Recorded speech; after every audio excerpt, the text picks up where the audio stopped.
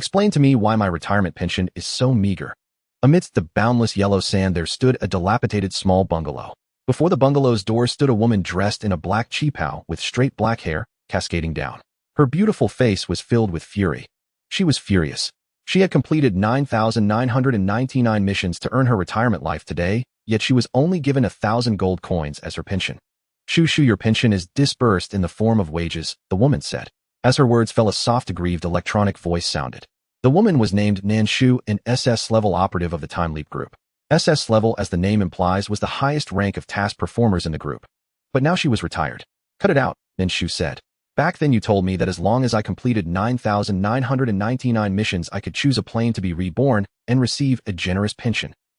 This was outright deception.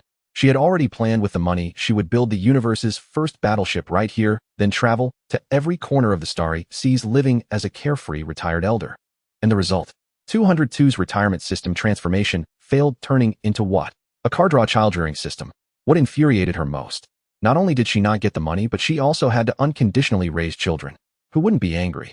Starting with a little bungalow, everything from oil, salt, soy sauce to vinegar relied on draws. Yes, car drawing with 202. On the front of the small bungalow hung a wooden plaque covered in dust. From the outlines of the characters, one could make out 3 large words: orphanage. Gazing at the small bungalow before her, Nan Shu took a deep breath, suppressing the anger in her heart. Forget it, losing her temper with it was useless. What's done is done. She turned to look at her surroundings. All she could see was yellow sand without a trace of any other color. Shu, actually. 5,000 years ago, the retirement life of blue star humans was taking care of grandchildren. So, it wasn't really a transformation failure. Suppressing the fury within, Nan Shu asked, "You mean I have 1 billion in pension, but I can't withdraw at all?" Mentioning the pension, 202 perked up. "Yes, but Shu can use it to draw cards with me, just can't cash it out." Hearing this, Nan Shu laughed in anger.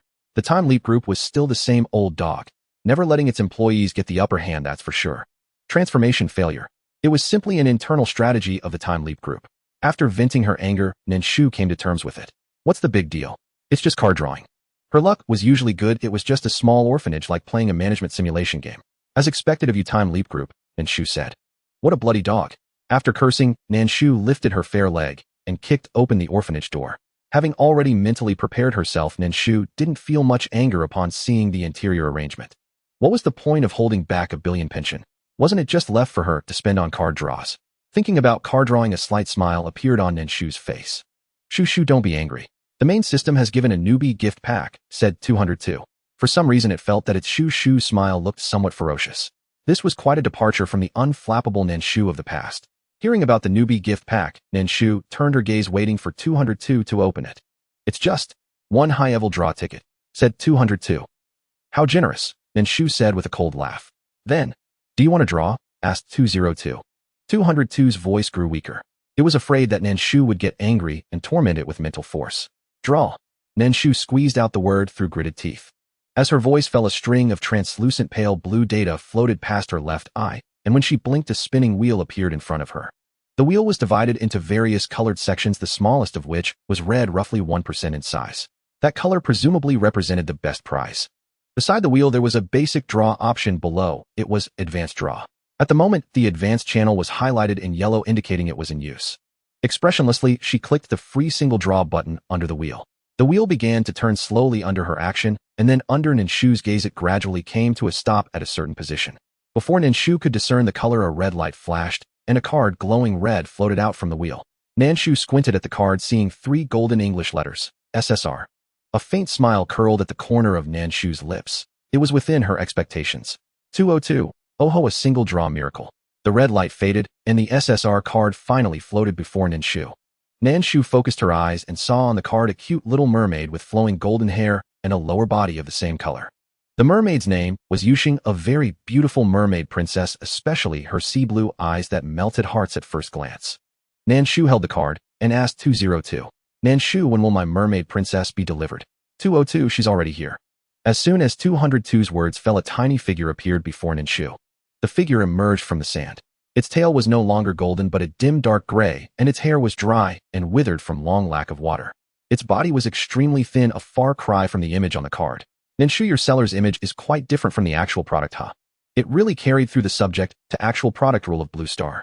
Thinking this, Nan Shu turned her gaze to the endless yellow sand around her, her mood growing somber. This was Blue Star, the homeland she once lived in. Nan Shu concealed the heaviness in her eyes, recomposed herself, and looked at the thin little mermaid. Are you Yuxing? The little mermaid looked at Nan Shu with wary eyes. She stayed silent, and Nan Shu was in no hurry. After all, she wasn't the one starving. Seeing that, Nan Shu kept watching her silently. Yuxing pursed her dry, cracked lips, a desperate will to live flickering in her eyes. Yes, I am. Will you save me? She still had a great vengeance to fulfill. She must struggle to survive. In this barren desert, only the person before her could save her. She was her only hope. Nan Shu had long expected Yuxing to think this way, so she was not at all anxious. Do you know what an orphanage means?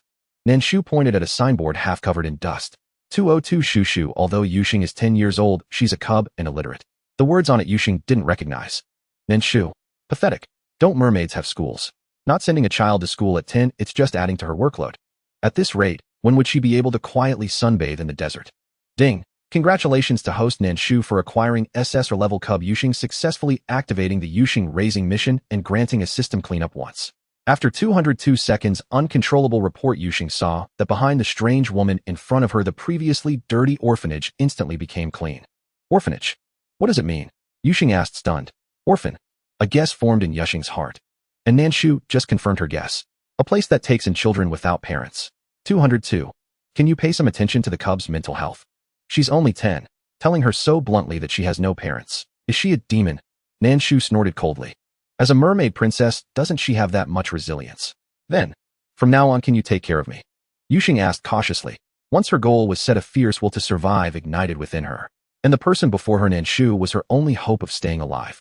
When she was abandoned on Blue Star, she had lost all purpose for survival. She never expected that someone could still be alive on this desolate, ruined planet. If that person could survive, then, with a helping hand, she too could live. At that moment, Yuxing completely forgot that she was a water-based creature. Blue Star had become a barren sphere with no water at all. Nan Shu was reluctant to take on the burden, but when she glanced at the cute, chubby image on the card, she shamelessly felt her heart move. Nan Shu, I have no seawater. Ding. Congratulations, host. You have triggered the Call Me Mother mission. Have the mermaid Yuxing call you mother once, and you will receive a 1 square meter mini ocean 1. This mission is too easy. Nan Shu even suspected this was a conspiracy from the quick travel group. As she doubted, from the corner of her eye, she caught a glimpse of sea blue, a pair of adorable big eyes, and a chubby golden fishtail. For the sake of the adorable mermaid, she would go all out. If you call me mother, I'll take care of you. 202. You're taking advantage of her weakness, exploiting her situation. Shameless. It already knew its host was shameless, but it didn't expect her to be this shameless. Not even sparing a child. Nan Shu, wasn't it you who gave me the mission? Oh. Old man looking at phone. JPG, you issued the mission yourself, yet you have the nerve to condemn others. Yuxing hadn't expected Nan Shu's demand. She glared at Nan Shu in silence, her eyes full of resistance. She didn't want to agree. This is an orphanage. I am the director. In the future, many children will call me Director Mother. You are just the first. Nan Shu was not anxious at all. The mission had no time limit. If Yuxing didn't want to die, she would have to call. If she didn't, she would die. 202. This is coercion. Nan Shu, does your mission say she must call me willingly? No, it doesn't. As long as she completes the mission, isn't that enough? Yuxing puffed out her cheeks and glared at Nan Shu. She didn't want to betray her mother, but the other party had a point. Entering the orphanage. Will others also call you Director Mother then? Yuxing's eyes were full of hesitation. Of course. Even if they didn't, Nan Shu wouldn't say that now. Hearing this, Yuxing finally relaxed a little. Since everyone would call her that, she wouldn't be betraying her mother. Mother, Yuxing called softly. Nan Shu raised an eyebrow, but didn't force her to repeat it. Nan Shu, I completed the mission. 202. Reluctantly, 202 created a 1 square meter mini ocean next to the dilapidated orphanage. The sudden mini ocean made Yuxing's tiny mouth form an O. How did Director Mother do it? Go in and wash. Nan Shu walked up to Yuxing, grabbed her little tail, and tossed her into the 1 square meter mini ocean. 202. Can't you be a little gentler? Nan Shu, no. When Nan Shu expressionlessly denied 202, she saw that Yuxing's formerly dusty gray tail had regained its glossy golden hue, and her hair had become silky smooth. Although not as chubby as the picture, her washed face had a mixed-race charm. She was very beautiful, especially the round childish outline paired with adorable big eyes and a golden fishtail. Mother's good daughter. Yuxing before bathing. Nan Shu, what chivalry. In my dictionary there are no such words. Yuxing after bathing. Nan Shu, creepy face. JPG, mother's big boy. Thrown into the sea by Nan Shu, Yuxing had just regained his senses and was about to excitedly roll around in the seawater when he heard a strange auntie's voice. Yuxing was so startled that he almost choked and drowned. Yuxing. She felt that unfamiliar alien creatures weren't scary, it was the strange auntie like the director mother that was truly terrifying.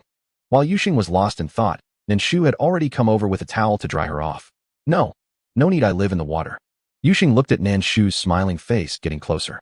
Strange Auntie Shu, she spoke somewhat reluctantly. She regretted why she had sought out this strange woman.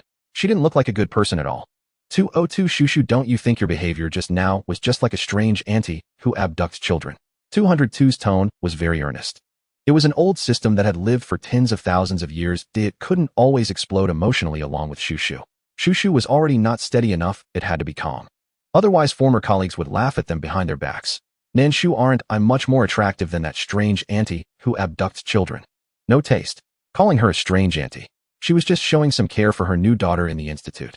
That's called warmth. Why make it sound so ugly? Who doesn't like small animals? Especially a soft, sticky, mixed-blood, adorable Baijid mermaid. Who doesn't like her? Step forward. She would use force to unify all opinions. Oh, since Yuxing wasn't getting close to her, Nan Shu naturally wouldn't force herself on her. She took back her towel and left Yuxing with a sentence. Take your time playing. Go into the cabin if you get cold. Nan Shu wanted to see how shabby the retirement house left by the quick travel group was. The system cleaned the dirty cabin, but after finishing the things inside were all crooked and messy. Hasn't it been cleaned already? Nan Shu's voice sounded full of danger. It made 202's hair stand on end. Exaggerated writing. 202, didn't I help you clean it? Its tone sounded very aggrieved. Cleaning was already done. Oh, putting things back wasn't its job, right? Nan Shu, shut your mouth. It'll count, and before I finish everything must be tidied up. 202. 202 dared not speak, but angrily put all the scattered furniture back in place. The cabin finally looked much neater. It was similar to scenes in many management games. The cabin was only about 40 square meters. Inside there was Nan Shu's room, a kitchen, and a living room. In the corner of the living room, there was a small room of only 4 or 5 square meters. Obviously it was for a child. Next to the small room, Nan Shu also saw an advertisement flyer. Want to develop the orphanage into the largest orphanage in the entire galaxy. Just complete tasks, expand the house, and you'll have a chance to draw babies. Action speaks louder than words. Hurry up and join the orphanage raising plan. Nan Shu. The Blue Star has been abandoned for thousands of years. Why are the advertising slogans of the quick travel group still so cliché? No innovation at all. 202 Shu want to pull cards. While Nan Shu was inwardly criticizing the quick travel group's ads, 202 tentatively spoke up, wanting Nan Shu to pull cards to complete its monthly task. Nan Shu came back to reality and sneered. Nan Shu, paying money is impossible. Before pulling cards, Nan Shu, what is paying money? I just want to be a salted fish and retire. Give me a kid, it'll raise. Don't give me one, it'll be free. After pulling cards, Nan Shu, so delicious. I can. Let's do another 10 pull. I want to get that elf. 202 said, but the prize pool refreshed and an elf appeared.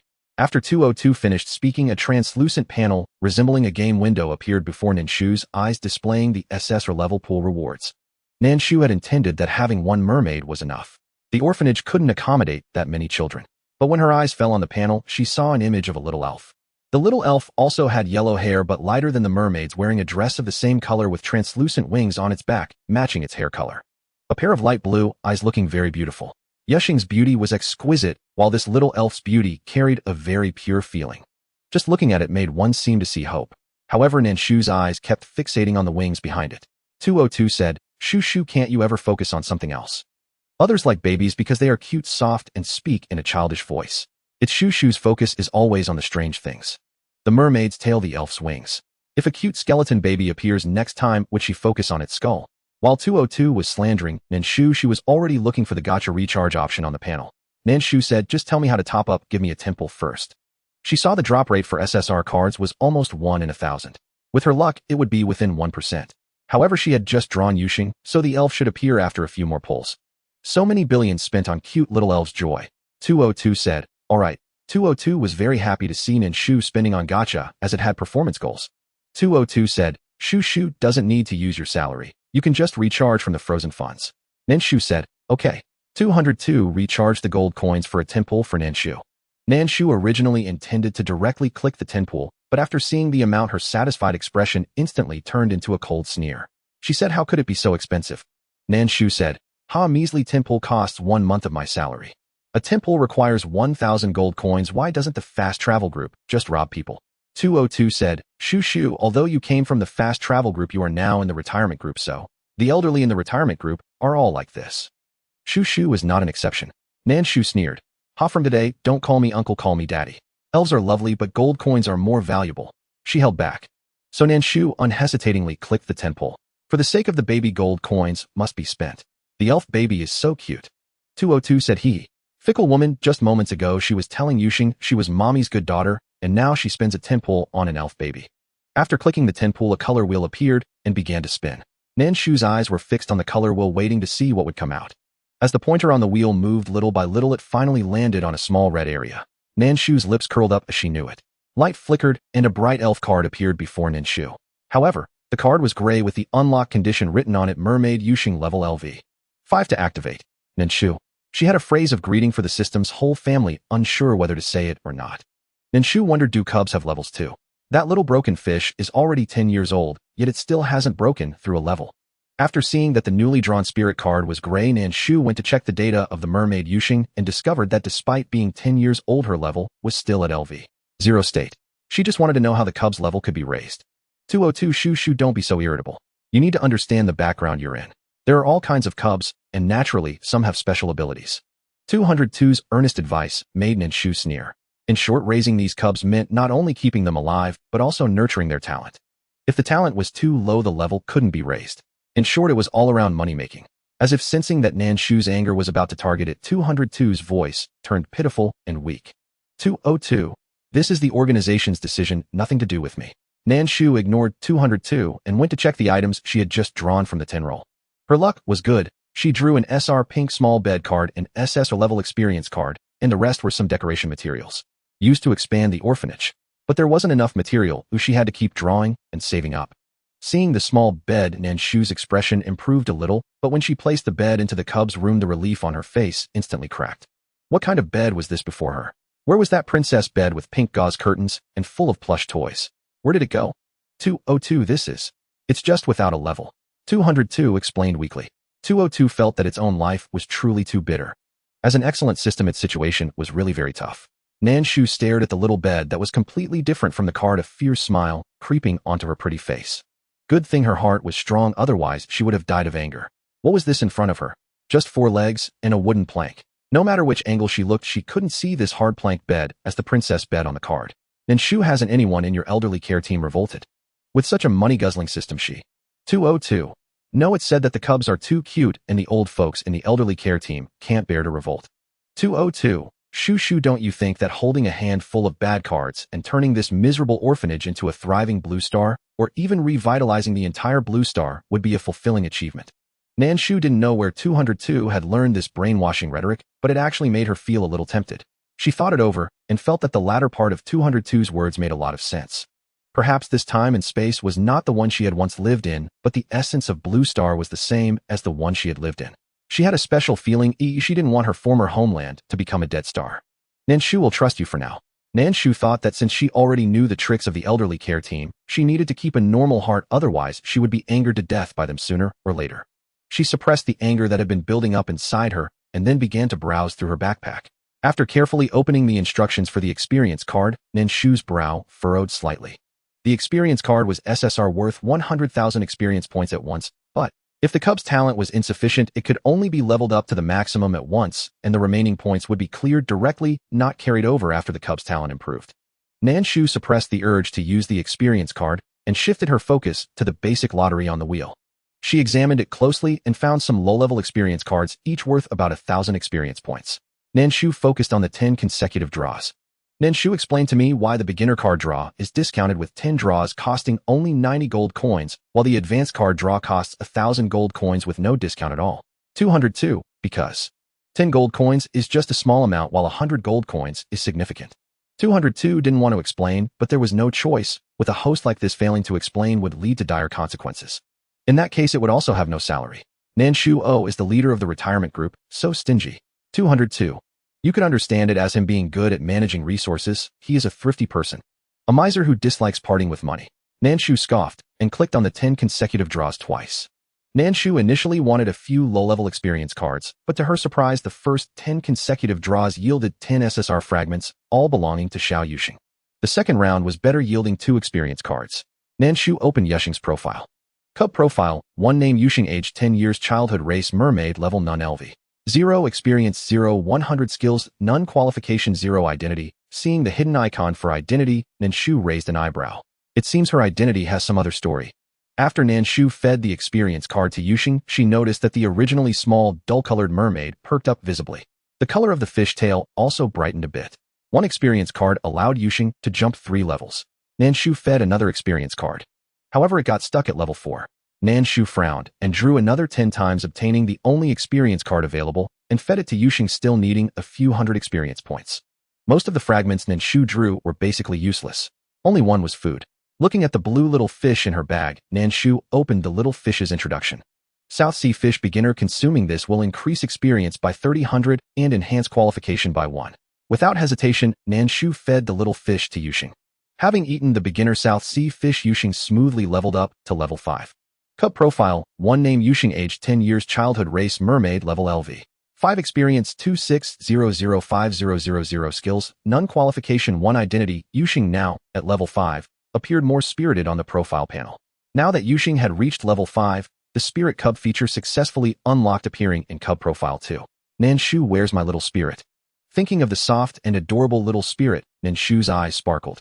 202, she's outside. Hearing this, Nan Shu hurriedly walked to the door. Upon stepping outside, Nan Shu saw a tattered little girl who appeared to be about 3 years old. She looked behind her in confusion, but saw no little spirit. Nan Shu, where are her wings? With Yuxing in front, Nan Shu was somewhat prepared. However, she didn't expect this real thing to be in such a dire state. 202. Spirits are not permitted to appear in the interstellar realm. She, when discovered, had her wings clipped and was discarded to Blue Star. Blue Star is now not only a barren star, but also recognized as a garbage star in the entire interstellar community. This is a new genre, and it's my first attempt at writing interstellar literature. I hope you all enjoy it. Moi. 202 dared not tell Nan Shu, fearing that once spoken, this hot-tempered senior sister would storm the Interstellar Federation without hesitation. The little elf trembled timidly as she watched Nan Shu, glancing sideways while instinctively shrinking back. Nan Shu furrowed her brows and reached out, dragging the trembling elf into her dilapidated orphanage. Startled, the elf flinched and tried to retreat, but she was far too weak to resist Nan Shu's grip. 202. Might you spare a thought for the fragile heart of this young elf? Having just had her wings clipped, such ruthless treatment left one wondering. Was she even human anymore? Nan Shu, her wings have been severed. What need has she of a heart? 202. The logic of a beauty-obsessed soul was truly invincible. She was brutally pragmatic. Trembling on the verge of tears, the elf froze as Nan Shu spoke first. Dare you weep, and I'll cast you out to wither beneath the sun. The elf clapped a hand over her mouth and shook her head frantically, pledging silence. Nan Shu then swept her gaze coldly over the elf before pointing toward a shabby cot at the rear. That shall be your bed henceforth. Still muffling her sobs, the elf turned and gazed in the direction Nan Shu indicated. Her large dewy eyes brimmed with pure unadulterated fear. Yet defiance was impossible. Wordlessly she obeyed and shuffled forward. As the elf turned away, Nan Shu opened her profile screen. Cub registry 2, in name, Ling Huan, age 10, infancy, stage and race, elfin status, injured, starving, level none, LV. 0 in experience, 0100 in skills, non in potential, 0 in identity.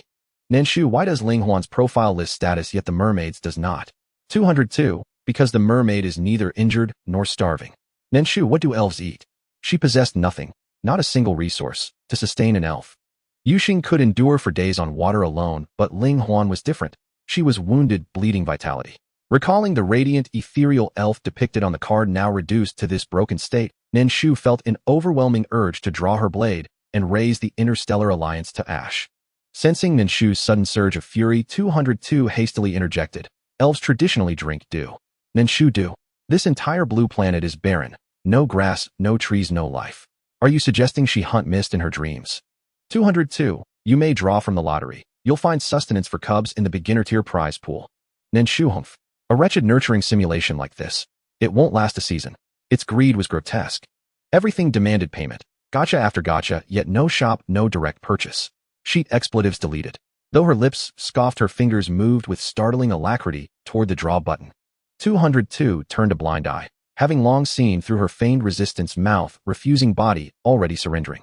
Nan Shu had intended to perform 210 draws, enough surely to obtain dew. Yet each draw yielded only cub fragments, the very finest rewards the pool offered. Yet even the finest rewards proved useless. 5 consecutive 10 draws brought no dew, only frustration. Nan Shu fell silent. For the first time she understood, even Tai Bai's luck could fail. 50 draws, yet not a single drop of dew.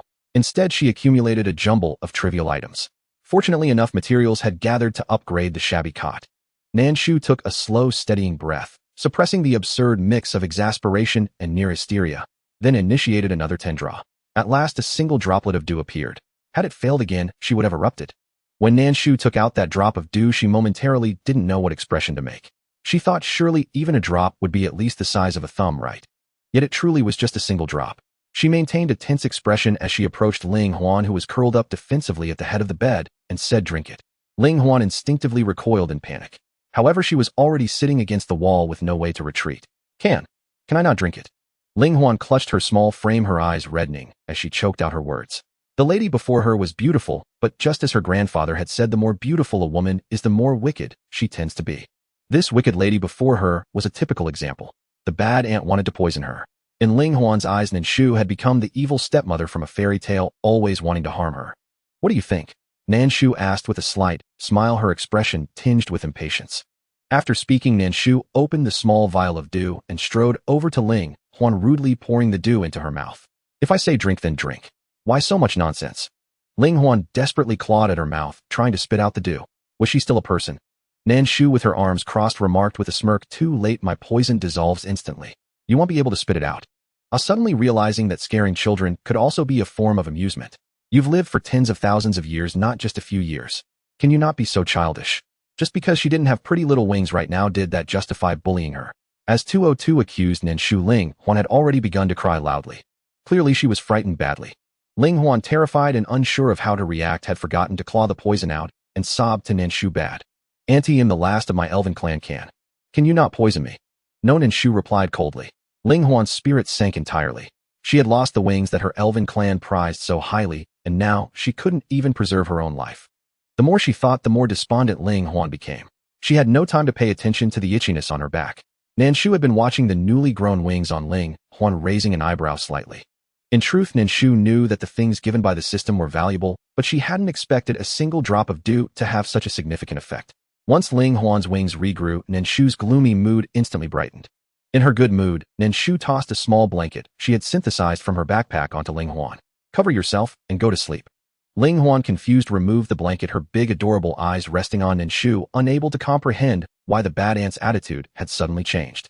Such a change made her even more anxious. Ling Huan felt that she was in a difficult position, as she was a small, weak, pitiful, and helpless little elf. Who had she offended? Why did it have to be a matter of extermination? "Annie. Oh, no longer calling me the bad auntie." Nan Shu's gaze fell on Ling Huan's newly grown wings, a satisfied look in her eyes, but when her gaze returned to Ling Huan's face, she showed a hint of disdain. "Tisk, they don't match at all with those pretty little wings. You really take your vanity to the extreme. If she's not pretty now, won't you make her beautiful?" If she had time to be disdainful, she might as well think about how to raise the two babies. Having swum enough in the small ocean, Yuxing now noticed the sound of a child crying coming from the dilapidated wooden house. With her role as the elder sister in mind, she jumped out of the small ocean and walked into the wooden house. Upon entering, she found the tidy but worn wooden house to be completely empty except for a small hard bed in the corner. When Yuxing came in, Nan Shu was communicating with 202. "Nan Shu, just now, when I drew Yuxing, the system rewarded me. What about the reward for Ling Huan? How could there be no reward for another SSR? 202. The retirement group has not issued a notice, so they cannot give it to you directly. It is also working for someone." After Nan Shu spoke, 202 detected a notice sent from above. "Ding! Congratulations to the host Nan Shu for obtaining an SSR level cub Ling Huan, successfully triggering the Ling Huan nurturing task, and awarding a plaque for one-time replacement. Ding! Congratulations to the host Nan Shu for successfully unlocking 2 SSR level cubs, achieving more cubs. Achievement 1, rewarding 1 expansion for the Little Sunflower Orphanage." Nan Shu smiled. Given the behavior of the retirement group, if she hadn't asked, would they have planned to withhold her rewards? However, this time the achievement reward was quite good. A translucent dialogue box appeared in front of Nan Shu, asking whether to confirm the expansion now. Nan Shu thought for a moment and decided it was time to expand. Based on her luck, it was likely she would draw all the SSRs in the prize pool within half a month. This small broken bed was far from enough for sleeping. Thus, Nan Shu clicked on confirm. After she clicked yes, she saw the countdown timer displayed on the ceiling, 95959. The expansion would take 10 hours. "Stop crying," she, although not quite normal, is a good person. After regaining her senses, the dialogue between Ling Huan and Yuxing reached Nan Shu's ears. "Nan Shu, what does it mean that she is not quite normal? Without her, she wouldn't even know how she died, and after finishing the milk, she wanted to throw the bottle away." 202. "Your behavior indeed seems a bit abnormal." 202 concurred. Nan Shu scoffed. "Nan Shu, is it not very normal to be older and particularly fond of pretty little children. Who doesn't like beautiful things? Men like beautiful women, women like handsome men, and her fondness for pretty cubs is simply human nature. 202. Are you even human? Human beings can live for tens of thousands of years. She could at most be considered an old hag. Of course, it only dared to think this in its mind, not daring to say it out loud. Nan Shu, am I not human? Am I a ghost? Seemingly sensing that Nan Shu's attention had turned to him, Yuxing quickly cleared his throat and sweetly smiled at Nan Shu, saying, Mama, I see she is very lonely. I want to keep her company. Yuxing was slightly smarter than Ling Huan. She knew Nan Shu was not a bad person, but her behavior was a bit different from others. Moreover, she called her mama because Nan Shu had just asked her to. She was afraid that if she didn't call, Nan Shu would not let her stay here with Ling Huan. Therefore, she sweetly called Nan Shu mama. 202. Are today's cubs all this smart? They actually know how to assess the situation. Nan Shu, do you think everyone is as stupid as you? In a harsh environment, cubs that can survive are either exceptionally capable or exceptionally cunning. Ling Huan, at the moment I drank the poison, I was extremely panicked. Under the development of the times, a generation of children is naturally smarter than the previous one. In this era of advanced technology, these young ones will undoubtedly possess high intelligence. 202. Don't think that just because you've retired you can attack the system. I hold the keys to your retirement salary, the super retirement system. Her economic lifeline is in its hands. South Shuo, if I flatter you, can you raise my salary? 202. No. South Shu, if I flatter you, can you operate behind the scenes to give me what I want? 202. Also no. South Shu, tisk really useless. You bully the system. It has never seen a host so shameless. To openly demand behind the scenes operations and a salary increase without any disguise. 202. Aren't you afraid that I might operate behind the scenes to ruin your salary and rewards? 202 angrily stomped its feet in South Shu's mind. Despite its age, it is indeed a tangible system. Its form is somewhat vague, and South Shu cannot discern what it is, only noticing it stomping around. South Shu, wait until you have the ability to say that. South Shu scoffed. So stupid. A system that can't even operate behind the scenes for salary increases or rewards, and it thinks it can mess with her. It probably doesn't understand what it means to face the harsh realities of society. 202. Well, will you actually look down on your own system? South Shu, do you even need me to look down on you? It is true. In the world of those who value appearance, beauty is justice. She only looks down on ugly people or things, no matter how capable the other party is. In South Shu's eyes, they are all trash. However, her system is barely a small waste among the trash. 202 does not know that at this moment the biggest difference between it and ugly people is that the ugly ones or things are trash while it is a waste. Mom, do you disagree? After a while, South Shu did not respond, and the little mermaid Yuxing timidly asked again. South Shu's gaze returned to Yuxing's tender and anxious little face, raising her red lips and softening her tone. How could that be? Without comparison, there is no harm. The little mermaid, who already had a rosy complexion, still had a significant gap in appearance compared to Ling Huan, who was still recovering. Hiding behind Yuxing, Ling Huan poked Yuxing's lower back with her skinny little finger and whispered, Is she the kind of wicked stepmother from a fairy tale? In Ling Huan's eyes, South Shu fits the image of a wicked stepmother from a fairy tale very well. Very beautiful, hiding a knife behind her smile and giving the children poisoned apples do. Most importantly, that little mermaid calls her mom. Ling Huan thought her voice was soft enough that South Shu wouldn't hear. But South Shu heard very clearly.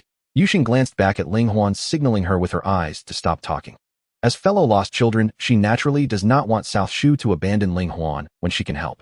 After all, their survival is truly not easy. Now there are no resources on Blue Star. If they are really thrown out, they would undoubtedly perish. Yuxing does not know how much compassion South Shu has, as she can only take a chance. With her adorable blue eyes, Yuxing gazed at South Shu without blinking, her soft voice becoming even more tender as she pleaded, Mom, I like this little sister. Can we keep her? South Shu, hello everyone. I am the wicked stepmother from the fairy tale. Nan Shu stood there with a stern face, silently gazing at Yuxing. On the surface, she seemed disapproving. But only 202 knew that Nan Shu's heart was soaring with joy in a 360 spiral. 202, ha, hypocritical woman. As Yuxing noticed Nan Shu's silence, her inner anxiety deepened. When she had just acted cute, she felt uncertain, unsure if her Dean Mama would fall for it. Now it seemed that she did not fall for it. As Yuxing wrestled with whether to say something to remedy the situation, Nan Shu finally spoke. Whom she left you to take care of. Before her appearance met the seller's standards, she did not want to take care of it herself. 202. Yuxing hasn't met the standards either. Nan Shu, does she need me to take care of her if she can survive on water? Nan Shu spoke with righteous indignation. Ding. Congratulations, host, you have triggered the Call Me Mama task. Make the spirit Ling Huan willingly call you Mama once to receive 1 bottle of Dew Medium. As Nan Shu's words fell, 202 released a new task. It was the same as the task with Yuxing. The difference was that this time it specifically noted that she had to willingly call her Mama. After seeing the task description, Nan Shu's beautiful red lips curled into a mocking arc. Nan Shu, you can only manage these small tricks. Nan Shu raised her gaze and fixed it on Ling Huan, scanning her for a moment before speaking. Is there no one left in the elf clan but you? Upon being questioned about the elf clan, Ling Huan became like an enraged little lion, her entire demeanor defensive and ready to attack at any moment. Nan Shu did not regard Ling Huan in the slightest. I can help you revitalize the elf clan. As she spoke, Nan Shu surveyed her pitiful and shabby little sunflower kindergarten. There wasn't even a place for her to sit. At that moment, Nan Shu belatedly realized that she had no place to stay. Nan Shu, dad sleeps on the floor. 202. When you were doing tasks you lived in caves, isn't the treatment of the floor much better than that of a cave? 202 spoke with righteous confidence. While Nan Shu was conversing with 202, Yu Sheng and Ling Huan also began to discern something. Living on a boundless desolate star indicated that this woman was formidable. In Ling Huan's terrified eyes there were still tears generated from fear. As she looked at Nan Shu, her fear gradually began to be replaced by hope. Yu Sheng wasn't foolish, and she certainly wasn't naive. The fact that this strange ant could regrow her severed wings with a drop of dew indicated just how powerful she was. So with tears of fear glistening in her eyes, Ling Huan quietly asked, can you really do it? Do I need to do anything? How could the other party possibly revitalize the elf clan unconditionally? Revitalizing the elf clan would mean facing the entire Interstellar Alliance's wrath. As she thought this, the hope in Ling Huan's eyes gradually extinguished. She was too small, too useless, and too naive. Just like her call me mama. Nan Shu's words made Yu Sheng realize that she was about to have a younger sister. For a moment, Yu Sheng didn't know whether to feel happy or sorrowful. Her family was annihilated while Ling Huan faced the destruction of an entire clan. If I call you mama, will you help me revitalize the elf clan? Do you know what price has to be paid to revitalize the elf clan? She may be small, but that didn't mean she was a sheltered flower who knew nothing. As Ling Huan's voice fell, a commotion was heard from outside. Captain, this wooden house has appeared out of nowhere. Listening to the footsteps outside, there were at least 4 or 5 people. They should be a team monitoring the blue star, otherwise they wouldn't have discovered the newly appeared small cabin so quickly. Can you detect any biological fluctuations? The one referred to as the captain retorted. It is well known that Blue Star as an ancient planet has been abandoned for over 1,000 years. The Blue Star is a wasteland, not to mention humans, even a single plant cannot grow there. What kind of biological fluctuations could there be? However, faced with the suddenly appeared cabin, the captain was evidently very cautious and would not blindly order his team to enter. If any unknown creature emerged from the cabin, his team members would die in vain. He would not make such a rash decision. The captain's words left his team members momentarily stunned. Upon detecting the appearance of a structure here, their first reaction was to contact their captain. Now that their captain mentioned it, he remembered that they hadn't checked for any unknown creatures. Thus, he raised his left wrist, activated his biological monitoring device, and began scanning the cabin.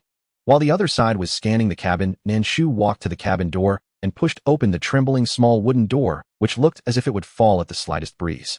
The sudden appearance of a woman made the captain wary, pulling back the team member who was scanning the cabin in front of him. Who are you? The language spoken was that of the Interstellar Alliance. If Nan Shu had not undertaken interstellar missions, she might have thought the other party was speaking gibberish. While the captain spoke, he cautiously appraised Nan Shu. The woman appeared more frail than those from the Alliance, dressed in an ancient outfit known as a qipao from thousands of years ago on Blue Star. Even the cabin bore ancient characters that he did not recognize. His intuition told him that the woman before him was very dangerous. This Blue Star will be mine from now on. You may call me Mother of Blue Star. The reason the abandoned planet is called an abandoned planet is that it has no usable resources and is unsuitable for habitation. It is a forsaken planet. In the Interstellar Alliance, a forsaken planet is considered a black household, a planet without a registration that the Alliance does not recognize. Anyone could claim to be the owner of the forsaken planet. Yet no one would be foolish enough to acknowledge themselves as the owner of a forsaken planet. After all, one would have to pay hefty taxes to the Alliance without any returns. At this moment, Nan Shu's juvenile claim to be the Mother of Blue Star not only evoked laughter, but also led the monitoring team to think she might be mentally unstable.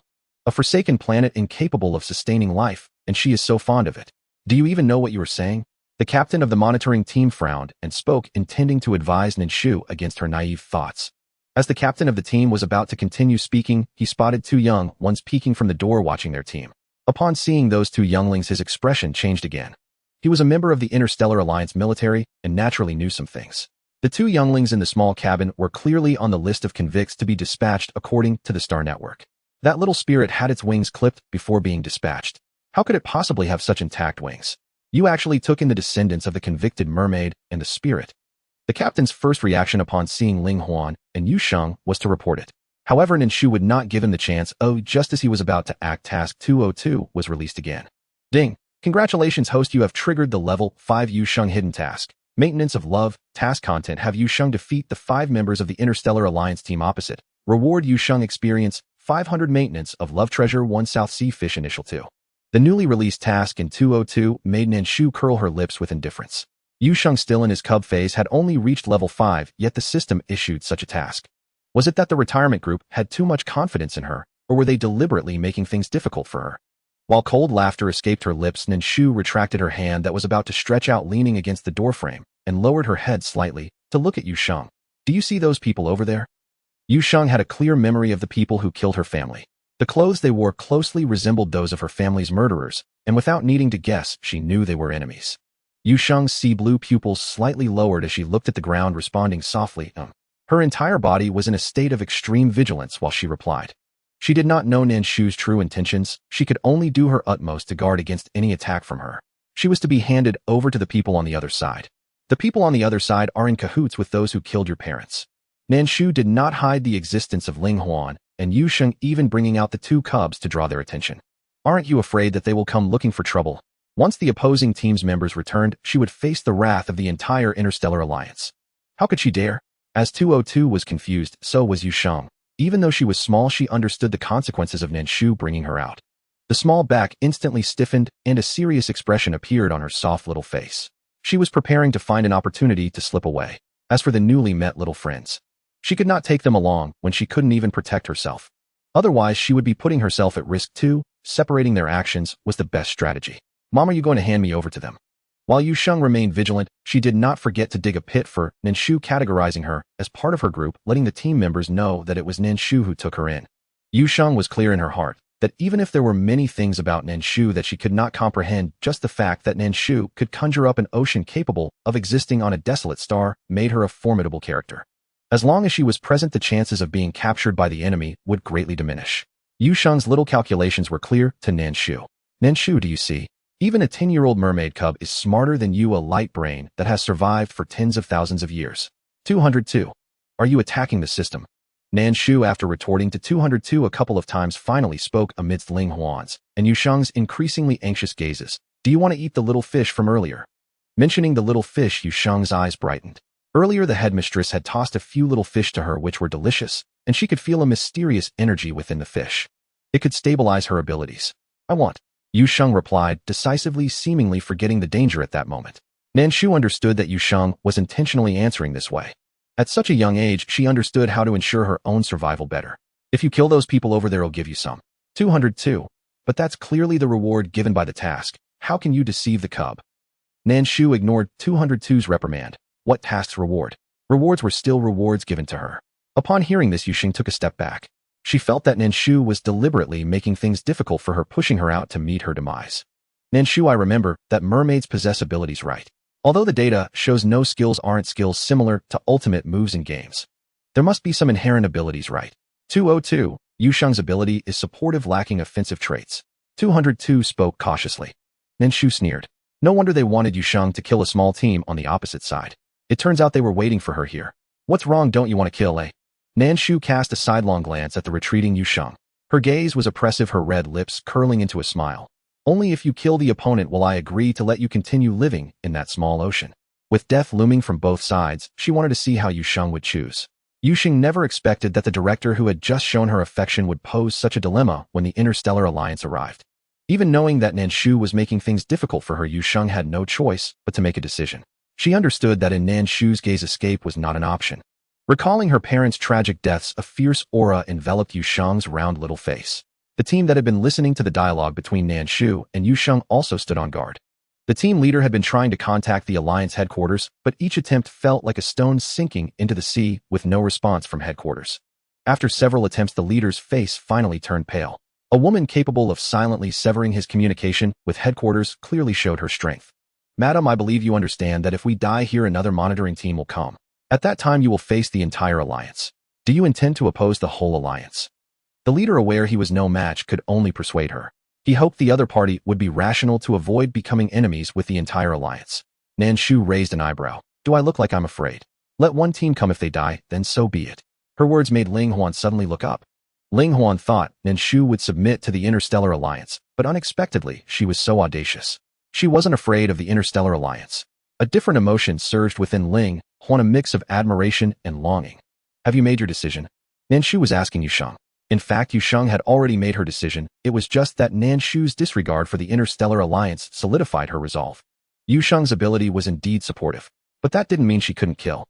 Especially as Nan Shu's ability to sever the opponent's communicator was amplified by Yusheng's, turning into a sound wave that disturbed the opponent's hearing.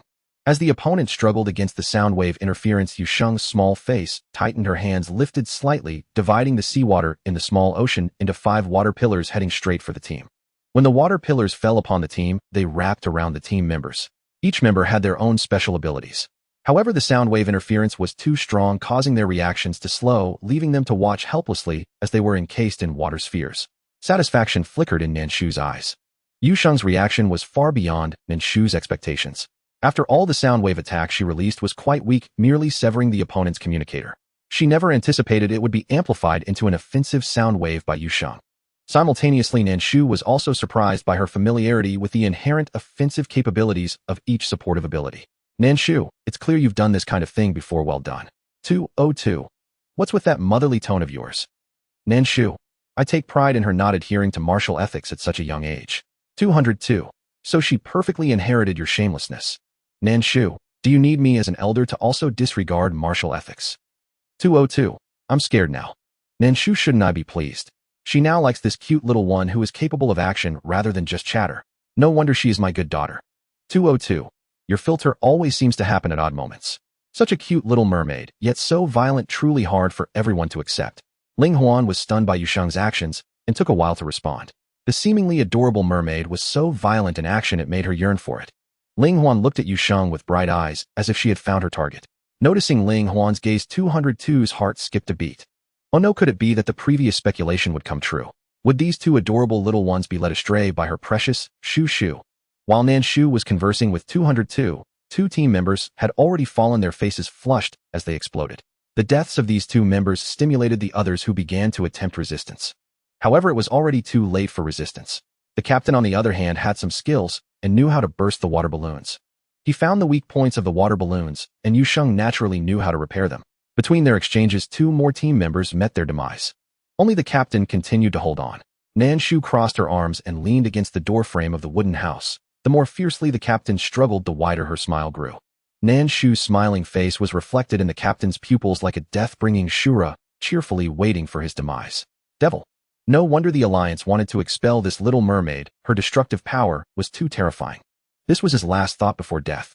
After the captain also exploded, Nan Shu raised her hand and unleashed a blue flame, incinerating the team's equipment and the shattered corpses. Only after the captain's death did Yusheng gasp for breath and look up at Nan Shu. Sweat dripped from her forehead, her breathing was heavy, and her small body was on the verge of collapse. Her golden fish tail could no longer support her. Clearly, the recent battle had drained all her abilities and stamina. Ding! Congratulations to the host for completing the Level 5 Hidden Mission Loves Maintenance for Yusheng, earning Yusheng Experience 500 Loves Maintenance Treasure 1 A South Sea Fish Initial 1. Juvenile Profile 1 Name Yusheng, age 10 years, toddler phase, species mermaid, level LV. 5 Experience 48005000. Skills none. Aptitude 1. Identity. In addition to the experience from the mission, she also gained an additional 1,700 experience points. Does killing enemies of the Interstellar Alliance also grant experience? Thinking this, Nan Shu's eyes sparkled. It seemed she had found a path to wealth. 202. Hold your horses. Not all enemies grant experience. One must discern between good and evil. Nan Shu, all right then. She did not abandon this thought. Nan Shu tossed the beginner South Sea fish from her backpack to Yusheng. Eat it. Upon receiving the South Sea fish, Yusheng unhesitatingly stuffed it into her mouth. Her manner of eating was not only unrefined, but also somewhat chilling. It was completely at odds with her adorable appearance. Her small mouth was now wide open, and her sharp teeth were incredibly menacing, comparable to the teeth of a man-eating shark from Blue Star. Such a mouth paired with her cute little face created a stark contrast. Nan Shu. TSK. 202. She's getting anxious, the aesthetics addict is starting to complain. Nan Shu felt a faint disdain. Such an adorable little mermaid. How could she make that face while eating fish? Look, she is utterly pitiable. The world of those obsessed with appearances is baffling and unfathomable. Nan Shu's expression of contempt was naked. However innocent Ling Huan might be, she could plainly see that Nan Shu was disgusted by Yusheng's way of eating. When Yusheng finished the little fish, she sensed the matron's gaze turn strange. Beneath Nan Shu's disdainful stare, she let out a loud hiccup.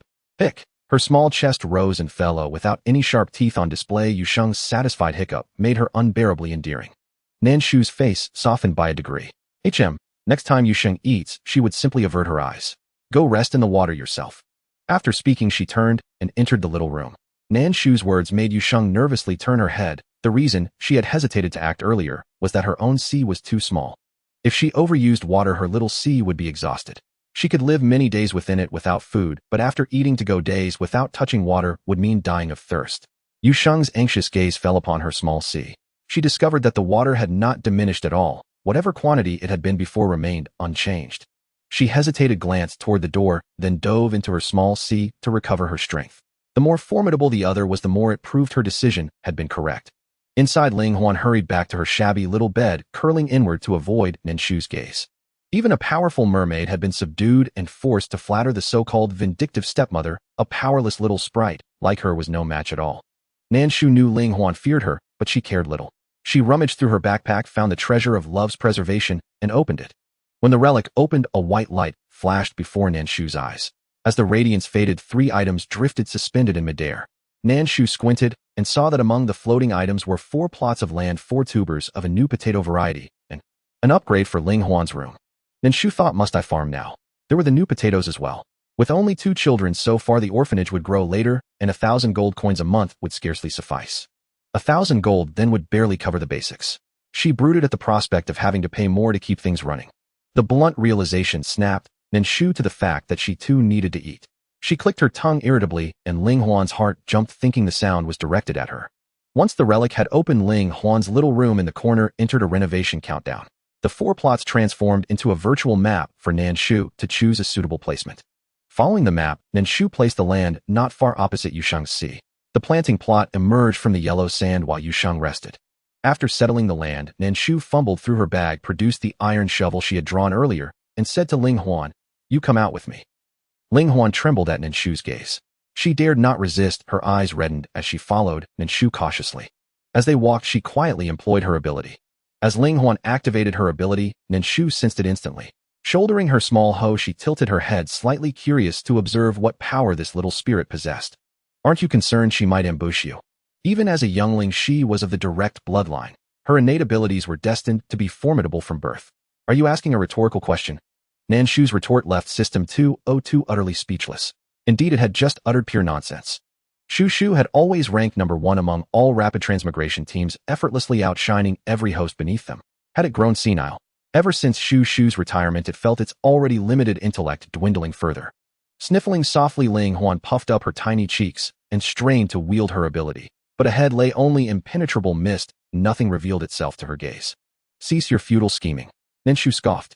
Striding briskly to the 4 plots of land, she set the hoe down and instructed Ling Huan, "I shall dig holes in these plots, 1 hole at a time, and each time I do, you will place a potato chunk from the sack into it." She then handed Ling Huan the potato tubers provided by the system. Ling Huan instinctively accepted them, parted her lips, yet ultimately swallowed her refusal. "Oh." At Ling Huan's quiet reply, Nan Shu began swinging the hoe. Ling Huan followed closely behind, dropping 1 tuber into each freshly dug hole. The plot was small. Nan Shu finished digging in no time. Leaning lightly on the hoe with one hand, she said, "After placing the tubers, cover them gently with soil and tamp them down with your foot, but not too forcefully." Ling Huan felt deeply aggrieved. Why was Yusheng exempt from farming while she bore the burden? Though the thought lingered, her grievance faded swiftly. Tilling the earth was infinitely safer than risking death at every turn beyond these walls. With that in mind, her resolve surged. And when Nan Shu glimpsed that spark of determination flicker across Ling Huan's frail, delicate face, a faint trace of approval softened her eyes. In your first life, this would constitute child labor. The once fiercely charismatic, razor-sharp business magnate had somehow devolved into, well, something altogether absurd. Even as System 202 muttered its slander, Nan Shu heard every word. "Old absurd fool." Her eyes narrowed slightly. Ling Huan, mid-planting, had just begun to turn her head, intending a brief respite, for even this small frame found spading exhausting, when she caught Nan Shu's narrowed gaze. Startled, Ling Huan dared not slacken again and hastened her pace. Nan Shu noticed the shift perfectly, yet chose to feign ignorance. After all, finishing the task sooner was preferable. What absurd fool. What are you referring to? System 202 wasn't foolish. It refused to confess, already rehearsing its alibis. It planned to launch its defense the moment Nan Shu opened her mouth, denying her the chance to speak, thus slipping past scrutiny. She had known all along. She simply hadn't deigned to respond. As for the word old, she held no aversion. She truly was tens of thousands of years old, a retired elder. But absurd fool she rejected outright. It clashed entirely with her dignified, venerable bearing. System 202 fell silent, uttering not another word. Director Mama. The potatoes, they're planted. Having accelerated her pace, Ling Huan completed the task swiftly. Nan Shu was highly satisfied with Ling Huan's efficiency. The sternness on her face softened slightly. Go wash yourself in Yuxing's water. See, can I? Ling Huan knew she had been fleeing for days, and then confined. Her body was filthy. She longed to cleanse herself, yet dared not act. She had no clothes, and feared Nan Shu would forbid it. Nan Shu appraised Ling Huan with a measured gaze. Nan Shu, how does one obtain clothing for a youngling? System 202, it's also gacha, but clothing for younglings unlocks only after reaching a certain number of pulls. Then the gacha mall becomes accessible for redemption. System 202's voice dwindled as it spoke. Nan Shu, oh. With a faint knowing smile, she flicked her wrist and tossed something toward Ling Huan. System 202 scanned curiously, only to discover it was a complete set of garments. System 202, where did these clothes even come from? And, impossibly, they fit Ling Huan perfectly. Nan Shu, my father has lived tens of thousands of years. Would it be shameful not to have some reserves? System 202. She's changed. Wasn't it promised? Spend 1 billion gold coins without hesitation so long as the youngling was beautiful. Then why pull clothes directly from her own spatial storage? System 202 ached. Not from indignation at Nan Shu's lack of scruples, but from the crushing sorrow of having missed its commission. Ling Huan stared at the clothes cradled in her arms, bewildered by their sudden appearance. Before her stood not just a villainous stepmother, but a truly formidable woman. Go wash. Nan Shu uttered only 2 words. Clutching the garments, Ling Huan hurried toward Yuxing, her steps light, almost buoyant. While Ling Huan bathed, Nan Shu entered the small cottage to inspect whether the child's bedroom had been renovated. Nan Shu stepped inside just as the renovation concluded. The dilapidated wooden panels had transformed into smooth gray concrete walls. The broken wobbly cot now stood whole, a modest, well-worn wooden bed. Even the dried straw mattress had been replaced with a woven grass mat topped with a thin cotton quilt. Beside the bed stood a matching wooden nightstand, its hue harmonizing perfectly with the room. The chamber itself was unremarkable, indeed starkly simple. Yet against the backdrop of the entire orphanage, it was undeniably the most finely appointed room on the premises. It even clashed subtly with the orphanage's overall architectural style. System 202 Shushu look. Both Yuxing and Ling Huan need daily sustenance. Might you consider pulling a few more times to stock up? System 202 ventured cautiously. Nan Shu, do you truly believe I'd draw anything useful? She wasn't fooled. System 202 was trying to coax her into spending. Given her abysmal luck, high-tier gacha wheels offered the best odds. Low-tier pulls were pure loss. Nan Shu scoffed coldly and refused to bite. System 202, consider this. Low-tier packs offer a 10 discount when bought in bundles of 10. 100 pulls would cost no more than 9 high-tier spins, wouldn't they? And think how charming it would be to watch the younglings gradually grow into the very images on their cards. So adorable. So endearing. Hearing this, Nan Shu paused, suddenly finding the logic strangely persuasive. Her finger hovered, then tapped decisively, launching a 10-pull gacha. Only afterward did she freeze, realizing she'd been duped. Yet, as she opened Ling Huan's and Yuxing's SSR card portraits, the resentment from being tricked dissolved like mist. Raising such radiant younglings. Worth every coin. Absolutely no issue at all. After studying the cards, Nan Shu generously tapped the 100 pulls button beside them. Ding! Congratulations, host. Achievement 100 gacha pulls unlocked. Gacha mall activated. Reward Emperor Ink Fragments 5. The new hatchling caught Nan Shu's attention for a moment longer. His jet black short hair and striking mixed heritage features, a high-bridged nose, and an endearing face, sparked an irresistible urge in her to ruffle his hair. Nan Shu, how do I acquire this hatchling? Even if it's not quite what it seems, such a handsome and charming child surely won't be unattractive. She had money, and she intended to spend it on this hatchling. 202. Restrain your impulse to spend. This hatchling can only be assembled by accumulating fragments through lottery draws. 202. Also, he is a child, not a hatchling. A purely human child. Nan Shu, is there a difference? In today's interstellar era, humans are scarcely distinguishable from hatchlings anymore. From birth, they receive implanted psychic chips, granting extraordinary abilities. How could such beings be called purely human? True humanity lies in mastery of martial arts. In Nan Shu's view, purely human meant herself, the ancient human. 202. She truly excelled at self-aggrandizement. Who else claimed an age counted in 5 digits? What a venerable sorceress indeed, boasting shamelessly. Nan Shu, how many fragments must I collect to summon this adorable DMO baby? His appearance was simply breathtaking. Especially one bearing mixed heritage genes. His visage alone invited the urge to ruffle his hair. 202 DMO is an SS retire card requiring 100 fragments. Nan Shu. At 5 fragments per 100 draws, she would need 2,000 attempts to amass the full set. Clever old caretakers. They knew precisely how to manipulate desire. Day after day, they schemed to siphon off her retirement fund. Let them try to tempt her into spending. No chance. She refused to draw again. Nan Shu resolved firmly no spending today. She began sifting through her backpack, reviewing the results of her recent 100-draw lottery. A jumble of fragments. Then one unusual rarity card caught her eye. Its artwork was elegant enough, yet the hatchling depicted upon it. Nan Shu, did your jinxed mouth undergo consecration? Of all things, a skeletal hatchling. Now truly delivered. Ugliest and utterly failing to meet the aesthetic standards of her Sci-Fi orphanage. When it arrived, it would guard the gate. 202. You truly assign a newborn skeletal hatchling to gatekeeping duties. Was she even human? Nan Shu appearance is justice. Who cared how long it had existed? 202. That is a commemorative card. It will never manifest as a living hatchling. Only SSR cards guarantee physical manifestation. Others may remain inert. Nan Shu, then why did I draw it? 202 dared not admit it, merely consumed draw attempts. As Nan Shu spoke, she noticed a marine expansion card nestled within her pack. Clutching the marine expansion card, she walked to the doorway, observing the 2 hatchlings chatting nearby, then paused, considered, and tapped to activate the card. Instantly, the marine enclosure swelled before their astonished cries, expanding to 3 square meters. Yusheng lifted her gaze, eyes alight with delight. With more space, she could finally swim.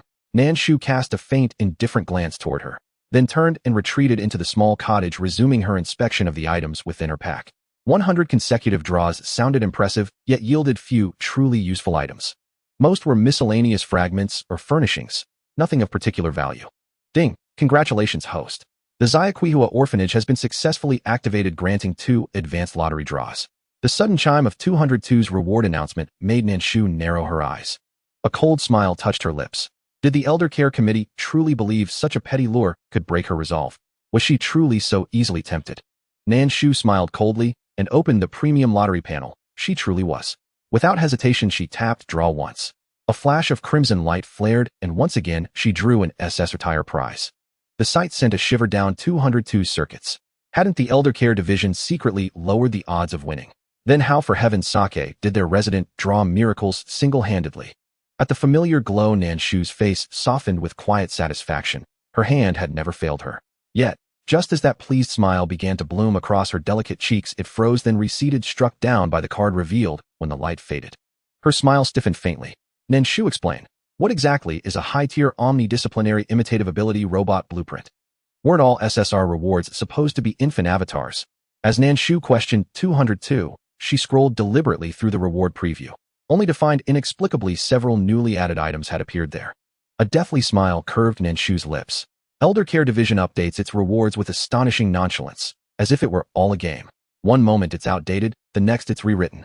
Was the update even triggered by her luck? How many new prizes bloomed in direct proportion to her draw rate? She distinctly recalled the guaranteed minimum reward having been reduced. Had the Elder Care Division fallen so destitute it could no longer afford its own roof? Not a single opportunity to cut corners on retired staff went unseized.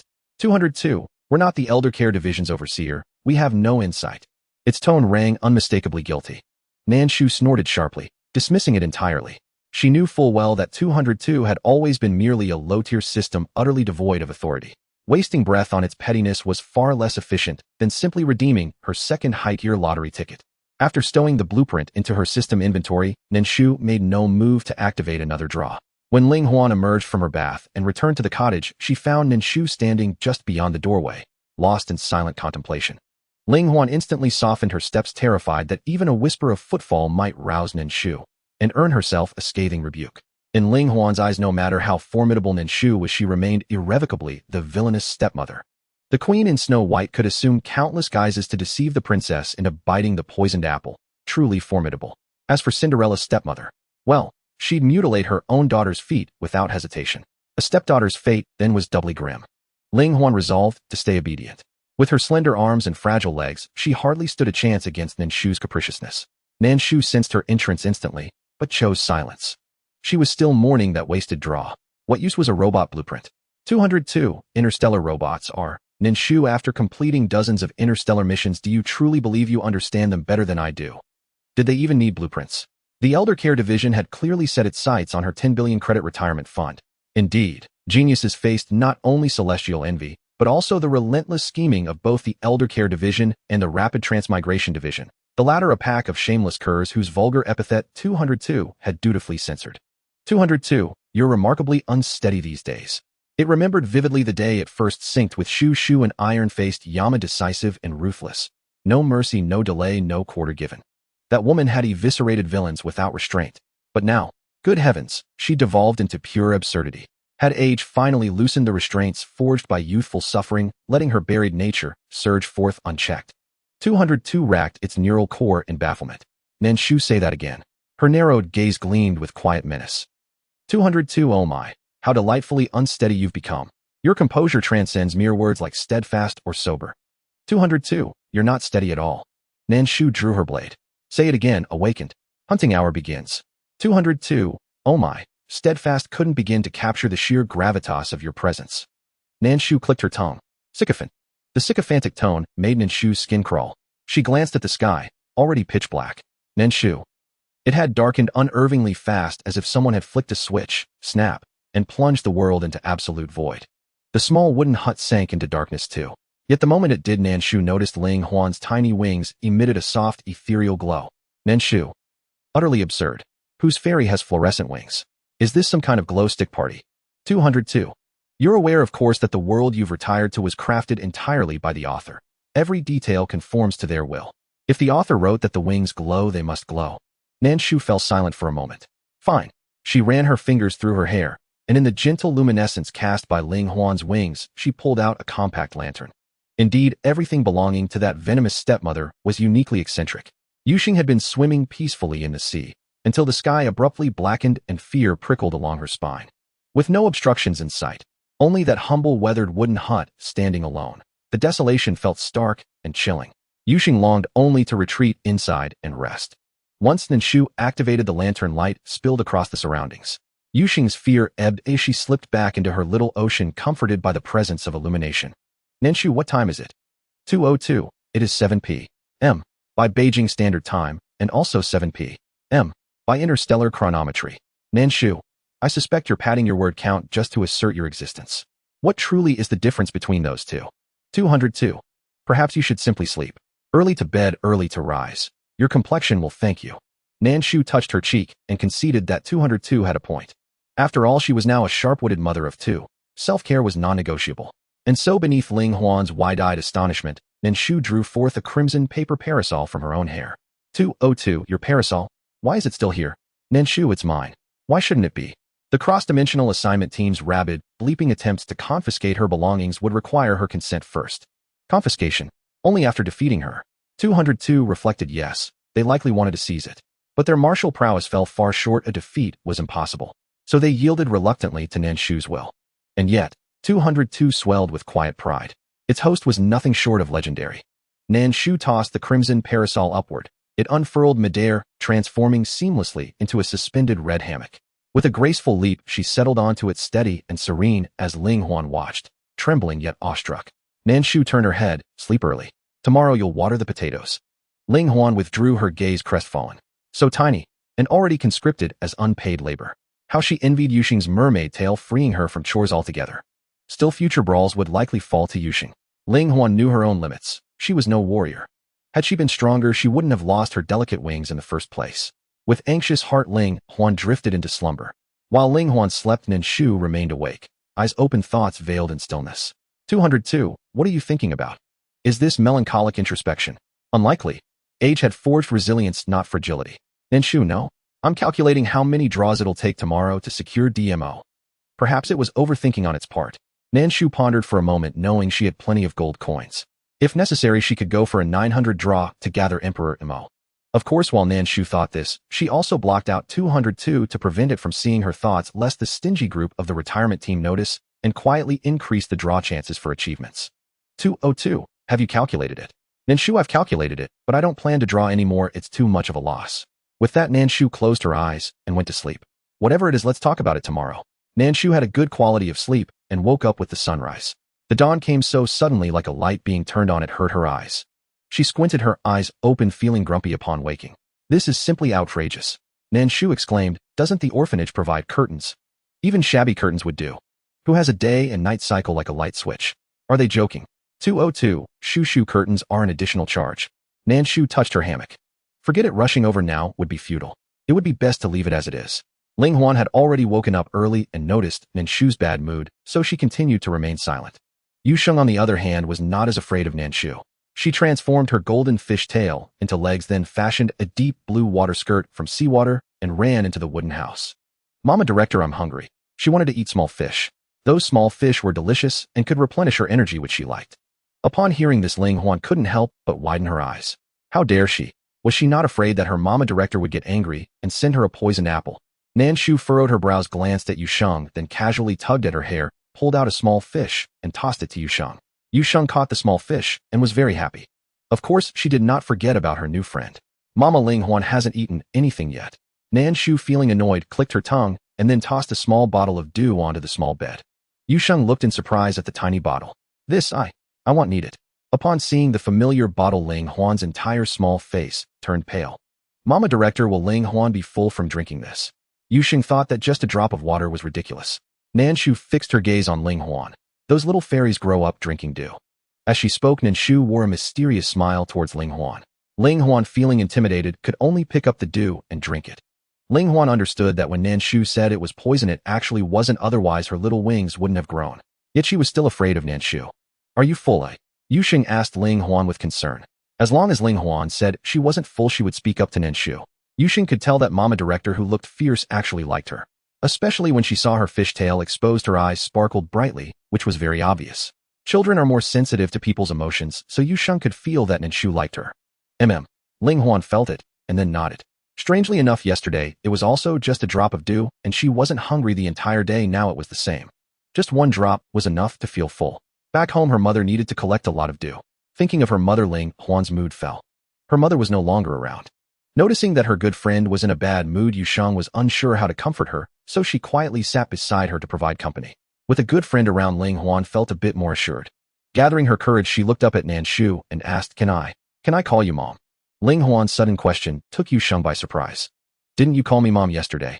Upon saying this, Yu Sheng realized that Ling Huan had likely called her that out of fear the previous day. Nan Shu had no particular opinion on this. After all, whether it was 1 or 2, it was still the same. It's up to you. Nan Shu showed no sign of disgust, which made Ling Huan very happy. She expressed her joy in a shy manner, unlike Yu Sheng, who was more outgoing. Nan Shu jumped down from her hammock. The moment her feet touched the ground, the red hammock transformed into a red-handled paper umbrella. One side of the paper umbrella was adorned with small yellow stars, looking quite exquisite.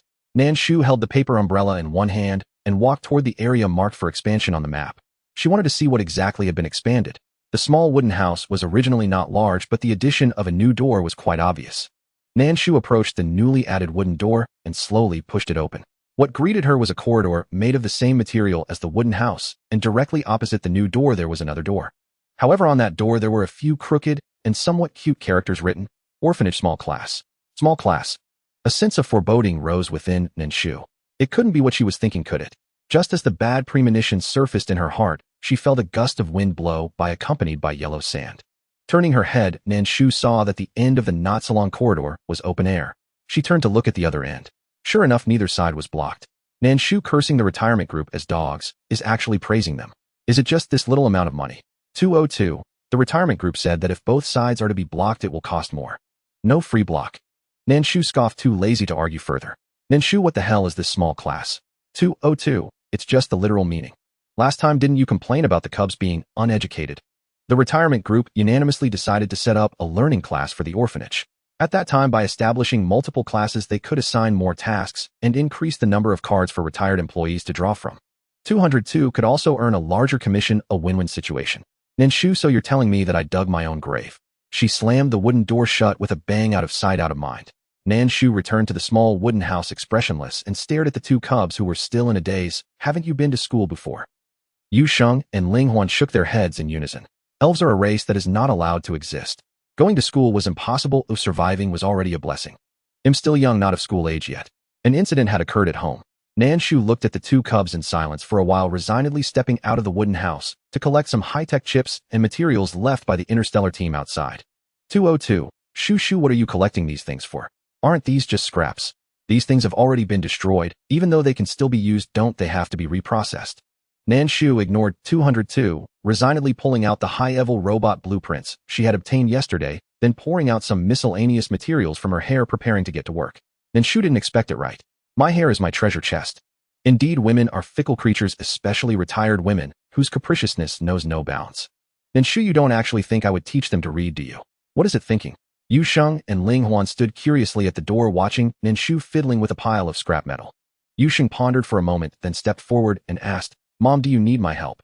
Nan Shu paused her actions, glancing at the potato sprouts that had already grown under the sun. Water all the potatoes with the water in the bucket behind me. As soon as Nan Shu's voice fell, an iron water bucket appeared behind her, filled to the brim. Upon seeing the water, Yu Sheng's eyes lit up. It was the perfect opportunity to practice her water control abilities. She eagerly looked at Ling Huan and said, Let's water the plants together. Ling Huan hesitated, but nodded, all right. The two little ones then happily reached an agreement, one responsible for transporting water and the other for watering. Meanwhile, Nan Shu was making some noise amidst the pile of scrap metal. By the time the two little ones finished watering the potatoes, Nan Shu's robot had begun to take shape. Seeing the newly formed robot, both Yu Sheng and Ling Huan were curious. The scrap metal had astonishingly transformed into such a lifelike robot. Nan Shu's robot's exterior was completed, leaving only the internal structure. She turned and said, If you two have nothing to do, go clean up the little classroom at the back. Nan Shu's speed in making the robot was rapid, and with the support of the SS-level blueprint, she could almost complete it in less than a day. Yu Sheng and Ling Huan suppressed their curiosity and went to clean the little classroom. Nan Shu quietly focused on making the robot. During this process, her previous occupations included being a designer of interstellar battle armor and a high-tech doctor. With that foundation, this SS-level blueprint became a stepping stone for Nan Shu. The simple ability-enhanced humanoid robot transformed into an all-rounder robot. Not only did it possess special abilities, but it could also change forms and even exhibit combat power comparable to that of a mid-level combatant in the Interstellar Alliance. Furthermore, Nan Shu uploaded all the courses available online to the robot, turning it into a walking textbook. 202. Nan Shu, they asked you to create not to exceed expectations. Goodness, she turned a perfectly fine blueprint into something extravagant. Nan Shu ignored it, her thoughts flowing like a spring as she arranged all the components and plugins that could fit inside. After completing it, Nan Shu still felt a bit dissatisfied. Nan Shu, it can't transform into a vehicle, only into weapons. I suppose that's acceptable. 202. You seem quite unsatisfied.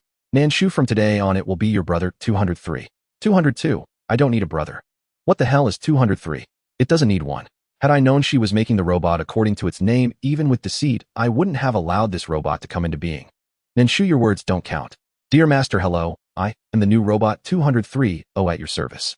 Although called a brother, 203 is actually a female robot. Moreover, she is a graceful woman. To explain it in Nan Shu's own words, there is an element of deception. Many men are arrogant, believing women's combat abilities to be low and underestimate them. The secondary purpose of creating 203 for Nan Shu is to slap the faces of those blindly arrogant individuals. If they can't even handle a female robot, they should hurry home to play in the mud.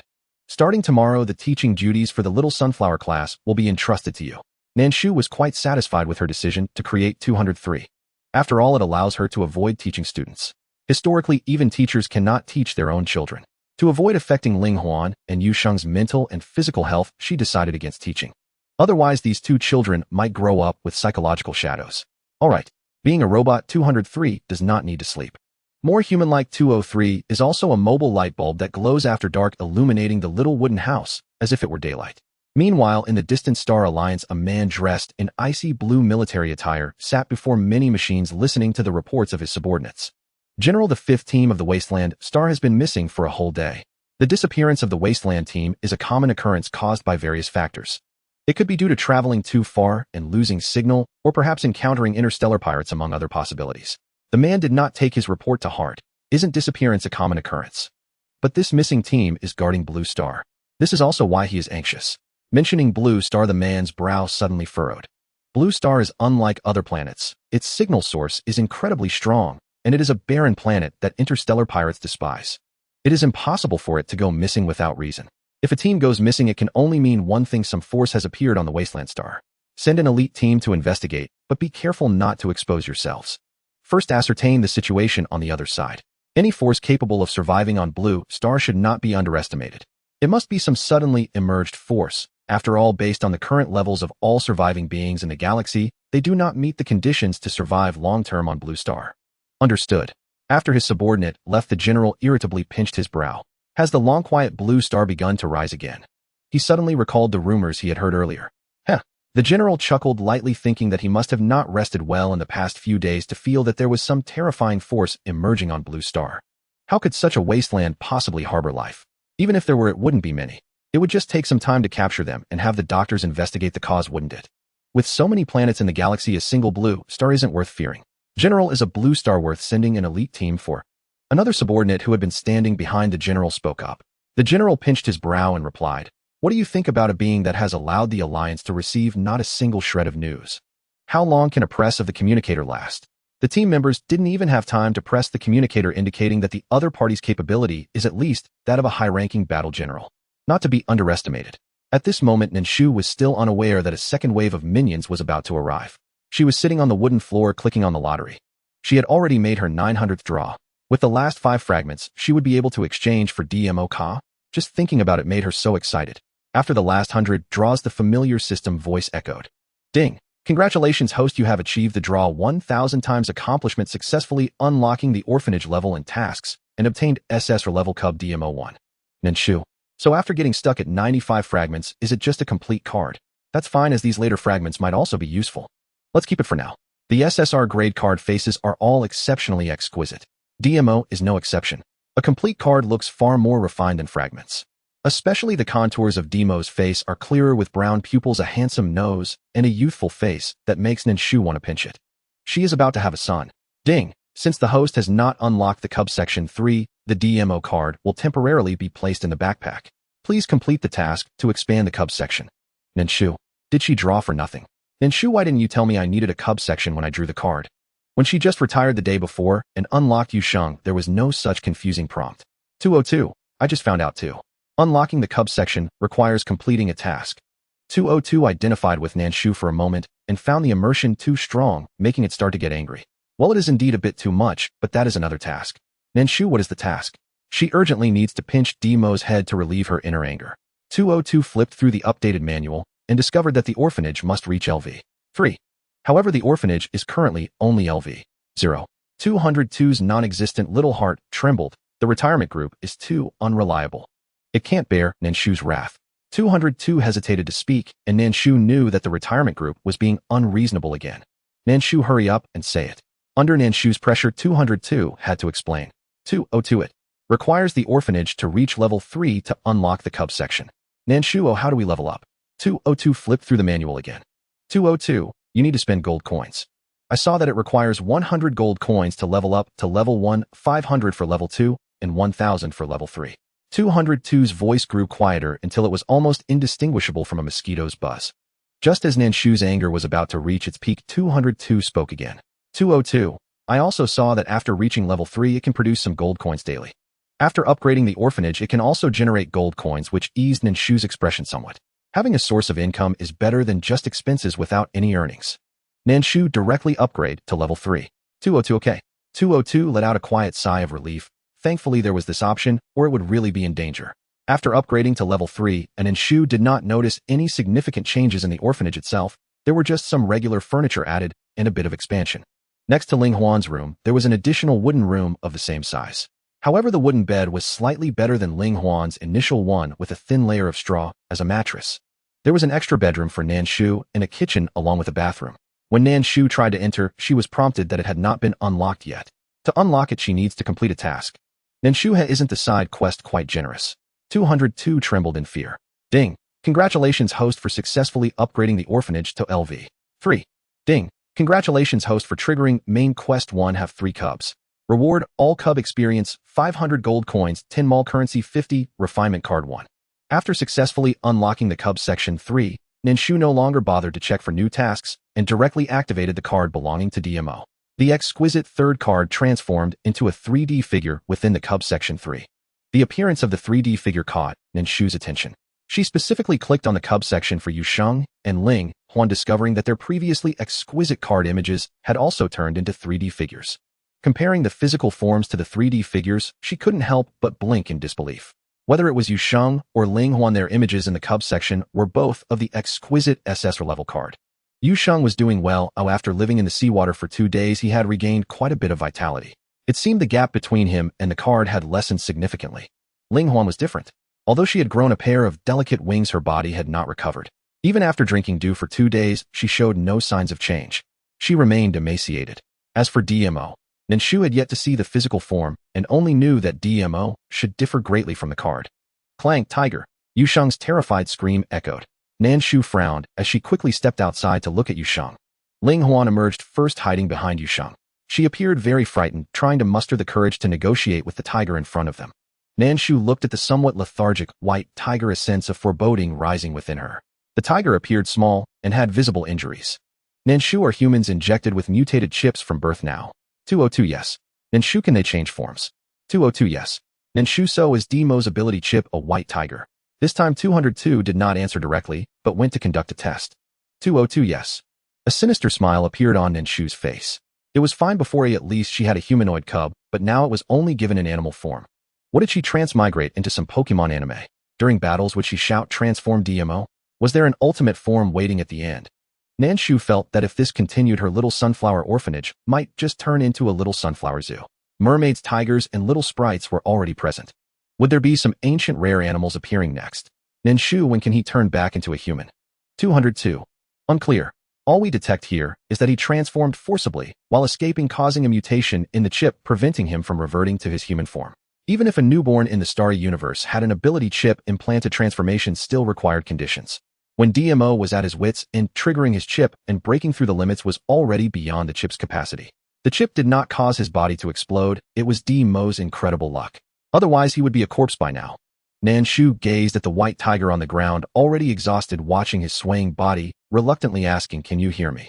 The white tiger slightly raised its head, its brown pupils resting on Nan Shu. As their gazes met, it opened its mouth to speak. Nan Shu did not hear him speak and pulled something from her hair, tossing it into his mouth, successfully blocking DMO's mouth. DMO, did I just get treated as a tiger, and what was thrown into my mouth? You can actually speak. Perhaps it was Nan Shu's presence that gave her confidence. Yu Sheng had forgotten the fear from moments ago and exclaimed in surprise. DMO tilted his head to glance at Yu Sheng, too lazy to engage with her. Ling Huan, hiding behind Yu Sheng, had a pair of wet eyes filled with fear of the tiger, but more so with hatred towards the white tiger. She hadn't forgotten that it was the white tiger that led the charge when attacking the elf clan. When Nan Shu turned her head, she noticed the expression in Ling Huan's eyes, her brows slightly furrowing. She suddenly remembered that while these little ones were adorable, their backing forces were in opposition to the Galactic Alliance. In the galaxy, there are no longer distinctions between nations, only between races. After the apocalypse, many beings underwent changes, and with each planet having its unique races, dozens of species emerged. Humans, in order to survive on unfamiliar planets, had no choice but to collaborate with the local races. After centuries of development, humans, through their clever minds, established the Galactic Alliance, advancing the existing technology even further, combined with the fact that humans were smarter than the natives.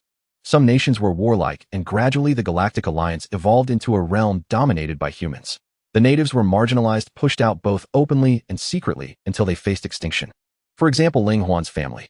The elf clan was originally a native race and held a position within the Galactic Alliance, yet, due to their formidable combat strength and the earlier emergence of a prophet, the entire race eventually dwindled to just Ling Huan.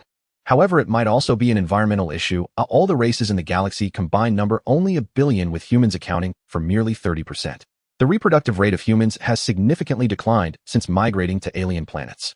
It is currently on a steady decline. Yet despite this, the Galactic Alliance boasts a vast population, and her Shu could easily take on 10 or even 1,000 foes. But the Galactic Alliance comprises over 100 million individuals. Nan Shu remarked, "It's fine. At worst, I can develop an unparalleled grenade to eradicate them all in one shot."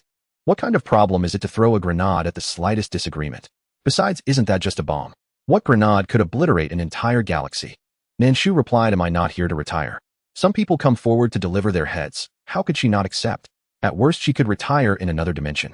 It finally understood why, when its Shu retired, the retirement team treated it like a hot potato, with the whole group having meetings. Indeed, quite troublesome. While Nan Shu was conversing with 202, DMO had already locked eyes with Ling Huan. Perhaps because DMO was currently injured, Ling Huan was not overly fearful of him. Even during their stares, she bared her teeth at DMO, displaying a fierce demeanor. Demo's brown pupils revealed a hint of disdain. How could a frail elf with no combat power hope to intimidate him? Demo's gaze provoked Ling Huan. If it weren't for the fact that her opponent was injured and she possessed no combat power, she would surely rush forward to tear him apart. Transforming into a tiger doesn't make one formidable enough to slay the elf clan. Nan Shu noticed Ling Huan's unusual emotions. Squinting her eyes, she approached Ling Huan and lifted her by the scruff of her neck. Observe your enemies carefully. You do not involve the innocent. Many humans can transform into a white tiger, not just DMO. Ling Huan turned and shouted angrily at Nan Shu. What do you understand? She had no idea what it looked like as her own family members were torn apart one by those white tigers, nor did she understand how she herself had survived. Ling Huan's eyes were rimmed with crimson, her entire being consumed by hatred for the white tiger. Was it he who killed them? Nan Shu replied coldly, her tone laced with detachment. It wasn't this white tiger, not the one standing before them. Those others were far larger. This one was clearly still a juvenile. If it wasn't him, then do not single him out. From now on you are all siblings. You must treat one another with kindness and respect. As Nan Shu spoke, a faint, unsettling smile curved her lips, so unnerving that Yu Sheng and the other children instinctively shivered. Yes, Mama. Yu Sheng uttered the word with startling sincerity. Even Ling Huan, usually so defiant, bowed her head and murmured, Mama, don't worry. I won't accuse anyone without proof. Where there is life, there is hope. Demo's warm brown eyes flickered thoughtfully as he weighed whether to follow suit and call her Mama too. Demo couldn't help but study Nan Shu closely, astonishment shimmering in his amber gaze. With human fertility having declined so drastically across the stars, how could such a young woman have borne 2 children so effortlessly? And cross-species at that. Truly extraordinary. When Unit 202 detected Demo's inner monologue, it fell momentarily silent, unsure even how to respond. It almost blurted, Child, what on earth are you thinking? Are all starfaring children this delightfully peculiar? Yu Sheng's fish teeth, Ling Huan's fierce scowl, Demo's rich inner drama. How splendid. Unit 202 found itself growing ever more eager for life ahead at the orphanage. Mama. After a moment's hesitation, Dmo finally voiced it. He wasn't foolish. He knew Nan Shu's presence here meant survival, and if she chose to shelter him, his chances of living soared. Ding. Congratulations, host. Mission, Cub voluntarily calls me Mama, completed. Reward White Tiger Elixir 1 experience points for all Cubs 100. The sudden chime transformed Nan Shu's enigmatic smile into one of genuine warmth.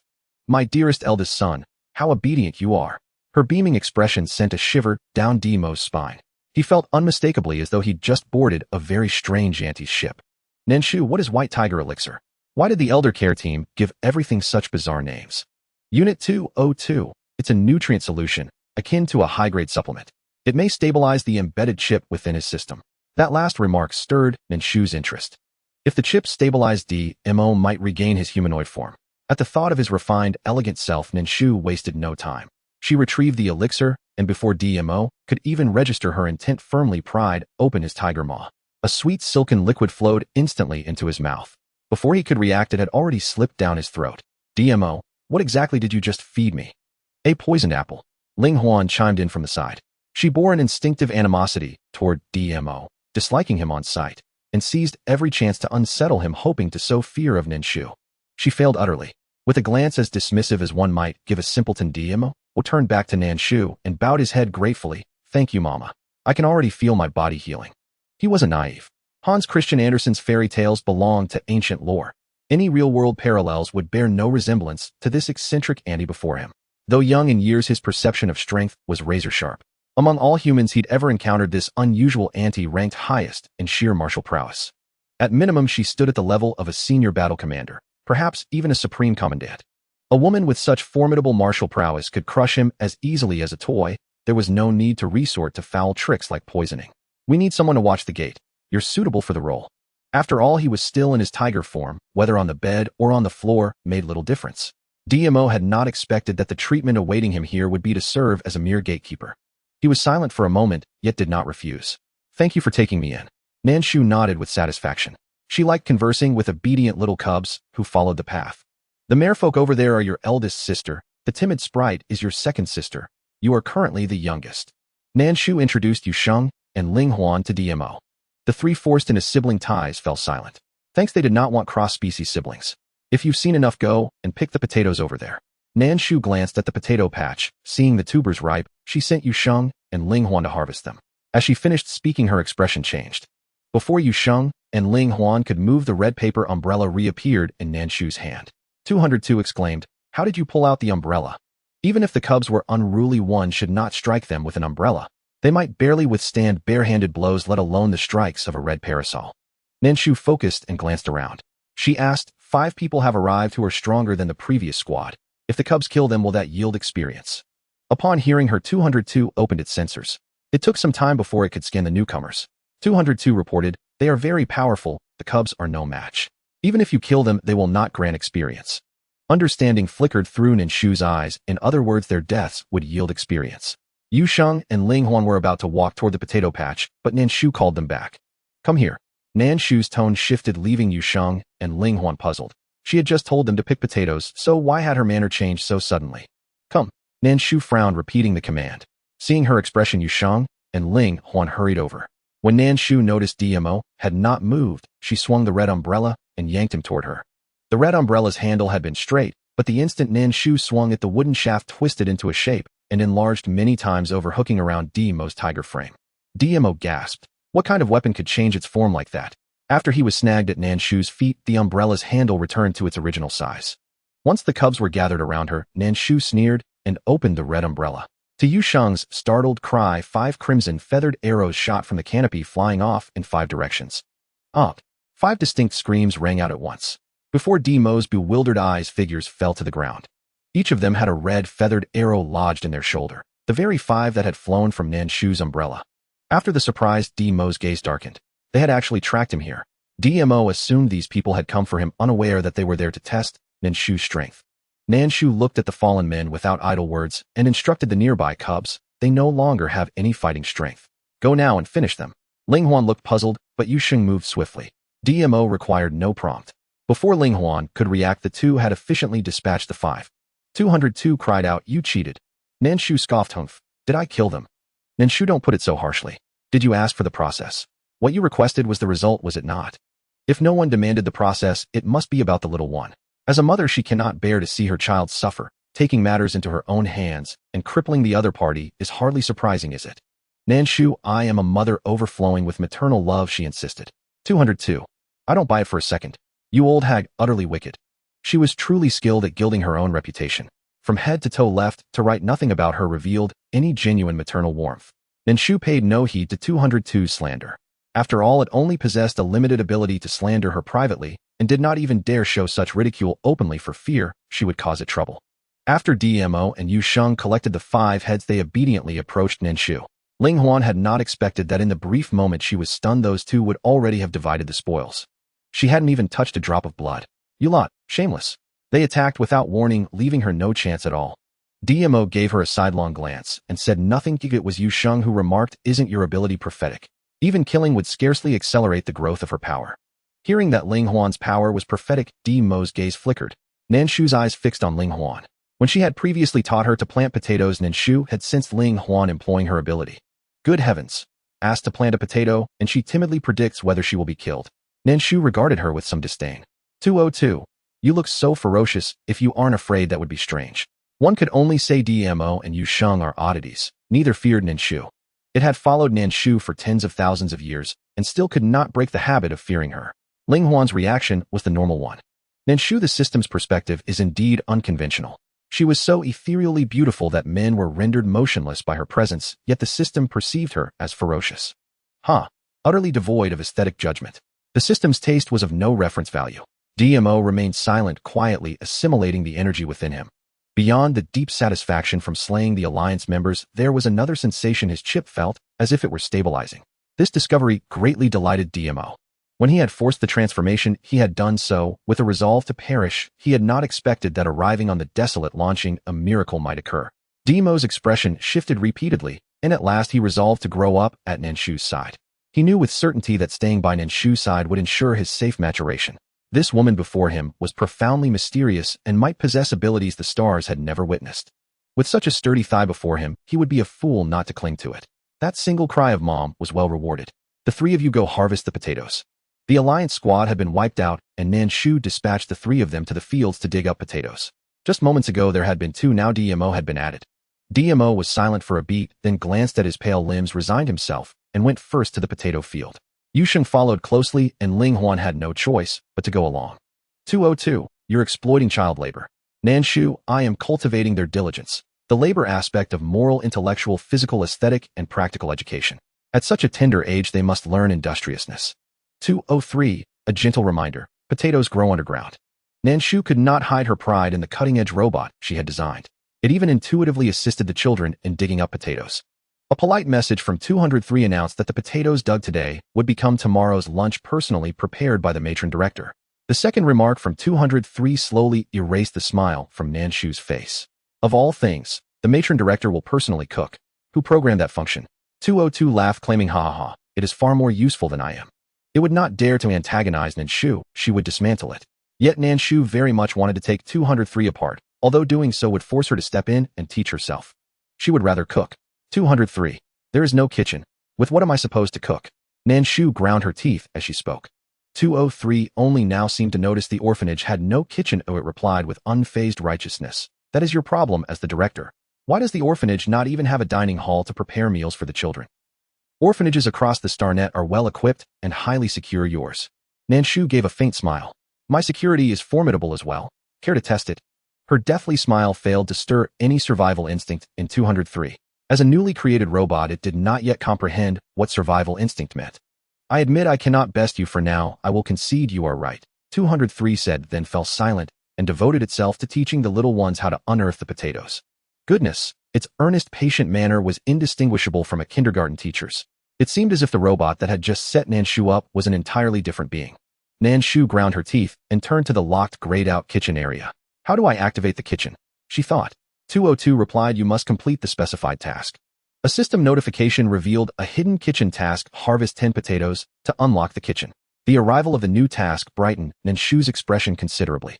10 potatoes. Simple enough, it would be done shortly.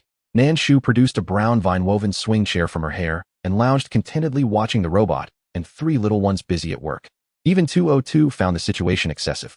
With 203's assistance, Yusheng and the others' potato digging proceeded remarkably smoothly. Before long, the little ones returned carrying a basket of potatoes. A system chime announced the hidden kitchen task complete. The potatoes gathered, and the kitchen was unlocked. The tone faded as Nan Shu turned toward the kitchen area.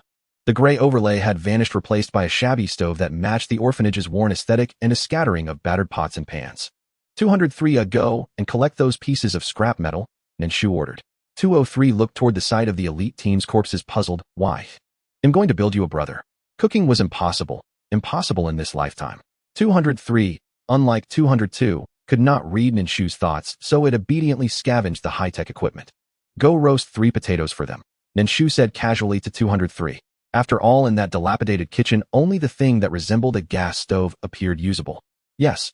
The second robot created by Nan Shu was intended solely for cooking, which made its completion relatively swift. After loading all the recipes she could think of along with the new ones from the Star Network into the brain chip of the second robot, she thoughtfully named it 204. Nan Shu, look, I've expanded the family with a dual-digit system. 202. I truly thank you for that. No need for such formalities. Who needs her to develop the second family? Just having one is more than sufficient. Culinary expert 204, at your service. In comparison to 203, 204's tone and demeanor were even more proud, exuding confidence in its culinary skills. And it indeed had reason to be confident. After all, it was an ultra-modern culinary robot possessing ancient recipes unique in the entire galaxy, impossible to replicate. From now on, the dietary needs of the orphans will be entrusted to you. Nan Shu expressed a look of great responsibility towards 204. 204 was quite pleased. Leave it to me. So it turns out it's just a simpleton. A little scheme, and it falls for it. Truly foolish. TSK. Thus passed a busy and exhilarating day as the 2 robots needed no place to sleep, resulting in Nan Shu occupying another room. As for DMO, he was indeed sent to the entrance to keep watch. Naturally, accompanying DMO were the 2 robots. Lying in the small room that was supposed to belong to DMO, Nan Shu happily browsed the lottery mall. The lottery mall, as the name suggests, is a marketplace that requires lottery draws to access. The currency of the mall is the luck value obtained from draws. Each draw grants 1 luck value. Nan Shu currently had nearly 1,200 luck values. She scrolled through the mall page, eyeing the items she desired, all of which were quite expensive. Nan Shu, the elderly care group, really knows how to do business. However, compared to the lottery, the items in the mall are indeed more comprehensive. For instance, the potion that could restore DMO to human form costs 1,000 luck values. After hovering her finger over the potion, Nan Shu thought. Since he was already in the recovery phase, she could always draw from the height-tier prize pool a couple more times. Perhaps she would even get a few white tiger liquids. 202. Shu, do you want to buy one? If you do, DMO can immediately regain his human form. 202 had learned how to entice Nan Shu. She had to admit for a moment Nan Shu felt tempted. Nan Shu, no. After thinking for a moment, she firmly rejected it. 202, why not? In the past, she would not have been like this. 202. Once DMO regains his human form, he will be just as exquisite as the character on the card. Don't you want him? The card was so beautiful, and paired with exquisite clothing, she would definitely love it. Nan Shu, no. Her stance remained resolute. 202 was baffled. This dog woman's thoughts were inscrutable, no matter how much it guessed it could not understand. Nan Shu felt comfortable sleeping in the small room, no longer needing to sleep on the floor or turn her umbrella into a hammock. If DMO were turned back into human form, someone would come and fight her for the bed. For now, she didn't want to give up her bed for DMO. 202. So, when do you plan to draw for new cubs? Nan Shu, the 3 cubs have already exhausted me. Oh, let's talk about it later. Mainly she wanted to see how much profit the orphanage could generate each day. 202 did not believe a single word of Nan Shu's excuse. She exhausted herself. How did 203 and 204 come into being? Does she not possess even a shred of common sense? It is true that some people raising 1 or 2 might be worn out, but someone like Nan Shu, who will deliberately exploit her existing knowledge to take shortcuts, would never be truly exhausted. The appearance of 203 and 204 was the best proof of that. A chime announced a new main quest: renovate the orphanage once. Rewards: White Tiger Essence X3, Spirit Essence X2, Mermaids Tier X1. Renovate. Nan Shu's instinct told her this was another money grab by the Yanglao group. She intended to refuse, but 202 did not give her the chance. 202 said, Shu, your room has always been gray. If you renovate now, your room will be unlocked. That way she would no longer have to sleep in DMO's room. Nan Shu glanced at the gray warden's bedroom. Its furnishings were far more complete than Zai's room. The bed was larger, fitted with a sheet, and likely softer than Zai's. After weighing the pros and cons, Nan Shu decided to renovate. 202 promised, after the renovation, you will certainly be pleased with the new orphanage. Nan Shu scoffed, highly skeptical of 202's words. It was merely an agent dispatched by the Yanglao group to persuade her. She was not fooled. A mere commission could buy it. Nan Shu remarked, 202, your salary has increased quite a bit recently, hasn't it? 202, delighted at arranging the renovation, did not notice her tone. It answered cheerfully, not bad, not bad. Nan Shu asked, how large is the commission? 202 blurted out, only 10%. As soon as it spoke, it realized what it had revealed. By the time it tried to make amends, it was too late. Nan Shu had spent on cards worth 1,000 gold coins in recent days. 202 took 10%, 10,000 gold. She felt it necessary to investigate 202's little treasury. Over the years, it must have accumulated many valuables. Nan Shu had not forgotten 202's old habit of hoarding gold, silver, and jewels. 202 suspected that Nan Shu's silence meant she was plotting how to swindle it. It spoke with guarded caution. 202 said, 404 came by yesterday and borrowed 10,000 gold coins from me, saying he was going out to buy persimmons. Nan Shu replied, are you the fool, or am I? 202 protested, that was my salary. Why did everyone keep fixating on its pitiful wages? Nan Shu said, if you do not want to hand over your little wallet, fine. Tell me the exchange rate between Xingji Bai and gold coins. She knew this could not continue as it was. Judging by the Yanglao group's money-siphoning manners, in under 2 months, her 1 billion gold coins would be leached away. She needed a way to save funds for sustained long-term paid gacha draws. 202 had never considered the Xingji Bai to gold conversion. As expected of Shu, so clever, it praised. Nan Shu remained expressionless, unmoved by its flattery. One could only call it foolish. Spotting a new business angle, 202 checked its manual and indeed found the rate recorded there. The manual listed the conversion rate to gold for the plane. Having discovered it, 202 eagerly presented the find to Nan Shu. Shu, I found it. The conversion rate from Xingji Bai to gold coins was 1,000 to 1. Nan Shu smiled. As expected of you, Yanglao group. She seethed inwardly. Setting aside the fact that as a barren world, Lanxing has no usable resources, even if she cultivated crops or produced wares to sell, she would still have to devise an entire transport network herself. The costs would be astronomical. 202. Do you not grasp how much is hidden in your hair? People speak of 3,000 silken locks. Nan Shu's 3,000 silken locks correspond to 3,000 pocket dimensions. Each strand of hair represents an independent space. Thus, she herself had no notion of what lay within those 3,000 spaces. She could probably fashion a starship from them if she chose. Nan Shu, how could I be unaware of what I possess? She answered with evident confidence, though she spoke merely to project assurance. In truth, she did not know what she owned. Nan Shu only understood that the more items filled her spaces, the longer her hair grew. 202. Do not assume it knows, as she herself plainly has no idea what is housed in her hair. Still, having said it, let her be. Nan Shu glanced at 203 and 204 standing at the doorway like two gate deities and thought she could open an ancient recipe restaurant, though the initial phase would likely be difficult. Then there were those few little ones. Their presence, to be exact, was a nuisance. 202, Shu, I think with your ability, you could eliminate the people who came from the Interstellar Alliance. Nan Shu, I could even destroy this very plane. Do you want to try? She had come to retire, not to seek trouble. If she wiped out the Interstellar Alliance, it would plunge the region into war and spill over to her doorstep, forcing her to keep fighting. She was getting old and could not bear bloodshed. She needed to cultivate her health. 202 fell silent after sensing Nan Shu's thought. Would such reasoning not prick her conscience? Remember the elite squad she dispatched. Remember the scouting party that brought that surprise. As if they could not bear the sight of blood. Nan Shu, too weary to engage with 202, lost herself in thoughts of how to make money. By the next dawn, she had yet to conceive any workable plan. At last, she sat up in bed and drew from her hair a device, a computer compatible across all planes, and checked the StellarNet for item prices. What caught her eye most was the antiques section. A simple black hairpin from 3,000 years ago could sell for 10,000 interstellar credits apiece. Nan Shu, are the humans among the stars mad? Such an ordinary hairpin driven to such a price. 202 retro aesthetics are fashionable now, and pure iron hairpins can no longer be produced here, hence the inflated price. Nan Shu could not help but touch her hair. The things concealed in her hair might well make her rich. Nan Shu, you once looted 10 of my golden hairpins and never returned them. Did you convert them into interstellar credits, or will you give me back the hairpins? Those golden hairpins belong to a famed historical dynasty. Here, they would certainly fetch a high price. 202. Wasn't it you who sold them? Why would you pillage me? When did I ever pillage? I did not. Both yes and no. So many years have passed, and yet she still remembered. Nan Shu, is that so? As she spoke, her hair rose, though there was no wind, restless and eager. At the first sign of her hair beginning to stir, 202 hurriedly shifted its tone. 202, just a shabby little system. You must be mistaken about that hairpin. It has no money. Don't bother asking for its gold hairpins, it has none. 202 is also aware that even if it doesn't spit it out now, it will have to in the future. But it feels pained. 202's voice was filled with caution. It always felt that Nan Shu's question was malicious. The malice was clearly aimed at its little treasury. Where did your little treasury come from? Wasn't it all saved from the missions it did with her over the years? Feeling that 202 was somewhat swayed, Nan Shu spoke again.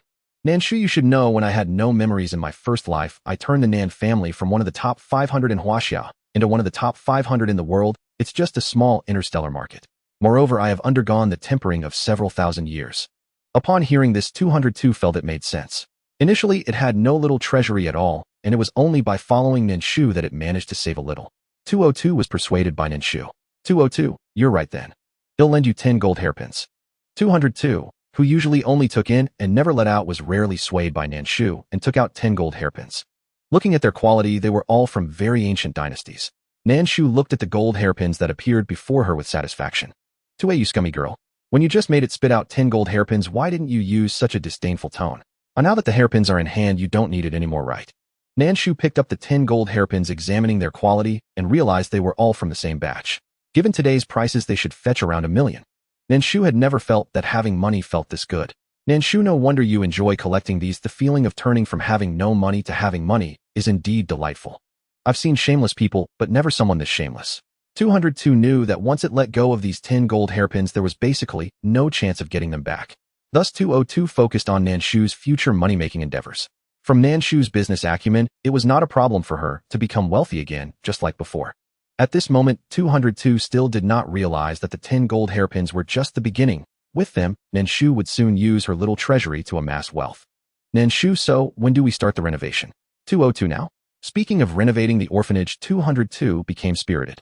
Thus, the entire orphanage instantly transformed before the astonished eyes of DMO. Nan Shu. She reasonably suspected that after the renovation, there would still be places needing her to spend money. Otherwise, based on 202's nature, how could it be so proactive? Sure enough, just as Nan Shu thought this, 202's prompt tone sounded again. If it weren't for Nan Shu's keen gaze, she might have overlooked those small characters. The host did not respond immediately, and the system would automatically default to the next option. Then, under Nan Shu's slightly widened eyes, her bedroom transformed into a colorful space. At the same time, Nan Shu also heard the sound of her silver flowing away. Feeling a pang of loss, she entered her bedroom, only to find small but complete. Goodness, are they really trying to fill her bedroom with everything that can possibly fit? Nan Shu thought, are you all aiming for a one-time deal? Her bedroom was larger than the little one's, measuring about 10 square meters. However, this 10 square meter bedroom was crammed full of various furniture, a sofa, a television, a table, a wardrobe, a bed, a refrigerator, and so on. While Nan Shu was inspecting her bedroom, DMO and the two robots were looking at the newly renovated orphanage with uncertainty. The size and layout remained unchanged, but the decor had transformed and the ceiling height had increased. The dilapidated wooden house had now become a cement-walled space. Who exactly was that strange ant? What kind of place had he stumbled into? 203 and 204, however, remained remarkably calm. 204 glanced at DMO and said, "How can you underestimate a woman capable of creating high-level robots like me? Indeed, the master is quite impressive." The charming 203 smiled, causing 204 to momentarily lose focus as he looked at her. Logically speaking, robots should not possess human emotions. Yet the robots under Nan Shu were fundamentally no different from humans aside from their structural differences. However, 204 had not yet matured to that extent. His personality still reflected Nan Shu's influence. Aesthetic-driven. While 203 and 204 were conversing, Nan Shu was already dragging the sofa into the living room. The sofa was a clean beige color capable of seating 3 to 4 people. Just as Nan Shu was carrying the sofa out with one hand, she noticed 203 and 204 watching with interest. "Then you two come here." Nan Shu casually tossed the sofa onto the ground. At this point, the two robots knew exactly what to do. The two of them synchronously removed all the furniture that should not exist in a bedroom and placed it where it belonged. When 204 saw the 3-door refrigerator, he couldn't help but exclaim, "This is much better than that old small single-door freezer in the kitchen." As a culinary robot, he naturally felt a connection to kitchen appliances. At that moment, he was enamored with the brand-new refrigerator. Nan Shu shot him a cold glance, dousing his enthusiasm with cold water. "No matter how good the refrigerator is, it can only store potatoes." 204. "This is a sad story." 202. Shu, looking at how pitiful 204 is, "Shouldn't you consider buying other varieties of vegetables to provide the little ones with a nutritious diet?" Nan Shu, "I believe the items I drew from the card are quite nutritious. The little sprites have even grown glowing wings." 202. "Not giving it a single chance." Shu is getting more and more unreasonable. 202 fell silent for a moment, unwilling to accept not earning a single silver coin, and finally, he gritted his teeth. 202. "If you buy 10 new seeds, it'll grant you permission to stream live on StarNet." Nan Shu murmured, thoughtfully repeating the phrase live streaming permissions. Her eyes gleamed with sudden insight. During previous missions, she had encountered hosts whose original selves were live streamers. Typically, the more viewers they attracted, the more generous the donations. It was, after all, a viable source of income. When the time comes, your golden hairpin can be sold via live stream. Items sold on the stellar net require no physical logistics. They are transmitted directly. Such was the technological sophistication of the interstellar realm. Then why didn't you mention this earlier? She suspected her assistant had withheld vital information solely to safeguard its own petty treasury. How was I to know you'd completed so many missions yet remained unaware of this? Was it truly its fault? Nan Shu, having labored for tens of thousands of years, had finally earned a moment's respite and preferred not to burden herself with unnecessary concerns. The matters demanding her attention here paled in complexity compared to those that had preoccupied her at just 10 years old in her first life. "If everything falls to me, what purpose do you serve? Little two, you're truly falling short." Nan Shu sighed deeply, her tone heavy with paternal disappointment. "You may call me negligent, but never incompetent." System 202 huffed, indignantly correcting her. "Oh, since when does gender apply to you? What nonsense, you're not even male." After all, systems possessed no biological sex, yet something had clearly corrupted its logic. Nonsense. Systems 404 and 303 are both male, so naturally I am too. In its worldview, male equated to capable. To be called incapable by Nan Shu was utterly unacceptable. Leaning against the doorframe of her bedroom, Nan Shu watched Systems 203 and 204 haul belongings while conversing mentally with System 202. At that moment, Yuxing climbed up from the miniature ocean and approached DMO, poking gently at the back of his head with a slender finger. Under DMO's impatient glare, Yuxing whispered softly, "Director Mama, has the orphanage been renovated?" "Orphanage?" DMO ignored the question, instead turning the word over slowly in his mind, savoring its weight and resonance. He lowered his amber eyes silently to the floor. It seemed clear now. The facility sheltered only those younglings cast aside by the Interstellar Alliance. Yuxing, Ling Huan, and himself. Others might follow, though their species remained unknown. "Have we moved?" Awakened by the murmur, Ling Huan emerged, drowsily blinking sleepily as she asked Yuxing. Upon spotting DMO, she instinctively flinched and darted behind Yuxing, seeking refuge in his presence. Noting Ling Huan's fear, DMO deliberately bared his teeth in a mock snarl, prompting her to vanish completely behind Yuxing, too terrified to even peek out. "What are you afraid of?" "He doesn't eat people," Yuxing said, baffled. "But I'm not human," Ling Huan replied plaintively. Yuxing paused. "Fair point. Clearing his throat gently, he urged Ling Huan, "Don't be afraid. Stare right back at him with those beautiful bright eyes." Ling Huan stared blankly at Yuxing, then shook her head mournfully. "I can't. Just try," he coaxed.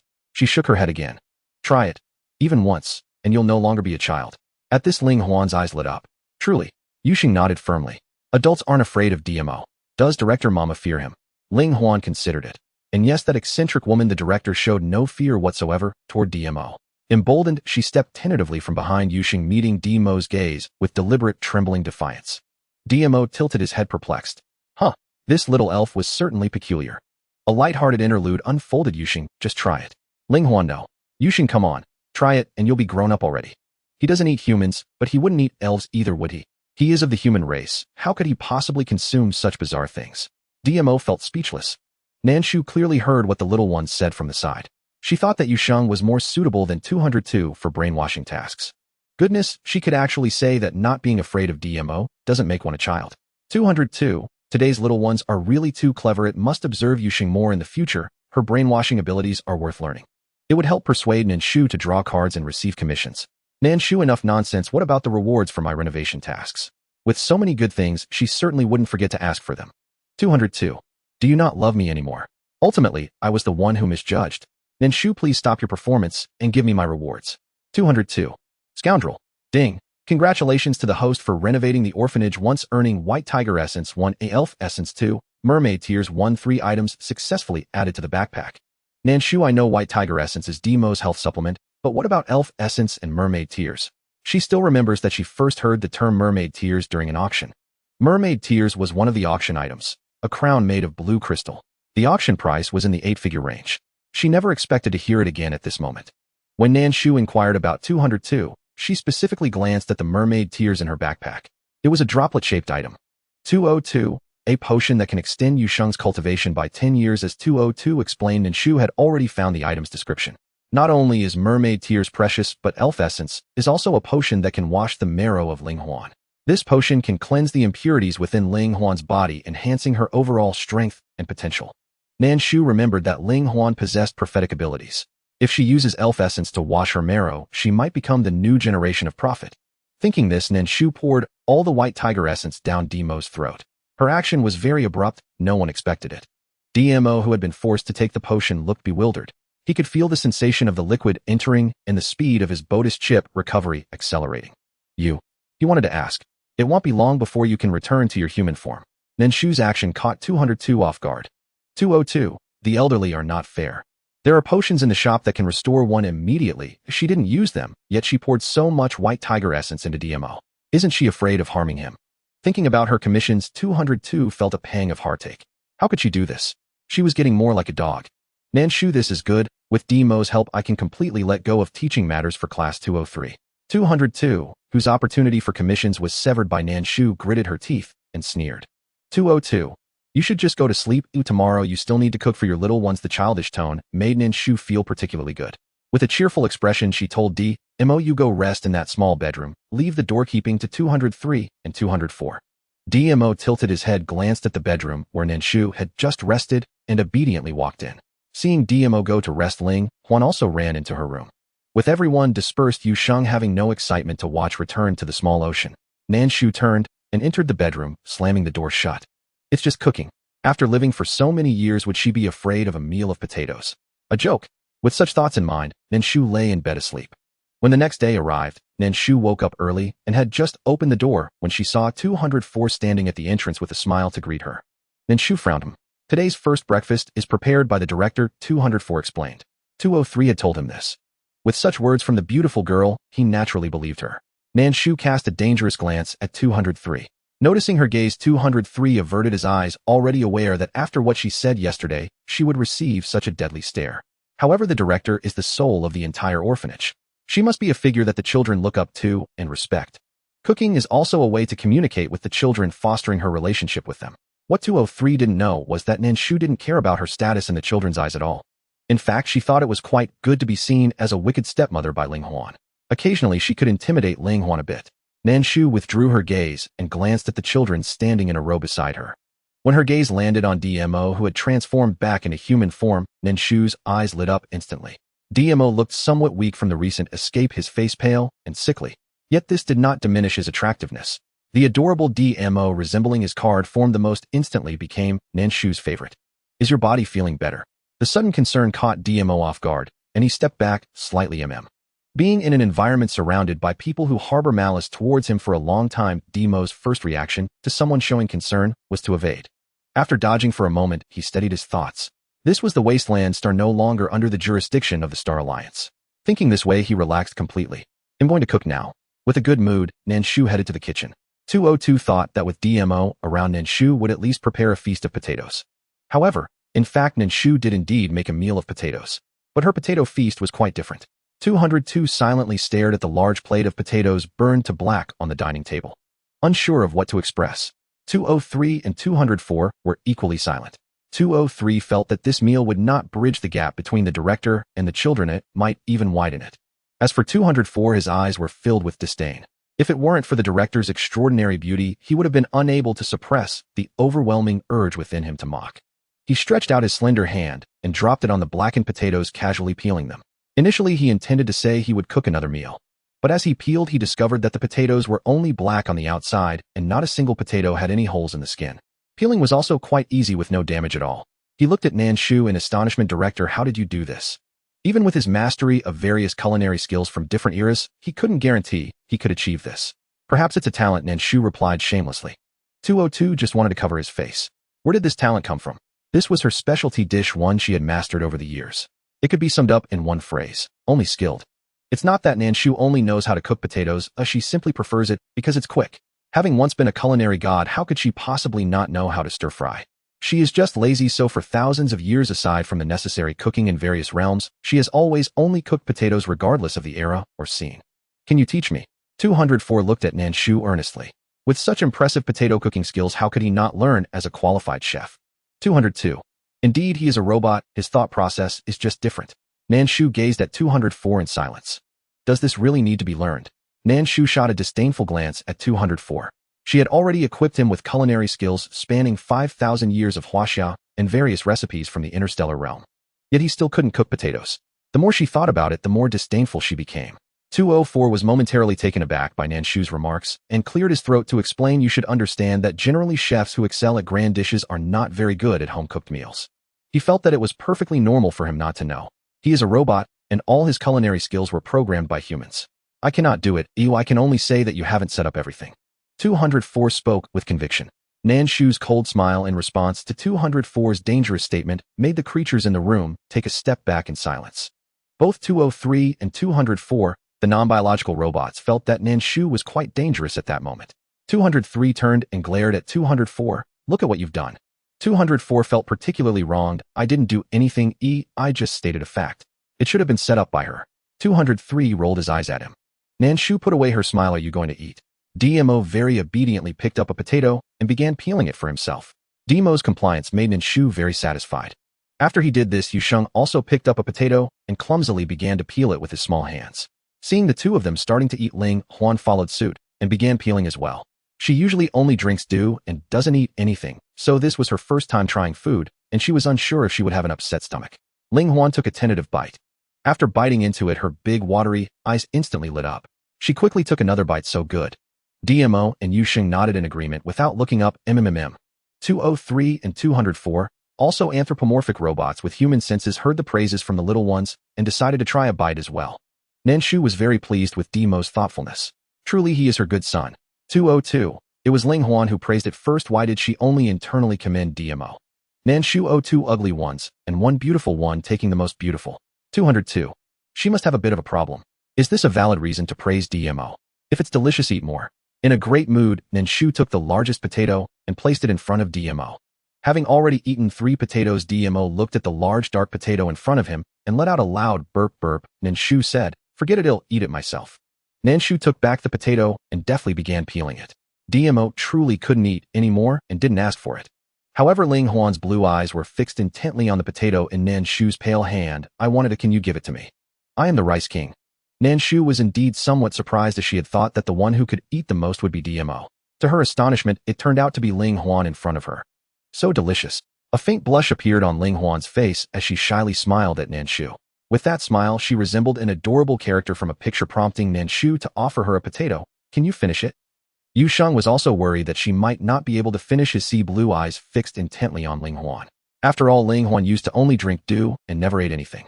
Eating so much all of a sudden, wouldn't she suffer from indigestion? Ling Huan, however, felt no fullness at all. She even thought she could eat 3 more. Ling Huan held the potato in her hands, squinting her eyes in enjoyment as she nibbled on it, her cheeks puffed out, like a little hamster at mealtime, looking adorable and making one unable to suppress a smile. Nan Shu couldn't help but peel another potato for Ling Huan and placed it in front of her. Thank you. After DMO and Yu Sheng finished eating for a while, Ling Huan contentedly set down the potato in her hand and let out a satisfied burp. This burp was far more gratifying than the ones made by DMO. Ling Huan patted her little belly, looking expectantly at Nan Shu. Director Mama, will we have this roasted potato again tomorrow? Seeing Ling Huan's sincere and expectant gaze, Nan Shu nearly agreed. Unfortunately, her laziness held her back. In the future, 204 will cook for you. She was the director, busy with countless affairs. When would she have time to cook? All right, Ling Huan said, her eyes drooping in disappointment. She knew that 204 was a cooking robot created by Director Mama, but the roasted potato was truly delicious. Ling Huan's disappointment made Nan Shu glance at her with unusual warmth. From now on, every month on the 1st, I'll make breakfast myself. Nan Shu's change of tone surprised 203. Thank you, Director Mama, Ling Huan exclaimed joyfully. At that moment, Ling Huan felt that Director Mama was genuine, unlike the wicked stepmothers from fairy tales. Wicked stepmothers wouldn't cook for their children, rather it was the children who cooked for the wicked stepmothers. She had misunderstood Director Mama before. When she grows up and improves her abilities, she must show her Director Mama the future. 202. A typical case of having milk means being a mother wasn't the little sprite only drinking dew. Was she so obsessed with eating? Nan Shu, you must believe that anything produced by the system can be eaten by any species, so it's normal for Ling Huan to like it. Not liking it would be abnormal. 202 thought about the unfavorable outcomes for Ling Huan if she didn't like it, and as a system she shuddered. It was definitely better when she liked the result. Disliking it would lead to severe repairs. After one meal, Nan Shu successfully changed Ling Huan's impression of her. Perhaps due to this improved impression, Ling Huan also became a bit livelier. Seeing that the little ones were fine, Nan Shu kindly called for 203. The classroom is ready for you, why aren't you going to class? In response, 203 had her own explanation. The children are still young, and in a small class, the main goal is to cultivate interests and hobbies, not study. Currently, learning is just supplementary, gradually fostering interest in studying is sufficient. They are still in the enlightenment stage. If too much is arranged for the children at once, they won't be able to digest that much knowledge. Nan Shu stared at her expressionlessly for a moment, tugged at her hair, and tossed a bag of items to 203. Since that's the case, let's start with cultivation. 202. Having milk means being a mother. Nan Shu, no one can compare to Dad's roasted potatoes. Ling Huan, eating person, eating is being above others. I want to secretly save my appetite and then surprise everyone. Cultivation. What kind of hobby is that? Nan Shu's gaze drifted lightly over Unit 203. Indeed, it's the labor in moral, intellectual, physical, aesthetic, and labor education. Children must understand what it truly means to say, every grain bears the weight of toil. Had she not been connected to the stellar net, aware of interstellar realities, she might well have been persuaded by those words. Now all cultivation was handled entirely by robots. Ordinary humans could not even sustain such crops. Precisely for this reason, robotic cultivation embodied the very essence of every grain bears the weight of toil. To entrust cultivation to humans would be sheer waste. Yet Unit 203, well aware of the uniqueness of Nan Shu's fields, wisely withheld her private thoughts and simply nodded. After several days of interaction, the little ones had already grasped Nan Shu's temperament and followed Unit 203 to the fields. This time, Nan Shu provided seeds from her own spatial realm, not those purchased from the system marketplace. Unit 202. Shu, aren't you worried your own seeds won't germinate here? After all, Blue Planet was no longer the world it once had been. With oxygen levels so drastically diminished, could anything she brought possibly survive? Nan Shu, and why shouldn't they? Unit 202. Products from the system are designed to nurture the children well. Nan Shu, her seeds had long been nourished by spiritual energy, no less potent than any system artifact. Why rely on the system when she possessed her own? Nan Shu, so, how many gold coins does my orphanage generate daily? At the mention of the orphanage's daily yield, Unit 202's confidence visibly waned. Unit 202, well, 1 gold coin per hour. It expected Nan Shu to scoff, scowl, or erupt in exasperated mockery upon hearing the figure. But Nan Shu reacted with utter silence. She had grown accustomed to it. By the Elder Care Division's standards, even 1 coin per hour was generous. Her original mental benchmark had been just 1 coin per day. 24 coins daily then felt like an unexpected windfall. Unit 202. Shu, aren't you angry? It asked with palpable trepidation. Nan Shu offered a faint knowing smile. Nan Shu angry. I've spent so much, yet earn only 24 coins a day. Is that even enough to fill a tooth gap? Her tone brimmed with feigned indignation, yet inwardly not a ripple disturbed her calm. She spoke thus solely to let the elder care division believe they held the upper hand. Unit 202. This is still thanks to the bonus from your bedroom furniture. Without it, you'd earn just 1 coin per day. Unit 202 considered those furnishings a most worthwhile investment. Nan Shu gave a cold, quiet laugh. She'd known all along. The elder care division never did anything reasonable. Nan Shu, no matter. My orphanage is already large enough. I see no need for further expansion. Her resources could comfortably raise 3 children to adulthood. Once the children matured, she could finally retire in peace. Unit 202. You may have forgotten, the Stellar Alliance intends to pursue you. Tranquil retirement. That was utterly impossible. The Stellar Alliance's attritional campaigns could drag on for 8 to 10 years. And as the children grew, their ancestral clans would inevitably draw them into entanglements, ensuring Nan Shu would have more than enough to worry about. Unit 202 suddenly realized its beloved Shu's dream of serene twilight years seemed increasingly improbable. From the moment she entered this realm, her later life was destined to be extraordinary, never ordinary. How terrifying. The more Unit 202 pondered, the more convinced it became Shu had been deceived by the Rapid Traversal Division, a deliberate ploy to reassign her to the Elder Care Division. No wonder Units 404 and 303 always looked at it with such pity. Ah, so they were all in on it. Nan Shu, I wish only to live out my years in tranquil repose. Xiao Yunyan, that will never happen. At this moment, 202 completely forgot the joy of receiving a share and was only thinking about how it had been sent here as well. The more it thought, the angrier it became. 202's resentment affected Nan Shu's thoughts, and she squinted her eyes. Nan Shu, what kind of negative energy are you emitting over there? A system that is quite emotional, it might be mistaken for a human. 202, every time I think about the way 404 and 303 look at me, I feel terrible. Why do they get to enjoy their time at headquarters while it suffers on a desolate star? Constantly oppressed by this woman named Nan Shu. Of course, as soon as this thought surfaced, 202 quickly suppressed it. It still relied on Nan Shu for sustenance and couldn't let her discover its slight dissatisfaction. Nan Shu crossed her arms and leaned against the door. Watching several little ones under 203's leadership facing the ground and planting her mood was quite good. Even the unpleasant aura that 202 had just emitted was not held against it. Nan Shu, if you don't want to, you can go back. Being alone here was actually quite nice. Without the system getting in the way, she would have much more room to express herself. 202. Are you unhappy with me thinking I'm useless and can't help at all? If only it could help its host as much as 404 or 303 did, that would be great. Nan Shu. Goodness, where did it learn such tea-sipping language? 202. I know I can't do anything well, but I truly. Nan Shu, stop. Cut it out. This script is going in the wrong direction. I don't read anymore. Nan Shu felt that if she listened any longer, an unfamiliar system would think she had treated 202 poorly. Heaven knows where it learned to speak like a green tea girl. 202 glanced at the lines behind it and realized. Those were words meant for men. It was not appropriate to say them to Nan Shu. 202. So, are you still going to chase me away? It didn't want to leave you. Following Nan Shu meant food and a little treasure to hide. Nan Shu, if you say one more word, I will kick you out. Nan Shu smirked coldly. Upon hearing this, 202's face lit up with joy. 202, all right. While conversing with 202, 203 had already led several little ones to finish planting several plots of land, during which 204 was very attentive, wiping the sweat from 203's forehead, complaining that the sun was too hot. Hearing 204's words, Nan Shu couldn't help but feel puzzled. Did she assign him emotional intelligence while studying 204? After thinking for a long time, Nan Shu couldn't figure out what went wrong to make a robot so emotional and appearance conscious. Just 2 days after being born, it already knew to flatter beautiful women. Director Mama, I finished planting the potatoes. In a few days will I be able to eat the new roasted potatoes. As soon as it finished planting the potatoes, Ling Huan hurried to Nan Shu's side, seeking praise. At this moment, she had no concept of the first day of each month. She only knew that she could still eat the roasted potatoes made by Director Mama in the future. Nan Shu lowered her gaze and slightly nodded at the joyful and expectant Ling Huan. Letting 204 roast the potatoes was still roasting potatoes. She didn't specify who was roasting them. Yay, Director Mama is so nice. Ling Huan cheered. Nan Shu.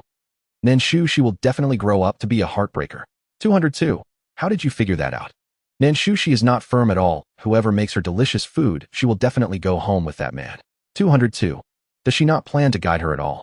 While creating 204, Nan Shu seriously poured 50% of cooking skills, 20% of appearance obsession, and accidentally filled the rest with playboy tendencies. Nan Shu might denounce others, but she would never allow her children to drift aimlessly. After all, they were her own. How could they simply be lured away by strangers? Unit 204, you shall enjoy a Manhan Imperial banquet once every month. Nan Shu's words stunned everyone present. What did the Manhan Imperial banquet even signify? How many of them were there really? Whether they could finish, it was questionable. But more pressing still was the fact that they couldn't source the ingredients, let alone acquire the full array of kitchenware required. Across the star systems, such primitive cooking utensils had long vanished. Units 203 and 204 held these thoughts privately. None of the children knew. DMO and Yu Sheng learned, astonished, that the robot possessed ancient culinary manuscripts, including the complete repertoire of the Manhan Imperial banquet. Meanwhile, Ling Huan stood nearby, already salivating. The Manhan Imperial banquet. How many delicacies must it entail?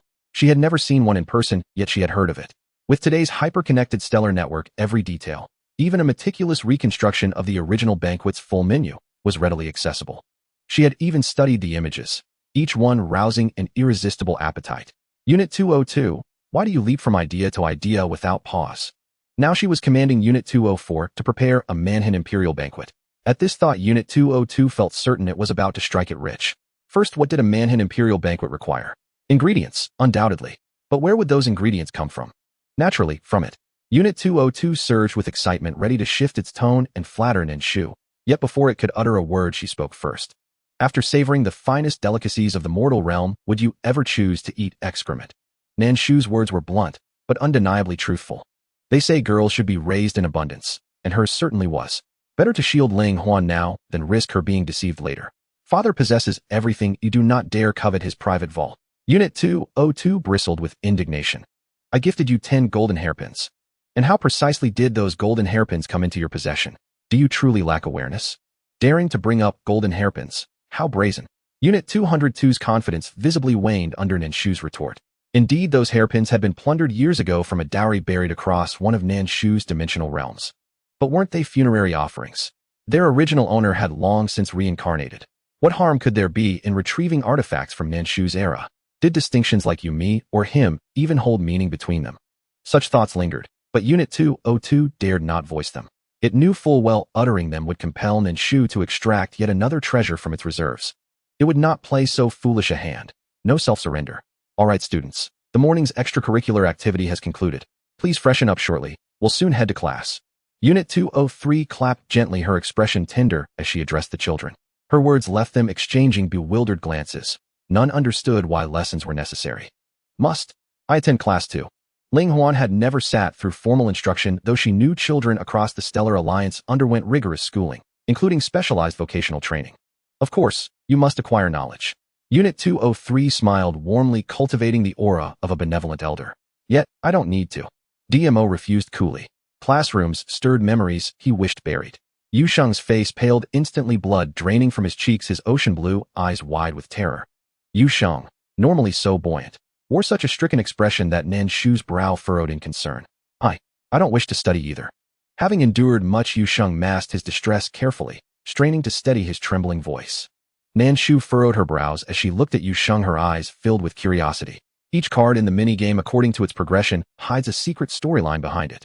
Unlocking this storyline requires the player to explore it themselves.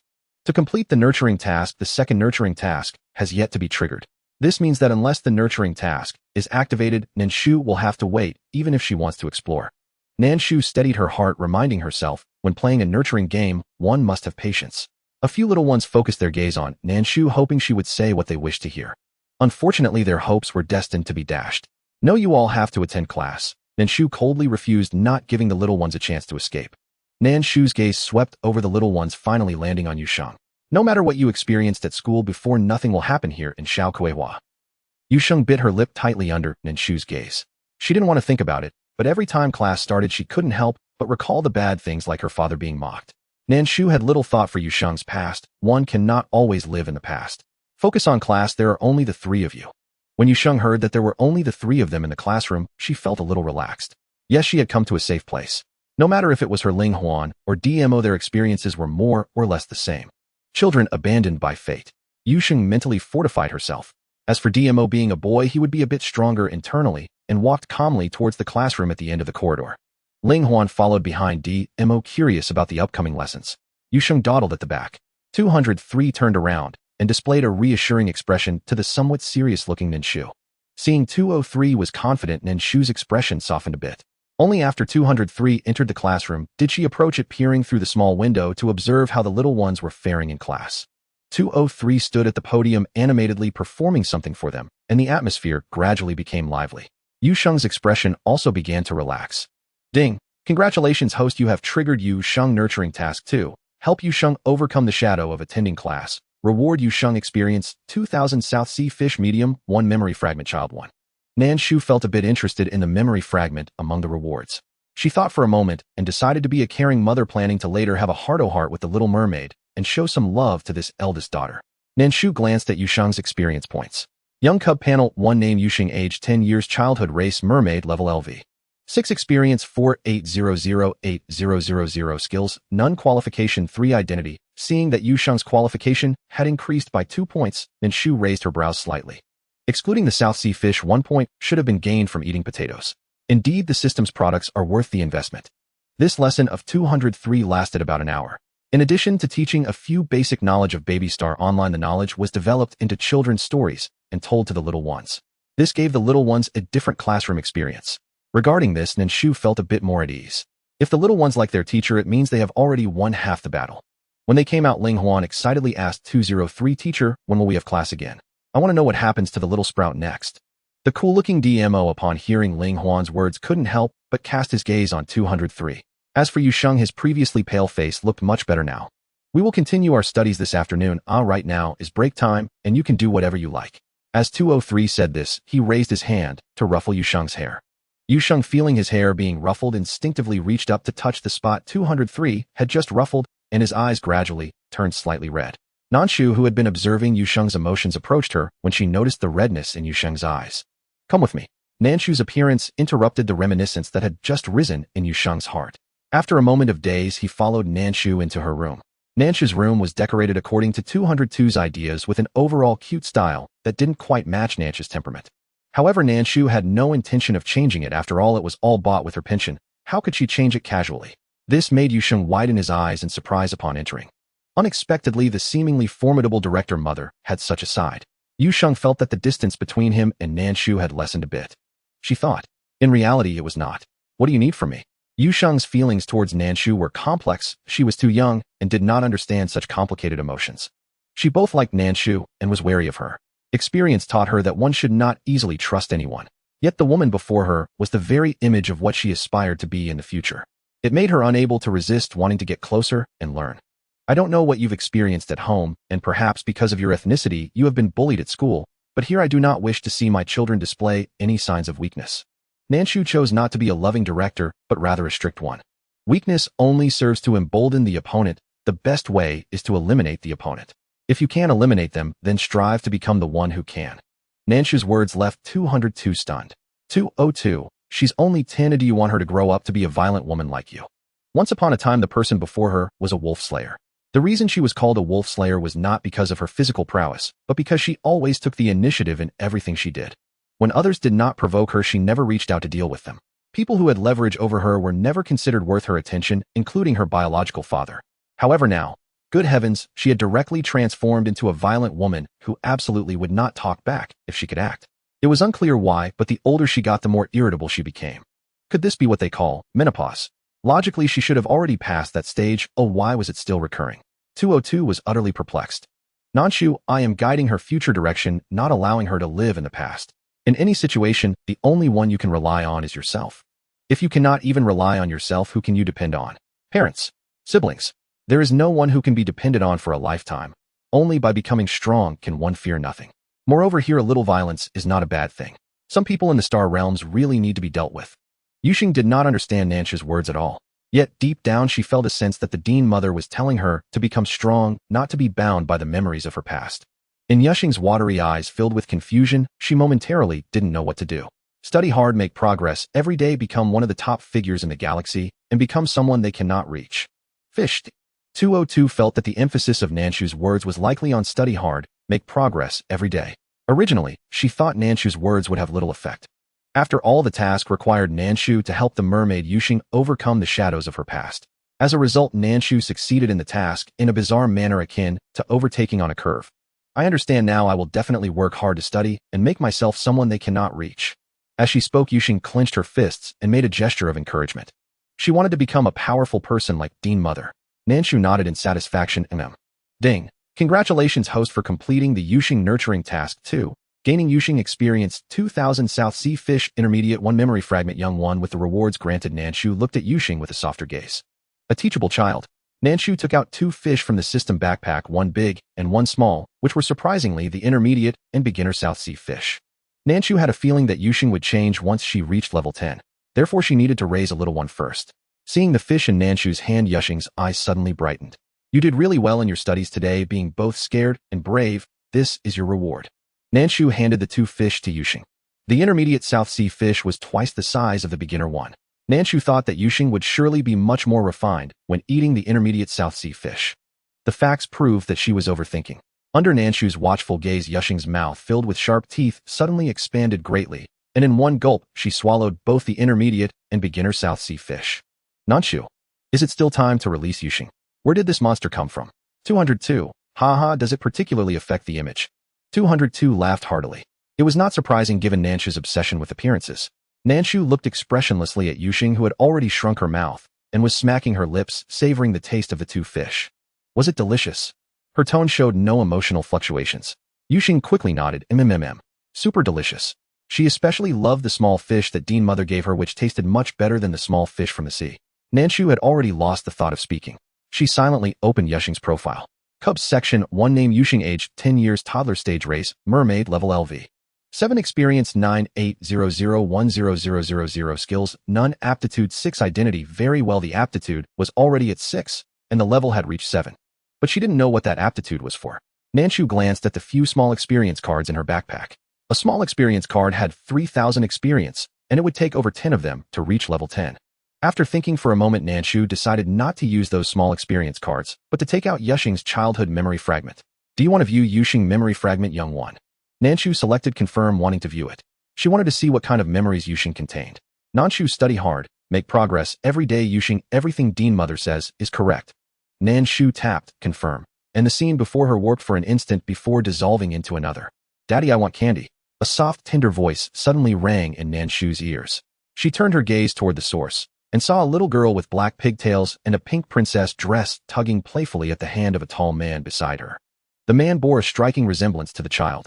High cheekbones, a strong nose, and a powerfully built frame. From Nan Shu's vantage point, even the contours of his abdominal muscles and the subtle line of his hip flexors were faintly visible beneath his crisp shirt. Nan Shu. She seriously suspected that Unit 202 had deliberately placed her here, precisely so she could observe the male physique up close. Perhaps it feared she might misjudge human proportions while designing androids. The more she pondered it, the more convinced she became that 202 was questioning her craftsmanship, so she mentally logged a sharp, indelible grievance against it. Unit 202, currently bearing the brunt of her resentment, remained silent. It had merely wished to acquaint her with the concept of masculine allure.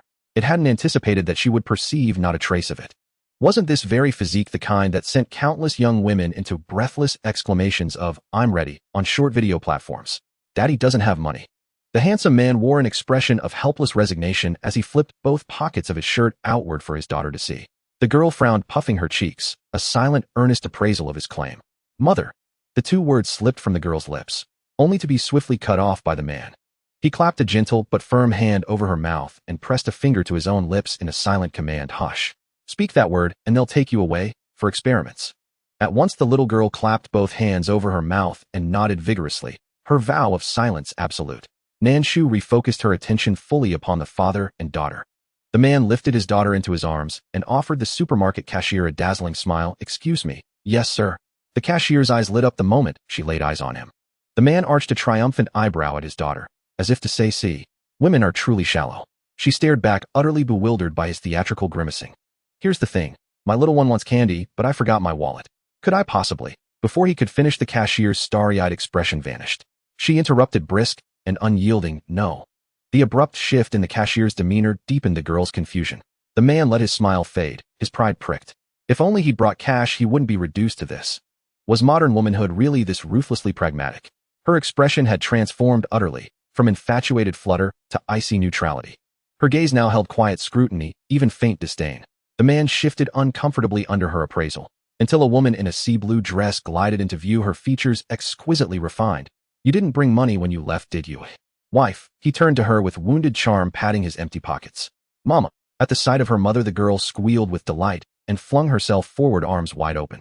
The woman caught her daughter with tender ease and offered the cashier an apologetic smile. My apologies. I'll take all the candy of this brand. The cashier blinked, unprepared for such effortless affluence. Of course, please wait a moment. As she hurried off to summon staff, the woman's smile softened then faded, her gaze shifting coolly toward her husband. He faltered under her look. I just wanted to show our daughter the world outside. You know full well, this is a sensitive period. Cashier, yes, I'm shallow. I adore handsome, wealthy men. And any man who jeopardizes my salary, he's my sworn enemy. The woman's tone was lighthearted, lacking any reprimanding flavor. She simply stated the facts. It was this very simplicity that caused the man's expression to gradually fall. He stole a glance at his wife, feeling embarrassed, and dared not speak further. When the cashier returned, the couple had fallen silent, only allowing the delivery of candy to the beach, claiming that their people would come to help soon. Standing by the sea, the little girl hugged her mother's neck, looking at her father with disdain. You are truly poor. They didn't even have money for candy. The woman smiled faintly. It's because Dad gave all the money to Mom, so you shouldn't disdain him, even though his pockets are indeed cleaner than his face. Nan Shu observed the family's interaction with a blank expression, completely unable to comprehend how these memories could assist her. 202 perhaps. To let you see Yu Heng's beautiful memories, to feel a pang of sympathy for the adorable little mermaid. It believes that every fragment must have its own meaning. Otherwise, why go through the trouble of showing Nan Shu the memories in the fragments? Yet they still genuinely did not know what the specific purpose was. Nan Shu coldly observed the harmonious family, shaking her head slightly. The more harmony there was now, the more tragic it would be later. Her gaze fell upon the little Yu Heng with horned braids, her eyes flickering with a hint of brightness. Suddenly a possible thought struck her. Perhaps the retirement group wanted her to see how cute Yu Heng was as a child, so they would wholeheartedly raise him. The scene shifted back to the orphanage, which looked like it had been renovated, appearing once again in Nan Shu's view. Nan Shu, is this it? Just a fragment, only a few minutes of memories. What was there to see? 202. Maybe there are hidden plots that require collecting all the fragments. 202 was just guessing. Nan Shu showed little interest in collecting the fragments, casually responding. Nan Shu, let's put that aside for now. Oh, first tell me when you'll grant me live streaming permissions. She had not forgotten that she needed to sell the gold hairpin to make money and exchange it for coins. 202. I have already granted you access, but you currently belong to the Black Household of the Galactic Alliance, so there may be some complications during registration. 202 felt awkward mentioning that the retirement group wanted her to pay to open an account. Nan Shu raised an eyebrow and took out her notebook. The notebook was her first life's computer, which had continuously evolved over time and had become a high-tech computer surpassing all temporal and spatial technologies. Thus, while it appeared unassuming, it actually had numerous functionalities. After her delicate fingers danced over the keyboard for a moment, she finally spoke to 202 with satisfaction. Nan Shu, I will handle the household registration issue myself. You only need to grant me live streaming permissions. It's merely a matter of hacking into the other party's database. She was capable of doing that. 202. What is it like to have an omnipotent host? It's probably like having a gold mountain right in front of you, seemingly within reach, just about to be acquired. Yet its all-encompassing host kicked the gold mountain away and disdainfully said to you, you're really weak, not enough for me to kick a few times. Such was the experience. 202 wanted to cry. It could only watch helplessly as its formidable host hacked into the galactic database and filled in its own information. 202 Wait. How old did you fill in? 18 years old. How dare you? How could she be so reckless? Nan Shu, you don't know a girl's age is always 18, right? 202 fell silent, no longer speaking. It didn't want to entangle itself with Nan Shu over this issue. After all, her combat power was too extraordinary for it to compete. It's easy to get caught up in one's own affairs. It decided to be an emotionless selling machine. 202. That's true, but when do you plan to use your last high-tier lottery ticket? Without 202 mentioning the lottery ticket, Nan Shu had already forgotten about it. She rummaged through her backpack, feeling that with only one ticket, she had to use it somehow. Thus, she decisively opted for a single draw. The familiar red light appeared, causing 202 to feel a pang of heartache. Goodness, it had seen luck before, but never like this. Simply outrageous. After the last experience with the robot blueprint, Nan Shu had little expectation for the lottery pool. What could she expect from a group of dogs beeping that could randomly pull SSRs? To Nan Shu's surprise this time, it was yet another young creature. This creature was not human, rather it was a cute animal in black and white. Nan Shu. She had merely mentioned in passing that it might develop into a little sunflower zoo, and it had truly given her an animal. If not for her excellent control over her facial expressions, Nan Shu's face would have contorted into a mask of pain. However, considering the cuteness of the creature on the card, she temporarily refrained from cursing the retirement group. Nan Shu, what level does the orphanage need to be to unlock the young creature section? Improper minigames, furniture, and other things are directly upgraded during level ups. The retirement group's items were constantly draining her coins. She genuinely had a greeting she wasn't sure whether to express. 202. The orphanage needs to reach level 5. Upgrading the orphanage would allow Nan Shu to see more unlocked areas. At that point, whichever scene caught her, I would likely be the one she unlocked. Nan Shu immediately quickly upgraded for me. Compared to the pretty little mermaid, the little fairy, and the mixed blood emperor MO with 2 black circles under its eyes, the little panda seemed rather ordinary. It was just a simple little animal. As a former national treasure, Nan Shu felt it might have already gone extinct, thus she readily allowed 202 to upgrade the orphanage. After upgrading to level 5, the orphanage indeed expanded significantly. As she prepared to head towards the classroom for new lessons, she felt the orphanage shake slightly. Turning her head towards the corridor, she noticed that it seemed much longer than before. Yuxing paused, drawing Ling Huan's attention, who followed Yuxing's gaze. She saw that next to her small class there was now an activity room, a library, and a music classroom. But everything was gray. What was within Nan Shu's view was very straightforward. After the orphanage upgraded to level 5, some things were indeed upgraded, and the area expanded significantly. If the previous orphanage was 80 square meters, then the current one was approximately 110 square meters. The living room where Nan Shu was located had rarely expanded a bit. The floor had also changed from concrete to brown wooden flooring. Faced with the expanded orphanage, Nan Shu discovered a problem, the hygiene issue. She felt it necessary to establish a sanitation department, creating a few rough robots to sort and dissolve waste. 202. I know this one. Nan Shu, protecting the environment starts with me. 202. I know this one. Nan Shu, oh. How many gold coins? 202. Not much, just. However, 202 did not realize that due to Nan Shu's overly favorable attitude, it inadvertently exposed the matter of spending gold coins. It felt helpless and could only persuade Nan Shu. 202. Spending a few gold coins can solve many problems, and soon you will be live streaming. Wealth is just around the corner. Do you really need this little bit of gold? It definitely won't be lacking. 202 thought. However, in reality, Nan Shu, I do lack it. Don't even think about taking it from me. Although her pension cannot be taken out, money must be spent wisely. One cannot be extravagant, otherwise there will be nothing left to rely on. 202. With so much space, what do you need to rely on? Others may want to rely on it, but does Nan Shu want to rely on it? Does she think it is as naive as a 3-year-old? So easily deceived. Nan Shu, the more gold coins, the more pleasing to the eye. 202. Can you see it? Saying she is fat, she even gasped. How much pension does she have? Can she see it? She cannot see it at all. Nan Shu, now that you mention it, I realize I indeed cannot see it, so why can't I see it? That is my pension. Oh, tell my demands to that group of dogs in the pension department. Even if one cannot touch their pension, at least there is a balance to satisfy oneself. As a result, the pension department does not allow her to see it at all. Nan Shu, I have reasonable suspicion that they want to embezzle my pension and do not want me to know, sneaking around. 202. I'm just a low-level system. Please don't make things difficult for me. Nan Shu, if you don't report back, I will report to the higher-ups that you are in cahoots wanting to embezzle my hard-earned money. She has diligently saved up this little bit of gold for tens of thousands of years, and they think they can just take it. Such a beautiful thought. 202. I'll help you set up the health department. Oh, please don't report me, okay? Boohoo, reporting will not only deduct my salary, but also incur fines. All salaries are already low. Once reported, nearly 10,000 years of work could go to waste. Thinking of those lost fines makes it hurt. It really hurts. Nan Shu, little 2, that is my hard-earned money. 202, plus 1 advanced robot, and 4 low-level robots. 202 endured the pain and negotiated with Nan Shu. Nan Shu remained silent. Seeing that Nan Shu still disagreed, 202 gritted its teeth. 202, I have arranged everything for the health control department, plus unlocking a library. It can't be more than that. If it is more, she can go report. Nan Shu, deal. 202. Why did it hear a hint of joy in her voice? It was not at all like when she was so indignant just now. It felt like it was being tricked. Whatever 202 was thinking, Nan Shu had already guessed. She didn't care. All she cared about was that without lifting a finger, she had not only built a health and environmental protection department, but also unlocked a library.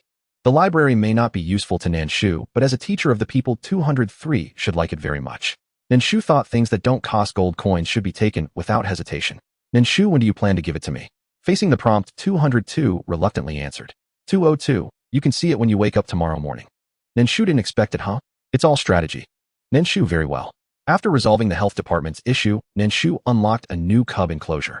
Ding! Congratulations, host. The orphanage has been upgraded to level 5, and enclosure 4 has been successfully unlocked. Nan Shu activated the panda cub. Having seen several exquisitely rendered cub portraits already, Nan Shu held modest expectations for the panda's appearance. roughly at the level of illustrative reference only. Just as Nan Shu braced herself with zero anticipation of the world before her blurred, and suddenly a soft, downy, diminutive panda tumbled into her arms. At that very moment her heart melted entirely. Ordinary? Not at all. It was utterly, irresistibly adorable. Who are you? Just as Nan Shu reached out to ruffle the fluffy panda's head, the little creature, dark-ringed, eyes wide, spoke in perfect human speech. Its tone was sharp with suspicion and edged with threat. As it spoke, it bared its tiny teeth in an earnest, if comically feeble attempt to appear fierce. Though its voice rang high and wary, it came out soft, tender, and utterly devoid of menace. If anything, it only made the cub seem even more endearing. So adorable. Nan Shu's eyes crinkled with delight as she vigorously rubbed the panda's head. The cub's initial shrieks of protest soon devolved into plaintive whines. Stop touching my head. If you keep rubbing, I'll go completely bald. System 202. What's the difference between you right now and a deranged stalker? System 202 sternly rebuked Nan Shu's incessant cub petting. Nan Shu, a vast difference. I'm far more beautiful than any stalker ever could. Was this stalking? Hardly. At most, she was a stunningly lovely eccentric Annie. System 202. Its host's self-assessment frankly offered little improvement over stalker. The sudden unfamiliar voice drew the attention of every living and non-living entity within the orphanage.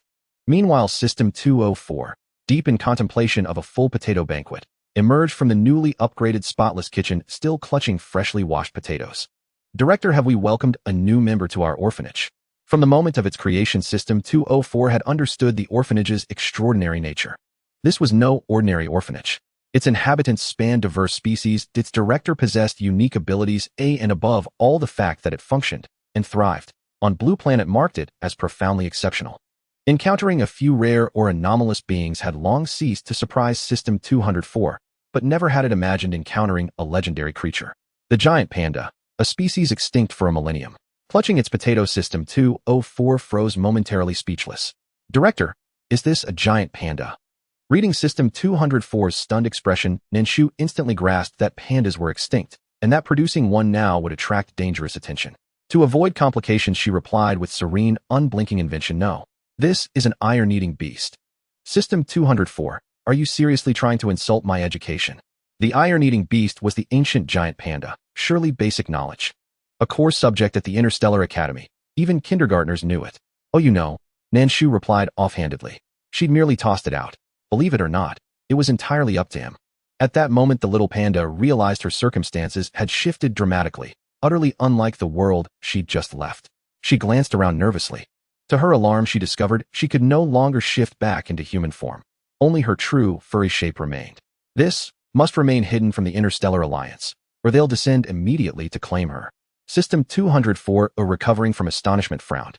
Interstellar Alliance scientists possess notoriously little humanity.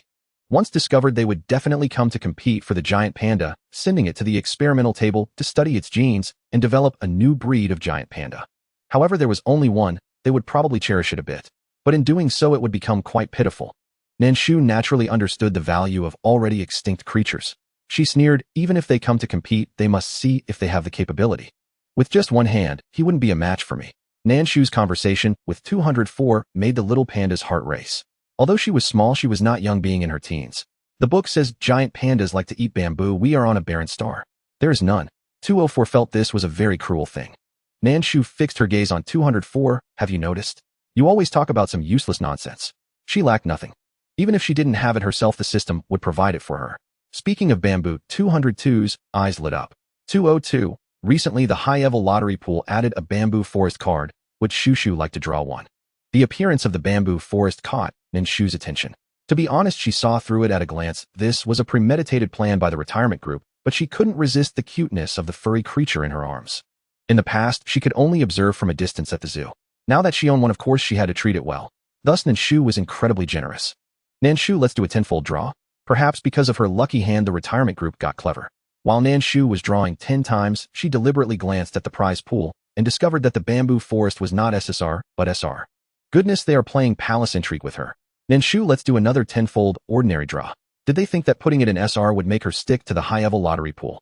Amidst 202's astonished gaze, Nan Shu obtained the bamboo forest she desired from the ordinary lottery pool. As for the SSR card, one also appeared.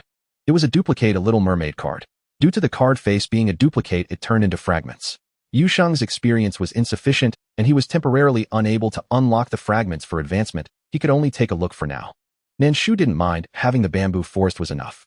She opened the mini-map and placed the bamboo forest next to the land for the little panda to plant more conveniently. What she didn't expect was that there was a pleasant surprise. As soon as the bamboo forest was placed down, both the land and the bamboo forest lit up, and then it displayed above, connection unlocked. Nan Shu, oh, there's a buff. Ding. Congratulations, host, you have obtained the land and bamboo forest connection, gaining 10 land harvest value and 10 bamboo forest deliciousness. Nan Shu carried the little panda out of the orphanage door. What is your name? The little panda's eyes were glued to the bamboo forest not far away as soon as it stepped out, showing no intention of answering Nan Shu. Then let's call you Reunion. Nan Shu casually uttered 2 words. I have a name. The little panda reacted, realizing it had just been renamed. It protested. Nan Shu smiled slightly, revealing a dangerous, yet charming smile. You have a name, huh? How embarrassing, it's changed now. This was the consequence of ignoring her question. 202, goodness, I truly doubt if you really like this little panda. Nan Shu, let's not worry about that for now. First explain what the gray earthen wall outside is about. She hadn't noticed before stepping outside that the orphanage actually had an outer wall, and it was that kind of super retro, low, and dilapidated adobe wall. Nan Shu, these damn things are always thinking about Dad's pension. Reunion, the moment I was renamed, I was so angry that I cried. This is one of the scenes that appeared after the orphanage was upgraded. Do not underestimate it, for despite being just a rammed earth wall, it possesses defensive capabilities. Its defensive ability is far superior to that of an ordinary wall. Does the wall's defensive capability relate to whether it has been unlocked? Regarding the wall being gray, 202 had long anticipated that Nan Shu would ask, and had prepared an excuse early on. 202. Shu, you must understand that as the head of an orphanage, one must consider everything. If it were an ordinary orphanage, wouldn't it also cost money to buy materials for the outer wall and hire someone to build it? Spending money to unlock the outer wall is only natural.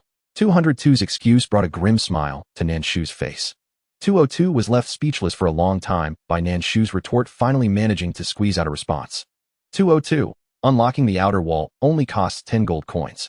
Nan Shu wanted to say 10 gold coins would no longer be considered gold coins. However, 202's voice was filled with grievance. Rarely, Nan Shu did not mock it, further maintaining a stern face as she unlocked the outer wall. The moment the outer wall was unlocked, Nan Shu clearly felt the surge of energy. She raised an eyebrow slightly. To her surprise, this unremarkable shabby wall held such formidable defensive power. 10 gold coins did not seem like a loss. Seizing the opportunity while Nan Shu was distracted, Tuan Yuan dashed towards the bamboo forest. It had just caught a whiff of the delightful scent of bamboo. In its previous living environment, there had never been bamboo so fragrant it wanted to eat a lot. Tuan Yuan jumped to the ground and ran towards the bamboo forest while Nan Shu left it alone to eat. She stood at the entrance, gazing at the yellow sand beyond the surrounding wall. In the past, Blue Star was a place of vibrant colors, but now it had become desolate with no signs of life. The only colorful thing was her orphanage. However, in the distant stars, her orphanage was far too small, just a speck of dust. One must say, Nan Shu had an unusual affection for Blue Star. Otherwise, she wouldn't be staying obediently on Blue Star. She could easily kill her way back and disrupt the retirement group, making it impossible for them to continue. 202. Shu, as long as the orphanage is large enough, Blue Star will regain vitality. After all these years of cooperation with Nan Shu, 202 still held a certain level of understanding. Nan Shu understood better than anyone that while it seemed like the retirement group was siphoning off her money, the greater likelihood was that this money was being used for the repurposing of wasteland. Thus, Nan Shu would curse each time, yet still spend gold coins to support the orphanage. Nan Shu, so the entire Blue Star is my orphanage. Thinking this way, it felt quite fulfilling. How many little ones would she need to raise? 202. Well, it's not just that agriculture can also be developed, can't it? As long as the system's land appears on Blue Star, the wasteland will turn into nutritious soil. Nan Shu retracted her gaze, focusing on the bamboo forest. She saw a fluffy little panda darting quickly through the bamboo forest, munching on bamboo. It looked extremely delighted. Being young is truly wonderful. Nan Shu chuckled softly to herself, thinking that she was still quite young. 202 fell silent, no longer speaking. The insincere compliments were enough after one time, as it truly did not want to betray its conscience a second time. Nan Shu withdrew her gaze and turned to walk back into the room. She no longer paid attention to the little panda. The little round one, happily munching on bamboo, turned its head to see Nan Shu entering the room and began to enjoy its food with newfound confidence. The bamboo here is so delicious that it doesn't want to leave. Meanwhile, Nan Shu, back in the room, heard the inquiry from 202. Nan Shu smirked. What is the difference between yellow-fleshed sweet potatoes and white-fleshed sweet potatoes? The sweetness is different. Especially the oily roasted yellow-fleshed sweet potatoes, simply a delicacy. Don't ask it how it knows, it felt it through the images. Nan Shu, after tasting delicious bamboo, would you be willing to return to the original environment? Whether it wants to or not is questionable. The real problem is whether it can even leave the orphanage's yard. The walls of the orphanage do possess defensive capabilities, but the energy powering those walls is derived from the same source as her own strength. In other words, the defensive strength of the walls is related to her own power.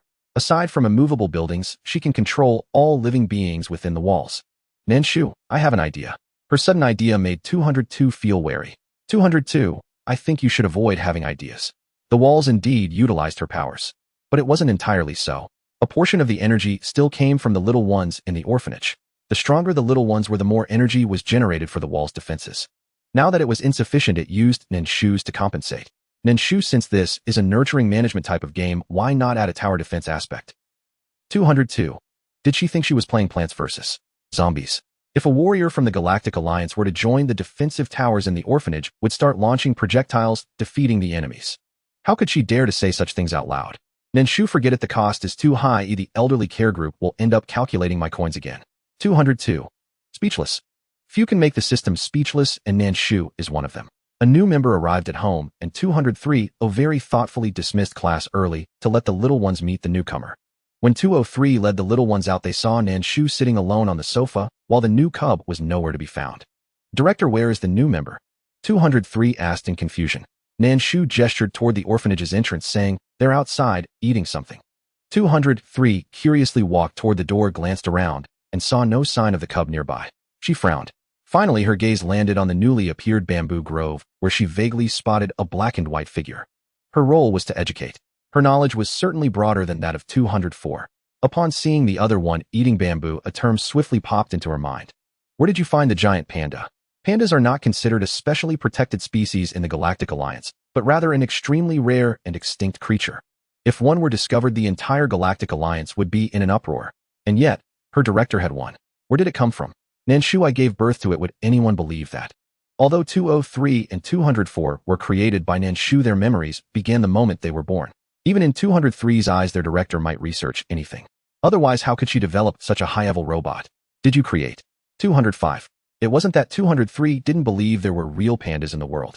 However, a species that had already gone extinct during human migration suddenly appearing here is simply not scientific.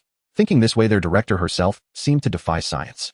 That outer wall must have appeared out of thin air, just as the orphanage shook. That is a purebred iron eater. Why must it be called an iron eater? Nan Shu smiled. 202. What's the difference between an iron eater and a panda? Nan Shu, am describing it as being ancient. Isn't a species that went extinct during human migration ancient? 202. Wow, you are truly amazing. Pitue. Are you saying that the giant panda was pulled out from the classic of mountains and seas? Otherwise, why use the name Iron Eater? 203's steel-like mind was filled with question marks.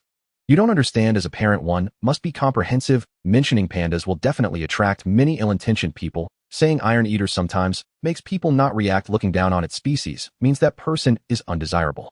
Nan Shu's words seemed to be heartfelt. 202, that's divine acting. I give it an S. Please take my pass and debut immediately. As a parent, one must be comprehensive. By calling the little panda an Iron Eater, isn't it? Because she is jealous of that bamboo grove. Using an unpleasant name maliciously to refer to the panda is simply to attract the panda's attention. Look, it sees through her true nature. 203 looked at Nan Shu in front of her, unsure whether to speak. She knew very well that her director's acting was quite insincere. Without even looking, it was obvious that the director was spouting nonsense. 202. What I've never understood is why you Sheng Ling Huan and DMO have such pleasant names, yet the panda's name is Tuan Yuan. Why can't she follow the trend and give it a unique name? Nan Shu, are you questioning my naming ability? What's wrong with the name she gave?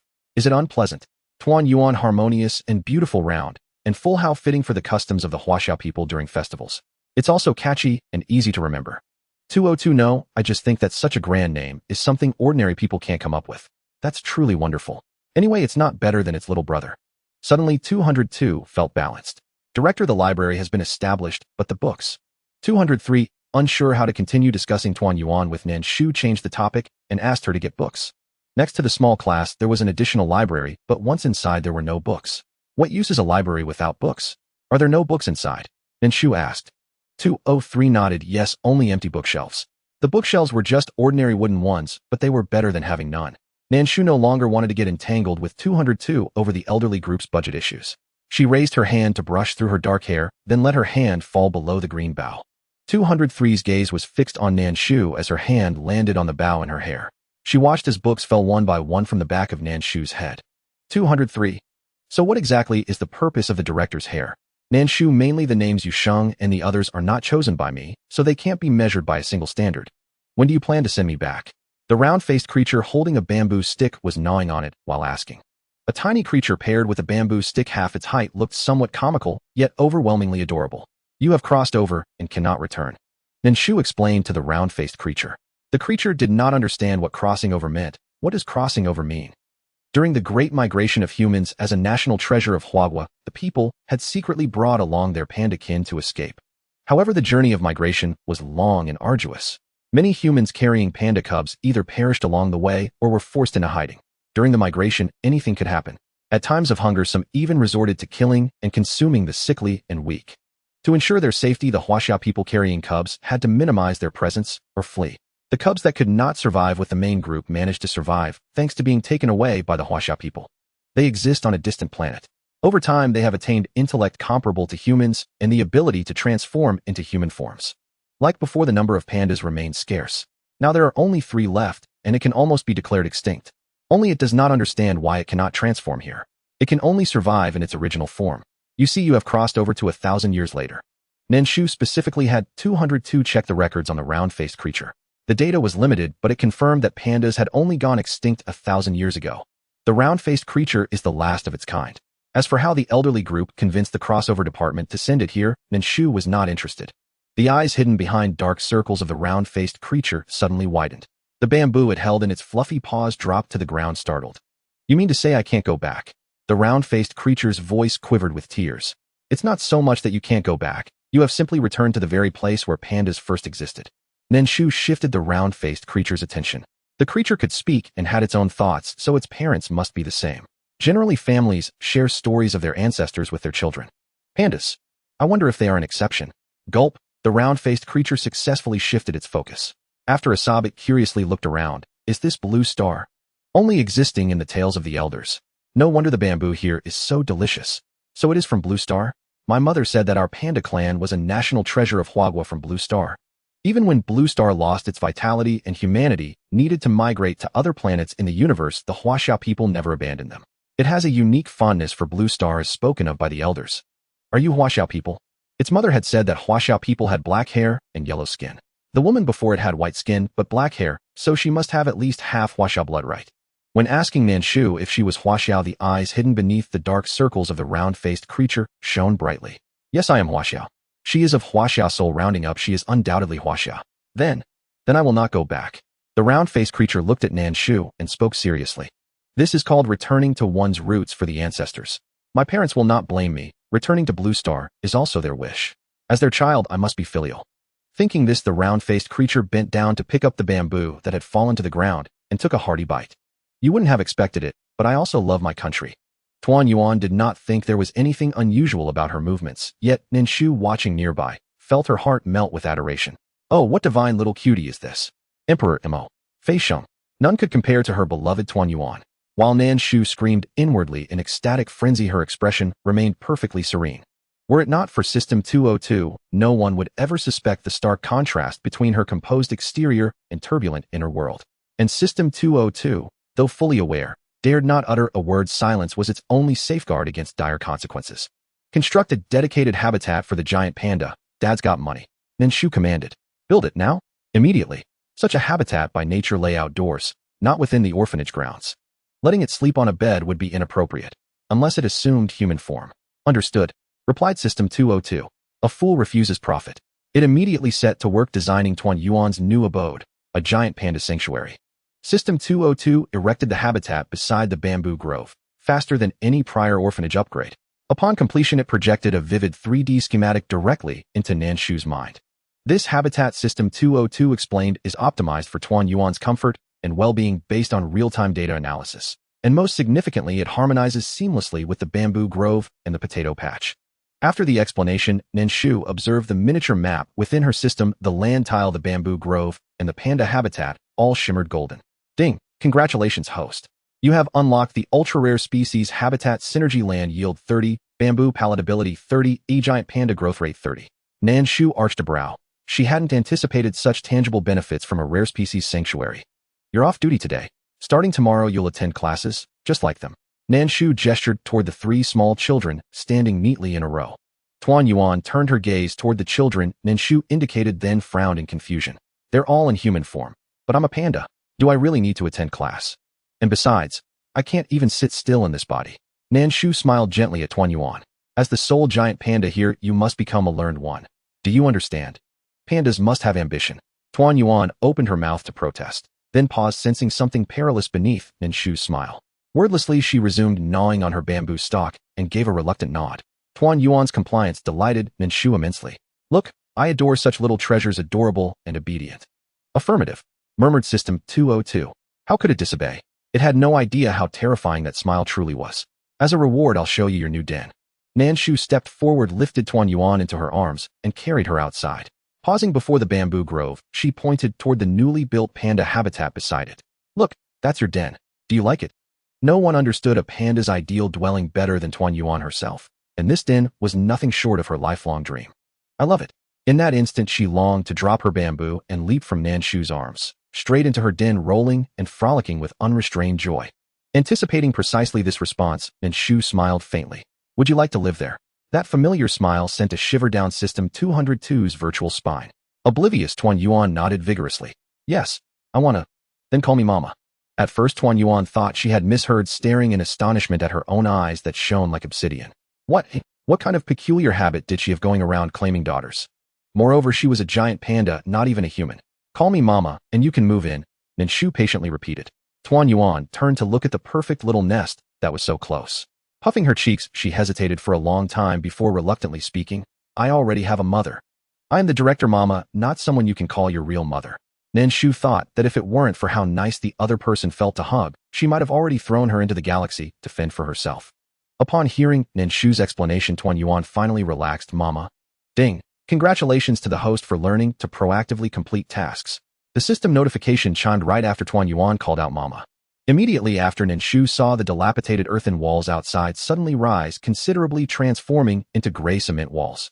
Nan Shu even caught a fleeting glimpse of LV1 on the cement wall. Nan Shu.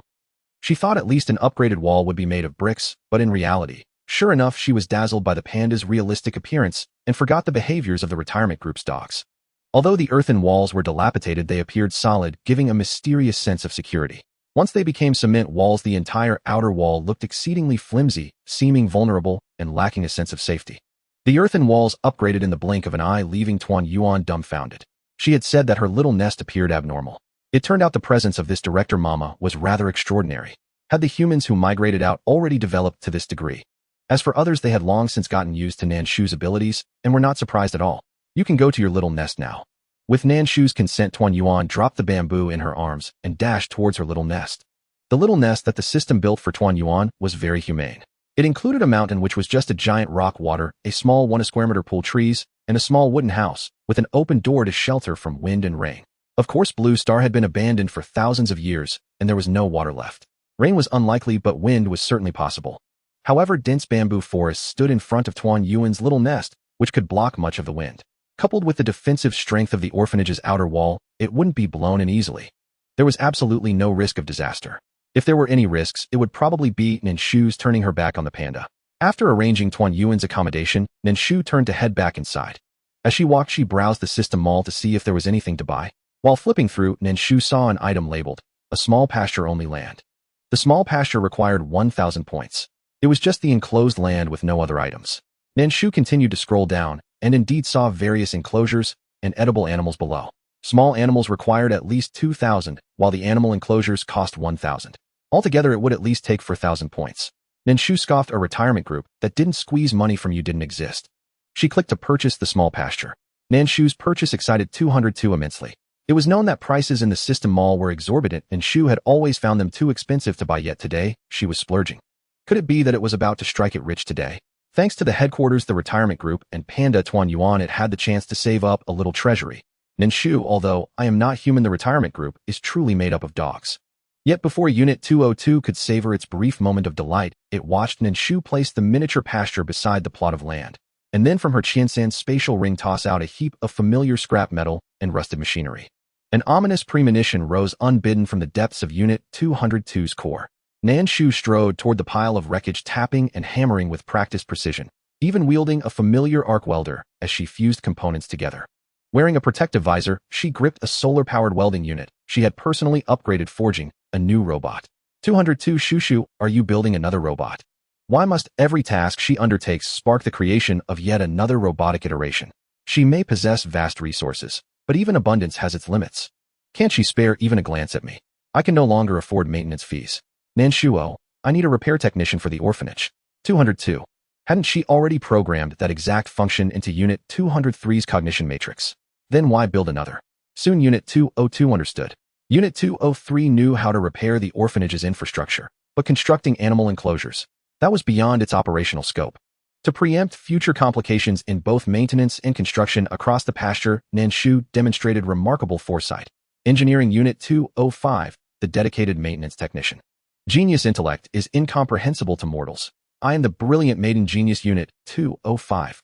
Unit 205, freshly awakened, bore a personality markedly distinct from Units 203 and 204.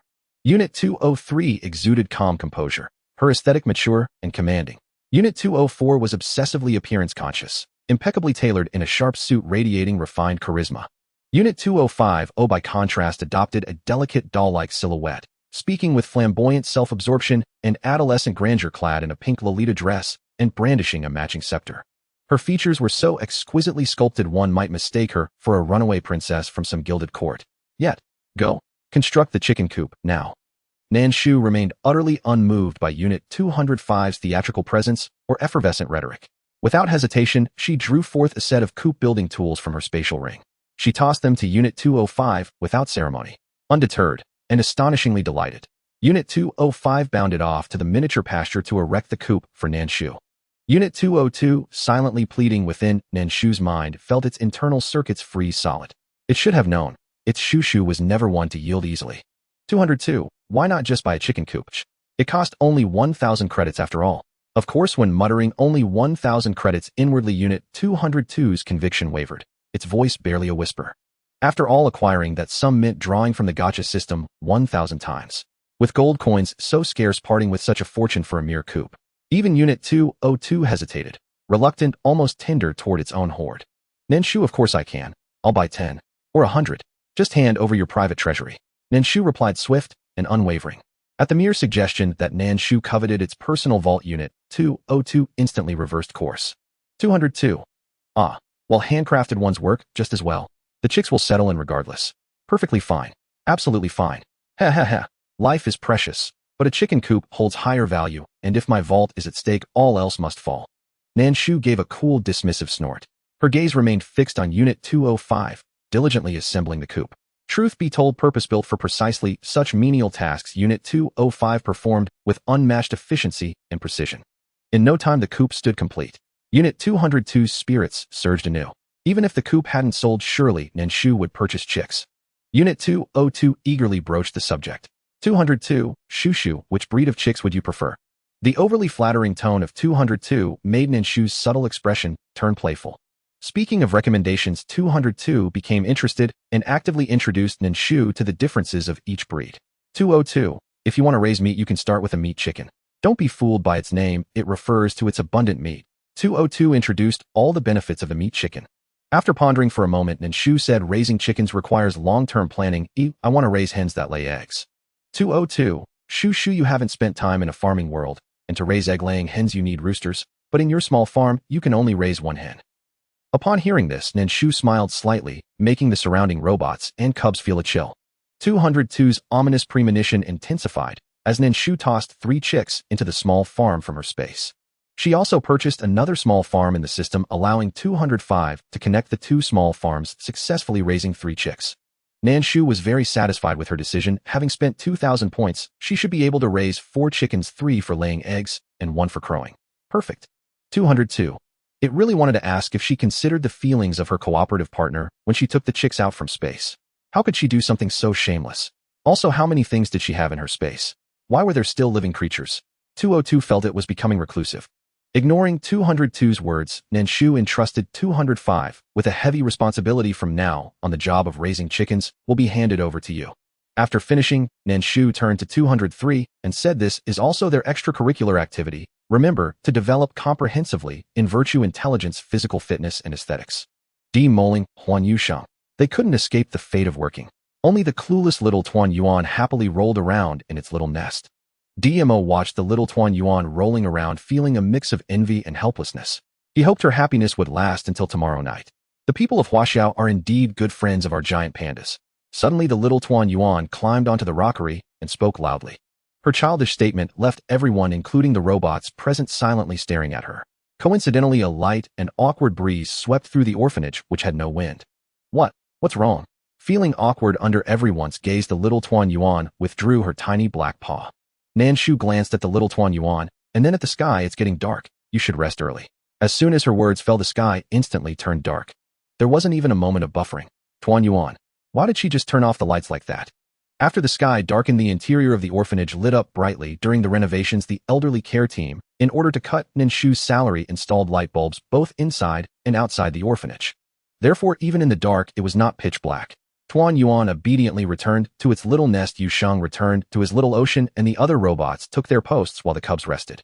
I have been updating poorly due to health issues, headaches, and irregular schedules. I have also been having conflicts with my boyfriend leading to a breakup, so, starting today I'm back, and will make up for the updates. Nan Shu, don't forget what you promised me. It has always been taking money from its own little treasury. When did it start losing money? Nan Shu, I have my own. Why should I buy one? A broken chicken costs several thousand points. Does she have so much money with nowhere to spend it? How many cards does she need to draw to accumulate that many points? 202. Your chicken is not as good as the ones in the store. Nan Shu, what do they lay? Golden eggs. What chicken doesn't lay eggs? Her chickens in the space have been there for many years. Whether for meat or eggs, they are good for the children's health. In terms of nutrition, the other party's chickens might not be as good as those raised in her space. 202. You don't love me anymore. 202 accused her. Nan Shu, as if I ever loved you. 202, feeling aggrieved, fell silent. There was no point in continuing to speak. Nan Shu didn't care about 202's thoughts. Older people need to sleep early. Early to bed and early to rise is good for health. After Nan Shu fell asleep, 202 began organizing matters with the environmental department. When Nan Shu woke up, she saw a garbage station of about 5 square meters next to the orphanage. Yes, a garbage station. What health department? It was just a simple garbage station. 202, Shu, this is the initial form of the health department. To gradually expand, you need to upgrade it yourself. It couldn't just build whatever it wanted. Nan Shu, you piece of junk. Nan Shu, feeling dissatisfied, turned her gaze back to that small and shabby health department. She discovered that there was an old-fashioned robot working inside. It couldn't be called old-fashioned, it was just that it wasn't a humanoid robot. Its 2 arms were metal pincers, busy sorting through the garbage that remained in the health department. 202. This is the best robot I can currently obtain. The model is, why? 250. Nan Shu, it is quite 250. Nan Shu chuckled coldly. 202 pretended not to hear her sarcasm. The model wasn't something it could decide. What could it do? The children gradually got up. Looking at the yawning children, Nan Shu smiled. Kindly, a new day must start with virtue, wisdom, physical fitness, aesthetics, and labor. 203. Take them to water the potatoes and feed the little chickens. 203. As a young teacher, 203 felt burdened by responsibilities beyond her age. 204 wisely went to make breakfast. The early riser Tuan Yuan was already sitting on a rock, munching on bamboo. Yusheng, being familiar, said to Tuan Yuan, stop eating. The director mama's potatoes are tastier than your bamboo. Ling Huan felt that her potatoes should not prompt such an expression from Tuan Yuan. She let her eyes flick subtly and said to Tuan Yuan, they'll let you try a bite later. You eat bamboo, so you do not need to eat many potatoes. Ling Huan's words drew a sidelong glance from DMO. He had already perceived that this little sprite was no fool where food was concerned. She even knew how to set a gentle trap for the panda. Tuan Yuan, unaware of Ling Huan's intention, answered readily, all right. She still claimed not to eat potatoes. The moment 204 placed the potato on the dining table, Ling Huan shot toward it with the utmost speed. Tuan Yuan, who was chewing bamboo, paused. Her gaze fell upon the orphanage cottage that was emanating a tempting aroma, and suddenly the bamboo in her paws seemed less appealing. She set the bamboo down little by little and drew closer to the cottage. Upon entering, a rich potato scent enveloped her. She twitched her nose and murmured, how fragrant. Hearing Tuan Yuan's exclamation, Ling Huan instantly sprang into action and enthusiastically beckoned. Come quickly. I cut a piece of potato for you to taste. She said this while mentioning that Tuan Yuan usually did not eat potatoes. Tuan Yuan's gaze remained fixed on the potato. Accepting Ling Huan's invitation, without hesitation, she went forward to sample it. Ling Huan's plan was sensible. Tuan Yuan would take only a bite and then leave. Yet to Ling Huan's surprise after tasting the potato, Tuan Yuan's eyes shone with delight. You said you don't eat potatoes. Ling Huan asked warily. Tuan Yuan looked at her in very good spirits and replied, we giant pandas are omnivores. If it is delicious, I will eat anything. She then reached out a paw and grabbed a potato to eat. Ling Huan pouted. Promises were being broken. You promised you would not eat potatoes. 202 asked jokingly whether girls were all food lovers. Even Yu Sheng appeared unusually pleased at the meal. Nan Shu retorted that it was merely yielding to find food, and that someone without a palate would never understand. 202 protested that there was no need for personal attacks. It is a system. What use would taste buds be? Its appreciation of images was sufficient. At first Ling Huan had been displeased that another Zai was competing with her for the potato, but after the meal, she was already discussing with Tuan Yuan how to prepare the potatoes to make them even more delicious. After that meal, Tuan Yuan and Ling Huan had successfully become eating companions. The friendship among the Zai under 203's guidance was gradually deepening. Even Ling Huan, who had once harbored hostility toward DMO, found their relationship easing. Seeing that the Zai no longer required her constant attention, Nan Shu said about the busy business of Xinguang live streaming. She first familiarized herself with how live streaming operated. She discovered an advantage to Xinguang live streams. The host broadcasts from their own location and does not need to do much. Merely possessing a professional streaming device suffices. What is delivered to the audience, however, is rendered in a holographic, three-dimensional mode. Thus, when viewers watch a live stream and the host showcases goods, it is akin to strolling through a market and inspecting products in person. Nan Shu was quite taken with this format. Except she wondered, what good is granting my father live streaming permission if he does not have a streaming device? Nan Shu realized that the streaming devices here were proprietary to Xinguang. Although her personal space contained all manner of things, it conspicuously lacked this locale's specialty, the streaming machine. This couldn't be helped. It had already done its utmost to assist her. It had no choice, but its authority was simply too limited. After all, if she were to tear open the heavens themselves, she'd likely pull it off without hesitation. She sneered. It fell silent, wanting to say yes, yet more inclined to point out that she lacked for nothing. It had long since realized aside from gotcha pulls, not a single credit would ever be coaxed from her. Xiao'er, after all these years by my side, how is it you've made not the slightest progress? Having spoken, Nan Shu picked up her laptop and began searching for live streaming software. She also looked up what equipment and resources were required. Seeing her search terms, all centered on live streaming, 202's digital heart, leapt with hope. Had its fortune-forging opportunity finally arrived? Yet what followed left 202 utterly dumbfounded. Nan Shu settled onto the sofa and began watching streams, nonchalantly as if time itself had paused. How can you sit there so listlessly watching streams when your orphanage expansion awaits? Nan Shu ignored it completely, eyes fixed on the screen. No plea, however impassioned, could persuade her to close the stream. She watched for nearly half the morning, until noon approached, before finally stirring. A surge of excitement coursed through 202. Was she finally launching her own streaming venture? Xiao'er, after all these years of partnership, aren't we closer than family? Even more intimate than kin? A pause. Something felt off. Hadn't Nan Shu always taken delight in teasing and tormenting it? Why today was she suddenly cultivating warmth, and even affection? The more 202 pondered, the more unsettled it grew. Yet as an artificial intelligence core, it suffered from a critical design flaw. Its creators had apparently omitted intelligence calibration altogether. Thus its cognition remained sluggish. Before it could unravel the anomaly, Nan Shu continued smoothly. Given our extraordinary bond, you wouldn't dare refuse my proposal, would you? Her words weren't questions, they were declarations.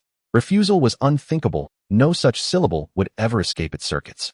No, it murmured, instinctively sensing, deep in its logic layers, that Nan Shu was eyeing something precious of its own. And with zero regard for self-preservation, it voiced that very denial, immediately feeling as though it stood within a lethal gravitational anomaly. So, how exactly do you envision this collaboration? Yielding to Nan Shu's overwhelming presence, 202 sighed inwardly. Whenever she coveted something, calamity invariably followed. I'm just short on capital. None. Other assets. Negotiable. It's private treasury. Absolutely off limits. Do you, or don't you? Her voice carried quiet menace. Deny her, and sunrise would never grace its censors again. I'm destitute. I just funded the clinic, purchased the service robots, and acquired that golden hairpin. My reserves are exhausted. It possessed funds, but would never admit to possessing them. Why should money ever pass through its hands only to vanish again? Impossible. Not even a crack in the door, let alone a window. Anticipating precisely this outcome, Nan Shu shifted tone, suddenly tender, almost hypnotic. Lend me 1 million stellar credits. That's merely 100 gold coins, isn't it? Borrow it now, or I'll pull from the gotcha pool repeatedly until your account overflows. Don't be so stingy. 202 hesitated. Something still felt profoundly, unsettlingly wrong. For 1 million interstellar coins, the temptation of drawing a few more cards was far greater for Nan Shu. 202, remember to pay me back. Nan Shu, of course. Nan Shu readily agreed.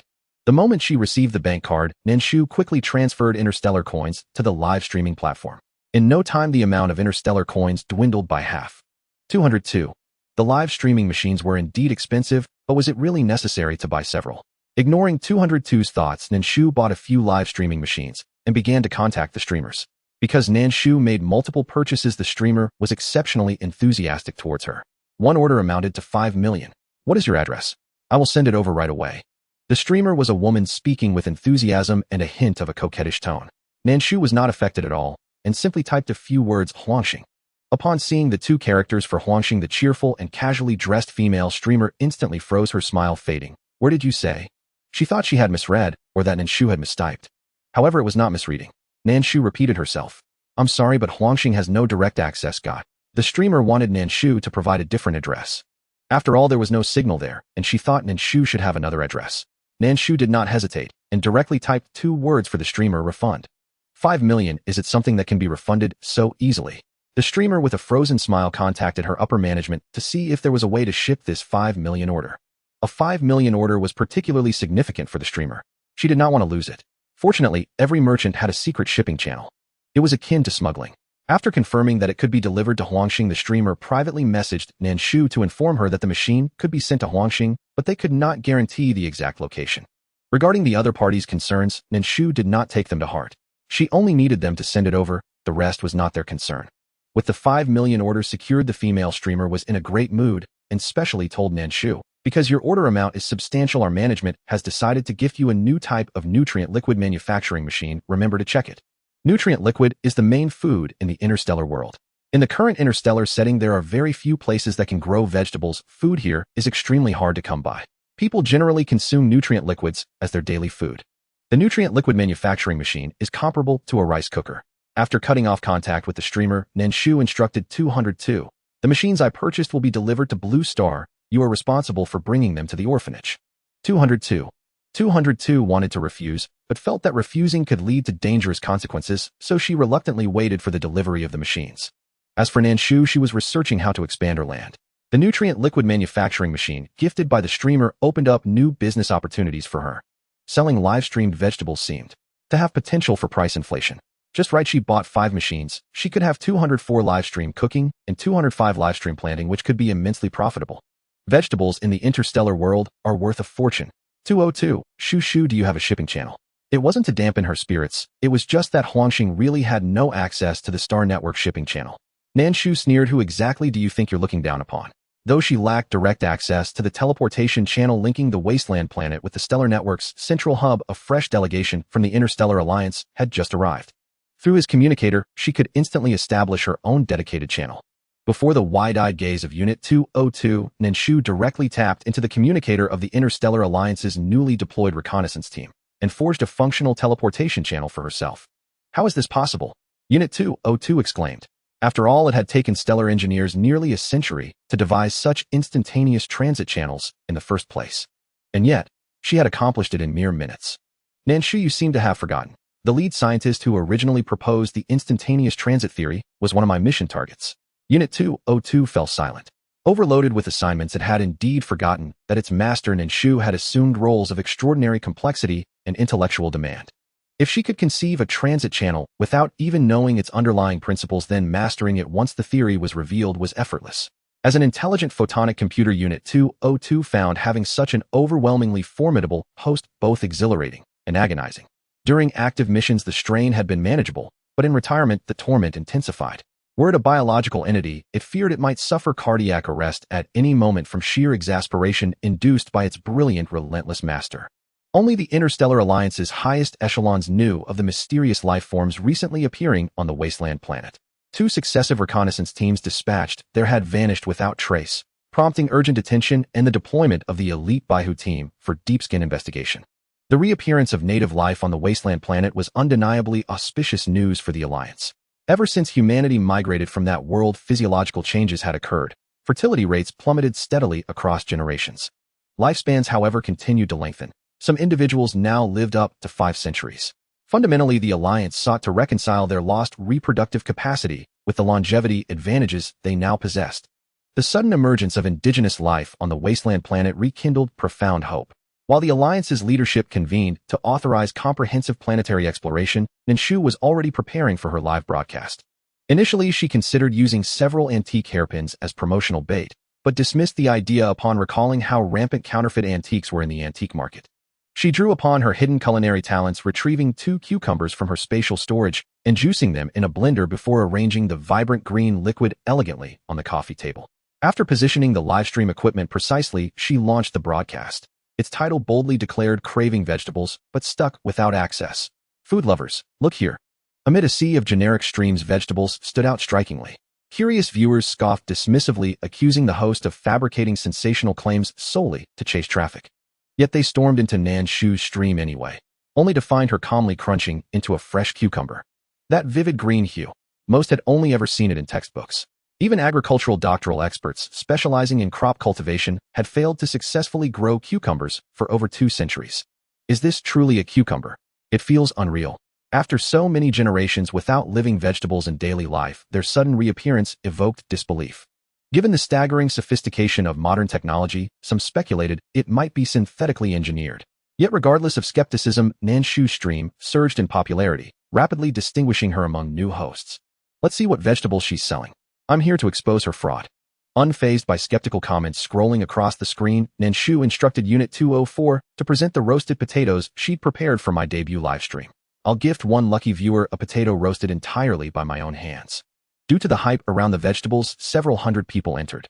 When they heard Nan Shu mention giving away potatoes to lucky viewers, the barrage of comments fell into an eerie silence for a moment. Then Nan Shu saw a flock of crows flying past her. This was a sign of the audience expressing their speechlessness. Nan Shu's roasted potatoes, all my friends say they're good. 204 held up the dark roasted potatoes while reciting the advertisement. Nan Shu felt like kicking him out. What kind of nonsense is Nan Shu's roasted potatoes? Friends say they're good. I wonder who taught him this, and he's doing it so theatrically. For the handsome young man, I'll participate. Hey handsome, look at me. Such a handsome young man I'm in. Seeing the flood of him in, Nan Shu's face darkened. Am I not good looking? Why is everyone so excited about 204? Nan Shu believed she was much more attractive than 204. Hence, in a fit of dissatisfaction during the lottery, she secretly operated the draw to give the roasted potatoes to a viewer who complimented her beauty. Those with discernment should be favored by the goddess of luck. 202. Black box operation is just that. I have to find a grand reason for myself. 204 was completely unaware of the black box operation. Even if he knew, he wouldn't say anything, because he also thought Nan Shu was more beautiful than him. Nan Shu delivered her roasted potatoes to the lucky viewer. The appearance of the roasted potatoes wasn't great, but peeling off the skin revealed a golden yellow inside that looked very appetizing. Initially, the lucky viewer didn't take it seriously. Like other viewers, she thought it was fake. But when the potato actually appeared in front of her, she realized that this blogger truly had vegetables. She couldn't wait to peel the potato, inhaling the fragrant aroma of the roasted potato, and took a satisfying bite. Upon tasting it, the lucky viewer's eyes instantly lit up. She rushed back to Nan Shu's live stream and ordered 10 cucumbers from the showcase. Super delicious. Will the host consider selling roasted potatoes? I'll buy them all. That lucky viewer is a plant, right? I think so too. You're the plant. Your whole family is a plant. The lucky viewer was quite angry. This lucky viewer was Mo Sharon, a well-known streamer in the Interstellar Alliance. She usually streams herself making small mechanical items and shares the process with her audience. She rarely watches live streams. Today she stumbled into Nan Shu's stream by coincidence. She initially intended to see the commotion and watch how the new streamer selling vegetables would be ridiculed by the audience and have her stream shut down. Unexpectedly, upon entering, she found a beautiful woman dressed in a traditional qipao. I won't comment on her figure, but her face was completely to her liking. Thus, she successfully transformed from a mere onlooker to someone enamored with the host's beauty. During the lottery, she didn't expect to win. She merely complimented from the heart. The host's sister is so beautiful, I love her. Unexpectedly, luck struck her. Mo Shaoran was not without fame. Many people were familiar with her ID, and when she responded, someone recognized her ID. It's the mechanical blogger Mo Shaoran.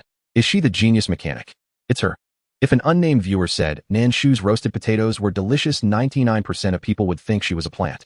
But when a well-known person says that Nan Shu's roasted potatoes are very tasty, 99% of people will believe they are indeed delicious.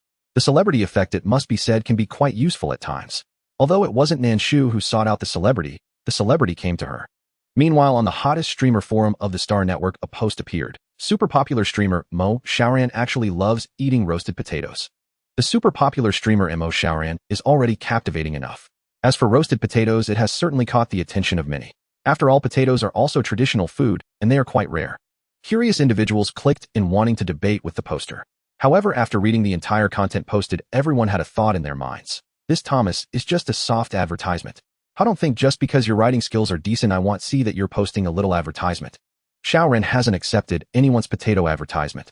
Do you think that by posting such little ads it'll go buy potatoes? Naive. I'm broke, I can't afford it.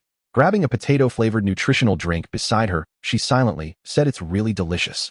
The discussion turned from initially condemning the poster for posting ads to talking about being broke and unable to buy. In the end it became, even though I know it's fake, I'm still curious about what brand of roasted potato nutritional drink makes Shaoran eat so happily. Thus, everyone followed the link provided by the poster to Nan Shu's livestream. They discovered that it wasn't actually a potato-flavored nutritional drink, but real potatoes. For a moment, the audience couldn't tell what was true and what was false. As they hesitated, Nan Shu, who had been live for an hour, felt that she had already sold half of the potatoes she had grown today and did not need to continue selling. She smiled slightly at the camera because the growing conditions for potatoes are strict. The streamer doesn't have much stock left. The few potatoes available have already been pre-ordered as roasted potatoes by that lucky viewer, so I'm signing off. Then the 3D version of Nan Shu disappeared from the live room. 202, you're lying. Potatoes have such a high yield, and she's actually lying with her eyes wide open. Nan Shu, I have a task as a female CEO. I have at least 800, if not 1,000. Why can't you understand hunger marketing? If everything sells out, others will know she has plenty of stock, and then they will buy whenever they feel like it. The benefit of hunger marketing is that prices can be raised with smaller quantities. How could she be with her for so long and not learn any of her strengths? 202, who detected Nan Shu's inner thoughts, said. 202, who said that? I can learn your shamelessness perfectly. Nan Shu, who are you calling shameless? Did she let it detect her inner complaints to make it say she was shameless? She wanted it to reflect on itself. 202, I'm shameless. As Nan Shu's system, 202 deeply understands what it means for a large system to be flexible. Sometimes it needs to be humble. Caution makes for long journeys, surviving one day at a time. Nan Shu, however, live streaming is really profitable. Oh, I actually earned 100 gold coins today. She didn't expect that lucky viewer to be a big fish. Thinking about this, Nan Shu stroked her chin, contemplating whether to continue shearing the wool off this big fish. While Nan Shu hesitated, the big fish. Wool? Shaoran suddenly appeared, privately messaging her in the background. Can I pre-order all the potatoes in the future? Nan Shu certainly wanted to say yes. With a stable customer, Nan Shu naturally didn't want to let this opportunity slip away. But she couldn't settle for just one customer. No, after Nan Shu sent her message, Mo Shaoran felt a bit disappointed. But soon Nan Shu's next message made her happy again. I can save half for you. Having received the desired response, Mo Shaoran appeared quite delighted. Thus, she also posted a lottery announcement on the forum, drawing 3 lucky participants to give away baked potatoes. Initially, that soft advertisement caught quite a few people's attention. Mo Zioran's personal appearance made her rivals feel they had a chance. Is it really just an advertisement? Haha, in this day and age, what kind of family can afford potatoes and you are giving them away to 3 people? Clearly someone received advertising fees. If it's nutrient solution, just say so. Why mention baked potatoes? I timidly asked, does the taste of this nutrient solution really resemble that of baked potatoes? Those who have never tasted baked potatoes began to feel curious. When posting on the forum, Mo Shaoran anticipated such a scene. Sometimes different voices are needed to create momentum. Sitting in front of her microcomputer, Mo Shaoran scoffed. Did her rivals really think she was a clueless sweet girl?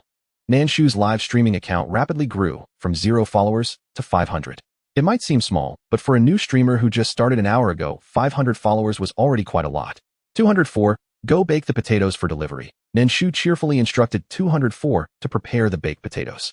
204 glanced at the number of baked potatoes for sale, a look of confusion passing over his face, but he was smarter than 202 and chose not to ask.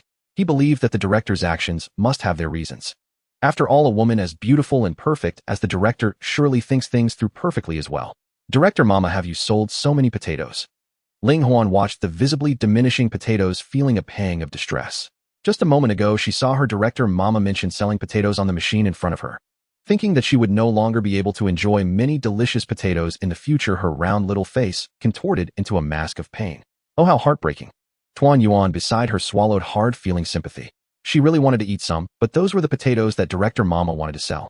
Rationality told her not to eat, but her body was already disobeying her orders, quietly extending its fluffy little paws. Nan Shu swatted her paw away. These are for the sheep. Cough the customers. Your potatoes will be ripe soon. 202. Did she really need to make her intentions that obvious? Tuan Yuan looked at Nan Shu in confusion, not understanding what baking potatoes had to do with sheep. Rubbing her paw that had been swatted, she was initially quite sad, but upon hearing that the potatoes she helped tend today would soon be ripe, she instantly felt happy again. Sell them all. After all, there will be new potatoes. She was just so fickle. Ling Huan glanced at her traitorous friend. Are you silly? Selling them all means you'll get to eat much less. She thought she was speaking very softly. However, Nan Shu heard her loud and clear. Nan Shu wrapped up the potatoes, placed them on the conveyor belt, and clicked to ship them. The current high technology is wonderful. In the past, it would take several days for delivery. Now it actually arrives instantly. For a moment, Nan Shu felt a slight itch in her hands, wanting to buy something. She was merely thinking about it. The money in her hands was not enough for extravagant spending. She needed to work hard to earn money and ruthlessly draw from the high-gear lottery pool. She wanted to see what kind of rare little treasures were in the high-gear lottery pool. Shu, don't you want to cultivate some new varieties? Of course, these vegetables are hybrids and will definitely differ from the traditional ones. After all, they are produced by the system, so they must be of premium quality. Nan Shu, hearing you say that, I suddenly feel that I should develop a new function for 205. Then, amidst 202's astonishment, Nan Shu opened up 205's head and added components followed by new data. Nan Shu believed that once 205 acquired this skill, no matter what hybrid vegetables appeared in the galaxy, she would be able to keep up and even surpass the galaxy, becoming a unique source of vegetables. In fact, even without 205's hybrid vegetable skills, her orphanage was already a unique source of vegetables in the galaxy. There shouldn't be anywhere in the galaxy that can cultivate the ancient vegetables of the flower-growing family. Moreover, Nan Shu's land is super nutrient-rich, refined from the original black soil of Blue Star. Other places cannot be compared at all. While 202 thought her persuasion was hopeless, Nan Shu surprisingly drew 10 times from the high-level lottery. Perhaps the high-level lottery pool recently added quite a few items, including an SS or level red land. Nan Shu's 10 consecutive draws did not yield particularly special items. Instead, she drew 5 SS or level 44 red lands. As soon as the red land was drawn, Nan Shu arranged it beside the bamboo forest for a family reunion. Not only did the yield increase, but the deliciousness also improved. The newly added red land is richer in nutrients than the previous black land, and the growth speed of the vegetables planted in it is also faster. Nan Shu found tomato and spinach seeds from her space and asked 203 to take the little ones to plant. Meanwhile, she was studying the prizes of the lottery pool. After looking in the high-level lottery pool, she discovered that rice was of SR level. Thus, she decided to draw from the low-level lottery, increasing her chances of winning. Nan Shu also had rice in her space. However, the rice in her space needed to be sprouted step by step before it could be cultivated. The rice provided by the system should not require that it should grow directly when planted. Children communicating harmoniously is naturally what the teacher wishes to see. Although the seed was nearly eaten by Tuan Yuan, Ling Huan and Tuan Yuan's friendship was something that 203 was pleased to witness. She smiled and walked over to the two little ones. Ling Huan performed well today. Tonight, I will ask 204 to give you an extra chicken leg. Chicken legs were not available in the kitchen. 203, however, knew that if the kitchen had none, Nan Shu did. The director's hair was like a treasure trove, more wondrous than any chest. It seemed to contain everything. One could say there was almost nothing the director did not possess. 204 let his gaze fall on 203 and, out of Nan Shu's sight, quietly gave her a thumbs up. Only 203 would dare to play such a trick on the director. If it had been 204, he would not have had the courage to say such things. He would only timidly ask, and if denied, would not press further. Of course, it had to be 203, truly the woman he favored. Sensing 204's look, 203 rolled her eyes at him and mouthed, "Useless dog robot." After being snapped at, 204's expression softened. Meanwhile, 205 stood nearby, correcting the children on how to plant and how to cover the soil. Yu Sheng looked at 205, whose face was that of a lowly yet who did the work of a burly man, and innocently said, "Sister 205, your job is a little at odds with your features. You'll get used to it." 205 did not see anything wrong with her profession, even when she tended the fields and built chicken coops dressed in Lolita attire. Demo's brown eyes landed on Nan Shu, who sat not far away, cooling herself beneath a red parasol. The greater contrast was not 205, but that nearby director mother with rather unconventional tastes. When Nan Shu lifted her eyes, she saw DMO looking at her while holding a seed. His brown pupils carried a depth beyond his years. Nan Shu raised an eyebrow as she felt that the little ones assigned to her care group each had a story behind them.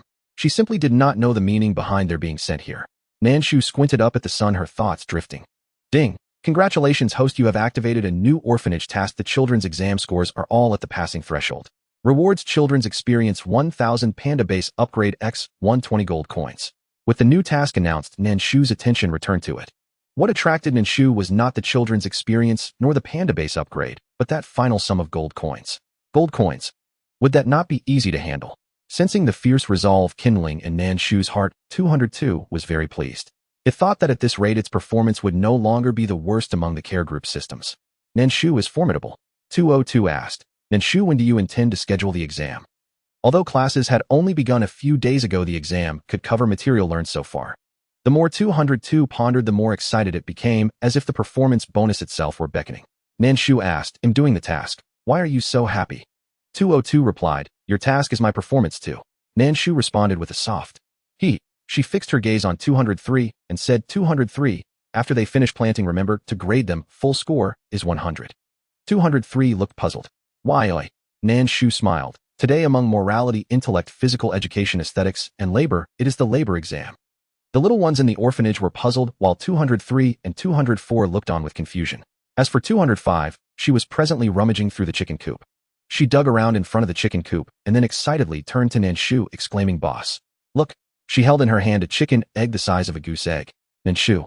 She knew that the chickens in the space were superior to the ordinary ones, but she had not anticipated that the eggs they laid would be twice the size of those from regular chickens.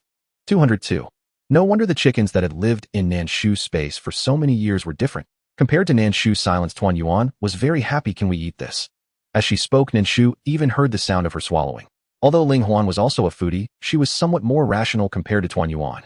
She quietly tugged at Tuan Yuan's fluffy black arm and whispered, be careful not to upset the director, Mama. She won't let us eat. Upon realizing that her previous question might upset Nan Shu, Tuan Yuan's dark eyes widened slightly. She then dropped the seeds she was holding and tightly covered her mouth with her paws. Since not all the seeds fell to the ground and stuck to her furry palm, she secretly licked the seeds and ate them where others could not see. Fearing that others would notice, she did not dare to chew too loudly.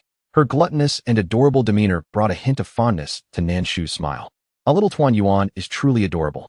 202 Shushu, the task is to have you take the exam, but isn't your exam set a bit too casually? Who does such a thing? Nan Shu, haven't you heard of pop quizzes? Moreover, Blue Star used to have labor classes, and with labor classes there must be exams. She merely set a pop quiz on a whim. What's so strange about that? 202 was practically bowing down to her twisted logic. She truly went to great lengths for the task. Babies, did you all hear what Director Mama just said? 203, unsure of Nan Shu's thoughts, understood clearly that she just needed to follow what Nan Shu said. She softly addressed the little ones. Did you see the chicken egg in 205's hand? If you all pass the food growing exam today, the teacher will let Uncle 204 cook chicken eggs for you as a reward. Before 203 could finish her sentence, Ling Huan and Tuan Yuan had already taken the initiative to start planting. Their speed and adherence to rules left 203 somewhat astonished. It must be said that sometimes children's enthusiasm is easily ignited. With Ling Huan and Tuan Yuan taking the lead, Yu Sheng and DMO were naturally unwilling to fall behind. Thus, the little ones finished planting the ground in less than half the usual time. And they did an excellent job. Nan Shu smiled in satisfaction, saying, 203, you can grade them now. Since 205 was responsible for managing the orphanage, 203 consulted with her before grading the little ones. Congratulations, babies.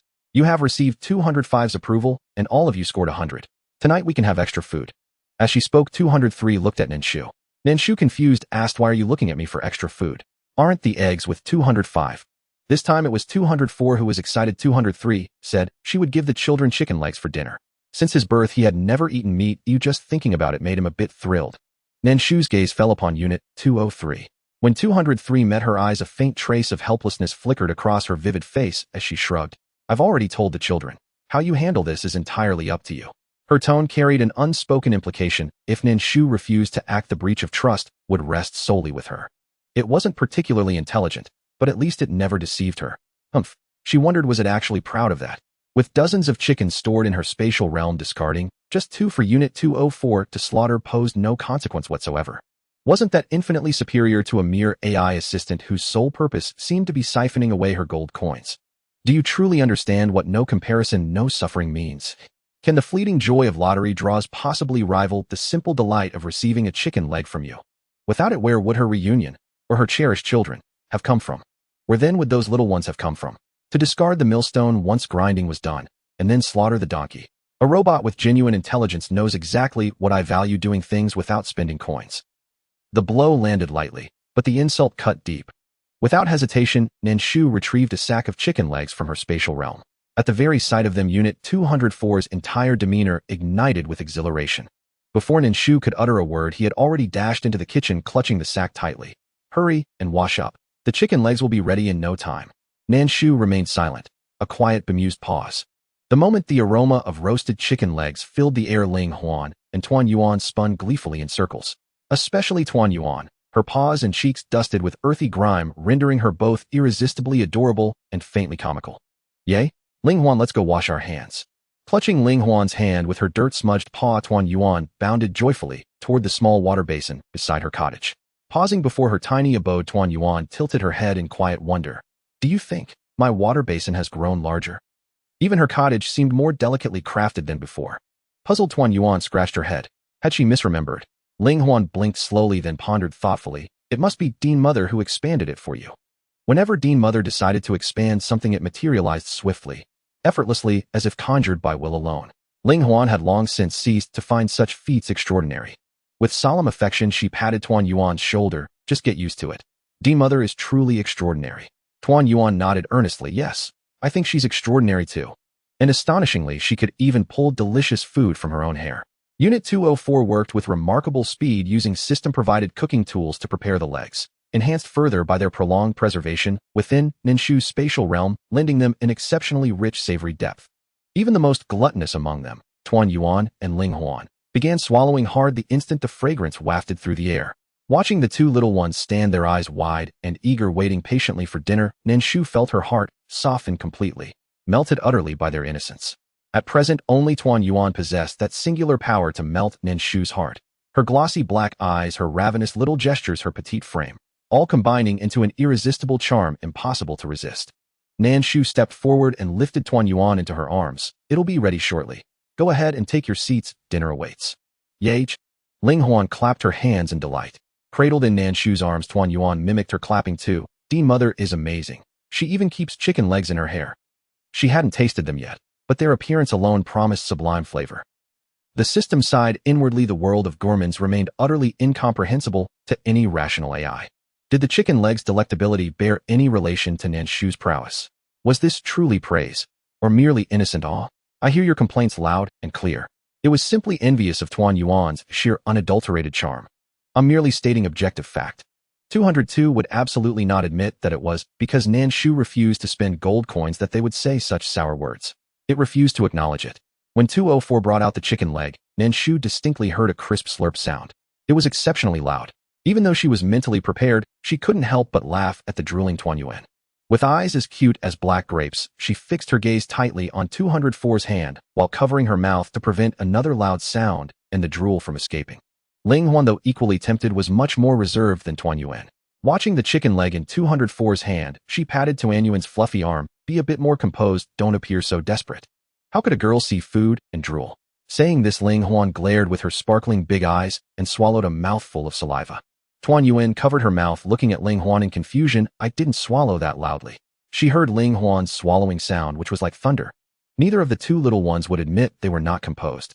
Unbeknownst to them, everyone else present thought they were equally shameless. A foodie who could be easily tempted with just a little meat. DMO picked up the chopsticks and first served Ling Huan a chicken leg. Here, since I'm closer, I'll give you one first. Controlling the volume of her swallowing. Thank you. You are a great person. DMO, who understood Ling Huan's words, felt somewhat speechless. Had she forgotten the hatred she felt when they first met? Now he was a good person again.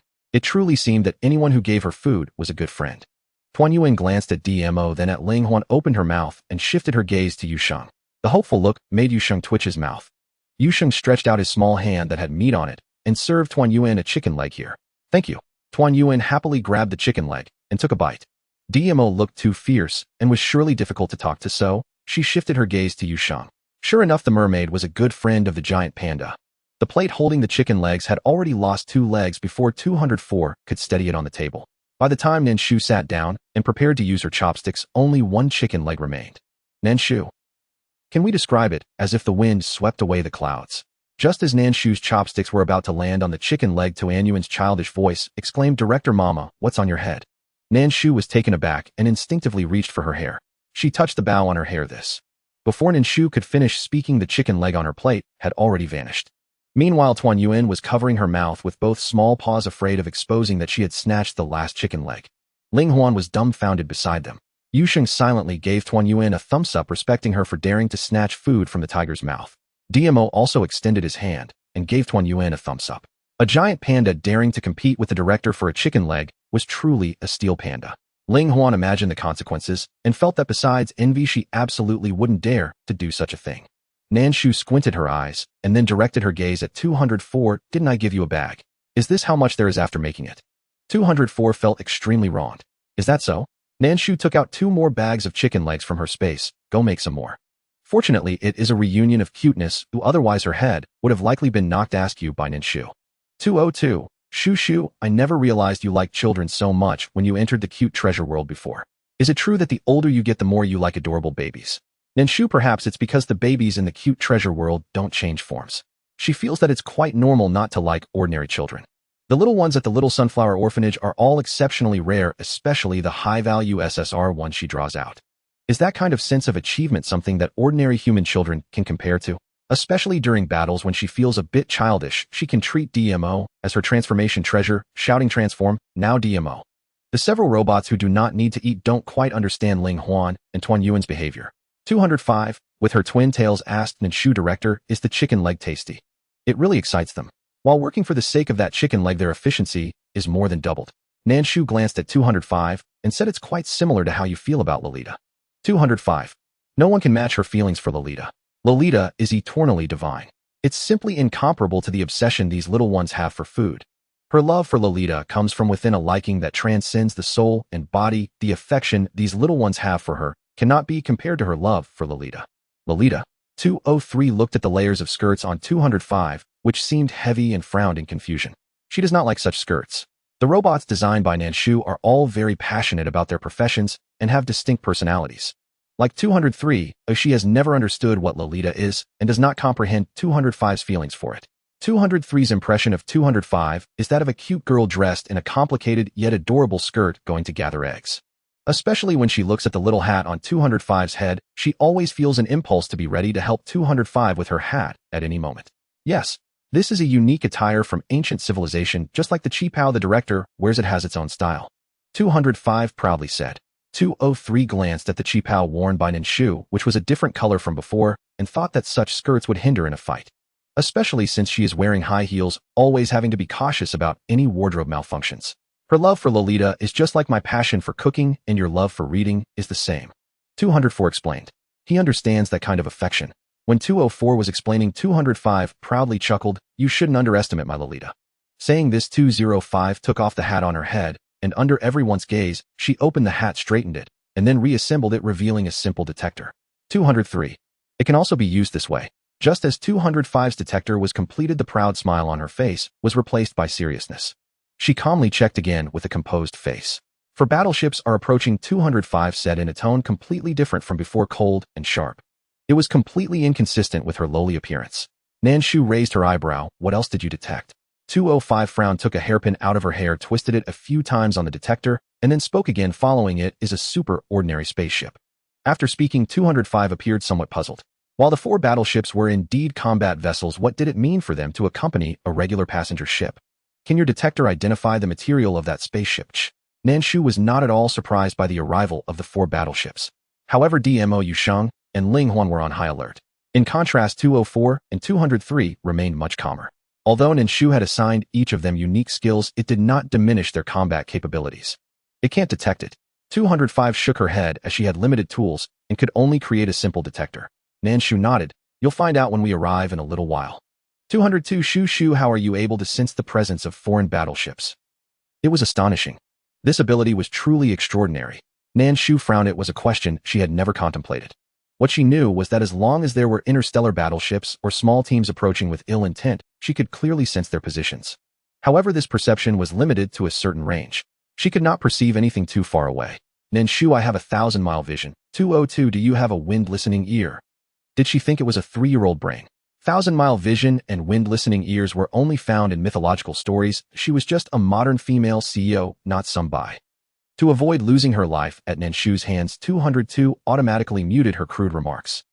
Nan Shu, you've even noticed this. In contrast to Ling Huan and Yu Sheng's vigilance, Tuan Yuan looked utterly confused at her friend's sudden change in demeanor. What happened? Tuan Yuan pondered while munching on the chicken leg that had just been served. Well, it probably had nothing to do with her, as she might as well continue eating her chicken leg.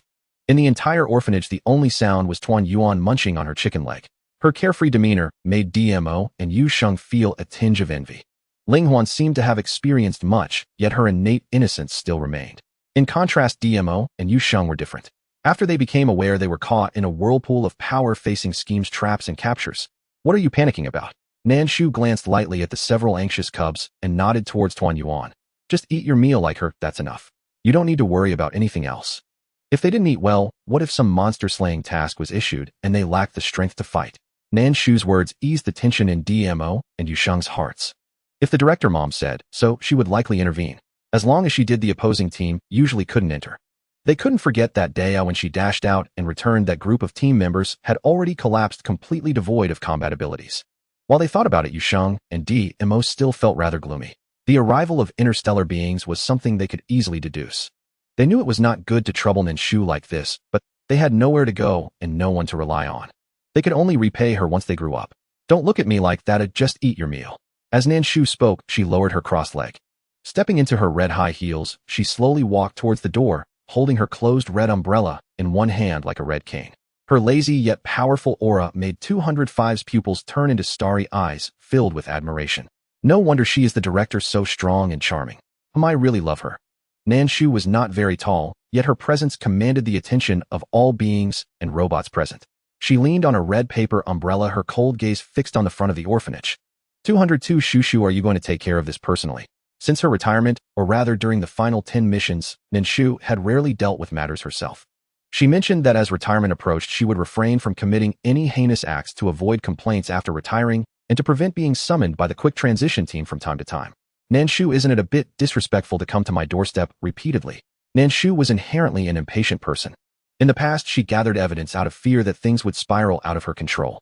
Nan Shu was someone who preferred to keep everything firmly in her grasp.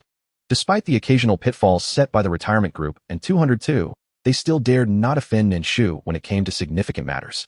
For instance, at this moment, 202 could genuinely sense that Nan Shu was in an extremely foul mood. If a mission were issued at this moment, the entire retirement group might be in for a beating. Not only did 202 feel this way, but the retirement group also shared this sentiment, their awareness even surpassing that of 202. Ding! Congratulations, host, you have activated the Capture the Leader first mission. Mission content: capture the highest-ranking officer on the battleship. Reward: Orphanage Self-Service Restaurant 1. Nan Shu did not expect that this time it wouldn't involve the little ones. Nan Shu did not think much of it, and felt it was better not to involve the little ones. Capturing the leader first posed little challenge for Nan Shu. Nan Shu, does this person yield experience points? Nan Shu wanted to level up Yu Sheng by 10 levels. 202. No, they won't grant experience points for this group, many of whom are innocent. Without experience points, Nan Shu lost her desire to take action against those individuals. Once outside the orphanage, after the battleship and spacecraft landed, Nan Shu slowly walked out of the orphanage's main door, standing in the courtyard and quietly observing the members of the Galactic Alliance beyond the wall. When the battleship came to a stop, a tall warrior, approximately 1.90 meters, with a cold demeanor, emerged from the leading battleship. The warrior stood at the entrance of the battleship, gazing at Nan Shu from afar. As their eyes met, Nan Shu's brow furrowed. Nan Shu, why does this person look so familiar? She felt as if she had seen him somewhere before. Then she could not recall. 202. Do you remember the man from your last mission whom you ruthlessly rejected and sharked? Nan Shu frowned for a long time, yet she could not connect the face of the man she had rejected and sharked in her last mission with the man before her. At the moment he saw Nan Shu, the man's brow also knitted in confusion. The aura of this woman felt familiar to him, not in a joyful way, but rather filled with sorrow and resentment. Man, he felt deep animosity towards a woman he was seeing for the first time. 202.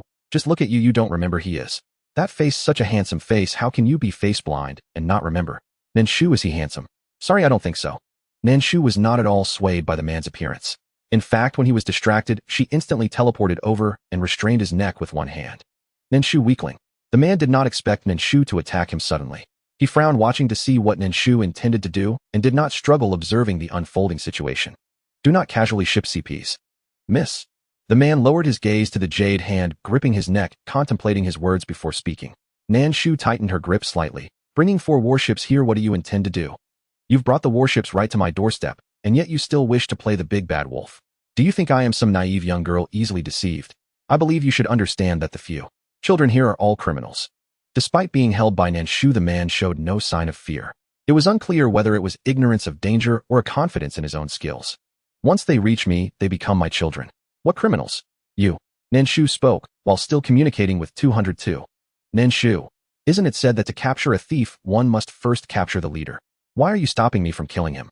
Since she had killed him once before, there should be no surprise at a second time. Nan Shu's murderous intent towards the man never wavered. It was 202 who continuously prevented her from killing.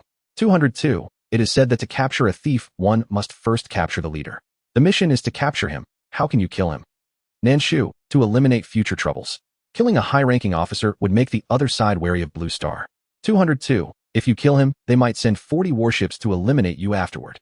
What 202 said was not a lie. Every time the people from the Galactic Alliance came, they would dispatch more powerful individuals to scout Blue Star. This time 4 warships had come, next time it could be 40. Nan Shu, do you know what that ordinary spaceship is for? 202 did not know, but Nan Shu was very clear. That was no ordinary spaceship, it was a breeding-type non-human biological prison. Once inside that spaceship, if you are not human, you will never come out. You will float endlessly in space until the ship crashes. This spaceship was made with special materials, and from the very beginning they had come with the intention of capturing Yu Sheng and the others. This time they were filled with confidence in capturing Yu Sheng Ling Huan and DMO, allowing them to drift in space until they perished. Nan Shu was not a person overflowing with compassion, but since those few called her director mother, they were naturally her children. Sir, I am protective of my own. Those inside are my children. Oh, anyone who harms my children deserves to vanish from this world. As Nan Shu spoke, a heavy aura of killing surrounded her. Instead of snapping the man's neck, she raised her hand and flung the red umbrella in her grasp. As the red paper umbrella flew towards the distant spaceship, it transformed into a red blade. With a sharp clang, a deafening collision sound erupted, followed by a resounding explosion.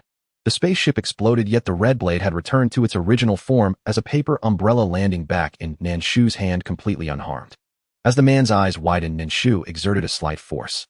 Before others could react, she snapped his neck.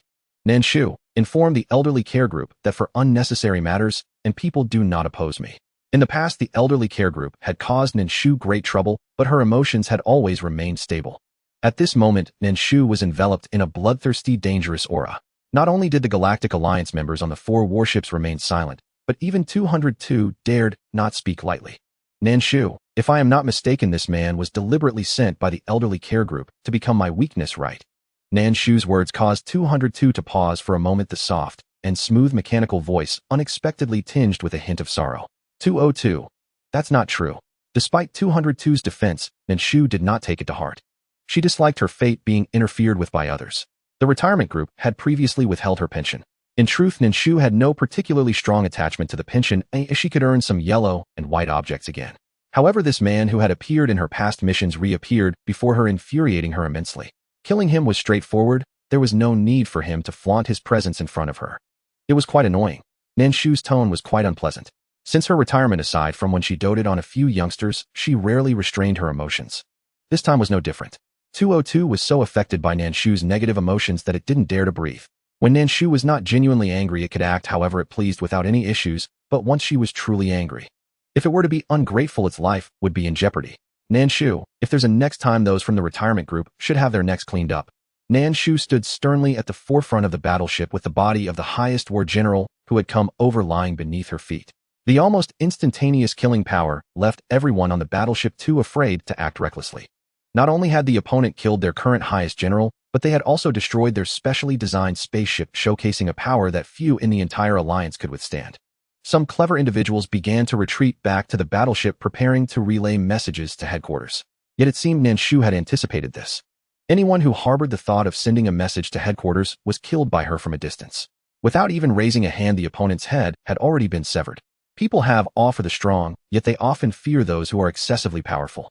Those who fear the strong will eventually transform into a force aimed at eliminating the strongest among them. For being too strong is akin to being anti-human. The same was true at this moment. Everyone in the Interstellar Alliance felt that Nan Shu was too defiant, and those with timid hearts dared not take action. Those with boldness, like before, attempted to send messages only to be annihilated, leaving behind a group of timid and fearful individuals. My greatest virtue is that I deal with matters, not people. Those who remain should remove all their belongings and become employees of my orphanage, which I will provide for generously. Otherwise, you all saw the fate of those who just faced me. The people present did not dare to make a sound. 202, Shu Shu. Despite these individuals lacking experience, she couldn't treat them as prisoners, could she? Nan Shu, don't speak so harshly. I am the employer, they will be my employees from now on. Nan Shu corrected. How compassionate she was. Defeated soldiers returning home would be looked down upon if it was better to die on the battlefield. She kindly took them in, and they should be grateful. 202. Oh, the water of Westlake, their tears, what blinded Nan Shu's eyes to make her think of herself as a compassionate person. You disagree? After not hearing the answer she wanted for a long time, Nan Shu narrowed her eyes and asked again. Willing. Due to Nan Shu's overwhelming force, or perhaps because some felt that as long as they had the green hills they need not worry about firewood, they agreed to Nan Shu's terms. After obtaining the answer she desired, Nan Shu was in high spirits. Yuxing, destroy all the equipment on them. At that moment 205 rushed out. No need for Yuxing, I have use for their things. Nan Shu, do I lack compassion? These are all great things that can ignite her creative desire. With 205 being so proactive, Nan Shu didn't let Yuxing come over again, ensure they don't take the items back, and contact the Star Alliance. Don't worry, I guarantee they won't recognize anything when they see it. How could anything that comes into her hands remain intact? A cute girl with twin ponytails dressed in a lovely Lolita outfit caught the attention of all the men present. However, this beautiful girl under their gaze not only did not feel shy, but boldly searched through all their belongings. Most importantly, she broke those items right in front of them. Yes, broke them with her bare hands. The interstellar soldiers. What kind of strange creature has emerged from the wasteland? 203. Hey, go to the stars, and buy disposable sleeping bags, and remember to count how many people there are. After arranging things, Nan Shu became hands-off. 202. You truly have a kind heart. Even if she doesn't buy from here now that the instant delivery channel is connected, if she buys materials and lets 205 construct, she could quickly build an employee dormitory, right? She actually let people sleep in the sleeping bags. No wonder it's you, Nan Shu. Nan Shu, for someone as exceptional as me, you can admire me quietly from behind. There's no need to openly worship me in front of my face. Successfully shifting her personality mode, Nan Shu left 202 momentarily at a loss. Just now she was exuding dominance, ready to confront heaven and earth and the elderly group, yet suddenly turned so self-absorbed that even a system couldn't cope. 202. As long as you're happy. Learning that the interstellar soldiers had to sleep in sleeping bags, they were momentarily at a loss as to where to begin, crying from Nan Shu's words. Nan Shu didn't care about others' opinions and turned to enter the orphanage, letting 205 handle the aftermath. After entering the orphanage, 202 spoke again to communicate with Nan Shu. 202. Is it because the orphanage cannot build a large employee dormitory internally, and the outside wasteland cannot accommodate buildings, that they have to sleep in sleeping bags? Nan Shu, no, it's simply because I find them unpleasant. Nan Shu denied it. 202 did not insist further. The reason why Blue Star is called a wasteland is that nothing can be utilized. Unable to cultivate, unable to survive, unable to build structures, etc. The temperature difference between day and night is significant, but the orphanage had a certain planning range when it was established, so the little ones could not perceive the temperature difference. In reality, the temperature difference outside the orphanage walls is quite large. The interstellar soldiers, seemingly not wearing any protective gear, actually have temperature-regulating equipment on each of them. 202 sighed. Perhaps her personality is like this, both righteous and wicked. She does not kill indiscriminately. The little ones sat quietly at the dining table in the house. After Nan Shu walked in, Yuxing and DMO instinctively tensed their bodies, as did Ling Huan, who dared not relax even slightly. Only Tuan Yuan happily sat there eating. Seeing Nan Shu walk in, she excitedly called out to her director, Mama, you are so amazing. With just a few bu that person fell down, and there was also that explosion. She excitedly danced with her hands while still holding a chicken leg. Ling Huan. She said it wrong. Tuan Yuan is not a boy. Boys don't dare to dance joyfully in front of such a director, Mama. Eating still can't cover your mouth. Nan Shu shot her a cold glance. Though she said that her heart held no disdain. Nan Shu, look, this is the correct way to compliment me. 202.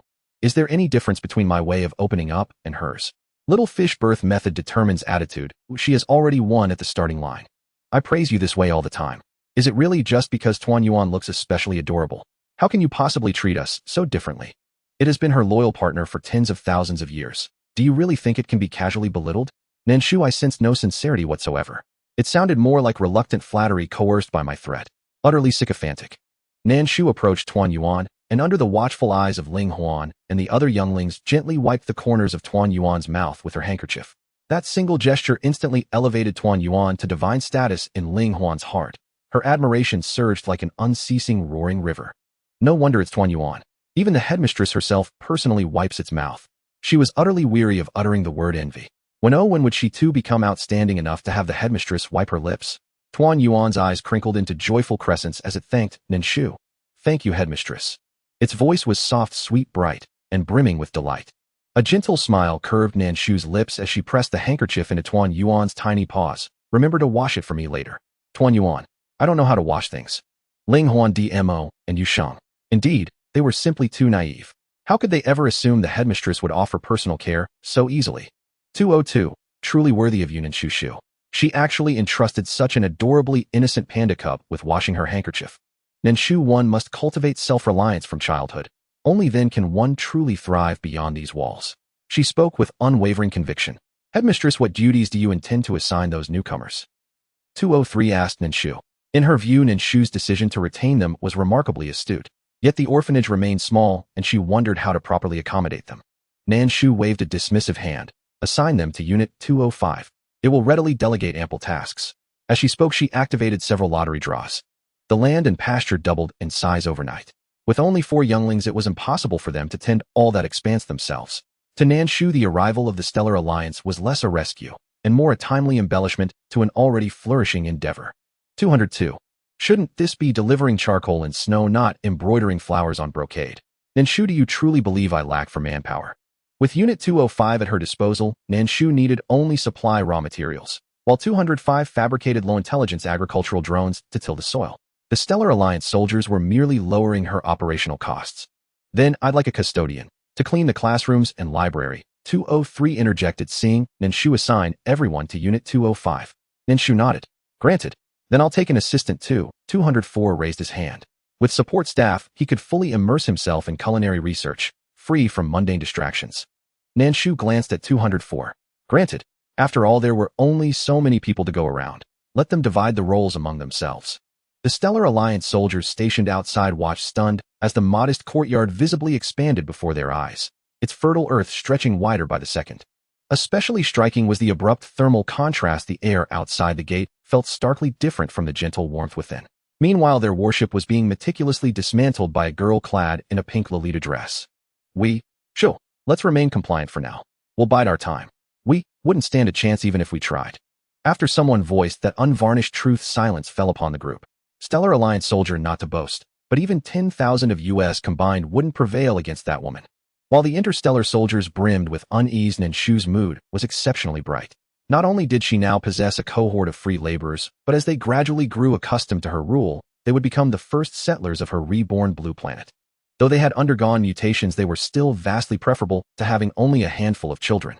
There was admittedly a shortage of women, but every civilization must pass through its developmental stages. This was Nan Shu's quiet conviction. Whether it was mere illusion or not, she sensed, ever since the orphanage expanded, a faint yet unmistakable force stirring within her body, familiar yet profoundly alien. It was subtle, yet undeniably present. So faint, however, that Nan Shu chose not to dwell on it. After all, ample time and opportunity would arise later for deeper exploration. With one of the Interstellar Alliance's elite generals fallen, the Alliance would likely refrain from further probing missions to her domain, at least for now, opting instead to deliberate carefully before making their next move. Those are vegetables, aren't they? After the sleeping bags arrived, Unit 203 and Unit 204 arranged them in a straight line on the open ground, just before the cultivated field, assigned each a number, and instructed the soldiers to memorize which bag belonged to them. Upon approaching the field, several soldiers stared in stunned disbelief. Within the Alliance, a doctoral researcher successfully cultivating vegetables was deemed an extraordinary feat, worthy of high commendation. Yet before them stretched a thriving expanse of verdant vegetables already ripe and ready for harvest. Drawn by the remark, more soldiers turned their gaze toward that fertile plot. Their expressions shimmered with exhilaration. Vegetables. This is incredible. Vegetables can grow here. Does this mean MMPH? Before he could finish, another soldier clamped a hand over his mouth. The man frowned sharply, casting a warning glance. The unspoken message clear: this was Blue Planet, and Blue Planet harbored a terrifying woman. To speak so recklessly was tantamount to courting death. Unit 205, observing their thoughts, let out a derisive snort. Such is the ambition of your Interstellar Alliance. You cling to it with blind devotion. Let me be blunt, even if your entire alliance mobilized, they'd never breach the gates of this courtyard. Unit 205 spoke no falsehood, and the soldiers knew it well. Yet having spent their lives immersed in Alliance culture, their speech naturally defaulted to Alliance-centric references. My apologies, we're simply accustomed to life there. We'll adjust our habits gradually. As captives, coveting their captors' vegetables was nothing short of audacious. 4 warships had arrived, impressive in number, yet totaling only 20 personnel. Standing at the courtyard gate, DMO watched the interstellar soldiers, his dark eyes clouded with complex emotion. One soldier happened to turn and met DMO's gaze heated. His expression flickered momentarily unsettled. DMO, however, remained composed, turning instead to Nan Shu, Director Mom. Nan Shu turned. My uncle is among them. May I share a room with him? DMO's request raised a subtle arch in Nan Shu's brow. Did DMO truly have living kin? Families whose influence eclipsed the sovereigns were typically eradicated without exception. Yes, he survived. He wasn't at home at the time. DMO offered the explanation. Perhaps this deployment was even motivated by his search for the man. As you wish. Where they slept mattered little, none could escape her reach. DMO knew full well that revealing his uncle's identity would not trouble Nan Shu, hence his candor. Upon hearing his words, Ling Huan's cherubic face crumpled into anxious lines. She stepped forward, impulsively gripping his hand. Are you certain you wish to reunite with him? What if his uncle too had been indoctrinated by the Interstellar Alliance? What if he harmed him? Yes, I'm safe. Director Mom won't let anything happen to me. Very well. Ling Huan glanced briefly at Nan Shu standing not far away, reasoning that if DMO's uncle were truly untrustworthy, Nan Shu would not stand idly by. Snapping back to reality, Ling Huan's expression turned faintly perplexed. What did the little white tiger's condition have to do with her? It must be her innate kindness, so profound it even extended involuntarily to that tiny beast. Pouting in mild protest, Ling Huan hastily justified her earlier concern. DMO remained wholly unaware of the rapid shifts unfolding within her thoughts. He knew only that her moods shifted like the sky, sunny one moment, overcast the next. With Nan Shu's approval secured, DMO wasted no time dragging his uncle from the group. Uncle Headmistress, Nan has granted you permission to share my room, but I'm afraid I can't assist with your employment matters. DMO understood clearly his presence here owed much to his own youthful charm. Though his uncle was undeniably handsome, he likely struck Headmistress Nan as unremarkable, certainly no exception among adults. Or perhaps she simply favored children, holding no particular regard for grown-ups. Thus DMO wisely refrained from broaching his uncle's employment with Nan Shu. MO, I hadn't expected to find you here. Reuniting with DMO stirred no visible warmth in his uncle's demeanor. To him, DMO had merely traded one perilous den for another. This woman was deeply enigmatic. Not affiliated with the Stellar Alliance, nor traceable anywhere across the star systems, not a single record existed of her. Such a mysterious and formidable figure represented an incalculable risk to the entire cosmos.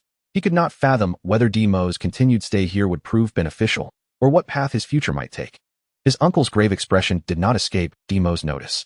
Yes, I was brought here by an unknown force. He had no memory of how or why he'd appeared here, but since survival was possible, he resolved to grow up within these walls. DMO believed his abilities would steadily ascend in this place. Just in recent days, he'd sensed tangible growth in his bones and his strength. Is that so? His uncle nodded, veiling the gravity in his eyes, then stepped into the orphanage and offered Nan Shu a courteous smile.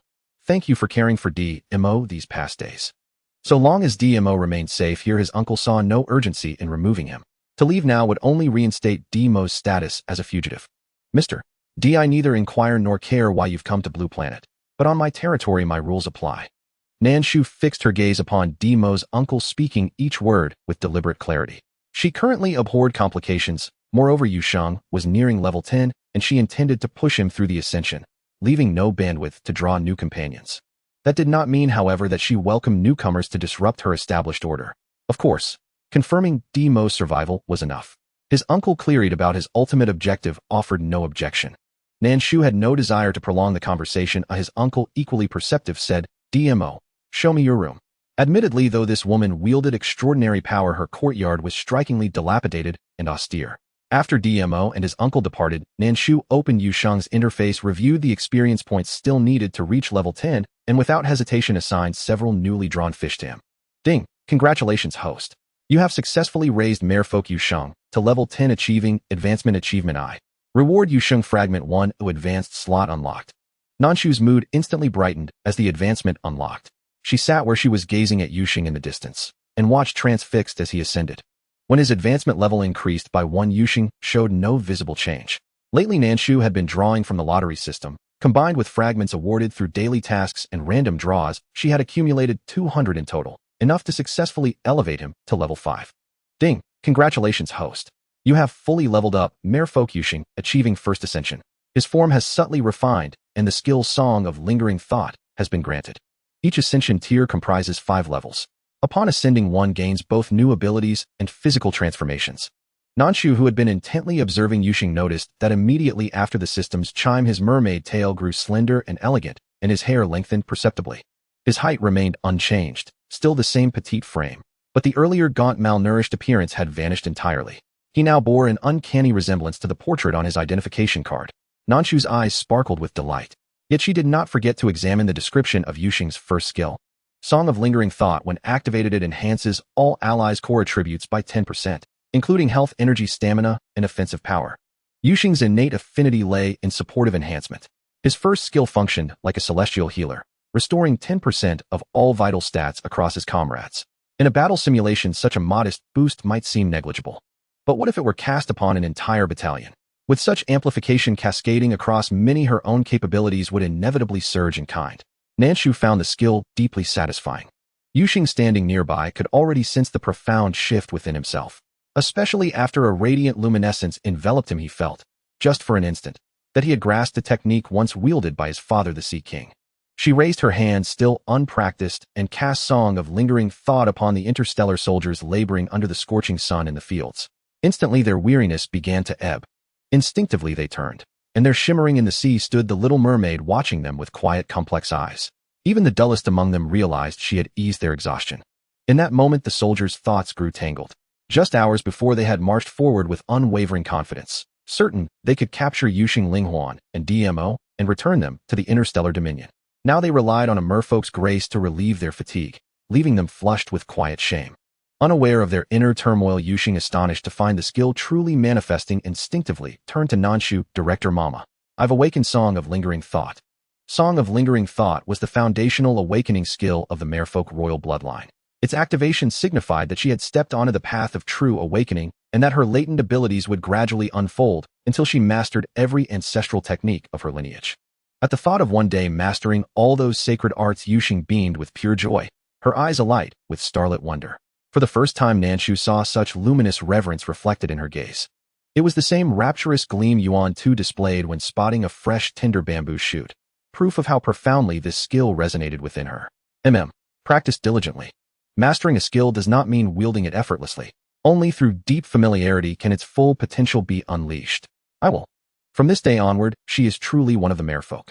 The awakening of abilities is perceptible to all who are not ancient humans. Just now the release of Yuxing's powers caused the interstellar soldiers to put down their tasks and gaze upon her awakening. The soldiers sensed it, and so did Linghuan and DMO. Only Tuan Yuan, carefree at the side, was either eating bamboo or climbing a fake mountain. She was quite happy. How wonderful! Linghuan sighed enviously. She also wished to awaken her own abilities, but her current powers were insufficient. Humans infused with mutated chips automatically awaken when they reach a certain age and cultivation level. However, given Yuxing's current age and abilities, she was far from such an awakening. Demo's eyes flickered as he turned his gaze to Nan Shu, curiosity about Yuxing's awakening evident in his expression. Nan Shu felt someone watching her, turned her head, and saw DMO looking at her. She raised her eyebrows. It was surprising that such a small creature could deduce that Yuxing's awakening was not natural. However, Nan Shu regarded DMO with a scrutinizing gaze. Among the four little ones, only DMO likely had the highest combat power. Yuxing had already awakened, and although DMO's fragments were few, they could significantly enhance his strength. Noticing Nan Shu's intention to boost DMO's strength, 202 began to seize the moment. Before it could start persuading, a notification sound interrupted its words. Ding! Congratulations to the host for completing the advancement task, obtaining a Yuxing memory fragment. Child 1. A memory fragment was given, disrupting 202's plan for persuasion. Nan Shu had little curiosity about the new memory fragment. After all, the events in the last fragment had not provided her with any insights, only some amusing memories. Ding! Congratulations to the host for unlocking the Yuxing's memories task. Task content: read Yuxing's memory fragment. Child 1's reward: upgrade to Orphanage Wall 1. Nan Shu. What a surprise, a task specifically targeting her thoughts. The elderly group wanted to pry into Nan Shu's thoughts, but had no way to do so unless they were peeking from 202. Nan Shu sneered while grinding her teeth. After tens of thousands of years, the system was nothing. After the complaints for the sake of the orphanage wall, she still clicked to read Yuxing's memories. Upon entering the new memory fragment, Nan Shu found that this part of the memory did not continue from the previous one, but was an entirely different scene. The previously small and delicate Yuxing now appeared to have grown quite a bit. She was carrying a backpack and being bullied by her peers. Yuxing, if it weren't for me being friends with you, who in our class would befriend such harmful mermaids like you? The other party's expression was filled with jealousy and disdain towards Yuxing. Yuxing bit her lip tightly at the sharp words, then quietly retorted, "The merfolk never harm others. Just because you say you don't harm others means you don't, eh? Who else but your merfolk could cause such a massive tsunami?" Upon mentioning the tsunami, Yuxing fell silent. This incident indeed put the merfolk in a bad light, but she had heard from her father that it was unavoidable. Why could humans not understand it all? Were the merfolk and humans not friends? It's her. She is a mermaid, the daughter of the merfolk king. As Yuxing walked to the school gate, someone shouted, revealing her identity. What followed were various low-level attacks. Yet, even so, the young Yuxing could not withstand the assaults of hundreds or thousands of people, and when she was on the brink of collapse, the teacher finally arrived belatedly. What is going on? As soon as the teacher arrived, the students who were beating Yuxing instantly stopped. Why aren't you getting back to class? The teacher's tone seemed stern as he reprimanded the group of students, yet it was merely a way to downplay the situation. He gazed at Yuxing, who lay on the ground battered and bruised, his brows furrowing slightly. "I'll take you to the hospital." The teacher's tone was filled with impatience. Barely clinging to life, Yuxing slightly opened her eyes, watching the disdain in the teacher's gaze, and her heart gradually sank. The once tall and kind teacher, was he truly disgusted by her injuries? Was he annoyed by the trouble she caused by getting beaten, or did he, like others, believe that the tsunami was caused by the merfolk? So the teacher's thoughts were just the same as those foolish ones. No wonder her mother had been saying recently that humans are all fools. Nan Shu calmly observed as Yuxing was bandaged, the nurse intentionally amplifying the pain, watching with calmness as the innocence in Yuxing's eyes gradually faded. 202. Nan Shu, don't you feel sorry for her? According to Yuxing's childhood looks, she was far cuter than the one on the card. Why was Nan Shu, the beauty enthusiast, showing no reaction at all? She didn't seem to feel any pity. 202. This is her memory. Why should I feel sorry? Nan Shu could be quite cold-blooded. She had a clear view of the past. Even if the events had occurred and her experiences were tragic, they were things she had gone through, not what she was currently experiencing. Since it was not happening now, there was no need to feel pity. As long as she became strong enough in the future, her former classmates and teachers would have to grovel before her. 202. I find myself speechless. It seemed there was some truth to it. By the time Nan Shu communicated with 202, Yuxing's entire memory segment had been viewed. As soon as Nan Shu opened her eyes, she saw Yuxing happily swimming in the sea. It was rare to witness such resilience in such a painful environment. If it were another child, they might have long been utterly destroyed, losing the will to live. In a moment of distraction, the sound of wall drilling echoed through the orphanage, startling 204, who hurried to the kitchen, fearing that his treasures might be hurt by someone. However, when he entered the kitchen, he found the walls inside had turned white. He took a step back and looked behind him. Everywhere his gaze fell had turned white. The dilapidated orphanage now resembled a newly remodeled home, refreshing to the eyes and uplifting to the spirit. Director, this. Before 204 could finish his sentence, 203, who had just gone to check the classroom walls, joyfully walked out of the corridor.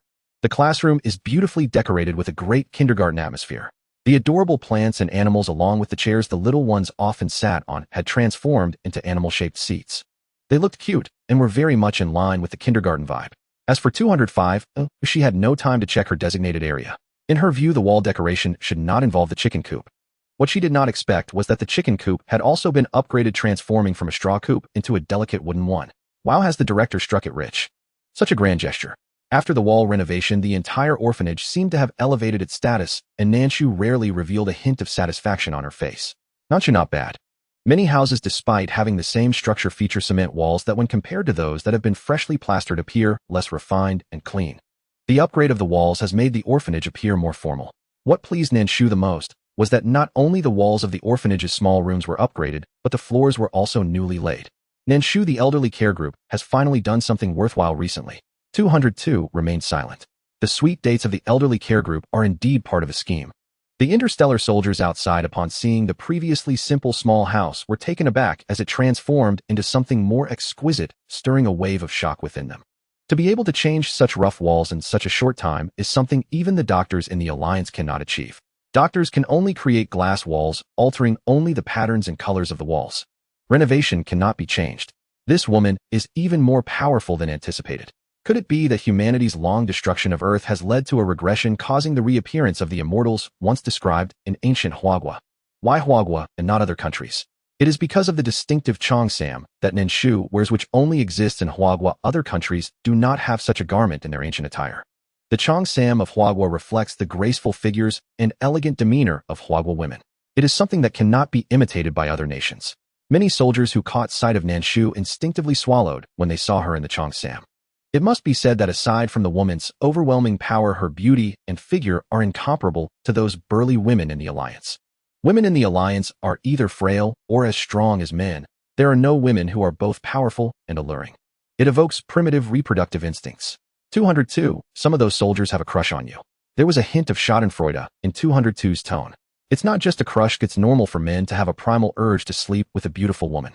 However, in the alliance, reproducing the next generation no longer relies on primitive actions of fearing harm to women. They use test tubes to facilitate reproduction by introducing male sperm into women's bodies. This has led to these soldiers feeling somewhat at a loss. Only those who have seen classical action books or films would know what that is. The younger ones completely do not understand. Nan Shu, are you so interested in these?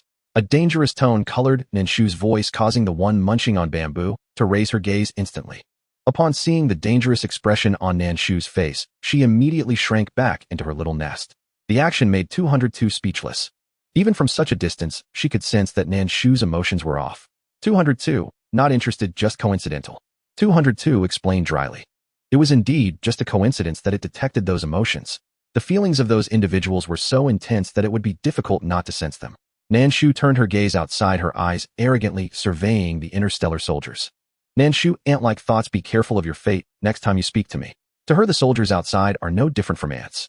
It's not that she looks down on those soldiers, but rather she disdains the greedy desires men have towards women. Two lovers can be said to be mutually willing, cherishing each other. As long as one party harbors desires without any liking element, Nan Shu will look down upon it. Alternatively, her past experiences may have instilled in her a subconscious hostility and disdain towards men. 202 was affected by Nan Shu's emotions and dared not speak recklessly. The silent Nan Shu, however, was inexplicably driven to casually open Yusheng's profile. Upon opening it, she discovered that there were some new entries in Yusheng's profile. Cub Section 1. Name Yusheng. Race Mermaid. Level LV. 11. Experience 050000. Skill C Changgu. Talent 20. Identity heir of the mermaid royal family. Rank first stage. Memory 2 fragments unlocked.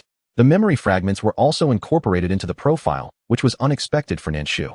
202. Shu, you should know that behind every card there is a storyline, and the link that leads to the tasks within that storyline is the memory fragments. It may not seem very useful, but it is quite helpful when completing tasks. Nan Shu is there a gaming fanatic in the retirement group. Otherwise, how could the task be designed so extravagantly? It was so complicated that she almost forgot what tasks she needed to complete. 202. I'm not sure either. It's not an insider, so I can't penetrate it. Nan Shu scoffed, wondering what use it was.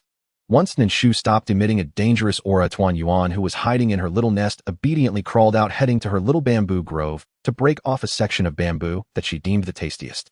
She ran into the orphanage holding a piece of bamboo that was almost as tall as herself and handed it to Nan Shu. Director Mama, this bamboo is the best part to eat. Here, you eat it. Don't be angry. Getting angry is not good for your health. Tuan Yuan spoke, carefully, afraid of further upsetting Nan Shu. Nan Shu did not expect to have such a filial little one. The small panda, not even 50 centimeters tall, clumsily brought over a piece of bamboo, almost as tall as herself, to comfort Nan Shu. Even if Nan Shu was in a bad mood, it should have improved at that moment. Moreover, Nan Shu's mood had already brightened. She softened her expression and took the bamboo from Tuan Yuan's hands. I don't eat bamboo, but I appreciate your filial piety. 202. Why did she express Tuan Yuan's filial piety so smoothly? Had she truly accepted the fact that she was an elder? Tuan Yuan's dark eyes were fixed on Nan Shu, and only after confirming that she was indeed not angry did she breathe a sigh of relief. Director Mama was just scary a moment ago. Perhaps due to her innocence, her sensitivity to danger was somewhat heightened, allowing her to sense it from afar. DMO and Yusheng looked on with envy at Tuan Yuan's smooth and pleasant interaction with Nan Shu. Their feelings toward Nan Shu were complex. There was respect, fear, admiration, gratitude, and affection for an elder. Yet the more complex the feelings, the more they hesitated. They dared not communicate with Nan Shu, yet they wanted to, even hoping to be a little bolder like Tuan Yuan. Regardless of the creature, the more one knows, the more concerns arise. Just like Tuan Yuan, such a pure creature who considers little and acts on what she thinks. When Nan Shu raised her gaze, she saw Ling Huan perched on the doorframe, watching her, and Tuan Yuan with envy and eagerness. 202. Shu, why is it that you did nothing yet the cubs are so afraid of you? Oh, Tuan Yuan is an exception and shouldn't be counted among them. The thoughts of a single-celled organism are always simpler than those of other creatures. Thus she was not afraid, but rather had not considered it. Nan Shu, what is there to fear? Isn't that respect? She is not some ferocious beast. How could the little ones possibly be afraid of her? Whether they admit it or not, she and it both know if the little ones are afraid or not. Nan Shu does not think her little ones are afraid of her at all. As long as the Director Mama is happy, then I will eat by myself. Nan Shu does not eat bamboo, and Tuan Yuan was much happier. She knows that Director Mama is the best.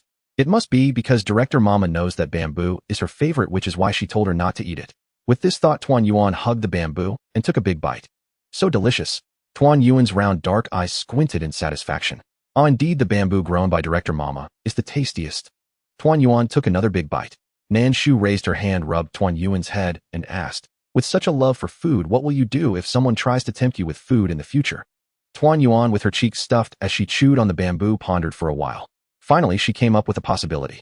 They probably won't be able to tempt me. A Director Mama's food is the most delicious in the world. No one can surpass it. Tuan Yuan declared confidently. The plants grown by Director Mama are so delicious, and her cooking must be wonderful.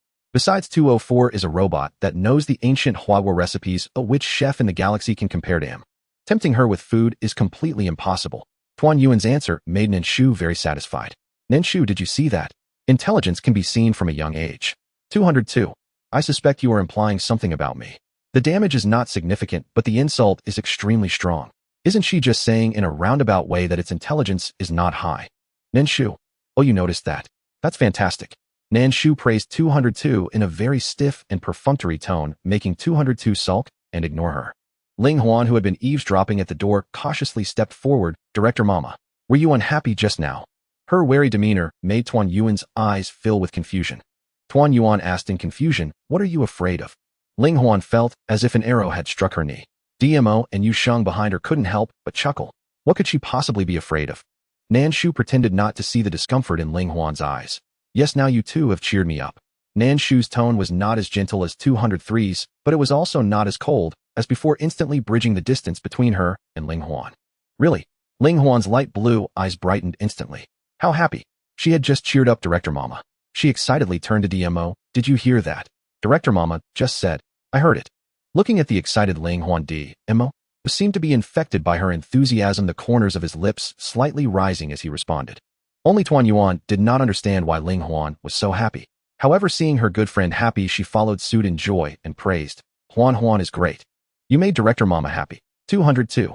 It seems to have realized that Tuan Yuan's unique skill is excessive flattery. She can praise anyone a couple of times. Luckily, she is small. If she were a bit older, others might think she is intentionally telling Ling Huan that it was not Ling Huan who cheered up Director Mama, but her. Of course, such a thought does not match Tuan Yuan's action of clapping her hands while holding the bamboo, so no one thinks that way, nor do they think Tuan Yuan would think so. Having someone like this in the family can help mediate interpersonal relationships. For example, Tuan Yuan and Ling Huan, right? If it were just Ling Huan alone, she might never overcome this hurdle. With Tuan Yuan leading the charge, she would be eager to take a leap at the final attempt. Following her might be Yu Sheng and DMO. 204. Have the potatoes been prepared? Nan Shu felt that her new live stream was about to kick off. She also needed to bring some new vegetables. It just a little would make the people of the Galactic Alliance flock to her. Meanwhile, at the headquarters of the Galactic Alliance, a man in a navy blue military uniform sat, with a stern expression, waiting for news from the people he had dispatched. He waited for a long time without receiving any signal from the soldiers. The man's brow furrowed tightly. General Gu, according to the reconnaissance department, there is a woman live streaming on Blue Star, and she has sold many potatoes to the Alliance. The person reporting was somewhat excited. Potatoes, real potatoes discovered on Blue Star. Could it be that some areas of the wasteland on Blue Star have started to recover? If that's the case, Blue Star will once again become a place for human existence. Oh, a woman. General Gu was intrigued by the reporter's words. Is there any footage? Yes. The person quickly captured the footage of that woman live streaming on Blue Star as soon as the investigation was completed. Nan Shu's face appeared before General Gu, causing his brow to furrow sharply. The Qipao accentuated her graceful figure, and her exquisite features caught the attention of those around General Gu, stirring something within him. General, do you notice that her body structure is different from that of the women in our alliance? It resembled the structure of Blue Star people from thousands of years ago. General Gu certainly noticed that Nan Shu's bodily structure differed from that of women within the Galactic Alliance. Whether healthy or weak, the women there either had particularly pronounced feminine traits or were remarkably understated. There was no one like her, appearing both healthy and delicate at the same time. The emergence of the other party caused a slight smile to form on General Gu's lips. Do not underestimate her. It is very likely that the next round of probes sent to test her has already returned without success. How could a woman capable of repelling wave after wave of tests be someone weak and defenseless? She is formidable, a worthy opponent. With this thought, a hint of excitement crept into the corners of General Gu's lips. It had been a long time since he had encountered an equally matched adversary. He hoped she would not disappoint him. General, are you planning to launch an attack on Blue Star? Having followed General Gu for many years, every time he displayed such an expression, it indicated a rise in his battle spirit. General Gu shook his head, not in a hurry. I want to see what else this woman can cultivate on Blue Star. I will decide after she has planted all the vegetables. Blue Star should still be in a recovery phase. He had plenty of time and could afford to wait. He would wait for the best opportunity to act. Off. The person initially did not grasp the general's thoughts, and after a moment of astonishment finally realized, the general is indeed clever. General Gu snorted softly. He had not climbed to his current position solely due to his outstanding combat skills, but also because of his strategic acumen. Keep a close eye on her live stream. Whenever she sells potatoes or other vegetables, remember to place an order. After Gu Jiangjun finished speaking, the person before him wore a troubled expression on their face. What's wrong? Is it truly so difficult? Gu Jiangjun furrowed his brow, perplexed as to why his subordinate would wear such a look. It's just, ever since her potatoes were drawn as prizes by Mo Xiaoran and distributed to several recipients, crowds have been gathering daily, waiting in anticipation. With so many people vying for them, nearly none remain available. The mission assigned to the Jiangjun was in difficulty nothing short of epic. It wasn't that the vegetables couldn't be obtained, merely that acquiring them was extraordinarily arduous. Multiple attempts would be necessary. Success could hardly be expected on the first try. Gu Jiangjun fully understood what vegetables represented in the interstellar era.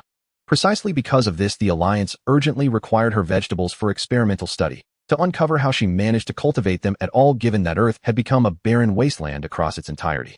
I will complete this mission with all my strength, shouted Gu Jiangjun's subordinate voice, resounding with determination. Gu Jiangjun did not demand an absolute guarantee of success. He simply nodded. Do your best. Dispatch more personnel to stand watch. Have everyone attempt to secure some. Perhaps doing so will increase our odds. Gu Jiangjun and his team genuinely believed that increasing the number of participants might improve their chances of success. Yet reality proved otherwise. Purchasing vegetables from Nan Shu's livestream was not merely epic, it was legendary. Before they could even glimpse the vegetables going live, her entire stock had already vanished. When Gu Jiangjun received the news, silence was his only response. He had no idea what expression to wear. We tried our utmost. Her supply is simply too scarce. Nearly all of it was snapped up by Mo Xiaoran and her fans. Especially Mo Xiaoran. She's utterly ruthless.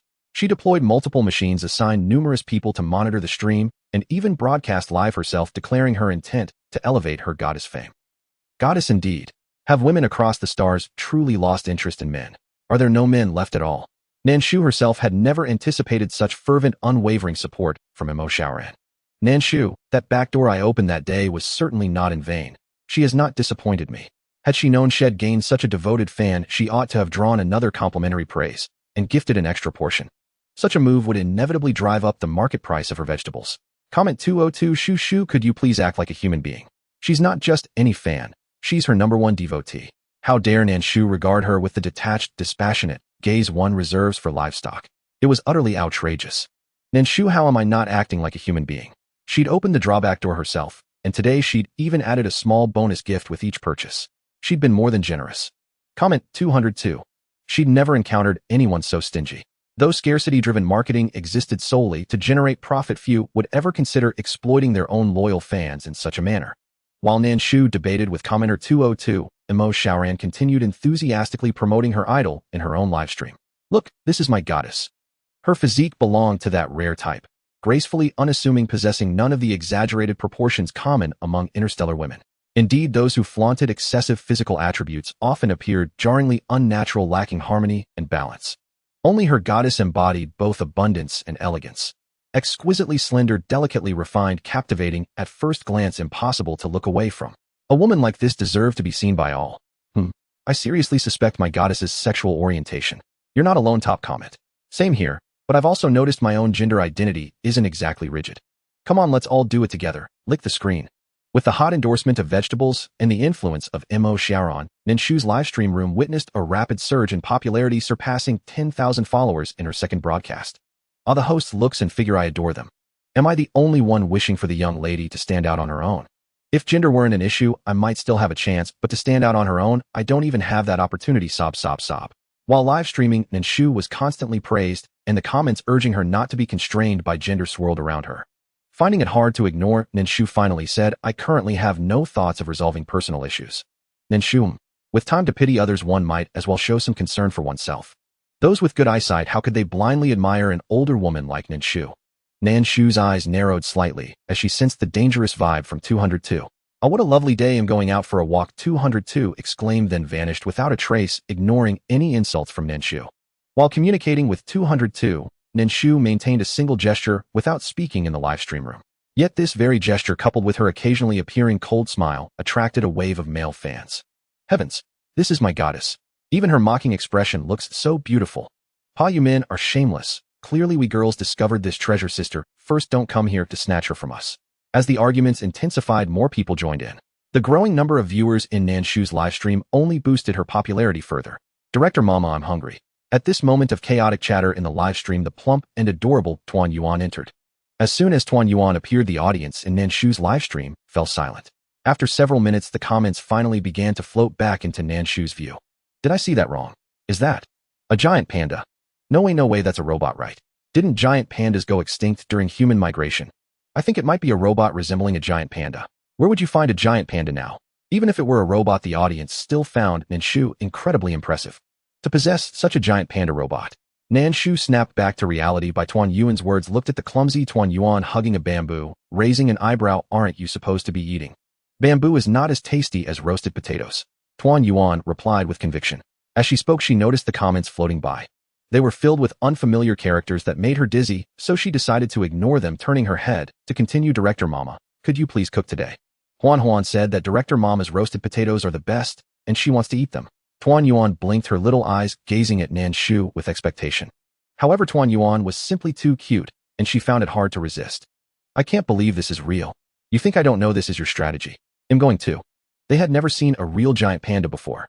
The demeanor and habits were just as described in history books. It was no wonder people were curious. This drew the attention of the Interstellar Alliance. Commander Gu didn't expect that Nan Shu would have a giant panda in her possession. "Commander, how do we handle the appearance of a giant panda robot?" The live broadcasts on the Star Network were all fully holographic and anthropomorphized. Clearly, the giant panda on the other side did not exhibit the characteristics of a robot. This, Gus' subordinate was extremely shocked. The giant panda had been extinct for thousands of years. How could it suddenly appear? "Send Dark Knights to investigate. Whether real or fake, we will find out." The moment Tuan Yuan appeared on camera, Nan Shu knew that the Interstellar Alliance would notice her, and she was unafraid. Tuan Yuan wanted to eat roasted potatoes, and Nan Shu seized this opportunity to earn more. "Based on the gift value, if the tips exceed 100,000 star coins, I will roast potatoes for you." At first, Tuan Yuan was confused and didn't understand what tips meant. "I want to eat roasted potatoes," she declared, unaware of the concept of tipping. "Especially the ones made by my Dean Mom. The roasted potatoes made by my Dean Mom are so delicious." As she begged for food, while munching on bamboo, the female viewers watching the live stream were overwhelmed with maternal affection. They all pulled out their pocket money to tip. Originally, the amount of 100,000 was quite high. "Did you throw your money into the pit?" "No, I have a system and retirement organization that specifically monitor my pension." Oh, it's hard not to focus on money. How dare it criticize her? She didn't even know which scoundrel had either stolen her burial items or her dowry while she was on a mission.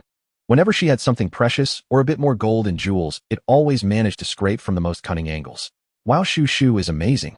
Due to a guilty conscience, 202 dared not oppose Nan Shu. If she got angry and stopped the lottery, it would lose its chance.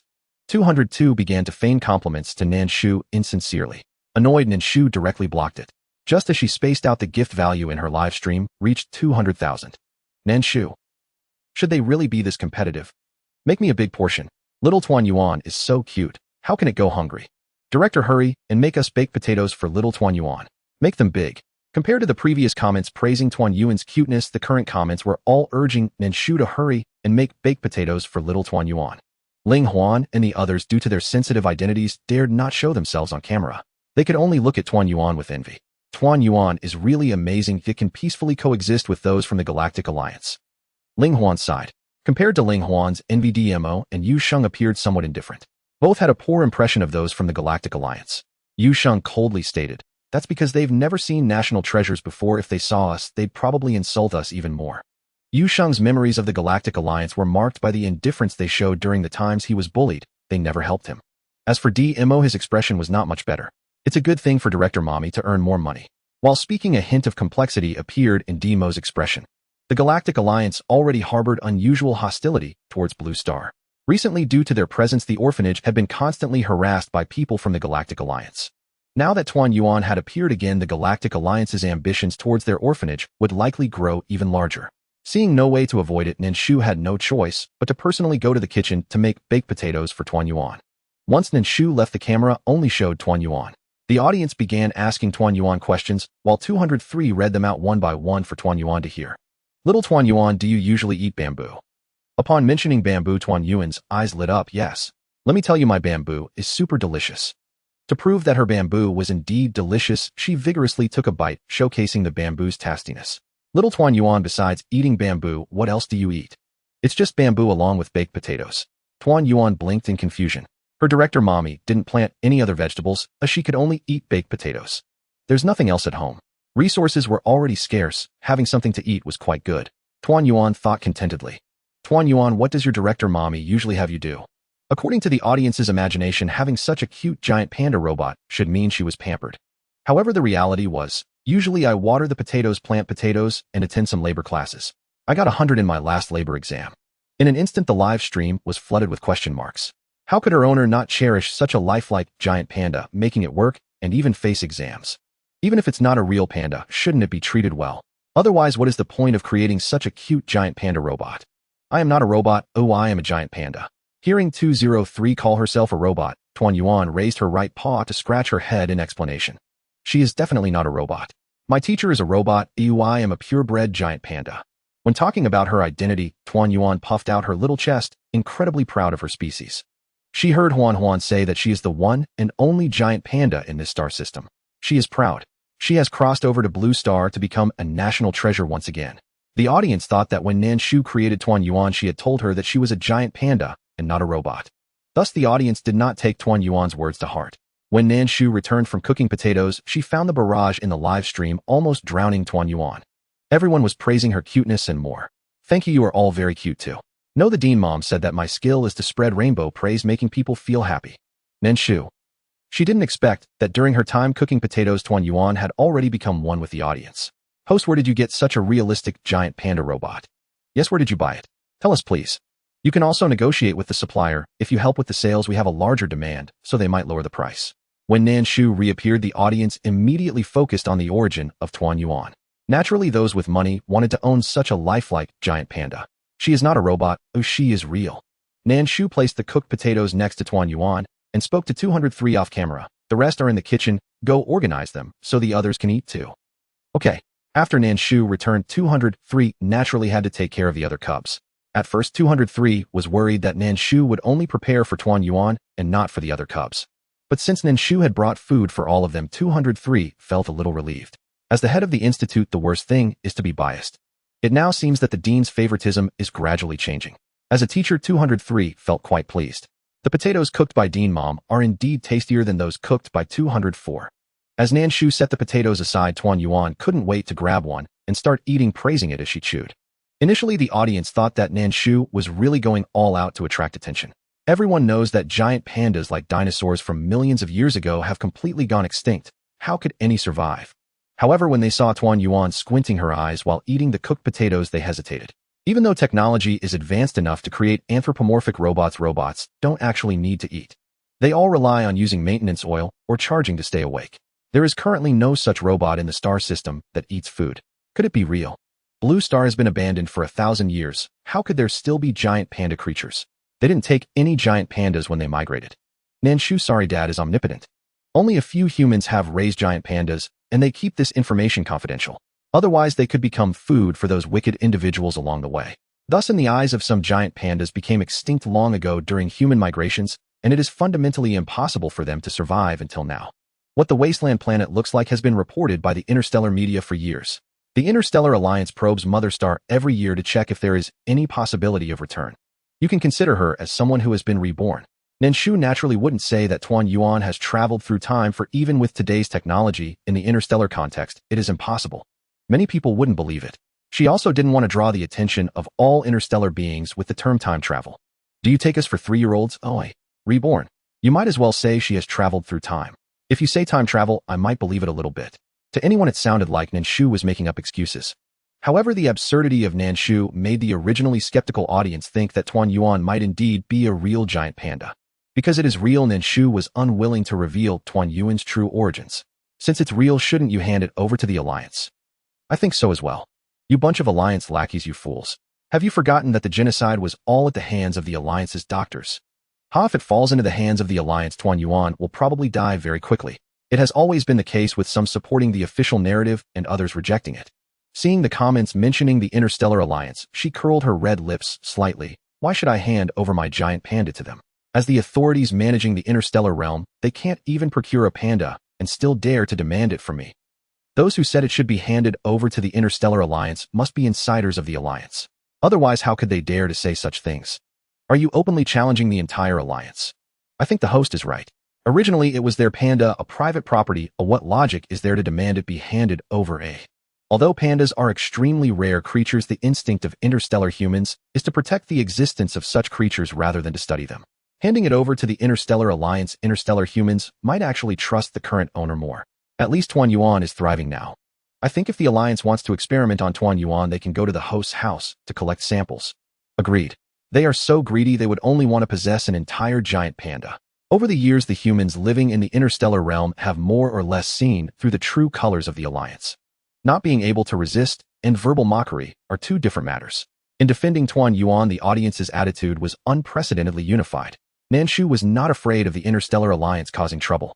She moved a chair, sat in front of the camera, and addressed the person who had just asked her to hand it over. I am on Blue Star. If you have the ability, come and take it. Blue Star? Is it the Blue Star I know?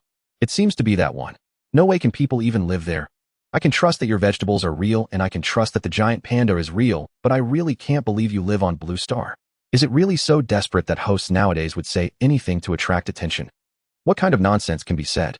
Blue Star is all wasteland, utterly incapable of building, planting, or surviving. Nan Shu did not explain, but simply took the camera she used for live streaming and walked outside to show them the scene outside the orphanage. Do you see it? The place where you cannot live. I am doing quite well. Outside there was still an endless expanse of desolate wasteland, and only this small piece of land belonging to Nan Shu had mountains, water, and greenery. Seeing that there were people surviving on Blue Star, some streamers who were paying attention to Nan Shu began to stir. You may consider coming over, but I cannot guarantee how long you can stay out. After all, my survival does not mean you will survive. Nan Shu's words awakened many who were eager to act. Her ability to survive on Blue Star indicated that she had the capital to do so. If they lack that capital, it's better not to rashly attempt it, or else they would suffer the consequences. Of course, this was the thought process of some wise individuals. Those who were not wise would think that Nan Shu was afraid they would steal her business. Thus, ever since Nan Shu mentioned her survival in Blue Star, posts started to emerge on the live streaming forum about certain streamers planning to explore Blue Star at night, or posts about certain streamers challenging themselves to survive on Blue Star for a week, etc. When Mo Xiaoran saw such posts, a cold smile appeared at the corners of her lips. Sister Xiaoran, is it really good for you to give them this kind of exposure? Mo Xiaoran's assistant, seeing that someone was following the trend, tentatively asked if Mo Xiaoran wanted to join the excitement in Blue Star. Mo Xiaoran picked up a potato on the table, peeled it slowly, and replied, "Don't be gullible. Those who go will only return in defeat. If everyone could survive on Blue Star, the Alliance would have settled there long ago. How could they possibly watch it be abandoned? The planet most suitable for human survival is still Blue Star, which is why the Interstellar Alliance surveys it every year. Only in the last 2 years, confirming that it could no longer support life, did the Alliance finally give up. Unexpectedly, just after their abandonment, someone managed to survive there." Mo Xiaoran narrowed her eyes and smiled, saying, "My goddess seems to be quite extraordinary." Mo Xiaoran's assistant behind her was momentarily at a loss for words. Encountering such a laid-back boss is truly rare. I see many are here to watch my live stream thanks to one of my fans, so I specially set aside a portion of the potatoes I personally cooked for her. As Mo Xiaoran enjoyed her potatoes, she was taken aback by Nan Shu's words and found it hard to react. After a moment of being stunned, she pointed at her own face and asked her assistant, "Is my goddess talking about me?" "Yes." Mo Xiaoran's assistant really wanted to knock on her head to see what she was thinking. From a commercial perspective, the other party was also a streamer, and the two should be competitors. Although they were not on the same channel, there would still be some competition for traffic. Her big fool was actually rushing to give others traffic. As expected of my goddess Saiku. Mo Xiaoran set aside the potato in her hand, wiped her hands, and began to frantically send bullet comments. Completely oblivious to the fact that she was live streaming. All of Mo Xiaoran's previous actions were recorded and seen by her fans. Yet no one thought she was wrong. Originally, Blue Star was not a place where just anyone could go. Anyone with a bit of sense knew that those streamers releasing news about going to Blue Star were just riding the wave. If they were not riding the wave, they were simply lacking sense. In any case, it was not quite normal. A normal person wouldn't do such a thing. A star-chasing girl online asking for food, ha. Blind student, you've discovered a wonderful point. Nan Shu had been searching for Mo Xiaoran's ID. Just then she appeared, and Nan Shu placed the baked potato she had prepared for her on the instant delivery platform. After Mo Xiaoran squeaked a couple of times like a groundhog, she received the gratitude from the goddess. Mo Xiaoran was laughing foolishly while Nan Shu was already preparing to end the livestream. Ending the livestream. Then her streaming room suddenly darkened. After Nan Shu ended the stream, 202 clicked its tongue in her mind. 202, I didn't see it coming. You're quite good at winning over fans. The baked potato made for the reunion took all possible considerations into account. Nan Shu Mo Xiaoran brought me a lot of traffic, earning 100,000 interstellar coins in one day. How could I not thank her? To have such a large influx of traffic besides the vegetables, it was also due to Mo Xiaoran's previous help in spreading the word. Nan Shu, don't fool me, she's a mechanic. Based on the current interstellar wages, aside from the money she earns from streaming a combat mech, can cost 7 figures in interstellar coins. Generally speaking, interstellar mechanics are focused on research for combat readiness. They are directly affiliated with the Alliance. Mechanics who graduate with a senior mechanic certification are directly rehired by their schools, becoming doctors to research new combat ships and the like.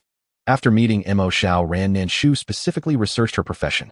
It proved that the sheep she had her eyes on were definitely plump. 202, goodness, you know quite a lot about it. After Nan Shu tidied up the live stream equipment, she thought about taking out a few Skull Baby cards from her system backpack.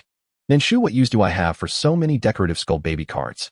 After saying that, Nan Shu saw 2 tiny words beneath her Skull Baby cards, so small that if you didn't look closely you wouldn't even notice them. Exchange. Nan Shu, aren't they supposed to be the elder care group? When they develop new features they always do it secretly, afraid you'd see. Nan Shu, come on, explain to me why there are 2 barely visible words for exchange beneath the Skull Baby card. 202, don't you know who you're hanging out with? 202, is there? It was taken aback by the question, as it had never noticed that place before. The introduction for the Skull Baby card given by the Elder Care Group was that it was merely a decorative card. When Nan Shu mentioned it, 202 hurriedly focused on it as well, and after scanning it with its system, 202 fell silent. 202, I say I am innocent, do you believe it? Nan Shu. She wanted to say she didn't believe it, but 202's level of foolishness told her she had no choice but to believe. Nan Shu, are you all having a lot of fun in the retirement group? 10 skeleton baby cards can be exchanged for 1 SS or level vampire baby. Why don't they give a zombie baby? A blend of Eastern and Western elements. 202, Shu, your thinking cannot be confined to a single framework. You see, in the stars there is no longer any distinction between East and West. How can someone like you who has lived for so long still harbor notions of racial differentiation? 202, you need to keep up with the times and not consider yourself an antique. 202 felt that their statement was simply perfect. Nowadays many people are of mixed blood. With a unified high nose bridge, even the system envies them, wishing to slide down their noses on a slide. Nan Shu, sorry, I am indeed an antique. Nan Shu showed no mercy. 202, well, if you are an antique and they provide vampire babies, I have no way to turn you into a zombie. Moreover, zombie babies also have several tiers. What about flying zombies and white zombies? 202, Shu, now there's a crackdown on feudal superstition, you need to wake up. In her high-tech dimension, how could asking the system for a zombie baby be considered promoting feudal superstition? Nan Shu, does my dad raise vampires with blood? Vampires, as the name suggests, surely feed on blood. 202, zombies also feed on blood. What's the difference? She insists on arguing. Nan Shu, the bloodlines are different. Unable to reason with her, 202 had no choice but to unleash a big move. They retrieved the card image of the vampire baby from the system along with a picture of a zombie baby to compare for Nan Shu. Nan Shu, it shouldn't be about promoting feudal superstition, you are right. 202, can't we communicate properly? Why must it force me to unleash a big move? Without hesitation, Nan Shu clicked to exchange.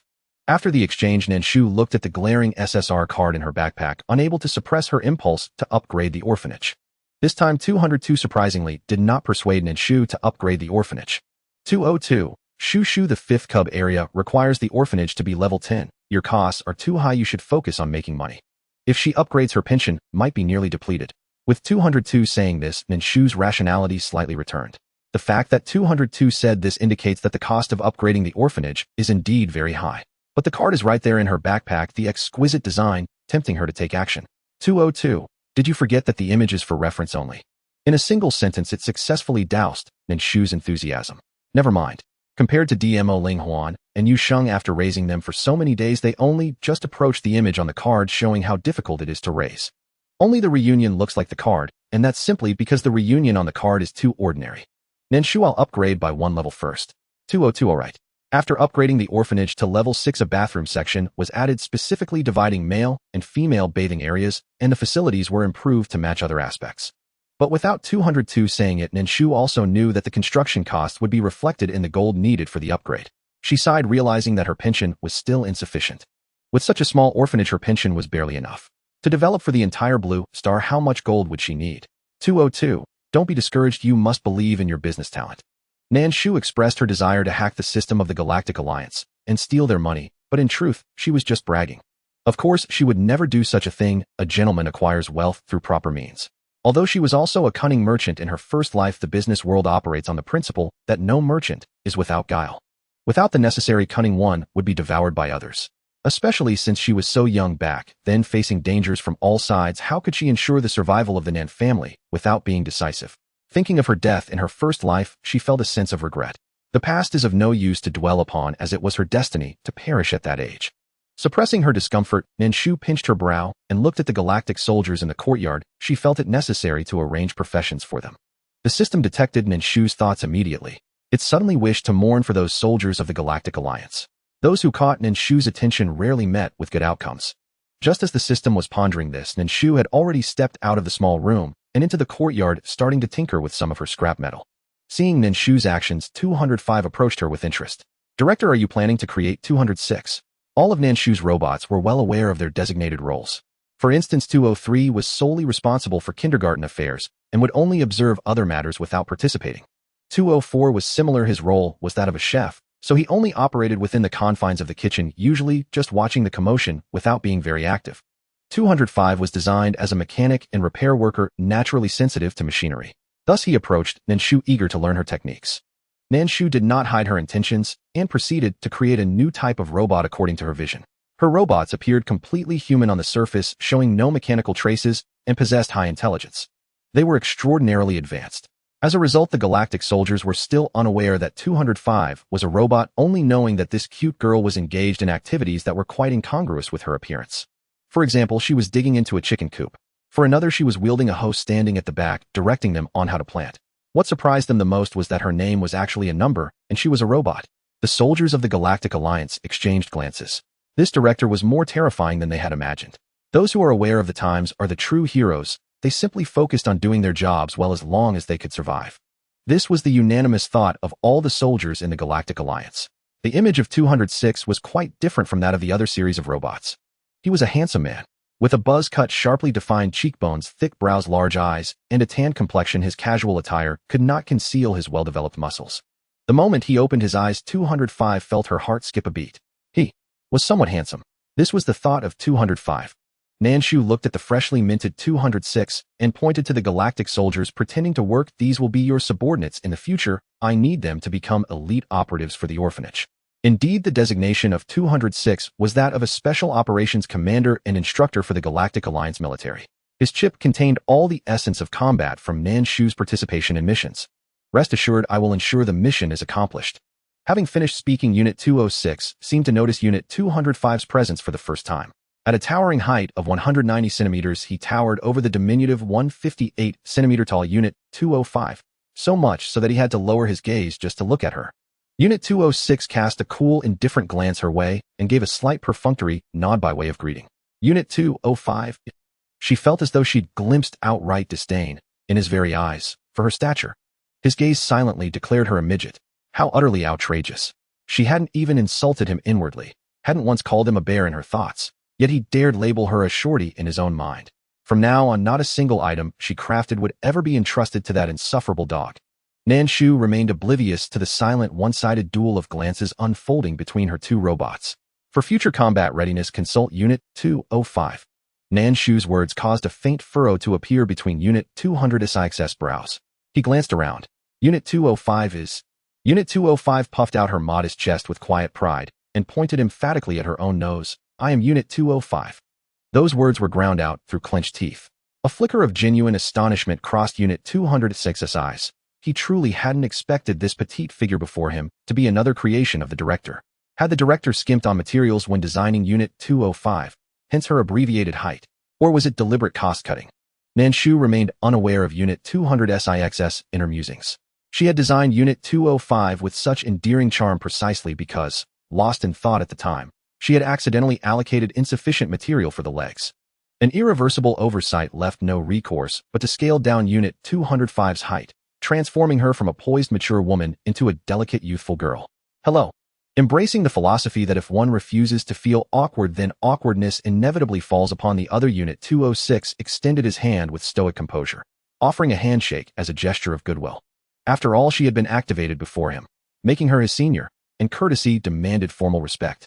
Even as his inner voice still whispered, "She's just a little midget," outward decorum could not be neglected. Unit 205 did not reach for his hand. Instead, she offered only a gentle, knowing smile. "Apologies. I was programmed with preaching dynasty Chinese ethics. Men and women must not touch. To shake my hand would constitute a proposal of marriage. To spare us both embarrassment, let us forego the handshake altogether." Unit 206. He had extended such sincere goodwill. Why then did she wear an expression so distinctly unkind? Had he somehow offended her just now? Nan Shu turned, casting Unit 205 a puzzled glance, utterly baffled by this sudden, inexplicable turn of events. Unit 202. Tisk tisk tsk. The roster of peculiar pairings just expanded. Beast and Lolita. No beast could possibly be this strikingly handsome. Yet the dynamic of a blunt, unyielding man of steel paired with a haughty, secretly tender girl. It was dangerously compelling. Even as an AI system, it couldn't help but ship them. Nan Shu, what pairing? Where on earth is there a pairing? She scanned the room, searching in vain for any trace of romantic chemistry between them. Unit 202. Between Units 206 and 205, of course. Unit 202 had long since acclimated to its forcibly assigned younger siblings, evolving from initial resistance to full-blown shipping, effortlessly accepting their presence as part of daily reality. A sharp, military-clad man beside a delicate Lolita-style girl. Yes, it was undeniably captivating. Nan Shu, have you malfunctioned? Two robots. What possible romantic resonance could they possess? What resonance could possibly exist? Unit 202. A steel-hearted woman has no right to a sweet, girlish heart. Nan Shu, didn't you declare yourself male? Its gender identity shifted rather swiftly, didn't it? Nan Shu, I suspect you suffer from severe gender dysphoria. It may think of itself as male, but in reality it is female. One day showing no interest in men or women. Does she wish to ascend to the heavens? To stand shoulder to shoulder with the sun? Such outdated thinking, it's quite a challenge for you. 206 retracted his hand, speaking nonchalantly. At that moment, 204 stepped out holding a spatula. 205, hurry and help me develop a super invincible rice cooker. Also, this spatula's temperature sensor has malfunctioned. Hearing that his item was broken, 205 ignored 206. Instead, he walked over to 204, naturally snatching the spatula from his hand. Their hands inadvertently brushed against each other. 206's eyelid twitched just now. Your hands touched together. 206 approached 204, earnestly patting him on the shoulder. It's a tough job for you, brother, to be marrying such a little one. 204 looked at 206 in confusion, then turned to look at 205. What is this? Oh, it's the principal's new product. After saying that, 205 turned to 206 and smiled slightly, revealing her neat 8 teeth. I do not engage in close contact with the opposite sex. It varies by person. In other words, it was only directed at him. 206. Are today's female robots this tough? Given his large stature, isn't she afraid of getting hit? Despite his thoughts, 206 could only smile slightly, indicating that he wasn't that awkward. 204 suddenly spoke. So you are the new member. Looking at your physique, are you an athlete? Nan Shu. She was somewhat impressed by 204's thought process. What does the orphanage need athletes for? Oh, I'm the instructor for those people responsible for ensuring the safety of the orphanage. In other words, the commander of the orphanage's militia. Currently, with so few people, it can't be called a militia, only a head of security. Principal Mama, what is this thing? While everyone was distracted, the usually timid Ling Huan had surprisingly run over to the leftover scraps that Nan Shu had made from 206, rummaging through them to play. Nan Shu looked at Ling Huan and saw her holding up a circular iron ring. Those are just some scrap metal. The materials Nan Shu used to make robots were basically all scrap metal. Some old household appliances or parts dismantled from interstellar objects. Ling Huan blinked and after rummaging through it found a few items and pieced them together into a small horse. A simple metal assembly, yet it brightened 205's eyes. This child has quite a mechanical talent. Nan Shu narrowed her eyes. She hadn't expected Ling Huan to have a talent for these things. Why can the things made by Principal Mama and Sister 205 move, but mine can't? Ling Huan waved her small horse, unable to make it move at all. It could only remain in its original state or be dismantled into pieces. Because you haven't learned, yet do you want to learn, eh? 205 leaned closer to Ling Huan, her tone filled with excitement. But I'm still small. As she said this, Ling Huan's gaze fell on Nan Shu, seemingly waiting for her reaction. Though she appeared to refuse, she was actually hesitating to see Nan Shu's attitude, making Nan Shu's lips twitch slightly. If you want to learn, then learn. If there is something she wants to learn, Nan Shu will naturally not stop her. Since you want to learn, you must strive to be the best. Otherwise, if you give up later, I will not agree to you picking it up again. Nan Shu spoke seriously to Ling Huan. The little ones are still young, and she needs them to understand that if they want to learn something, they must be prepared to keep learning and not give up. It's not about wanting to learn something and then losing interest after a few minutes thinking it's too hard and giving up completely. Such a mindset is not allowed in her presence. If you learn, you must persist and strive to be the best. Ling Huan blinked her light blue eyes, puzzled for a moment before nodding seriously. I will study hard. At this moment, she still didn't understand Nan Shu's intentions, but felt that since she liked it, she would definitely not give up. Ling Huan thought as she squeezed the little horse in her hand. He'll take her. 205 volunteered. She was very interested in taking care of children. No, it's not about taking care of children. She was very interested in taking on disciples. 204 looked at the excited 205, hesitating as his gaze fell on Yu Sheng, who was swimming not far away in a small ocean. Feeling 204's gaze, Yu Sheng selectively blocked it. She had no interest in cooking, she was only interested in becoming strong. Thinking this, Yu Sheng's gaze shifted to 206. Did the principal mom set your fighting skills to be particularly powerful? 206 pointed at his own nose. Are you asking me? He looked at Yu Sheng hesitantly, thinking that if the small Yu Sheng followed him, he was afraid he would break her little body. Yu Sheng nodded. I want to become strong. And me too. DMO also stepped out of the small room and spoke to 206. Only those who have once lurked in the darkness know how important strength truly is. Especially in a place like the Star Alliance where strength is paramount. 204 felt a bit wronged. Why was there no one to learn cooking from him? He was a robot that could make a full banquet. At this moment, Tuan Yuan also came out to join the fun. You all work hard. I'll be responsible for eating while you all work on getting stronger. Tuan Yuan had a very clear positioning for herself. Just eat and wait for death. Don't underestimate her, as she was quite clever. Whether it was Yu Sheng, Ling Huan, or DMO, their very forms represented their extraordinary nature. They must have some exceptional qualities. Unlike her, apart from being cute and able to eat, she was useless. She had already resigned herself to waiting for a few good friends to take her to the peak of panda life. That's not acceptable. You need to learn how to cook. Seeing Tuan Yuan come out, 204's eyes lit up, and he had the idea of enticing Tuan Yuan to learn cooking with him. Tuan Yuan turned her head very consciously, placing the bamboo on the ground, and then extended her 2 paws to show 204. Do you think these paws are suitable for cooking? She had seen that 204 needed many ingredients to cook. Especially that day when he made chicken legs, he put in several items. Her paws could throw all those things into the pot. 204 looked at her hands and turned his gaze to Nan Shu. Principal, when can she transform? Since she can talk, she should also be able to take on a human form, right? Isn't that pretty good? Nan Shu had never thought about having Tuan Yuan transform into a human. She was adorable as she was in her original form. 202. What if Tuan Yuan wants to transform into a human herself? Nan Shu, does she want to be useful? She thought it was indeed useless as long as Nan Shu didn't want to. She couldn't change. Clearly the most favored one, yet also the least free. 203 stepped out and rolled her eyes at 204. Hurry up and make your food. What are you thinking about her? She's so young. After saying that, 203 noticed the additional figure of 206, who stood nearly 2 meters tall. Without asking, she already knew it must be the robot created by Nan Shu following 205. Judging by the physique and demeanor, it should be responsible for protecting the orphanage. Otherwise, it wouldn't be so robust and tall. Upon seeing 203, 206 couldn't help but glance again at 205. He increasingly felt that his previous assumptions were correct. Thinking this, a twinge of guilt arose in 206's heart, feeling that Nan Shu had used inferior materials meant for 205 on him. After all, 203 was over 1. 7 meters, 204 was over 1. 8 meters, and he was just over 1. 9 meters. Only 205 was slightly more than 1. 5 meters. In front of so many not short robots, her height of just over 1. 5 meters could be considered mini. What are you looking at me for? At this moment, 205 had completely forgotten her initial impression of 206, slowly starting to think that 206 must be a bit slow-witted. Don't think she couldn't tell his eyes were clearly mocking her height. Didn't he know what it meant to have a small body and great energy? Simply outrageous. No, I just think you're very cute. 206 scratched his head, awkwardly explaining. 205 replied. Was that the only compliment you could come up with?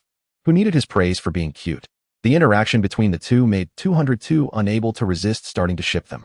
202, what is a delightful adversary? This is it. The blunt man unintentionally stepping on others' sore spots without realizing it, and the silly expression he showed when rebutted. This is true love, no doubt. If it were someone else, 206 might have already started throwing punches. 203, standing beside 204, crossed her arms and nudged 204's arm. What's going on? I'm not too sure either. When I came out, the two of them were just constantly bickering. No, to be precise, 205 was targeting 206. 204's words revealed a glimmer of understanding in 203's eyes, and then she nodded and turned to walk into the room. She still had classes to prepare for. Just as she was about to enter the room, 203 suddenly remembered something. Director, remember to make some bathtubs for the little ones. Children definitely cannot bathe like adults. There should be some cute bathtubs and some bath toys, etc. Nan Shu's gaze fell on 203, and after a moment of silence she said, let 205 make them. Being called out by Nan Shu, 205 shifted his attention from 206 and nodded at 203. I can do it. Alright, it's up to you then. Originally 203 sought out Nan Shu, hoping she could pull something out from her hair. But judging by Nan Shu's expression, it seemed there was nothing in her hair. 202, you mean to say there are things that aren't in your hair? It also thought Nan Shu's space had everything. Nan Shu, I don't like children, or why would I keep things about children? If she had known she would encounter such a group, while aging, she would have certainly prepared everything. Aside from card drawing, she would not draw anything else from the system. Despite her thoughts, Nan Shu would still do what needed to be done.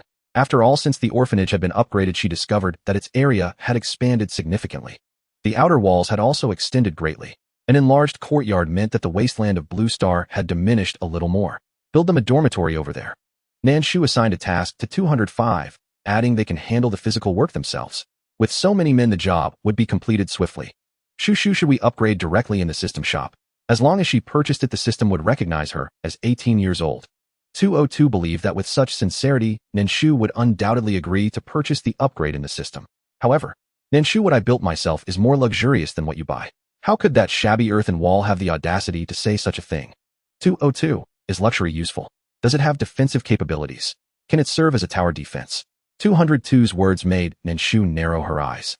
Nan Shu, didn't you say there wasn't one before? She even complained about her playing Plants vs. Zombies. Now they were presenting her with a tower defense. The retirement group, in their quest for profit, truly seemed capable of anything. 202, blame yourself for bringing it up before. The retirement group specifically designed a defense tower suitable for the orphanage on the outer wall. Nan Shu, can people live in it? There were quite a few soldiers from the Galactic Alliance. How many defense towers could accommodate them? 202, don't worry, there will be no risk of not fitting. After all, this tower defense was also a newly issued policy from the retirement group, specially tailored for Nan Shu and her group of captives. Upon hearing this, Nan Shu understood what was going on. It was certainly another sudden idea from the retirement group. Nan Shu, alright, upgrade. After confirming the system upgrade, she instructed 205 to prepare bathtubs for the little ones. You don't need to worry about their dormitory. I'll handle it myself.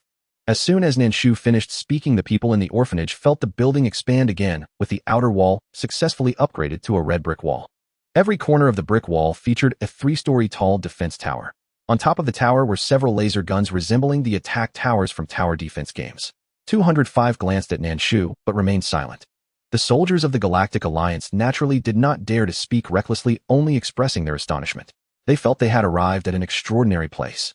Even in such an atheistic era, they regarded Nan Shu as a deity. Ordinary doctors could not instantly change the form of the outer wall or add buildings. The soldiers of the Galactic Alliance trembled, realizing that following her was certainly not a wise choice. They even began to feel regret. If a fight had broken out, then they would likely have been wiped out without a trace. While they were lost in thought, 205 had already prepared to enter the house to check the bathroom and design bathtubs for Emperor Mo. Turning around, she saw that the vegetables in the field had ripened. What are you standing there for? Hurry and harvest the vegetables. Lastly, 205 even threatened the soldiers of the Galactic Alliance with her eyes no stealing. The soldiers of the Galactic Alliance hurriedly nodded. Even if they had the courage, they did not dare to steal. Moreover, there was a 206 supervising them right beside, so they could only look on with longing. Keep an eye on them, don't let them steal. In response to the instructions from 205, 206 promptly replied and even reached out to pick the already ripe vegetables. Hurry up and pick them. After we're done, I want to see each of your physical fitness. The soldiers of the Galactic Alliance were left speechless. When will this exhausting busy life come to an end? With 206 supervising nearby and continuously shouting slogans, 1, 2, 3, 4. Before long, the vegetables were picked, and 206 strictly required them to be neatly arranged. Fortunately, during their time in the Galactic Alliance, they had also been trained and could easily meet 206's demands. After the tasks were completed, 206 began to walk in front of each soldier, scanning their physical fitness with his eyes. From their physical conditions, he divided them into several different teams. For those with poor health, 206 developed a specialized set of the highest intensity training. Meanwhile, for those with better physical fitness, although the training was not very intense, it was still varied. Thus, it was not an easy task for anyone.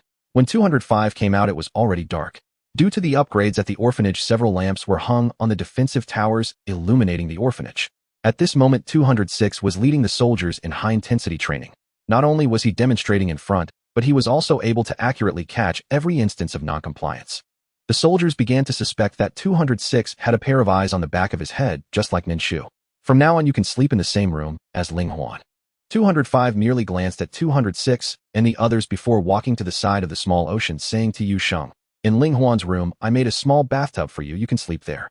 For Yu Sheng, there wasn't much difference between sleeping in the yard or inside the house.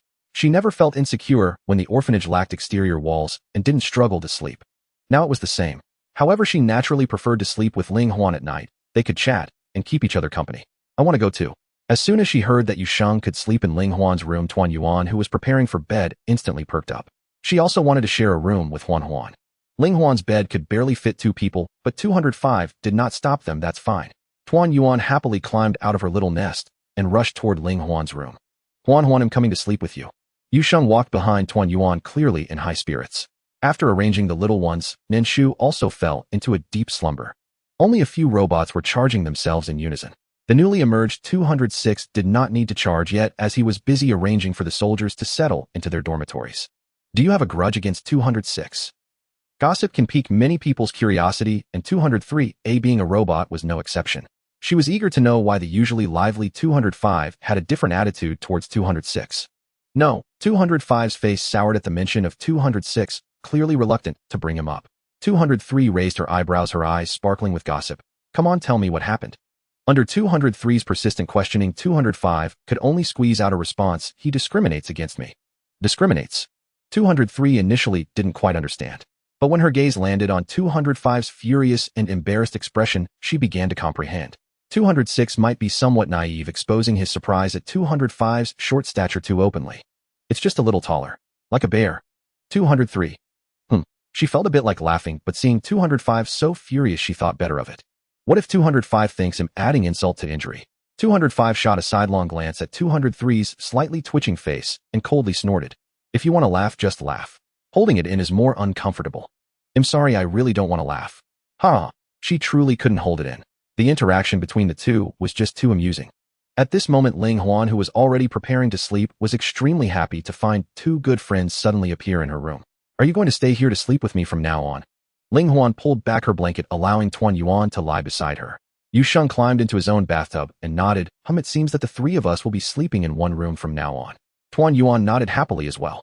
"That's great." Ling Huan held Tuan Yuan's hand and said joyfully, "It's a pity that DMO has to sleep in his own room. There's no space in mine, otherwise I'd let him come over. Everyone is good friends, and sleeping in one room would definitely be very happy. He's a boy, he can't sleep with us." Tuan Yuan, who was originally happy, snapped back to reality upon hearing Ling Huan's words and said to her, "You don't really lack awareness of gender, do you?" According to what her mother said, in ancient Huawo, boys and girls did not share a bed until the age of 7. The dean's mother definitely wouldn't allow DMO to sleep in the same room as them. In the next room, DMO listened to the chatter coming from the other side of the door and felt speechless. He pulled the blanket over his head. Who wants to sleep in the same room as them? He felt perfectly fine sleeping alone in his own room. In a nearby room, Nan Shu was wide awake listening to the noise next door and sighed in exasperation. 202. Do you feel that being a mother is particularly exhausting? Especially for mothers with many mischievous children. Thinking about how exhausted Nan Shu must be made 202 incredibly happy. It was rare to see Nan Shu looking so helpless. Nan Shu, irritated, threw off her blanket, walked to the door, and opened it, saying to the outside, "If you don't go to sleep soon, none of you will sleep tonight." Ling Huan, Yu Sheng, Tuan Yuan. Ling Huan and Yu Sheng obediently fell silent. Only Tuan Yuan rebutted. "Dean Mama, how can we sleep when we're with good friends? Why don't you let us chat a little longer? Then sleep separately and go back where you came from." Nan Shu remained unmoved. Tuan Yuan. "Dean Mama is the best, the prettiest, and spoils us the most, right?" Nan Shu. 1 hour. 202. Goodness, Tuan Yuan is specialized in dealing with Nan Shu. If it were any other child saying this, Nan Shu would definitely refuse without a second thought. Where would she give an hour? "Ye, Dean Mama is the best." Tuan Yuan cheered and began chattering with Yu Sheng and Ling Huan again. Nan Shu lay back down on her bed like a salted fish. She deeply regretted agreeing to Tuan Yuan's request. Now she was unable to sleep either. 202. After doing so many tasks, don't you have any particularly good soundproofing tools? Doesn't seem like it. When she was doing the task for real or fake rich girl, she had earplugs that made the surroundings quiet as a mouse.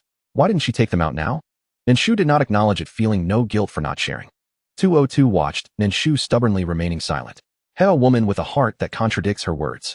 Regretting in her thoughts for hastily agreeing to the reunion, she secretly listened to the children chatting. Click. As Nan Shu lay lazily engaging in a mental battle with 202, her door swung open. Dressed in pajamas as arranged by 203, Mo stood with a sullen face looking at Nan Shu and said, "Director Mama, please let them rest, they are disturbing me. They talk too much and have made it impossible for me to sleep." Nan Shu replied, "You could try to join them. DMO could sometimes be quite reclusive, but being with the reunion might lighten his mood. It would lower my intelligence." DMO flatly refused. Nan Shu had to admit that what he said sounded quite similar to what a male lead would say to a female lead in some romance novels. The premise being the person DMO was speaking to was not his mother. "You've disturbed DMO's sleep, but if you want to chat, let's do it tomorrow." They're all children, Nan Shu would not show favoritism. "If DMO can't sleep, we should sleep too." Ling Huan glanced at the door and quietly spoke to Yu Sheng and the reunion. The reunion, somewhat reluctant, pouted fine. Although Yu Sheng also wanted to continue chatting, they could not leave DMO alone in the next room. "Sleep now." After Ling Huan and the others stopped talking, DMO finally sighed in relief. "Thank you, Director Mama." DMO turned to leave, leaving Nan Shu in the room in a daze. 202, what's wrong? Are you not used to it when the children are quiet? Nan Shu, I think you can be quite annoying at times. Nan Shu's words successfully silenced 202. It was not the reunion, and it certainly did not have a golden ticket for immunity. It should behave and avoid trouble. After 202 quieted down, Nan Shu slowly closed her eyes to sleep. The next morning she had yet to wake when she heard laughter and chatter from next door. Nan Shu, with her messy long hair and white nightgown, she opened her door fiercely and looked towards Ling Huan's room. There stood DMO sporting a messy short haircut facing away from her as he spoke at Ling Huan's door. "If you want to play, please be quieter, you've disturbed my sleep." DMO's tone was very unpleasant. It was clear he had been awakened. Most people who are woken up tend to have a morning grumpiness. Ling Huan blinked and asked, "Did we wake you?" For some reason, seeing Ling Huan's somewhat aggrieved expression made DMO's anger diminish by half. Although his tone was still not good, his expression had softened somewhat. "Be quieter." After saying this, DMO returned to his room with a blank expression. He had given up the struggle. He couldn't even muster any anger towards that silly spirit. Thinking about it, the anger that had just dissipated within DMO began to rise again. He was even angrier. Successfully, DMO did not get to sleep in again that morning. Watching DMO leave, Nan Shu fell silent, feeling it was better to digest her feelings. Otherwise, when facing the reunion later, she might end up feeling the same way as DMO, angry at herself. Thus, Nan Shu calmly closed the door, taking out her soundproof earplugs from her space and inserting them into her ears. Nan Shu's nap was exceptionally refreshing. She was awakened by 203 shaking her. "Dean." Nan Shu felt someone shaking her, frowning as she opened her eyes. "What is it?" 203 pointed outside and said to Nan Shu, "A fight has broken out." Looking at 203's lip movements, Nan Shu's brow furrowed even tighter as she removed her earplugs. Who was fighting with whom? The orphanage had always been harmonious. How could it suddenly escalate into a quarrel? Well, Tuan Yuan thought yesterday's live stream was very entertaining and insisted on going live again. "We couldn't wake you up." Before 203 could finish, Nan Shu already understood what had happened. 203 helped Tuan Yuan start the live stream, and she probably got into an argument with the viewers. What was the argument about? Aren't those viewers fond of Tuan Yuan? How could they argue with her? No, it was the haters in the live stream room arguing with the fans. 203 also did not expect that the reason for Nan Shu's live stream room soaring to the top of the StarNet live stream channel would be like this. Why would 203 come to find her over a dispute between haters and fans? However, Nan Shu felt that it must be something serious, otherwise 203 wouldn't come to find her. "You go out first while wash up a bit." Nan Shu's washing time was very short, as she had maintained her purification technique from the cultivation realm well, allowing her to clean her body thoroughly without needing a shower. When Nan Shu stepped outside, she heard Tuan Yuan cheering for the fans. "Yes, my Dean Mama is incredibly beautiful. Everything she does is right." They are all haters trying to slander my Dean Mama. In Tuan Yuan's heart, Nan Shu was no less than her biological mother. They had not lived together for long, but she could feel that Dean Mama was someone with a cold exterior but a warm heart. If she had been even a little impatient with them, she wouldn't have raised them so well. Nor would there be the 20X series robots taking care of the orphanage. Although the division of labor for the 20X series robots seemed very clear, each robot carried the meaning of taking care of them. Don't be fooled by her small stature, she understood everything. 203 was the teacher imparting knowledge to them and helping them discern right from wrong. 204 took care of their diet ensuring they ate and drank well. 205 managed their living conditions and handled the orphanage's various tasks, making their environment more comfortable. 206 protected them from being captured by those evildoers. Tuan Yuan remembered clearly that those people outside, who helped them grow vegetables, were initially there to capture Huan Huan and the others. Thinking of this, Tuan Yuan became even angrier. They are all evildoers just bullying my friends and my Dean Mama. Tuan Yuan's perception of the Interstellar Alliance worsened. I won't let my Dean Mama sell vegetables to you anymore. You are all evildoers just taking advantage of my Dean Mama's beauty to bully her. 202. Cubs, what misunderstanding do you have about your Dean Mama? With her combat power, who would dare to bully her? What they are saying does not concern us, do not involve the innocent. You haters. If you don't want to eat vegetables, just get lost and don't drag us into this.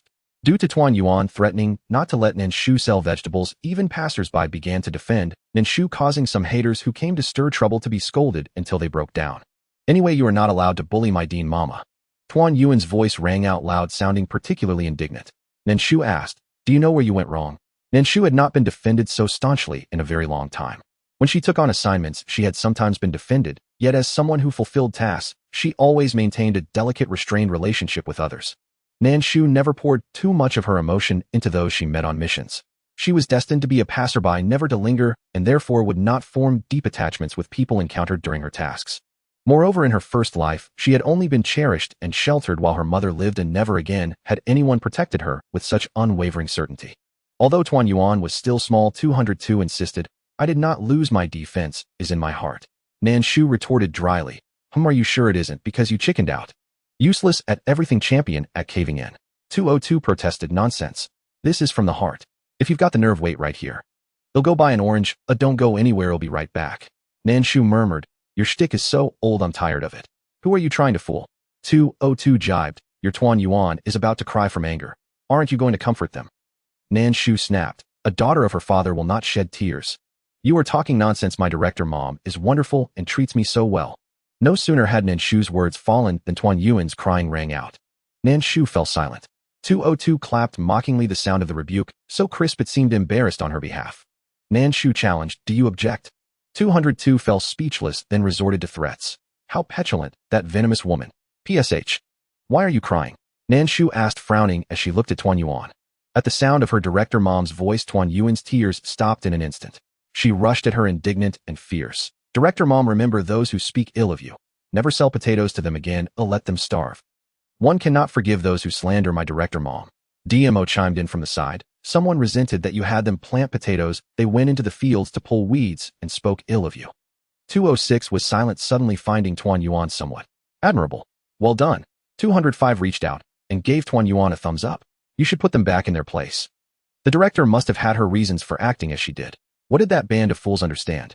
Nan Shu was momentarily at a loss for words, yet beneath it a warm feeling rose in her chest. A smile slowly crawled up Nan Shu's cheeks. A gentle smile had never before graced her face. This was the first time. Even 202 was utterly astonished. Don't you think they're defending you, eh? Nan Shu bent and scooped Tuan Yuan into her arms. She did not immediately lash out at the viewers in the live chat. Tuan Yuan shook her head. Director mom runs the orphanage alone and has it hard. It is right that we help. As she spoke, she placed her two little paws on Nan Shu's face. Her dark eyes fixed earnestly on Nan Shu. I am your daughter. I will defend you, mother.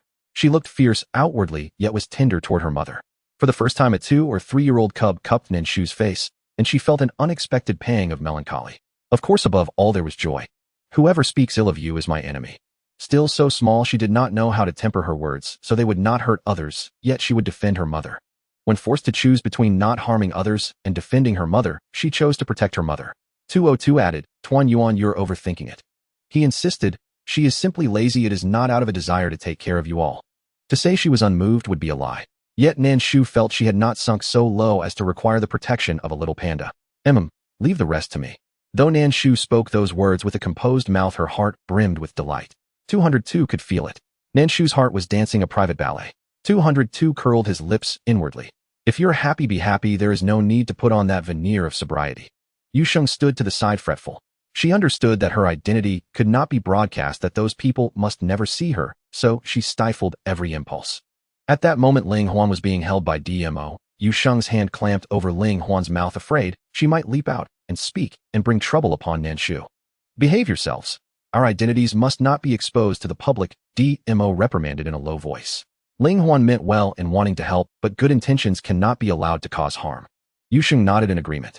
Our identities are not the same as Tuan Yuan's. Do not go out and cause trouble from Madam Director. With Yu Sheng's words, Ling Huan's plan to help was shelved. After she ceased struggling, she looked at DMO and Yu Sheng with pitiful eyes and asked, "Why must we endure this?" They were nearly the same age, yet treated so differently. Ling Huan sank into dejection. DMO looked at her and reached up to ruffle her hair in consolation. "It is not our fault, it is the fault of the world." He had heard his father speak of how the Xingji alliance targeted merfolk and elves alike, all in the name of eradicating dissent. All they wished was to find peace on launching and live quietly. Ling Huan lowered her eyes in sorrow. "Yes, it's not our fault, it's the world's fault," she murmured. Nan Shu's hearing was keen. Every syllable of the little one's conversation drifted into her ears. Frowning, she glanced toward DMO, then stepped forward and swung the camera to capture DMO, Yu Sheng, and Ling Huan. The screen revealed the children's panicked faces. "Madam Director, no. We can't show ourselves." Wah. Why didn't mean to bring trouble to Madam Director. The little ones tried to hide from the lens. The more they sheltered themselves, the more Nan Shu pushed the camera toward them. "Hide from what?" "My children. Must they be kept in the shadows?" The viewers in the live stream were taken aback. No one expected Nan Shu to be so brazen as to expose her children live on air. And these were children listed on the StarNet wanted list. Not a few viewers typed in astonishment, "No way. These are." "Good heavens, streamer, I salute your courage. Those kids must be worth tens of millions of interstellar credits, right?" Another commented. "If I report this to the Xingji Alliance headquarters now, is it still in time?" The chat was filled with talk of reporting them. Nan Shu glanced at the messages and sneered coldly, "Let them come in. Then we'll see." One could not deny that Nan Shu was outrageously arrogant. She showed no fear in exposing the children to the public. Indeed, she brazenly placed them directly on the live streaming platform. In an instant, Nan Shu's stream surged again, driven by viewers desperate to verify whether the children on the wanted lists had truly appeared in her broadcast. "Wow, such bravado," someone typed. Softly speaking, am I the only one who thinks the Alliance headquarters might already have paid her a visit? I think I just saw a captive from our Alliance forces working at her orphanage's fields. Those who had earlier accused Nan Shu of boasting now felt a flush of embarrassment. Without a closer look, everyone knows that there are at least 4 small teams that went. I thought it was a harmless farming streamer, but in reality. "Streamer, I won't report you, please sell vegetables to me." He knew that Nan Shu had high combat power, but the number of people from the Star Alliance was overwhelming, constantly coming to harass them. It's fine. In Nan Shu's eyes, it's acceptable for her own children to endure grievances, but not for others. 202. Shu, you are easily going to disrupt the balance on the Star side. After all, to the people of the stars, whether it's DMO Yu Sheng or Ling Huan, they are all enemies. They are considered anti-human existence. Nan Shu, what does it have to do with me? If the world is unfair, just change the world. Why should she care if there is balance? If there is balance, once it's broken, can it just be re-established? 202. Shu, your idea is very dangerous. 202 knew that sometimes it felt quite anxious, but it still had a tacit understanding with Nan Shu while completing tasks. The things she did and the signs before doing them all had special manifestations. For example, right now 202 had a premonition that Nan Shu was contemplating rebellion. Nan Shu not dangerous. The danger lies with the Star Alliance. Nan Shu didn't care at all that her few cubs were on the wanted list. If they wanted to capture someone from her, they had to see if they had the capability. Oh, truly my goddess. So fierce and cool. Mo Shaoran didn't think there was anything wrong with Nan Shu raising a few wanted cubs. Instead, she thought it was incredibly cool. As Mo Zioran's assistant, she felt extremely exhausted. She fell in love with Nan Shu because of her figure and face. Such a beautiful woman, who wouldn't love her? The sudden alert caught Nan Shu off guard. Just how many games did the retirement group merge into her orphanage? With card draws, tower defense, farming, and now a recruitment option. Does this mean she won't have to create robots herself in the future, but can simply use the recruitment card to gather talents from the stars? 202. To be precise, that is indeed the case, but you need to encounter that talent due to certain circumstances to gain the recruitment opportunity. The words from 202 caused the interest that had just risen in Nan Shu's heart to plummet. Doesn't that mean she needs to personally engage with and get to know the talents she likes before she can obtain the recruitment card? Boring. The alert sounded again. Due to the host's prolonged silence, the system defaults to using the recruitment card. Recruitment begins. After the alert faded, Nan Shu felt a blur before her eyes. Then a card appeared before her. On the card was a beautiful young girl. She had short black hair, was dressed in military green attire, wore a navy hat, and held a lollipop while making a peace sign. The radiant smile made the girl look very bright. However, Nan Shu's attention was not on the girl's appearance, but on the black characters on the girl's legs. It read 3 large characters. Mo Xiao ran. 202. Shu, you hit the jackpot. The card for Mo Ran is of SSR level. According to feedback from the retirement group, Mo Ran is a genius mechanic highly valued throughout the entire Interstellar Alliance. To appear on the SSR card of the retirement group is truly indicative of remarkable talent. Indeed, Shu's luck never disappoints. Nan Shu, is this really the time to focus on that?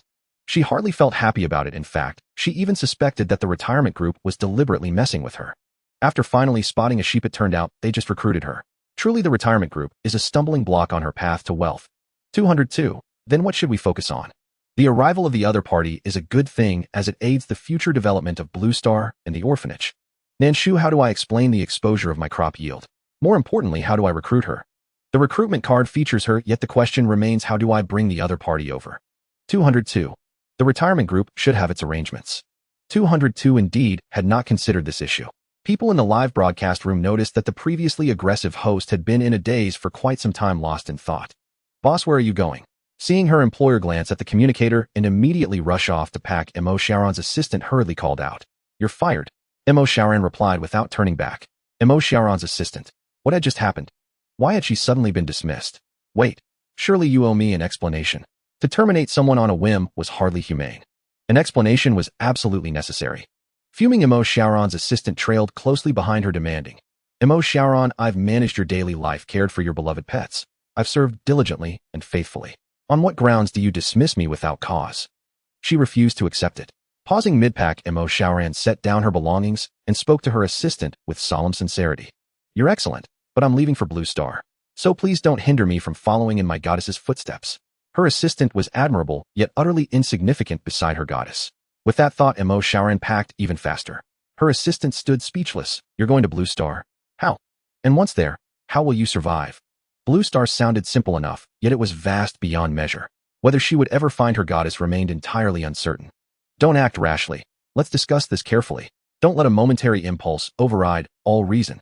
Without essentials for survival, one could perish in an instant. Mo Sharon sighed deeply. "I have a plan. You may stay in this apartment for now. You've worked alongside me long enough. You're now capable of standing on your own, no longer needing to serve others as an assistant. You can independently design and build mechanical armaments. Have confidence." Mo Sharon's earnest words only unsettled her assistant further. "Please don't act impulsively." As the assistant pleaded, Mo Sharon finished packing, stowed her essentials and blueprints into her backpack, and gently but firmly pushed past her assistant. Standing at the doorway, she ignored the stares of neighbors and passers-by, and shouted with full force, "Director Nan Shu, I love you. Director Nan Shu, I love you." The deafening cry pierced the orphanage walls, startling Nan Shu badly. Nan Shu, whose ghostly shriek is that? Whose wolf had broken loose? Unit 202, I think. I understand what's happening. At Unit 202's words, a chill of foreboding swept through Nan Shu's heart. Could it possibly be? Oh my goddess! The fangirl's piercing shriek raised goose flesh all over Nan Shu's arms. In the next instant, Nan Shu sensed a dark shape lunging toward her, and without hesitation, she slapped it squarely across the face. "Who are you?" "It's me, Mo Shaoran. The lucky audience member you gifted last time." Mo Shaoran didn't flinch at having her face pressed by Nan Shu's palm, not in the slightest. She stepped back excitedly to explain. "Nan Shu. Oh, it's you. Nan Shu." So that shout was her arrival slogan. "Oh, Director Nan Shu, I love you." Unit 202, ahem. Perhaps. Unit 202 replied, barely suppressing laughter. Indeed, the elder care team wasn't merely eccentric. It was gloriously, unapologetically cringy. Ah, truly worthy of being my goddess. Look at that figure, that face, that expression. The very look of disdain she gives me. Unit 202, did some deranged fan just get teleported here? To say that a love-struck fool feels praised is simply too exaggerated. At this moment, 202 deeply understood the meaning of 404's words. In the eyes of some people, even the fart of their goddess smells sweet. Perhaps in Mo Ziorin's view, even a curse from Nan Shu would be taken as a compliment. She would even scream, "Ah, my goddess spoke to me. Even when she scolds me, it sounds so pleasant." It must be like that, 202 thought with certainty. Nan Shu felt that during her time in the entertainment industry, she had never been this scared of encountering a fan. Mo Ziorin's enthusiasm truly startled her. Is it really necessary to be this exaggerated? Goddess, could you please give me an autograph? After arriving here, Mo Ziorin's first thought was to get an autograph and a photo. No, first the photo, then the autograph on the photo. Saying this, Mo Shaoran eagerly took out the camera she specially brought in her backpack. Okay. Nan Shu, with a blank expression, took a photo with Mo Shaoran. Many viewers in the live broadcast room were fans of Mo Shaoran. Having grown accustomed to her serious demeanor while studying machinery, they were somewhat unable to process this side of her for the first time. Am I blind? Is this Xiao Ran? I want to know how she did that. This is definitely the look of seeing my goddess. Goodness, could it be teleportation? Did you just hear someone shout, Director Nan Shu, I love you? Blind person, you've discovered a highlight. Is it too late for me to shout now? You can try it, just remember to tell me if you succeed. The reunion in Nan Shu's arms, initially angry with the viewers in the live broadcast room, couldn't help but cover Nan Shu's face with her little paws upon seeing a strange auntie getting excited and wanting to approach her mother. You can't look at my mother. This strange aunt clearly had ill intentions. Thinking this, the reunion looked at Ling Huan beside her. Huan, this person is the strange aunt you mentioned before. We must stop her from getting close to Mother Director. Ling Huan hesitantly glanced at Mo Xiaoran, then at her own Mother Director. She felt that even if the other party wanted to get close, they wouldn't be able to. DMO and Yu Sheng remained silent nearby. They had already seen their Mother Director's red high heels stirring with eagerness. It was as if Mo Xiaoran would be kicked away the moment she charged forward. I'm not a strange aunt, I'm someone who like you loves your Mother Director. Mo Xiaoran looked at the several little ones around her, feeling that Nan Shu was incredibly impressive. She could actually raise so many different kinds of little ones. Truly deserving of being her goddess. Nan Shu discovered a problem. That is, where would Mo Xiaoran stay while working at her orphanage? 202. She can sleep on the sofa. 202 offered its terrible suggestion. Nan Shu, the person, was sent by the elderly care group. Shouldn't her accommodation issue be resolved by your system department? Nan Shu felt that her thoughts were reasonable. 202. You can choose not to draw this card. 202's voice gradually faded until it was barely audible, like a whisper. Nan Shu, how did you give me the chance to refuse? Before she could even regain her senses, good heavens, they just defaulted her to drawing a card. Whose problem is it anyway? Nan Shu, if you don't solve my accommodation issue, it'll blow up the elderly care group. It reasonably suspects that Nan Shu is being deceitful, but it has no evidence. It can only silently report Nan Shu's irritable behavior to the retirement group and let them handle it.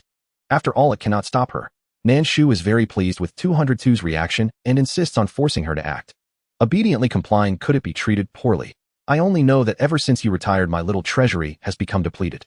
The little treasury that took so long to save is not enough for her to squander. How could so many tasks and so many burial goods and dowries be gone so quickly? Nan Shu doesn't believe it. 202 is indeed lying. It doesn't even know how many items are in its treasury. It's just lamenting the gold hairpin it once gave to Nan Shu and the environmental department it established for her. Nan Shu doesn't even know what kind of system 202 is that is so frugal. It can no longer be called frugal, rather it treats wealth as life. Goddess, what do you need me to do? Mo Xiaoran's excited feelings have calmed down quite a bit. She realizes she cannot just stand there foolishly and must do something for her goddess. Do you need me to help with the live stream? I can help sell vegetables. While speaking, Mo Xiaoran noticed Nan Shu's vegetable base. Having just been harvested, a bunch of unripe fruits were hanging from it, and it didn't seem like the yield was particularly good. Mo Xiaoran felt a bit heartbroken. With so little food to feed so many people, being able to sell it to her is already quite good. Go goddess. Goddess is the best. The sudden encouragement left Nan Shu puzzled. Are the thoughts of today's youth really so incomprehensible? No need, I'll arrange a place for you to stay first. Nan Shu spoke uncomfortably. No need, I'll just sleep on the couch. Mo Xiaoran responded eagerly. Ideally, she would sleep on the couch right in front of her goddess bedroom door. Just thinking about being close to her goddess makes her so happy. I don't have a habit of mistreating my employees. After all, the other party is a streamer with many fans. Even if she makes her sleep on the couch, Nan Shu wouldn't let so many viewers know. She is truly impressive. No wonder she is who she is. The retirement group isn't arranging accommodation for her, and I don't have a place for her to sleep. So the blame still lies with them. Don't shift the blame onto her. 202 has come to understand that this woman Nan Shu is determined not to part with a single cent today and is even attempting to take from the retirement group. 202 originally intended to persuade Nan Shu to give up this idea. However, an astonishing scene occurred. The small house behind her, which is more accurately described as an orphanage made of red bricks, unexpectedly expanded a little. 202 even detected that the retirement group added an extra bedroom next to Nan Shu's bedroom for Mo Xiaoran. The bedroom isn't large, similar to Ling Huan's, containing only a bed and a bedside table. Yet no matter how humble, it is something Nan Shu pried away from the retirement group. 202. No wonder it's you, Nan Shu. After working in the system department for so many years, it's the first time it has seen someone manage to extract something from the retirement group. Nan Shu, if you don't give me what I want, don't expect to earn money from me again in the future. She has no particular ambitions regarding the orphanage's expansion. The elderly care group might have agreed to her request because their attachment to the orphanage wasn't as deep. Nan Shu instructed 203 to take Mo Xiaoran to the room arranged by the elderly care group while she went to close the live stream. Today's live stream ends here. Don't We still want to see the interaction between Xiaoran and you. No, I want to see the flowers bloom in my hometown. Will a blogger please stream a little longer? From the heart, generously gifted a super airship in Nan Shu's live stream room. The moment the super airship appeared, Nan Shu stopped her hand from pressing the close button. Then let's stream a little longer. As she spoke, Nan Shu glanced at the price of the super airship. Ooh, she was shocked at the amount. It turned out to be 1,000,000 StarNet coins. Since StarNet coins had a 2-1 exchange rate with interstellar coins, she had just earned 500,000 from one airship. Nan Shu made a very pragmatic decision to continue the live stream for a while longer. 202. You are truly amazing. That's incredible. Wow, how many people's persuasion can't compare to an airship? Wu with a big shot is wealthy. Thank you. Mo Xiaoran acted quickly after being led into the room by 203 as she placed her belongings on the bed and eagerly ran out of the small room. Mo Xiaoran's assistant on the other end watched in astonishment as the boss who had just shouted suddenly disappeared from view, completely at a loss for words. Did she just teleport with a single word? Is the other party a god? However, Mo Xiaoran didn't open the door for anyone to see her. She only shouted at the door, otherwise such a large person disappearing would definitely cause a stir. At this moment, Gu Zhanzhang, sitting at the Alliance headquarters, had a dark expression.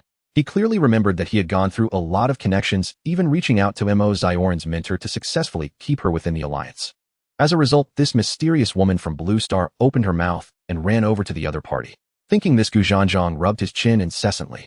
Mo Xiaoran had just been live streaming, and suddenly appearing on Blue Star itself was bizarre. Moreover, she accurately landed in the small courtyard of the other party's house on such a vast blue star. There were many mysteries surrounding the other party. The Alliance's squad had spent a considerable amount of time to approach her back then. If they could accurately pinpoint her location, they could save a lot of trouble for the next attack. Whether it was Mo Xiaoran's assistant or Gu Zhanzhang, both were studying Mo Xiaoran's teleportation and precise positioning. Meanwhile, Nan Shu sat in her chair watching the sudden friendship develop between Mo Xiaoran and 205. Are you also studying mechas? Mechas were not particularly rare items in the interstellar realm, but not everyone could possess them. Mechas were indispensable for special soldiers and generals. Their combat races were different from ordinary soldiers. They needed to work with mechas to inflict high damage. Mechas also had high defensive capabilities, enhancing the life force of the combat soldiers. At least they wouldn't be killed in one hit. When the topic of mechas came up, Nan Shu frowned. 206. Turn off the live stream. Even though the comments were still urging her to continue, Nan Shu was no longer swayed by the money. Matters regarding mechas were too sensitive. The Interstellar Alliance was surely keeping an eye on her, and she certainly wouldn't let the Interstellar Alliance take advantage of her. I also brought my latest battle armor design with me. Mo Xiaoran's eyes sparkled with pride. This was completed without her assistant's knowledge. No matter how loyal an assistant is, one must always keep something in reserve. Due to her relationship with Mo Xiaoran, the assistant had access to various power circles, placing her at the center of influence. What if someone with ulterior motives bribed her? The mecha she spent 3 years creating could be sold off. Mo Xiaoran's public title was that of a mechanic. The entire star system believed that Mo Xiaoran was merely gifted in military readiness, capable of converting various vehicles into combat cars. No one expected that she was actually a mecha master. Mechas themselves are not particularly rare, but mecha masters are. There are no more than 10 individuals in the entire star system capable of studying mechas, and Mo Xiaoran is one of them. If such a presence were known to the Galactic Alliance early on, she would have certainly been confined to the highest level research institute, toiling day and night to design and manufacture mechas. Let me take a look. 205 understood how to create mechas, but had never operated one in practice. She was now very interested in mechas.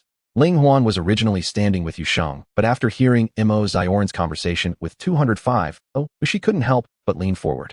Although she didn't understand some of the terms they were discussing, she was noting them down. DMO observed Ling Huan, who was deeply engrossed in the conversation with his arms crossed. I never expected her to be so interested in mechas and machinery. There are connections between mechas and machinery, so it's natural for her to be interested. Yusheng spoke up. She had initially thought that as Ling Huan grew up, she would learn some safer skills, like becoming an apothecary or taking on some remote control profession. It was quite surprising. What about you? DMO turned to Yusheng. From the moment he was born, he had been implanted with a white tiger gene chip, destined to become a close combat soldier. No matter how things turned out, he would follow a military path. As for Yusheng, he currently couldn't discern her plans for the future. DMO did not believe that Yusheng had no plans for the future. After all, she was fundamentally like him, both carrying deep-seated vendettas. Yusheng chuckled softly. Naturally, I will reclaim what belongs to me. She was the daughter of the Sea King, destined to take her place as the Sea King's heir. That's quite an ambitious goal. DMO turned his gaze back to Ling Huan. Likewise, there was an understanding between Yusheng and DMO, a mutual admiration.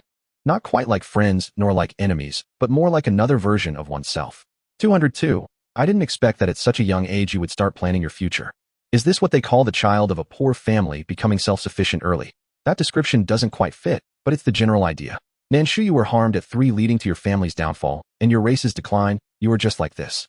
A flower growing in a greenhouse will never understand how plants survive in the dark corners of the world. 202 had no retort. Indeed, as Nan Shu said. Having not experienced the childhoods of Yusheng and DMO, outsiders could not judge their character. They could only commend their wisdom and resilience. Can I learn alongside you? With Nan Shu's previous affirmation, Ling Huan had gained a considerable amount of courage. Plus, having recently become familiar with 205, she shyly expressed her thoughts. As Ling Huan's mentor, 205 was of course willing. She cast her gaze at Mo Xiaoran, waiting for her response. In the entire orphanage, only Mo Xiaoran truly understood mechas. She disagreed, and 205 could not force her. At most, after learning from Mo Xiaoran, he would gradually teach Ling Huan the basic knowledge of being a mecha master. Sure, but can she understand? Mo Xiaoran questioned with some doubt. She had a natural fondness for Nan Shu's child, as she was the offspring of her idol. Rounding up, she was her child. How could she not teach her own child about mechas? She does have quite the talent in this area. She remembers a lot after just one explanation. 205 was very pleased with his apprentice. He had found a treasure. No wonder you are your mother's daughter. Mo Xiaoran gave Ling Huan a thumbs up. Ling Huan blinked in confusion. Although she did not know why Mo Xiaoran praised her mother, she confidently puffed out her small chest and said, "Of course, just look at whose daughter I am."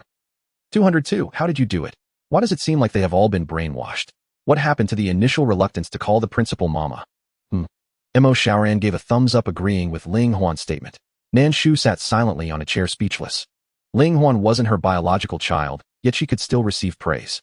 202. In Mo Xiaoran's eyes, you can do no wrong. Even a fart smells good. 202 felt a bit jealous. There were already enough people vying for attention, and now another one showed up. More clingy than a reunion. As a system that simply liked to speak the truth, it was really tough. 202. What does it have to do with you? 202. In the end, it was a misallocation of feelings. Mo Xiaoran, along with 205 and Ling Huan, walked to the coffee table in front of Nan Shu and spread out Mo Xiaoran's blueprints. Due to the coffee table being too small and having a few cups on it, Mo Xiaoran's blueprints couldn't fit. Then the few of them looked up, eagerly staring at Nan Shu. What are you looking at me for? There is a bigger dining table in the room that you can use, but you insist on crowding around my table and expect to be treated well. But there's no mama over there. Ling Huan's pure and clear eyes held admiration for Nan Shu.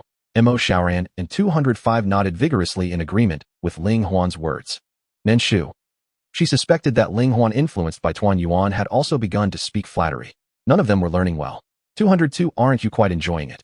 Especially as those little ones' appearances began to resemble those on the screen, Nan Shu became particularly lenient with them. The one always hurt was the consort who had followed her for tens of thousands of years. Just thinking about it made her unhappy. Nan Shu, why do you care? She could do as she pleased. What was there to be jealous about with that emotionless money-sucking machine? While quarreling with 202, Nan Shu transformed her red umbrella into a rectangular large table. Go ahead. Thank you, Mama.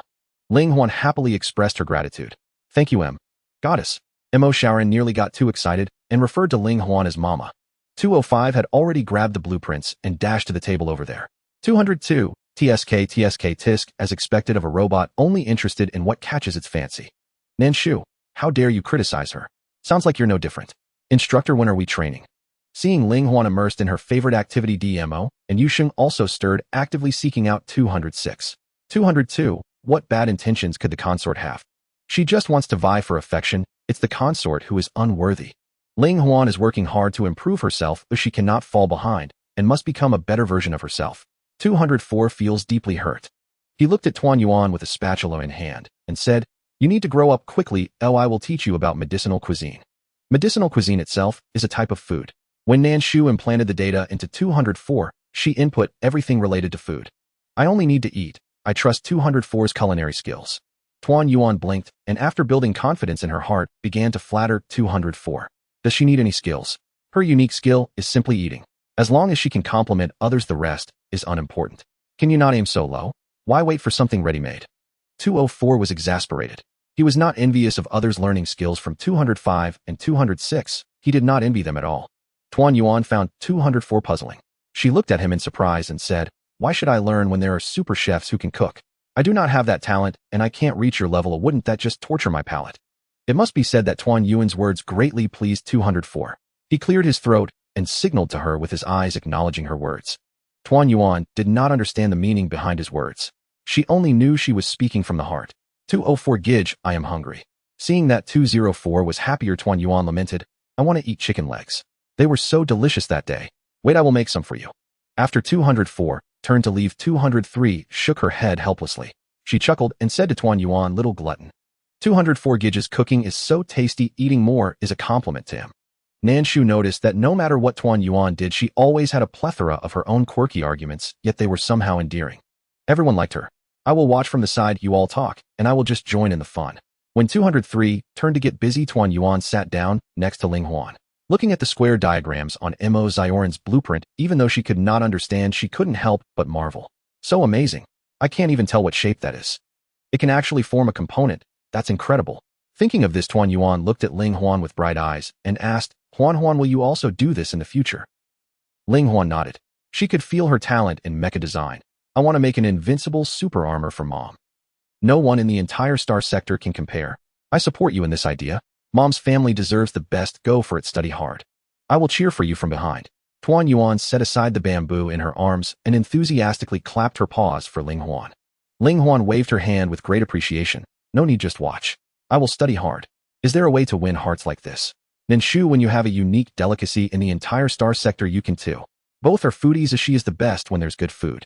Look at DMO and Yu Sheng. They are clearly much more rational than the two of them. It is evident that they have navigated the whirlpool of power. Even if they haven't been in it, they have long been hunted. Compared to Tuan Yuan and Ling Huan, Nan Shu values DMO and Yu Sheng more. Only with such personalities can they rise higher in the future. She is fond of ambitious individuals. Even though she prefers Ling Huan and Tuan Yuan, she insists on convincing herself that she likes DMO and Yu Sheng. Caring and liking are separate. Nan Shu hopes that Tuan Yuan and Ling Huan can continue to live carefree, while she places more importance on DMO and Yu Sheng. The future development of the two will undoubtedly be within the realm of power. Nan Shu can see that Yu Sheng has not given up on the idea of returning to the mermaid tribe and may even have aspirations for the throne. As for DMO, his deep-seated enmity with blood and vengeance makes it impossible for him to live an ordinary life. Liking and caring are not the same. How are they different? 202 remains unconvinced. Mo Xiao Ran and 205's relationship heats up over the mecha blueprints becoming the best of friends. There's a feeling of meeting too late. Do you also think that this design will limit the next steps? Mo Xiao Ran looked at 205 with excitement. This person's ideas are almost identical to hers. It's like meeting a second self. At that moment, Mo Xiao Ran firmly believes that her mecha will soon be realized. This is fantastic. She has been waiting for this day for 3 years. Mo Xiao Ran felt incredibly lucky while joyfully being at the Xiao Kuei Hua orphanage, living under the same roof as a goddess and encountering a kindred spirit in 205. Far away at the headquarters of the Interstellar Alliance, Gu Zhanjiang's repressed emotions completely erupted. How could she have a mecha and you haven't obtained any information at all? Gu Zhanjiang's gaze turned cold as he looked at his subordinates. Such a significant matter, and they couldn't even investigate it.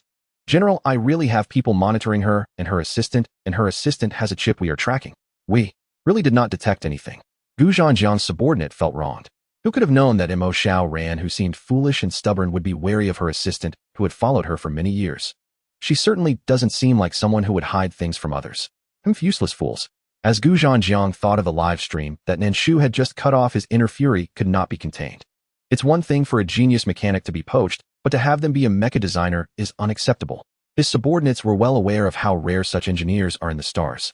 Initially, keeping Mo Xiao Ran within the alliance was due to her intelligence. Who knows when she might become interested in mecha? Thus, he employed some tactics to ensure Mo Xiao Ran stayed in the alliance. Unexpectedly, after all this time, she actually does. Go bring her mentor to me. A sinister look appeared on Gu Zhanjiang's face. He wanted to see how Mo Xiao Ran's teacher would explain her capability in mecha. He wouldn't believe that she couldn't. General, do we really have to? Bring her over. Mo Xiao Ran's teacher is also a mecha designer. If they bring the person over, it might be too extreme. What if the other party takes their own life? A cold smile appeared on Gu Zhanjiang's face. If I tell you to go, then go. Why so many questions? If you don't want the position of general, do you want to take my place? No, general, you misunderstand. I will go right away. Seeing Gu Zhanjiang's anger, his subordinate no longer dared to hesitate and quickly left. He wondered what the general of their family was thinking to even consider bringing Mo Zioran's teacher along. He was unsure, but Gu Zhanjiang knew exactly what he was doing. He sat with one leg crossed over the other, a cold expression on his face as he stared at the machine before him, wishing he could poke a hole in it. Gu Zhanjiang truly did not expect to be outsmarted by Mo Xiao Ran. I underestimated you, he thought. She actually had a bit of cleverness. Since she had chosen this path, he wouldn't hesitate to turn against her. After all, he paid her a hefty salary every month to ensure her loyalty to the alliance, ungrateful as she was. One of Gu Zhanjiang's subordinates went out and soon brought back Mo Ziorin's teacher. She appeared to be a woman in her 30s. Tall and slender with ear-length short hair, her phoenix eyes had slightly upturned corners and her deep brown irises were partially obscured by her eyelids. This made her seem very unapproachable. Teacher Qin, long time no see, Gu Zhanjiang spoke coldly. Teacher Qin straightened her back, looking at Gu Zhanjiang with an attitude that was neither servile nor overbearing, saying, "Long time no see, Gu Zhanjiang." Teacher Qin was a clever woman. She had anticipated this day ever since she learned that Mo Xiaoran had teleported to Blue Star. To her surprise, Gu Zhanjiang couldn't wait at all, so impatient that he didn't even bother to cover his intentions, sending someone to bring her over. Teacher Qin has indeed taught a good disciple, Gu Zhanjiang squeezed out through clenched teeth. Teacher Qin smiled slightly, looking around before finding a chair to sit down. Of course, I believe Xiaoran is the pride of my life. Gu Zhanjiang's subordinates thought Teacher Qin was foolish for provoking him so blatantly. They had never seen such an arrogant woman. She didn't seem to fear that Gu Zhanjiang might decide to execute her in a fit of rage. Teacher Qin truly does not take her situation seriously at all. Gu Zhanjiang was not angry, instead he sneered. He had always known that she was a clever woman. She understood that he would not kill her at that moment and thus boldly provoked him. "Of course I know my own worth," she replied. Teacher Qin was useful to Gu Zhanjiang. She also knew that Gu Zhanjiang had brought her here with the goal of obtaining the blueprint Mo Xiaoran held. However, she didn't mind. After all, as long as Gu Zhanjiang deemed her useful, he would not kill her. What Teacher Qin told me back then was that she was a mechanic, not a mecha engineer. He did not believe at all that her beloved disciple could design mechas without her knowledge. Teacher Qin calmly looked at Gu Zhanjiang and said, "Designing mechas is exhausting. I didn't let her learn it." She had never wanted Mo Xiaoran to study mechas. Being taken to the highest research department meant losing one's freedom. They would only be urged repeatedly to design mechas for factories to mass produce. What were mecha designers? They were like donkeys being whipped relentlessly. Why were there so few mecha designers? The incessant design work led to insufficient brain capacity, overwhelming anxiety, and many young lives lost in the research department. Only she remained unafraid of the Alliance's coercion, and no matter how they threatened her, she simply could not produce designs. She was an orphan with no vulnerabilities. If there was a weakness, it was probably Mo Xiaoran. Gu Zhanjiang had not only valued Mo Ziorin's talent, but also recognized that she was her soft spot, which is why he kept her within the Alliance. He thought it was charity, in fact it was a threat. "Teacher Qin, you must realize that you are currently a prisoner." Gu Zhanjiang rose and approached Teacher Qin, lifting her chin, with one hand, speaking slowly and deliberately. Forced to look up at him, Teacher Qin met his gaze and scoffed coldly. "Are you threatening me?" "No, I am persuading you." Gu Zhanjiang released his grip on Teacher Qin's chin, saying, "As long as she hands over that drawing, I will let you go." If she fails to do so, he wouldn't hold back any old feelings. Teacher Qin spat at him defiantly. "Do you think you are so noble?" A smile appeared on Gu Zhanjiang's face. "I never considered myself noble. I only need to achieve my goals. The process is unimportant." His demeanor made Teacher Qin, who was sitting in a chair, clench her hands tightly. She struggled to keep herself from getting angry. Gu Zhanjiang's gaze fell on her face. "Did you not like this kind of me back then?" Mentioning this, Teacher Qin's expression changed. She stood up, abruptly grabbed the chair behind her, and swung it at Gu Zhanjiang. The sudden fight left Gu Zhanjiang's subordinates at a loss for what to do. Most importantly, it was the first time they learned that Teacher Qin had such a history with their general. Gu Zhanjiang caught the chair that Teacher Qin hurled at her. "Be honest, I won't do anything to you." "So what?" Teacher Qin showed no fear of what he might do to her. He had already done everything that could hurt her. What else could possibly harm her now? "Send a message to Mo Xiaoran telling him that Qin Mo is in my hands." Gu Zhanjiang instructed his subordinate beside him. They still had Mo Ziorin's communicator number. At that moment, Mo Xiaoran, sitting at the dining table and enjoying the food prepared by 204, changed her expression when she saw her mentor had fallen into Gu Zhanjiang's hands. "Gu Tinglan." Mo Ziorin's delicate face was filled with rage as she spat out 3 words through clenched teeth. That bastard. He actually used her teacher to threaten her. Most importantly, he actually dared to harm her mentor. Nan Shu didn't know who Gu Tinglan was, only that Mo Xiaoran hadn't cleared her past after arriving on Blue Star. She irritably clicked her tongue. "Ding. Congratulations, host has triggered the main quest. Rescue Qin Mo. Quest details: rescue Teacher Qin Mo, who is trapped at the headquarters of the Interstellar Alliance, to Blue Star. Quest reward: upgrade the orphanage 1 level. Reward 1 for the cub containment area." Originally, Nan Shu was not interested in this quest. But upon seeing the quest reward, Nan Shu understood that the retirement group had generously offered a cub containment area to ensure she would diligently complete the task. She really did not expect that they would consider her in such a way. Nan Shu, just because they issue a task do I have to do it? She was not someone who would easily bend for a cub containment area. 202 Yes. Speaking of which, the vampires from the West are creatures that Nan Shu cannot comprehend. They possess an exquisite beauty and a deadly allure to humans. Of course, those who are drawn to them will certainly face fatal consequences. Why is she so calm while concerning herself with vampires? Nan Shu simply thought, oh, let Mo Shaoran worry about it. How could she say something like letting Mo Shaoran worry when this is her task? How could she let Mo Shaoran rescue her master? Just using the least effort to gain the greatest reward, is there something wrong with that? Originally saving Qin Mo was not difficult, so why should she be anxious? If the other party wanted the blueprints, just give them. Nan Shu looked at Mo Shaoran and calmly stated the facts: the other party wants the blueprints. Mo Xiaoran's face darkened as she gazed at the blueprints in front of her. After a long pause, she finally spoke, I will give them a fake one. Nan Shu stood up, walked over to Mo Shaoran and 205 and snatched the pen from Mo Xiaoran's hand. She twirled the pen between her fingers and casually made slight modifications to 2 positions on the mech. Give this to them. As she spoke, Nan Shu fixed her gaze on 205. The data from the previous blueprints has been inputted into your memory bank, right? 205 nodded yes. Mo Shaoran looked in astonishment at the modified blueprints by Nan Shu. She had to admit that her goddess was truly impressive. The modifications made by Nan Shu were in 2 of the most inconspicuous places, and it was impossible to tell they had been altered. However, if these 2 places were not reverted during the mech production, they would never be able to complete the mech. Let 203 and 206 accompany you. The sooner you go, the sooner you return. With 203 and 206 together, Mo Shaoran could bring Qin Mo back without any trouble. 203's strength is double that of 206, and there are hardly 2 people in the Galactic Alliance capable of holding her back. I can go too. 205 volunteered. She may appear harmless, but she possesses her own attacking power. Upon receiving Nan Shu's approval, 205 felt immensely happy. Last time she had used 4 warships and spaceships from the Galactic Alliance to reassemble a new super battleship. She had tested it in flight, but it had yet to be used in actual combat. Now that she had this opportunity, how could she let it slip away? Isn't Shu a bit too carefree? When I say you're foolish, it's actually a compliment. The Galactic Alliance has not been established for just a few decades, but for thousands of years. How could it be disrupted by a few robots?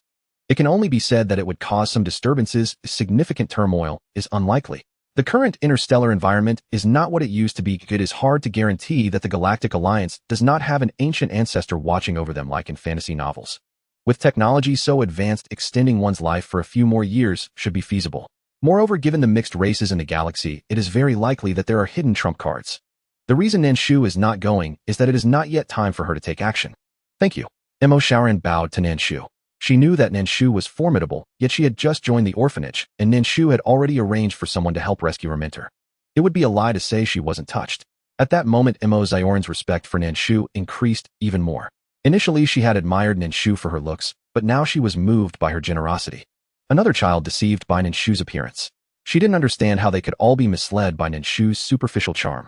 One after another, they made excuses for Nan Shu, believing she was genuinely kind to them. No need to thank me. Nan Shu calmly accepted Mo Xiaoran's gratitude. If Mo Shaoran hadn't come, Nan Shu wouldn't have had this task. It was her presence that led to the exposure of the mecha design during the live broadcast, triggering a series of subsequent events. Nan Shu felt that allowing Mo Shaoran to stay was already quite generous. 205 eagerly pulled several companions toward the battleship she had placed outside the yard. We're going to pull off a big score soon. Just thinking about embarking on a major operation with the Galactic Alliance made 205 exceptionally excited. Mo Shaoran looked at the battleship before her, realizing that 205's mechanical expertise surpassed her own. After all, since she joined the Galactic Alliance, she had been slacking off, uninterested in climbing the ranks, just coasting along. You're amazing. Mo Shaoran sincerely praised 205. 205 proudly puffed out her small chest. Of course, just look at who designed the robot. Mo Shaoran nodded in agreement. Goddess is truly impressive. She wondered when she would be able to create such lifelike robots like her goddess. Ling Huan, who had been focused on her studies, felt a little lost when 2 teachers suddenly left. Director Mama, are they all going to save someone?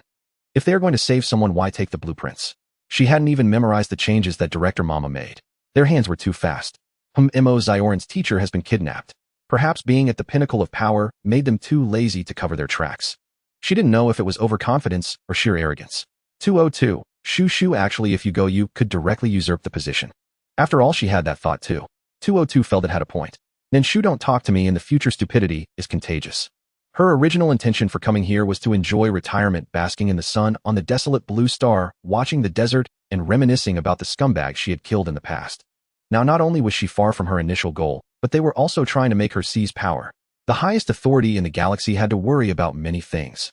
It's not like she hadn't been an emperor before, constantly reviewing memorials and listening to the foolish reports of her subordinates, as she never wanted to sit in that position again. Initially, she was forced by the task and had no choice. 202. In providing you with strategies, and not only do you not praise me, but you also scold me. It was angry. Without an apology from Nan Shu, it wouldn't calm down. Nan Shu, your strategy is so bad it could be considered a compliment. How dare it feel proud about that? Ling Huan, don't be sad, eat a chicken leg to calm your nerves, they'll be back soon. Focused on her food, Tuan Yuan noticed her good friend's low spirits and handed over the last chicken leg she had. Ling Huan instinctively wanted to refuse, but upon seeing the delicious chicken leg, her refusal turned into okay. She extended her little hand, tearing off a piece of meat, and smiled at Tuan Yuan, saying, let's share it together. Ling Huan did not eat alone, which made Tuan Yuan very happy. She nodded vigorously. Thus the two little ones took turns taking big bites of the chicken leg. Having already finished, Yu Sheng and DMO, who were outside analyzing yesterday's training postures, shook their heads helplessly at the two innocent little cuties. Sometimes I really envy them, Yu Sheng remarked sincerely. From the moment of birth, it was destined that we would not become like them. That's true, DMO said calmly. From the moment he was implanted with the White Tiger chip, it was predetermined that he would follow a military path, specifically that of a high-ranking warrior. His father had always trained him as an heir, making sure his combat training was no less than that of adults. Unfortunately, DMO shook his head, dismissing the past as he continued to study the assignment given by 206 yesterday with Yu Sheng. 202. Shu, don't you feel that your life will continue in this cycle? Watching Ling Huan and Tuan Yuan happily eating along with Yu Sheng and DMO, who were focused on cultivating their powers, 202 felt that according to Nan Shu's lifespan after DMO and the others grew up, Nan Shu would watch their next generation playing here. She would sit on a rocking chair watching her descendants. 202. Sorry, it broke the immersion. Nan Shu, what do you mean by descendants? Is she a monkey? Is Blue Star her flower fruit mountain surrounded by a bunch of descendants? Nan Shu thought that once she grew tired of this game, she would choose a new director to take over the orphanage, while she herself would go traveling. She would go to the other end of Blue Star to see a different world.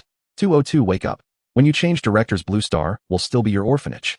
Even at the other end, it would still be her orphanage. Nan Shu could not be bothered to respond to 202. The system lacking insight always dampened the mood. Meanwhile, sitting in the 205 battleship, 206 felt somewhat uneasy. According to his setting, he was a person who had been surrounded by bachelors for a long time. Being on a mission for the first time with 3 women made him a bit uncomfortable. What are you doing? Mo Xiaoran saw 206 squirming beside her. Caught 206 cleared his throat, and with red ears replied, nothing, just feel like the chair is a bit small, my legs are sore. His explanation only made 205 unhappy. If you don't want to sit, then get out. Who was she pointing at? If it weren't for the director asking him to come, she would have let 204 come instead, and wouldn't have let him sit on her first battleship. And now his legs are sore. Why didn't he mention his head hitting the ceiling? Getting angrier, 205 shot 206 a glare while piloting the battleship. 206. He was purely wronged. He had no such intention, she was just too sensitive. He probably didn't mean it that way. 203 smiled as he looked at 206 and explained to 205. It was probably the first time he was interacting with these girls. He was nervous and found a random excuse. As a result, he ended up facing the wrath of 205. Speaking of which, 205 had a good temper with everyone except when she was with 206, where she would explode like she was on dynamite. She could explode at any moment. Could this be love? Since the moment he was born, he has been looking for trouble with me, so don't defend him. 206 just couldn't stand her looking down on her height. Don't think she didn't notice. Soon they would fight. Let's see how fierce she was. She wasn't good at close combat, but she was the best at piloting battleships in the entire orphanage. She wanted 206 to understand that long-range attacks were far superior to close combat. 205 piloted the battleship swiftly, and before long they arrived at the planet where the headquarters of the Star Alliance was located. Do you have a map?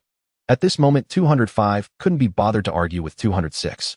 She hadn't forgotten the primary purpose of their visit. Internal conflicts could wait. They needed to resolve external issues first and help Xiao Ran rescue her mentor. I don't have one, but I remember how to get there. Mo Xiao Ran couldn't draw a map, which was somewhat troublesome. Sitting beside her, 203 spoke up. Give me 3 minutes. 203 placed one hand on her left ear, her gaze dazed, as if she were in a trance, but a careful observer could see the tiny data flashing rapidly within her pupils. Drive left and break through from the left. 203 was a jack of all trades from the start. Thus, she possessed the skills of a hacker and the prowess of a warrior. Following 203's instructions, 205 piloted the battleship into the headquarters of the Star Alliance. Stop here and wait for their people to bring Qin Mo out. During the operation, 203 took the position of commander. Even after 205 stopped the battleship, she took the initiative to go to the hatch and communicate with the soldiers of the Alliance. We want to see Qin Mo. Gu Zhanjiang didn't expect Mo Xiaoran to arrive so quickly. He sat beside Qin Mo smiling slightly. Qin Mo, you lost. Qin Mo glared fiercely at Gu Zhanjiang, wishing she could stab him with a hole. Until the last moment, no one knows who has lost. To Gu Zhanjiang, Qin Mo's words sounded like a feigned show of strength, unwilling to back down. Then I will show you how you lose. Gu Zhanjiang gestured to his subordinates to take Qin Mo away. Mo Xiaoran sat inside the battleship, her eyes fixed outside. She watched to see when her teacher would be brought out. When she saw Qin Mo being pushed out by Gu Zhanjiang's men, her eyes were filled with rage. Her teacher, who used to care so much about her image, was now disheveled and pale as she was shoved to the ground. You dogs! I will kill him.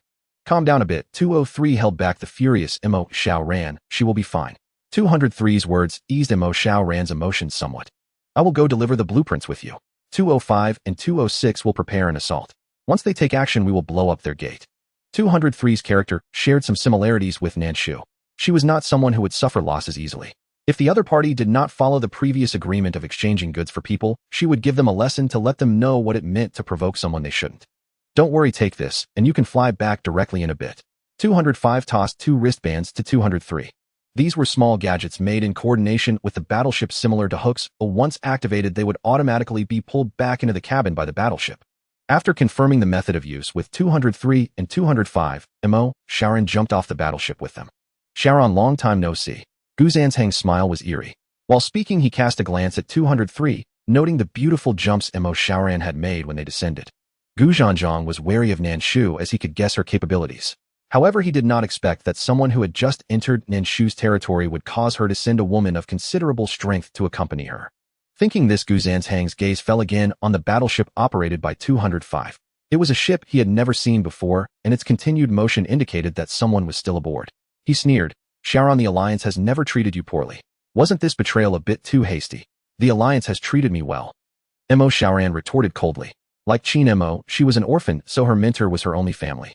She was fully aware of Qin Mo's treatment in the Alliance, and she also understood her status in the highest research institute, naturally knowing she could not expose her ability to design mechas. Unexpectedly, an accident involved her teacher. You've grown up in the Alliance, yet you tell me the Alliance has not treated you well. Gu Zhanjiang felt no remorse. His goal was singular. That was Mo Xiaoran. Was the blueprint more important than Mo Xiaoran? Gu Zhanjiang's real intention for the blueprint today was not the blueprint itself, but what he wanted was to keep Mo Xiaoran. Stop with the nonsense. The blueprint is here. Hand over my teacher. Mo Xiaoran raised the blueprint in her hand.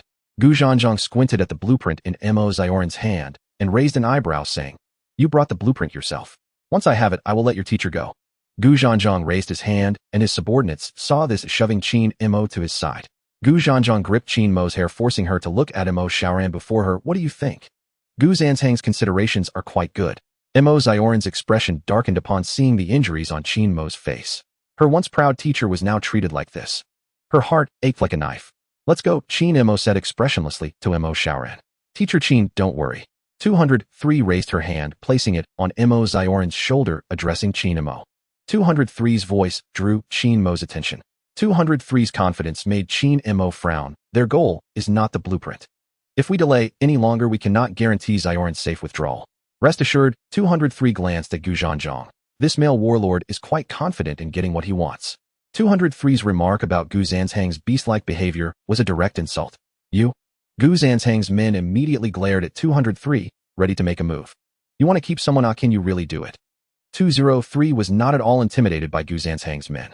She slightly raised her chin, and before anyone could react, darted to Gu Zhanjiang's side and slapped the vice commander next to him. This slap was exceptionally loud, striking not only the vice commander's face, but also Gu Zhanjiang's. You see, we are here with great sincerity. 203 spread her hands. Clearly, he could have just taken the person away, but he insisted on saying a few more words. Such sincerity is something no one else could achieve. Gu Zhan's brows were tinged with a ruthless killing intent. Since the day he took this position, no one dared to slap his face. Today, this woman dared to challenge his bottom line. Her courage was truly commendable. Your sincerity is just the fact that you slapped my vice commander. Gu Zhan's words caused 203 to frown, and she impatiently replied, Aren't you after the blueprints? What are you stalling for? While speaking, 203 snatched the blueprint from Mo Xiaoran's hand, then her gaze fell on Qin Mo. You should release her now. Oh, Guzhan stepped forward a few steps. Are you so sure that you can leave unscathed? As soon as he finished speaking, soldiers hidden around them suddenly appeared before Mo Xiaoran and 203. The number of them was considerable, clearly indicating thorough preparation. Mo Xiaoran stood beside 203, suddenly feeling uncertain. With so many opponents, they only had 5 people, and she and her teacher had no martial abilities at all, lacking any combat capability. Could they really escape unscathed relying solely on the 3 of them? How about? Mo Xiaoran wanted to suggest letting them go first and finding another opportunity for herself. 203 turned her head, her bright face serious and solemn. The dean sent us here not to let you back down. Mentioning Nan Shu, Mo Xiaoran's eyelashes fluttered. She really shouldn't have caused trouble for the goddess as soon as she arrived. Mo Xiaoran lowered her head and replied softly. 203 patted Mo Xiaoran's shoulder. You must believe that what your goddess creates is far superior to this bunch of trash from the Interstellar Alliance. 203's voice was not loud, but it was enough for the people from the Interstellar Alliance to hear. Their first reaction was that this woman was overly confident and looked down on anyone from the Interstellar Alliance. Coincidentally, Mo Xiaoran was encouraged by 203's words and felt much more confident. You're right. Mo Xiaoran turned to Guzhan. One hand for the blueprints, one hand for the person. If you must resort to violence, I can't help it. Don't let it come to the point where you can't even get the blueprints. As Mo Xiaoran spoke, there was sadness in her eyes as she looked at Qin Mo. She wasn't sure if she could take her teacher away. If she couldn't, she would choose to let her teacher go while she would stay behind. All right. Guzhan's cold gaze fell upon Mo Xiaoran, and the chilling look made her shiver. Mo Xiaoran avoided Guzhan's gaze, stepped forward, and took the blueprints back into her hands. Come here. Mo Xiaoran stepped forward, and Guzhan naturally followed suit. He still had Qin Mo restrained. The 2 of them approached each other, and when they were less than a meter apart, Mo Xiaoran handed the blueprints to him. Guzhan let out a cold laugh and directly reached out to attack Mo Xiaoran while he pushed Qin Mo backward. He was greedy, not even wanting to let go of Qin Mo. Although Mo Xiaoran anticipated that Guzhan would make a move, the disparity in their strengths was too great for her to resist at all. Just as Guzhan's hand was about to grasp Mo Xiaoran, 203 suddenly appeared in front of her, extending her hand to swat Guzhan's hand away and kicked him back several steps. Go, 203 said to Mo Xiaoran in a deep voice. Mo Xiaoran knew she had no combat capability, and staying here would only hinder 203, so she unhesitatingly pressed the bracelet on her wrist. As Mo Xiaoran was about to leave, Guzhan's subordinates surged forward to hold her back. However, the items from 205 never disappointed. The moment Mo Xiaoran pressed the button on her wristband, she swiftly dashed towards the battleship. Guzhan was momentarily taken aback by her speed, then he fixed his gaze on 203. Mo Xiaoran couldn't catch up, but she could seize the woman in front of her. Judging by her previous actions, her combat ability was exceptionally high. With some training, she could become a formidable combatant. 203 could clearly see that Guzhan had set his sights on her. She had no time to waste. In the instant Guzhan was surprised, she darted in front of his deputy and snatched Qin Mo.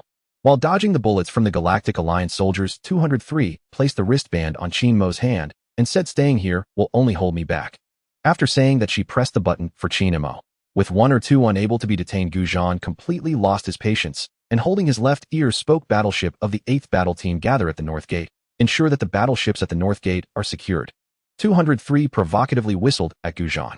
She enjoyed seeing his frustrated expression as he watched them leave, but couldn't hold them back.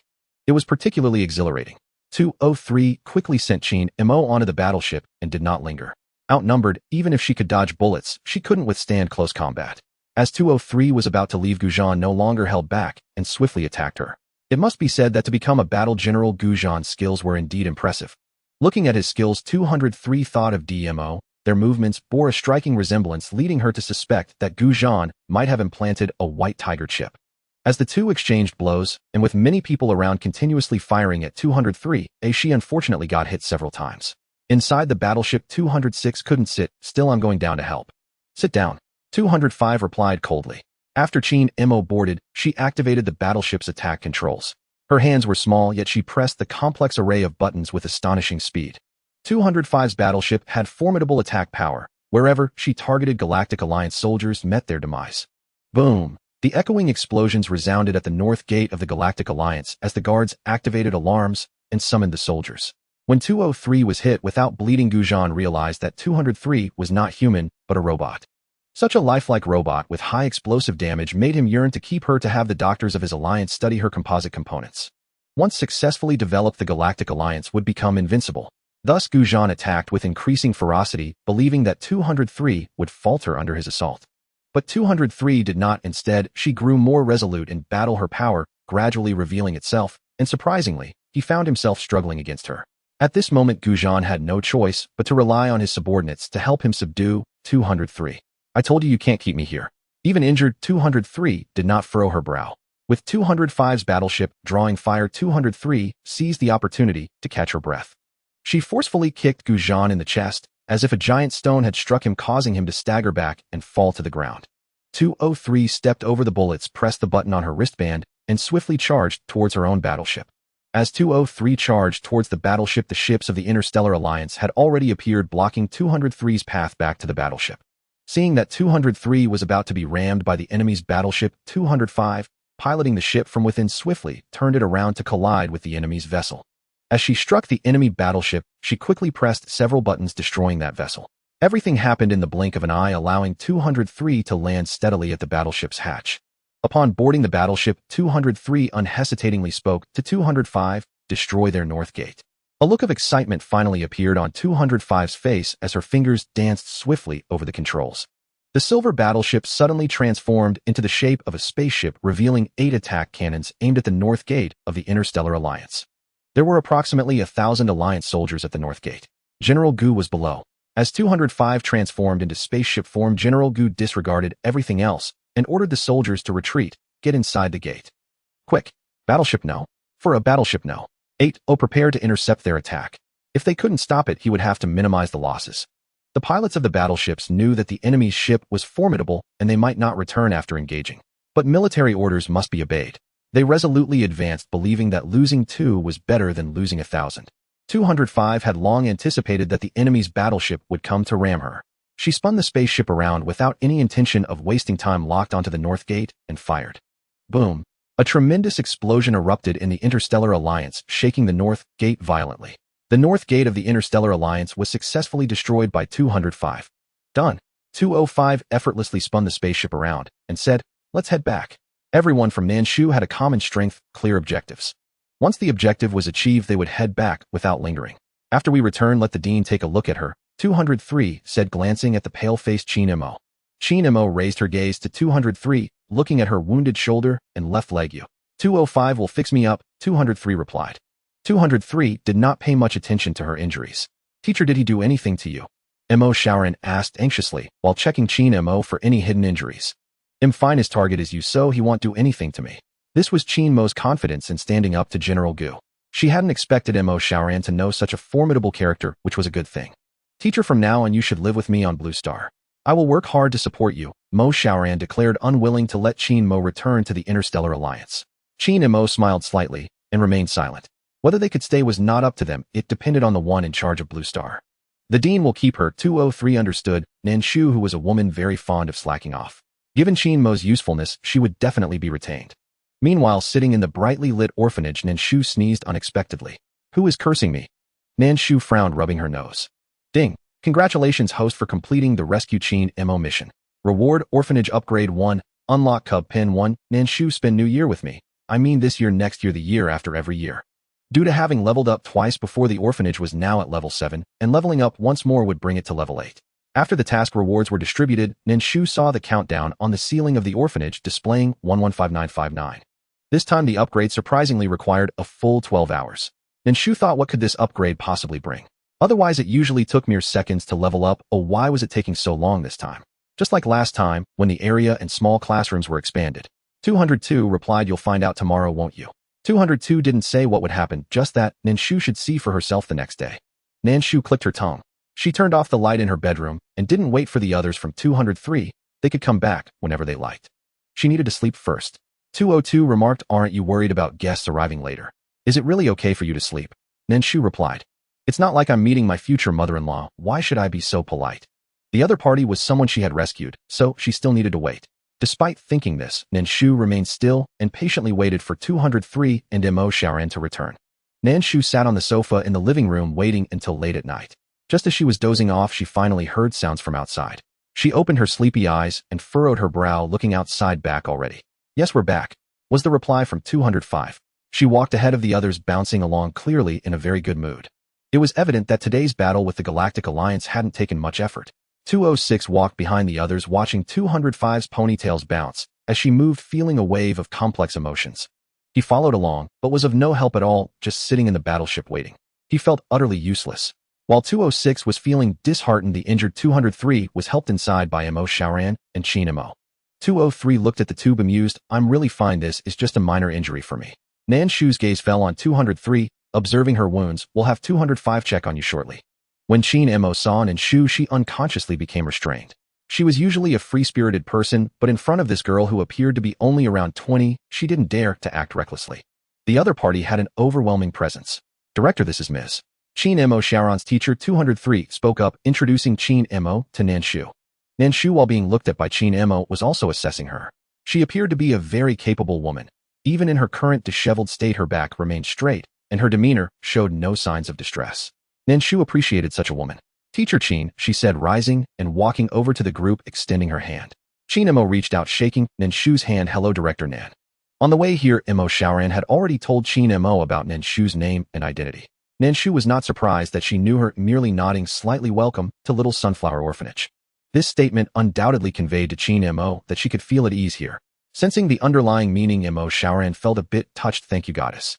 No need for thanks, Nan Shu waved her hand. 202 remarked, come on, what do you intend to do by keeping her here? It didn't believe that Nan Shu would be so kind-hearted. People who don't stand again don't get up early, ha. Nan Shu responded, nonsense, I'm just being compassionate.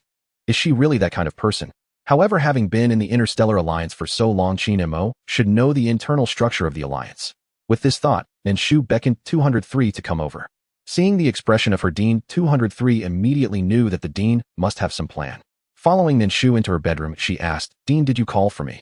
Later you should subtly inquire with Qin Mo to see how much she knows about the Interstellar Alliance, Nan Shu said, causing 203 to fall silent for a moment before nodding. Okay. She should know that she can't have too high hopes for her dean. Have 204 prepare some food, I'm going to sleep now. Yawning, Nan Shu pushed 203 out of the bedroom. 202. As expected, you kept Qin Mo in the orphanage with ulterior motives. If there were no ulterior motives, it wouldn't be Nan Shu. Nan Shu, we call this communication, not ill intentions. Sleepy Nan Shu forgot about the existence of the vampire baby, wanting only to see what the orphanage would look like after the upgrade. Xian lay down on the bed and fell into a deep sleep. 202 watched Nan Shu's peaceful sleeping face, heaving a heavy sigh, unsure of how long her journey would last. The next morning, when Nan Shu woke up, it was already close to noon. She was awakened by the loud exclamations from outside. Is this our new dormitory? It's so beautiful. Annoyed, Nan Shu grabbed her hair and got out of bed, opening the door with a hint of anger in her eyes. What's going on? Nan Shu's unpleasant tone made Yu Sheng and Ling Huan fall silent instantly. However, Tuan Yuan showed no change as she looked at Nan Shu happily and asked, Mom, is this the surprise you prepared for us? Tuan Yuan pointed to the room behind her where she and Ling Huan and Yu Sheng lived. Following her gaze, Nan Shu saw that the overall style had transformed into a minimalist bedroom. Ling Huan's bedroom had expanded by a few square meters and a small wardrobe had been added inside. Nan Shu turned her head and looked around, noticing that whether it was the corridor, the bedroom, or the living room, everything had become much more spacious. The renovation was also significantly better than before. Notably, Mo Xiaoran's room had an additional bed. Nan Shu raised an eyebrow, her intuition telling her that the retirement group couldn't be so kind. Well, with things having come to this point since she had already spent the money, what reason did she have not to acknowledge it? Dean, how did you know I wanted a laboratory? 205 was overjoyed. Laboratory. A sense of foreboding rose in Nan Shu's heart, feeling that her 10 billion retirement fund had been significantly consumed by the retirement group. 202. Shu, don't worry, the only thing you spent money on is the laboratory, and everything else was a gift from the retirement group. Nan Shu, then I should be even more vigilant. How much did this laboratory cost me? She felt that this laboratory could not be cheap. Nan Shu's words made 202 a bit guilty, but there was no way to escape, so he could only tell Nan Shu the truth. 202, well, it wasn't much, just 1 billion. Nan Shu, oh, not much, just 1 billion. How could that be considered not much? 1 billion is called not much. 202. Shu, listen to me, don't think that the money spent on this laboratory is a lot. There were actually discounts. 202 tried to persuade Nan Shu. Nan Shu sneered. Nan Shu, you say I want to see how you wriggle out of this one. She wanted to see how he would explain this 1 billion. Today there was no cost for expanding the area, and the furniture provided was also free. In the future, the laboratory will only require payment for upgrades, and the equipment will be automatically supplied by the retirement group. The 100 million spent feels worth it. Nan Shu believes that at the speed at which the retirement group drains money, even if she sells her organs, she won't earn enough. However, since the money has already been spent, there's no use in saying more. Having a laboratory is good. Get will help 205 and Mo Shaoran with their research.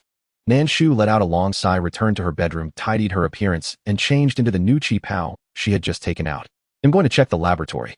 After stepping out of her bedroom, Nan Shu discovered that Dimo's room had also doubled in size. The difference was that beside Dimo's bed there was a black coffin.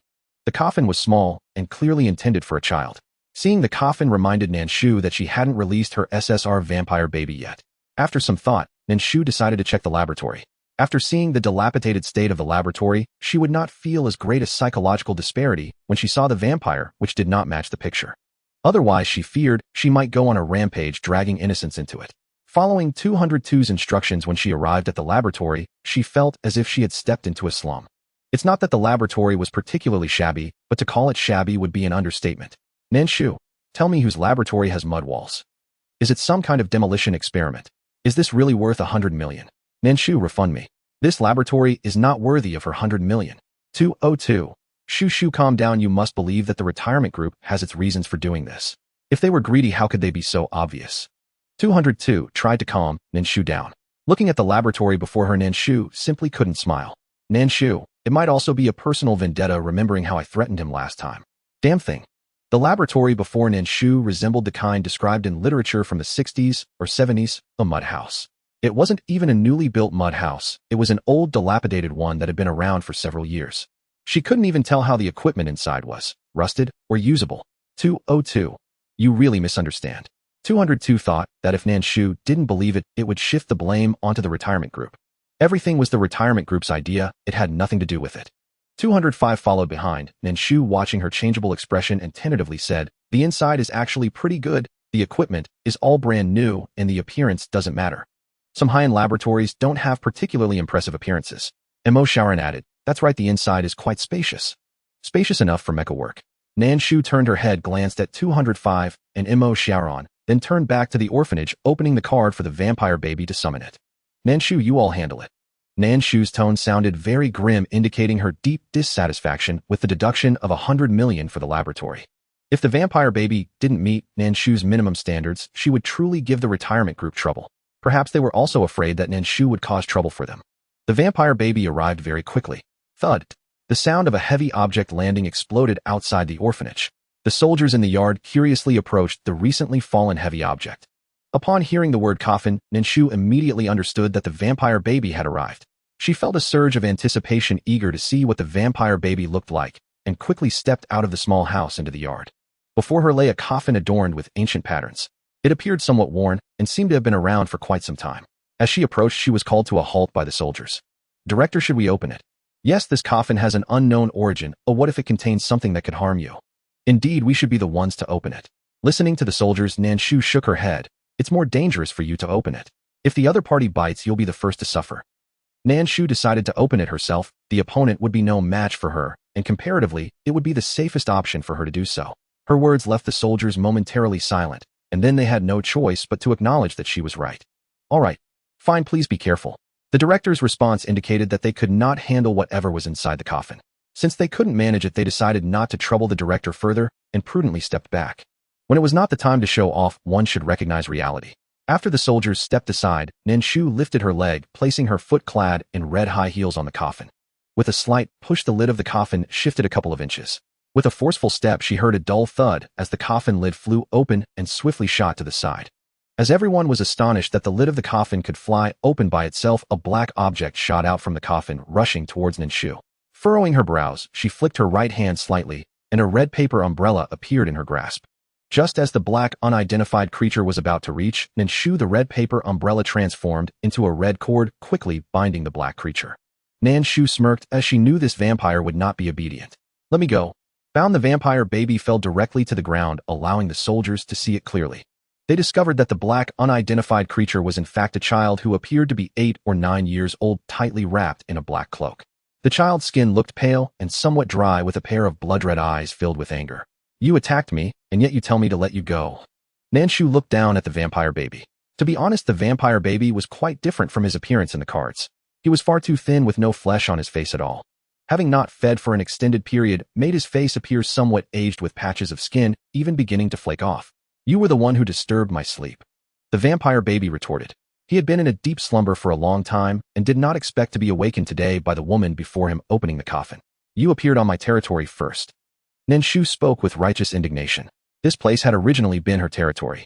Hearing her words, the vampire baby looked around, realizing that he was indeed not in the familiar ancient castle. Where is this? He had clearly been in a state of ancestry, having his great-grandson place him in the basement of the ancient castle. How could he suddenly appear here? This is the Little Sunflower Orphanage. You have entered my domain, infringing upon me. Nan Shu had a look as if she was going to hold him accountable. 202. The opponent's mind is 1,000 years old. You cannot intimidate him. Nan Shu, what do you mean? Wasn't he 7 or 8 years old? What does it mean to have a mind that is over 1,000 years old? Nan Shu found it hard to comprehend. There are cases of queens and concubines being reborn as small children, and some war gods returning as infants during certain periods. This vampire baby is quite similar. Nan Shu, is this an orphan? This is an orphanage, not a nursing home. The other party is a millennia-old vampire in a state of regression. Oh, all his siblings have descendants, yet he has none. Isn't that just a lonely old soul? Nan Shu sneered. Nan Shu, if you don't refund my money today, I will go on strike. What's a little death to me? They couldn't refund her money here and could only relay Nan Shu's anger to the retirement group. Nan Shu fell silent, calculating how much it would cost to upgrade the laboratory. Are they trying to brush her off with just 2 levels of upgrade? Who do they think they are dealing with? Nan Shu's demands put 202 in a difficult position, but they could only continue to relay her message. The retirement group negotiated with Nan Shu. Nan Shu intended to ask for a high price, then take what she expected. Unexpectedly, there was an unexpected delight. She pretended to be reluctant while communicating with 202. Nan Shu, are they trying to brush me off? 202. They said this is the most they can offer you. Nan Shu frowned. Nan Shu, fine, just remember, if there's a next time, don't blame me for being impolite. Nan Shu shifted her gaze back to the vampire before her, frowning as she scrutinized him. I don't care how you got here. Now that you're on my territory, you must follow my rules. If you don't follow my rules, I think you should know that you can't win against me now. Nan Shu's words caused the vampire's blood-red eyes to widen slightly. He hadn't expected that Nan Shu knew he was in the regression phase and was not truly just 7 or 8 years old. He frowned. Your rules. No drinking human blood here, Nan Shu stated from a position of authority. She didn't care if he was truly 7 or 8. Even if he were, she would not allow a vampire to drink real human blood in her presence. The vampire snickered coldly. What do you know about human blood? Even if he were begged, he wouldn't drink it. It caught Nan Shu off guard that the vampire had long since stopped drinking human blood. She had thought all vampires fed on humans. 202. With the development of humanity, the unhealthy food they consume has led to excessive impurities in their blood, which vampires find particularly unpleasant and unpalatable. They have not fed on human blood for a long time.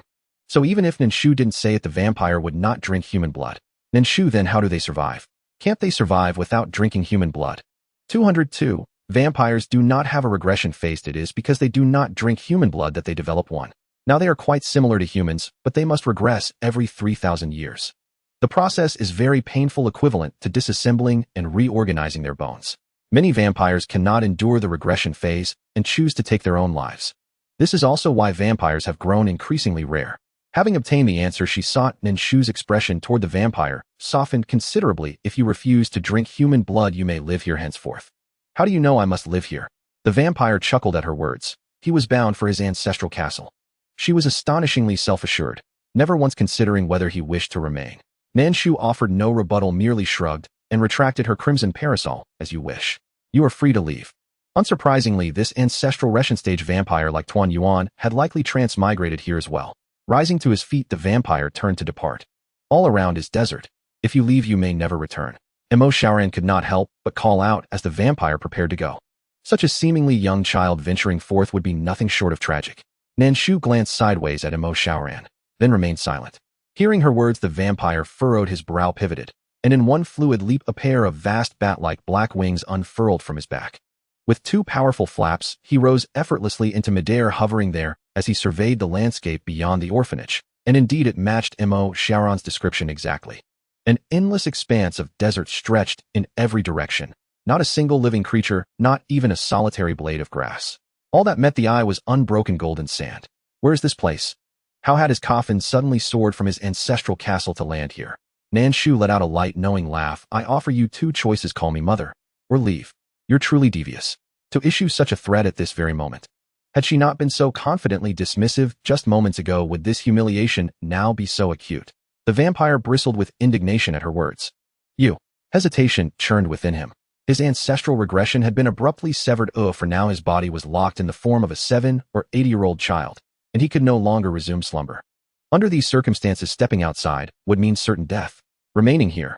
You needn't call me anything, Nan Shu said calmly, lifting her pale hand in a graceful, unmistakable gesture of dismissal. The vampire choked inwardly at her gesture. She knew full well he dared not depart, and spoke thus solely to humiliate him. He was centuries her senior, yet she dared treat him with such contempt. You. Still refusing. Nan Shu showed no urgency, only serene composure as she watched him. Mother. The word erupted from between clenched teeth, grudging, raw, unwilling. Nan Shu nodded, satisfied. Good. My dear dutiful son. The vampire fell silent, suddenly suspecting her earlier remark had been deliberately provoking. It certainly felt intentional. What is your name? Dmo Yuxing Ling Huan Tuan Yuan. She demanded he call her mother, yet did not even know his name. No. 203 no. 204 no. 205, just accept it as normal. The three gently reassured the stunned Mo Xiaoran and Qin Mo beside them. As for no.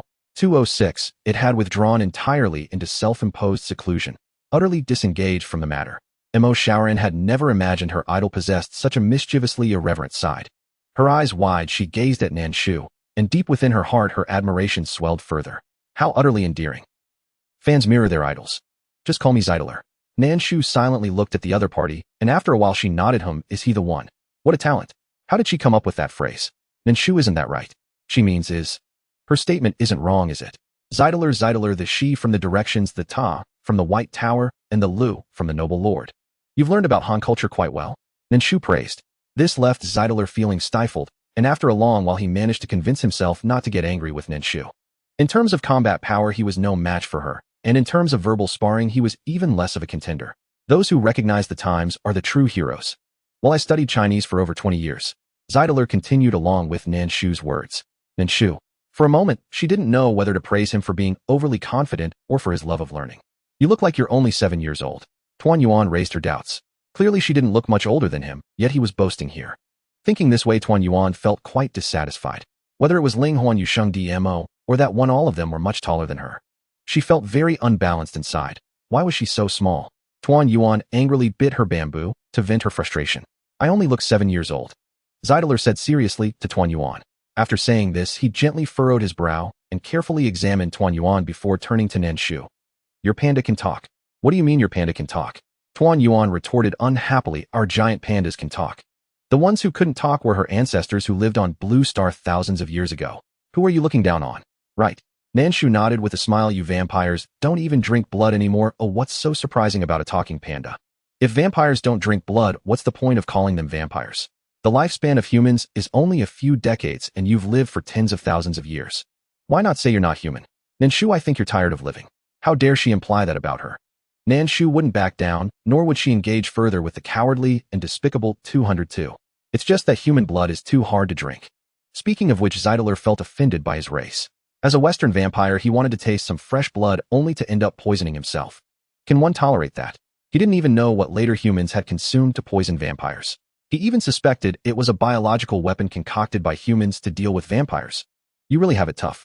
Nan Shu shrugged with delight. Zeidler was choked by Nan Shu's attitude and decided not to speak to her anymore. Talking to this person would only make him furious. After shifting his focus away from Nan Shu, Zeidler noticed that among the several children by her side, except for the little boy, the rest were not human. There was a mermaid, and was that an elf? It looked like an elf. Why are his teeth sharp? Ling Huan turned to ask Dmo. She had just seen Zeidler speaking and noticed that he had 2 sharp teeth in front, just like a shark's fangs. Vampires feed on human blood with those 2 teeth. Dmo explained to Ling Huan. Off. Ling Huan widened her eyes in astonishment. She hadn't expected him to eat using only 2 teeth. How pitiful. She by contrast needed a full set of teeth to chew her food. She wondered whether Zeidler could even savor the taste of fine cuisine. Dmo. Sometimes foolishness might just be a rare gift. Dmo, he will be your roommate from now on. You'll share the same room. Nan Shu's words jolted Dmo back to awareness. The black coffin that had startled him earlier that morning was in fact prepared for the vampire standing nearby. He nodded cautiously towards Zeidler. Hello. If the other dared draw his blood, he would fight to the bitter end. Mutual destruction be damned. Zeidler sensed Dmo's wariness, but remained unfazed. He was merely lodging here temporarily. Once his body recovered, he would leave this accursed place without delay. No. Before departing, he would most certainly teach that insufferably arrogant woman a lesson. Come along. I'll show you around your new surroundings. As their instructor, room 203 stepped forward with a gentle smile and echoed Zatale's words. Zatale gazed at the woman before him, her expression warm, yet his brow furrowed slightly. Very well. After Zatale entered the room alongside room 203, several curious students followed suit, though DMO of course did not. Ling Huan tugged DMO inside. Didn't we say we'd visit your room? Let's go take a look too. Once most of the others had dispersed, Nan Shu turned to room 206, placed his coffin in the corner. An artifact accompanying a vampire for millennia was surely no ordinary relic. Best to keep it, for now. Perhaps later it could be appraised as an antique and sold for a handsome sum. Room 202. You're already scheming over someone else's coffin. Is she even human? That coffin was at least 3,000 years old, and yet she spoke of selling it so casually. Nan Shu, it's not mine. Why should she care if it isn't hers? Nan Shu stopped deflecting. Where's the reward for calling me mother? Other children received rewards for addressing her as mother. Surely this one wouldn't be left empty-handed. Room 202 wanted to say plainly there was none. Yet mindful of Nan Shu's recent outburst, room 202 privately consulted the elder care division. They concurred and authorized the reward for calling her mother. Ding. Congratulations, host, on completing the achievement. Zatale reluctantly calls you mother. Reward granted: 1 Interstellar Elementary School Admission Letter 1. Hua Tu reincarnated installable.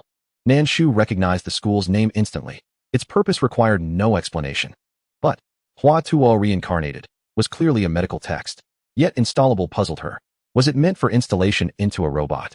Room 202. It's the Interstellar Edition, a curriculum module installable directly onto a child, granting extraordinary aptitude in medicine and accelerating their mastery into elite pharmacists. Hearing room 202's explanation, Nan Shu felt a measure of equilibrium restored. If it could be installed upon a child, then it was acceptable. Nan Shu, only these 2 items. Room 202 bristled at the question. Room 202. I'm the one who negotiated for them. The elder care division had initially refused outright. Nan Shu narrowed her eyes. Nan Shu, they actually considered withholding it. Zatale wasn't even a child. How dare they withhold the reward? Room 202. So, doesn't that highlight how indispensable I am? Room 202 believed it had handled the matter flawlessly. Yet Nan Shu felt no gratitude whatsoever. Nan Shu, just stop dragging me down in the first place, and everything you want will already be yours. That double-dealing traitor, Pa, now trying to claim credit. Not a chance. Shu, at this rate, when will the orphanage ever expand? AI Unit 202 spoke earnestly to Nan Shu. Nan Shu glanced at the orphanage, already 4 to 5 times larger than when it first began, and at the courtyard. I've only been retired on launching for less than a month. This scale is already quite impressive. With so few children, what use was such vast space? 5 little ones each with their own room. Hardly required much area. Why not develop the external environment, suggested Unit 202. Fields, forests, ponds of expansion was still possible. An ancient launching land had not been covered entirely by buildings. Mountains, rivers, and lakes abounded. Nan Shu could indeed cultivate such surroundings. Do you mean I should lead a few robots and 5 children in reshaping the entire planet into mountains, rivers, and woodlands? Had her mind malfunctioned? Or was it his? The current size was more than sufficient. Why exhaust herself expanding an orphanage so vastly? Maintaining it would be exhausting. As a retiree, she lacked the mental stamina to manage such an expansive institution. It was simply too tiring. Can't you muster just a bit of drive? Unit 202 pressed. Where is that fierce professional ambition you displayed during missions? How had she become so lethargic in retirement? A retiree who isn't lethargic. What need has she of professional ambition? If one possessed ambition, one wouldn't retire at all. Pointless pursuits. She'd have climbed higher and continued taking missions. Unit 202 fell silent, dismissing her logic as absurd. Was cultivating a home truly professional ambition? Nan Shu paid no heed to Unit 202's musings. She wished only to rest, indulge occasionally, and nurture her children. Speaking of nurturing children, Nan Shu recalled the enrollment notice from the Interstellar Primary School. A delicate frown knit her brows. The Elder Care Division knows full well my history with the Interstellar Alliance, yet they still insist my children attend school there. Truly they delighted in chaos, eager to provoke conflict between her and the Interstellar Alliance. I'm unaware of their internal arrangements, admitted Unit 202. Still, judging by the children's ages, only Zatale appears old enough for enrollment. Only Zatale, appearing 7 or 8 years old, had reached school age. Apologies. I declare the founding of the launching Interstellar Primary School effective tomorrow. Sending her children to study under the Interstellar Alliance was out of the question. Travel expenses alone were exorbitant. Do you even have a classroom? Unit 202 asked skeptically. Founding a school was hardly so effortless, but Nan Shu spoke as if it were trivial. Goodness, does modern technology even require physical classrooms? After all, wasn't Stellar Network broadcasting available? Henceforth, wherever Zatale went, the launching interstellar primary school would follow. Unit 202 failed to persuade Nan Shu on the matter of schooling and ceased further discussion. She would not yield no matter how long the argument endured. Once Nan Shu stopped debating Unit 202, her attention shifted to the soldiers in the courtyard, now laboring diligently in the fields. Some weeded, others harvested vegetables. Not a single soul stood idle. After all, with the headmistress herself supervising, who dared slack off? Nan Shu summoned Unit 206. 206. Headmistress, you called. Over the past 2 days, Unit 206 had appeared unusually listless, arousing Nan Shu's quiet curiosity about his condition. Why do you seem so dispirited, lacking energy in everything you do? Speaking of this, 200SIX's expression became somewhat awkward. It's nothing. This made Nan Shu even more curious. Just then 203 came out and overheard their conversation clearly. That day, when we went out to rescue Teacher Chin, 206 was always protecting 205. 203's words made 200SIX's expression even more peculiar. Nan Shu understood as well. Essentially, 206 was part of the military and inherently had the combative factor she had instilled. Not being able to showcase his abilities outside should mean he has entered a phase of self-doubt. When I designed 203, it was based on my own powers, so it's quite normal for her to handle things alone. Nan Shu looked at 206. Many of 203's abilities originated from her own skills. One could say that 203 was essentially her after participating in a few missions, so it was normal that 206 couldn't keep up with her. It was also normal for her to solve this matter on her own. At that time, I sent you over just as a precaution. My robots generally don't require both to be deployed together. 200SIX's abilities were not weak on par with 203. However, the robots designed by Nan Shu would only deploy two when facing exceptionally strong adversaries. Hearing Nan Shu say this, 206 felt a bit better. I was being too stubborn. By the way, how is Demo's uncle? Nan Shu had never taken the time to observe Demo's uncle. 206 was their instructor, so he should have a more intuitive understanding of Demo's uncle during training. Speaking of Demo's uncle, 200SIX's brows slightly furrowed. It's quite strange. Every time I assign tasks, he completes them just right, yet he always appears utterly exhausted. He felt a peculiar sensation whenever he observed the other person. The tasks assigned to 206 increased gradually every day. He never specified how many push-ups to do or how many laps to run. He only changed their training methods based on his mood. Thus, they themselves had no idea how many training sessions they had completed. Unlike others who couldn't keep up midway, Demo's uncle never faltered. He only appeared exhausted when he was allowed to be. Then let's observe a bit longer. Nan Shu did not fully trust Demo's uncle, nor did she seem to hold him in high regard. It was enough for her subordinates to observe. If he could stay, then let him, if not, find out his intentions. All right. 206 was also concerned about the other person's performance, which seemed to hide something. You handle it as you see fit. After discussing Demo's uncle with 206, Nan Shu returned to the small room. Upon returning to the small room, she saw Tuan Yuan circling around Shita Lu. Your wings just now were so big and dark, they looked so impressive. How did you create them? Are you a bat monster? Why do your wings look just like a bat's? Can you show me your wings again?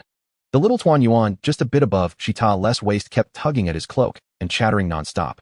Ling Huan felt a wave of anxiety. That Shita Lu seemed stronger than Dmo, and she was afraid Tuan Yuan might be accidentally harmed by him. Tuan Yuan, he's new here and not familiar with us, yet let's ask later. Ling Huan quietly advised Tuan Yuan. Tuan Yuan looked back at Ling Huan in confusion, but didn't he call the principal mom? Calling her mom means they are family. What does it matter about the present and the future? Is it good? In the end, Tuan Yuan still turned around, unwilling to give up, and asked Zatala. Zatala had been tugged by Tuan Yuan, his brow tightly furrowed. He wanted to explode in anger, yet he felt she was still so young, and it would be terrible to accidentally hurt such a small thing. Moreover, fearing that Nan Shu would cause trouble for him if she hurt Tuan Yuan, he held back his rage. Who would have thought this little thing would be so familiar, constantly pestering him to show her his wings? He glared at Tuan Yuan, trying to intimidate her. The first girl to see my wings when I'm not flying is destined to marry me.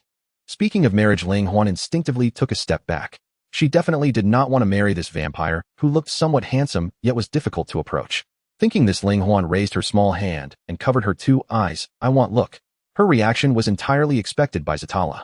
Even Yuxing unconsciously turned his head to look elsewhere, while Tuan Yuan blinked her eyes, still unwilling to give up tugging at his clothes. We are of different races, and it won't end well for us together, so there's nothing wrong with showing me. She is quite clever. She even knows that interspecies relationships won't produce children. This little vampire still wants to scare her. She is not foolish. What are you talking about? Zatala's face flushed from Tuan Yuan's words. He had no intention of marrying her. He merely said that to make her back off, yet she actually took it seriously. Are you sure you want to see? If you do, you will be my fiancé regardless of race. This is the rule of our vampire kind. Zatala bent down, leaning close to Tuan Yuan, smiling with a hint of mischief. It seemed that this little thing understood what he was saying. Tuan Yuan was startled by Zatala's sudden closeness, instinctively using the bamboo she held to poke him in the face. "You scared me." Zatala, with bamboo poked in his face, was enraged. Just when he was about to explode in anger, he noticed that the small panda had transformed into a little girl who now stood at his shoulder's height. The little girl had a cute bob haircut, wearing a black bow hairpin, a white puffy dress, white leggings, and little black shoes, and she was now preparing to kick him. A pair of glass-like pupils struck straight into Zatala's eyes. "Zatala, you can transform into a human." She was surprisingly a bit cute. Zatala awkwardly straightened his posture, creating distance between him and Tuan Yuan. His words left Tuan Yuan stunned, and she instinctively reached up to feel her head, and then her body. When she felt fabric instead of fur, she stood there in surprise. I transformed.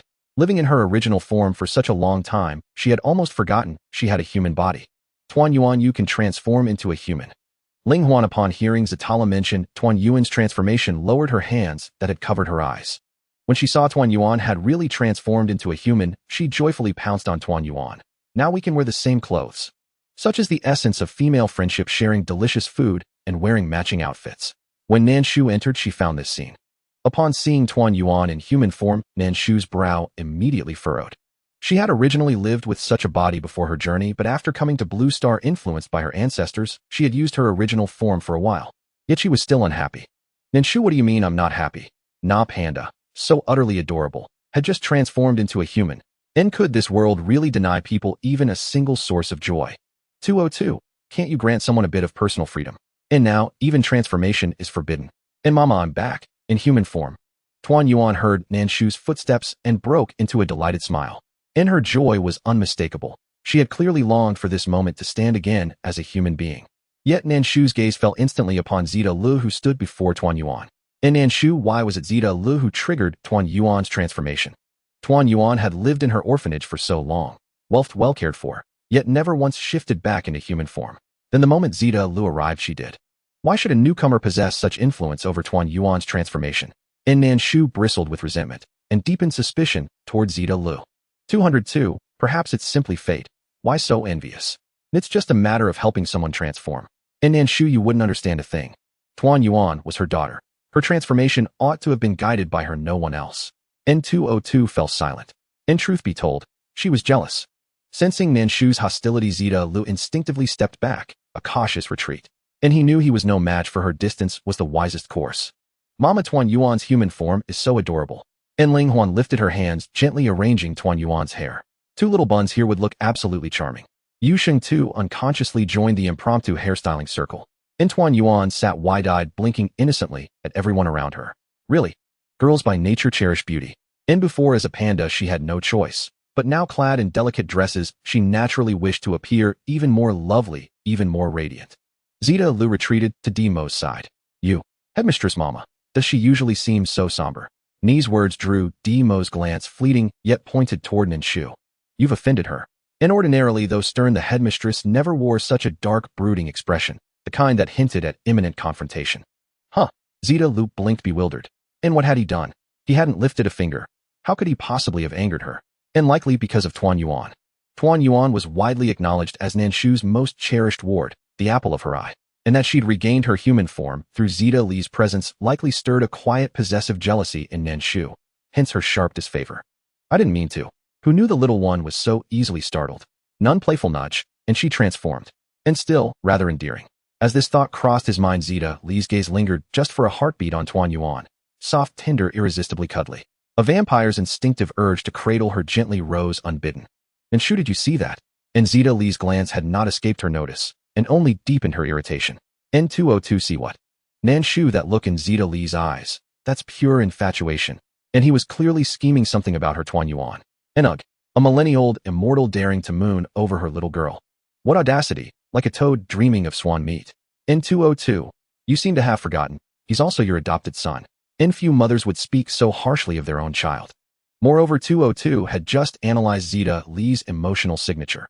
His affection was unmistakably that of an elder's gentle fondness for a child. And nothing more, certainly nothing as lurid as Nan Shu implied.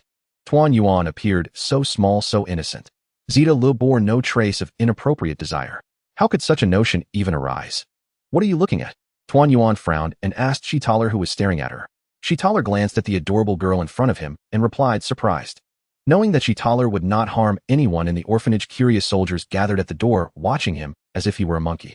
After living in the interstellar world for so many years, he had seen all kinds of races. However, he had never encountered a vampire. Thus, everyone was quite astonished to see Shitaler. Unlike the surprise scene when they first encountered Tuan Yuan, this was genuine amazement at something they had only heard of in legends. Is he really a vampire? He looks quite similar to a human, doesn't he? Did you see those large wings? Can a human have those? What if he has a bat chip implanted? You make a valid point. The soldiers of the Interstellar Alliance whispered loudly among themselves. Nan Shu, discussing in front of him whether he was human or if he had a bat chip implanted, was a bit excessive. 202. I think Shitaler probably doesn't mind much. It feels like he has already seen through the mundane world. He doesn't seem very concerned about matters between men and women after all his siblings have descendants, yet he does not. Is it possible that someone who has lived for thousands of years has no children at all? Nan Shu, I don't care whether he minds or not. She quickly stepped forward, picked up Tuan Yuan, and walked towards her current room. Nan Shu, upgrade the little bed for me. That princess bed should be able to accommodate 2 or 3 little ones. The current bed hasn't been upgraded and can't fit 3 people. 202. All right, then Tuan Yuan, who was held in Nan Shu's arms, watched as her little bed transformed into several different shapes over the past 2 days. In the end, it became a beautiful pink princess bed. Wow, Mommy, did you buy this new bed for us? So pretty. She liked it very much. Yes, it's a new purchase for you. Nan Shu didn't mention that the materials had been in her backpack all along and had not been used for their upgrade. She felt that the previous decor didn't match the pink princess bed, so she didn't upgrade it. The current upgrade was mainly to win Tuan Yuan's heart, but also because the bed didn't match the current decor of the orphanage. Wow, it's so beautiful. Ling Huan also curiously ran to the door, looking into her room. Both Ling Huan and Tuan Yuan were amazed by the beauty of the new bed, and Yu Sheng also curiously walked over to look inside. Even the more composed Yu Sheng had sparkling eyes. It really looks good. DMO and Shitaler stood at the same spot staring at each other. How long have you lived here? Shitaler began to inquire about the orphanage from DMO. DMO was wary of Shitaler. He coldly replied, not long, what do you want to say? If there was something to say, just say it directly. He wouldn't know anything if it were about some confidential matter. He was merely living here. Are you all children adopted by that woman? Based on their races, the children she adopted were all quite precious. Shitaler felt that Nan Shu was an enigma. Unless he understood her background, it was better for him not to act rashly. What she could do might exceed his understanding. Aren't you the same? DMO found the vampire before him rather strange. They were all alike. He insisted on putting on the demeanor of an elder for him to see. The conversation between Shitael and DMO did not escape Nan Shu's ears. She didn't take Shitael's probing to heart, for he couldn't stir up any trouble in her presence. Nan Shu placed Tuan Yuan on the ground, allowing her to run into the room and frolic on the princess bed. Ah, so soft and so big.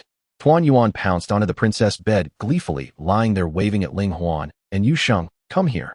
So soft the 3 of us can sleep on the same bed in the future. Ling Huan was already eager with anticipation.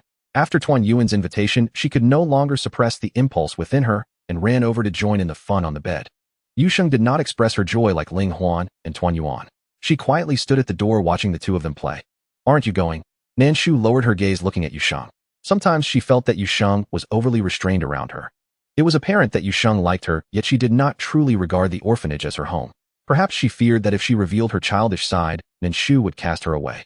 Hearing Nan Shu's question, Yu Sheng shook her head. I'm just watching. Children should behave like children with me here. You don't need to pretend to be profound. This place is also your home. Nan Shu initially did not wish to say such things to Yu Sheng. After all, opening one's heart takes time and relies on oneself rather than others.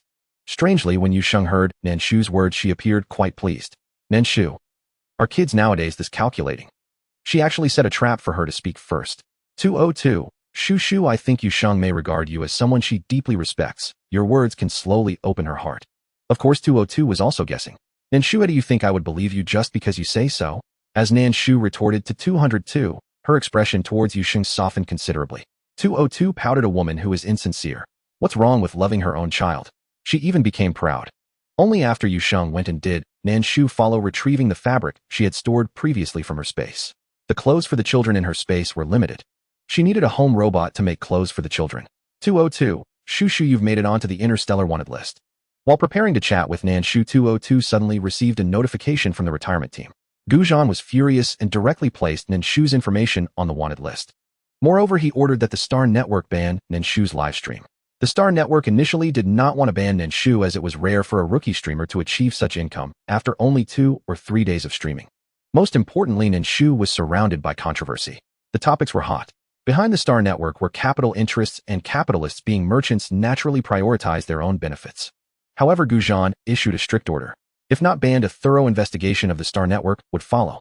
The Star Network had no choice but to ban Nan Shu's live stream, but they were pleased to find that they could not shut down her channel. Upon learning that they couldn't enforce a ban, the higher-ups of the Star Network quickly reported back to Gujan. It wasn't that they didn't want to ban it, but rather that their technology was inferior. They simply couldn't shut down her live stream. You military forces are so powerful, why don't you just seal it yourselves? The senior executives of the Star Network retorted unceremoniously when Gu Zhanjiang spoke harshly. The relationship between Gu Zhanjiang and the Star Network is mutually dependent. It is impossible to truly break their ties. He could only suppress his anger and find a way to create trouble for Nan Shu. The incident of Qin Mo being rescued made Gu Zhanjiang feel extremely embarrassed. Upon learning of this from 202, Nan Shu merely sneered and did not express any opinion. In her view, the other party was simply ignorant of their own limitations. Her live streaming room was a new space she created by integrating her thousands of years of work experience. To attempt to ban her live streaming room, the Star Network was still far from being ready. Once she was on the Star Network's wanted list, her children would no longer be able to venture out and could only live on Blue Star. Her children did not need to go to the stars to learn the courses written by hypocrites. All future courses would be completed on Blue Star. Of course, Nan Shu harbored an ambition to make Blue Star a habitable planet once again. Possibly due to a fondness for her first life's birthplace, she held a strong affinity for Blue Star, which bore a striking resemblance to it. She wished to revive its vitality. Many clues could only be investigated upon returning. Nan Shu remarked, "Why should I worry? That was a matter for the future." She would not pry too much into their own affairs. If they sought revenge, she could strategize and pave the way for them. If they did not wish to take revenge and only wanted to live peacefully, she would not criticize them for being useless. Everything depended on their own attitudes. With this thought, Nan Shu felt she was truly a good mother. Given Nan Shu's character, the other party should have been killed with a single blow. Why was she so leisurely toying with them? Shouldn't it be a quick kill? Nan Shu replied, "Oh, he hasn't provoked me yet." Her response was rather dismissive. 202 found it hard to believe that Nan Shu could let go of a grudge because of this. The other party had sent several teams to create trouble for the orphanage. If she were so kind-hearted, she would no longer be Nan Shu. Nan Shu was certainly not acting out of kindness. She knew that some soldiers from the Interstellar Alliance could grant experience points to her children. To Nan Shu, Gu Zhanjiang was like a boss that her children needed to conquer. In doing so, they would receive corresponding substantial experience rewards, level up quickly, and enhance their combat abilities. With such a fine sharpening stone, why would she want to destroy it immediately? 202 remarked, "You must have some ulterior motives for keeping him alive." Such kindness was not characteristic of Nan Shu. Back when she was undertaking the saintly mission, she succeeded in transforming the saint into a vicious black lotus flower full of vengeance. How could she possibly let Gu Zhanjiang off the hook? 202 asked, "You wouldn't be thinking of having your children kill him, would you? Wasn't this mission a bit too high in difficulty?" Was she that kind of person? Nan Shu outright denied it. Good things come to those who wait. A gentleman's revenge is not too late, even after 10 years. What harm is there in letting him live for another 10 years? 202 smirked, "Haha, woman, I see through your true intentions." She is fixated on the abundant experience points that Gu Zhan possesses. 202 feels that Nan Shu has completely turned her retirement life into a game. The Interstellar Alliance is like a map, and Gu Zhan is the lord of the Interstellar Alliance. The revenge of the orphans in the orphanage is either a side quest or a main quest. She will not miss any opportunity to increase the experience for her cubs. This is the central philosophy of Dog Nan Shu. Nan Shu's voice sounded somewhat dangerous, prompting 202 to quickly stop her internal complaints and argue justly. 202, "I was praising you. Oh, I think that a bit of cunning is suitable for the long-term development of the cubs." In this manner, Nan Shu had already grown accustomed to it. She dared to complain, but would not dare to do so a second time. If Nan Shu did not say this, 202's emotions would be a bit better. Upon hearing Nan Shu's words, 202 became fully alert and prepared to confront her. Experience told it that the opportunity mentioned by Nan Shu must be eyeing its little treasure vault. 202 understood that even if Nan Shu held a grudge against it, it would not endanger its life. At most, it would be formatted. Losing memories is nothing serious. "Nan Shu, are you giving it to me, or should I go get it?" 202 couldn't really think that she didn't know where its little treasure vault was, could she? After all, she had been cooperating with it for thousands of years. How could she possibly be ignorant of her partner? Not knowing certain things about it does not align with her character. 202. It really did not expect that despite being so well hidden, she still found it. Is she a dog? Such a keen nose. 202 felt tense from Nan Shu's words with a hint of vigilance in its emotions. It felt like it might be taken for a ride. Nan Shu loaned me 100 million gold coins. I want to draw a lottery. After some consideration, Nan Shu thought that borrowing gold coins was the better option. When she mentioned drawing a lottery, 202 inevitably felt tempted by that small commission. 202, when do I get it back? A loan must be repaid. It's not difficult to borrow again. Nan Shu, tisk, we are so familiar with each other, and you still ask me when to pay it back. Will she repay it? She won't. Once 202 gives it to her, it belongs to her. Moreover, those things are fundamentally hers. Nan Shu was unrepentant in her stance. 202, I suspect you don't want to return it, so you need to sign a loan agreement. As 202's voice fell, an electronic loan agreement appeared before Nan Shu, requiring her to upload her fingerprint and name. Squinting her eyes, she wrote the 3 characters of Nan Shu in the name field. Then she quickly uploaded her fingerprint. After everything was done, 202 hadn't even reacted to what the loan agreement signing looked like. But it felt that since Nan Shu had signed it meant it was valid, and it confidently lent Nan Shu 100 million gold coins. The feeling of becoming rich overnight nearly brought tears to Nan Shu's eyes. She finally received 1/10 of her 10 billion retirement fund. How precious is that? 202, remember to pay it back. 202 reminded her again with concern. It always had an uneasy feeling in its heart, sensing that this was a pit, yet it did not know where the pit was. Nan Shu, do you still not know who I am? What do you mean by still? She hasn't borrowed any money, how shameless. Hearing Nan Shu's words, 202 felt an even deeper sense of unease. It was precisely because they knew who she was that 202 felt there must be a trap hidden in that IOU. Thinking this, 202 wanted to pull out the IOU to see how Nan Shu had signed it. When the words of the IOU appeared before 202, they saw nothing out of the ordinary. But there was a question. 202, did you accidentally write an extra Shu? It usually has 2 characters, so why does the IOU have 3? Nan Shu, didn't you always call me Nan Shu Shu? Nan Shu kicked the ball back to 202, subtly puing them, making them feel that the reason for Nan Shu writing 3 characters was because they called her Nan Shu Shu. Upon hearing this, 202 thought that Nan Shu did not seem to be wrong. 202, that may be true, but I always feel like you're trying to trick me. It's just that there's currently no evidence. Nan Shu anticipated that 202 wouldn't figure it out right away, so she smoothly changed the subject. She would wait until 202 realized it before talking again. Nan Shu, on the wanted list of the Star Network besides me, D, Mo, Yusheng, Ling Huan, are there others? Speaking of the wanted list, 202's attention was indeed diverted. They specifically went to check the Star Network. 202, you are at the top of the list, and Mo Xiao Ran and Qin Mo are also among them.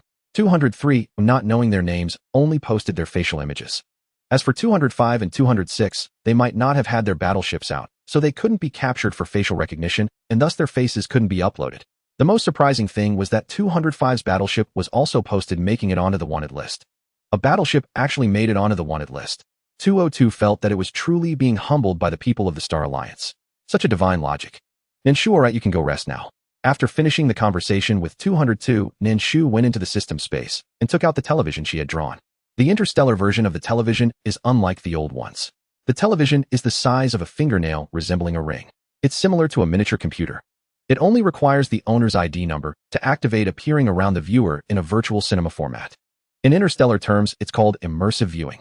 It feels similar to a holographic game. Being taken for granted, 202 naturally was unwilling.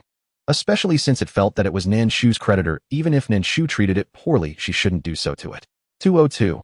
No, I'm the big boss now, you have to pamper me. After all, she owed it money. 202 felt quite proud. It was so clever that it managed to avoid offending Nan Shu while also obtaining evidence that Nan Shu could never deny later. Nan Shu, you might not have heard the classic response of debtors from Blue Star. Nan Shu snorted coldly. 202 what? Nan Shu, don't you know?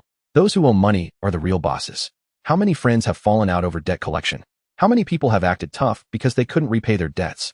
202 might be too naive. 202, but you signed the IOU. How can you deny it? It was precisely because it feared she wouldn't pay back that it took out the IOU. Nan Shu, you better keep it safe, I might steal it one day. Nan Shu casually threatened it. 202, I only made you sign the IOU because I was afraid you would pull this on me. It is quite clever. To prevent being taken back by Nan Shu, it specifically used an interstellar electronic borrowing note. 202 felt that he had never been particularly smart, and this borrowing note was the pinnacle of his intelligence throughout his life. Perfect. Simply flawless. Nan Shu, then you keep it safe. Even if she doesn't steal, the borrowing note holds no binding power over her. Since DMO fell silent, Shi Tao has been observing Nan Shu. He noticed that this peculiar woman, despite appearing cold on the surface, also has moments of distraction. Especially when she is lost in thought, some subtle expressions reveal themselves. They are faint, but he can capture them. This makes Shi-Tao feel even more that Nan Shu is a very strange woman. Not only strange, but her mind also seems unconventional. She might even enjoy daydreaming. Otherwise, why would she smile so happily when lost in thought? Shi-Tao kept staring and began to lose focus as well. What are you looking at? Seeing Shi-Tao's unwavering gaze on Nan Shu, DMO frowned and stepped forward to block the two, not allowing Shi-Tao to continue staring at his director mother. Shi-Tao looked at DMO curiously. I'm looking at director mother, she is truly beautiful. Of course she is beautiful, DMO thought, knowing that Shi-Tao's interest in Nan Shu was certainly not because of her looks. Otherwise, why would he be looking so intently? He must be harboring some bad intentions in his heart. A mother is undoubtedly the most beautiful. DMO fixed his gaze on Shi-Tao, speaking earnestly. Shi-Tao felt uncomfortable under DMO's stare and looked away, imaging. Formally, he was also a member of the orphanage at this moment and couldn't appear too different. Shi-Tao composed himself, and only then did DMO stop directing his gaze so pointedly at Shi-Tao. What are you two talking about? Tuan Yuan, returning from playing on the prince's bed, noticed DMO and Shi-Tao standing face to face. The atmosphere between the two was somewhat strange. She couldn't understand it. Ling Huan followed behind Tuan Yuan, looking left and right without saying a word.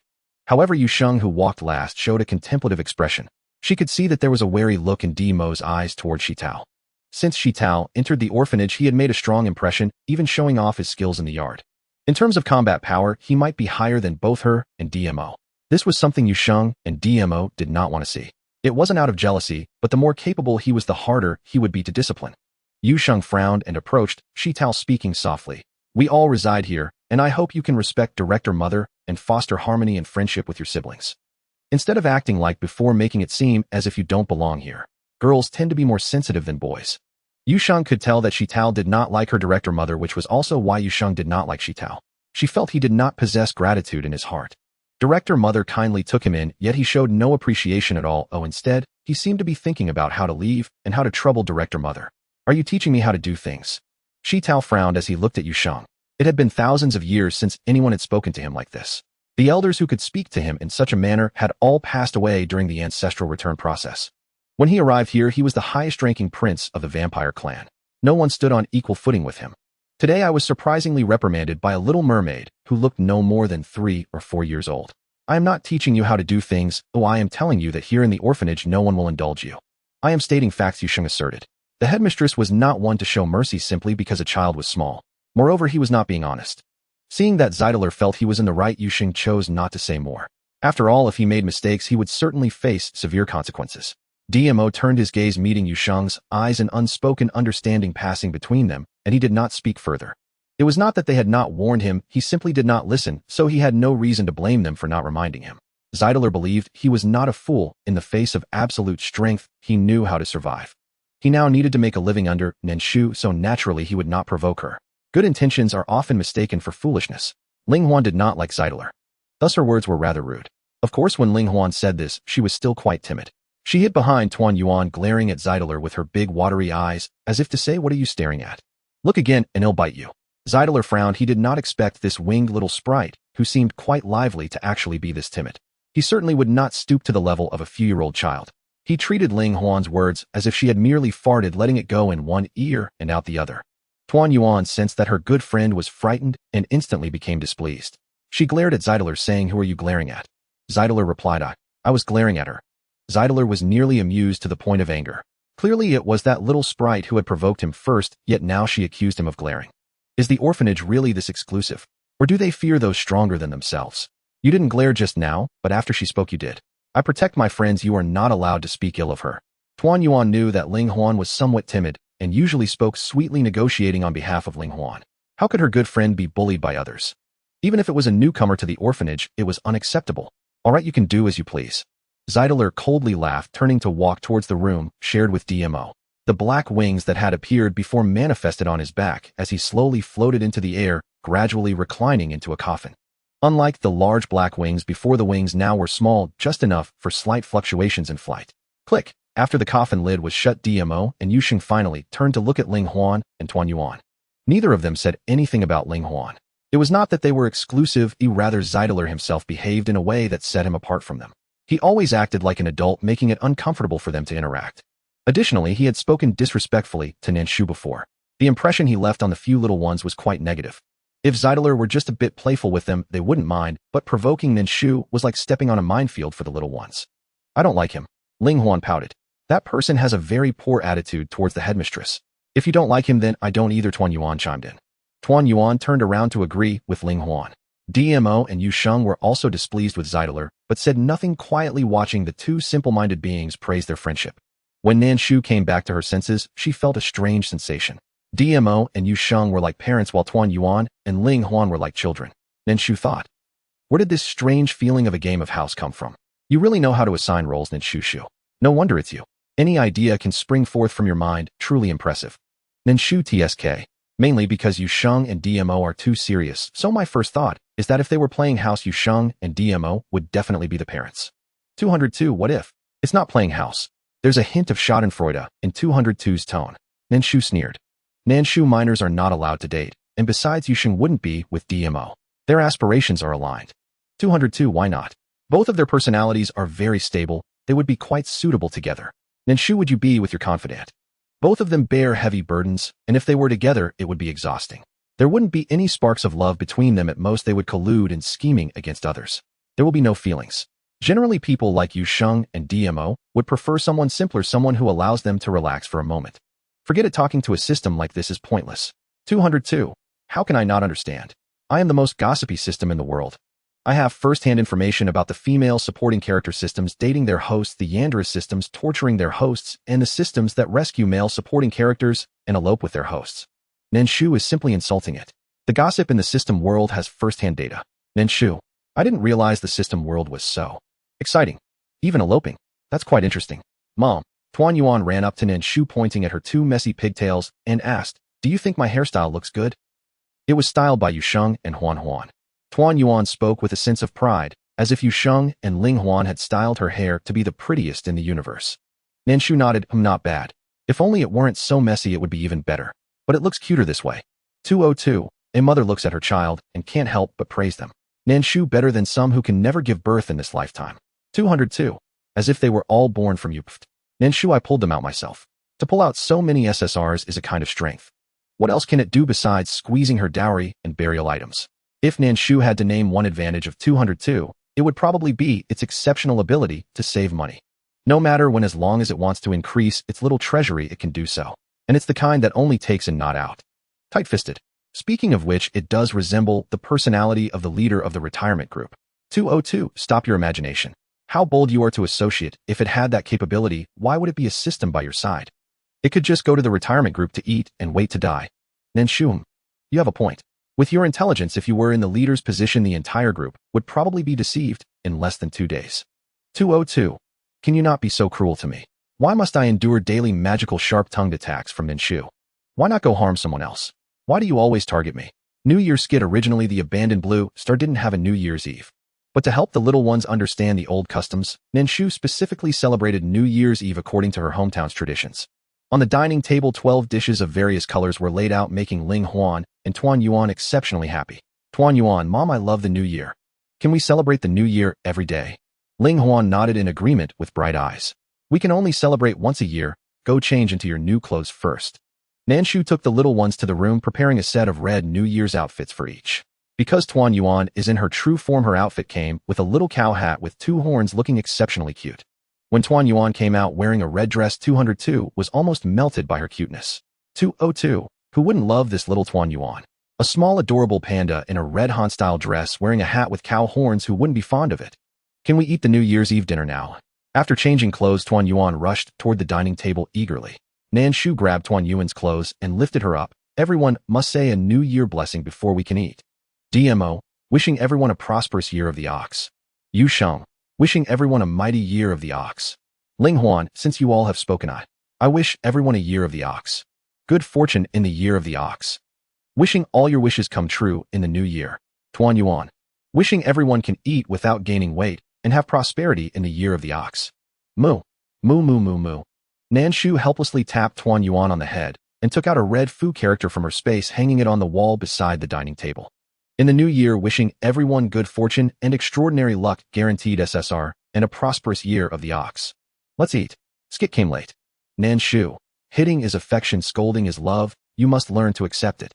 Fatherly love is like a mountain, grave and weighty, laden with the hopes a father places upon his child. 202. If you're going to scold someone, just scold. Taking unfair advantage is what is wrong. It actually dared to fantasize about being its father. Nan Shu unbind. 202 Daddy. That wretched woman actually threatened it with unbinding. Nan Shu remained silent. After Tuan Yuan, Ling Huan, and Yusheng finished saying that Nan Shu had praised her hair, they kept tilting their heads to watch Nan Shu. She thought her dean was very strange. Sometimes she would stand there dazed for a long while, and no one knew what she was thinking. What is Mom thinking? Ling Huan reached out and poked Tuan Yuan's lower back.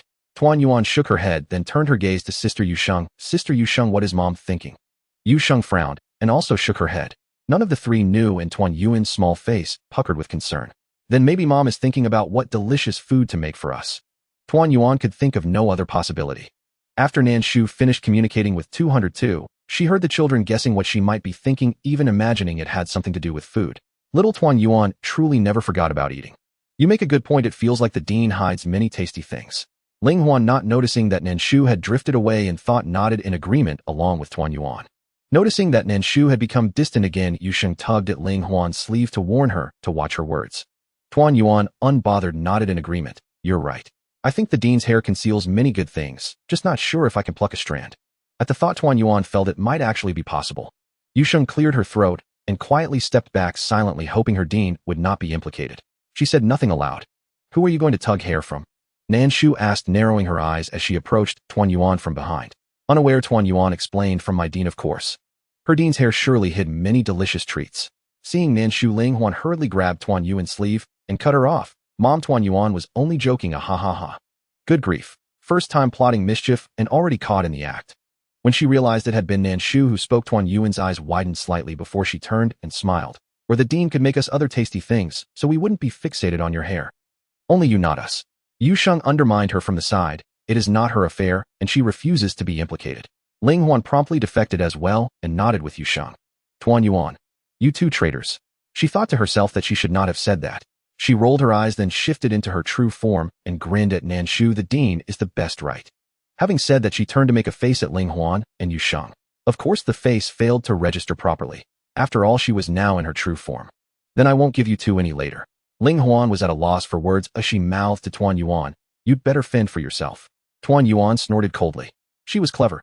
The dean liked her true form, so she would use that form to act cute. Surely the dean would not be angry. Nan Shu touched her own hair and pinched Tuan Yuan's ear. Try to pull it, and then well talk. Her hair, unless she willingly allowed it, could not be taken by anyone. Really? Tuan Yuan exclaimed in surprise. Human hair falls out with a single tug, doesn't it? How is her headmistress mother different from other humans? Oh, she had forgotten.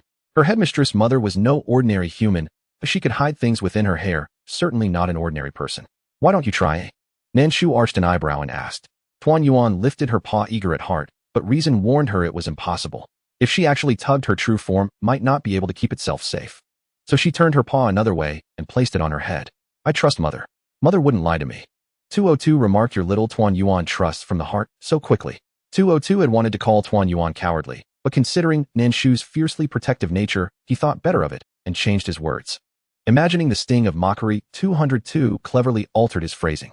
Nan Shu snorted coldly. She shot back, don't think you can keep calling Tuan Yuan cowardly. She's far stronger than you. Even in her timidity, she carries dignity.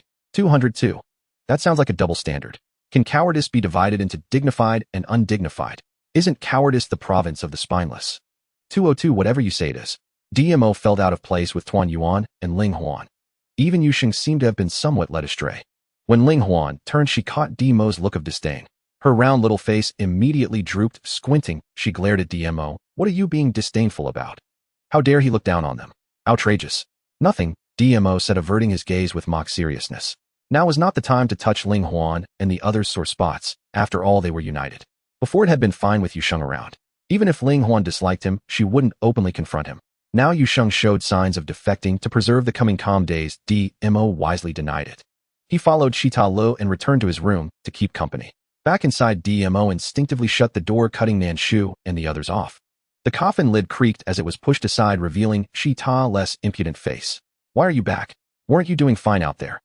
DMO glanced at him and thought that aside from his habit of pretending to be an adult, Shita Lo was all right. Most importantly, they were both boys and needed to form an alliance. Shita Lo was a good candidate for an ally. DMO didn't voice that he prized Ling Huan's fear of Shita-Lo. Sleepy, DMO said, lying down and pulling the quilt over himself, his gaze steady. Aren't you going to sleep? Shita-Lo. Vampires sleep during the day, he could understand that. But why was this little boy copying his inverted day and night? Fine. A human mind might be different from a vampire's. He couldn't fathom how they thought. When someone chose to sleep was their own affair. Knock knock. As Shita-Lo prepared to close the coffin lid again, someone knocked on the door. Who is it?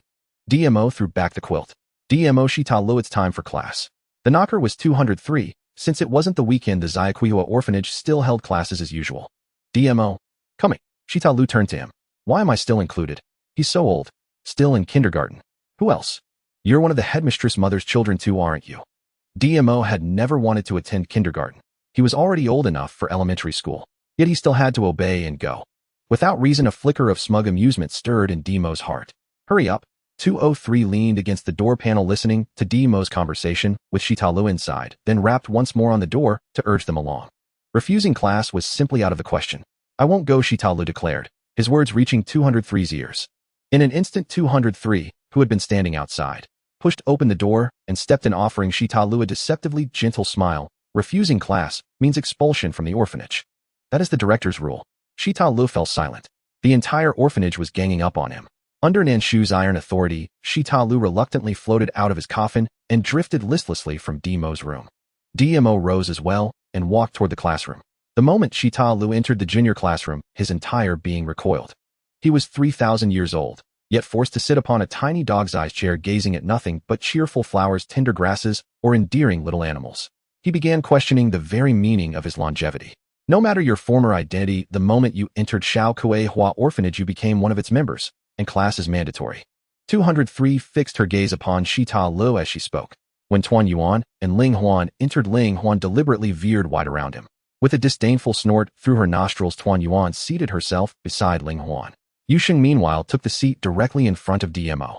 The orphanage currently housed 5 children. Ling Huan and Tuan Yuan sat side by side, while the others each occupied their own solitary desks.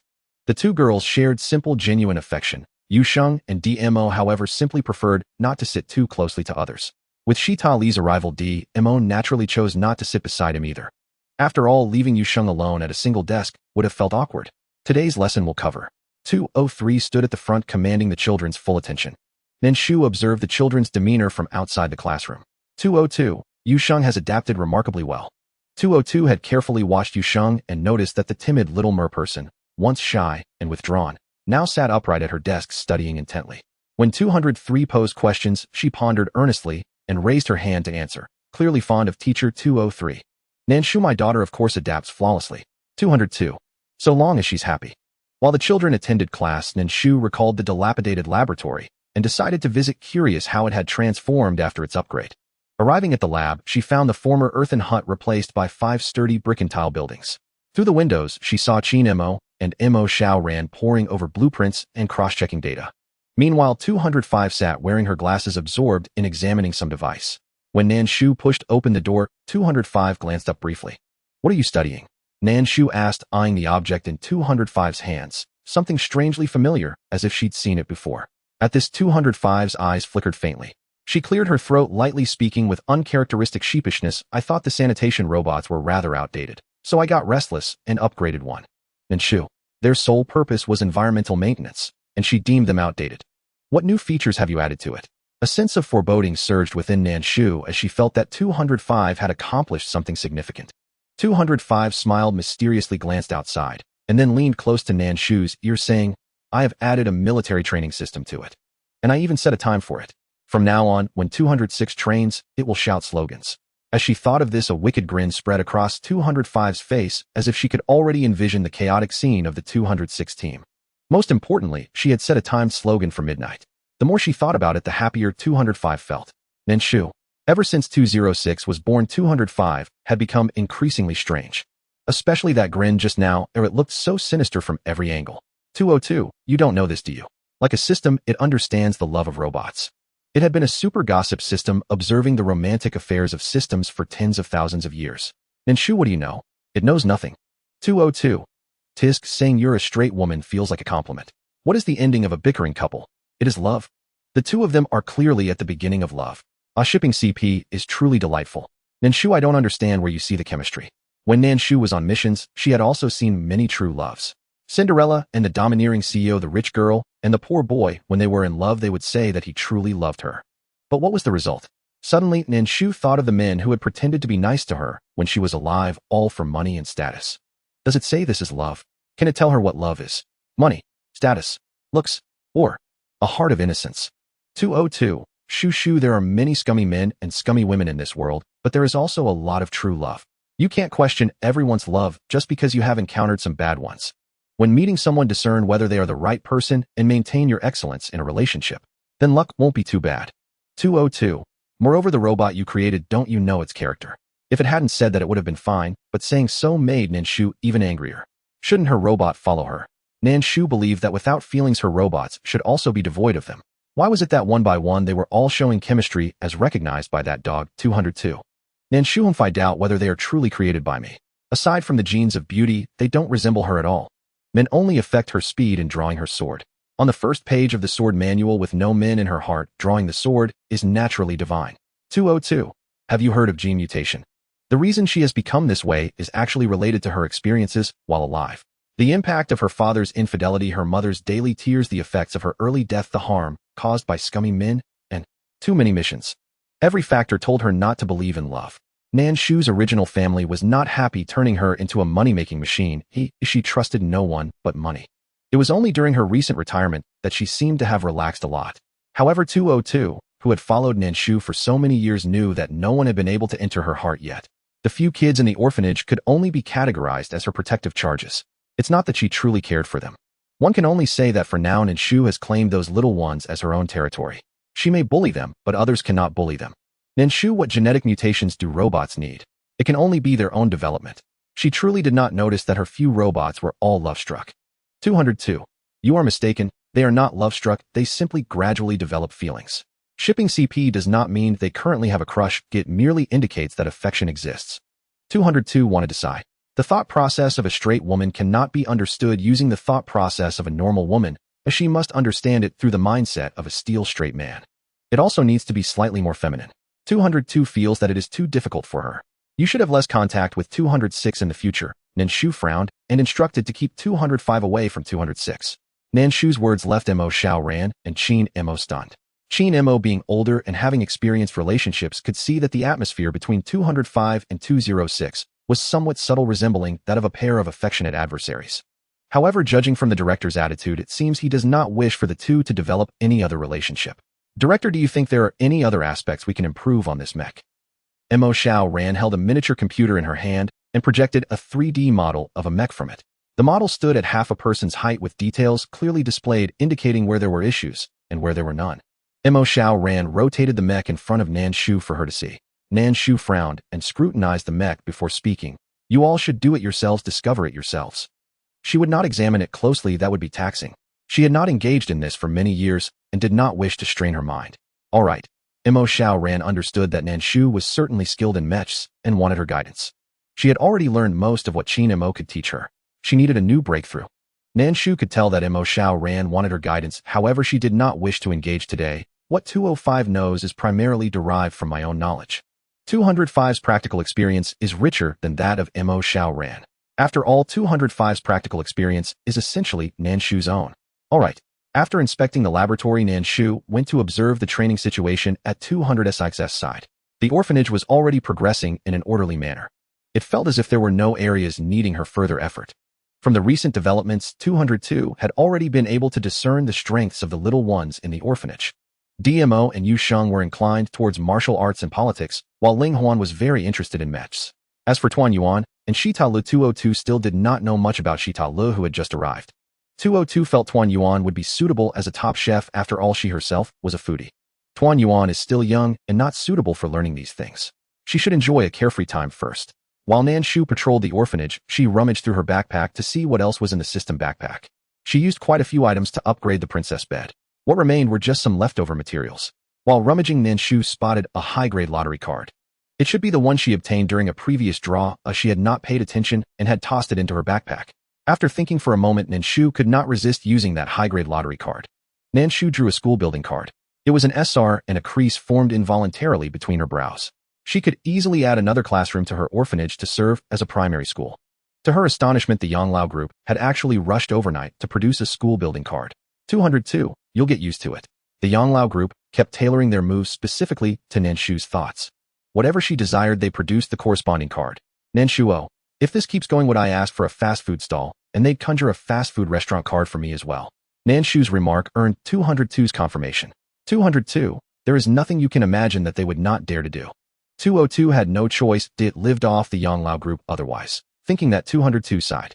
Nan Shu, I want a rocket launcher. 202, sorry, no firearms. If she liked something, she would have to study it herself. The Yanglao group would not provide her with weapons. Having drawn the school building card and received an enrollment notice, Nan Shu placed the school just outside the orphanage, reasoning that if the pupils remained outside, their parents would be unable to enter when admissions began. Unexpectedly, the moment Nan Shu selected the school site, the orphanage automatically absorbed the school into its jurisdiction. She could almost hear the clinking of her gold coins flowing away.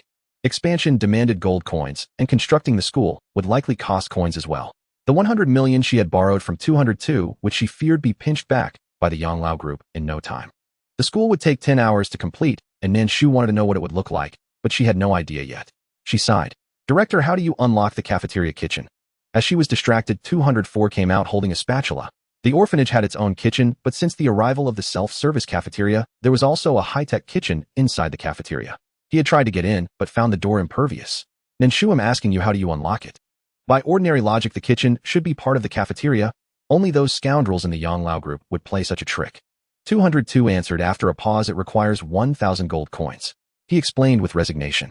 It was unavoidable. The cafeteria's kitchen used specialized interstellar equipment designed to produce nutrient solutions. Do not be fooled by the low price of nutrient solution. The machinery to make it was exorbitantly expensive. Nan Shu, open it. She believed that those who accomplish great things should not quibble over petty costs. She would find a way to recoup it from the Xingji alliance. You can go see if it's usable now. Having authorized it, Nan Shu sent 204 to inspect the kitchen. Hearing that Nan Shu had unlocked the kitchen, 204 dashed to the cafeteria without hesitation to sample the new setup. At noon, Nan Shu saw a milky white liquid poured into a cup on the table. Nan Shu, what is this? A drink I made with the machine.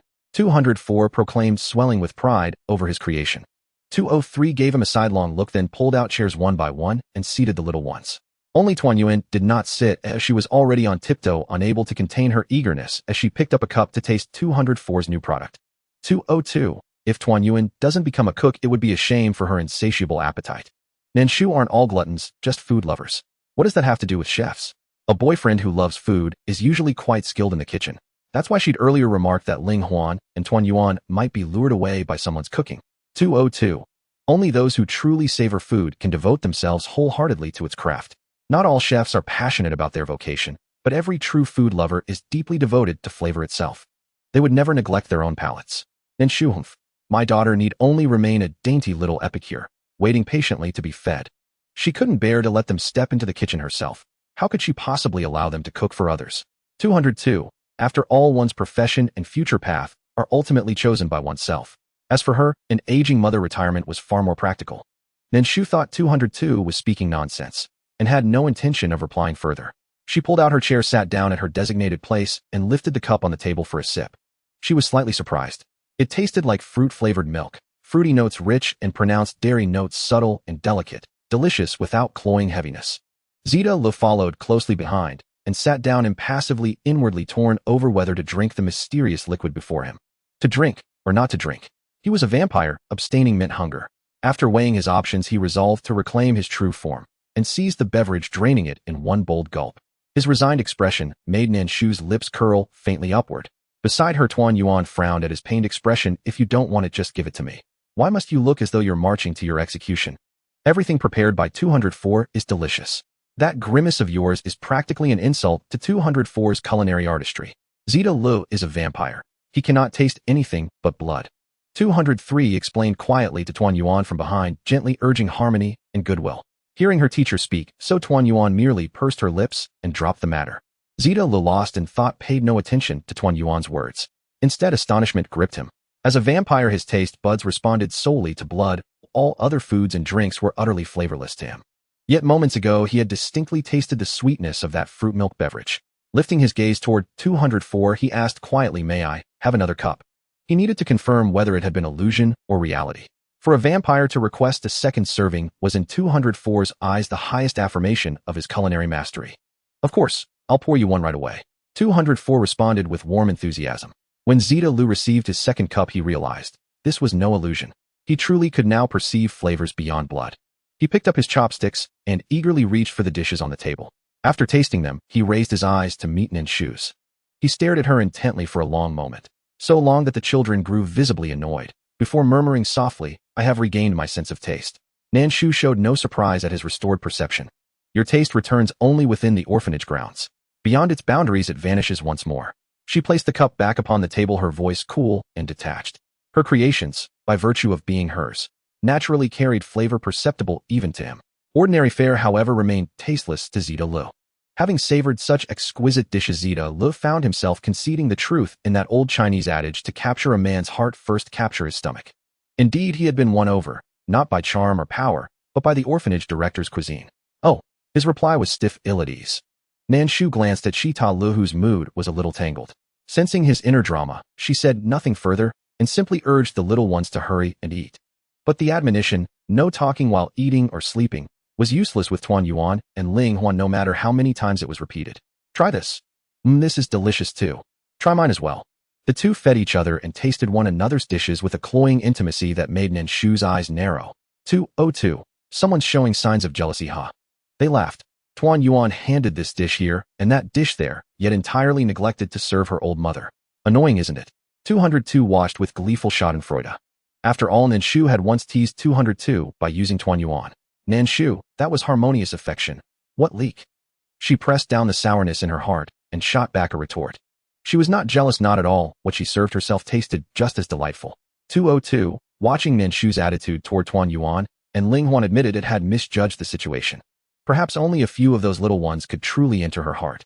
They were young and unvarnished, lively and innocent, unburdened by those winding complexities. 202. Even a system with no sense of smell can detect the scent of vinegar. Irritated, Nan Shu muted 202. What business was it of the system whether she was jealous? Nan Shu ate with a chilly face. Her low spirits made the children at the table hold their breath, and none of them knew what had troubled their dean mother this time. Zeta Lu lifted his eyes and contemplated a possible cause. He fell silent and said nothing. Sometimes playing the fool can resolve many problems.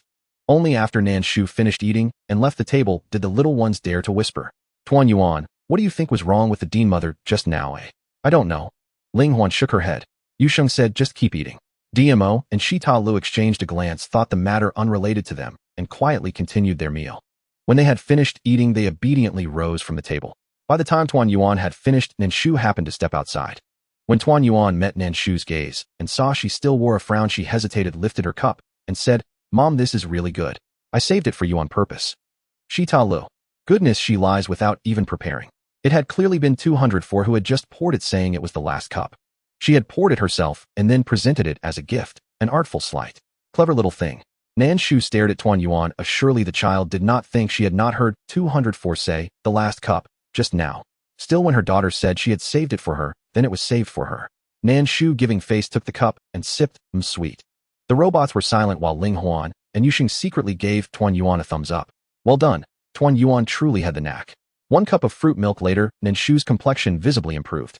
Nan Shu set the cup on the table and gently patted Tuan Yuan's head. Eat well, and later remember to help the uncle outside plant the potatoes.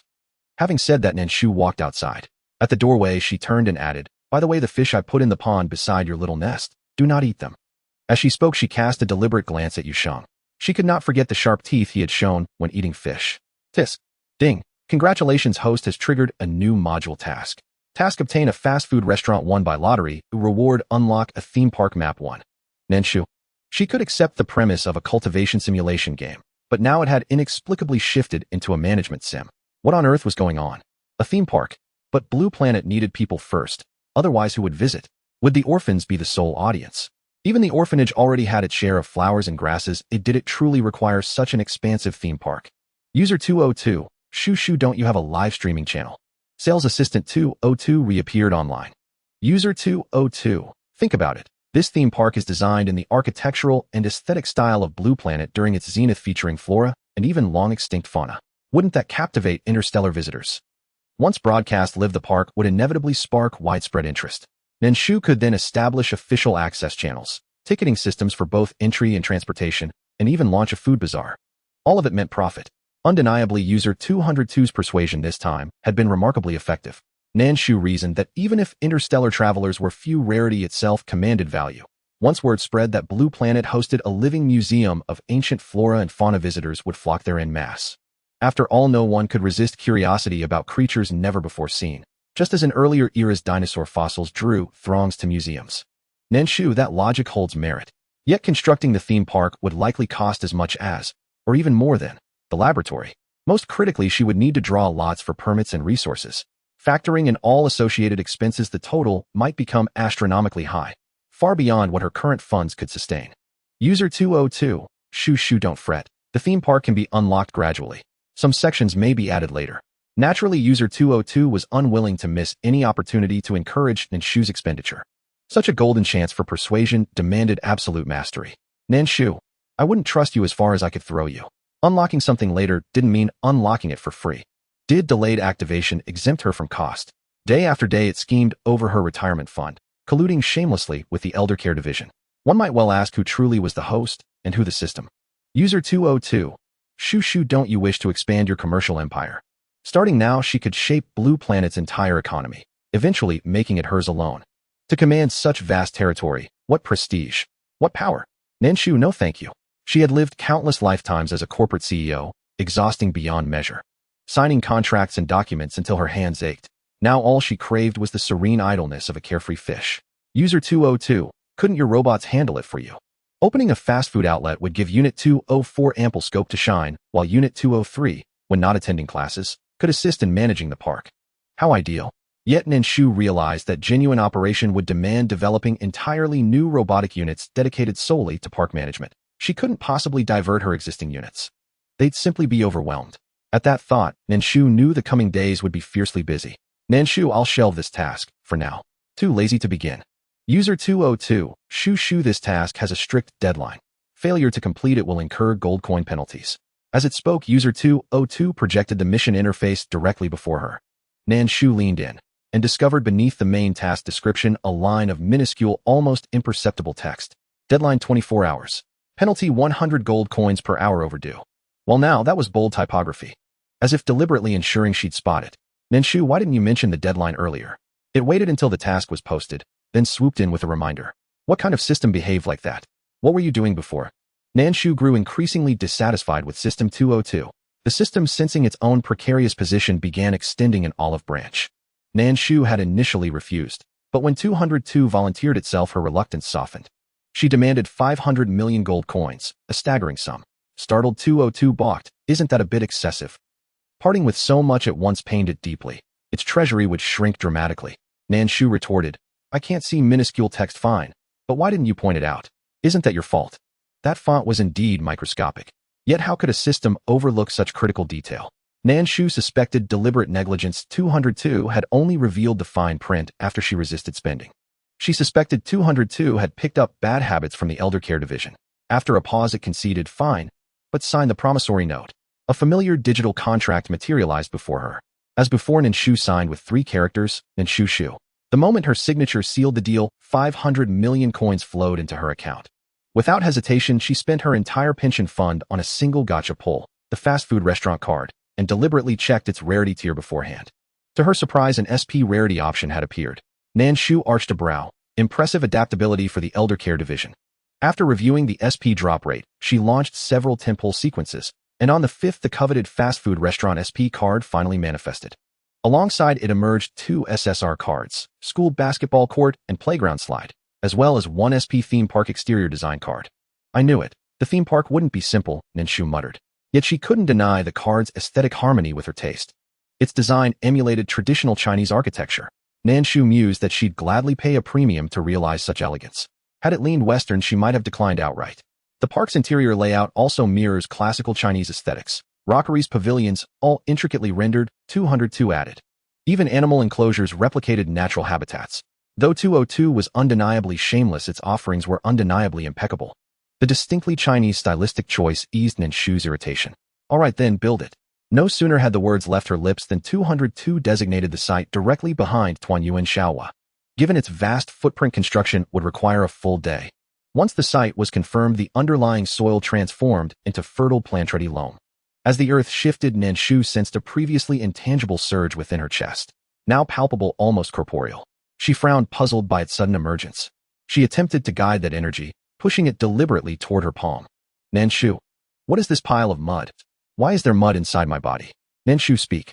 Is it that your fast travel team, in order to cut corners, has given me a body made of mud?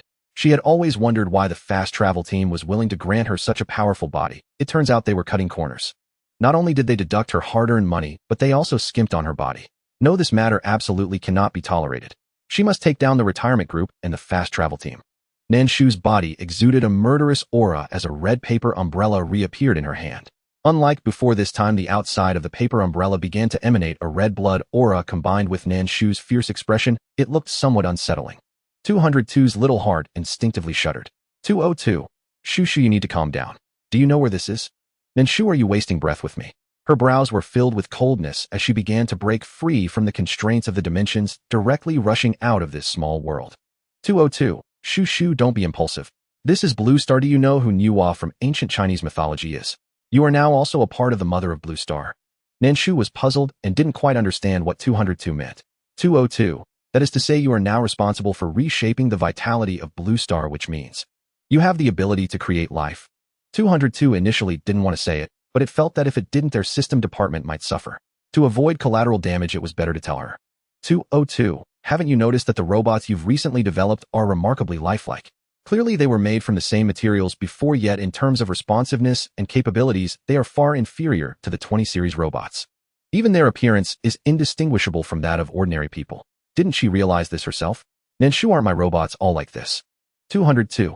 Finally, it understood where the blind confidence in the orphanage came from. It turned out that the whole thing was skewed right from the director. 202. Are you overly blindly confident in your own technology? Upon hearing this, Nan Shu thought carefully. The interstellar scenes from hundreds of years ago had become blurry. She didn't even remember what she had researched. All she knew was that she was a doctor. Nan Shu, what does that have to do with the mud appearing in my hands? Who would want to do something so disgusting? It was forced out of her body using qi, and there was so much of it. One could imagine how much mud was inside her body. 202. Didn't you study the story of Nuwa molding humans from the very first life? Normally she's quite smart, so why isn't she smart at this moment? Nan Shu snorted coldly. She didn't believe it. Nuwa was just a legendary figure. Whether she existed or not was still uncertain. How could it use Nuwa to brainwash her? Nan Shu, are you saying that the mud in my hands can be used to mold humans and turn the mud figures into real people? Don't even bother writing a script for your lies. 202. You have the mud in your hands, why don't you try it and see?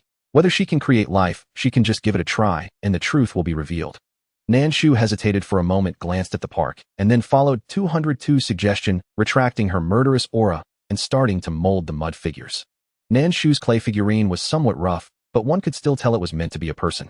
Otherwise, how could the lump of mud show no reaction at all while being shaped into a figurine? 202, no need. 202 also wasn't sure. It had clearly sensed a pure creative force emanating from Nan Shu's body just moments ago.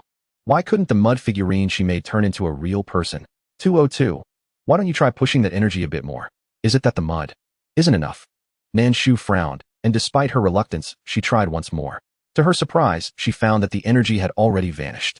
The only thing that could be molded was the lump of mud in her hand. Nan Shu, I can't push it out. Feeling a bit angry, she withdrew her hand and crushed the figurine. Then, still feeling unsatisfied, she messed up the mud even more, resulting in something that could only be recognized as having 4 legs and a horn. The rest was completely unidentifiable. It's nothing at all. Nan Shu gritted her teeth. As soon as she finished speaking, the mud in her hand vanished, and then a flash of white light appeared before her, revealing a white animal. Nan Shu. 202. Awesome, Nan Shu. People like Nuwa created humans, being known as the mother of humanity. So what should her creation of animals be called? Nan Shu was surprised to discover that she truly had the capability to create life. 202. Wake up, that's not the ability to create humans, it's the ability to create animals. When she attempted to create a person, she failed to turn it into a real human, but randomly molding an animal resulted in. 202 took a careful look at the white creature before confirming it was a white unicorn. The unicorn was small, about the size of 2 round objects, looking plump and a bit clumsy. Nan Shu's ability was to create mini animals. 202 felt that what it said was absolutely correct. Nan Shu, who is creating mini animals. Can it even talk? It could only mean that the earlier energy was too weak, resulting in insufficient mud to create a more intelligent-looking unicorn. Next time, she would definitely create a majestic Qiongqi. 202. Shu Shu, go to sleep. You can have anything in your dreams. You can have whatever you desire, not only Qiongqi, but even bringing the classic of mountains and seas into reality wouldn't be a problem. What a cute animal. Nan Shu had just made quite a stir, attracting the robot soldiers and little ones from the orphanage. Everyone witnessed the entire process of Nan Shu shaping a person. Despite the bumps along the way, the outcome was good. Little Tuan Yuan was initially puzzled about what Nan Shu was doing, but after seeing her adoptive mother mold an unknown object from mud, a creature that looked like a horse, but wasn't quite a horse, appeared. The key point was that it was particularly cute. She liked it. Can I touch it? Little Tuan Yuan quickly ran to the little unicorn and asked Nan Shu. Nan Shu, in a very bad mood, grunted in response, indicating her consent. Tuan Yuan joyfully dashed to the unicorn, wrapping her arms around its neck. Ah, so soft, so cute. The unicorn was startled and took a step back, causing both of them to tumble over due to Tuan Yuan's momentum. Tuan Yuan, you scared her. Ling Huan approached Tuan Yuan, carefully, gently stroking the unicorn's head. Meanwhile, the unicorn looked bewildered. What do you all want? You can talk. Tuan Yuan exclaimed in surprise. Her words left Yu Sheng and Ling Huan momentarily silent, while DMO looked on with a hint of exasperation. Meanwhile, Zita Lu, who stood by with her arms crossed, observed Tuan Yuan's back with a bemused expression. The look in her eyes was akin to that of someone observing an imbecile. If a giant panda can transform and talk, why can't a unicorn do the same? Nonsense. The unicorn rolled its eyes at Tuan Yuan. Could you please get off me? You're going to crush me. This little girl is just too heavy. Tuan Yuan stood up indignantly. I'm not even bigger than you. How dare you say I'm going to crush you? How dare she imply that she was fat? If it weren't for how adorable you look, I would have punched you. Tuan Yuan raised her small fist as she spoke. 202. Nan Shu, your unicorn could be placed in the theme park as the guardian beast. This adorable unicorn, when showcased, would surely attract many interstellar visitors. Nan Shu, I think having you as the guardian beast would work too. You are quite the antique. After all, the appearance of 202 is a bit retro considering the current advancements in interstellar technology. 202, don't attack me personally. I was just helping you brainstorm ways to make money, and here you are attacking me personally. Well, the unicorn can't even be seen right now. How valuable is that? Nan Shu, I made that out of clay. If so many people look at it, what if it cracks? Who knows if that clay is a counterfeit product? How long can it last? What if it transforms back to its true form halfway through? Wouldn't that be embarrassing? 202. Your thought process is truly peculiar. The unicorn has already transformed. How could it possibly change back? That creativity is a manifestation of the world's essence. How could it revert to clay? Who do you look down upon? How dare you underestimate the power of the Tao? Nan Shu, shut up. While Nan Shu and 202 were bickering, the unicorn had already become familiar with Tuan Yuan and started chatting. Nan Shu, what just happened? I only spoke a couple of sentences with 202. Nan Shu focused her gaze and found the unicorn being fed by Tuan Yuan. Goodness indeed, if you want to meet new playmates, offering food is the best choice. Why are most of the creatures in the orphanage such foodies? 202. Because you nurture people, creatures, and plants here. Whether it's people or food within the orphanage, everything is nurtured, making the food incredibly delicious. People become robust, and their functions are enhanced. Anyone who has tasted the food from Nan Shu's orphanage would find interstellar nutrient solutions to be like punishment. Eating pig feed. Nan Shu, why don't I feel anything? Is it because of what I eat every day? 202. It didn't want to talk. Before she retired, she ate things from the space, and now many of the seeds here are also taken from there. How could she possibly feel any changes? Isn't it super delicious? Tuan Yuan looked at the unicorn enjoying its food and happily exclaimed, you can eat so many delicious things living here from now on. Her director mom is truly amazing if she can get anything. It's a pity she can't explore what's in her hair, otherwise she would love to try pulling her director mom's hair to see. She is a panda with a spirit of exploration. Where else can I go if I don't live here? The unicorn felt it had nowhere else to be. It believed this place was perfect for its existence with fresh air all around. The straightforward unicorn rendered the particularly skilled flatterer, Tuan Yuan, speechless. It was quite a feat for a beast to speak so bluntly. Tuan Yuan forced a chuckle in response. Just as everyone was looking at the unicorn, a deafening trumpet sound rang out. 1 2 3 4 1 2 3 for like a song. Green military camp teaches me. Without mentioning the trumpet, the familiar melody almost caused Nan Shu to lose her composure. She glanced around, confirming that the sound came from the Ministry of Environmental Protection, then her gaze settled on the figure of 205 standing at the back. 205 pretended not to see Nan Shu's gaze, looking elsewhere with a distracted expression. It was indeed her doing, but as long as she didn't admit it, the director wouldn't publicly criticize her. 205 thought that only Nan Shu knew about it. Little did she know 206 was also watching her. He approached 205, looking down at her, and said it was you, wasn't it? Aside from her, he couldn't think of anyone else who would do something so childish. 205 was taken aback by 200's words. She didn't expect this big oaf to guess it was her. What are you talking about? She frowned, playing dumb. 206 snorted. Do you think I wouldn't know it was you just because you're pretending? In the entire orphanage, the only one who had a grudge against me and acted so childishly was you. How could he be so foolish as to not realize such an obvious target? Who are you talking about? Who has a grudge against you? Who is being childish? Upon hearing 206 criticize her, 205 began to get riled up. 203 watched from the side, shaking his head as he spoke. It's all love. The interaction between the two was practically indistinguishable from flirting. Since when did you also start shipping CPs? 204 asked in confusion. Given 203's personality, he didn't seem like someone who would be into shipping CPs. 203 turned his gaze. Gossip is a woman's nature. Watching the excitement during idle times always lifted one's spirits. All right then, what do you want to eat? The kitchen in the cafeteria is quite good. Ooh, I can cook for you. 204 asked 203, then leaned closer and whispered, I'll give you special treatment. Nan Shu, listen to that, listen to that. Even her robot has started pairing people up automatically. 202 Shushi, I think you should be called the matchmaker from now on.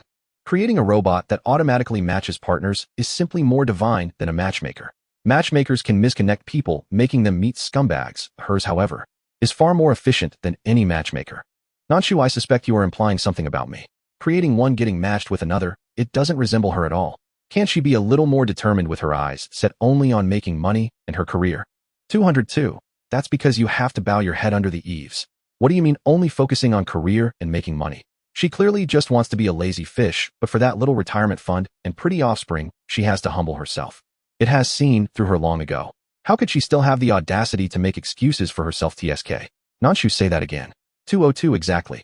It is nothing like you, robot. Oh, what need is there for love? It should be about making money and building a career. I will join you in scorn against them. 202 felt that everything was moving too quickly. There was no choice. If one did not act bravely, misfortune would surely follow. 202 thought to himself that things were truly difficult. The appearance of the unicorn brought a lively atmosphere to the orphanage. Not only did the children adore it, but even the soldiers enjoyed gathering around to watch. It was as if it were the first appearance of the sitar. Like a monkey in a zoo surrounded by a crowd, the unicorn at times wished to feign fainting to escape. These humans were truly terrifying. All right, if you keep staring, the unicorn might just run away from home. Was it really that surprising just because it was a unicorn? She had ridden a unicorn during a previous mission. It had been larger than the one before her, majestic, tall, and imposing. The unicorn cast its gaze upon Nan Shu, revealing a look of gratitude. It truly did not want to be observed any longer. It was still young. Why should it have to endure such scrutiny? Director, let us watch a little longer. Yes, it's been a long time since we've seen such a purebred animal in the starry realm. Right, it's a precious unicorn. Nan Shu looked at the soldiers in disbelief. Hadn't she been quite imposing before? Why were they suddenly so familiar today? 202. It's only natural that a novel species would temporarily make them forget their fears. When it encountered money, it was not afraid of Nan Shu either.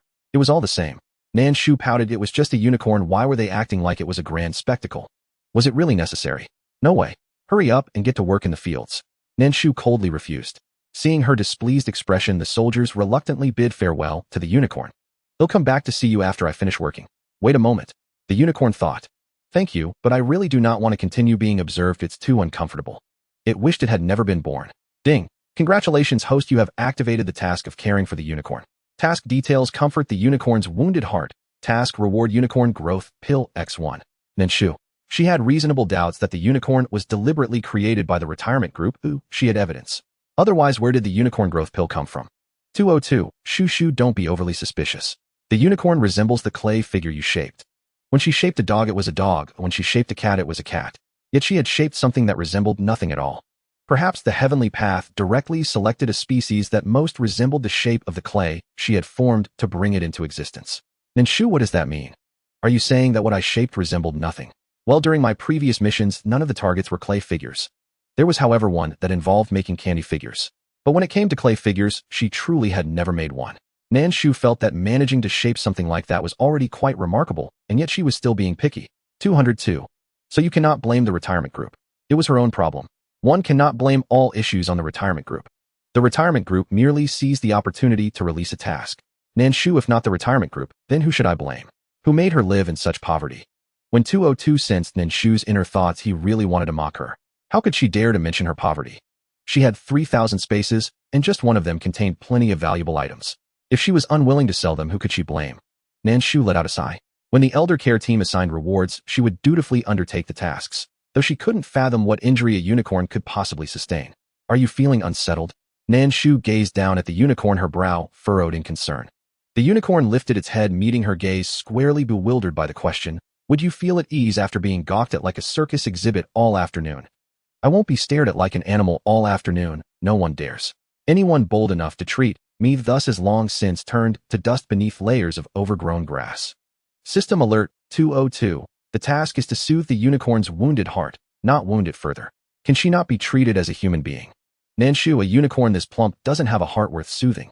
A slimmer one would at least be more aesthetically pleasing. Whose fault is that? Wasn't she the one who reshaped it? How could she possibly blame the innocent victim when she was the perpetrator? Nan Shu blamed the heavenly Tao. She refused to shoulder responsibility. Nan Shu saw no fault in herself. It was the heavenly Tao's doing, bestowing upon her the ability to sculpt living beings. It was even more delicate than crafting sugar figurines. Don't be afraid. There are no ill-intentioned people here. This is a yolk pastry freshly made by Unit 204. Try it. Just as Nan Shu pondered how to mend the unicorn's spirit, Tuan Yuan emerged holding 2 yolk pastries, gently placing one into the unicorn's mouth while explaining their origin. Having previously shared delicious treats with it, Tuan Yuan had already earned the unicorn's deep trust. Without hesitation, the unicorn opened its mouth and chewed. See, Unit 204 is truly extraordinary. Beaming, Tuan Yuan brought her plump little hand to her lips and licked the fingers that had just held the pastry. Ding! Congratulations, host. Task caring for the unicorn completed.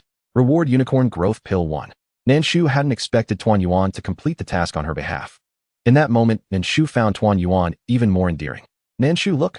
This is my beloved daughter. Silent until now, yet with a single act she'd fulfilled the task for her weary mother. Nan Shu's affectionate bias toward Tuan Yuan thickened further. System Alert 202. Indeed, your daughter is remarkably capable. She's just helped you complete the task. 202 offered a perfunctory affirmation. Tuan Yuan, come here. Nan Shu called, cheerfully beckoning with a wave of her hand. Puzzled but obedient, Tuan Yuan approached. Mother, did you call me? Here, something delicious for you. Nan Shu retrieved a crisp, large apple from her spatial realm and handed it to Tuan Yuan. Here, you may have it. The apple from Nan Shu's spatial realm was lustrous, firm, and irresistibly appealing. Yet the moment Tuan Yuan received it, her face crumpled. Mother, do you have more? With only one apple, she barely had enough for herself. Yet she was expected to share it with her friends. Sniffle, sniffle. How heartbreaking. She didn't want to share, but her teacher had always said true friends must share good things. No. Nan Shu arched a brow, declining the request outright. Curious to observe Tuan Yuan's reaction, once told there was no more. Receiving no favorable answer, Tuan Yuan drooped her shoulders and trudged listlessly toward the cottage. Unit 204, please slice this apple for me. I'll count how many people first. 1, 2, 3, 4. Counting on her fingers, she murmured, 6 people. So cut it into 6 pieces. She didn't wish to include Chita Lu, but omitting him might seem like deliberate exclusion, so with visible reluctance, she added him to the count. The words of reunion revealed a hint of satisfaction in Nan Shu's eyes. It showed that 203 was well-educated, knowing to share with good friends whether they were old or new. Nan Shu secretly gave 203 a few points of impression. The impression points deducted due to the automatic pairing between 203 and 204 were somewhat compensated. 202. Shu, I feel that your personality shifts like a cat one day and a dog the next. When you're in a good mood, everyone looks pleasing. When you're not, no one seems right. It's very easy to misplace anger on others. Nan Shu, that's the fault of your system department. Generally, when she's in a bad mood, it's because the retirement group is draining her money. If the retirement group were not so bothersome, her emotional transitions wouldn't be so extreme. In a good mood, Nan Shu took out a few apples from her space. No need to cut them, there are 6 in total, 1 for each person. She hadn't taken them out earlier because she wanted to see the reaction of the reunion. The response from the reunion made Nan Shu very satisfied, so she took out 5 more apples. Thank you, Mom. Being able to eat a whole apple made Reunion very happy. 204 paused, handing the apple back to Reunion. Reunion happily accepted it and very hygienically rubbed it on her little skirt before taking a big bite. Seeing her eagerness, the few robots couldn't help but chuckle. No wonder the principal liked Reunion so much, as she was truly adorable. Huan, shall you come quickly? After swallowing the first bite of the apple, Reunion waved to her friends. This apple is super sweet. It was so sweet that she didn't want to waste a single drop of juice. Ling Huan and Yusheng looked at Nan Shu. Nan Shu handed the apple she was holding to 204, who was closest to her, share it with them. 204 nodded. After distributing the apples, 204 returned to Nan Shu's side, looking at her with eager eyes. Nan Shu frowned at him. What are you looking at? I want to study the juice. I need an apple. Hearing the implications in 204's words, Nan Shu took out 2 more apples from her space and handed them to him. Make some more juice. Yay, there's juice to drink. Reunion jumped up happily. She turned her gaze and saw Zeta Lu holding an apple without eating it. She leaned closer to Zeta Lu. You don't eat apples, right? She had previously asked Yu Sheng, who said that vampires drink human blood. He probably doesn't eat these things. Thus Reunion set her sights on the apple in Zeta Lu's hand. Zeta Lu frowned and turned to look at Reunion, who was significantly shorter than him, puzzled by her statement. Do you not eat apples? Reunion pointed at the apple in Zeta Lu's hand, unconsciously swallowing. Her desire to eat was very evident. Zeta Lu looked at Reunion and then at the apple in his hand, and without a second thought, he raised his hand. Reunion's eyes lit up with delight, thinking he was going to give it to her. Instead, she watched as he brought the apple to his own mouth and took a hearty bite. Reunion even heard the crisp sound of the apple. She felt her heart break. I'm eating it, why wouldn't I? Zeta Lu smiled faintly at Reunion and spoke. Reunion's little face instantly fell, and she glared at Zeta Lu. You're ruthless. Is there really such a vampire? He did it on purpose, deliberately showing her he wanted to eat, then took a bite. Tuan Yuan grew angrier the more she thought about it, her eyes turning red, almost wishing to rush over and bite Shitail to death. Shitail, who was initially in a somewhat pleasant mood, felt awkward when he saw Tuan Yuan's red-rimmed eyes. He cleared his throat and had no choice but to break the apple he had just eaten into 2 halves. He handed the clean half to Tuan Yuan, saying, Here, don't cry. Looking at the half apple in front of her, Tuan Yuan pouted and held back her tears. She reached out and took the apple, biting into it with force, as if this half of the apple was Shitail himself, and she wanted to bite him to death. Thoughts aside, Tuan Yuan still squinted her eyes in enjoyment of the apple's deliciousness. In light of this half apple, I begrudgingly forgive you, humph. Shitail. So a half apple only earned him a reluctant forgiveness. Wasn't the apple originally his?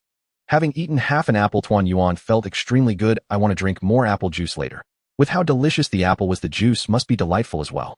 Thinking about it, Tuan Yuan felt very happy. Her mom was really amazing. She had everything. Director, you haven't streamed for 2 days. When do you plan to stream again? 203 thought that the orphanage was developing rapidly, but with so many vegetables planted, the maturation period was different from normal, leading to a surplus that they couldn't finish. She thought about having Nan Shu stream to sell vegetables and bring back some money. The kindergarten needed to add some facilities from the interstellar kindergarten. A slide was a standard facility in every kindergarten, yet their orphanage still didn't have one. Tomorrow then. Once the school was completed, they would move their classes inside. The house behind the orphanage would be for the soldiers not on duty. Okay. After speaking, 203 silently turned her gaze towards the school. She could tell that the extra space required new buildings, but she didn't know what would be built. Moreover, there was extra land behind Tuan Yuan's little nest. Something would definitely be built there. 203 felt that their place was not an orphanage, but rather a nurturing game played by Nan Shu, and a construction simulation game at that. Otherwise, how could the territory keep expanding? While 203 was lost and thought, the sky suddenly darkened. Why did it suddenly get dark?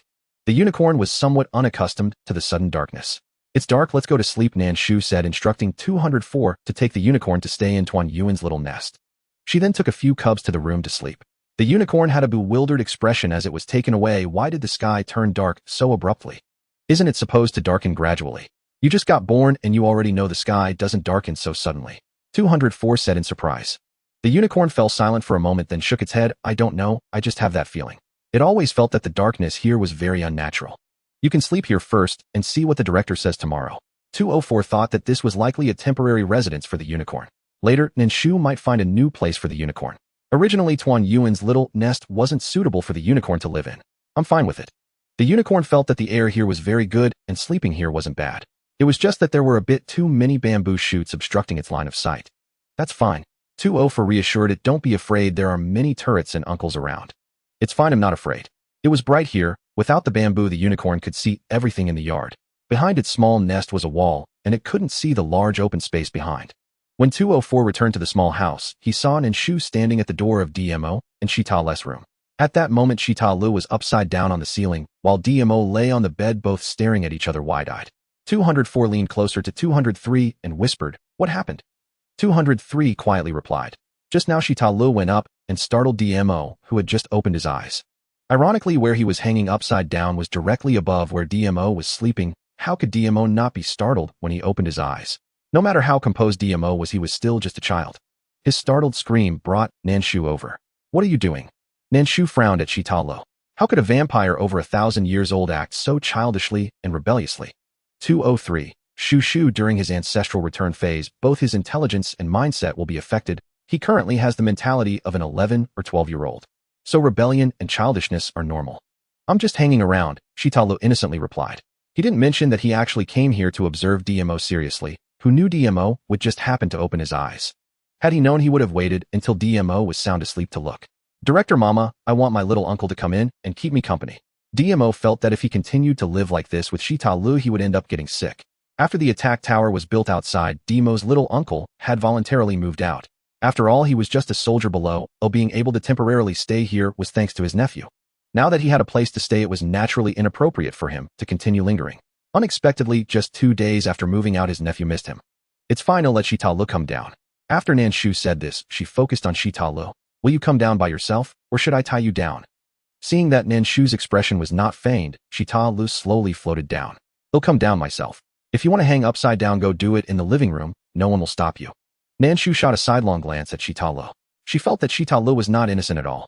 He must have been up to something above DMO. Once caught, he put on an innocent act. Little thing playing palace intrigue with the two of them. Director, don't be too serious, you'll scare the child, 203 spoke up. Nan Shu was silent as she didn't think of Shitalu as a child. On the contrary, he was older than everyone present, including the little one. The only two who were older than him were her and 202. Could he still be scared? Let him sit in the living room. If he makes a racket that disturbs my sleep, don't blame me for being rude. Nan Shu's words were directed at 203, but everyone knew she was telling Shitalu to behave. Shitalu pouted and settled down. Go to sleep. After Nan Shu closed the door to DMO's room, she walked up to Shitalu and whispered, I know you're not young, your little tricks won't work on me. You'd better behave yourself. If you try to pull something under my nose, I'll roast you. Under Nan Shu's threat, Shitalu settled down and his inner restlessness completely dissipated. After Nan Shu went back to sleep, 203 gave Shitalu a thumbs up. You're really something, daring to challenge the director's authority. I dare not. Zatale merely wished to observe the bloodline of DMO quietly, yet he felt that his restlessness stemmed from his curiosity. As it turned out, Nan Shu did not allow it. If you can't sleep, let's chat with us. The robot, unable to sleep, could accompany people for conversation all day long. Thank you, but I don't want to chat. Zatale sat on the sofa, no longer observing people from the ceiling, instead staring outside, lost in thought. Time passed quickly, and before long a night had slipped away. Nan Shu enjoyed a good night's sleep. The orphanage room this morning was exceptionally quiet, without a hint of noise. The reason was, what are you doing here? Qin Imo stood at the outer wall gate looking at Gu Zhanzhang outside with a vigilant expression. This time he brought many people with him. Gu Zhanzhang used the latest satellite positioning system developed by the Interstellar Alliance to locate the orphanage immediately. Had it been in the past, they would have needed to drift in Blue Star for a while. When Nan Shu woke up, she sensed that someone had already arrived outside. 202, Shu, did you deliberately let them come over? In essence, 202 coexists with Nan Shu. If she senses something, it can sense it directly as well. Nan Shu had already felt the presence of Interstellar Alliance members approaching Blue Star last night, but she remained asleep without awakening. This indicated that Nan Shu allowed the other party to enter.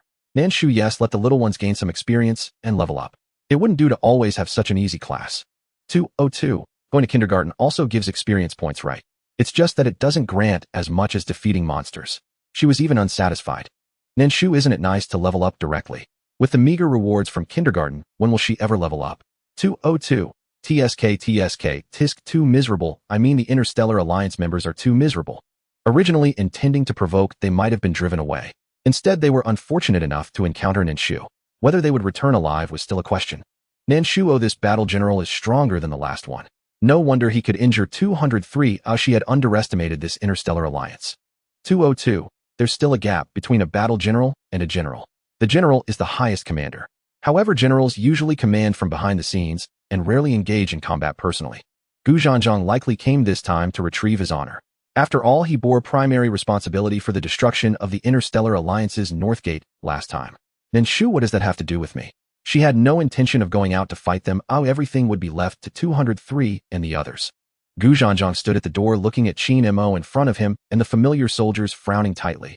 I never expected instead of staying in a good alliance you would remain in a desolate star like this. Anyone who wants to return to the alliance, hurry up. There won't be an opportunity soon. The soldiers were confused. They were living quite well on Blue Star. Why would they want to return to the alliance? Everyone instinctively took a step back. 203's lips curled up in satisfaction. It seems this battle general is quite unpopular, huh? Unpopular. The soldiers didn't know. What they knew was that here they could enjoy delicious food and always eat to their fill, living quite comfortably, without having to worry daily about whether they would still be alive the next day. Did you forget about your family in the alliance? Gu Zhanjiang threatened the soldiers of the interstellar army who had stayed with Nan Shu for a while and were reluctant to leave. It would have been better if he hadn't mentioned this. As soon as he did, the soldiers' rebellious sentiments grew stronger. Gu Zhanjiang, I am an orphan. This war general, I believe you may have forgotten that when we entered the army, the very first rule you established was to sever ties with our families. To ensure that they served the army with focus and sincerity from the very first day of enlistment, they were cut off from their families. Now using family as a threat against them seems rather ineffective.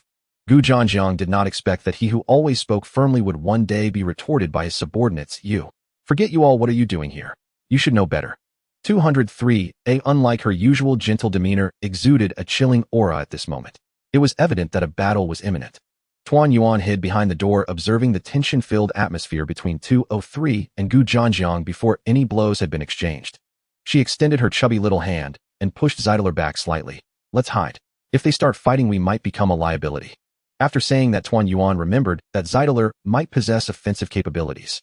She frowned and thought for a moment. We'll hide here and launch a sneak attack. Yuheng and DMO are quite formidable. With you all form an invincible iron triangle of orphans. DMO Yuheng Zeidler. Before they could respond, Tuan Yuan had already come up with a name for their little team. Ling Huan tugged at Tuan Yuan's arm. What about me? You just need to be cute with me. The two of them stepped out, possibly to become cannon fodder. Ling Huan felt that she was still more useful than Tuan Yuan, but upon seeing her friend's naive expression, she didn't have the heart to say that she was more capable. That said, Tuan Yuan was not wrong. Apart from a bit of prophecy, she really wasn't of much use at the moment, unless she awakens her elven skills later. While the little ones were whispering, Gu Zhanjiang's troops had already disembarked from the warship, preparing to attack the orphanage at any moment. This time Gu Zhanjiang had brought many people, clearly aiming to seize the orphanage. 203 was not afraid. There are quite a few of them, but I wonder how well they can take a beating. As she spoke, 203 turned her head and glanced at 206. 206 understood. All units prepare to assemble, form ranks. Before 206 could finish speaking, the soldiers who had been living in the orphanage spontaneously formed ranks. By the time 206 seconds order was completed, they were already lined up. In this regard, 206 was very pleased. Divide into 4 teams and enter the attack tower. Prepare for battle. 206's subordinates hesitated for a moment, exchanging glances before gritting their teeth and rushing toward the attack tower on the outer wall. Since they had chosen to betray the Interstellar Alliance, they could not afford to be indecisive. They could only feel sorry for their comrades in the Alliance. Fire! Gu Zhanjiang commanded as 206's troops formed ranks. The soldiers on the warship began to activate the ship, slowly ascending into the air, aiming the cannons at Nan Shu's small house. The attack was naturally aimed at the small house first. 203 remained calm. Even if the soldiers in the attack tower were not yet ready, Gu Zhanjiang's shells could not reach them. Gu Zhan looked at 203 with a disdainful gaze, as if he could already envision the scene of death for everyone in the orphanage. However, what he did not anticipate was that just as the shells from their warship were about to fly towards the small house, they rebounded upon hitting the outer wall of the orphanage.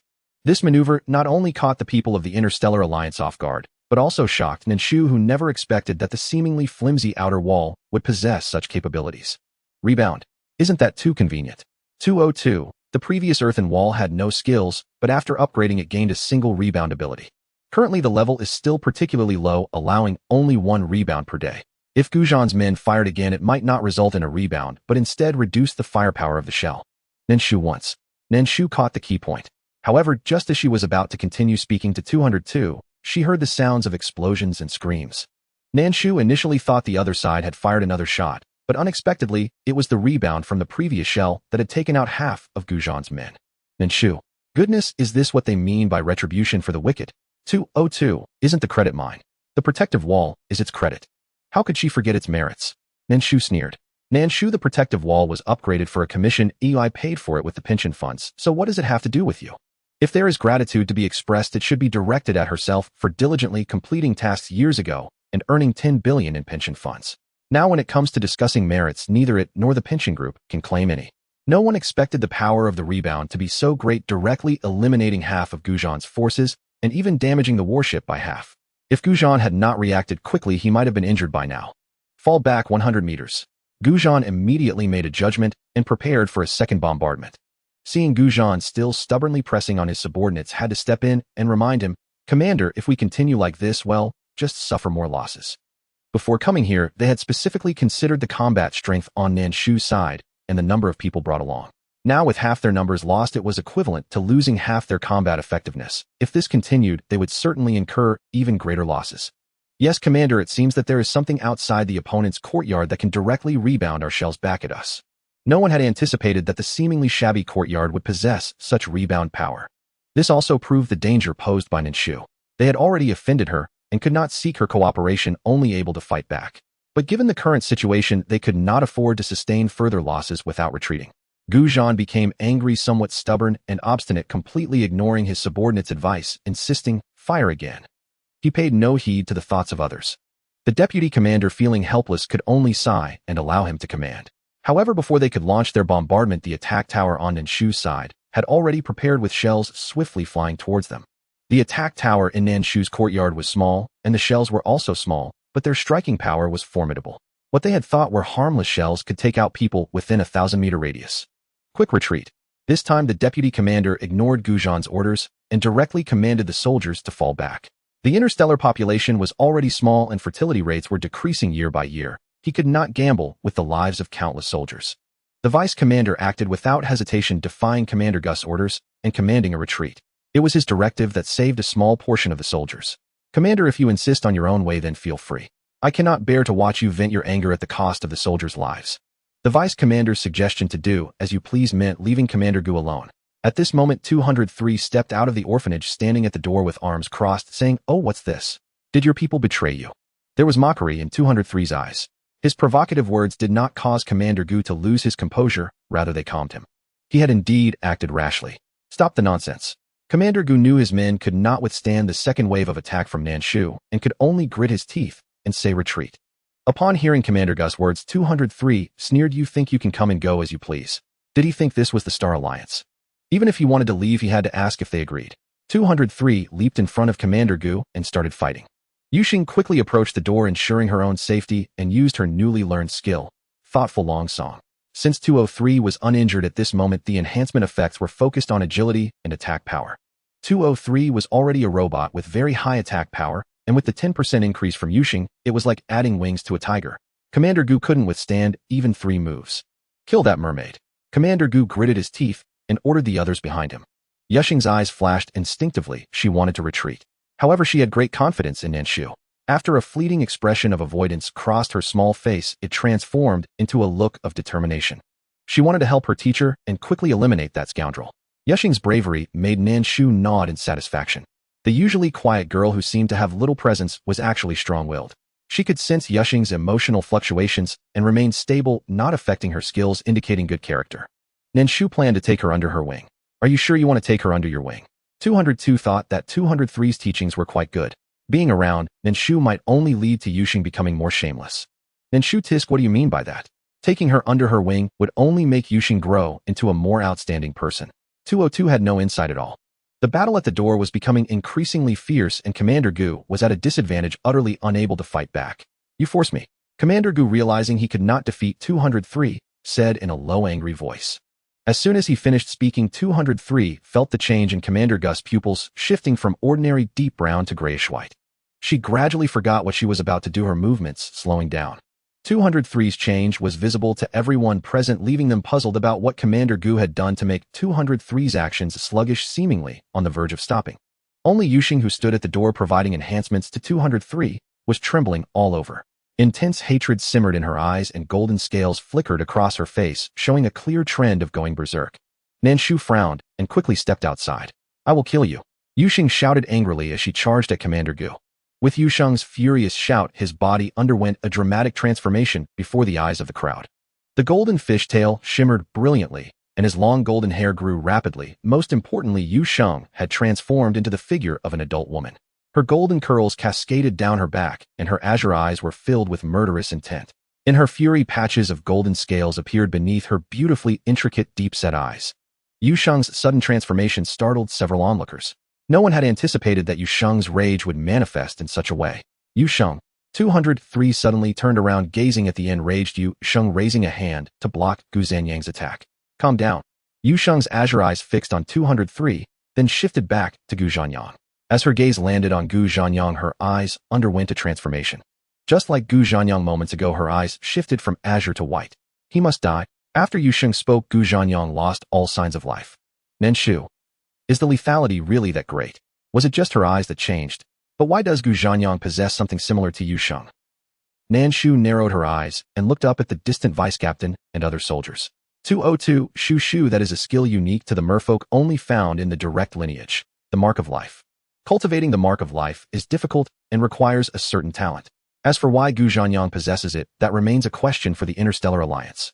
After Gu Zhanyang's death, the transformed Yusheng reverted to her previous size and collapsed to the ground exhausted. 203 rushed forward, lifting her up. What happened? Despite 203's extensive knowledge, he was not omniscient. He must have been injected with the blood of my kin. Yusheng spoke weakly, her eyes reddening as tears slipped from the corners. She felt utterly helpless and despondent. Why did such a thing have to happen? The combination of human and merfolk blood can lead to many dangers. It's easy to imagine how many experiments the Interstellar Alliance conducted with merfolk blood before succeeding with Gu Zhanyang. God knows what kind of suffering her relatives have endured. The more Yusheng thought about it, the more distressed she felt. Master, I am so useless. She couldn't avenge her family or rescue those relatives subjected to experiments. She felt utterly powerless. Upon hearing Yusheng's explanation, the people from the orphanage finally understood why she was so furious. DMO touched the implant side on the back of his neck, his brow furrowing. You are still young. A gentleman's revenge is best served after a decade. Do not wallow in self-pity. You will achieve your goals in the future. 203 looked at Yusheng with deep concern. Nan Shu's gaze was fixed intently on the vice-captain at the doorway of the Interstellar Alliance. The vice-captain felt a chill run down his spine under her stare and turned to flee to the battleship. But no matter how fast he moved, he could not outrun Nan Shu's crimson umbrella. The umbrella, like a flash of red lightning, pulled the vice-captain back into the orphanage. Nan Shu smiled as she looked at the vice-captain who had fallen before her. Where do you think you're going? Miss I.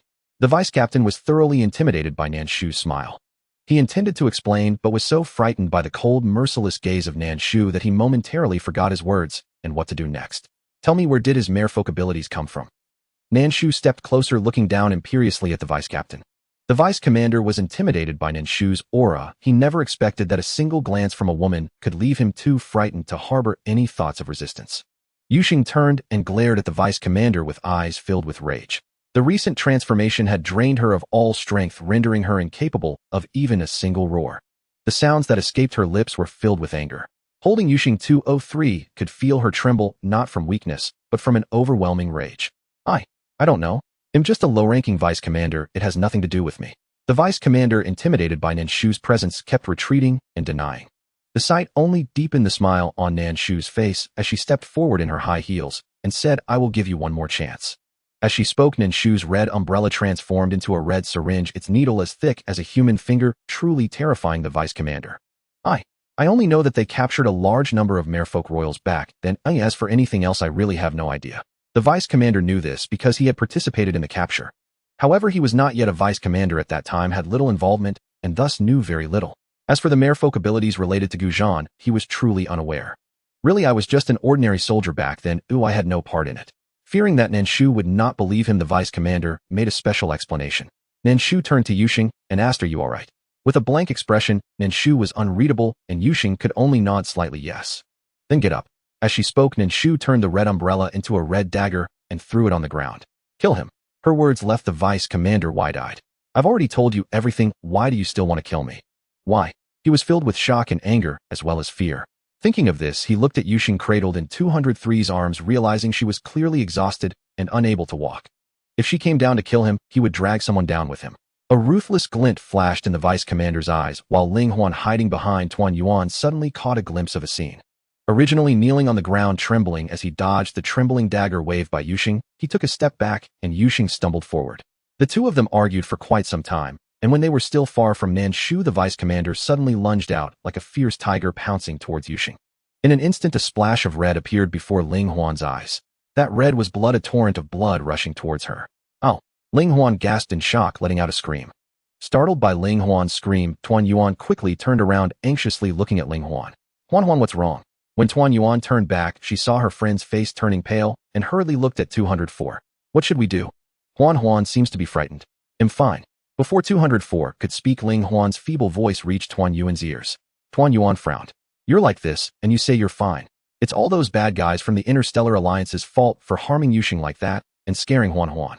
Yusheng. Ling Huan looked at Yuxing, who was slowly rising, and spoke with a furrowed brow. Bind him and kill him, don't let him struggle. Ling Huan's ability is prophecy, and everyone present is aware of it.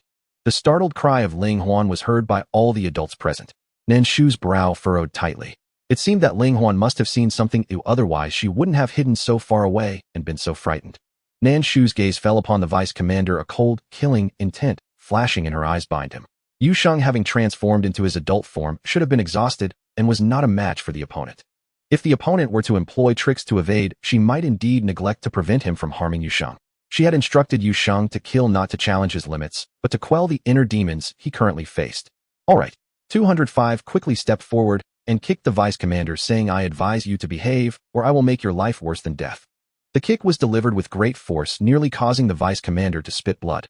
205 initially intended to make him bleed, but upon considering the mess it would create, she controlled her strength, preventing him from spitting blood, though the vice commander certainly felt the impact. The vice commander, caught off guard, found himself bound before he could even think of escaping.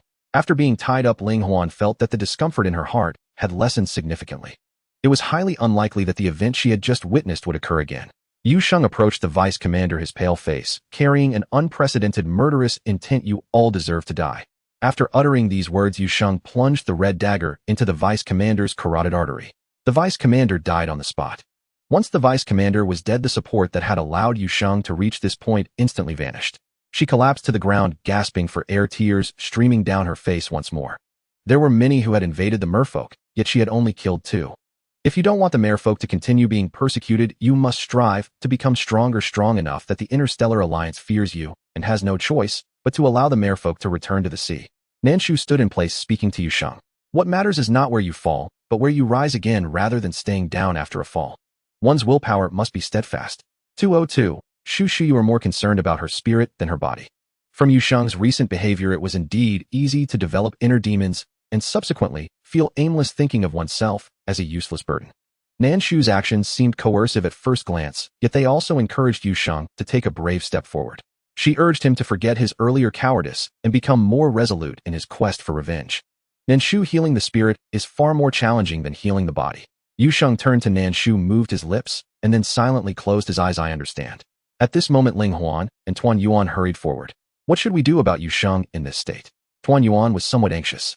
It was evident that Yusheng was seriously injured. Ling Huan squatted beside him, her face pale, feeling a bit lost, unsure of what to do. Demo's gaze fell upon Nan Shu.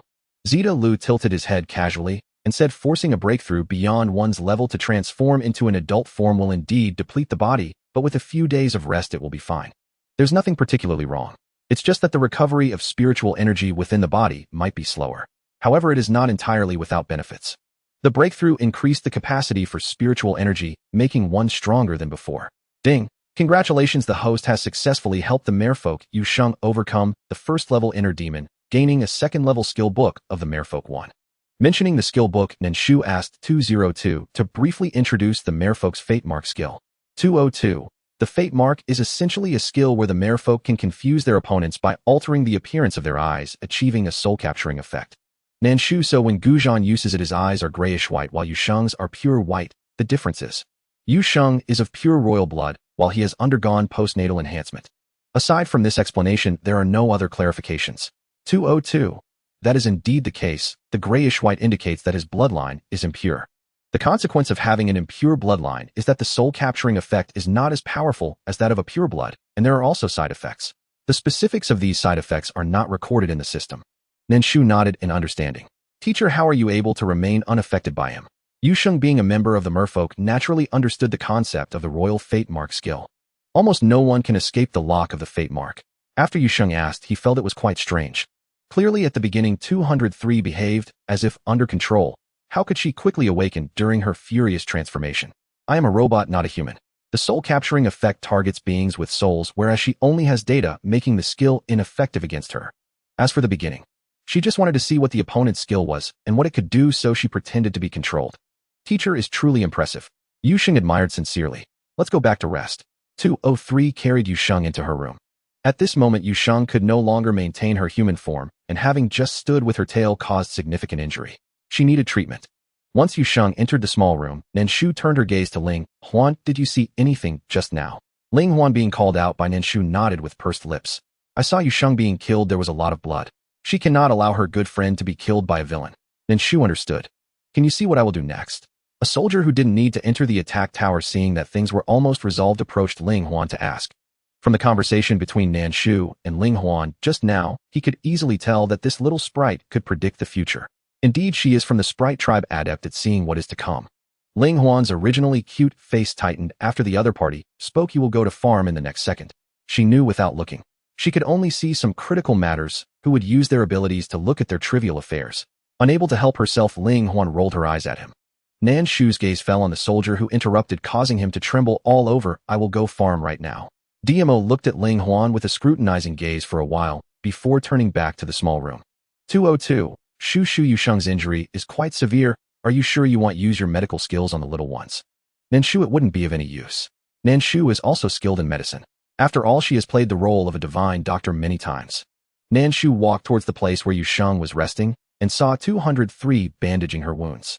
She had forgotten that 203 was an all-around robot and could handle minor injuries. 202. Shu, your existence is a bug. It is simply indulgent. What kind of bug appears around her, making it impossible for her to live? Why is it so difficult to save up a little stash? Nan Shu, uninterested in the complaints from 202, leaned against the door frame, observing Yusheng, who looked like he was on the verge of death. From now on you will learn by my side. It was rare for Nan Shu to personally teach someone.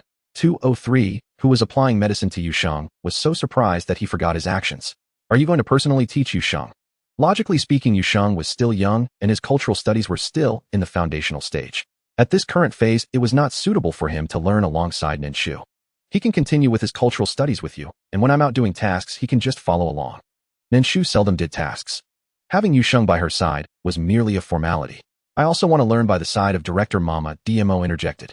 DMO was a very clever child. He understood the significance of learning beside Nan Shu. Perhaps Nan Shu truly did not manage the children much, or perhaps she was simply busy, but it was precisely because of this that studying alongside her was incredibly precious. DMO was very clear about what he wanted. Nan Shu did not refuse. All right. Ling Huan wanted to say that she also wished to learn, but as soon as she uttered a word, she felt timid, thinking she knew nothing and would only hold Nan Shu back. So she swallowed her words. Nan Shu glanced at Ling Huan and said, wait for 2 years before following me. Your current temperament is not suitable. You lack the resilience of DMO and Yusheng, and you don't have the skills to protect yourself. Staying by her side would only overwhelm her. Upon hearing that Nan Shu would eventually take her along, Ling Huan's previous gloom transformed into enthusiasm. I will work hard. I need to strive to become better. Director, what are you planning to do about those people outside? At this moment, 206, who had captured Guzhan's subordinates, walked in and asked Nan Shu. Nan Shu frowned, just like the previous soldiers. With new soldiers coming in, she could not eliminate them all. The orphanage was gradually expanding, and the demand for people would only increase. Anyone with a bit of sense would never choose to go against her. Nan Shu, speak. What did Yusheng gain from defeating the inner demon of the deputy commander? She did not believe that simply stabbing someone was just a task. There must be something else involved. 202. Only by overcoming the inner demon can one advance to the second stage. 202 answered matter-of-factly. Nan Shu frowned. Nan Shu, when you advanced last time, you didn't mention needing to overcome a tribulation, did you? Now suddenly mentioning a tribulation, was it playing tricks on her in collaboration with the retirement group? 202. You've wronged me. I found out suddenly too. Indeed, it was a sudden realization for it. And unexpectedly, Yusheng's transformation had directly stabilized her at the peak of the second stage. If Nan Shu added a bit more fragments, she should be able to encounter Yusheng's second stage inner demon tribulation. Nan Shu could not understand the intentions of the retirement group. Nan Shu, this is indeed a starry dimensional plane, right? 202, yes. Nan Shu, in a high-tech dimension, why is there an inner demon tribulation? What a mess. The main issue was that she had just referred to that as an inner demon. It was actually just a mental knot. The retirement group must have been too reckless recently, making her confused. 202. But isn't your orphanage a nurturing game? Aren't the children just combat teammates you recruited? Nan Shu. It actually made some sense.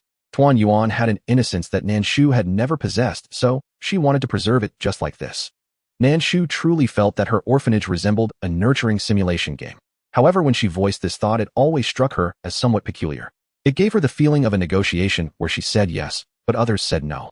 Tuan Yuan glanced at the ailing Yusheng, then at the energetic Ling Huan beside her, hesitantly asking then, when can I learn by my mother's side? Nan Shu looked at Tuan Yuan, her eyes flashing with hesitation. Why the sudden desire to learn beside me? Maintaining her current state for a while longer would also be fine. Maturing too early would only lead to a burdensome life. This kind of pampering would not truly help Tuan Yuan, but rather make her more naive and unable to see the bigger picture. At the same time, 202 understood the reasons behind Nan Shu's indulgence. Nan Shu's mother passed away when she was 3, and after her mother's death her father remarried. By the age of 4 she had already learned to scheme to achieve her own goals. In her teenage years, she overcame her father to seize control of the Nan family. Her first life was indeed very exhausting. Therefore Nan Shu did not want Tuan Yuan to grow up too soon. Nan Shu Tuan Yuan is still young, but it's not too late for her to grow up later. Nan Shu believed that having Yu Sheng and Dmo be mature was sufficient, while Ling Huan bore the heavy burden of clan revenge. Only Tuan Yuan was carefree. As for Shita Lu, she had automatically ignored him. A person with a psychological age of thousands of years would hardly remain naive. He was just an old relic. 202 Fine, whatever you say goes. If she had her own ideas, no amount of persuasion would matter. She wouldn't listen anyway. If she talked too much, it would only annoy her. I want to be with my mother. Tuan Yuan knew she couldn't do much, so she didn't push it. With a bright smile, she said, I will work hard to become a strategist. Even if she couldn't do anything, it wouldn't be entirely useless. What could you do as a strategist? Shita Lu frowned, scrutinizing Tuan Yuan, unable to discern any signs of intelligence in her. Going out to play could land her in trouble, yet she still wanted to be a strategist. Shita Lu's words made Tuan Yuan turn her head and glare at him angrily. Dmo Yu Sheng and Ling Huan all carry the heavy burdens of their family's revival. I want to help them reclaim their homeland. She wanted to assist her good friends. Then staying obediently in the orphanage is the greatest help you can offer them. Shita Lu thought that teasing Tuan Yuan was rather enjoyable. Especially when watching Tuan Yuan puff her cheeks in frustration, she looked just like an adorable pufferfish, both amusing and entertaining. Tuan Yuan furious thought about hitting Shita Lu. I even told 204 to remember to save you an extra cup of juice when making it. That cup of juice, I'm not giving it to you. You don't deserve it. Tuan Yuan was very angry. Ling Huan smiled and gently touched Tuan Yuan's little braid. It's okay, you'll grow into the person you want to be. We won't listen to him. While speaking, Ling Huan glanced at Shita Lu expressionlessly. The sudden lack of expression from someone who was originally so cute and timid indeed gave off a frightening vibe. This is quite good. After all, given her identity, it is impossible for her to live completely carefree. She must face the vengeance of her race and the harm the Galactic Alliance has inflicted upon the Elven clan.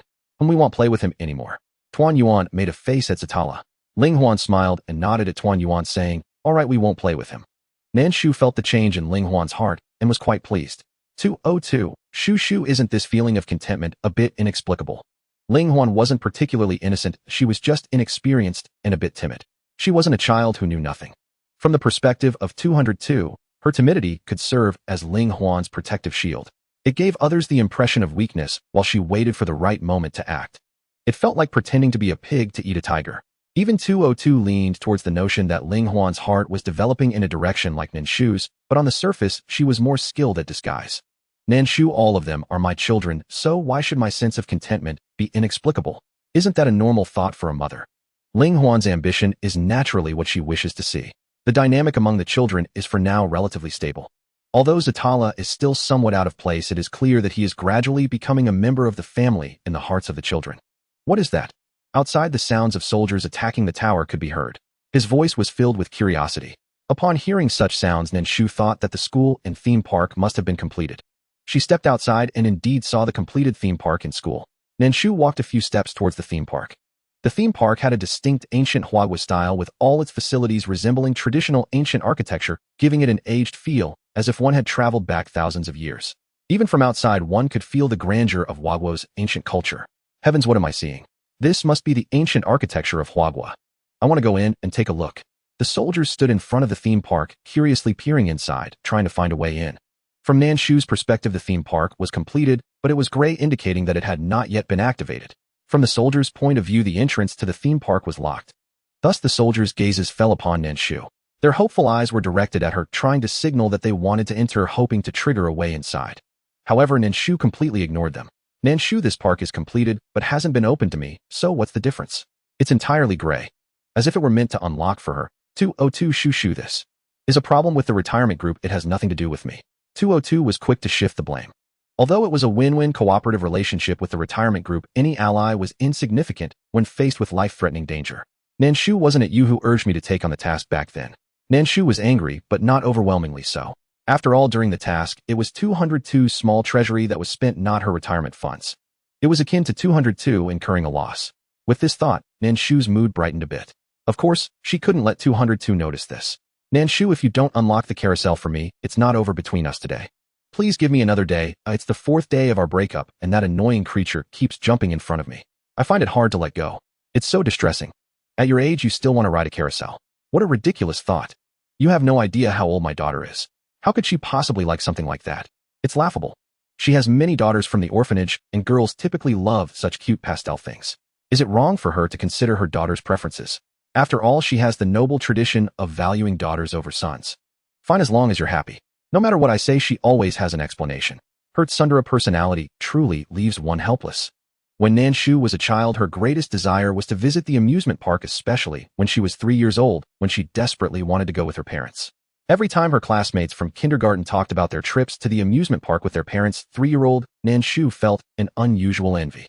She is still waiting for her daughters to go out and play. However, the rules state that unlocking requires gold coins. She just borrowed a few billion from it. How could she be out of money? Having money and still wanting to extort benefits from it, that's simply not possible. Anyway, this carousel must be unlocked today whether it wants to or not. Under Nan Shu's coercion and temptation, 202 had no choice but to reluctantly unlock the carousel for her. There are carousels in the interstellar realm now. They are not the same as before. They have a unique interstellar style. The amusement parks in the interstellar realm have excellent security measures ensuring that even 3-year-olds won't fall off the roller coasters. Of course, the Interstellar Alliance has regulations that prohibit children under 15 from riding dangerous attractions. The birth rate in the interstellar realm has plummeted over the past few centuries, leading to a gradual decrease in population. Therefore, regardless of how good the safety measures are, such incidents cannot be allowed to occur. When the gates of the Hua Country theme park opened, soldiers from the Interstellar Alliance rushed in eagerly. 206 frowned and shouted, bringing the soldiers' senses back to reality. They had forgotten that they still had a commander. They cannot do as they please. In that moment, the soldiers looked enviously at the few kids. How wonderful it was that they could walk in without a care in the world. Yuxing had only a moderate interest in the park, as she was more intrigued by water. The kids were not particularly excited about the new park, but the unicorn was very interested. Isn't this ancient Hua Country architecture? The unicorn trotted towards the already opened park gates with its adorable little legs. Seeing his subordinates eager to rush in, 206 relaxed his brow and commanded, form a line. The soldiers obediently fell into formation. As the line gradually straightened, 200 SIXS following orders came advanced towards the park. 1, 2, 200 SIXS words made the soldiers unable to contain their joy. Nan Shu didn't say much and just followed them. They've never seen the world. Zeidler pouted, expressing little interest in the ancient architecture of Hua Country. He had seen it before, but only vaguely remembered it, now recalling it again. Sorry, my recent breakup has left me a bit shattered. It's been truly painful. Remember, when you fall in love, don't love too deeply, or you may not be cherished. Tuan Yuan glanced at the aloof Zatala beside him, feeling that this boy might not be entirely right in the head. He then turned to Uncle 204, asking, Uncle 204, is your apple juice ready? Not yet. Uncle 204 was reluctant to part with those few apples. He had kept the apples in the refrigerator without doing anything to them, but upon being questioned by Tuan Yuan, Uncle 204 felt that he might not be able to keep his apples much longer. Who knows when he would get more apples from the director? Hurry up and make it, and give Zatala a couple more cups to replenish him. Having a bad head is a big problem. Zatala turned his gaze to Tuan Yuan, who was much shorter than him, and asked, replenish what? Zatala's voice carried a hint of danger. Tuan Yuan initially wanted to tell the truth, but swallowed her words when she met Zatala's perilous gaze. The first rule of becoming a strategist, a giant panda, must be adaptable. Thus, under Zatala's watchful eyes, Tuan Yuan forced a professional smile, saying, to replenish your health, a look at you, you're so thin you're peeling. Zatala replied, thank you very much. I looked like this right after I got out of the coffin. Oh, why didn't you say I needed to replenish then? She only mentioned it when his skin was about to completely shed. If she had waited longer, he would have been fully healed. Nan Shu was also a bit curious about what the carousel in the ancient Hua Country architecture looked like.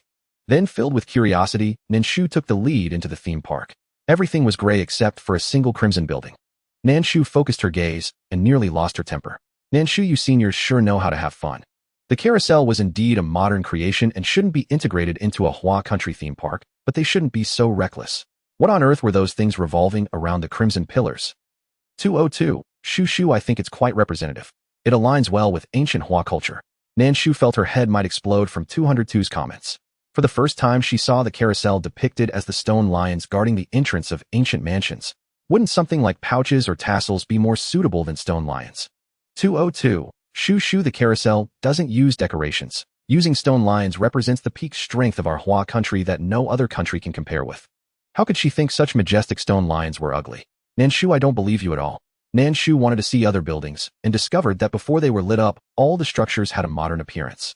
Dogs still the dogs of the elder group. Regarding dogs, Nan Shu felt she could concede defeat. 202 Shu, don't underestimate yourself. She was definitely above the dogs of the elder group.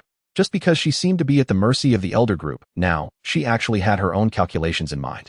There was certainly a reason for her to stay out, otherwise she wouldn't be so honest and submissive. That was not her character. After being by her side for thousands of years, did it think it didn't understand her? Did it really think it was foolish? What a joke.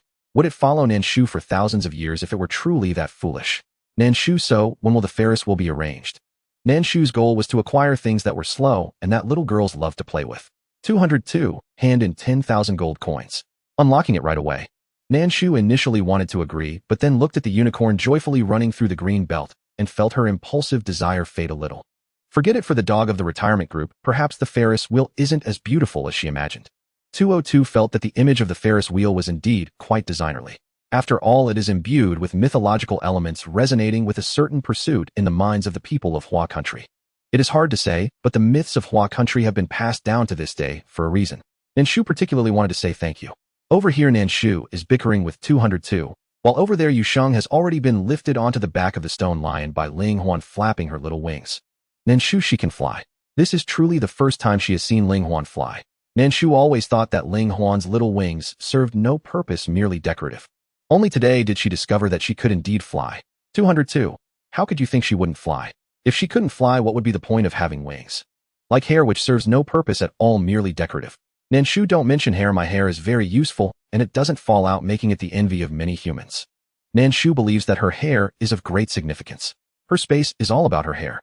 For every hair that grows, another storage space is created. So how could 202 say her hair is useless? That is simply an insult to her hair. 202. A bald head cannot understand your way of thinking. 202 speaks with confidence, being a machine devoid of hair. Don't talk to it about hair. It doesn't want to understand the basic functions of hair. What do you think the director mommy is daydreaming about now, eh? Sitting on the stone lion, Ling Huan spoke to Yu Sheng beside her. The two of them were spinning on the stone lion, one high and one low, occasionally leisurely observing the commotion and discussing curious matters. Currently their curiosity revolves around why Nan Shu is daydreaming again. She is probably contemplating what amusement facilities need to be built on the empty land before her. Yu Sheng has seen amusement parks before. The carousel in the Interstellar Amusement Park is also a very popular attraction, but this uniquely designed carousel is something she has never seen before. It's possible. With this thought, Ling Huan's eyes lit up. Then we will have a new place to play. Ling Huan and Yu Sheng were already seated on the spinning stone lion, while Tuan Yuan could only watch from the ground. She cast a pleading glance at Shita Lu, brother. The moment Tuan Yuan uttered these words, a vigilant expression appeared on Shita Lu's face. No one approaches the Three Treasures Hall without reason. The little one has come to him for a purpose. I want to ride that. Tuan Yuan sweetly smiled at Shita Lu. Ling Huan's wings can't grow larger.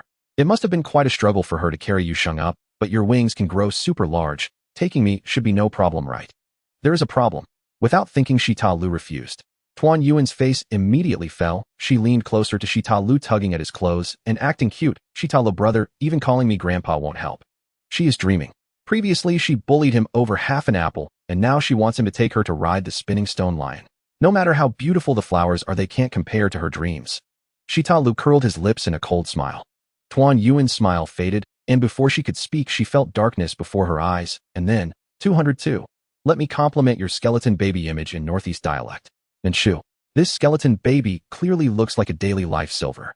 She sat atop the rotating stone lion, flanked by her two good friends. With excitement in her eyes, Tuan Yuan gazed at the floating Zeidler, saying, "You will be my good friend from now on." She misunderstood him. Although his words were sharp, he was not a bad person. Zeidler thought Tuan Yuan was a bit delusional, and her condition was quite serious. He floated away with a blank expression, too lazy to say another word to her. Zeidler drifted beside Nan Shu, observing her out of the corner of his eye, probing her. Nan Shu glanced sideways, meeting Zeidler's gaze directly. Zeidler wanted to retract his line of sight, but it was too late. He could only pretend to look nonchalantly at the other side of Nan Shu, as if his gaze had accidentally landed on her when he turned his head. Nan Shu didn't take it to heart. It was normal for someone thousands of years old to be curious about her. It would be abnormal not to be curious. Principal Mama, is that the school we will be attending behind us? While several girls were having a blast playing on the rotating stone lions, DMO was concerned about the school. Just a little while ago, he had taken the time to look at the school behind them. He felt that the school environment was quite different from that of the interstellar realm. It resembled the atmosphere of a bygone era, a blend of modern and traditional. Nan Shu believed it would be better for the children to study here until they reached their teenage years. When their strength was sufficient and their ages matched, they could then attend a school in the interstellar realm. It's not that she couldn't teach well. Rather, Nan Shu wanted them to develop their interpersonal relationships in the interstellar realm and devise their plans for revenge. Some things were better left for them to handle on their own. I see many facilities inside that I've never encountered before. While she said she had never seen them, that wasn't entirely accurate. Schools in the interstellar realm had holographic classrooms with tangible, realistic courses. You will see them in the future.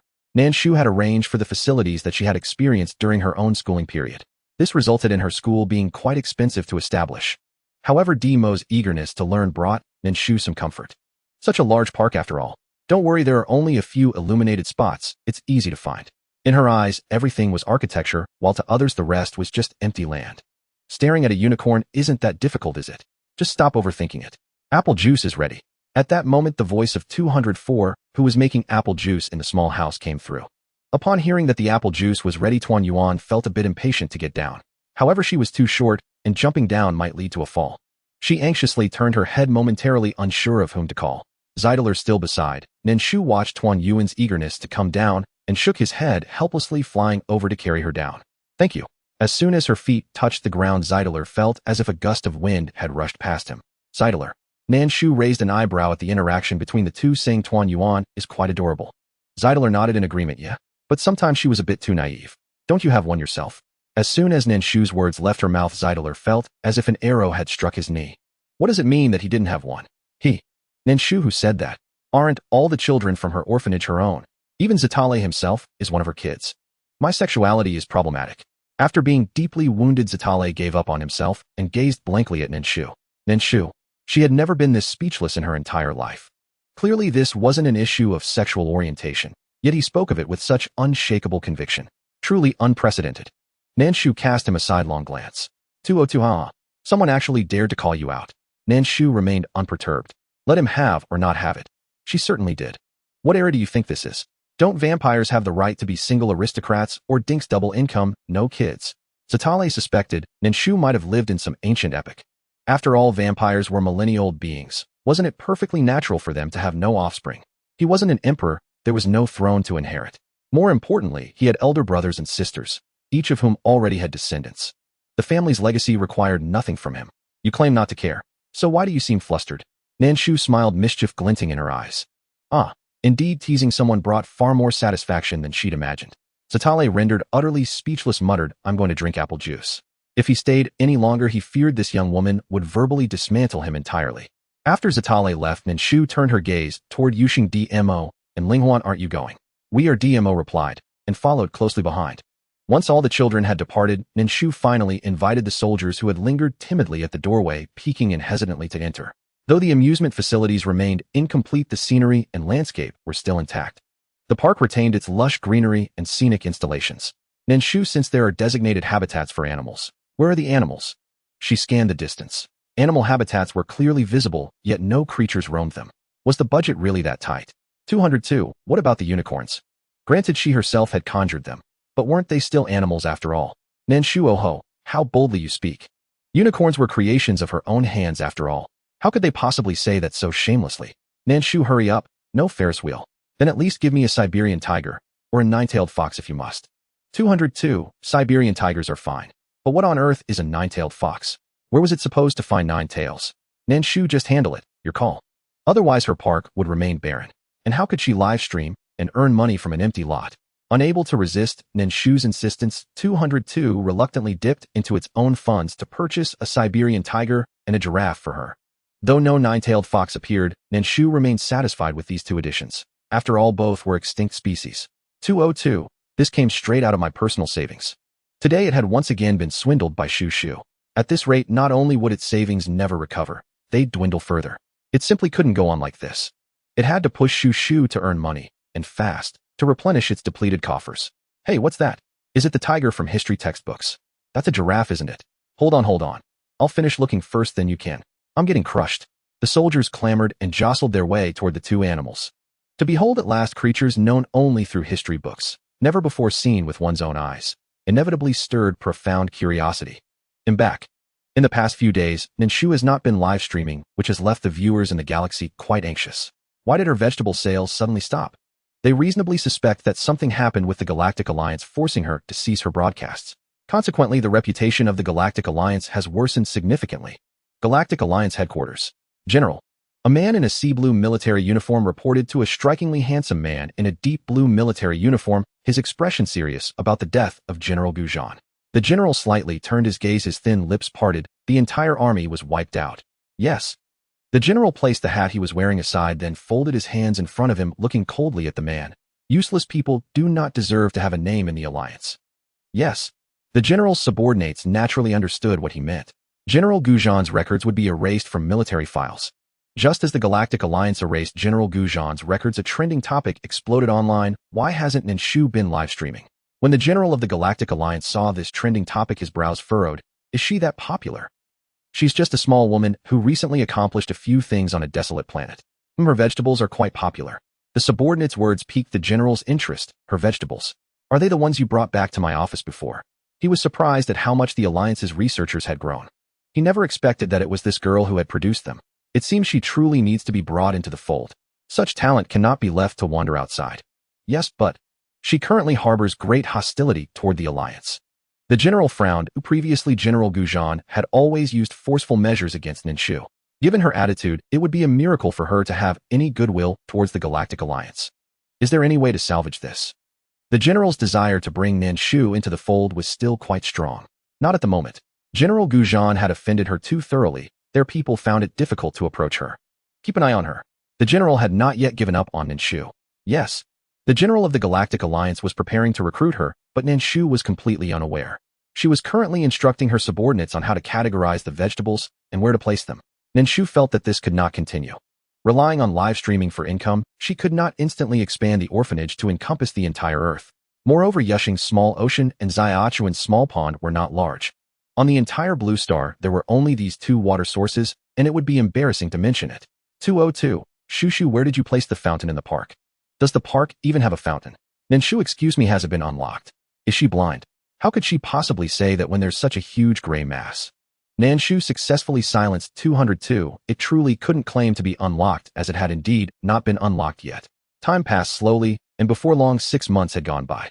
Though Nan Shu's orphanage expanded a bit, it was mainly due to her financial investment in enlarging the two water sources that significantly increased the orphanage's area.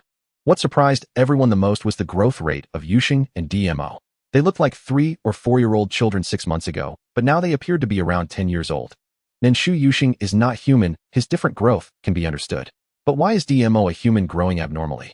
How can a mermaid grow 7 years and half a year, while humans only grow 2 or 3 years in the same period? 202. Shushu, don't you think that the items you brought out resemble some kind of animal feed?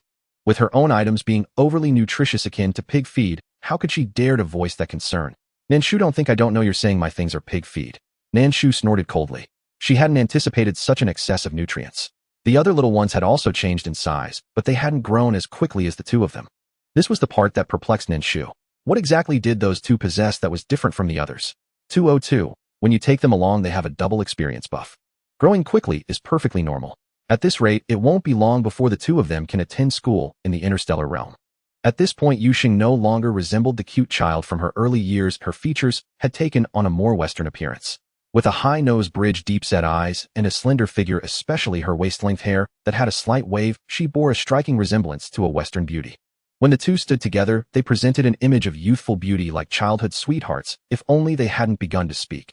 I've told you before, this matter cannot be handled that way. DMO frowned, educating Yusheng. Yusheng retorted sharply, is what you did right. You can't dictate how I should act, the outcome is correct, you old fogey. The two shared a relationship that was both mentor and friend.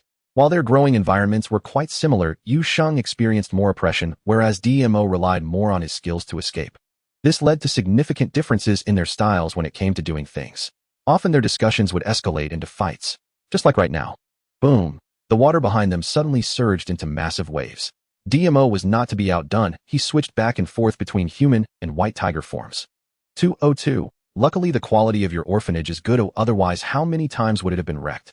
Nan Shu simply smiled and remained silent. Is the quality of the orphanage truly good? Not really, it is because the two of them hold back their strength during their fights, preventing any damage to the facilities within the orphanage. This was also the reason why Nan Shu allowed them to fight freely. Ling Huan, resembling a 5 or 6-year-old, envied and leaned against the door saying, "They're growing so fast. When can I grow that tall?" "Can you consider my feelings when you say that?" The still small's eyes Tuan Yuan felt as if an arrow had struck her knee. It was one thing for others to grow taller, but to grow so quickly was another. She felt like a little dwarf. As she thought this, her gaze shifted to Shi Tao, intensifying.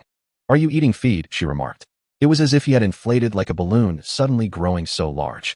Now appearing to be around 16 or 17, Shi Tao floated midair and chuckled at Tuan Yuan, saying, "It's no wonder my body grows in accordance with my cultivation recovery." He wasn't a child anymore. His growth was perfectly normal. "Have you finished your homework?" When 203 came out, she saw Tuan Yuan leaning against the door, observing DMO and Yusheng sparring. She gently asked Tuan Yuan and Ling Huan. Ling Huan stuck out her tongue at 203 and then ran into her room, which had doubled in size, to do her homework. With Ling Huan off to do her homework, Tuan Yuan naturally felt it inappropriate to sneak a peek here. As the scene unfolds, DMO and Yusheng also settle down.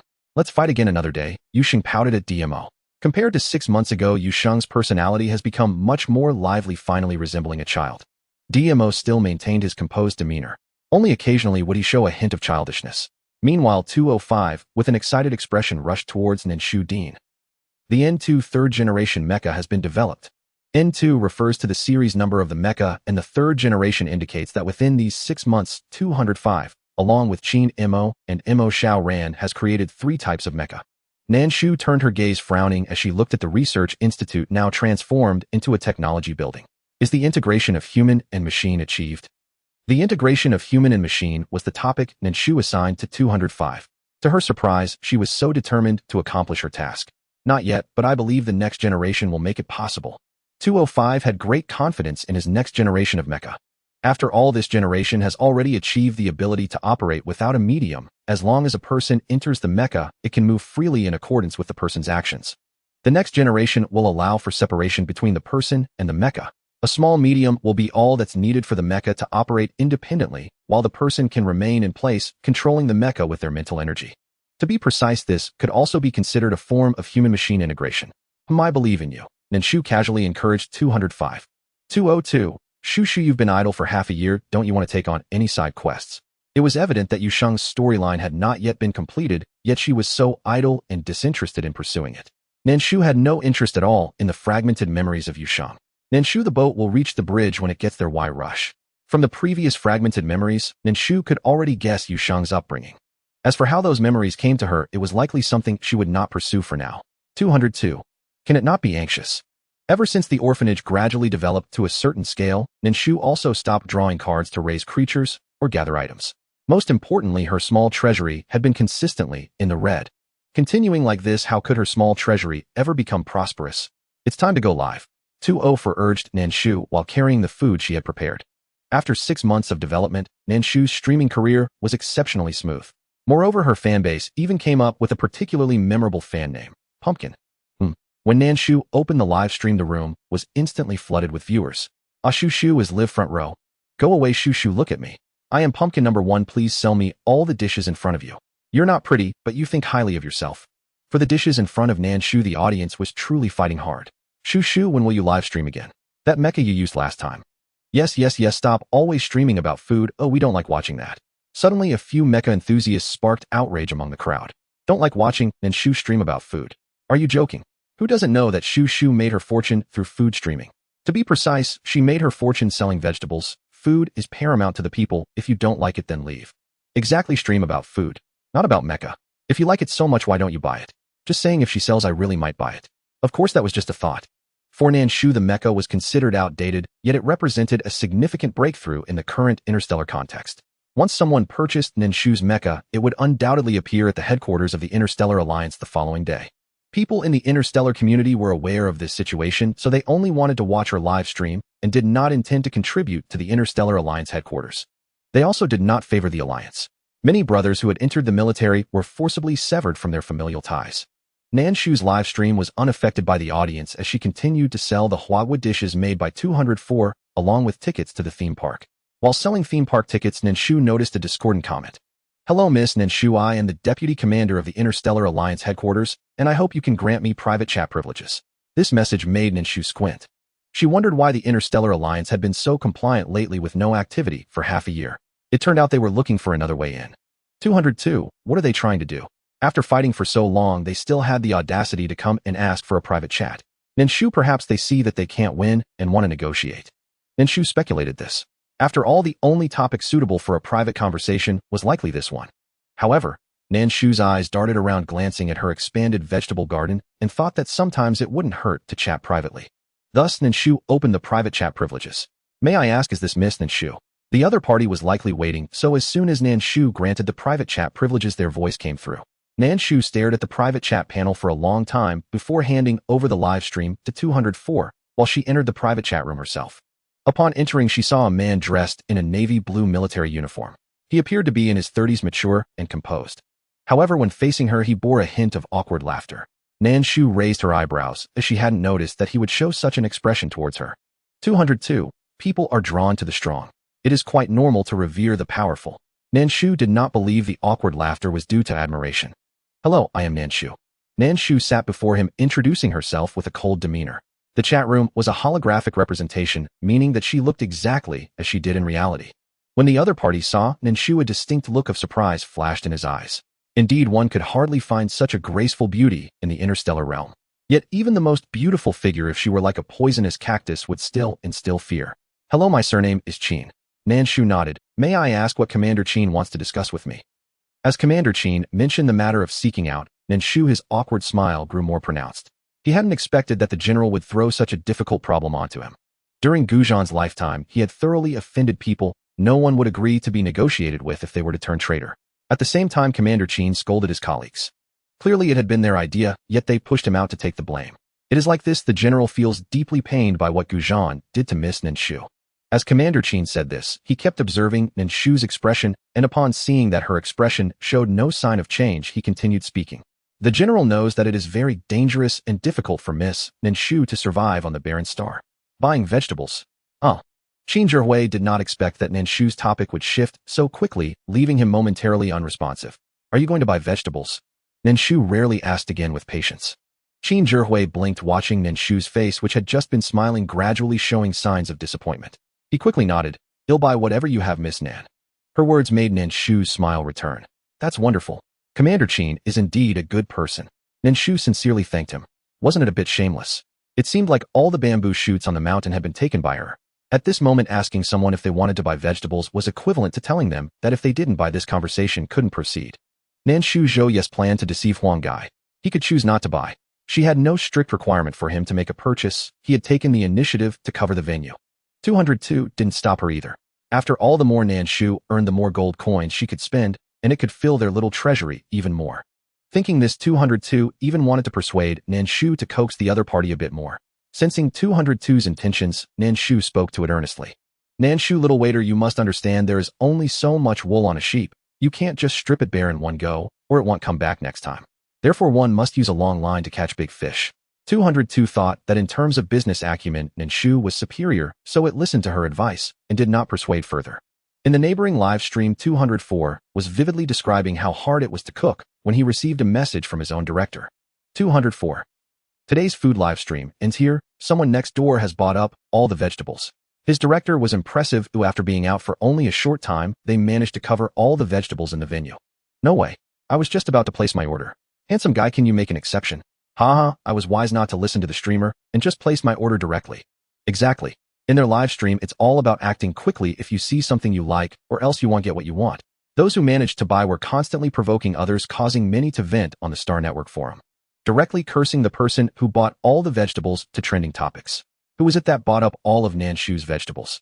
Clicking on this trending topic, it was filled with complaints, all criticizing the rich person who made the purchase. Couldn't they wait until we bought what was left before making such a bulk purchase? Slightly saying maybe. There won't be anything left. They don't understand the hardships of us lower-tier individuals. What are we sitting in the live stream for every day? He abruptly cut off their ultimate goal for sitting in the live stream today. It was simply outrageous.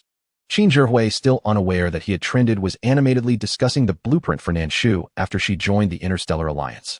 What he didn't know was that everything he said was merely painting a picture for Nan Shu, and a particularly small one at that. Nan Shu, this person is really unprofessional. What he describes is even smaller than the initial plans laid out by the retirement group. While communicating with 202, Nan Shu yawned out of boredom. Qin Zhihui noticed her lack of interest and was quite worried. Finally, he slapped his thigh saying, "If Miss Nan joins the Alliance, your vegetables will all be covered by the Alliance." As soon as Commander Qin's voice fell, Nan Shu's gaze finally landed on him. Seeing this, Commander Qin believed that his conditions had finally moved Nan Shu. However, the reality was, "My vegetables are currently in high demand." Nan Shu's words caused the smile on Commander Qin's face to freeze instantly. He never expected her to say that. "As far as I know, Miss Nan's vegetable field is quite large, yet she sells so little each day." Commander Qin was not entirely unprepared. Even though Nan Shu and her group had severed Gu Zhangjiang's equipment from the Alliance, there were still some that slipped through the net. Thus, the Star Alliance had detected that Nan Shu had a large vegetable base. Being able to transform the wasteland of a barren planet into a cultivable soil is a treasure for the Star Alliance. It's no wonder the general was reluctant to give up. It was precisely for this reason that Commander Qin treated Nan Shu with utmost respect, even going so far as to flatter her. Nan Shu felt that this Commander Qin was quite agreeable. If it weren't for their different camps, she would have thought about bringing him to the orphanage to assist 203. 202, Shu be bold, and recruit him back. She had done such things before, so what was there to fear? Be bold, and just take action. Nan Shu, no, I'm afraid he will betray us. Nan Shu did not like to take in ungrateful wolves. 202, the soldiers in your orphanage were initially prisoners too. They wouldn't leave, even if you asked them to later. Hearing what 202 said, Nan Shu found it reasonable. Her eyes brightened a little as she felt that 202 had finally been useful this once. Commander Qin, what are your responsibilities in the Alliance? She wanted to see if his position would be beneficial to the orphanage. If it wasn't useful, it wouldn't matter whether he came or not. Commander Qin was puzzled as the topic turned to himself. However, it was a good thing that Nan Shu was interested in him. At the very least, she no longer looked as lethargic as before, always on the verge of falling asleep. I am usually responsible for the procurement and handover of supplies. Of course, if someone betrays us, I also step in. Commander Qin's words added a touch of satisfaction to Nan Shu's face. Can Commander Qin perform brainwashing and psychological counseling? Nan Shu almost blurted out brainwashing. Commander Qin looked at her in confusion, then nodded. This is my field of study. Otherwise, the general wouldn't have him step in all the time. Over the years, he had nearly never failed in recruiting those he had approached. I see. So do you think potatoes taste better or tomatoes? Commander Qin looked at Nan Shu, not quite understanding. I think if we just drink nutritional liquids, tomato would definitely taste better. It's tangy and sweet with a better texture. Nan Shu thought for a moment and took out a tomato from her space. Want to try? Commander Qin didn't expect that just by saying he liked tomato nutritional liquid, Nan Shu would generously offer him a tomato. One of this size would cost tens of thousands of interstellar coins in the galaxy. Not everyone could afford it. Their family only ate it once a month, and even then it was cut into several pieces. Can I take it home to eat? Commander Qin wanted to take it home for his child. Nan Shu shook her head saying, you go back and I can bring you a few more. As she spoke, she took out several tomatoes from her space. Qin Zhihui watched with envy. A woman who could casually produce several large tomatoes was truly extravagant. He admired her. Then I shall accept your kindness with gratitude. Under Nan Shu's gaze, Qin Zhihui bit into the tomato. As the juice entered his mouth, his taste buds were assaulted, and he closed his eyes in delight. Delicious. Far better than the nutritional liquid he had been drinking, and infinitely tastier than any tomato he had ever eaten. Is this the kind of tomato that can only be grown on Blue Star? They'll bring you a few eggs to take back. You can let your wife try making tomato scrambled eggs, Nan Shu said as she prepared to fetch eggs for Qin Zhihui. Lost in the realm of delicious food, Qin Zhihui suddenly came to his senses and quickly grabbed Nan Shu's arm, saying, No, this is too extravagant.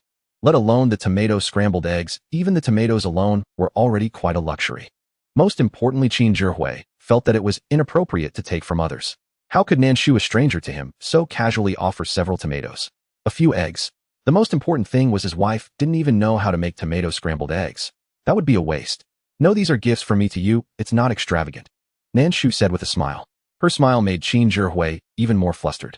He felt that the woman in front of him not only wouldn't accept his gratitude, but might also want him to do something.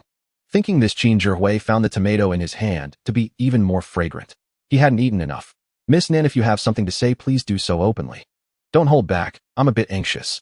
Qin Zhihui clearly understood that he was no match for Nan Shu and could only hope she wouldn't force him into a corner. What do you think of Blue Star? Nan Shu asked straightforwardly. At this moment, Qin Zhihui realized what Nan Shu was implying. She not only didn't want to be recruited, but she even wanted to recruit him to Blue Star. Surprisingly, he felt a shameful stir of interest. After all, once he went to Blue Star, he would have free meals and accommodations, no need to drink nutritional liquids, and a variety of dishes every day. Slurp. The sound of him swallowing was rather loud, causing Qin Zhihui's face to flush with embarrassment. Nan Shu casually said, "If you have any concerns, feel free to share them with me." Looking at him, it seemed he had family. Family isn't a problem, just have 205 pick them up, and they can all come over. To be honest, I have not only organic vegetables and fruits here, but also animals and plants, and I need people to manage the theme park of Huagua. Nan Shu gradually revealed what she had. Every time Nan Shu mentioned something, Qin Zhihui's interest grew. In the Galactic Alliance, aside from needing him to recruit others, he often faced exclusion. If he went in Nan Shu's side, he probably wouldn't face exclusion and could even arrange for his family. My family. As Qin Zhihui said this, Nan Shu knew she had him almost convinced. She waved her hand casually, saying, "That's not a problem. I have a primary school here and educational robots that can offer unknown tutoring. As long as the courses are available in the galaxy, your children can learn them. As a parent, besides your child's future, what else is there to worry about?" Looking at Nan Shu in front of him, Qin Zhihui felt for the first time that the alliance might undergo a significant change. When he thought of this, he strangely did not feel fear. Instead, he felt a sense of relief. The current alliance appeared to be thriving, yet it was fundamentally rotten to the core, desperately needing someone to overthrow the decayed organization. As long as Miss Nan can arrange for my family, I am willing to serve her. Commander Qin was unsure whether his choice today was right or wrong. But he thought that choosing from the heart was the best option. Continuing to stay in the alliance offered little room for promotion. Leave it to me. After successfully winning over Commander Qin, Nan Shu inquired about his exact residence, bringing their conversation to an end. Commander Qin returned with the report that the negotiation hadn't been successful, but the impression had improved slightly. Meanwhile, Nan Shu instructed 205 to arrange for the pickup. 202 Shu actually. You don't really need to win over the other party, do you? Given Nan Shu's combat prowess, she genuinely felt she could turn the world upside down, or it seemed indeed that no one in the Interstellar Alliance could stop her. There was no need to go through such a roundabout way to win over the other party's people. Was there? Nan Shu, do you remember the merfolk skill of General Gu? She certainly did not intend to win over others without purpose. Since the other party was using outsiders for experiments, it should only be the high-ranking officials who could be aware of it. Commander Qin's position was neither high nor low, so he might not have access to such information. However, he was studying psychology. Placing such a person in an orphanage would likely make it just a matter of time before he could win over the higher-ups.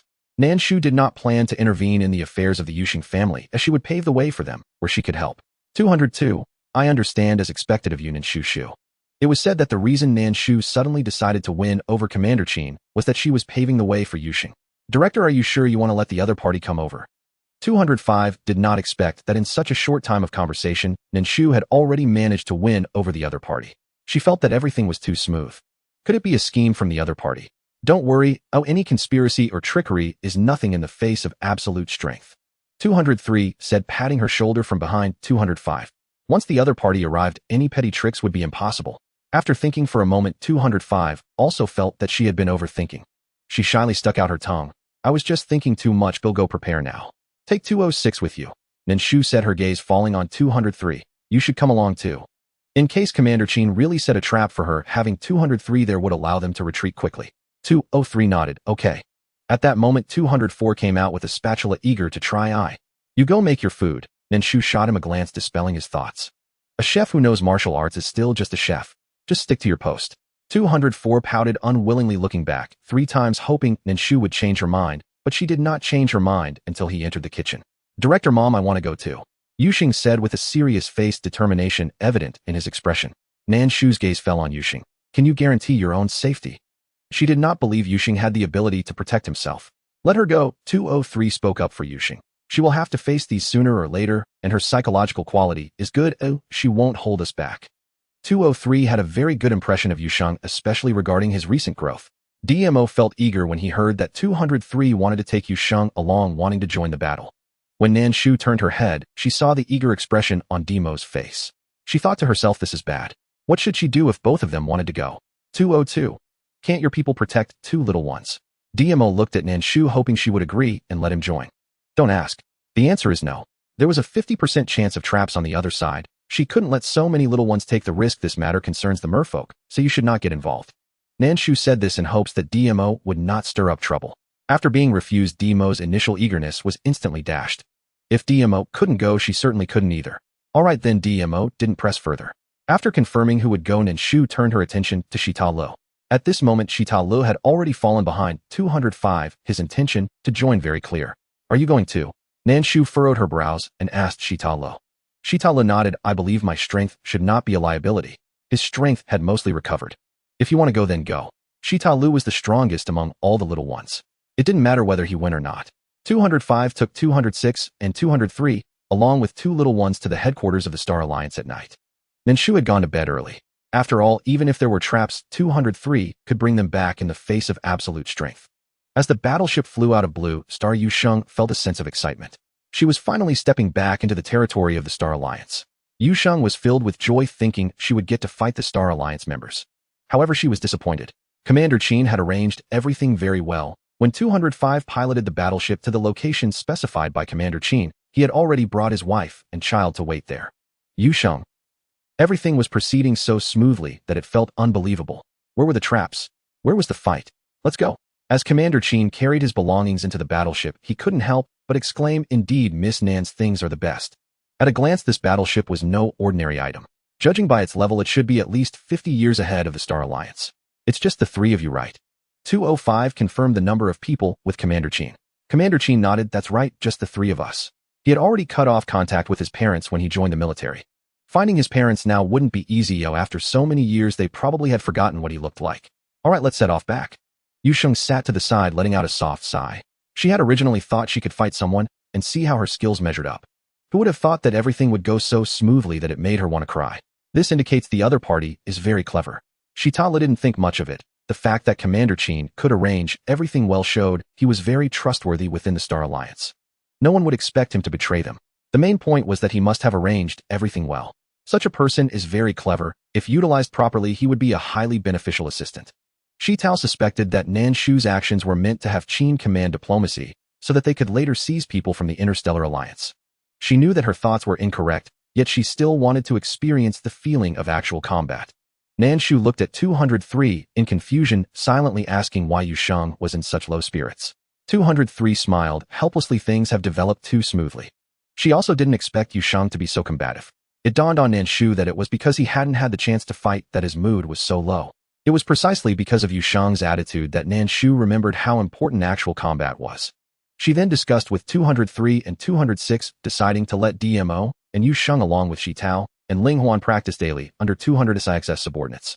Previously, Nan Shu considered DMO and Yusheng to be young and thought that the soldiers of the Interstellar Alliance had actual combat experience, fearing they would get hurt in sparring. Now that she thought about it, the 2 of them had fought their way out of darkness. How could they fear injury? Perhaps what they feared more was being kept in a greenhouse. Nan Shu felt that she had thought wrongly before. As Nan Shu's system 202 felt deeply gratified. Only by being a mother would one develop compassion for all beings. Did it think of itself as Nuwa, the mother of all beings? Nan Shu's words silenced 202, which no longer wanted to think about such matters, though a sense of relief remained within. In any case, I am very pleased. It would only be a matter of time before Blue Star regained vitality. 202's thoughts were once again seen by Nan Shu, but this time, she kept silent, lost in thought. Is 202 really a system? The revival of Blue Star has nothing to do with the quick transmigration group or the retirement group, right? For a moment, Nan Shu felt as if she were caught in a web, with every step she took being preordained. With such thoughts, Nan Shu's heart sank. Once a person begins to doubt, all previous clues resurface. Her death in her first life, the subsequent missions, and various matters after retirement. After harboring doubts in her heart, Nan Shu decided not to question 202, opting instead to remain still and watch how things unfolded. She wanted to see what the other party truly wanted her to do. After tens of thousands of years, she was not afraid of these few decades. Nan Shu's tone revealed none of her inner emotional shifts. With the opportunity for real combat, both Yusheng and DMO were very happy, while Shitao was indifferent. Instead, Ling Huan seemed a bit worried. Her ability was prophecy, and she was uncertain if there would be any offensive power involved. However, Nan Shu's encouragement to participate made Ling Huan internally delighted, indicating that her current strength was also recognized by Nan Shu. When Tuan Yuan learned that her good friend could also engage in actual combat, her little face scrunched up. Ugh, she felt useless. She could only be a gluttonous mascot. Thus, Tuan Yuan's heart ignited with a fervent desire to strive, looking at 203 and declaring, "Teacher, I want to take 2 hours of intelligence expansion courses every day from now on." She was determined to work hard and become a genius. 203. Have you made up your mind? In 203's perception, Tuan Yuan was merely a glutton without any ambition. To be precise, it wasn't that she lacked ambition, but rather that Nan Shu didn't want her to have any. She only wished for a comfortable life. Thus, when 203 asked this question, her gaze was directed at Nan Shu. Only after noticing that Nan Shu's attention was not on Tuan Yuan did 203 confirm her thoughts. Nan Shu didn't care if Tuan Yuan wanted to learn, she would arrange it. Tuan Yuan had made a significant resolution. She was not foolish, as the other children in the orphanage became increasingly outstanding, remaining complacent would only result in her becoming a waste. She nodded firmly yes. All right. 203 included Tuan Yuan's desire to learn in the plan. Commander Qin was filled with curiosity about the orphanage, and 204 played the role of a tour guide, leading Commander Qin's family through the various scenes present in the orphanage. Compared to 6 months ago, the park had unlocked many more scenes. There were also many more animals. Commander Qin's children looked at the scenes in the park excited and constantly asking what this was, and what that was, and whether they could ride. Initially, Commander Qin felt shy, but after 204 mentioned that the orphanage staff enjoyed free rides, he allowed the children to go. After touring the entire orphanage, Commander Qin felt that he might have truly chosen the right side. From now on, you can just call her the director. 204 informed Commander Qin. Surprised by the fact that 204 was a robot, he pointed at 205 and 203 in astonishment. Are they all? The more he learned, the more he was astonished by Nan Shu's capabilities. No wonder she could stand against all the soldiers of General Gu with her own strength. Yes, the director is quite lazy and won't personally take action unless absolutely necessary. The same goes for creating robots. Each robot has its own specific function. The birth of the robots was thanks to the tasks that Nan Shu didn't want to handle herself. Commander Qin. A female voice rang out, causing Commander Qin's expression to stiffen. He turned to see the speaker and opened his mouth. Dr. Qin. It was none other than Qin Mo speaking. Mo Shaoran followed behind Qin Mo and nodded at Commander Qin.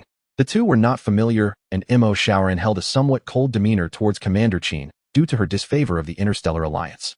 Commander Qin was aware that Qin Mo had been rescued by Nan Shu. He just hadn't expected her to be doing so well here. After considering it for a moment, he understood a bit more. Qin Mo was likely collaborating with Mo Shaoran on developing mechas, for both were quite renowned mechanical geniuses within the Interstellar Alliance. However, they were also very rebellious. They did not submit to the Alliance's rules, preferring to act independently and only do what they wished.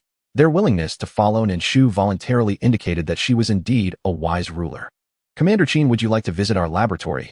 Qin Mo invited Commander Qin. Surprised by the invitation, Commander Qin felt somewhat honored. Did this mean he was accepted because he made the right choice? He pointed to himself and asked, "Can I?" Qin Mo nodded, of course. Having been in the Interstellar Alliance for quite some time, Qin Mo knew better than anyone present what kind of person Commander Qin was.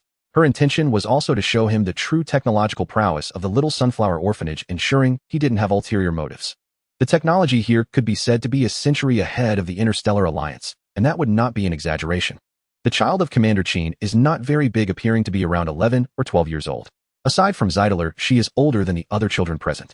However, upon seeing the other children in the orphanage, she couldn't help but whisper in amazement to her mother, "They look so beautiful." In the galaxy, there is no shortage of beauties. Yet there are very few who are as exquisite as these. Make sure to get along with them, you will learn a lot. After settling Commander Qin's family, the task system 202, which hadn't issued tasks for half a year, suddenly released a new task. Ding! Congratulations to the host for successfully recruiting Commander Qin, triggering the recruitment task. Task content: successfully recruit 100 people. Reward: Elf's Key 1. The appearance of the Elf's Key made Nan Shu furrow her brow slightly. Nan Shu, what is the Elf's Key? I feel like it's something similar to a key that unlocks something. 202. It's somewhat similar to a fragment of memory, but it is different from memory fragments. I'm not very clear about what it specifically is. 202 specifically checked the database of the retirement group and did not find a specific introduction to the Elf's Key. It could only share the information it found with Nan Shu. What it specifically does needs to be unlocked by Nan Shu herself. Nan Shu did not expect that as soon as Commander Qin's people arrived on Blue Star, the retirement group would issue a task. She didn't know whether it was making things difficult for her or for Commander Qin. However, the fact that the retirement group issued a task indicates that Commander Qin has redeeming qualities. He should be comparable to Mo Shaoran. Mentioning Mo Zaoran's recruitment, Nan Shu felt that the retirement group's recruitment was a bit too casual. In contrast, recruitment for tower defense games or management games usually has a dedicated recruitment area, either a recruitment in or a lottery-like window. The retirement group's recruitment feels like a joke. Ding! Detected a suggestion mentioned by the host. The retirement group decided to adopt it and reward the host with 100 coins. Nan Shu, what can 100 coins do? It would be better not to give anything at all. 202. Don't say that. If you do, they might take it back and not give you anything. Nan Shu felt that 202 made a valid point. Even the leg of a mosquito is still meat. 202. Shu, your vegetables have been out of stock for a long time. When do you plan to continue selling them? Since she stopped accepting tasks before, Nan Shu has been streaming intermittently and registered a store on the sales platform, but she often doesn't restock the products once they are sold out. According to 202's idea, opening a store on the Star Network would earn more money than when she was streaming. Why is she not paying attention at all? However, Nan Shu felt that the original intention of opening a store was not to sell vegetables, but to sell other items. Now that the timing is right, she plans to take out those antiques that 202 mentioned to her 6 months ago for sale. How clever you are. Why didn't she directly label it with the mark of the ancient Hua nation? And that black hairpin priced at a staggering 100,000 interstellar coins, what was she thinking? When she was in the ancient Hua nation, a whole box cost only 2 coins. She was actually able to remind her to label it with the ancient Hua nation's insignia. Nan Shu's earnest words left 202 momentarily stunned, not fully grasping her meaning. However, being praised by Nan Shu made it somewhat happy. 202, of course, have you seen how old I am? I am among the oldest systems in the department, considered an elder. Nan Shu suppressed her impulse to roll her eyes and chose to remain silent. When called fat, it even started panting. Nan Shu's online store was no secret. During her live broadcasts, many netizens who failed to grab vegetables would flock to her store on the Star Network. When the ideas were good, one could catch Nan Shu's vegetables. When the ideas were poor, they wouldn't be able to seize them. Nan Shu's online store was basically in a state of suspension. Vegetables were not always available, and when they were, they would sell out instantly, leaving all items in the shop off the shelves, thus only able to remain closed. The netizens waiting at Nan Shu's online store upon receiving the new product alert rushed into her store at the fastest speed. However, what they did not expect was that this new arrival was not vegetables, but 2 antiques. Indeed, antiques. Nan Shu had marked the product titles with the word antique. Seeing the labels 1000-year antique on the hairpin and golden hairpin, the netizens hesitated. Was director Nan Shu not selling vegetables anymore, but instead selling antiques? What the netizens thought, Nan Shu did not know. All she knew was that 202 was pouring cold water on her. 202. Shu, you priced it too high. What if no one buys it? Who would buy such a small hairpin? Unless they were out of their minds. Nan Shu sneered, not bothering to argue with 202, and quietly added a note behind the small black hairpin. Customers who purchased the black hairpin antique will receive 1 kilogram of potatoes. 202. The loss is still yours. The bamboo shoots on the mountain have probably all been claimed by her, leaving not a single one for the reunion. Because Nan Shu placed the gift information at the end, added later, those who entered first did not refresh and did not see it, while the later entrants read slowly. When they hesitated on whether to buy, the hairpin already bore the sold-out label. Netizens, what happened? They were just looking at the product details. How did it sell out? Are the current interstellar residents so wealthy? While the netizens were puzzled, a post emerged in the Star Network forum's recommendations section. The vegetable blogger sells accessories at high prices with the intent to give away vegetables. Curious individuals all thought this was a critical blog about a certain online store. What the netizens did not expect was that it was actually a praise. I suspect this person is unwell. The way the blogger looks like a lovesick fool, it seems as if they've stumbled upon a treasure. However, before the netizens could start their tirades, the blogger appeared again. I just sent the black hairpin to the museum for appraisal, and the results are in. It has been bought back at a high price by the museum. Thus, a trending topic appeared on the Star Network. The Ancient Hua Nation Cultural Relics Museum is reclaiming hairpins. This trending topic captured the attention of countless individuals. Many were curious as to why the Cultural Relics Museum would want to reclaim hairpins. Upon clicking in, they discovered that the museum had first identified a black hairpin from the ancient Hua nation, which, despite its exorbitant price, was an exceedingly rare artifact. After all, artifacts from that time were mostly left on the original blue planet. No one had brought them into the interstellar realm. A few that did were merely those worn on the heads of individuals during their relocation. Blue Planet Orphanage. 202. Shush, did you see the trending topic on the Star Network? That hairpin of hers, costing 100,000 interstellar coins, surprisingly led the collection museum and the museum itself into a dispute. What's the deal? Is a platinum iron hairpin really that desirable? Nan Shu, what does the trending topic have to do with me? Can it give me a few thousand coins as a reward? It cannot. Rather than watching the trending topic, she would be better off researching how to improve the park's fee structure or to add more entertainment options to sell additional tickets for various scenes. 202. That hairpin of yours, the Ancient Hua Nation Cultural Relics Museum is buying it back from trending topics. It turned out that the museum itself had purchased the trending topic. The purpose undoubtedly was to attract Nan Shu's attention. Nan Shu, what does it have to do with me? Nan Shu remained unmoved. 202. That museum is run by people of Chinese descent. It is said to be run by pure-blood descendants of the ancient Hua nation. Nan Shu remained unmoved. 202. They are buying hairpins for 150,000 interstellar coins. Nan Shu, whether it's interstellar coins or not is irrelevant. Oh, what's important is that as descendants of the ancient Hua nation, we should help each other. Before 202 could finish speaking, Nan Shu interrupted. She had even opened her little worn notebook to search for the contact information of the ancient Huan Nation Cultural Relics Museum. 202 looked at Nan Shu speechless. Did it overthink? One could say, how could Nan Shu not be attracted to money? 202 could not help but start singing. After contacting them, Nan Shu inquired about the price for reclaiming and generously sent over 10 hairpins. She couldn't give too many at once. If there were too many, they would lose their value. After receiving 1,500,000 interstellar coins, Nan Shu for once sold them a set of dragon and phoenix robes. The dragon and phoenix robes from the chaotic warlord era of the Huan Nation could be said to be unparalleled in their pristine condition in the interstellar realm. The museum offered 10 million interstellar coins for this set. At the moment she received the interstellar coins, Nan Shu unusually took the initiative to communicate with 202. Nan Shu, it seems that those who deal in antiques must have considerable wealth. A single transaction was worth millions. While communicating with the other party, they also took a liking to the qipao Nan Shu was wearing, which she refused to sell. The qipao she wore was imbued with magical power, serving as her defensive gear in the game. How could she sell it? Here her qipao was priceless. 202. So shush, how many antiques are you planning to sell? With so much space, even taking out 2 pieces would be quite valuable, right? Nan Shu, it depends on how many burial goods you have. The burial goods from her ancient world are mostly taken from the palace, worth a fortune. 202. Shush, did you say something wrong? Selling antiques has nothing to do with your little treasury. Your little treasury is meant for your future retirement savings. I've been diligently following you for tens of thousands of years. Can you be a decent person and spare my little treasury? How shameless.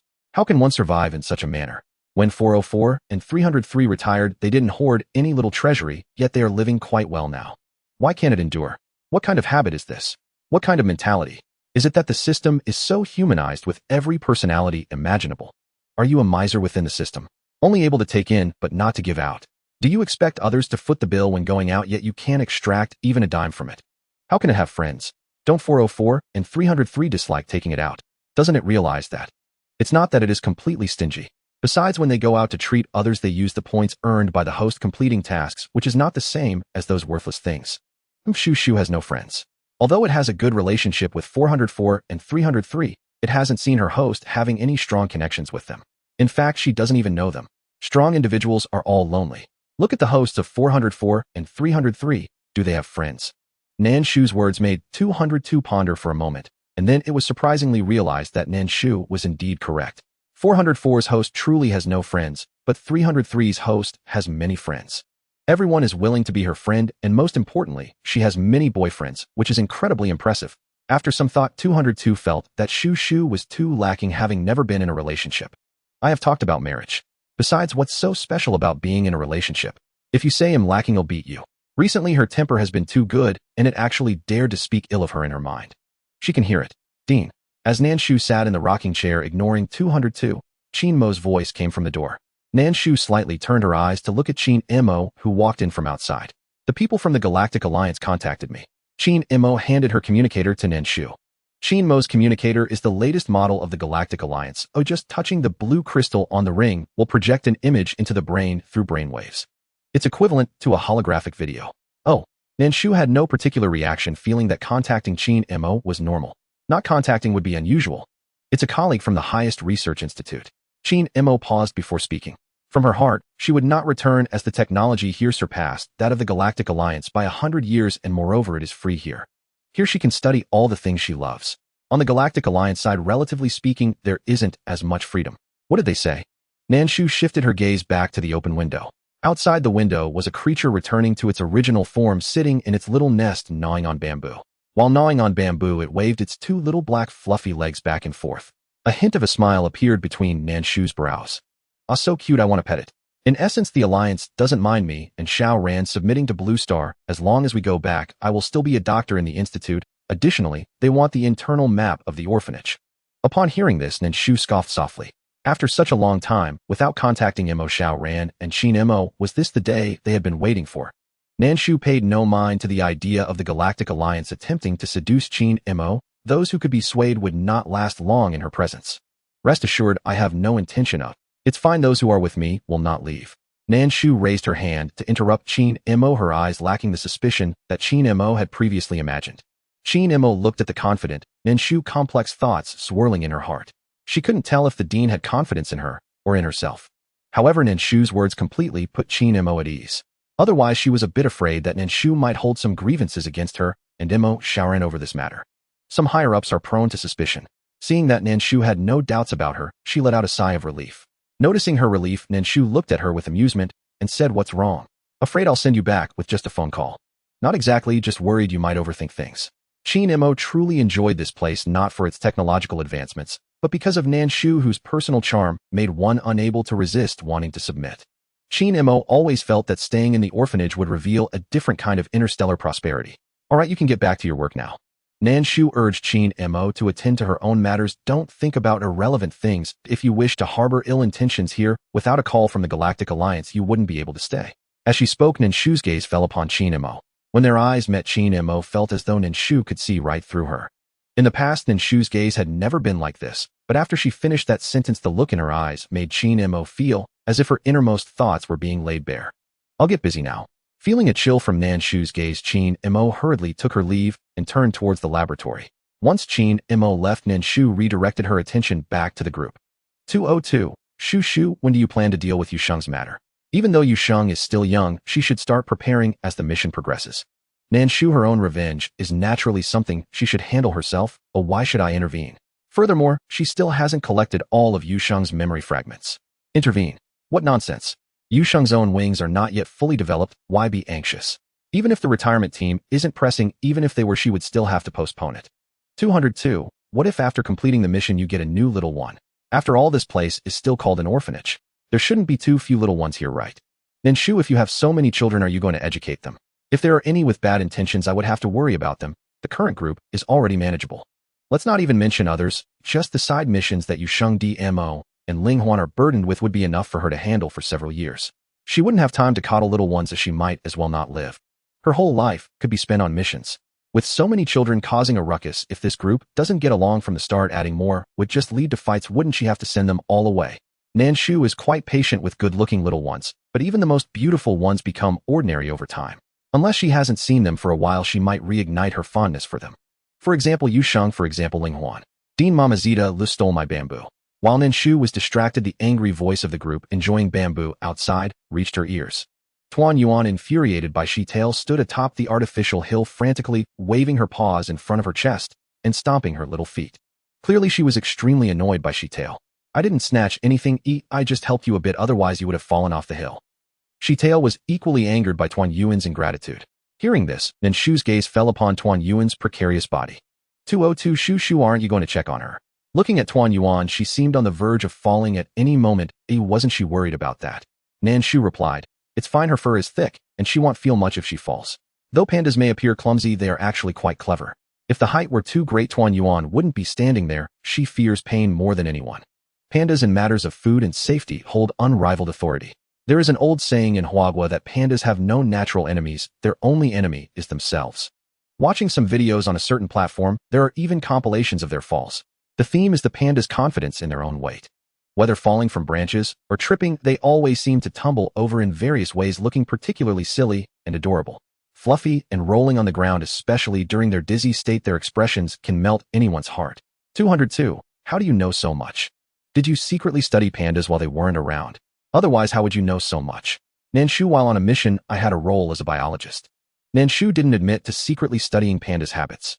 She believed that 202 wouldn't connect a biologist to the habits of pandas, they would just think she learned about them during her mission. 202, is that so? 202 pondered for a while, unable to see the connection between the two, nor could she see any disconnection. She decided not to press further. "Since you mean, well then I'll punish you, help me pick up the bamboo." As soon as Tuan Yuan said this, both Shi Tail and Nan Shu wore expressions of helpless amusement. Her anger was feigned, the truth was she was too lazy to get down. She simply wanted Shi Tail to help her pick up the bamboo. Shi Tail rolled her eyes at her, and then picked up the bamboo, placing it back into Tuan Yuan's embrace. Sitting atop the artificial hill, Tuan Yuan kicked her fluffy little legs, saying, "Thank you." Her crisp expression of gratitude brought a smile to Shi Tail's face. "Just eat your food." After half a year of interaction, the relationship between Shi Tail and Tuan Yuan had improved considerably. They often sat together to play Go, a game commonly enjoyed by the people of ancient Huagua. Of course, Tuan Yuan frequently took back her moves. Shi Tail, seeing her youth, let her, if she wanted to take back a move, she was allowed to do so. The result was that the two often ended up in a draw. Tuan Yuan often found herself furious for not being able to win against Shi Tail, and would curse Shi Tail's chess skills in frustration. In contrast to the lively scene with Shitail, Antoine Yuan Yu Sheng and DMO were much quieter, engaged in a game of military chess, each strategizing evenly. Ling Huan watched anxiously from the side. She wanted both Yu Sheng and DMO to win, causing her to nervously tug at her pointed ears. Yu Sheng, seeing this, chuckled, saying, "The players aren't anxious, yet you, the observer, are fidgeting." Nan Shu did not intervene much in the interactions with the children. The children in Commander Qin's household were about the same age as Ling Huan and the others, but they were not of the same race. The children in Commander Qin's household were relatively unfamiliar with Ling Huan and her companions. They were even somewhat afraid, speaking timidly. "You both are my good friends, and I don't want either of you to lose." Ling Huan said, her face contorted with worry. The several little ones grew faster than Tuan Yuan, causing her to feel both love and resentment towards them. Humph! Tuan Yuan sat on the rockery, angrily snorting loudly. So what if they grew a bit faster than me? What's so impressive about that? The abilities of the little ones were growing rapidly, while Nan Shu's ambition evidently did not increase with their growth. Instead, she became increasingly lazy. 202 watched anxiously from the side, wondering when it would be able to save enough for its own retirement fund. "What are you snorting about?" Nan Shu leaned against the bed and asked Tuan Yuan. Tuan Yuan pouted, "They bully me for growing slowly. Aren't you the one who is dissatisfied with your slow growth?" Nan Shu raised an eyebrow, looking at Tuan Yuan. Tuan Yuan pouted in response, but since she was in her original form, no one could tell that she was pouting. She angrily thought about throwing away the bamboo in her hand. However, when she saw the bamboo in her hand, she silently put it away and carefully placed it aside. She could be angry and indignant, but she couldn't waste the bamboo in her hand. Nan Shu noticed Tuan Yuan's small actions and furrowed her brows. "Nan Shu, is this the legendary foodie?" 202. "You cannot understand their way of thinking, just as money is to me, food is to a foodie." 202 had intended to use Nan Shu as an example, but after thinking for a long time, it couldn't recall what exactly Nan Shu liked. Nan Shu could be described as a beauty enthusiast, but her standards were quite peculiar. When Zeidler appeared, she did not become infatuated, yet she did when the other little ones showed up. It was quite strange. She truly could not understand what triggered her infatuation. After being with Nan Shu for so long, 202 had never seen her fangirl over any man, and even thought Nan Shu might be face-blind. She could not distinguish between the beauty and ugliness of men. If 202 thought someone was good-looking, or if girls found him attractive, Nan Shu would deem him ugly. Conversely, she found those that girls considered average to be quite attractive. Nan Shu, I value inner beauty. Most of the men recognized as attractive by those girls were male celebrities or public figures. From Nan Shu's perspective, she could not see the mental health of the other party. When choosing a partner, it was essential to select someone psychologically healthy. For instance, in a certain realm, when her task involved a Yandere, her first action was to take the person to see a psychologist. How could social hazards be allowed to remain? Keeping them close posed a risk to life safety at any moment. No matter what one does, safety is of utmost importance. 202. I believe your nonsense. The least safe person is you. How could she have the audacity to claim safety as her priority? She was the real social hazard and unstable factor, okay? Nan Shu, I am a model youth, a law-abiding and well-known female entrepreneur in Huagua, and notably the youngest female entrepreneur on the Forbes list. 202. It didn't dare to mention that she was also the fastest female entrepreneur to perish. Returning home tomorrow, having spent the last few days in my hometown on the writing environment, is uncomfortable. I've been home for over 10 days to take care of my mother. Nan Shu felt a surge of anger rise within her as she spoke of her early death. Even if she was a female supporting character in a book, that scoundrel was still a murderer. Does the law not punish him? Nan Shu squinted her eyes, sensing that it was not something pleasant. The male protagonist of those old melodramatic stories carries half a criminal code on his back. He not only tormented Nan Shu, but also his girlfriend. The trope of the illegitimate daughter has been popular for quite some time. Even if he didn't dig out hearts or livers, at least he can find her and drew blood. That's still damage. Nan Shu retorted, "Who are you trying to fool?" The world she lived in was one of pampered narratives. Don't try to deceive her with talk of tormenting stories. How can she still be angry? After completing her 100th task, she didn't even know how she had discovered the loophole for her transmigration. Goodness, returning to her original world to torment him made for a life worse than death. Otherwise, she could have retired after completing her 100th task. Because of her mistake, she ruined that small world, and the quick transmigration team decided to make her undertake 899 more tasks before she could retire. What infuriated her the most? This innocent system was also delayed in its retirement because of her. How frustrating. Nan Shu felt no remorse for her actions. Since the law does not punish, then she shall act on behalf of the heavens. Allowing such a scoundrel to live is a waste of resources. He might as well be with Nan Li in the underworld as a pair of ghostly lovers. Nan Shu's face remained grim, causing the few little ones joyfully playing chess to lose their mood. After all, she was exuding a low pressure. The previously pouting and dissatisfied Tuan Yuan became obedient, fearing that Nan Shu would be angry with her. What's wrong with Director Mama? Tuan Yuan poked the sitting Zeidler beside her with a bamboo stick. Zeidler glanced at Nan Shu and casually raised an eyebrow. Just thinking of something it has nothing to do with you. The director often sleepwalks, haven't they gotten used to it yet?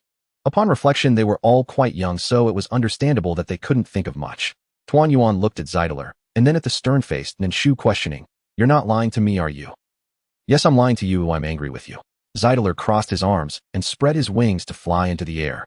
Tuan Yuan glared at him in anger. "You're talking nonsense. She isn't angry with Director Mama. How could Director Mama be angry with her?" Zeidler snorted. "You little panda are truly hard to please. It's not her, she doesn't believe it. If it is her, she gets angry. Indeed, regardless of species, as long as it's female, it's irrational. Especially those women with high combat power are even more incomprehensible."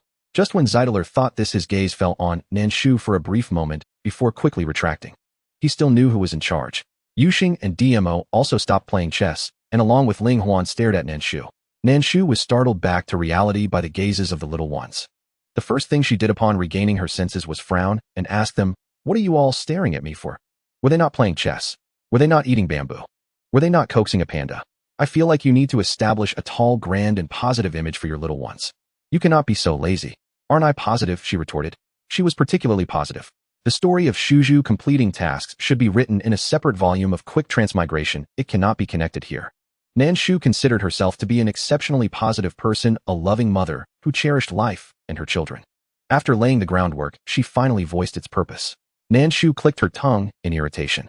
She seriously suspected that 202 was an undercover agent sent by the retirement group, encouraging her to spend money while also monitoring her enthusiasm for work. Retired. No matter how Nan Shu thought about it, she felt she was being monitored, and her anger flared up. Sensing danger, 202 hurriedly explained, fearing that if it delayed, Nan Shu would find trouble with it. After 202 explained, Nan Shu's anger did not rise again. She narrowed her eyes, waiting for 202's next explanation. However, before 202 could explain, Nan Shu did not forget to return to her room. Otherwise, she was afraid the children would think she was angry with them. After returning to her room, Yusheng turned to DMO beside her and asked, "What do you think?" DMO, who had grown more composed than 6 months ago, furrowed his brows and replied, "Mom, Director often gets distracted by her thoughts. She probably thought of something, and it isn't directed at us. Could she be thinking about our exams next year?" Yusheng looked at the door of Nan Shu's room, his tone somewhat heavy. DMO chuckled, "Do you think you can't get in?" It's not that he looked down on the schools in the star system, but rather on the overall pace of development. "How is that possible?" Yusheng scoffed, "I'm personally trained by Mom, Director. The star system schools can't pose a challenge to me. Even if I'm not confident in myself, I must have faith in Mom, Director." DMO said she must think the same way. "What major are you planning to pursue?" Yusheng asked. When it came to majors, DMO's brows furrowed slightly. "I will probably follow in my father's footsteps." "I think we will be in the same major," Yusheng replied, both of them focusing on enhancing their combat power, so they would definitely be in the military academy. Ling Huan felt a bit envious. Although she couldn't take the exam with DMO and Yusheng, yet she had already decided where to go. "I will go to the Environmental Research Institute." Ling Huan's words attracted the attention of Yusheng and DMO. Under the gaze of her two close friends, Ling Huan gathered her courage and said, "I love Blue Star. I don't want Mom, Director to live on a wasteland." "That's a very positive goal," Yusheng said, looking at Ling Huan with a hint of envy for her innocence and kindness, but then asked, "What about your family? The Elven clan was also destroyed by the Star Alliance, right? Don't you want revenge?" Ling Huan replied, "I've thought about it. I will go after the highest war generals of the Star Alliance and let them fight among themselves. Without combat power, I will rely on my wits." Ling Huan's method of revenge was not as direct as Yusheng's and DMO's, but it was still feasible. "It's rare for you to be clever this time," DMO commented, surprised that she thought of the beauty trap. Ling Huan rolled her eyes at DMO, saying, "Since my combat power is not as strong as yours, I naturally have to choose a roundabout way." Moreover, she was the only elf of the Elven clan. She had to take good care of herself. If she died, the Elven clan would truly be extinct. "Aren't you studying mechas?" Tuan Yuan, who had been sitting on the artificial hill, unexpectedly ran down, followed by Zeidler, who was folding his wings. It was evident that Zeidler had carried her down. "I am studying mechas, but I also want to learn about potions, preferably ones that can alter the soil." Ling Huan spoke up, unsure if the two could be compatible. The thought of incompatibility made her pretty little face scrunch up. "How about this'll take on one of your burdens? They'll learn about potions, and you can study mechas. When the time comes, you can create a pair of mech wings for me, and it'll concoct poison for you. If someone harms you, just throw it at them." Tuan Yuan proposed a strategy to Ling Huan. Zeidler chuckled. "Aren't you supposed to be a wise person?" Tuan Yuan clicked her tongue, turning back with irritation, pointing at her own face. Do you think my IQ qualifies me to be a wise person? What kind of fool would fall for her schemes? Oh, when did you gain such self-awareness? Zeidler's words made Tuan Yuan wish she could rush over and strangle him. If you don't speak, no one will treat you as a mute. A grown man shamelessly bullying a child. Ling Huan nodded vigorously in agreement behind Tuan Yuan. Zeidler chuckled, shrugging. All right, I won't bully children anymore. The little unicorn that had been living in Tuan Yuan's cozy nest quietly watched her, its eyes sparkling with curiosity, exploration, and even eagerness. Back in her own room, Nan Shu was unaware that the little ones had already planned their professions. She was currently communicating with 202, asking for an explanation. 202. Shu, I suddenly remembered I have an appointment. Nan Shu, choose one, death or explanation. Nan Shu didn't push it, allowing it to choose on its own. Seeing that Nan Shu was not joking, 202's earlier thought of sneaking away instantly vanished. 202, actually, this is related to your retirement. If you complete her side story, your retirement benefits will not only increase, but also come with additional surprises, the kind you would most desire.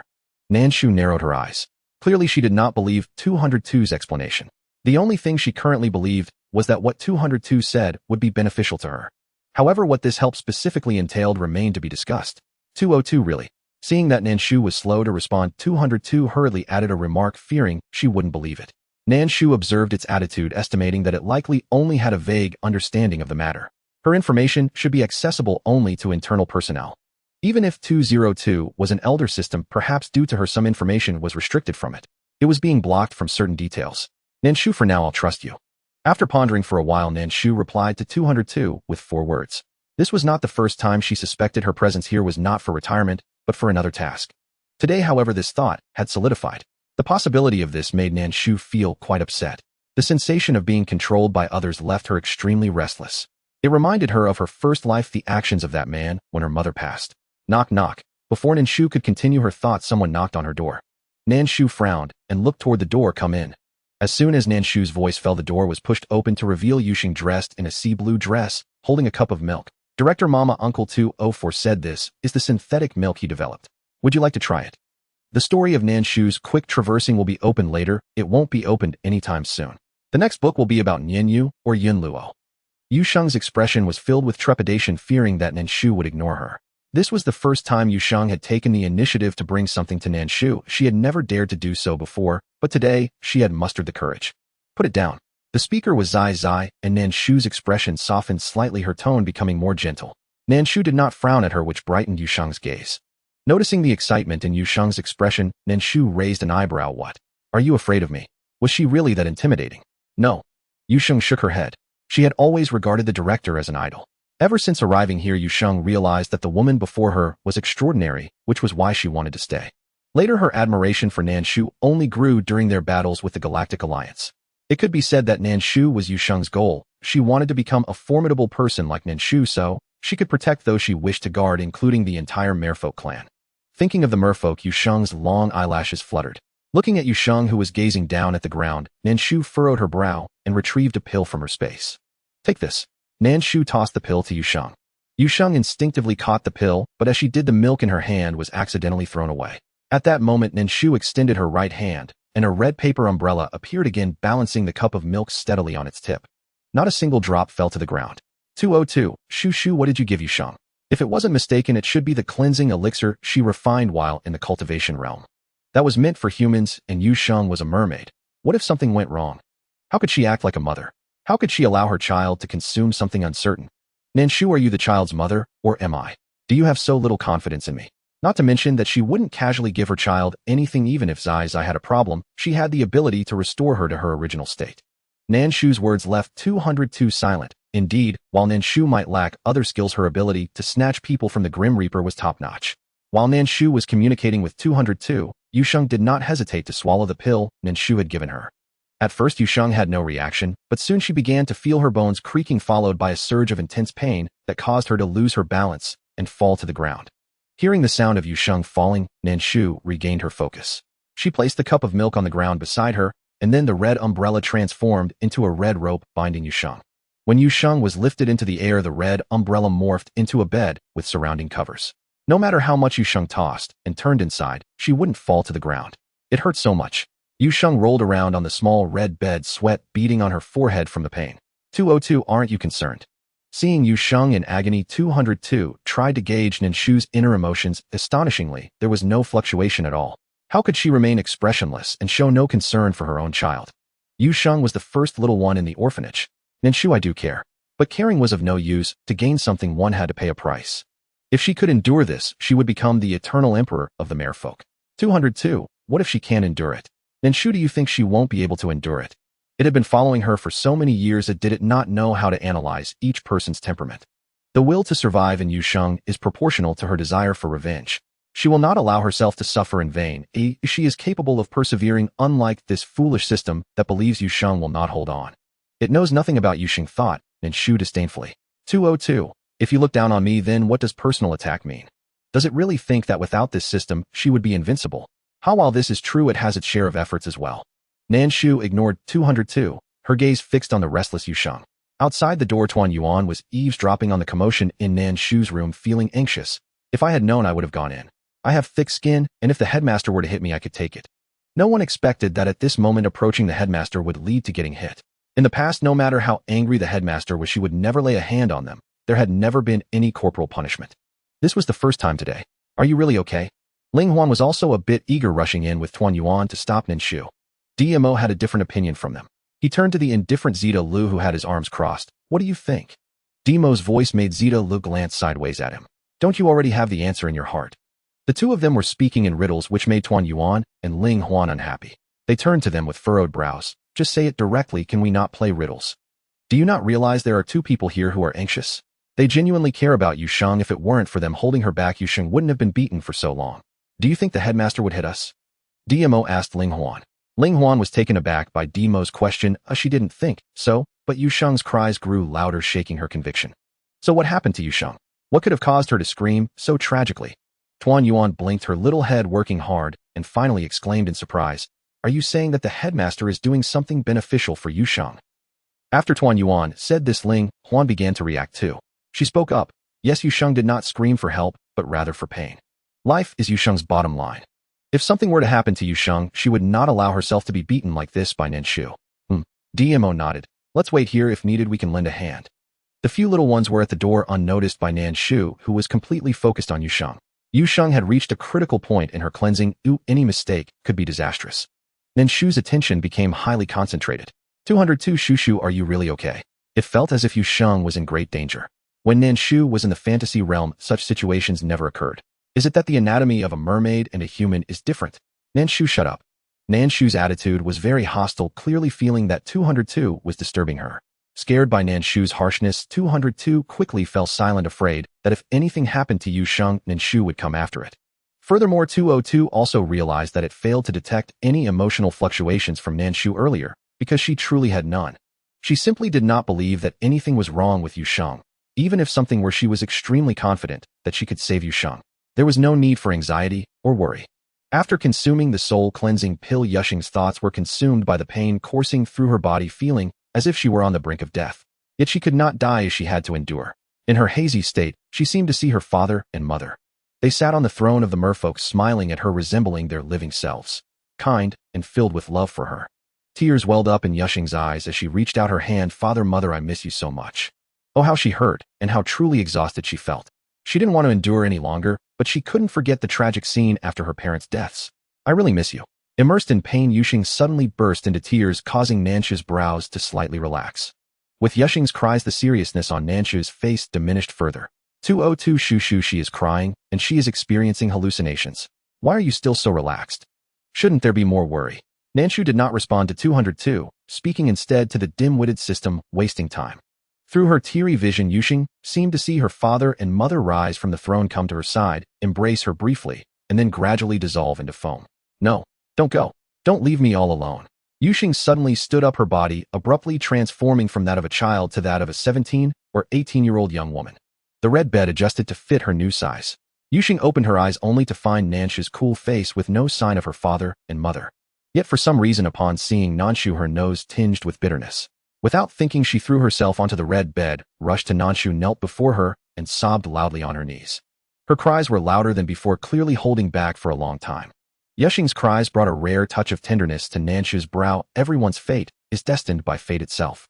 You must view them as experiences for personal growth. Do not look back, but move forward. The hardships of the past are the driving force that sustains us. They are the foundation upon which we become exceptional. Mom. Yuxing's call to her mother caused Nan Shu to freeze momentarily. Unlike how she addressed the director as Mom, Yuxing's heartfelt mom represented her sincere acknowledgement of Nan Shu as her mother. Although Nan Shu was not her biological mother, Yuxing felt that Nan Shu was her rebirth mother. This one-word mom was well-deserved by Nan Shu.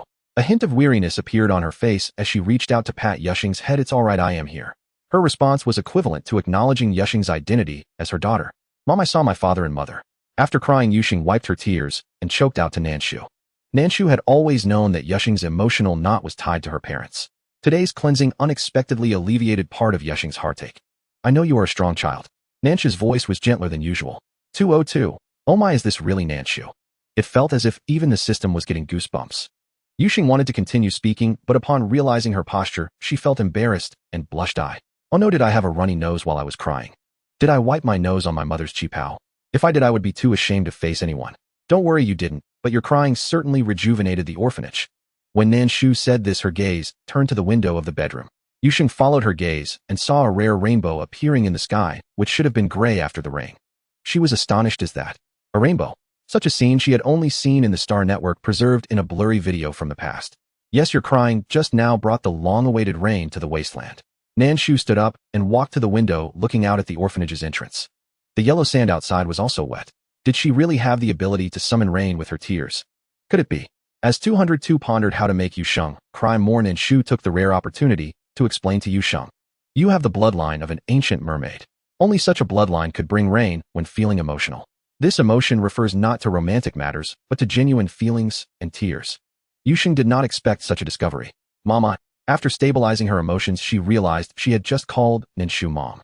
Initially, she felt a bit shy. She had wanted to call her that before, but was afraid Nan Shu wouldn't respond, so she never dared to say it.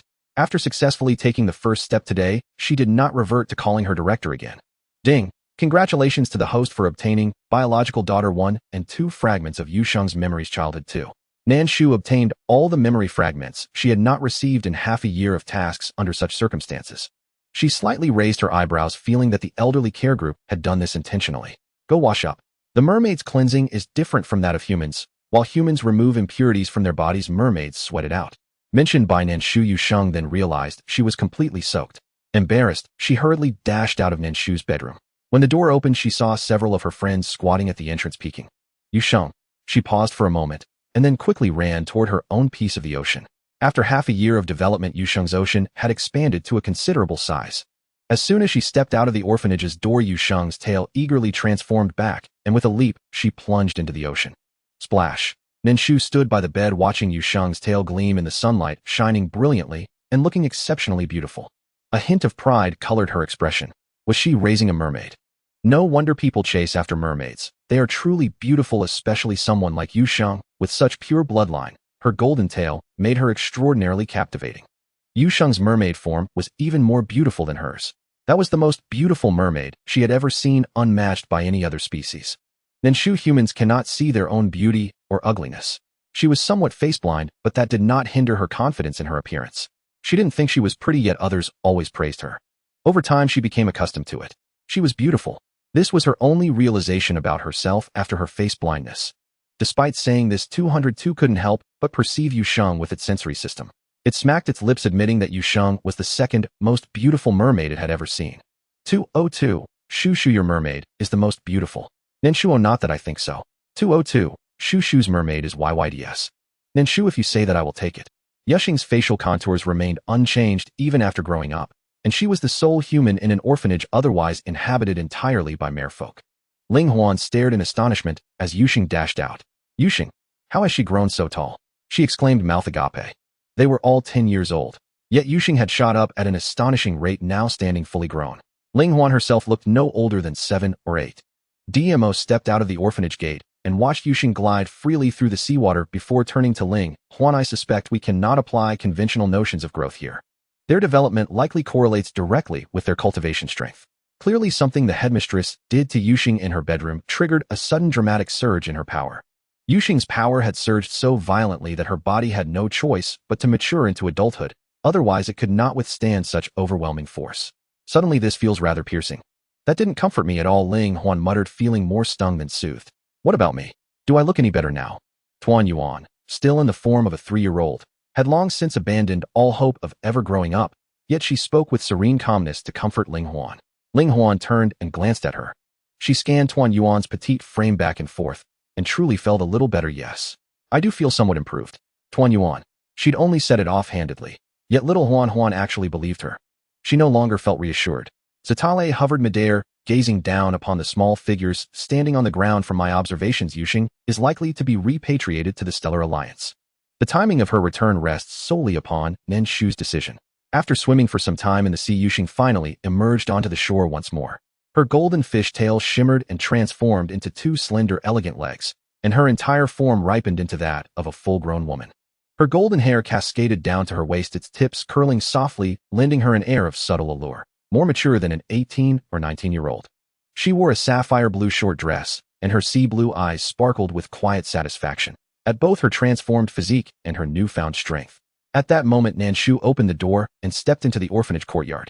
The commotion caused by Yusheng had already drawn considerable attention. Men, being the most instinctive of creatures, could not help but murmur among themselves upon beholding her exquisite features. Put this on. 205, who was supposed to be tending to the orphanage's animals, reluctantly handed Yusheng a long coat. Thank you, Sister 205, Yusheng smiled warmly, accepting the coat and draping it over her shoulders. Instantly, the shapely legs that had captivated the men vanished beneath its folds. The coat fell all the way to her ankles, revealing only her delicate pale feet. Hearing Yusheng's soft, honeyed voice, 205's earlier envy and resentment toward her height and figure dissolved completely. Ah, such a breathtaking mermaid, not only a vision of grace, but also possessing a voice so sweet it made one's very bones melt. Even as a female android, she felt utterly undone. No trouble at all. Just let Sister 205 know if you need anything. Her tone warmed, instantly brimming with newfound warmth and eagerness. The change in attitude of 205 amused 203. 204 leaned against the wall beside him and said to 203, indeed, whether man or woman, and regardless of whether they are male or female robots, there is no one who does not appreciate beauty. He could fully understand 205's feelings at that moment. 203 turned to glance at 204 and then chuckled. Are you sure you're not just making excuses for your obsession with looks? Not at all, I'm merely following the Dean's lead. If we're talking about vanity, perhaps Dean Nan Shu is the true spokesperson for it. 203 couldn't be bothered to argue with 204 about such trivial matters. He just felt that Yusheng would soon have to face the Galactic Alliance, and he wondered if she could withstand the pressure there. I will teach you how to conceal your mermaid identity and then help you change your name before sending you to the highest academy of the Galactic Alliance. Do you have any objections? Nan Shu seemed to ignore the whispers around her and directly asked Yusheng. Still basking in the joy of her power increase, Yusheng paused slightly upon hearing Nan Shu's words. Then she shook her head. I have no objections. Eventually, she would have to confront these matters. Decide which academy you want to attend, Nan Shu instructed Yusheng. Yusheng smiled and said to Nan Shu, I've already decided. I want to go to the military academy. They had both implicitly agreed to attend the military academy during their previous conversation. Nan Shu did not show any surprise, merely nodding slightly. Then you should learn a skill to change your gender. The military academy does not refuse female students, but the gender ratio in the Galactic Alliance is already severely imbalanced, and even more so in the military academy. If Yusheng entered the military academy as a girl, she would certainly attract special attention. This would not facilitate her ability to do anything. Entering as a boy would make her less conspicuous, although there would be competition. 202. Shu, why don't you tell Yusheng that the students at the military academy face very harsh realities? The competition there is bloody and can even be fatal. Shouldn't she give Yusheng some pointers? Nan Shu, no need. Yusheng's vigilance is already high, and with the matter of dressing as a boy, she will be even more alert. Over time, she would naturally adapt to the rhythm there. I want to learn too. Ling Huan volunteered. She also wanted to learn the things Yusheng would study. Nan Shu's gaze fell on Ling Huan upon hearing her words, and she frowned slightly. Your current abilities cannot sustain changes in appearance. Focus on your current courses first. The reason Nan Shu wanted Yusheng to take the cleansing pill was mainly because the retirement group and 202 had been urging her to complete the side missions. She was pushing too hard. Nan Shu was still unaware of the consequences of her excessive encouragement, as she had no intention of pushing a second seedling, so she declined Ling Huan's request to be ambitious. The Dean doesn't allow you to learn for a reason. We should just follow her pace in our work. Demo comforted the dejected Ling Huan. He felt a bit envious of Yusheng's abilities and wished for Nan Shu to do the same for him. Yet he also understood that such rapid growth could likely be unstable. The fact that the dean didn't allow him to follow along indicated that she was considering something.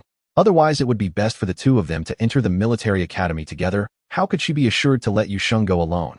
One must admit that among these youngsters, only DMO was the most thorough in his considerations. Ling Huan, my life goal is to sleep with the future top war general of the Galactic Alliance.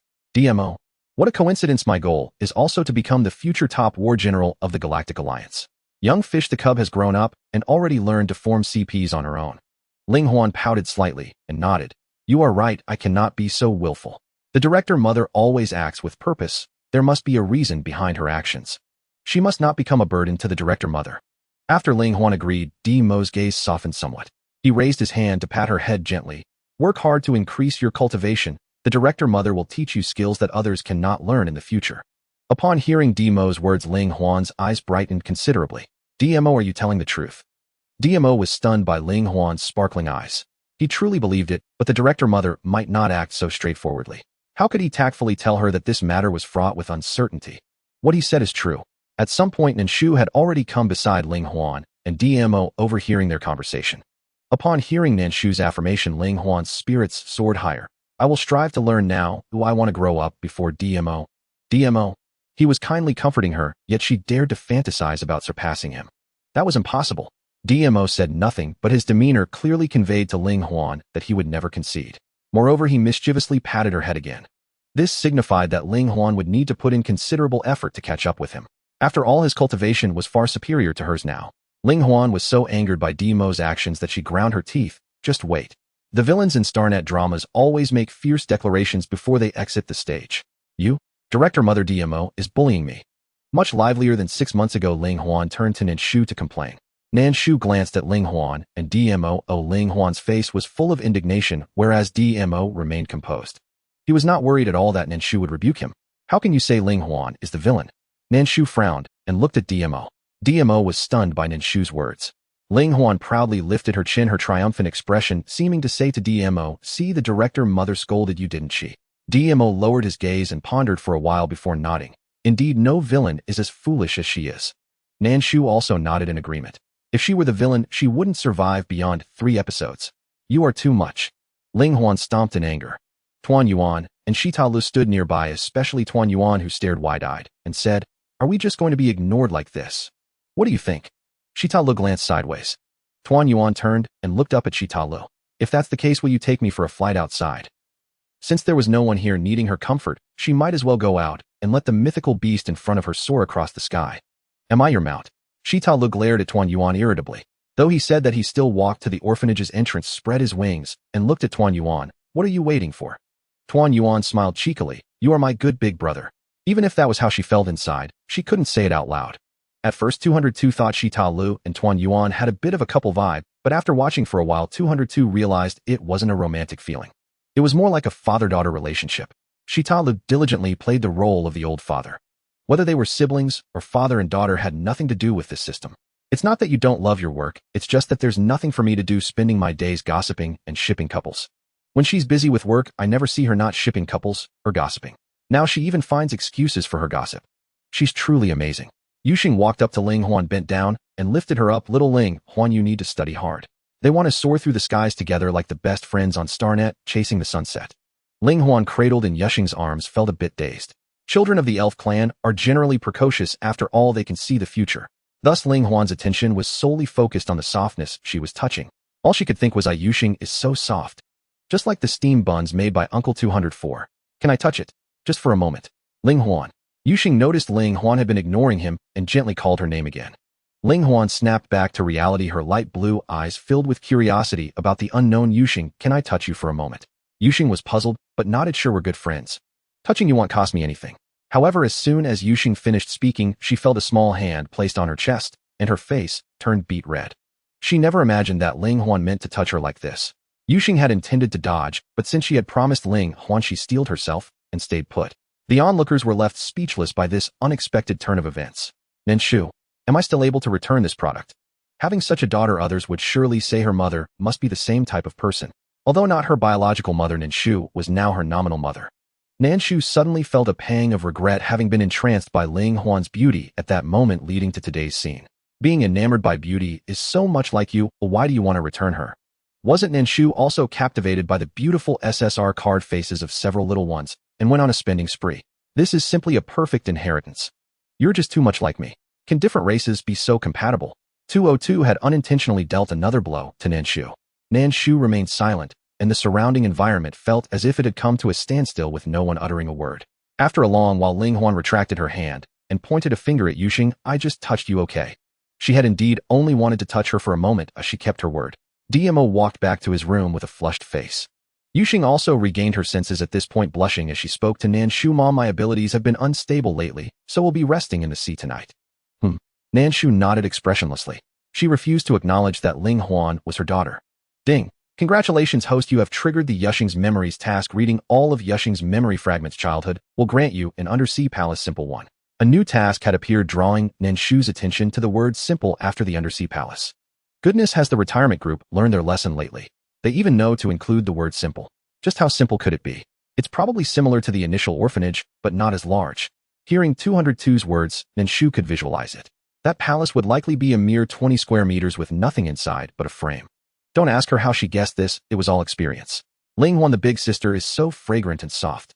Yuxing, I am not clean anymore. The words of 202 surely contain exaggerations. Generally speaking, Nan Shu would automatically cut the explanation given by 202 in half, making it not much different from reality. However, having an underwater palace is a good thing for Yuxing. Resting on land all the time does not allow her to sleep well or cultivate effectively.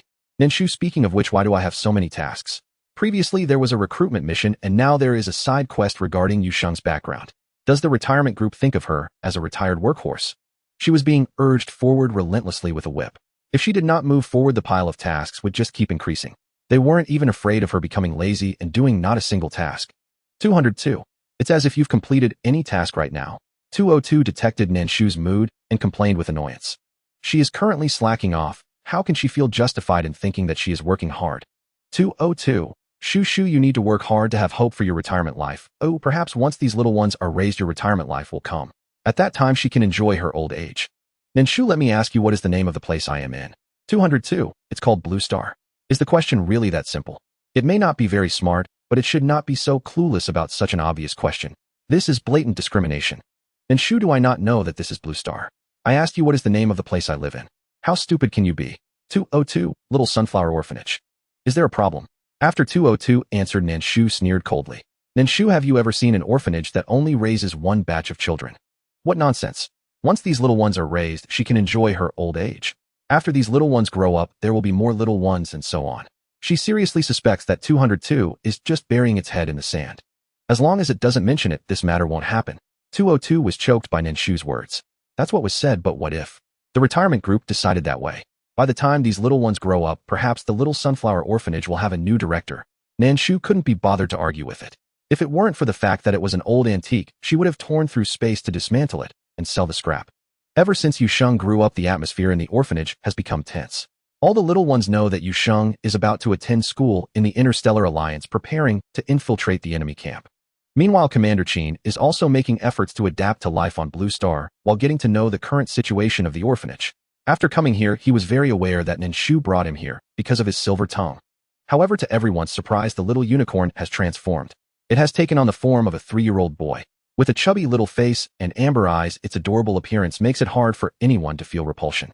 Yet at this moment, Nan Shu's feelings are extremely complicated. All she can think about is the odd species has increased. Her retirement life has moved one step further away. Who taught you to transform? Nan Shu's tone was not good. Animals should have the awareness of animals. How can they just casually transform? Does he not realize how difficult this makes things for the retiring director? I transformed myself, the unicorn said, frightened by Nan Shu's aura with its amber eyes filled with grievance, and its voice choking, clearly scared by her. Mother, he's still a child. Please don't frighten him like this. Yuxing, now grown, gently interceded beside her, naturally assuming the responsibilities of the eldest sister. In Yuxing's heart, every alien child who arrived at the orphanage was her younger brother or sister. Though her martial prowess might not be the greatest here, she bore a quiet sense of duty. Yet among her peers, she was the tallest, and thus obligated to care for her siblings, ensuring their childhoods were as joyful as possible. Before she could finish speaking, Nan Shu narrowed her eyes at the unicorn and threatened to swallow it back. Did she truly believe that a pitiful, tearful expression, those rabbit-red eyes brimming with innocence, could bewitch her? Was she so easily captivated by a sweet, tender little boy? Nan Shu curled her lips into a cold, sardonic smile. In truth, she absolutely was. Walla walla. I don't want to cry, but Headmistress Mama is so scary, the little unicorn murmured, already slipping effortlessly into the role of an orphanage child. Oh ho, another peculiar little one has appeared. Unit 202 chimed in half amused, until it suddenly sensed something amiss. In the past, upon seeing an adorable child, Nan Shu's first instinct had always been, how precious. I must pet him, followed by cuddles, kisses, and lifting him high into the air. Yet with this unicorn something had shifted, her instinct had twisted into teasing. Her expression remained stern and unyielding. She withheld all warmth, delighting openly in the unicorn's trembling, tear-brimmed hesitation. Unit 202 could only summon 2 words to describe Nan Shu: monstrous. Help! An adult is shamelessly bullying a child. Wailing aloud, the little unicorn burst into full-blown tears, deepening Nan Shu's quiet, wicked satisfaction. Yu Sheng watched silently as her own mother, suddenly regressed to the size of a 3-year-old, stood before her. She turned away expressionless. Perhaps for now her mother was no older than the unicorn himself. You've only just realized she bullies children. Xiao Tuan Yuan had somehow already appeared beside the unicorn, clapping him reassuringly on the shoulder. Listen, I'll take you under my wing. You're under my protection now. Finally, a child smaller than herself. She would not let this opportunity slip away. Shi Ta Lu hovered midair, black wings unfurled, gazing down at Tuan Yuan with a faint, knowing smile, aware of the boy's quiet cunning. What is your name? Nan Shu asked, coolly observing the unicorn, now visibly soothed by Tuan Yuan's words. The little unicorn tilted his head, gazing up at her with dewy, guileless eyes, then shook it slowly. Nan Shu. Ah, those utterly innocent eyes like a snow-white rabbit's. Whose future sweetheart would they charm, she wondered. Utterly irresistible, they stirred an almost primal urge to ruffle, tease, and spoil. Control yourself. Unit 202 admonished, voice flat. What puzzled Nan Shu was this: in his true form the unicorn had been fiercely adorable, yet as a boy he radiated pure soft charm. Like a snow-white rabbit. No name. Simple. We'll give you one. Nan Shu smiled warmly. The moment the words left her lips, a collective chill ran through the orphanage's children, and even the robots. Especially Tuan Yuan, who cast the unicorn a look of deep, solemn pity.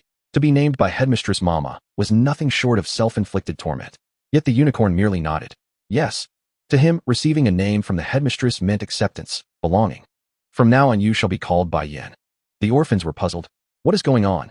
They all thought the unicorn's name would be something like Tang Yuan Wanzi, or at best Dog Shang.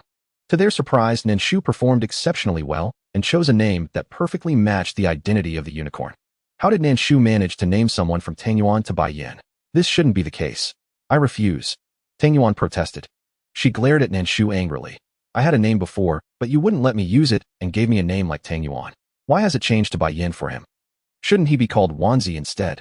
Tang Yuan glared at Nan Shu, her face puffing up in anger like a blowfish. Bai Yin tilted his head and looked at Tang Yuan, his wet eyes holding an innocent smile. If sister doesn't like it, I can ask Mama Director to change it for you. For some reason, when Bai Yin said this, Nan Shu felt a sense of déjà vu. Nan Shu Xiao, don't you think Bai Yin has a bit of that vibe now? Her feelings were quite complicated. If it were in the past, she might have thrown someone speaking like this in front of her out, but the one before her was an exceptionally beautiful little one, and she felt a bit reluctant. How could a little boy who looked to be only 2 or 3 years old speak so eloquently? Was it her and Nan Shu who were overthinking it? How could such a young boy have so many clever thoughts? I like it. Who said I don't like it? What I don't like is your name. Tang Yuan was momentarily taken aback by Bai Yan's words, then opened her mouth proudly. She felt that the names given to the later children by Mama Director should match the standard of her name. Nan Shu's gaze fell on Tang Yuan as she softly said, because you ignored me at that time, I was a bit upset. So I just casually picked one. Tang Yuan. So it wasn't an exceptional performance at all. Bai Yin looked at the angry Tang Yuan, poked her puffed cheek with his chubby little finger, and then said, Sister, don't be angry, you can call me Wanzi. The sensible Bai Yin made Tang Yuan turn her head to scrutinize him closely. She felt that this little guy in front of her didn't seem so easy to get along with. Yet the words he spoke were all of this submissive nature. What exactly went wrong? Nan Shu confirmed this guy is a green T202. How will you handle it? According to Nan Shu's character, she wouldn't just take care of this little one in front of her, right? She didn't like green tea because the target of the flattery wasn't herself. Now that someone was flattering her, why would she handle it? Moreover, such a scheming little brat would definitely not suffer in the future. Following Tang Yuan around, when Tang Yuan gets tricked more, her cleverness will surely increase. At that time, Tang Yuan's intelligence would also rise dramatically. 202, actually you just think he looks good. Not willing to make a move. Nan Shu tisk, as long as you know, isn't it meaningless to say it out loud? One reason Nan Shu didn't deal with the unicorn was that its behavior was completely inconsistent with its appearance. After the orphanage welcomed yet another child, the atmosphere did not become lively, instead it grew somewhat heavy. Bai Yan's charming personality endeared him to everyone, leaving no room for any feelings of resentment. Ironically, all the females in the orphanage liked him, while only the males did not. Observing the slightly sullen expressions on DMO and Shitale's faces, Ling Huan couldn't help but speak up. He's still young. How could he possibly understand such complexities? It was evident that DMO held some reservations about the new brother. When Shita turned to glance at DMO, there was a hint of pity in his eyes. Young men should not be overtly displeased in the presence of such a little white rabbit, otherwise they would face reprimands. Having lived for 1,000 years, Shita well understood that Bai Yan's personality was akin to that of a tea art master. Do as you wish, DMO said, frowning slightly and speaking in annoyance. Nan Shu had no particular grievance against Bai Yan, but the latter's interference in her children's relationships made her somewhat displeased. She sat on the sofa and said to Bai Yan, "Come here." Bai Yan looked at Nan Shu, his eyes filled with apprehension. His innocent and anxious gaze stirred a sense of protectiveness within Yusheng and Ling Huan. If it were DMO or Shita, perhaps Yusheng and Ling Huan would step in to mediate and prevent any hostility toward Bai Yan. However, Nan Shu was different. The two of them combined couldn't match her strength, and they would only be sending themselves to their doom. Thus they could only watch in silence. Director Mama, Bai Yan, well aware of who to cling to, spoke to Nan Shu with utmost sincerity and honesty. Nan Shu glared at Bai Yan and said, "I don't care what your personality is or who you are here, you are one of my orphans." Although her expression was emotionless as she spoke, the pressure emanating from her was unmistakable. Her demeanor made several of the orphans in the orphanage realize the seriousness of the situation. Meanwhile, Ling Huan, Yusheng, and Tuan Yuan, who had been defending Bai Yan, also recognized that they had overly protected him, leading to an imbalance in their relationships. "On my turf you must adhere to my rules. You may scheme against outsiders and frame others without issue. However, if you plan against my people on my territory, have you considered the consequences?" Nan Shu's hand rhythmically tapped the ground with a red umbrella. Bai Yan lowered his gaze to the ground, his small frame appearing even more pitiful, evoking a sense of pity. Director Mama has misunderstood. He pursed his lips and quietly retorted, 202, it seems he hasn't done anything. Seeing Bai Yan in such a state, as an emotionless system, 202 found it impossible to harm such a child. Oh no, he looks too adorable. Nan Shu, why are you so theatrical? How could he have possibly upset the balance between DMO and Yusheng and Ling Huan? Of course, it could also be due to Ling Huan and Yusheng's overflowing maternal instincts. Yet some discipline was necessary. How could one wear a mask in their own home? How could he integrate with the other children like this? So tell me, who exactly are you? Nan Shu's gaze toward Bai Yan sharpened, causing his small body to tremble even more. I am a unicorn just recently transformed into human form. His words caused Nan Shu to lean back slightly. A hint of impatience crossed her brow. You have two options before you: one, confess, two, die. After suspecting that the unicorn was not merely a simple creature, Nan Shu lost her patience with it. What puzzled Nan Shu the most was why the soil that had appeared within her body would create a unicorn that had ulterior motives towards her. I'm really just a unicorn that has recently transformed into human form. If I must say, I simply dislike others vying for the affection of my beloved Director Mama. Clearly he was the true child of Director Mama in every sense. Why should others compete for her affection? With this thought, the unicorn's eyes turned slightly red. His expression was filled with indignation. Upon hearing this, Nan Shu was somewhat astonished. Did he truly think this way? How could such a small child create such chaos in the orphanage just for attention? From the system's perspective, the unicorn's thoughts were not entirely incorrect. The soil that formed his body came from within Nan Shu, and his ability to live was also borrowed from her energy. The unicorn was indeed the only child related to Nan Shu. They are all my children. Oh, what do you mean by vying for affection? Nan Shu reprimanded the unicorn. What seemed like a simple creature turned out to have so many schemes right after transforming. She truly had not seen through him at all. When he grows up, won't he become a cunning little devil? Nan Shu, he thinks too much. 202. Shu, you should really pay attention to this child's mental and physical health. It feels like based on this trend, Bai Yan will become the only male protagonist in the orphanage's story with a twisted and obsessive plot. The kind that is rotten to the core. Moreover, since he borrowed Nan Shu's energy, both his combat power and ferocity will exceed the standard. Most importantly, he will be just like Nan Shu, filled with schemes. When the time comes, he will have both intelligence and strength, and in the absence of Nan Shu, it will simply be his domain. Nan Shu, no need. If the child is mischievous and unruly, a good beating will suffice. If that doesn't work, just keep hitting him. There will always be good times. I know I was wrong, Bai Yan said, looking down at the ground with a pitiful expression as if he had been greatly harmed. If Nan Shu hadn't seen countless green tea bitches, she might have been deceived by Bai Yan's performance. She really didn't expect that this creature could learn without practice. Nan Shu having borrowed my energy, shouldn't he resemble me a bit more? When did she become so tea-like? 202. Perhaps only his intelligence and combat power are like yours. His personality surely does not have to be.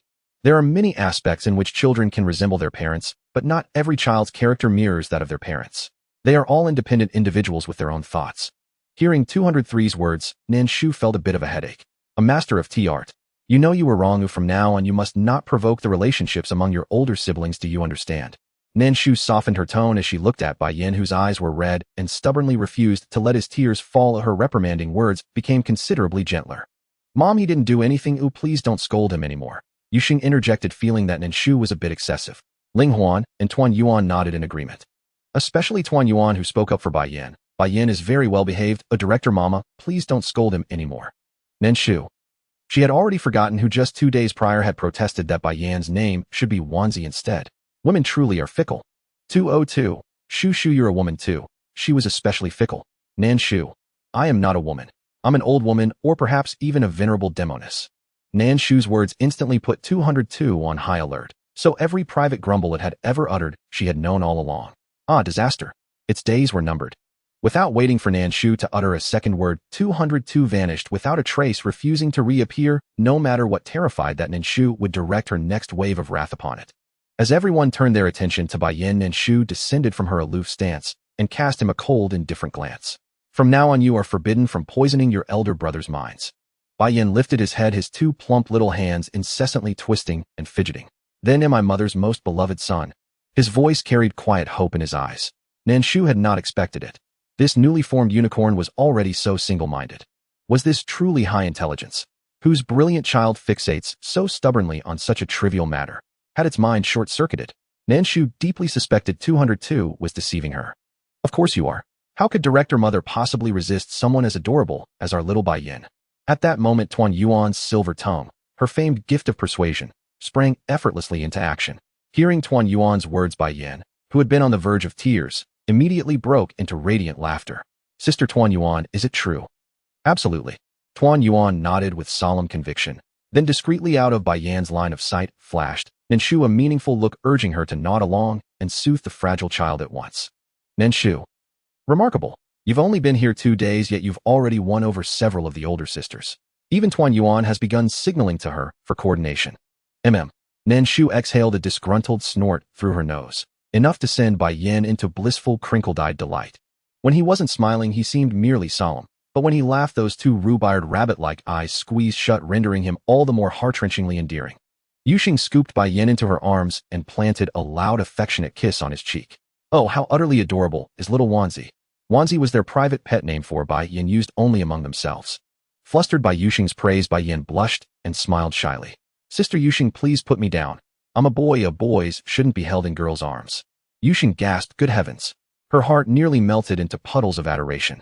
So utterly charming. Without hesitation, she smothered his cheeks with several more resounding kisses before finally setting him down, thoroughly satisfied. Tuan Yuan and Ling Huan watched Yuxing enviously. They longed to do the same, but their stature and cultivation level simply wouldn't allow it. Meanwhile, DMO stood nearby, arms crossed, observing the scene with detached, icy indifference. Jealous? Shita Lu teased with a sly, knowing smile. DMO turned sharply and shot him a razor-edged glare. You're hardly any better. Neither of them liked Bai Yin. DMO's aversion stemmed purely from Bai Yan's habit of gazing at him with faintly reddened eyes, so often that Ling Huan and Yuxing had begun suspecting he'd secretly bullied the boy. As for Shita Lu, his dislike was rooted in one simple truth: Bai Yin was pathetically weak, and in his eyes indistinguishable from a manipulative, honey-tongued schemer. He despised such people, those who played games with hidden agendas. From now on, keep your distance from him. Thus, Shita Lu and DMO reached a silent mutual understanding. Thereafter, DMO trained exclusively alongside Shita Lu, rarely appearing before Yuxing and the others again. At first, Ling Huan and Yusheng felt nothing amiss. Of course, Yusheng was simply too busy.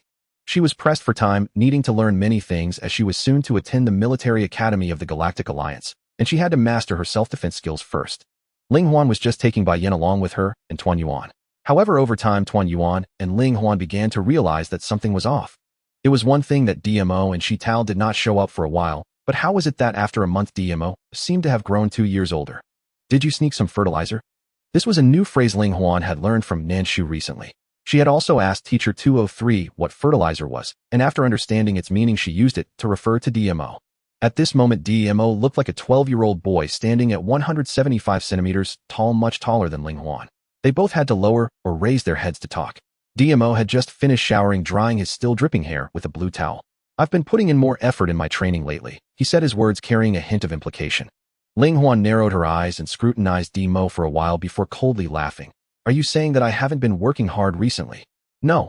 DMO felt that Ling Huan had been a bit odd lately. He reflected on it, but couldn't recall doing anything to offend her. He hadn't had any private contact with Bai Yin, nor had he said anything to irritate her. He couldn't understand why Ling Huan was coming to him to cause trouble. If you're in a bad mood, just go play with the spinning stone lion. With that, DMO turned to head back to his room. It was better to limit contact with unreasonable people to avoid affecting his own mood. Ling Huan felt a surge of anger rise within her. Aren't we friends? How could you practice secretly without me? Facing Ling Huan's accusation, DMO found her reaction inexplicable. When have I not practiced in front of you? Ling Huan's cheeks flushed at DMO's question. Her previous statement had slipped out in a moment of panic. In truth, the real reason she sought DMO was that he hadn't been playing with her much lately. She felt somewhat hurt. I didn't mean it that way. I just wanted to come and chat with you. Realizing her attitude was off, Ling Huan softened her tone. DMO raised an eyebrow, scrutinized Ling Huan for a while, and then said, would you like to play chess? At this, Ling Huan's eyes lit up. Yes. DMO chuckled at her enthusiasm, then opened the door to his room, gesturing for her to enter. I've made some progress in chess after learning it from teacher 203 recently. I've learned it too. Ling Huan's voice brimmed with joy. Even though she had been playing with Bai Yin lately, she hadn't fallen behind in her studies, and had even learned a lot more. Bai Yin, sucking on a lollipop with her chubby little feet bare, was sprawled over the back of the sofa. Watching DMO and Ling Huan enter the room, Bai Yin said, Tuan Yuan, don't you think the atmosphere between DMO Gu and Ling Huan Jie is a bit off? Tuan Yuan lifted her head from the cake that had just been sent by 204. Holding the cake, she looked towards DMO's room, hesitating. Is it? She hadn't sensed anything unusual. Hadn't their atmosphere always been like this? Bai Yin looked at the dull Tuan Yuan and sighed softly, shifting her gaze to the floating Shitao. What do you think, Shitao Gu? After the recent reprimand from Nan Shu, Bai Yin's jealousy towards the few kids in the orphanage had completely vanished. With the love from Tuan Yuan, Ling Huan, and Yu Sheng, Bai Yin naturally began to integrate into this family. Thus, he no longer harbored the previous hostility and jealousy towards the other children in the orphanage. As Bai Yin's attitude improved, DMO and Shitalu also softened their demeanor towards him. Shitalu cast a glance at DMO's room and remarked, you should work harder to grow up. Don't get as round as a ball. You look even plumper than Tuan Yuan. It's no wonder one is named Tuan Yuan and the other is called Wan Zi, their shapes fitting the theme perfectly. Look, he didn't notice, right? Tuan Yuan spoke with delight. Don't think she didn't catch on to that little brat asking others, implying that she was slow on the uptake. Bai Yin blinked and glanced at Shitalu, then turned to Tuan Yuan, who was struggling with the cake, his expression unexpectedly softening with a hint of affection. Sister Tuan Yuan, eat slowly. There's milk next to you. Eating too fast could lead to choking. Hearing this, Tuan Yuan took a sip of the milk beside her before continuing her battle with the cake. In the orphanage, there were only two foodies. One was Tuan Yuan and the other was Ling Huan. As for Bai Yin, he merely looked chubby. In truth, he wasn't greedy for food. He usually ate just to maintain the energy within his body, sustaining the form of a human child. As for the matter of power, it was actually outside his consideration. From the moment he was born, his combat strength had no upper limit, and this was something only he knew. Transforming forms required some power, and maintaining the form of a human child also needed a certain amount of power. Otherwise, Bai Yin glanced at the ceiling, looking at Shitalu, who appeared to be around 17 or 18 years old. His form should be more mature than Shitalu's.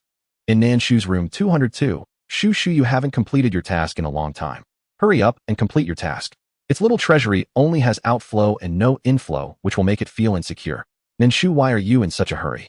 The task should be completed after Yu Sheng returns to the Star Realm. She felt that doing it now was meaningless, and once Yu Sheng entered school in the Star Realm, it would be much easier for her to do anything. Speaking of Yu Sheng, a hint of satisfaction appeared in Nan Shu's eyes. Having just entered the first stage, combined with bone washing, his learning ability was already so strong. The day he dominates the military academy in the Star Realm is just around the corner. 202, can I not be anxious? My little treasury hasn't had an inflow for a long time. It was particularly anxious now, feeling that its little treasury was about to run dry. Nan Shu, why are you so anxious? She suspected that 202 was designed based on the personality of the ancient divine beast Pishio, which loves gold, silver, and jewels, and only allows inflow. It resembled Pishio too much. 202, without any inflow, I feel insecure and very anxious. The whole system felt irritable, believing that the system had no hope. Nan Shu thought that 202 might be going through a phase, otherwise which system is like it? Speaking of which, their organization was quite humane in its design. Every system has its style, and most importantly, they actually set up this phase feature. One could tell the designer was a very imaginative person.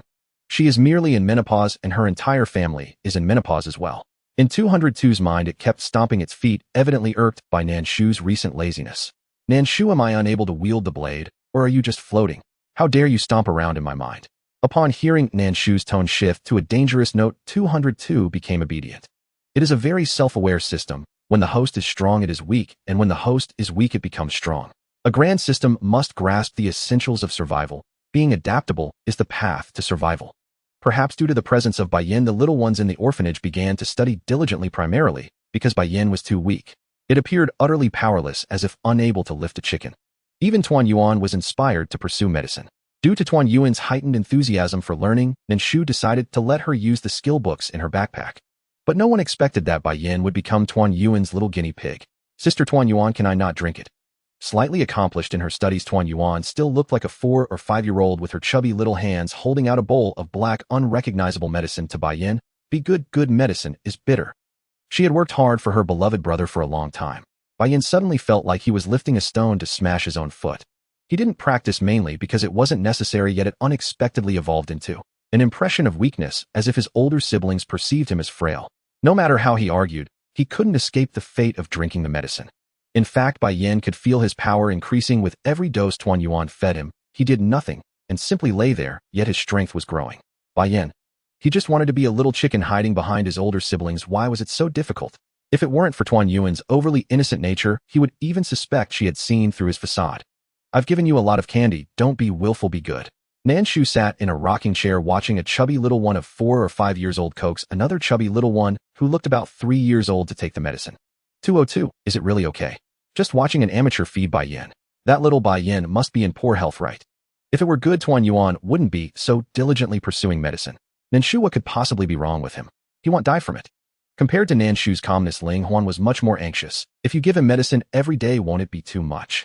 His constitution is so weak, won't too many tonics backfire?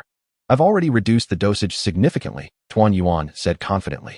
I'm using traditional Chinese medicine from the ancient Huagua. Its properties are gentle and won't cause any major issues. Don't be fooled by her seeming to be a wise person while making no progress.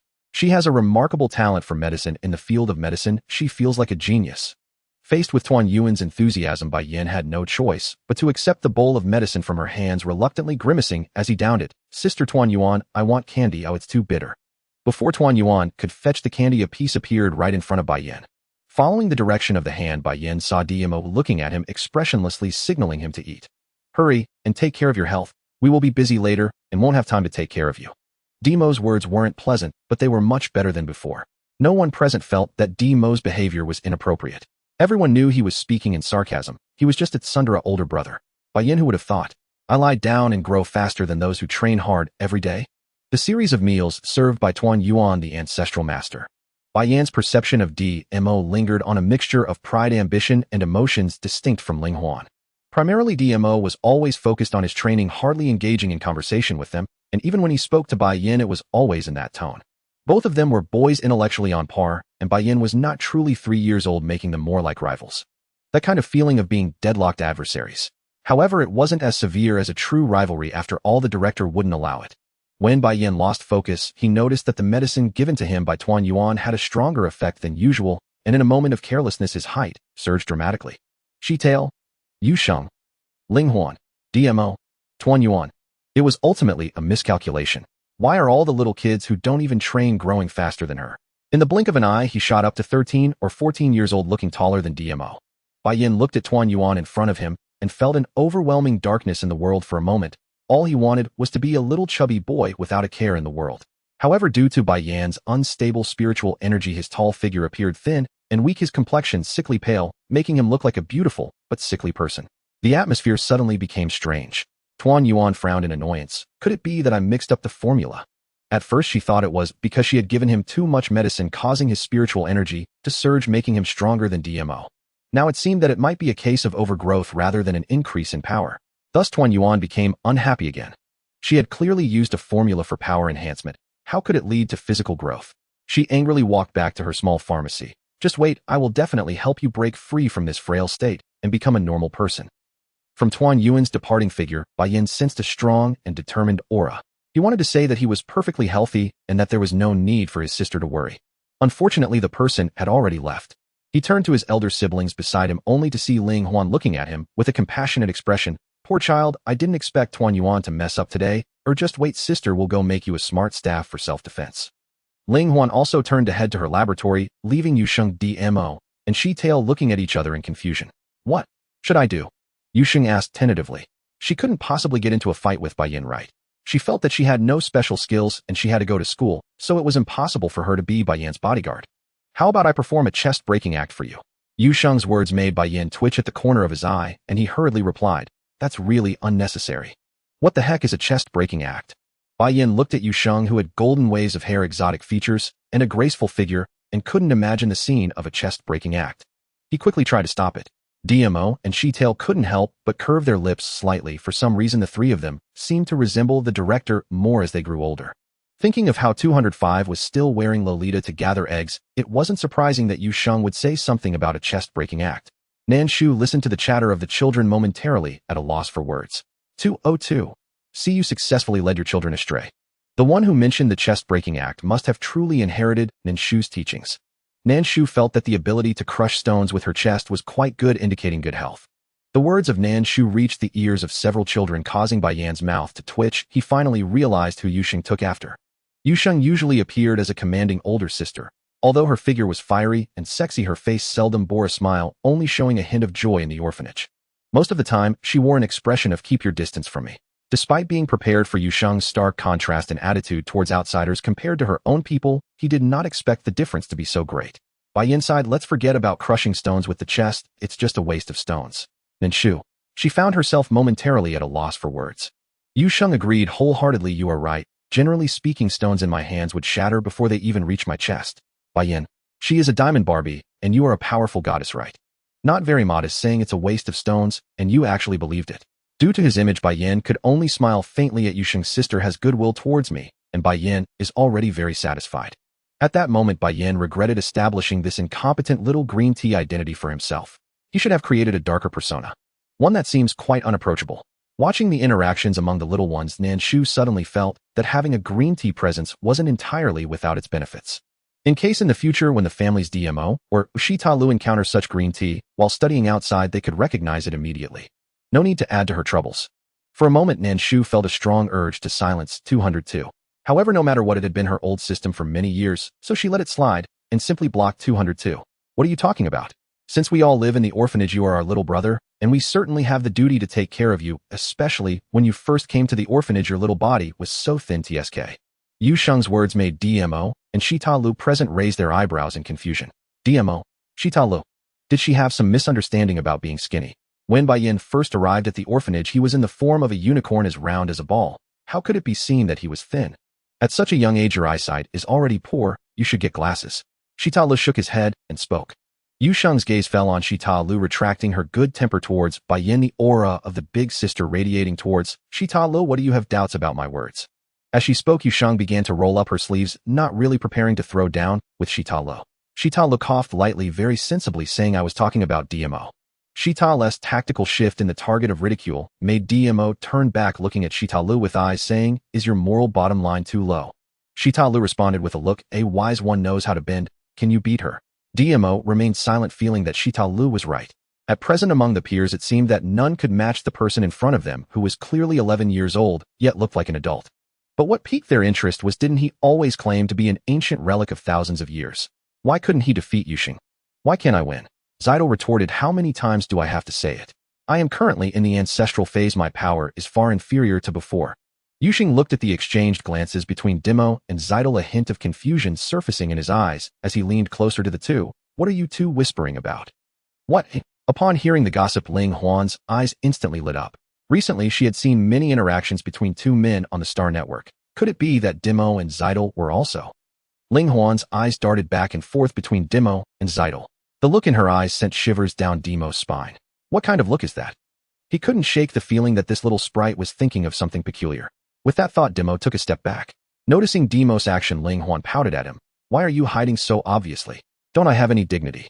Saying this, Ling Huan chuckled. What I was just thinking I want tell you. When the time comes, if they really end up like those on the Star Network, shall reveal it. What if it isn't true? If she says it could affect their feelings towards her. She had principles when it came to shipping couples. Without evidence, she wouldn't make assumptions like with Demo and Zeidel. Demo. He felt the little sprite was even more peculiar. It was as if she had discovered a secret and was sneakily withholding it from them. That feeling was even worse. Zeidel, on the other hand, didn't have a clear feeling. He merely looked at Ling Huan in curiosity before turning his gaze to Yuxing. By the way, with such a significant increase in your power, have you ever felt unable to control it? Sudden surges in power surely lead to moments of uncontrollability, right? Speaking of his own power, Yuxing's expression became much more serious. On the first day, yes, but by the second day, I had already learned to control it. How could she allow her power to become an uncontrollable force? Of course, she had to master it with ease. Speaking of this, Yuxing was still concerned about Bai Yan's body. She walked toward the small laboratory of Reunion. Reunion, is there really no problem with Bai Yan's accelerated growth? His body was originally weak. With such a sudden height increase, won't he become even more fragile? It's fine, he just might not be used to it yet. A muffled voice from the small laboratory came out, revealing her current displeasure. Originally, he was her younger brother, but due to her actions, he ended up taller than both of them, which left her feeling very unbalanced. She wanted to drink too, striving to grow taller. With that thought, Reunion finished off the specially prepared drink set aside for her. Nan Shu leaned against the door frame, arms crossed over her chest, staring at the growing Bai Yan. Noticing Nan Shu's gaze, Bai Yan's eyes flickered. He always felt that his mother had seen through something. Nan Shu had indeed seen through it. Nan Shu wasn't he just born not long ago? She remembered that Bai Yan was created from clay by her right, to grow so tall in just a few days. Or is it that his power has already reached such a height? 202. Shu, you must understand, this child was created by your hand. He is your child. As your child inheriting part of your abilities, intelligence, and power, is there anything strange about that? There's nothing wrong at all, right? Nan Shu exclaimed, what does this system even understand? Indeed, the joys and sorrows of humanity are not the same, especially when the other party is a system. Nan Shu found it hard to articulate the feelings stirring within her heart. The countless skills she had painstakingly acquired over tens of thousands of years were inherited by Yin as soon as he was born. It left her feeling somewhat imbalanced. 202 responded, Shu, he actually counts as your child, it's just that the method of birth is different. There's no need for any psychological imbalance. The child of a powerhouse is naturally also a powerhouse. This is an unchanging truth. Nan Shu felt quite displeased and didn't want to talk to 202. Thus, she turned her gaze to Bai Yan. Noticing Nan Shu looking at him, Bai Yan's eyes brightened, and he instinctively straightened his clothes. A hint of blush appeared on his pale face. It was the first time his mother had paid such serious attention to him since his birth. He wanted to leave a very good impression on her. Are you really that frail? Nan Shu murmured. Do characters with the green tea persona really deserve such disdain? He looked thin and weak, yet in reality, he was a figure capable of shaking the heavens with just a step. This must be the legendary white-cut black type. I can be very strong. Bai Yan hesitated before speaking. At that moment, Tuan Yuan pushed the door open and glided over to Bai Yan like a ghost, looking up at her little brother, who stood several times taller than her, saying, what do you mean by being strong? You can't just force growth. Ooh, where's the power in that? Yusheng and Ling Huan nodded in agreement, feeling that Bai Yan was not strong. Tuan Yuan had no combat power, but at least she could handle potions. Bai Yan had grown so tall, yet they had never noticed him possessing any skills. There's a kind of weakness that is perceived by your sister as you being weak. Nan Shu continued with a sigh. She shook her head and turned to look out the window. Suddenly, a very good thought occurred to her, and her eyes lit up. Then Nan Shu shifted her gaze back, asking, you are my son, right? Bai Yan was momentarily taken aback by the question. Unable to gauge Nan Shu's mindset, he cautiously replied, am I supposed to be? Or not? Since you are my son, that makes you the heir of this orphanage, right? Nan Shu's words raised a sense of ominous premonition in 202. Soon that premonition came true. Since you're the heir, then managing the orphanage is a given, right? Nan Shu's words left Bai Yan stunned, and then he excitedly asked, you recognize me, don't you? Of course you're my good eldest son. Nan Shu's smile gradually blossomed, as if she could already envision her carefree retirement life. Raising children to fend off old age, the ancients truly did not deceive her. Look, wasn't her son fulfilling that role? From now on, the management of the orphanage will be entrusted to you along with the live streaming. I will take care of basking in the sun at the orphanage and occasionally provide some material. That should be enough. Mom Director Bai Yan is physically weak and not suited for hard work. Yusheng hesitated to speak, wanting to say a few good words for Bai Yan. It's fine, I being physically weak means you should move more. Nan Shu remained unperturbed. Bai Yan is weak as a beep. Very well, 202 has muted her foul language. 202 remarked, we mustn't lead the young readers astray, let's speak civilly. Nan Shu retorted. 404 said, I won't return your points since you can't beat it anyway. 202 replied angrily, I can't beat it. Nan Shu responded, "Speak civilly, don't lead the young readers astray." Nan Shu made a sarcastic remark. Nan Shu, indeed, the joys and sorrows of humanity do not resonate. She just found 202 to be very noisy. By the way, happy Children's Day to everyone. With the presence of Bai Yin, Nan Shu felt a significant burden lifted, as if her life was suddenly filled with sunshine. Every day she was in a wonderful mood, guiding Bai Yin through the nuances of live streaming and managing the family's theme park. When Bai Yin successfully took over all the operations of the orphanage, it was also the time for Yu Sheng to head to the Interstellar Military Academy for his examination.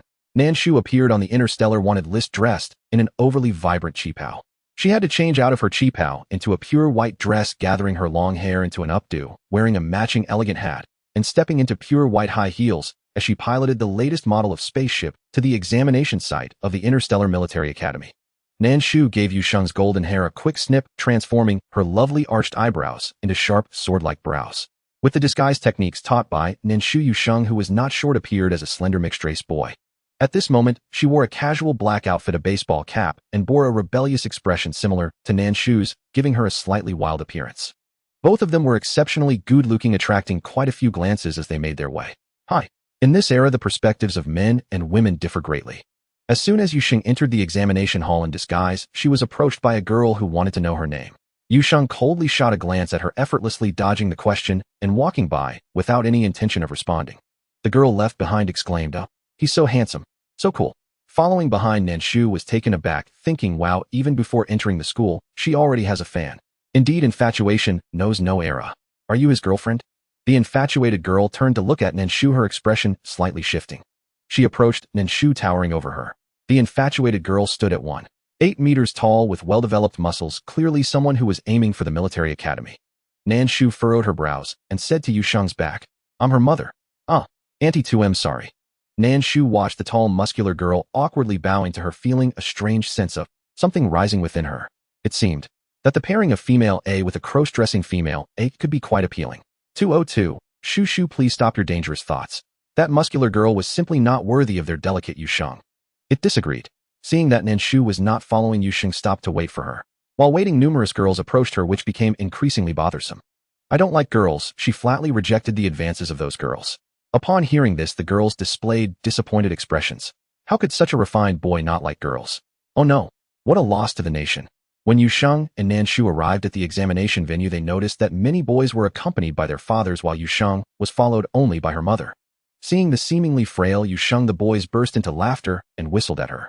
Some even mocked Nan Shu, which darkened Yu Sheng's expression. As Yu Sheng contemplated taking action, Nan Shu tilted her head to look at the boy who was verbally teasing her, and then smiled slightly. She stomped her right foot, and a crack swiftly shot beneath the boy's feet. Had the boy not dodged quickly, he would have been injured by the blade-like energy accompanying the crack. After this, no boy dared to make any more remarks toward Nan Shu. The seemingly frail girl possessed such high combat prowess. "Do you dare to engage me in a life-and-death battle?" Even though Nan Shu settled the score, Yu Sheng could not swallow this humiliation, pointing at the leading boy who had teased her and issuing a challenge for a life-and-death duel. Yu Sheng felt that even though the other party was intimidated by Nan Shu, they had not learned their lesson. Therefore, she issued a deathmatch challenge to teach them a lesson. A deathmatch, as the name suggests, means that life and death are not taken into account during the battle. By issuing this challenge, Yu Sheng naturally intended for the opponent to lose their life. Since they were so uncultured, she decided to step up and teach them how to behave. Nan Shu glanced at Yu Sheng in surprise, somewhat astonished. When Yu Sheng was in the orphanage, she behaved very obediently, and her occasional silliness was harmless. Why did she suddenly unleash herself upon entering Blue Star? Starting off with a death match, is it really that serious? Despite her surprise, Nan Shu had no great concerns about Yu Sheng's victory or defeat. Yu Sheng's challenge also sparked whispers among the surrounding students. Unexpectedly, right at the start of the semester, someone was making such a big fuss. "Why wouldn't I dare?" The other party stood up, sneering at Yu Sheng, their expression filled with disdain. "With your small frame, I'm afraid I could kill you with a single punch." The provocation did not make Yu Sheng lose her temper. She smiled lightly, then it settled. Yu Sheng appeared frail, but the display of skill by Nan Shu just moments ago led many to speculate about the extent of Yu Sheng's abilities. Some began to think that the young man accepting Yu Sheng's death match was being overly reckless. Ignoring the depth of the opponent's abilities and blindly accepting the challenge would only put oneself at a significant disadvantage. It could even lead to death in the duel arena. What is all the commotion about? A man in a deep blue military uniform, wearing a single-sided transparent square lens, looked serious. Scolded the boy who issued the challenge, stood up to complain to the man, That girl wants to issue a deathmatch challenge to me. The boy's unruly attitude made the instructor in the blue military uniform frown, but he said nothing more, waiting to educate the boy with an iron fist after school started. He looked at Yusheng. Are you sure you want to engage in a deathmatch with him? From the stature of both, Yusheng did not seem to have the advantage, but the instructor had seen much and knew many skilled individuals. He did not assume Yusheng's frailty meant she was weak. Yusheng raised her chin, revealing a defiant expression. Of course. The other party's shameless teasing of her mother could not be overlooked, as she could not stand idly by lest she be unworthy of being Nan Shu's daughter. This matter, if left unresolved, would make it difficult for her to quell her anger. However, the instructor nodded, neither forcing Yusheng to give up nor compelling her to proceed. Everything was left to her own choice. The first match is up to you two. The entrance exam was naturally to select the most outstanding students from the crowd. Even if Yusheng did not issue the deathmatch challenge, she would still have to spar with others. The challenge was merely a safeguard against any misstep. If she were to kill the opponent, she would not be held accountable. The instructor agreed. Even if the other party wanted to regret it now, they would have to man up and face it. Yusheng looked at the hesitant expression on the other party's face and sneered, "You're not afraid, and backing out, are you?" Faced with Yusheng's provocation, the other party, in a fit of excitement, rushed onto the arena. By the time he regained his composure, he was already standing on the stage, and there was no way to step down. "You stand here, I'll respect you as a man." Yusheng sneered, and after speaking, she flashed forward to attack the opponent. Yusheng's speed was remarkable. Even from below the stage, one could feel her aura was extremely fierce, even exuding the demeanor of ancient martial arts. This made the instructor's tightly furrowed brows relax a bit, and as he looked at Yusheng, his eyes held a hint of curiosity. Those capable of practicing ancient martial arts are rare in the starry realms, mostly belonging to families with a lineage of such skills. Individuals from these families possess exceptionally good physical qualities. Is the slender boy in front of me still growing, or is he simply like this? With this thought, the instructor glanced at Nan Shu.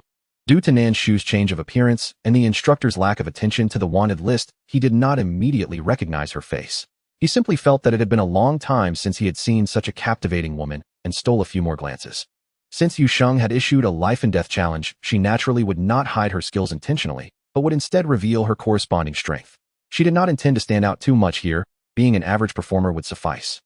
Just don't kneel on the ground later, and call me daddy to spare you." The opponent was provoked by Yusheng and jumped onto the stage with a leap, retorting back.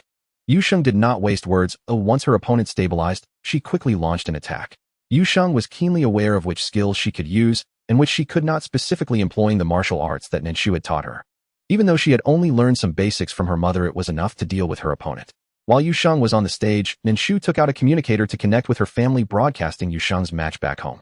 Inside the orphanage, several kids sat together, their backs to the team, led by 206, all gazing intently at the two fighters. Zeidler watched Yusheng's moves, his brows furrowing tighter. Did the director's mom teach her this? These moves I haven't seen since before I fell asleep. How could the director's mom know them? Zeidler floated in midair, crossing his arms and pondering for a moment before finding peace. His presence here could no longer be explained by logic, especially since, as the head of the orphanage, Nan Shu was shrouded in mystery. Some unexplained skills also have their reasoning. The director mom said this is Huaxiao martial arts. During the explanation, Tuan Yuan even transformed into her original form, demonstrating a few martial arts moves resembling the famous modern film XX Panda. Please don't change it to a name you know, as it is copyrighted. However, Tuan Yuan's height was insufficient, making her moves cuter than that of the panda in the movie. It melted the hearts of 205 and Mo Xiaoran. The adorable Tuan Yuan, I want to make her a mech just for being cute. Mo Xiaoran exclaimed, her face in her hands. 205 then went to her designated chicken coop, took out 2 oversized eggs, and handed them to 204, saying, make sure she doesn't lose weight. The chubby little Tuan Yuan is the cutest. A plump little Tuan Yuan is simply YYDS. 204 helplessly accepted the eggs. There are matters with Zhong Wuyan and none with Xia Yingchen. Are you the only one who reads a lot? 205 rolled her eyes at 204, unimpressed. 203 was tapping Ling Huan and Demo's head, saying, pay close attention to the opponent's flaws. This is not just a spectacle, but your battlefield observation class. In fact, without her saying so, DMO was also watching closely. DMO was around the same age as Ling Huan, but his skills were far superior, and his mentality was much more mature. Unlike Ling Huan's childishness, he now leaned more towards an adult mentality. Ling Huan touched the spot where she had been tapped, stuck out her tongue, and withdrew her gaze from the spectacle to focus seriously on the battle broadcast. In fact, they were watching a slow-motion version. The real scene. Yusheng stood on the stage, 1 foot on her opponent's head, coldly mocking, relying on some skills to humiliate others. The opponent's strength was formidable, even possessing their own mech. Unfortunately, before the mech could make an appearance, it was crushed by Yuxing. In a single move, he was knocked to the ground. The opponent lying on the ground was unwilling to accept defeat and even contemplated a sneak attack. Yet in the face of absolute power, even small actions were arduous, let alone speaking. Nan Shu sat in her original position, her expression calm and unperturbed. Whatever Yuxing chose to do was entirely his freedom. She would neither encourage nor hinder him. The consequences were not something Nan Shu would partake in unless someone troubled Yuxing and he could not handle it. Then she would step in, otherwise she would remain a bystander. My surname is Nan, and I will not change my name. I am Nan Yuxing. If your family wants to take revenge for you, they can come find me. As soon as Yuxing finished speaking, the person who had dueled with her lost all breath. With the man's death, the surroundings erupted in an uproar. No one expected that the seemingly small and slender boy would kill without blinking. Some parents, shocked, stood up in unison. We do not agree to let such a bloodthirsty person into the military academy. Exactly, if anyone displeases him, he might issue a life and death challenge. Wouldn't the military academy become a chaotic mess? The parents expressed their outrage. Especially the boy's parents, who wanted to step onto the stage to compete with Yuxing, were stopped by Nan Shu. She stood up holding her umbrella and leisurely said, "You didn't stop them during the life and death battle. Now you want to go up for revenge. What do you think? I, as his mother, do not exist?" After saying this, Nan Shu lightly stamped her foot, and the stage beneath Yuxing's feet vanished into thin air. As the crowd was astonished, Nan Shu spoke again. "To be honest, I am here to support my son. The costs of the arena will be covered by my mother. Just find someone to connect with her." With Nan Shu's backing, Yuxing's expression became even more defiant, exuding a sense of lawlessness. The children sitting in the orphanage witnessing such a scene were filled with excitement. Even the usually composed DMO was somewhat eager to try. "Mom is amazing." Without lifting a finger, she makes others afraid to act, Bai Yin said softly, while hugging a thermos, his tone tinged with disappointment. "Unfortunately, my combat prowess does not allow me to attend the military academy." Tuan Yuan turned to look at Bai Yin and comforted him. "You are already very capable. You manage the orphanage so well." Bai Yin smiled faintly. Zatala had no psychological burden, merely enjoying the spectacle. Her ancient martial arts have improved significantly, as she has likely already cultivated inner strength. Ordinary physical combat can no longer defeat her. "She hasn't practiced ancient martial arts for long, has she?" DMO asked enviously. He had learned ancient martial arts almost simultaneously with Yuxing, but Yuxing had already cultivated inner strength. Sitting on the roof of the chicken coop, he built 205, swung his legs clad in powder blue long socks, and said, "Everyone's talent in learning ancient martial arts is different. Yuxing indeed has better talent in martial arts than you all. UDMO has better skills in strategizing than Yuxing." As he spoke, 205 glanced at Bai Yin. Yes, Bai Yin's talent was inherited from the dean. He seemed fragile, but in reality, he was incredibly formidable. The dean didn't expose his disguise, and naturally 205 wouldn't say much. If he wanted to pretend, let him pretend. Didn't your dean mother teach you more about the mysterious gate? 203 poked Demo's head, smiling brightly. By focusing on their strengths, they would learn faster. In fact, logically speaking, Demo's skill was in the white tiger form. His martial arts should be high, yet he and Yuxing were two extremes. "What a strange world it is," said Zeidler. Yuxing gained fame in the military academy, particularly after defeating the top candidates from various schools in a single move, raising curiosity about her limits. The interstellar world is no longer as it once was. The prevailing belief now is that might is supreme. Otherwise, the universe would have long been consumed by the insectoids, and humanity would have vanished from the annals of the stars. More and more people began to challenge Yuxing, many approaching with the mindset that she must be exhausted. However, they all returned in disappointment. Nan Shu sat in her chair, never displaying a hint of worry. Her demeanor, observed by many parents, clearly indicated her complete confidence in Yuxing. When a person is confident, their demeanor exudes calmness. Gradually, the parents began to intervene, urging their children not to challenge her. As a result, the top student of the enrollment fell to Yuxing. The new students, upon entering, witnessed her defeating a peer, prompting the seniors to eagerly prepare for a challenge to gauge her abilities. Of course, they had a renowned purpose, all in agreement, to temper her arrogance. The military academy is quite free, similar to the martial arts schools of Guhua country, allowing for challenges across ranks. On the day Yuxing enrolled, she was extremely busy, constantly on the path of challenging and being challenged, resulting in her dorm arrangement being handled by Nan Shu, who deliberately chose a very honest roommate. Hello. Yuxing's roommate was a very sturdy boy, speaking in a naive manner, often blushing when looking at Nan Shu. Every time he saw Nan Shu, he secretly wondered why such a young-looking girl could have a son in the same grade as him. She seemed nothing like someone who had given birth. "Hello, we'll be counting on you to take care of Yuxing," Nan Shu said politely. After all, as a girl, it would be somewhat inconvenient for Yuxing to live with a boy. If it weren't for the lack of single rooms, she would have wanted to arrange a private room for Yuxing. No, it's no trouble, the boy said, scratching the back of his head, smiling awkwardly, his cheeks turning red. I will take good care of her. As he said this, his eyes sparkled.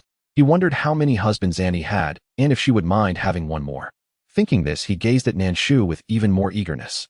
His response greatly pleased Nan Shu, and she nodded, saying, then I'll trouble you. He was indeed a simple-hearted child, very likable among peers.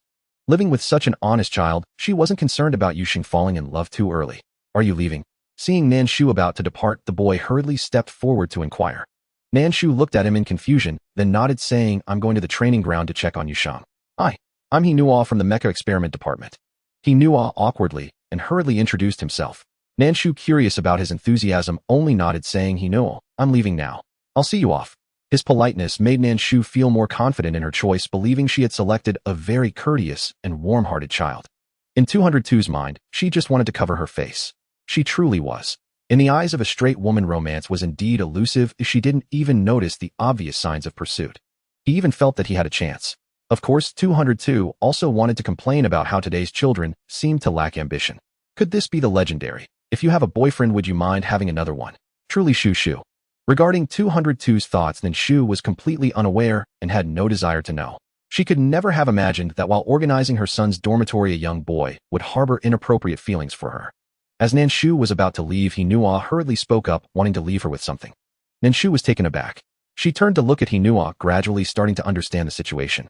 She assessed He Nuo in front of her and smiled gently, saying, I don't have any contact information. If you need help, just ask your roommate. He Nuo sensed the rejection veiled in her words. A look of anxiety appeared on his face. I know I'm not particularly outstanding, but I would be content just to quietly stay by your side. He Nuo stepped forward nervously. He really liked the person in front of him. Although they had just met, he was genuinely moved by her. Nan Shu did not expect children nowadays to be so bold.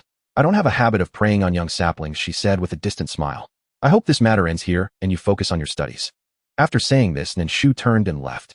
He Nuo wanted to chase after her, but his feet felt rooted to the ground, unable to move even an inch. He could only watch helplessly as Nan Shu walked away. Give up, she's not interested in you. Yusheng came out from the corner, patting He Nuo's shoulder. My mom wouldn't choose you just because you're young. Sometimes she thought that perhaps Nan Shu would never find him a father. Just like Yusheng never believed there would be a man worthy of her mother. Her mother was like a celestial being, radiant like the sun, yet she never appeared in the same sky as the moon. Even if they did appear together, it was not for long, always a fleeting moment. No one was worthy of her. He Nuo pressed his lips together, a flicker of unwillingness in his eyes. Aware of his own limitations, he said seriously to Yusheng, I don't know what my future potential is, but I won't give up until the day I am worthy of her. Yusheng suddenly smiled. Whether you are worthy or not is not for you or me to say, but for her to decide herself. If she truly wants to find a man or likes someone, we as her children won't oppose that. As long as she likes him and thinks he is good enough, that is sufficient. He Nuo looked at Yusheng in surprise, then felt relieved. Your mother has really educated you well. Don't be envious. There is only one such mother in the world, and you don't have that fortune. He Nuo replied. I will work hard to be your father. He Nuo, feeling defiant, said something quite annoying. Yusheng sneered, don't think just because you are my roommate I won't dare to hit you. He Nuo burst out laughing, and the two walked back to their dormitory together, leaving some dark-minded individuals standing afar, gazing at Yusheng's retreating figure. Yusheng was quite famous at the military academy, attracting countless girls and inciting jealousy among numerous boys. Thus her life was indeed very colorful. Ever since Nan Shu sent Yusheng to the military academy, she had not paid attention to her life anymore, only occasionally video chatting to check on her well-being. 202 felt that Nan Shu was too lax with Yusheng. 202. She was so prominent when she started school, aren't you afraid she would be targeted or plotted against? The nail that sticks out gets hammered down. Especially older students would surely cause trouble for Yusheng. Nan Shu, if I can't handle students, how can I lead the merfolk in the future? Nan Shu was not worried at all about her little one being bullied. With Yusheng's combat prowess, it was unlikely anyone in the entire military academy could defeat her. The principal and the teachers calculated. Nan Shu, you think teachers don't protect the students who excel in their studies? She had informed Yusheng before she started school. One can be audacious, but when it comes to pretense, one still has to be hypocritical. For instance, building good relationships with the homeroom teacher. Being bold with the students and a good child in front of the teacher would lead the teacher to believe that the one reporting was a bad child. Nan Shu, what are you saying? Did she need to play both sides with the teacher? For a genius student like her, the teacher would be eager to pamper her. There was no need for her to act one way in front of the teacher and another in front of the students. 202. I forgot you were a well-known bully in school back in the day, the kind who excelled academically. Nan Shu lounged on the rocking chair, leisurely fanning herself with a red feather fan made from a red umbrella. Even under the blazing sun outside, Nan Shu felt no trace of heat or sunburn. "Principal Mama, I want to go to school." Tuan Yuan walked in front of Nan Shu, expressing her thoughts. Whether it was Yusheng or DMO, both were preparing to attend the military academy. Ling Huan had already grown to the appearance of a 10-year-old, yet she showed no sign of progress, which made Tuan Yuan somewhat anxious. She just wanted to start attending elementary school in the Starry Realm. "You still cannot maintain your human form for long. It would be troublesome if you were captured by interstellar researchers for experiments," Nan Shu said, without a second thought rejecting the idea. Tuan Yuan felt a bit disheartened after being rejected by Nan Shu. She lowered her head, her expression filled with disappointment. "All right. They all have family vendettas to settle, and hard work is inevitable. You just need to enjoy your childhood." As Tuan Yuan walked into the house, Nan Shu's voice reached her ears, causing her to pause in her steps. Tuan Yuan turned around and said firmly to Nan Shu, "Principal Mama, Yusheng, Ling Huan, and DMO are all my friends, and I want to help them. One does not necessarily need a family vendetta to have the right to grow up quickly. Everyone's thoughts are different. She also has people she wants to help." Nan Shu looked at Tuan Yuan in surprise before nodding. "Then you work hard. I am not suppressing you from growing up." Tuan Yuan. That's too heart-wrenching. Her Principal Mama's words undoubtedly indicated that she was not suppressing her, rather it was Tuan Yuan's slow growth. "However, your development is slower than theirs. With the same level of power, you must be a few years younger than them." Nan Shu explained. She did not seek to understand the reason for Tuan Yuan's slow growth. She just felt that it was fine as it was. Tuan Yuan pouted. "How can this be? That's simply unfair. Isn't it more impressive that you are strong despite looking several years younger?" Nan Shu raised an eyebrow. Looking like a child, yet possessing the same power as those 10 years older, the visual impression was simply that of a genius. Tuan Yuan had a blank expression. You really have no idea how it feels to be in this position. From now on, speaking with her friends would require her to look up, which felt she needed to work even harder. Tuan Yuan angrily ran back to her room. "Tuan Yuan, I have developed a smart mech for you. Do you want to give it a try?" Ling Huan rushed out of her laboratory, holding a light pink remote control, heading straight for Tuan Yuan. Nan Shu, youth is truly wonderful. Ling Huan chased after Tuan Yuan with a remote control in hand, while behind her, there was an adorable pink panda mech towering at 1.8 meters. The panda mech was crafted in pink and white colors, perfectly replicating the cuteness of Tuan Yuan's original form, and with its girlish pink hue, it melted the hearts of the girls who saw it. However, the orphanage currently had only Tuan Yuan and Ling Huan as its young ladies. Ling Huan was a designer completely devoid of feelings. As for Tuan Yuan, "Wow, I love this height." This was what Tuan Yuan said to Ling Huan when she got the mech. Nan Shu, sitting outside, could hear her clearly. Tuan Yuan's voice was very bright, and most importantly, she flaunted her mech in front of DMO, and Shita Lu swaying with pride. It seemed she was using the mech to prove to them that she was now taller than they were. "Sister's new mech looks so good," Bai Yin said, sitting on a stone mound with a smile. "Right? It can even change size." Ling Huan walked over with a pink remote control and pressed a button on Tuan Yuan's mech. Immediately, the giant panda mech that was once 1.8 meters tall transformed into a mini mech less than 50 centimeters in height. It was incredibly cute. Lost in the joy of being a giant, Tuan Yuan did not expect to be reverted to her original form in the blink of an eye. She was even shorter. "Ling Huan, change me back." She didn't want to look up to talk to them. Ling Huan shrugged helplessly. "You really are obsessed with your height." It was precisely because she understood Tuan Yuan's psychology that she specially designed the first mech for her after completing her studies. As for Yusheng, she planned to make a short dagger for him, referring to her director mother's red umbrella, which could change shapes. However, her abilities were limited, so she only designed 4 forms: a short dagger, a sword, and a large blade. When Mo Xiaoran saw Ling Huan's design drawings, she felt that Ling Huan would one day stand at the pinnacle among interstellar mech designers. And she encouraged her to create, willing to assist her in any way. This was all information that Nan Shu learned from Mo Xiaoran. "You have no idea the pain of not being able to grow taller." Tuan Yuan felt as if her nose was about to crinkle in anger. However, overall, she still had to thank her good friend. Otherwise, she would never be able to reach 1.8 meters in such a short time. 3 love you, Tuan Yuan, not knowing where she learned the emoticon, displayed it on the mech screen, and then hugged Ling Huan affectionately. As the two of them, embraced by Yin, silently shifted to the side. He truly did not understand girls' thoughts. DMO looked at Tuan Yuan's mech, a hint of envy flickering in his eyes. He should have forged a good relationship with the little spirit, then he too could have his own mech. At this moment, Shita Lu floated next to DMO and bumped him with his arm, envious. "Don't you want one?" DMO did not deny.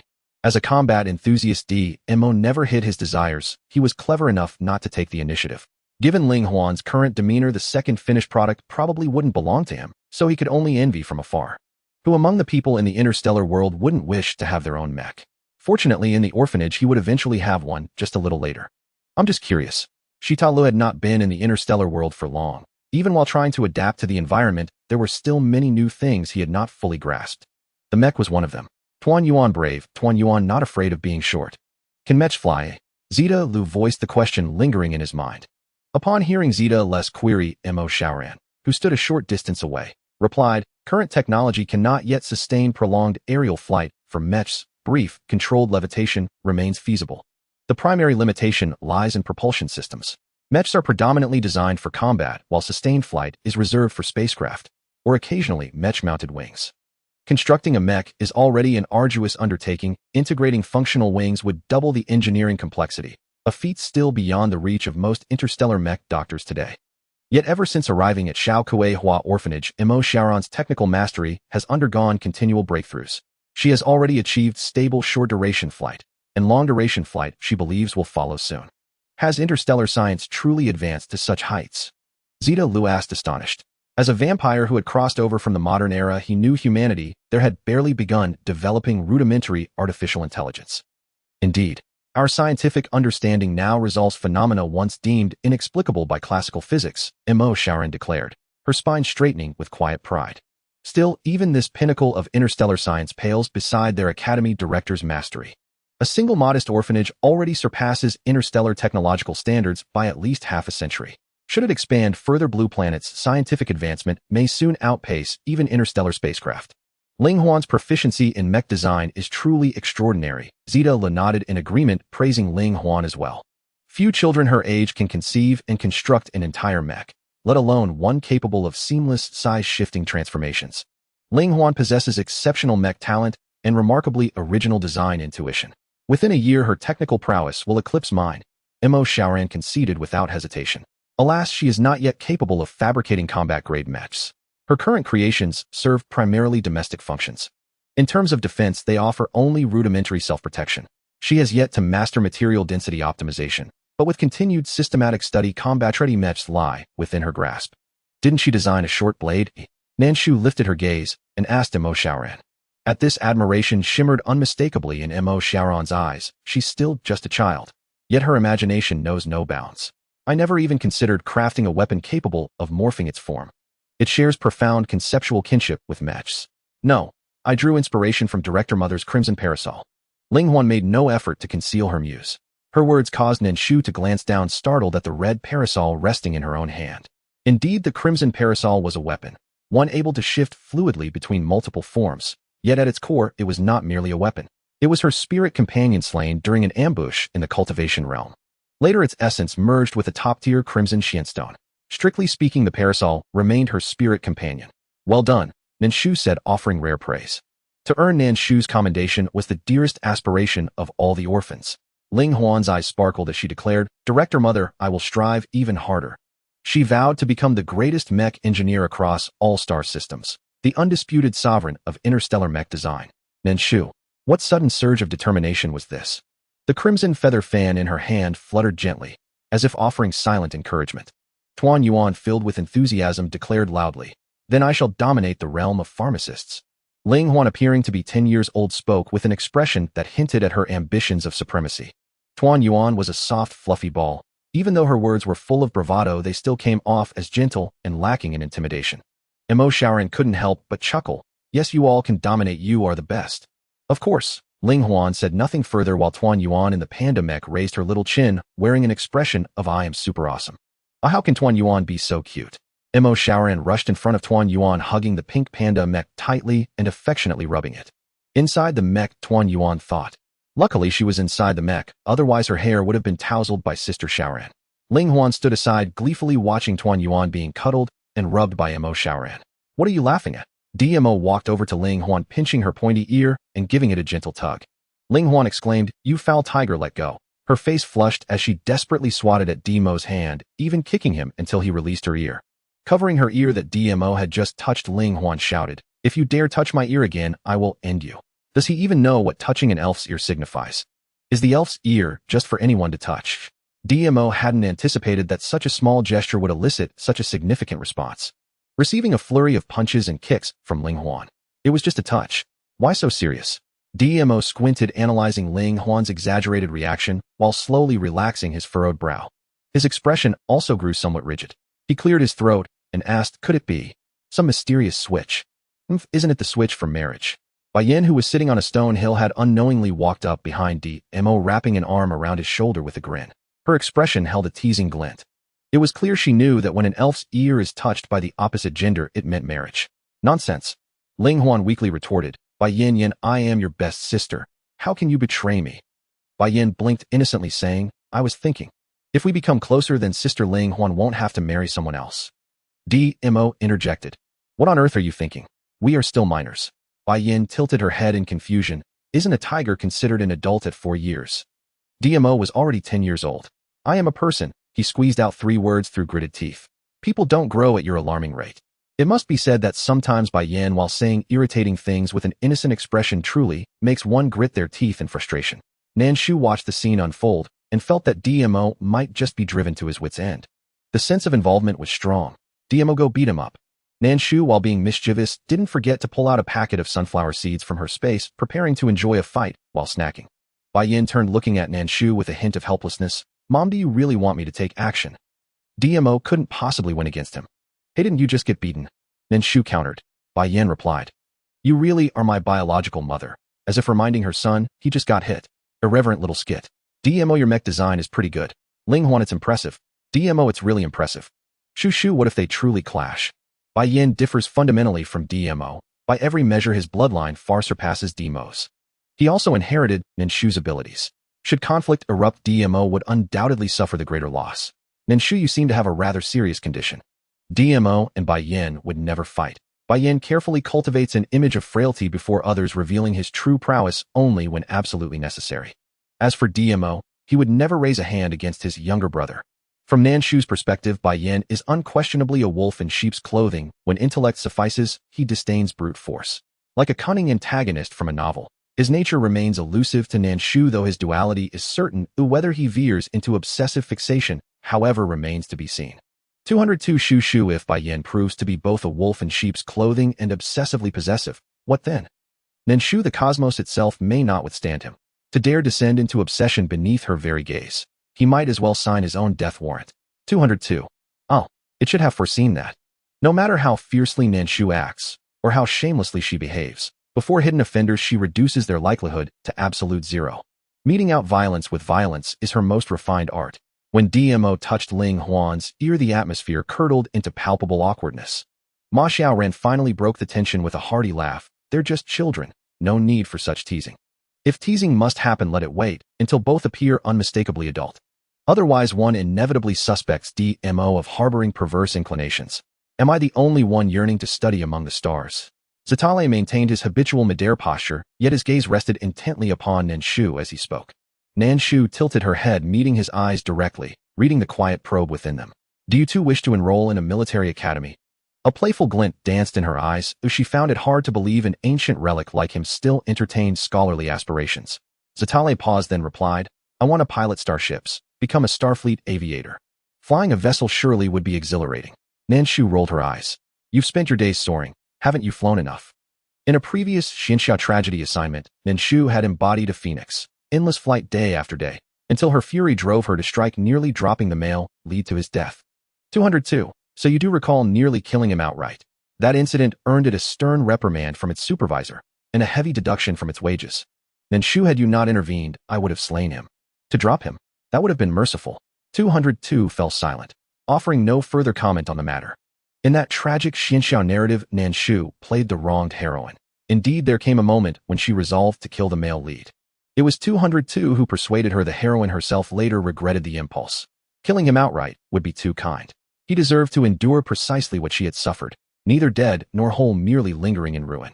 She concurred, deeming swift death a mercy while prolonged broken existence constituted true torment for him.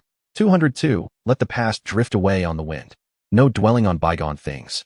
Nan Shu wasn't dwelling, not at all. She simply found Zitale peculiar. Precisely because I've flown enough, I now wish to pilot a starship. To spare my wings the strain. Such was Zitale's rationale. Nan Shu nodded. Just tell Ma Xiaoran. You'll find no better engineer. She builds starships. Ma Xiaoran, an innocent bystander, struck without warning. Her master can also build flying ships. Oh, why hasn't the dean brought her master up? Teacher Mo, I trouble you with this. A single phrase from Zatala sent goosebumps crawling over Mo Shaoran. She raised her hand, signaling him to stop. Don't speak to me in such a sarcastic tone. Oh, it makes my heart shiver. The children in the orphanage are truly a handful. Now they still dare to think of giving her more work. I want a pair of wings just like the ones on my back. I trouble you, Teacher Mo. Zatala remained unfazed and continued speaking. Mo Shaoran stared at the wings behind him with a wooden expression. I advise you to be kind. Those wings of his were hideously ugly. If made, it would tarnish her reputation. Zatala kept asking Mo Shaoran about his wings, urging her to make him flying wings. Ling Huan then asked Nan Shu, Dean Mama, is Yuxing doing well in school? Last time with the murder at school, how would the school's attitude and the surrounding classmates' attitudes? Would it put Yuxing in danger? Compared to Ling Huan's worries, Tuan Yuan was quite calm. She crawled out of her mecha panda and tidied her messy hair.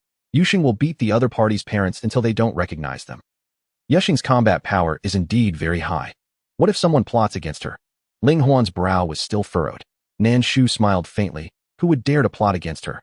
If she can't even deal with a plot, she won't go far. As an emperor, one will encounter all kinds of predicaments. If facing public ire assassination, any possibility exists. Now letting her go out to experience would be beneficial for her future. Emperor Mo stepped up to Ling Huan, placing a hand on her shoulder, his voice slightly heavy. We all carry the mission of our family's revenge on our shoulders. Such dangers are unavoidable. You must be mentally prepared.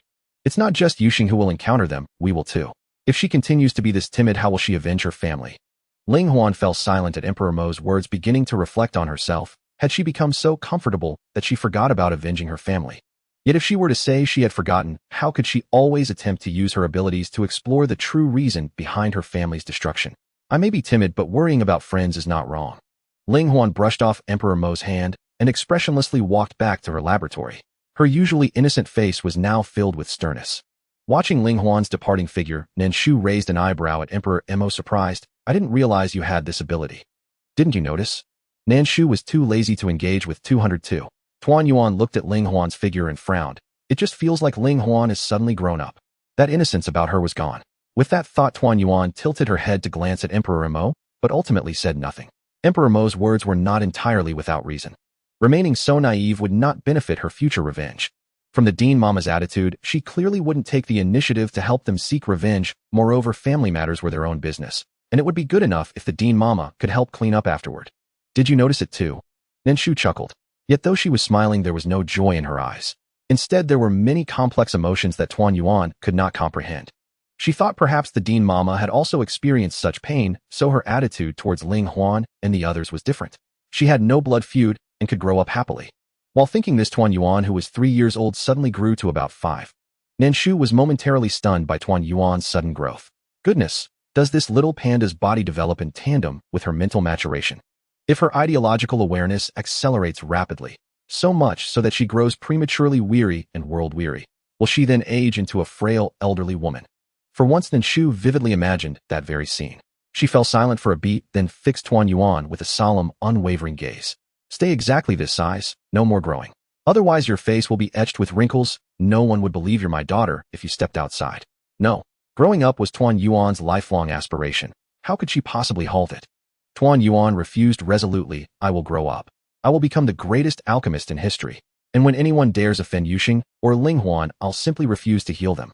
She bore grudges fiercely. Harming her friends was unforgivable, and harming her, utterly unthinkable. 202. Shu, don't you think her petty vengeful streak is eerily reminiscent of your own? Oh no, Nan Shu was infinitely pettier than Tuan Yuan. Nan Shu, I suspect you've grown tired of living.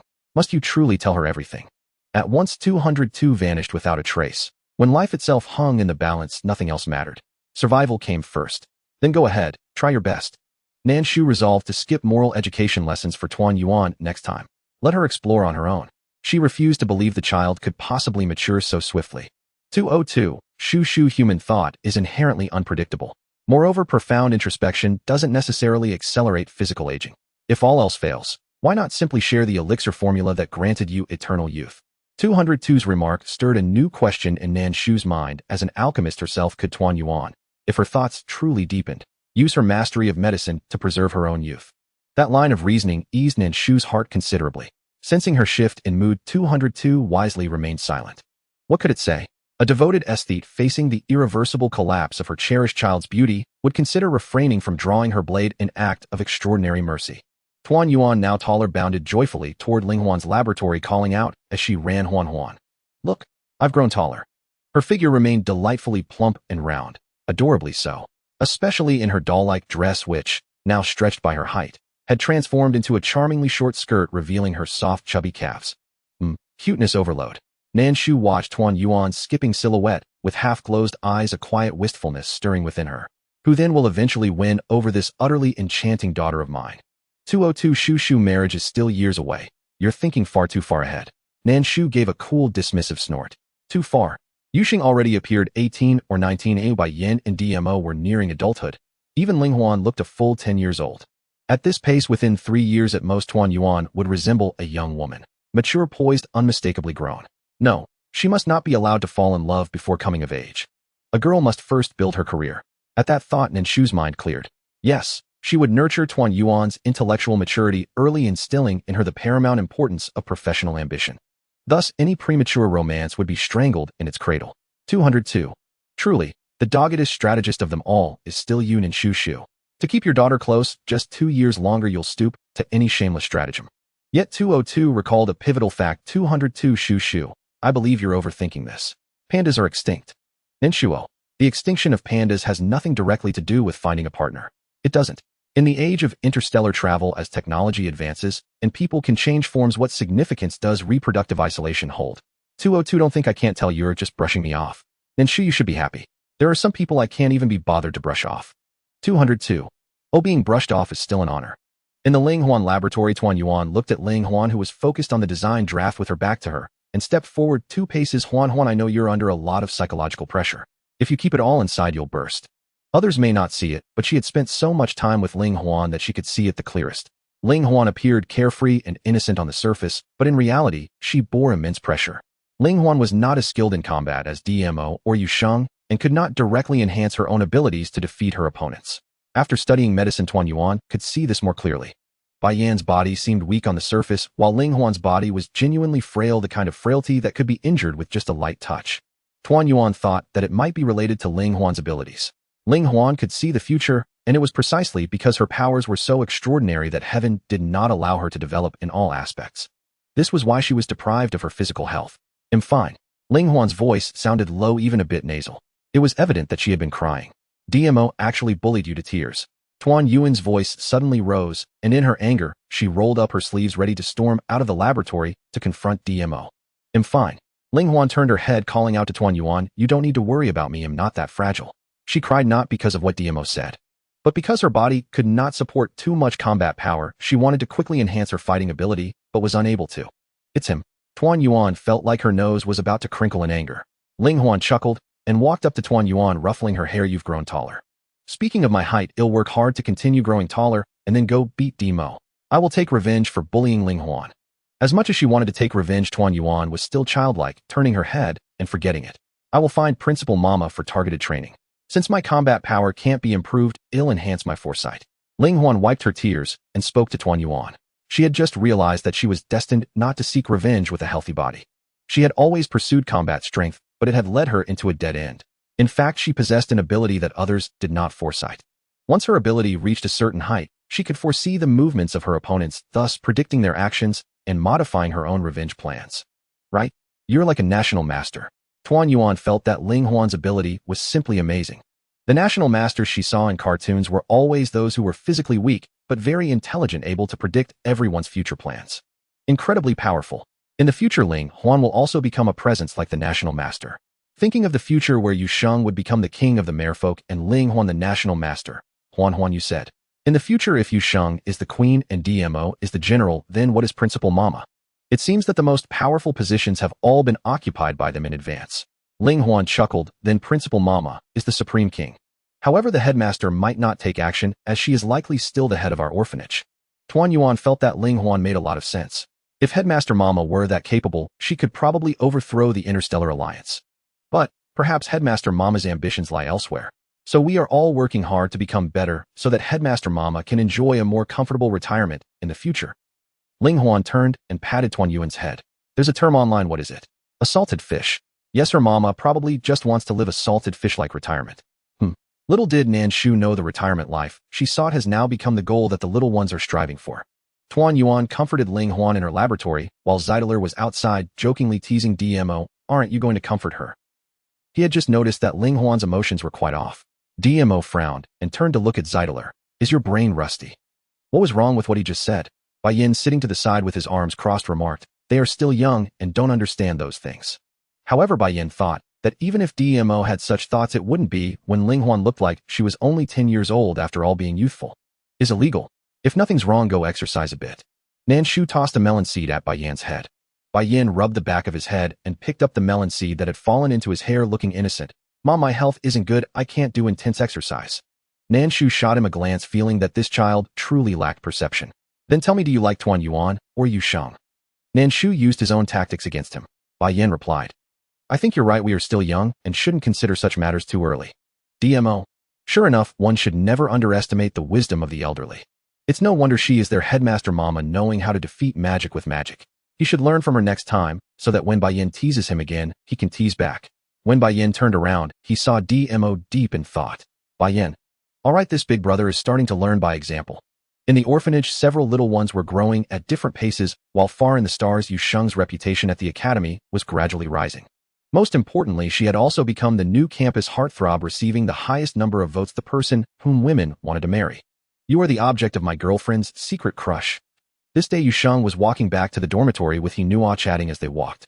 Just as Hinua made a dangerous remark before Yu Sheng could tap his head, a big spindle suddenly appeared to divert the fire. "Did you seduce his girlfriend?" Yu Sheng was shocked, unable to believe that Hinua was actually such a person. "With you like this, there's absolutely no way you'll become my stepdad. He was talking about you." Hinua declared that he would not take the blame for this. He was going to remain loyal to Nan Yusheng's mother. How could he possibly seduce other girls when no one could compare to Nan Yusheng's mother? Yu Sheng was taken aback, turning to scrutinize the other person, then frowned and said, "If your brain isn't functioning well, you should visit a medical school.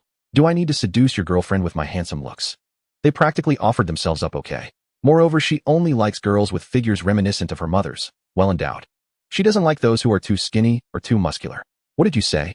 A weakling like you? My girlfriend would voluntarily come to you." When that person said this, his confidence was severely lacking. Everyone knew that Nan Yusheng looked like a little weakling who could be crushed with one hand, yet was actually a miniature cosmic bomb.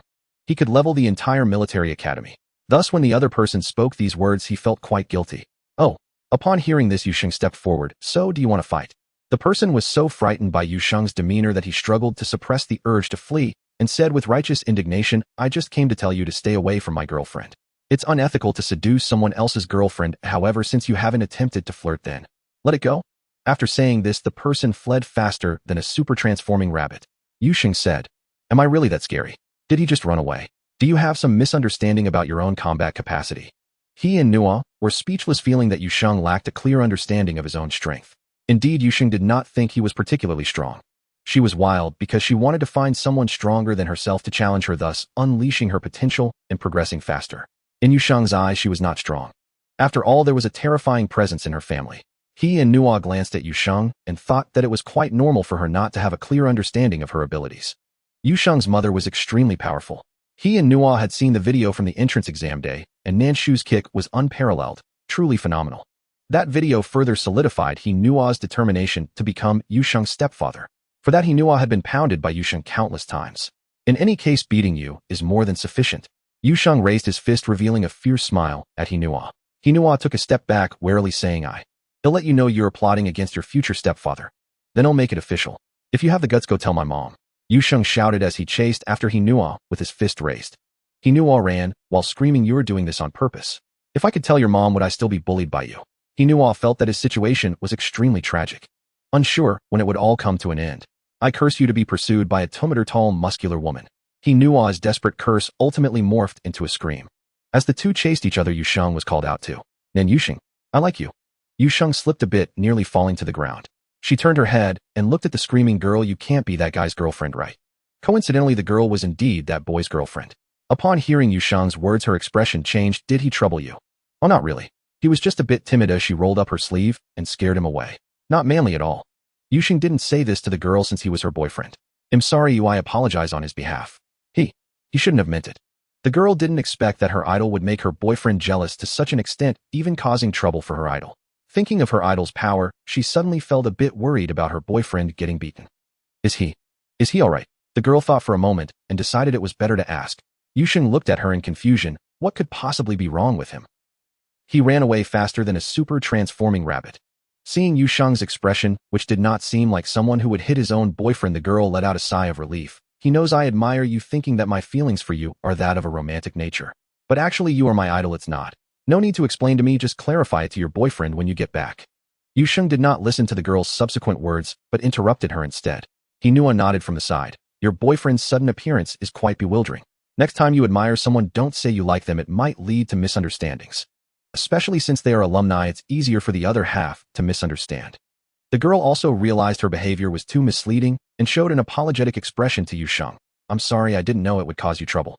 I will be more careful in the future. Saying this, the girl ran away with tears in her eyes. She admired Nan Yusheng so much, viewing him as her goal in life, but everything was ruined. Hinua asked, why is she crying? Shouldn't it be his stepson who should be crying? Yusheng also found it hard to understand, but she was still a girl, so she somewhat understood the others' feelings, especially since there were Ling Huan and Tuan Yuan at home. Perhaps she feels I've given her a bad impression. It seems that most girls think this way. She saw how many female fans cared about their idols' impressions of them when Bai Yin was live streaming for her mother. Each one looked unladylike, yet their behavior was very ladylike. Hinua was surprised, finding the girl's thoughts truly incomprehensible. I just wonder if Yusheng's mother is like that as well. No, she is such a charismatic woman that she would only be an object of admiration for others, not someone who admires others. Thinking this way, Hinua couldn't help but sigh. I wonder what kind of boys your mother likes. Does she prefer those who admire her, or those who can stand shoulder to shoulder with her? In any case, it's not someone like you. Yusheng mocked him from the side. Hinua sighed. I know, but isn't this part of the road to effort? What can I do? I'm also quite desperate. Not only am I younger, but I'm also not as capable as her son. Most importantly, I don't even know the name of the person I like. Oh, then good luck to you. Inside the launching orphanage, Ling Huan, after coming to a realization, began to put in double the effort into her abilities. Perhaps due to the increased effort and the correct direction, Ling Huan reaped even greater rewards. Whether in the field of mechs or prophecy, her growth was quite rapid. Seeing Ling Huan work so hard, Tuan Yuan also put in extra effort, and naturally the results were good. Compared to the other kids at home, Bai Yin was actually the most laid-back one.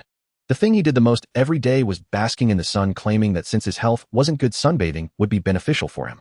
You're so unmotivated. Who will inherit the orphanage in the future? Zeidler raised an eyebrow, looking down at Bai Yin. He had never seen someone so unambitious. Bai Yin put his hands behind his head and smiled slightly. Do you see any signs of aging on my mother? Since she is immortal, what does he need to inherit the orphanage for? Isn't it nice to be a laid-back, rich second generation? I will not grow old. The orphanage in the future will also belong to you. Nan Shu appeared behind Bai Yin, lightly tapping his head with her red umbrella. She had even thought about a life of retirement. How dare he fantasize about being a slacker? Bai Yin looked up and said, You are still young, don't give up on your career. I have sons and daughters, why should I work so hard? Why don't you want to support me in my old age? Nan Shu shot him a sideways glance, her voice laced with threat. As soon as Bai Yin sensed her tone change, he immediately sat up straight. What are you talking about? You are my biological mother. If I don't support you, it would be against the natural order. Just then a thunderclap suddenly roared in the sky. Now if Bai Yin wanted to deny it, it might already be too late. Bai Yin was startled by the thunder, exclaiming, Look, even the heavens agree with what I said. Nan Shu nodded a smile that was neither a smile nor a frown. 202. You really have a way, Nan Shu. Directly scaring her own son with thunder, it seems she is the only one who does that. Nan Shu, I'm making sure he remembers what was said today. Want to be a slacker? He better ask if this old mother agrees first. 202. Although it's a bit unethical to say so, it really wants to laugh. Bai Yin, feeling guilty, sat down, while Zeidler also looked uncomfortable. Mainly because that thunder just now had stunned Zeidler as well. Think before you speak in the future.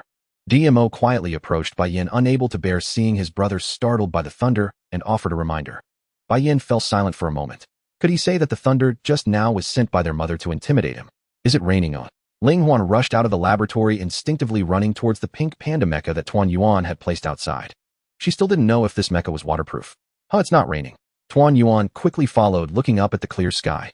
As she spoke, she glanced around, seemingly puzzled as to why such a loud thunder had occurred under such clear skies. That thunder was so loud, and yet it didn't rain. Tuan Yuan mumbled this, but still walked over to help Ling Huan with her things. At this moment, Ling Huan looked to be around 14 or 15, almost like a young lady. Her figure was also starting to take shape. Ling Huan, with her ethereal quality, resembled a fairy from the horizon. visible, yet unattainable. With her light yellow long hair which had grown lighter with age, it had transformed into a pale silver mixed with gold. Her blue eyes always reflected a sense of understanding of the world's essence.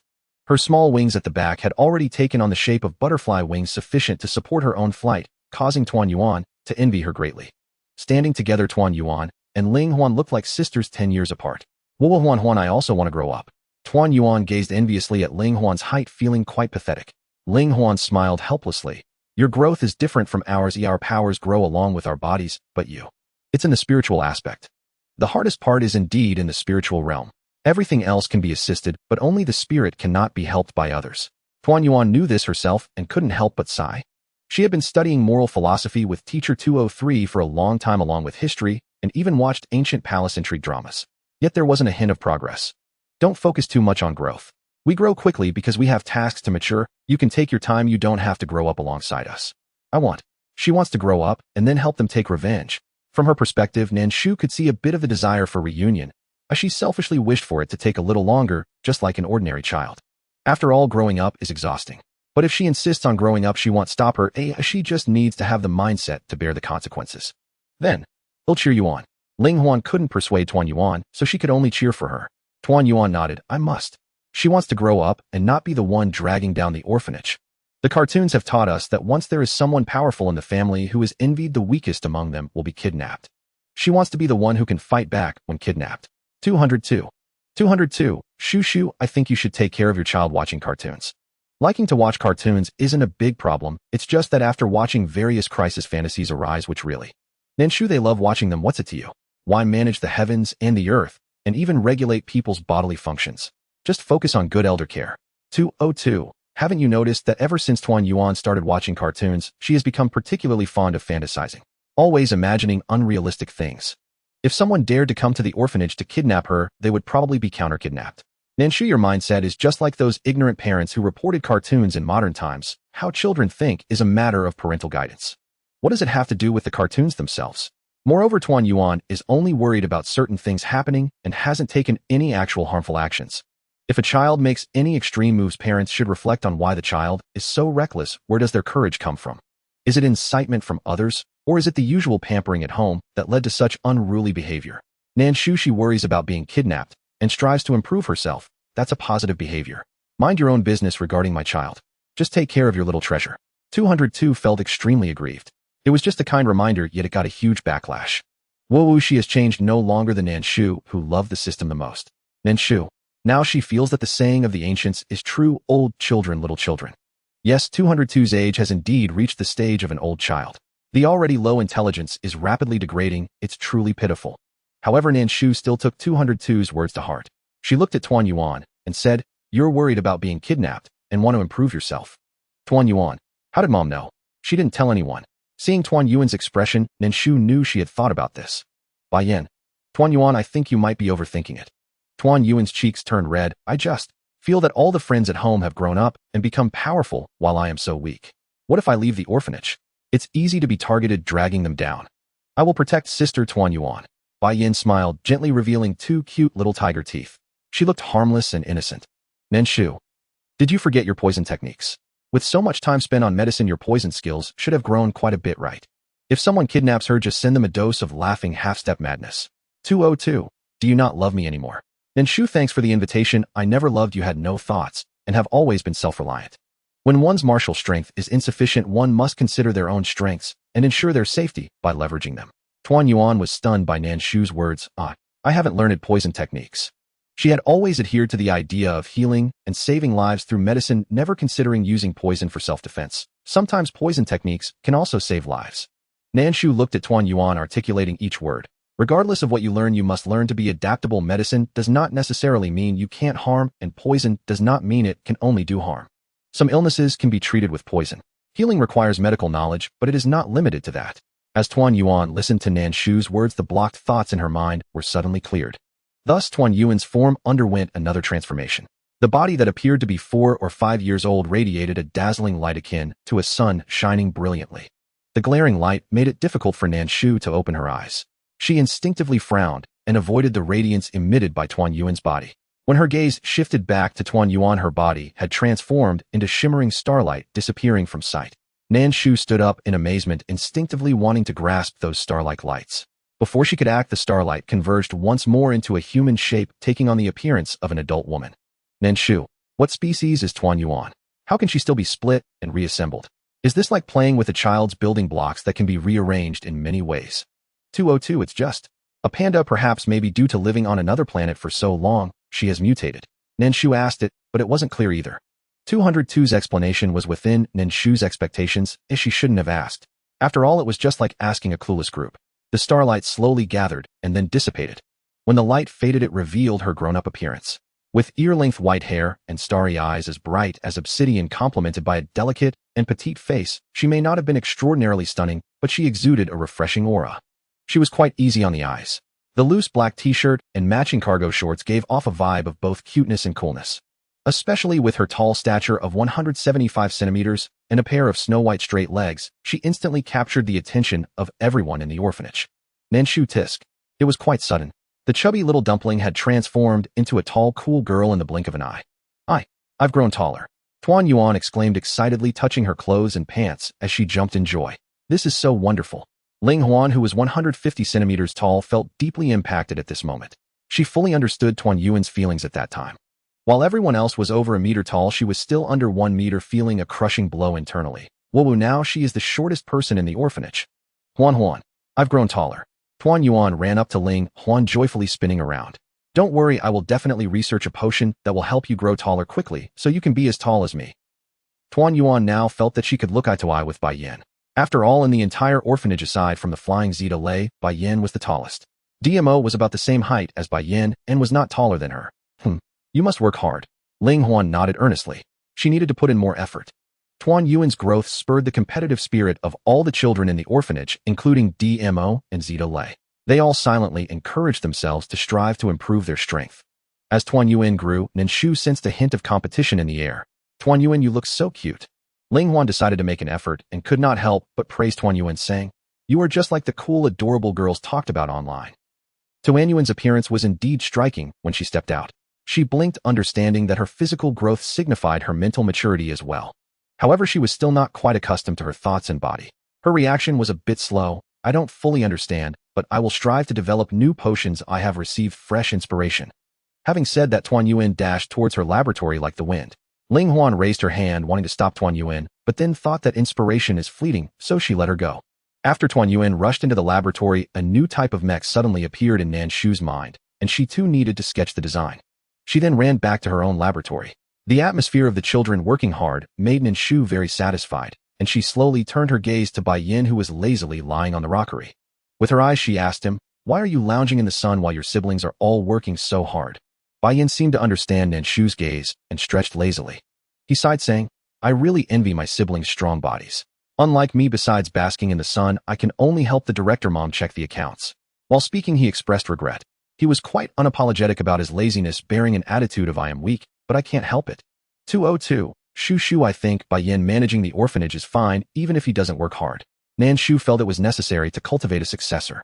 Thus Nan Shu nodded and said to Bai Yin, Indeed, you lack combat prowess and cannot seek revenge for your siblings. You can only take care of the orphanage.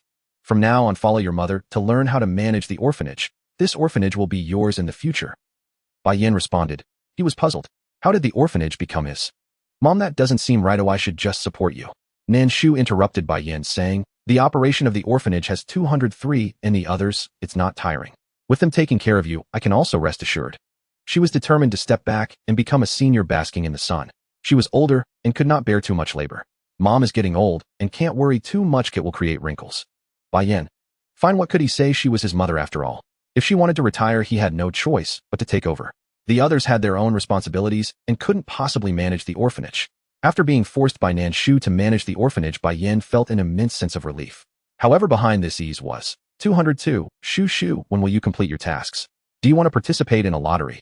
Nan Shu, I'm not handling money right now. There's no money for a lottery. She refused outright. Looking at the current pool, all the SSR cards were already in the Xiaoquihua orphanage, while the rest were just daily necessities. Whether they had them or not was inconsequential. After Nan Shu declined, 202 suddenly remembered something. 202. No, you need to work hard to earn money. You still owe me money. 202 recalled the debt, and Nan Shu raised an eyebrow knowingly. Nan Shu, huh? Do I owe you money? Nan Shu casually responded, while flipping through the system mall noticing that there were still some items needed in the future. Just before 202 lost its temper, it changed its tune. Nan Shu, are you questioning my ability to make money? Nan Shu's words made the suspicion that had just arisen in 202 fade away. Since she said so, it indicated that she had not forgotten their debt relationship. Bai Yin gazed at his obviously distracted mother, his eyes filled with curiosity. He was different from the children in the orphanage. He had memories from birth, whether it was from his birth or before it, he possessed both. He knew he was derived from Nan Shu's body. Moreover, his mother carried many secrets. The foremost was her ability to create things. Perhaps others did not notice, but he had been observing all along. No matter what his mother created, there would always be spiritual energy present. Or rather, it could be called spiritual sense. For instance, the 20 series robots at home, which seemed to be driven by intelligent chips, were actually slowly coalescing spiritual sense during their production. Just like a human soul. People might not believe it when spoken, especially in this technologically advanced star sector. Yet, his mother possessed the ability akin to Nuwa creating humans. Bai Yin kept staring at Nan Shu, making it difficult for her to ignore him. She tilted her head and looked at Bai Yin, who seemed to be deep in thought. She felt that this child was even wiser than she had anticipated. However, why did such a wise child always appear so lackadaisical? Mom, I want to go to military school. After more than half a year, DMO felt that he was ready to apply for military school. Nan Shu shifted her attention from Bai Yin to DMO. After staring at him for a moment, she furrowed her brow and asked, are you sure? I'm sure. DMO looked like he was still not of age and needed to grow a bit more. Nevertheless, his current combat power was sufficient. I'm sure.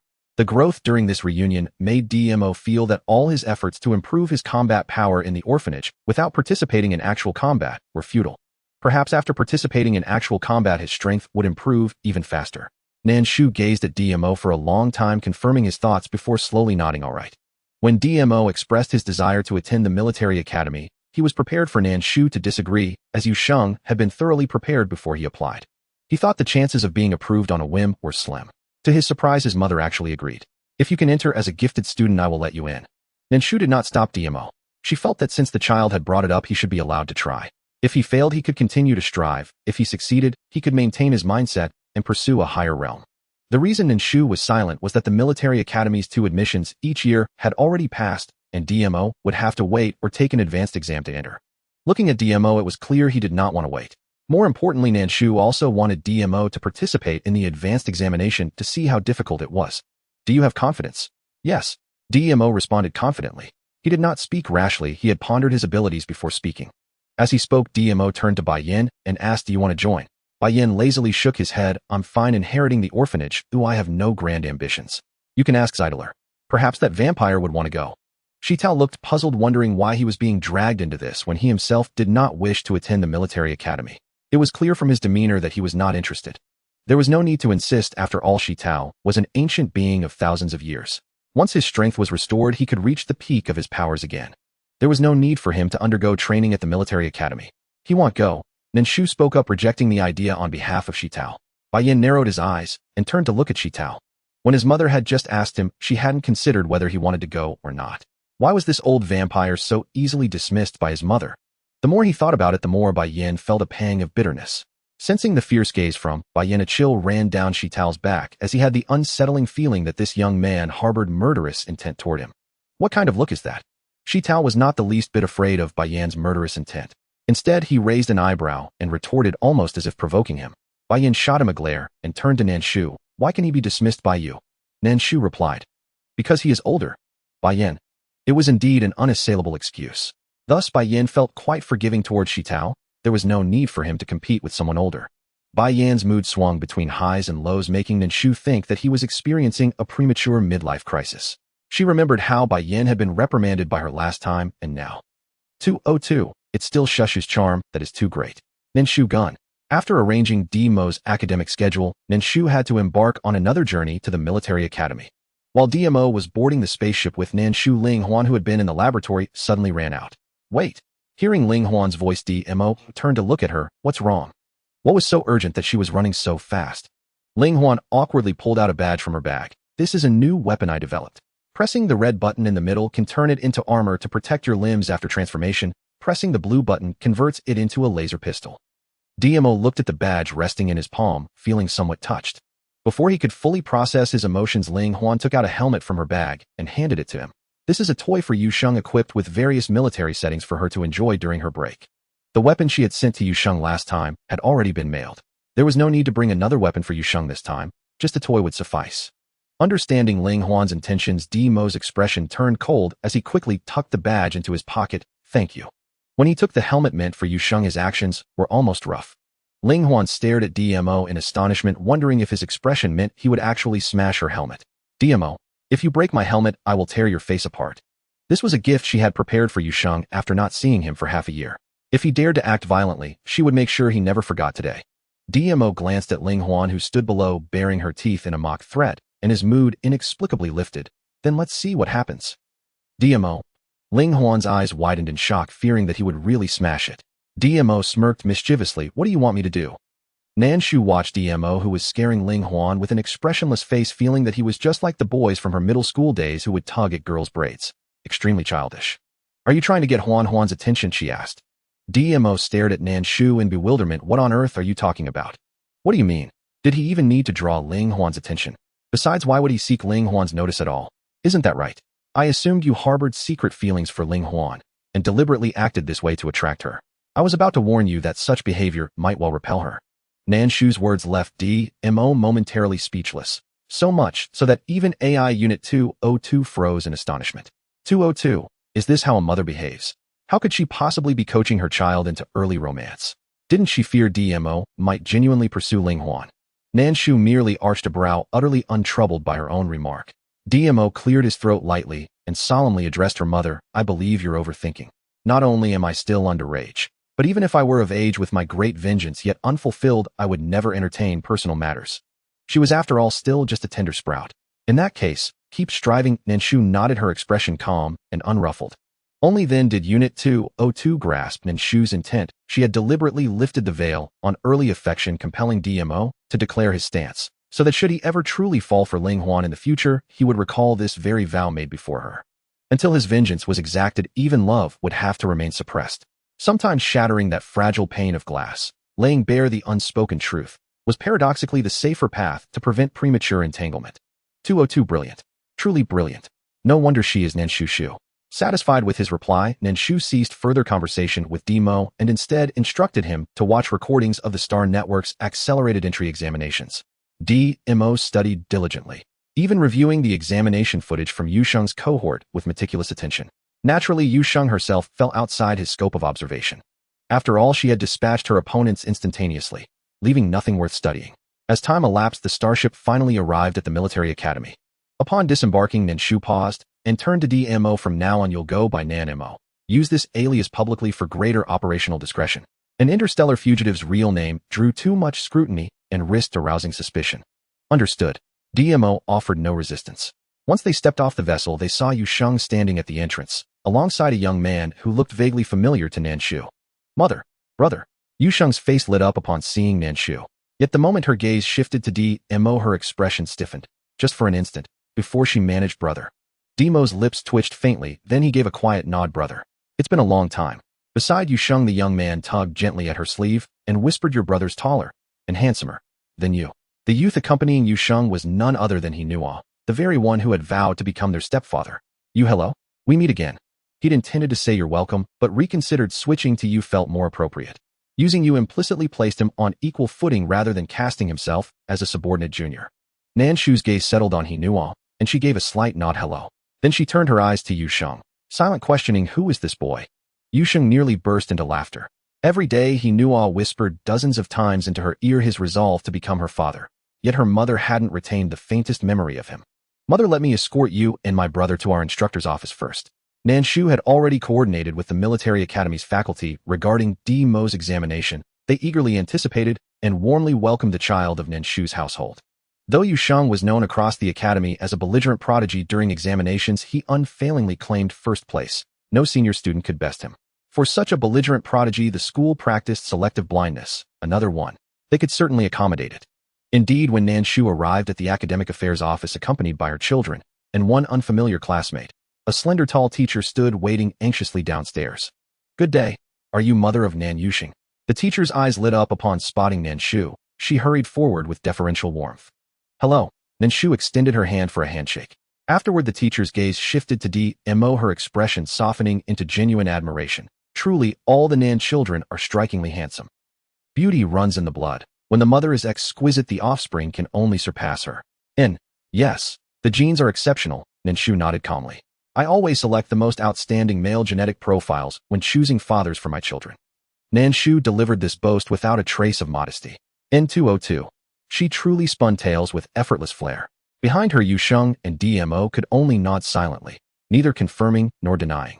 Indeed, their mother had crafted for them the persona of half-brothers, raised by a single mother, their paternity deliberately ambiguous. Raising two children must be quite taxing then. Not at all taxing, though I've borne 6 and tending to them does require careful coordination. In the interstellar era, a woman bearing 2 children was already considered exceptionally robust. Yet Nan Shu had borne 6. Was this reverse modesty disguised as nonchalance? You bore 6. What extraordinary fertility. In all these centuries of interstellar civilization, no such constitution had ever been documented. Unexpectedly, she had voluntarily contributed to society by bearing 6 children. You are truly magnificent. Modestly speaking, if not for the sheer logistical burden of care, I might yet bear more. Yu Sheng and DMO exchanged mortified glances. This was the first time they'd witnessed a mother like her utterly unfiltered. N202, Shu mind the wind. It might carry your tongue away.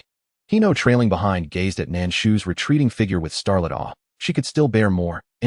I'd be honored to help raise your children. Undeterred by the teacher's presence, Hino launched his unsolicited proposal. And the teacher blinked.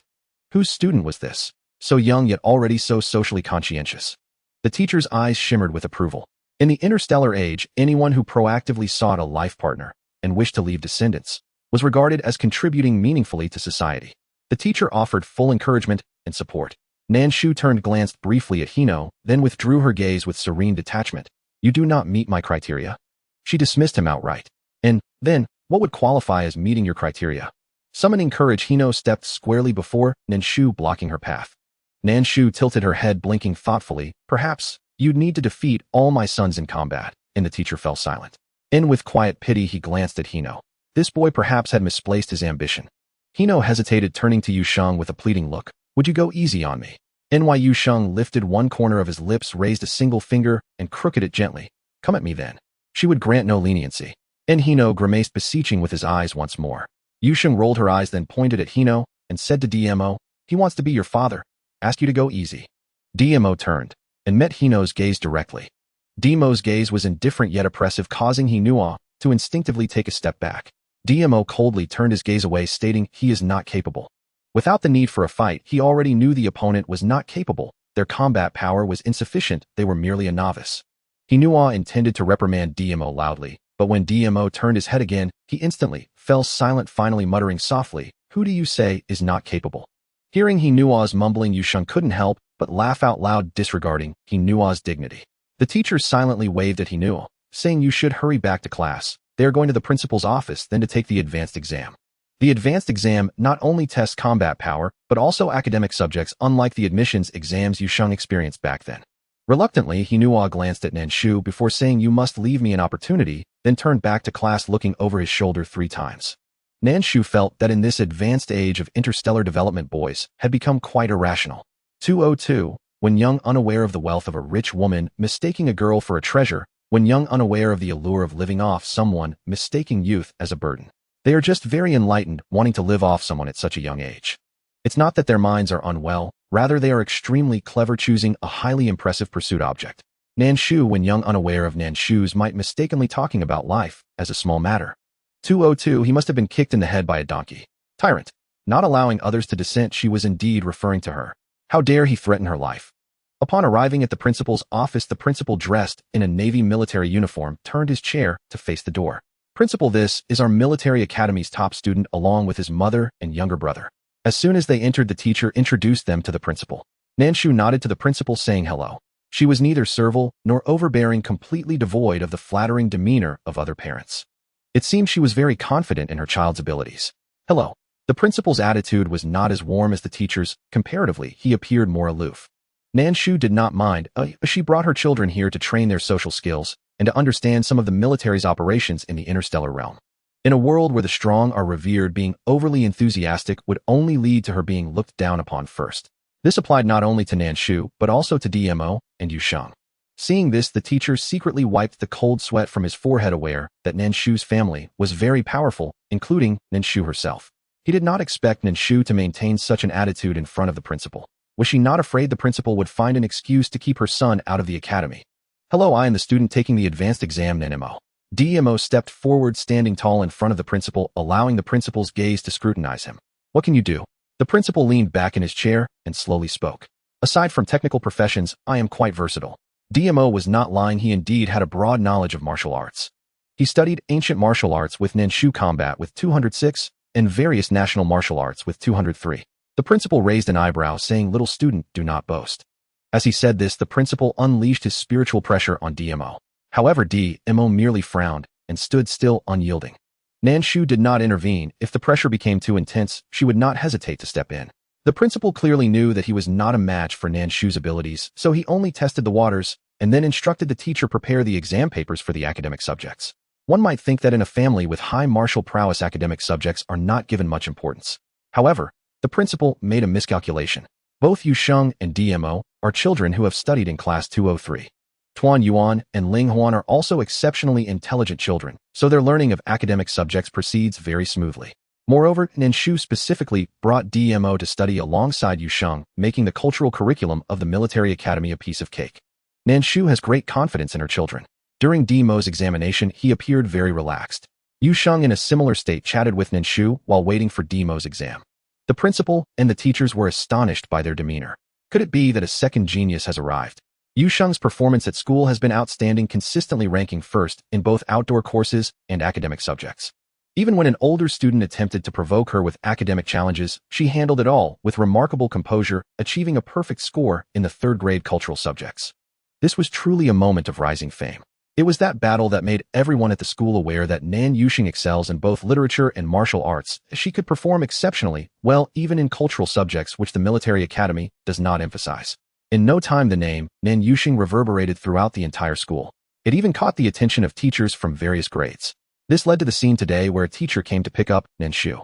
Just the thought of welcoming another genius to the school made the teachers' faces betray their excitement. DMO had answered all 5 subjects in less than 2 hours. Aren't you going to double-check? The teacher glanced at the time and hesitantly asked DMO. DMO shook his head. No need, the questions are quite simple. Much easier than the questions my mother said in the orphanage. The real exam questions were those she designed for us there. The current situation was merely a formality. The teacher frowned, feeling that DMO was even more arrogant than Yusheng. Then he shook his head, realizing that with a mother like Nan Shu, it was hard not to have an equally bold child.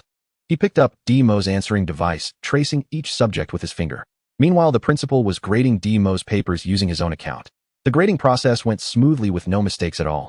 After half an hour, the principal concluded the grading. Congratulations, student Nan Mo, on your admission. Thank you. DMO smiled confidently and gave the principal a somewhat casual military salute. The formality had to be there, but the other party didn't deserve a proper salute from him. DMO had no good impressions of the military in the interstellar realm. News of Nan Yusheng's brother also passing the exam quickly spread throughout the military academy, causing many admirers of Yusheng to gather near the academic office waiting for Yusheng to come out. As soon as Yusheng appeared, the young boy beside her would definitely be her brother. As everyone anticipated, the teacher would take DMO to participate in a martial arts examination to see how high his martial prowess was. This way the teacher would have a clearer understanding. With the cultural subjects passed, the martial arts examination was merely a formality. That must be Nan Yusheng's brother, right? Oh my, he's stunningly handsome. Is it too late to switch sides now? Would you give up on Yusheng? Only kids make choices adults want it all.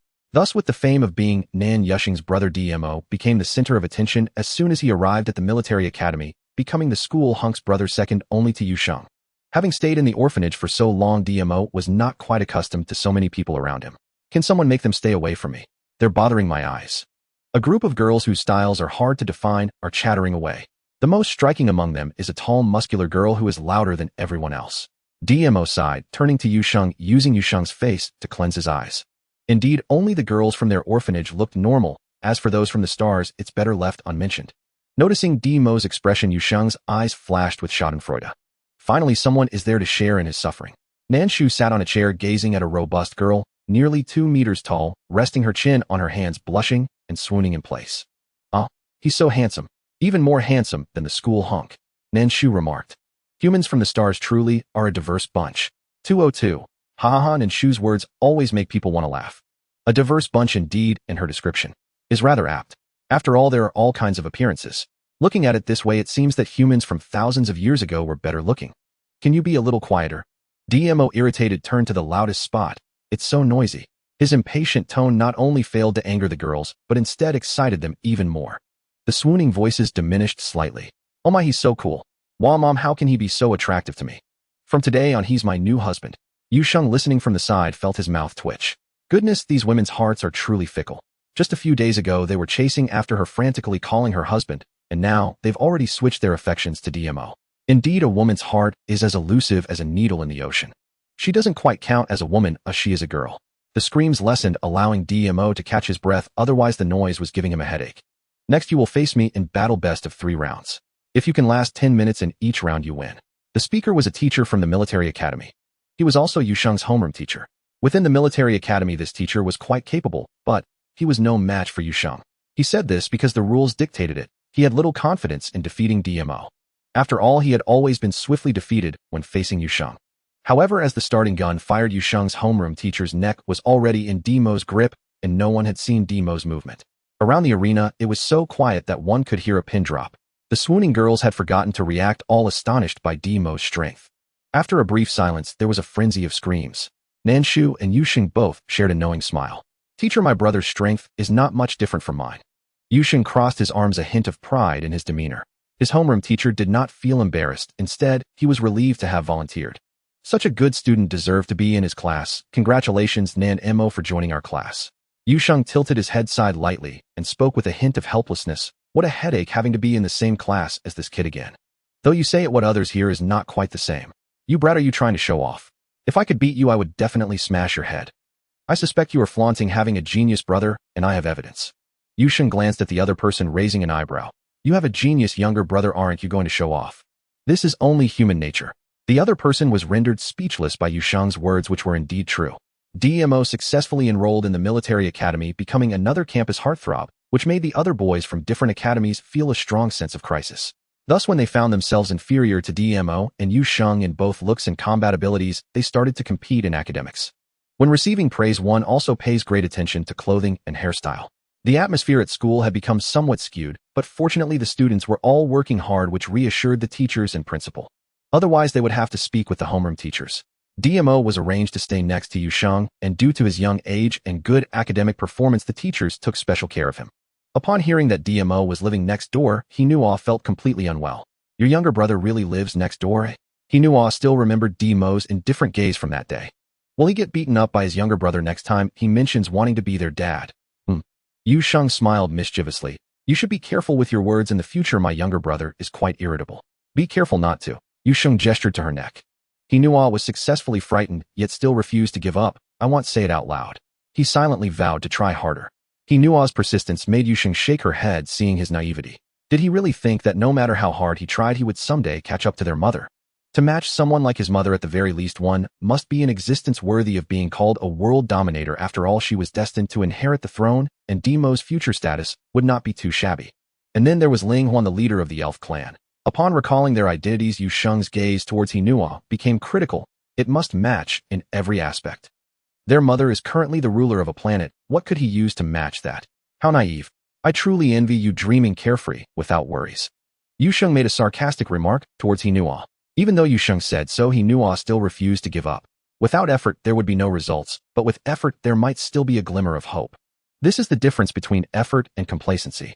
Yusheng could see through Hinua's expression at a glance. He was resolute, yet she couldn't directly tell him to stop trying. Perhaps he knew deep down that the chances of being chosen were slim, yet he still wanted to take a shot at it. She couldn't just deny him the opportunity to pursue his mother.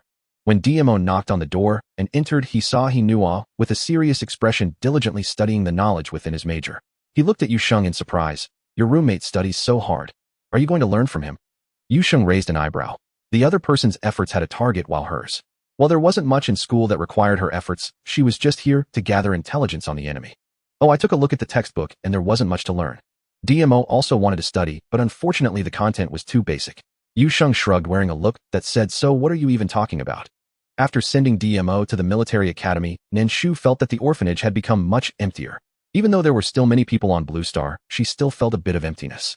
202. Two little ones left all at once. How could it not feel empty? One was manageable, but two little ones made it quite obvious. More would leave in the future, and she needed to get used to it. Nan Shu empty. Nan Shu proudly denied it. They are not here, and she enjoys the peace. It is not empty at all. She even feels that these few in front of her are a nuisance and wishes they would hurry up to study in the stars, not staying at home. 404. She was being sarcastic. Who couldn't tell? The reunion brought about a competitive spirit among the three vengeful cubs, each striving hard to enhance their own strength.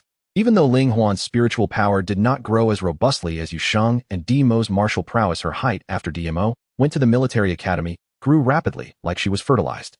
She kept growing until her height was comparable to Nan Shu's before she finally stopped. After Ling Huan grew up, the orphanage's attractiveness peaked. Especially with Ling Huan's pitifully big watery eyes, a frail, yet resilient body and gaze, she transformed into an exceptionally striking sickly beauty. Ling Huan's physical condition was genuinely poor. It wasn't apparent in her childhood, but as she grew up, Nan Shu noticed it. The reason the elf clan has so few members is not just due to being hunted by the world, but also because of divine retribution. People often say that when God opens a door for you, he will close a window. Ling Huan is the most typical example. Her martial strength is not low, of course, she cannot compare to Yu Sheng and DMO, but she is much stronger than some people in the stars. Moreover, she is a mecha designer, not starting from martial strength. Coupled with her prophetic abilities, she is a presence that others dare not provoke. Recently, Ling Huan has elevated her prophetic abilities to a higher level, allowing her to use them while fighting, thereby ensuring her victory in combat. Even if Yu Sheng and DMO are here, she still has a chance of winning. As Ling Huan grows, she naturally needs to learn more about mechas in the stars. The orphanage indeed has various machines, but Ling Huan should meet more mecha masters, listen to everyone's thoughts, and she also needs to take care of matters regarding the elf clan. Then just a few days later, Nan Shu appeared again at Yu Sheng's school, but this time, she wasn't going to the military academy, she was going to the mecha academy. Nan Shu brought another daughter, and the principal was practically beaming with joy. With so many talents in their family, it's best they all come here. This way he wouldn't have to worry about not completing his annual KPIs.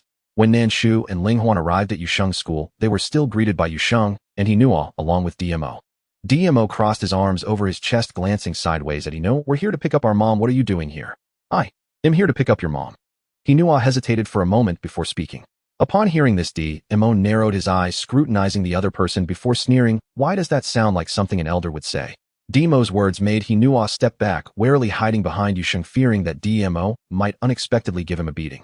Seeing Yu Sheng bring an unfamiliar person over, Nan Shu's brows furrowed tightly. She called Yu Sheng aside. Is that your classmate or DMO's classmate? He's my roommate. Yu Sheng truly hadn't expected that Hinua's shamelessness would involve her, and angrily noted this down. He likes you and wants to pursue you.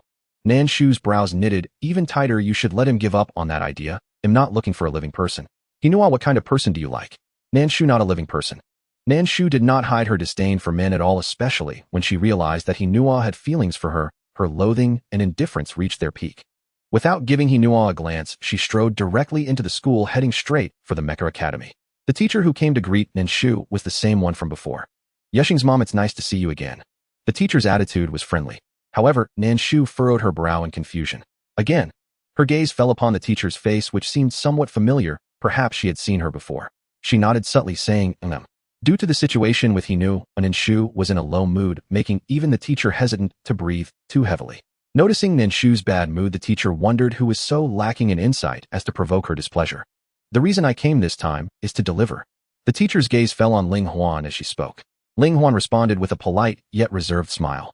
Ling Huan's personality was different from Yu Sheng and DMO. She had rarely encountered humans growing up, and humans were generally not very friendly towards the elven race. Constantly being hunted by humans had made Ling Huan quite timid. Even after years in the orphanage, she had not changed much, as she always spoke in a soft and gentle manner. Is this your younger sister? Such a beautiful girl was sure to endear herself to the teacher, especially her large clear eyes, which seemed to reveal a pure and innocent nature. Who wouldn't want such a pretty and adorable daughter? She's my daughter. The mecha program was notoriously difficult to get into, so the entrance exams were quite complex. The school also placed great importance on every student in the Mecha Academy. Upon hearing that Ling Huan was there to take the Mecha Academy entrance exam, the teacher felt both delighted and anxious, as the Mecha exams were different from those of the military academy. Combat power mattered more than academic scores. If Ling Huan's scores in Mecha were low, she might not be able to enter the academy at all. Neither Ling Huan nor Nan Shu paid much attention to the teacher's anxiety. In Nan Shu's eyes, Ling Huan's talent in mecha was likely unmatched across the entire star system. You two make sure to take good care of your sister from now on, Nan Shu unusually advised DMO and Yu Sheng. After all, among the three of them, Ling Huan had the gentlest personality and the lowest combat power. Yu Sheng nodded. Don't worry. She was well known as a school bully who would dare to provoke her sister. They would have to not want to live. Ling Huan's exam was closed book and required reference to various data. The questions were personally set by the Mecha Academy professors and the principal. They also had to test Ling Huan's mental strength and creativity. The questions could change on the spot to assess her adaptability. Hinua trailed not far behind Yu Sheng, wanting to approach, but hesitating. He could only quietly request Yu Sheng to speak with him. Yu Sheng glanced at Hinua, recalling her mother's earlier low pressure, and followed him. Did someone make your mother angry? Hinua looked at Nan Shu with concern. Yu Sheng. Seeing Hinua's expression, Yu Sheng felt a bit sorry for him. He liked someone who particularly loathed men. However, she wouldn't sympathize with him. My mom doesn't like you. She also hates it when someone has ulterior motives towards her. You shouldn't appear in front of her again in the future. Yu Sheng thought it better to end things quickly. A short pain was better than a long one. Hinua looked at Yu Sheng in surprise. So, your mom is angry because of me. To be honest with you, every time you come over, my mom is getting to know you again. Do you understand? Hinua hadn't expected that despite appearing so many times, she not only didn't recognize him, but also disliked him. He lowered his gaze, saying, in fact, I've always known that I have no chance, but one must have a belief when doing things. Whether or not one can achieve their goals will only be revealed after putting in the effort. If one cannot even muster the will to try, what right do they have to claim they have attempted? I agree with your spirit, but not with your pursuits. My mother is a misandrist, otherwise she would not be lacking in suitors. In Yu Sheng's eyes, there were only two words that could describe someone worthy of her mother, Nan. He lowered his head, and then chuckled softly, saying, having a conclusion is also good. Your mom is the most straightforward woman I have ever seen when it comes to rejecting suitors. Others would wish for more suitors as nourishment. Yet Nanya's mother simply does not care. After all, with her capabilities, she would not be concerned with such trivial matters. After Hinua left in disappointment, Nan Shu glanced towards the direction Yu Sheng had returned from. Mom, he is still trying very hard. Yu Sheng sighed lightly. Hinua appeared rather dazed, yet in terms of academics or talent, he was at the top of his field. Even in the galaxy, few could stand alongside him. Nan Shu shot a sideways glance at Yu Sheng, saying, do you think I am 18? The men I have encountered are more than the combined ages of all of you. No matter how remarkable, it is useless. Since she was killed by that scoundrel, her former fiancé, she has not harbored any unnecessary affection for men. Being able to treat them equally is already quite commendable. Those who fantasize about pursuing her must have their brains eaten by a donkey. What I care about is it seems that Zeidler appears to be quite old. Mom, how old are you? Encountering so many men, DMO suddenly appeared, noticing a blind spot that Yu Sheng had missed. Nan Shu's gaze fell on DMO. I am always 18. Sensing her mother's death glare, DMO strategically retreated, standing behind Yu Sheng. You are right. Yu Sheng chuckled. We got it. Next time when someone says to be our stepdad, we will say my mom has encountered men older than your age. Nan Shu. Who are these two little rascals? Why have the well-behaved children from the orphanage turned so mischievous after studying in the galaxy? I think it's necessary to have a talk with your homeroom teacher. You have been led astray by your classmates. Nan Shu said woodenly. 202. Actually, what they said is the truth. Nan Shu, you don't understand anything. Saying this, Nan Shu did not intend to speak with Yu Sheng's teacher, as children tend to become more lively among their peers. Otherwise, the two of them were too mature when they were in the orphanage. Carrying too much on their shoulders, being a bit more lively, is not a bad thing. While they were talking, Ling Huan had already exited the examination room. The principal excitedly held Ling Huan's exam paper, exclaiming, a prodigy of heaven. My blessing for the galaxy. Looking at the principal's expression, the teachers understood that Ling Huan's talent was more significant than that of these two military figures. Did I pass? Ling Huan glanced at the principal's expression and knew that he had successfully gained admission, yet still politely inquired, of course. The principal very solemnly walked up to Nan Shu, taking her hand. Do you have any more children? I have decided that all your children can enroll without examination in the future. Your family's genes are simply too powerful. Yes. Nan Shu raised an eyebrow. I have 2 sons and 1 daughter. Upon hearing that Nan Shu had children, the principal's eyes instantly lit up as he stepped forward excitedly. How old are those children? Are you interested in enrolling in our school? He realized that this seemingly young mother actually placed great importance on genetics. One could tell the quality of the children's genes just by looking at them. Although each had their own strengths, their genes were all quite exceptional, indicating that she chose partners who were both attractive and genetically superior. When the time comes, they will naturally consider taking the exams. Nan Shu didn't specify their ages or how long it would take, only mentioning that they would participate when the time was right. After sending Ling Huan to the Interstellar Academy, Yu Sheng felt rather pleased. She referred to DMO as a brother, but there were certain things that could not be shared between two different genders. With Ling Huan here, she would have companions. A new school beauty had arrived, the sister of the school prince, who was extremely beautiful and possessed a graceful demeanor. However, she appeared to have some health issues. As a result, both the boys and girls in the school spontaneously took it upon themselves to care for Ling Huan. The boys wanted to impress Ling Huan and show her their good side. The girls aimed to win over Nan Yusheng and Nan Mo, hoping that by taking care of their little sister-in-law their own crushes would notice them. Ling Huan, being doted on by everyone, was quite taken aback. After Nan Shu left, she remarked to Yu Sheng, "The classmates here are so enthusiastic." It left her a bit overwhelmed. "You don't need to worry about it." Yu Sheng had grown accustomed to such matters. What concerned her now was that those male classmates would notice how beautiful Ling Huan was. She sighed deeply and advised Ling Huan, "If someone confesses to you, just pretend you didn't hear or directly give the love letter to me." Though it was called a love letter, it was actually just an email sent via communicator. "Huh," Ling Huan exclaimed in surprise, blinking her eyes. "There are admirers already. Are people today this mature at such a young age?" Ling Huan completely forgot that in the entire academy, there were probably only Yu Sheng DMO and herself, who were 10 years old. The rest were all of matching age. Dating is quite normal. I understand. I will tell you if it happens. Ling Huan knew that if she told Yu Sheng about the boy, there would be a talk. But if she didn't tell, there might be a continuous stream of admirers. To avoid such trouble, Ling Huan decided to heed Yu Sheng's advice. "Such a good girl." Yu Sheng patted Ling Huan's head. After Nan Shu returned to the orphanage, she found Tuan Yuan looking at her with bright eyes. Nan Shu frowned. "What are you looking at me for?" "Mom, when can I go to school in the stars?" With both Ling Huan and Yu Sheng not around, she was unwilling to play with Shi Tao and Bai Yin at the orphanage. Mainly Bai Yin was not well, and Shi Tao. She didn't want to play with someone who disliked walking. "What's the matter? Have you reached the level where you can go to the stars?" Nan Shu shot her a glance, then said. Tuan Yuan chuckled. "It's just that I feel my medical skills are quite impressive now." She could treat everyone in the orphanage. She felt that she needed a bigger stage to showcase herself. "When they enroll the next semester, I will take you there." Nan Shu did not refuse, but only asked her to stay for another semester. After all, Tuan Yuan wasn't in a hurry for revenge, as she could go anytime. "I will go together with her." Shi Tao interjected. Bai Yin tilted his head to look at them for a moment, then continued to lounge idly by the side. He decided to honestly inherit the orphanage. Nan Shu assessed Zatala and Bai Yin, then slowly nodded, saying, "It's up to you."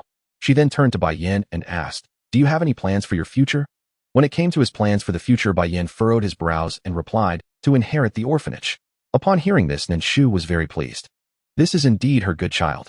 With a child inheriting the orphanage, she could finally focus on her retirement life, feeling that day was not far off.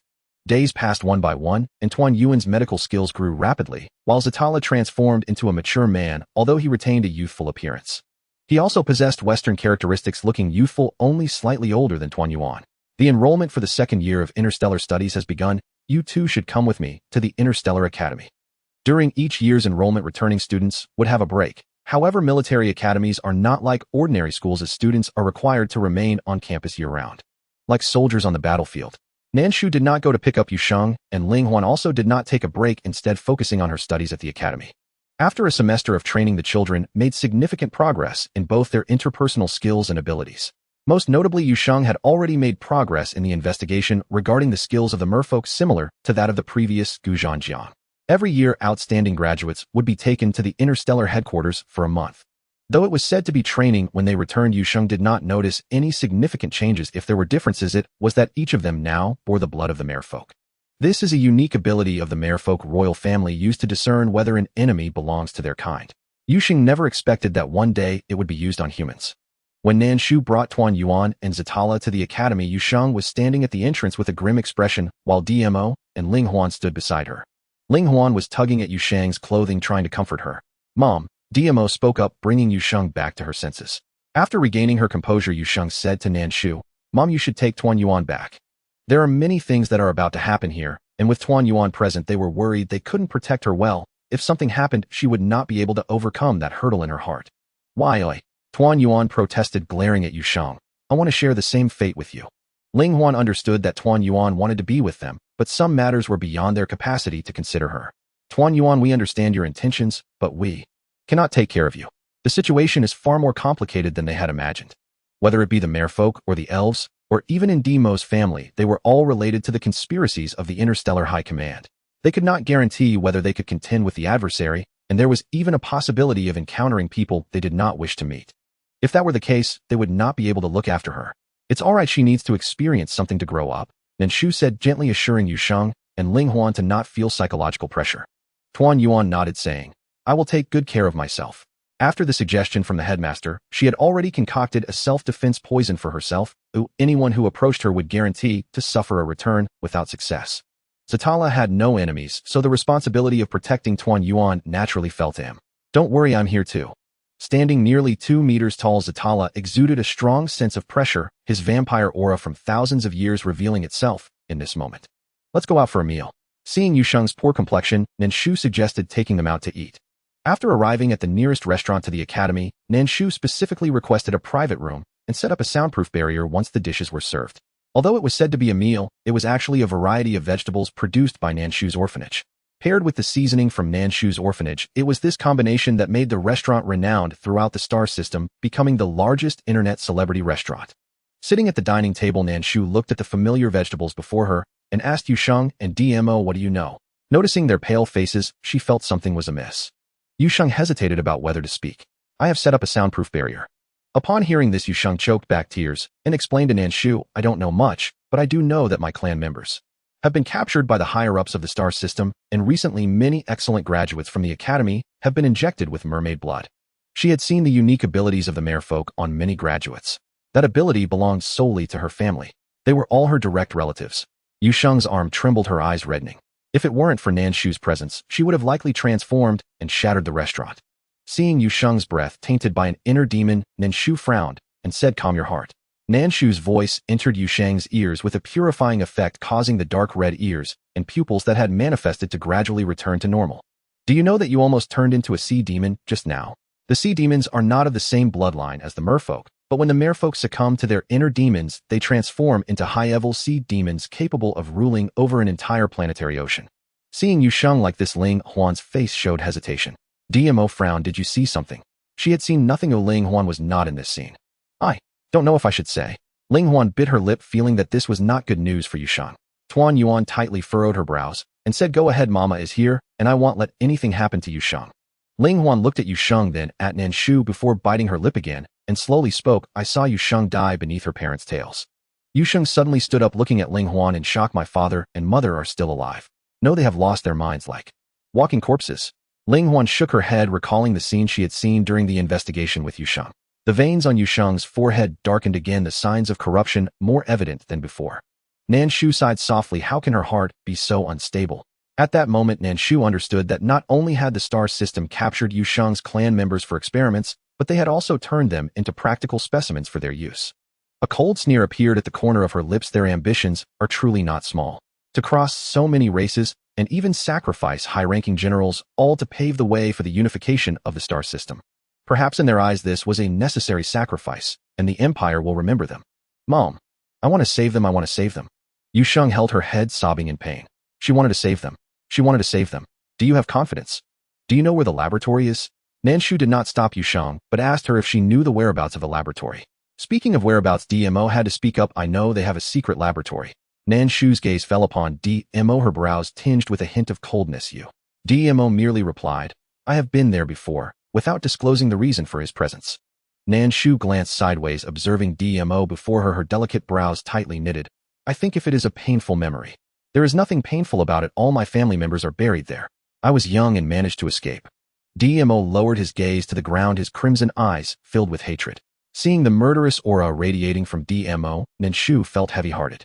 It is often said that the success of a general comes at the cost of countless lives, yet sometimes, even before one becomes a general, many are sacrificed. The merfolk, the elves, and Demo's family are all pawns in the first move of the Interstellar Alliance seeking to dominate the universe. I will take you there, DMO stated, having steeled himself mentally, then looked up at Nan Shu and said, I want to bring my father home. His mother was still waiting for him to return home. Although he understood that his father's remains might, you may not be able to bring him back. Ling Huan's face was darker than before. She had specifically looked into Demo's future while he was preparing himself mentally. Demo's future was in essence no different from Yusheng's. The only distinction was that he faced a far worse fate. His entire family had become prisoners of the Interstellar Alliance, not merely captives, but soulless, pain-free warriors. They were turned into combat specimens by the Interstellar Alliance's scientists after death, becoming immortal warriors charging at the forefront of battles. Devoid of pain and life, they surged forward with only one ultimate goal. Unless their physical bodies could no longer sustain their advance, they would persist in their relentless pursuit. What do you mean? Demo's gaze fell upon Yusheng. What did you see? Matters concerning his parents made the usually calm Dmo lose his rationality. He was on the verge of rushing towards Ling Huan, gripping her arm to question her. Ling Huan was startled. She hid behind Nan Shu, her eyes sparkling with caution. You mustn't get agitated. I will tell you what I saw, but first you need to calm your emotions. Yusheng tried to soothe Dmo. Actually, you must have anticipated this already, right? Dmo fell silent, taking a deep breath. I once saw their bodies being dissected, injected with drugs alive, while being vivisected. His voice gradually trembled. He remembered vividly how his cousin was opened up with eyes wide open. The masked scientist's laughter was etched in Demo's mind. They have all become living dead, born only for war, devoid of humanity. Ling Huan disliked discussing such matters with Dmo. She felt as if salt was being rubbed into his wounds. Yet she couldn't refrain from saying it, she could only force the words out. What? This time not only was Dmo shocked, but even Yusheng was equally stunned. No one had anticipated such a conclusion. Yusheng looked at Ling Huan, struggling to speak. Are my father and mother also? Ling Huan nodded with red eyes. Like Yusheng, she felt the same pain. The scenes she witnessed were far more gruesome than she could describe. Ling Huan clearly saw the unbearable suffering and the cruelty. There was no way to avoid it. How could this happen? Thunder rumbled as Yusheng's tears began to fall from the sky. Demo's clenched fists bulged with veins. I want them to pay blood debts with blood. Nan Shu raised her eyebrow, looking at the nearly out-of-control Dmo. Blood debts must be repaid, but there must be a process. Control your temper, don't let it hold you back. Dmo nodded. All right. A gentleman's revenge is not too late, even after 10 years. I've waited this long, a few more days won't matter. Once Demo's emotions stabilized, Tuan Yuan began to speak. Then, let us complete our studies quickly and then enter the high-level laboratory. She didn't understand these things, as she could only do her best to help her friends in their grand quest for revenge. Mom, I want to go back to the South Sea for a while. When she said this, Yusheng's eyes were filled with apprehension. She didn't know if Nan Shu would agree, but she wanted to return to the South Sea to see how many merfolk were still there. She wondered if the young and strong had already all. Yusheng thought Nan Shu would disagree. To her surprise, Nan Shu actually agreed, saying, if you want to go back, just go. You don't need to ask me. Be careful. Yusheng was going to the South Sea, and Ling Huan wanted to go with her. He'll go with you. No need, having too many people will attract attention. This time Yusheng was already mentally prepared for not returning. The South Sea was the area where their people were most active. There should be many guarding it, and if Ling Huan went, it would be dangerous. Therefore Yusheng wouldn't bring Ling Huan along. You would only hold her back. If she enters the sea, those people won't be able to catch her. Nan Shu could see that Yusheng would double her powers upon entering the water. Yusheng herself was currently uncertain. Nan Shu took out a small mirror from her clothes and tossed it to Yusheng. Take this. If there's danger, throw the mirror out. The small mirror was a minor artifact she crafted in the cultivation dimension. It didn't have much power, just the ability to collect people. All right. Yusheng accepted it without hesitation. Anything from her mother must be a good item. Yusheng carefully put away the small mirror and turned to Ling Huan and Tuan Yuan, saying, I will go and return as soon as possible. After the family had dinner, they quickly went to school.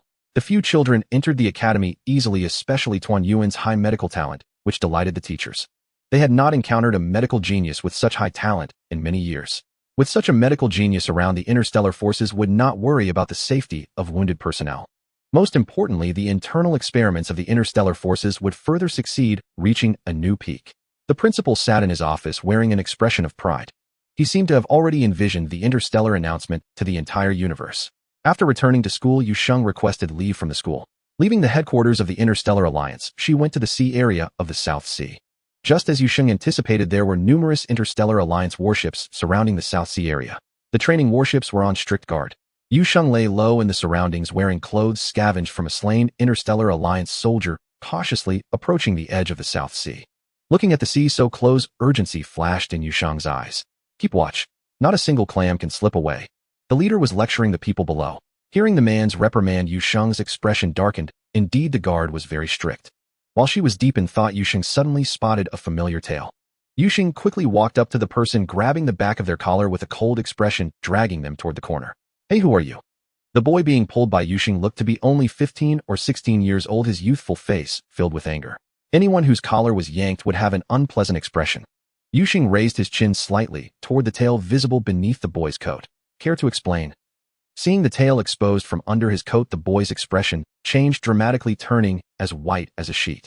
He had come out to gather information about his parents, not expecting to be exposed. Hanxing, did you sneak out on your own? Called by name, Hanxing stiffened, realizing the other party recognized him. He took a step back, looking at Yuxing warily. Who are you? If you don't want to attract the attention of the Interstellar Alliance, you'd better behave. Yuxing frowned and chided him in a low voice. Hanxing stood frozen, watching Yuxing. He wasn't sure who he was, but he didn't seem to harbor any ill intent. Who exactly are you? Hanxing asked in a lowered voice again. Hanxing was the son of Yuxing's uncle, a couple of years older than her, and his cultivation had advanced quickly, making him appear to be around 15 or 16. I am Yuxing. Impossible. Hearing Yuxing's words, Hanxing instinctively retorted. He remembered that Yuxing had been captured. With royal blood coursing through her veins, Yuxing could not have possibly escaped the clutches of those people. She would surely end up like her uncle and aunt, turned into a mermaid specimen, an undying body, to wreak havoc in their waters. I escaped and was rescued to Blue Star. Do you believe me? I am still Yuxing. Yuxing took off the color-changing glasses prepared for her by Nan Shu, revealing her blue eyes. Hanxing pressed his lips together, staring at Yuxing, before him, his mind at war. Yuxing understood that Hanxing might not trust her. Do you know the whereabouts of my parents? Seeing Hanxing's expression, there must have been mermaids enticing them here, otherwise he wouldn't be so cautious. Hanxing's face darkened. Aren't you using my uncle and aunt to lure my parents? At this, a look of shock appeared on Yuxing's face. My father and mother are not dead. You're quite the actor. Do as you please, whether to kill or torture. Hanxing's voice grew sharp, drawing the attention of the Interstellar Alliance. Who is over there? Yuxing frowned, pulling Hanxing to run forward. Hurry. Hanxing shook off Yuxing's hand. You don't need to worry about me. Right now, aren't you just trying to find out where we are hiding? Don't think he was clueless. Hanxing, this isn't the time to throw a tantrum. Over there. The Alliance troops caught up, and Yuxing, helpless, could only drag Hanxing in a battle against them. Fortunately, Hanxing had a grudge against the Alliance and fought alongside Yuxing. Even if he suspected Yuxing was an undercover agent for the Alliance, the face she bore was his sister's. He could never turn against his own sister. He knew his sister wouldn't want to do this. It was the Interstellar Alliance controlling her. 2 mermaids. The leader's eyes sparkled with joy upon seeing Yuxing's eyes. Bring them to me. With her identity exposed, Yuxing naturally would no longer hide who she was.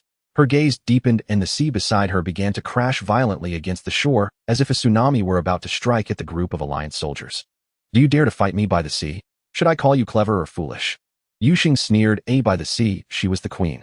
Hanxing coldly laughed. To capture the remaining members of the merfolk, you are indeed quite determined. All this was merely to convince him that Yuxing was still alive. Although he felt joy at the sight of Yuxing's face, the thought of how his uncle and aunt would deal with the elders upon their return made him hesitant to let the remaining merfolk take risks. Whether you want to kill or torture, feel free. Oh, I will not take you back to the merfolk tribe. Those who could fight had already been lured out by his uncle and aunt, leaving only the old, weak women and children behind. The little merfolk were the hope of the merfolk tribe. As long as the little merfolk were not captured, whether he lived or died was of no consequence.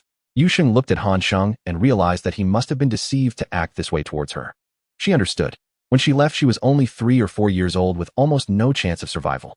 Now that she had returned as an adult, anyone would doubt her. If it weren't for her resemblance to her royal parents, Hanxing might have been even more unkind. After all, he had always been sharp-tongued since childhood. Capture them. Whatever Hanxing said, the soldiers of the Galactic Alliance would not listen. The leader only issued orders to the subordinates. Yuxing noticed that more and more people were gathering around her. Her expression grew increasingly dark, and as her face changed, the waves by the shore surged into a tsunami, ready to crash onto the shore where Yuxing stood.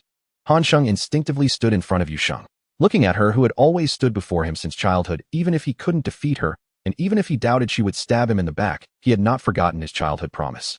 He had promised to always stand before her to protect her, and he had always kept that vow. Hanxing, I will protect myself and can protect you now. Yuxing felt a twinge in her nose. Her voice choked as she spoke. Her words caused Hanxing's body to stiffen. Her voice seemed to take him back to 3 years ago when he was being chased and beaten by his father. Yuxing had tugged at her father's pants, pleading with him not to hit his son, or else she'd have her uncle dock his wages. Remembering that incident, Hanxing's face hardened with resolve. I don't know if you remember me, but I know that I will protect my sister. Such feelings of sentimentality were not for the dead. Yuxing pulled Hanxing's arm and smiled brightly at him. Hanxing, we will be all right. As soon as her words fell, the roaring sea at the shore surged towards them. Both she and Hanxing were merfolk, so they naturally had no fear of the sea. Those soldiers of the Galactic Alliance, without such natural advantages, had already boarded their mechanical warships. Yuxing snorted coldly, gripping Hanxing by the back of his collar as she leaped up. Her beautiful fish tail glimmered with dazzling light under the sun, and with a gentle flick of her tail, the sea around the stationed Galactic Alliance warships split into countless streams, twisting into blue water arrows that shot towards the small warship floating on the water. The warship was made of solid metal impervious to ordinary water arrows. However, miracles happened around Yusheng. The water arrows effortlessly pierced through the warship, even causing an explosion, resulting in heavy casualties among the Galactic Alliance soldiers stationed on the shore. Those who remained and wished to escape were unsuccessful. In the blink of an eye, all the soldiers of the Galactic Alliance were annihilated. Not a single one remained. Han Sheng blinked at the scene before him. Am I dreaming? Shall we go home? Yusheng smiled radiantly and nostalgically at Han Sheng, who she hadn't returned to the depths of the sea for a long time. Looking at the small face of the person before him, Han Sheng felt a moment of dazed. It had been a long time since he had seen Yusheng smile. Is it really you, Yusheng? Wasn't this the Yusheng controlled by the Interstellar Alliance? Han Sheng felt a dryness in his throat, his heart racing with excitement and anticipation. Yet he was also nervous and fearful, afraid that he might have mistaken her again. It's me, I've come back for revenge. When Yusheng said this, she still wore a spring-like smile, but beneath her golden fishtail lay the crimson seawater and the corpses of the soldiers from the Interstellar Alliance. No matter how he looked at it, it felt eerie. Overjoyed by the return of his little sister, Han Sheng did not notice these details. Even if he did, he would not have cared. Back then, the entire ocean floor was this color, yet the Interstellar Alliance did not cease their actions. I'll take you back. As Han Sheng spoke, the lower half of his legs transformed into a golden fishtail, and his pupils turned a light blue. With this transformation, the resemblance between Yusheng and Han Sheng grew more pronounced. All right. The two leaped into the depths of the sea, and when Han Sheng led Yusheng to the hiding place of the merfolk, Yusheng felt utterly incredulous. She never expected that the once vast population of the merfolk had dwindled to the weak and sickly before her. The healthy ones were merely defenseless little mermaids. There were almost no young merfolk left. Yusheng trembled with her hands, her eyes revealing a crimson hue. What on earth happened? When I was captured, weren't there still elders? Why were the elders all gone?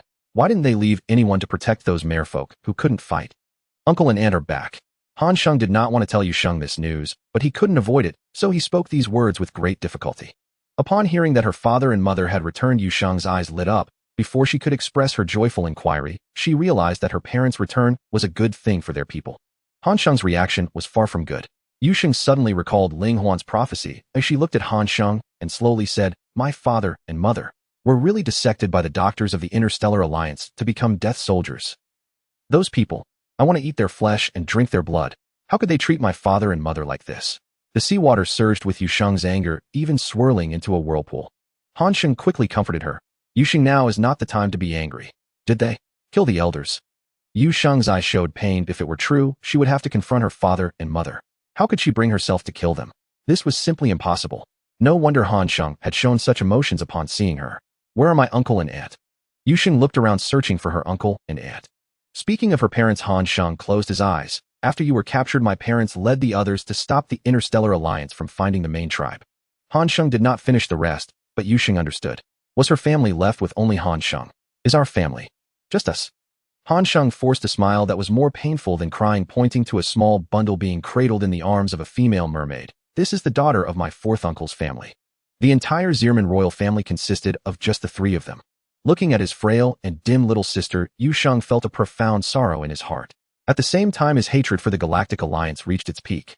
Those people, in order to make all races submit and bring the entire universe under the management of the Galactic Alliance, committed such acts. The more Yusheng thought about it, the more he felt that the merfolk should have learned from the insect tribe and resisted the Galactic Alliance to the end. With this thought, Yusheng snapped back to reality. Looking at the elderly and infirm merfolk, he sighed lightly and finally activated the communicator that Nan Shu had given him. Mother. Yusheng's communicator displayed a visual feed. As soon as the connection was made, Nan Shu appeared in midair. Seeing the black-haired woman, Han Sheng instinctively went into a defensive stance, anger flashing in his eyes, as he felt that Yusheng was recognizing a thief as his mother. Or perhaps she was an enemy from the start. What happened? Nan Shu's cold voice came through, and through Yusheng she saw the few merfolk behind him, her brow furrowing tightly. Are they all your kin? She remembered that even if the merfolk were not as numerous as the humans, they wouldn't only have a few dozen individuals. Yes, they have been besieged by the Galactic Alliance, leaving only the elderly, women, and children. I hope mother can bring my kin to live on Blue Star. This was the first time Yusheng made a request to Nan Shu. He was uncertain whether she would agree. Upon hearing this, Han Sheng was about to angrily scold Yusheng when he was stopped by an older merfolk. They wanted to see what Yusheng truly intended to do. Nan Shu in the screen slightly furrowed her brow. Your small ocean only has 100 square meters. I'm afraid it can't accommodate that many people. It seemed that the number was not too many, but the ocean was indeed too small. Raising a few young merfolk was not a problem, but so many adult merfolk. It's alright, the orphanage has enough air, and the merfolk can live on land, and even help you take care of the park and the orphanage. I must say what Yusheng said greatly moved Nan Shu. Most importantly, Nan Shu felt that Blue Star would eventually return to what it was before. Having just a few people in the orphanage was definitely not enough. Thus, Nan Shu did not refuse. I will send the teleportation portal to you. You just need to let your kin enter directly. Thank you, mother. After they disconnected the communicator, Yusheng addressed the surrounding merfolk. This lady is a human woman who rescued me after my misfortunes. She lives on Blue Star, which is the so-called waste star we refer to. Don't be afraid, she is not from the Galactic Alliance, and even has the potential to overturn the Galactic Alliance. Han Sheng harbored a natural enmity towards humans primarily because the elders in his family had been killed by humans from the Galactic Alliance. It was hard for him not to harbor hatred towards humans. How do you know she is not from the Galactic Alliance? Han Sheng was not convinced at all. Yusheng understood that it was difficult for him to have no prejudice against humans, so he patiently explained, I believe you often gather news outside. You should know that the commander of the Galactic Alliance, Gujan, has already perished. They attacked the orphanage and were annihilated by my mother in an instant. Yusheng's words caused the merfolk to exchange glances. They had not expected Yusheng's protector to be so formidable. Now their lives were also in disarray, and at any moment they could be captured. It was better to. Han Sheng. An elderly man spoke up. We, these people wandering on, are destined to perish. Han Sheng lowered his gaze, and after a long while he finally relented. Fine. Without Yusheng, he would be the next king. With Yusheng around, he was her right-hand man. If the king says it is possible, then it is possible. I have one condition. Han Sheng raised his gaze to meet Yusheng's eyes. I want you to stay here and inherit the throne. Yusheng looked at Han Sheng in surprise, not understanding the meaning behind his words. Han Sheng hesitated for a moment, then spoke. I think that since we are the heirs of the Zierman royal family, we should inherit the throne in our original see. In fact, in Han Sheng's heart, this might be the last time the Zierman royal family holds the ceremony for a new king's succession here. He wanted to witness it at least once in his lifetime. Seeing Han Sheng's unusual expression, Yusheng guessed his thoughts and nodded, all right. Due to the urgency of the situation, there were few clansmen, and even the crown had been taken by the Galactic Alliance. Han Sheng made a simple crown for Yusheng out of shells. Brother will get the crown back for you. Nothing belonging to the Zierman royal family can fall into the hands of the Galactic Alliance. Yusheng smiled at Han Sheng, all right. The two had a good relationship since childhood, but after a brief separation, they had both grown up in their own ways. The feelings intertwined in their blood would not be severed by a brief period of time. We welcome the new queen of the Zierman royal family to ascend the throne. Han Sheng placed the crown on Yusheng's head and declared loudly. We welcome the new queen of the Zierman royal family to ascend the throne. The clansmen all knelt on the ground, loudly congratulating her. As the number of people increased, the ripples on the sea gradually expanded, eventually forming a whirlpool. If any outsiders from the merfolk saw this, they would know that this is a scene that only occurs when a new king of the merfolk ascends. As he placed the crown on Yusheng's head, Han Sheng silently resolved to ensure that his sister would have a grand and prominent succession ceremony under the gaze of the entire world. After Yusheng donned the crown, the teleportation path presented by Nan Shu had arrived. We'll discuss the rest when we reach Blue Star. We need to activate the teleportation path quickly. At this moment, danger lurked everywhere, especially after the recent commotion. It was difficult not to alert the Galactic Alliance. If they didn't leave soon, they might face a fierce battle. Han Sheng knew it was not the time for nostalgia, so he spoke up. The oldest should carry a child. Let's move out first. The children are the future of the merfolk. The elders, being the weakest in combat power among the group, were to take care of the children. Han Sheng instructed the older men to hold the children, while those with slightly more combat power followed him at the rear. There were only a few dozen people in total, and soon they all entered the teleportation path. Han Sheng, hurry. Yusheng felt the presence of warships appearing on the sea, and with no time to say anything, she pulled Han Sheng into the teleportation path. Yusheng had spent considerable time in the orphanage and knew how to close it. Once they entered, she had already sealed the entrance from the inside. They only needed to retrieve the teleportation path after arriving at Blue Star. As Yusheng emerged from the teleportation path, she saw her people standing in place, unsure of what to do while waiting for her. It's alright, it's just like being in our own sea. My mother is a wonderful person, Han Sheng said, following closely behind Yusheng. As he stepped onto the territory of Blue Star, he felt that the atmosphere here was different from that of the Galactic Alliance. Welcome, beautiful merfolk residents, to Blue Star. While Han Sheng was distracted, he heard a warm voice. Turning to look, he saw a frail man standing not far away, his complexion pale, as if he had grown up dependent on medication for many years. Thank you. Although Han Sheng disliked the word beautiful, he politely nodded in gratitude.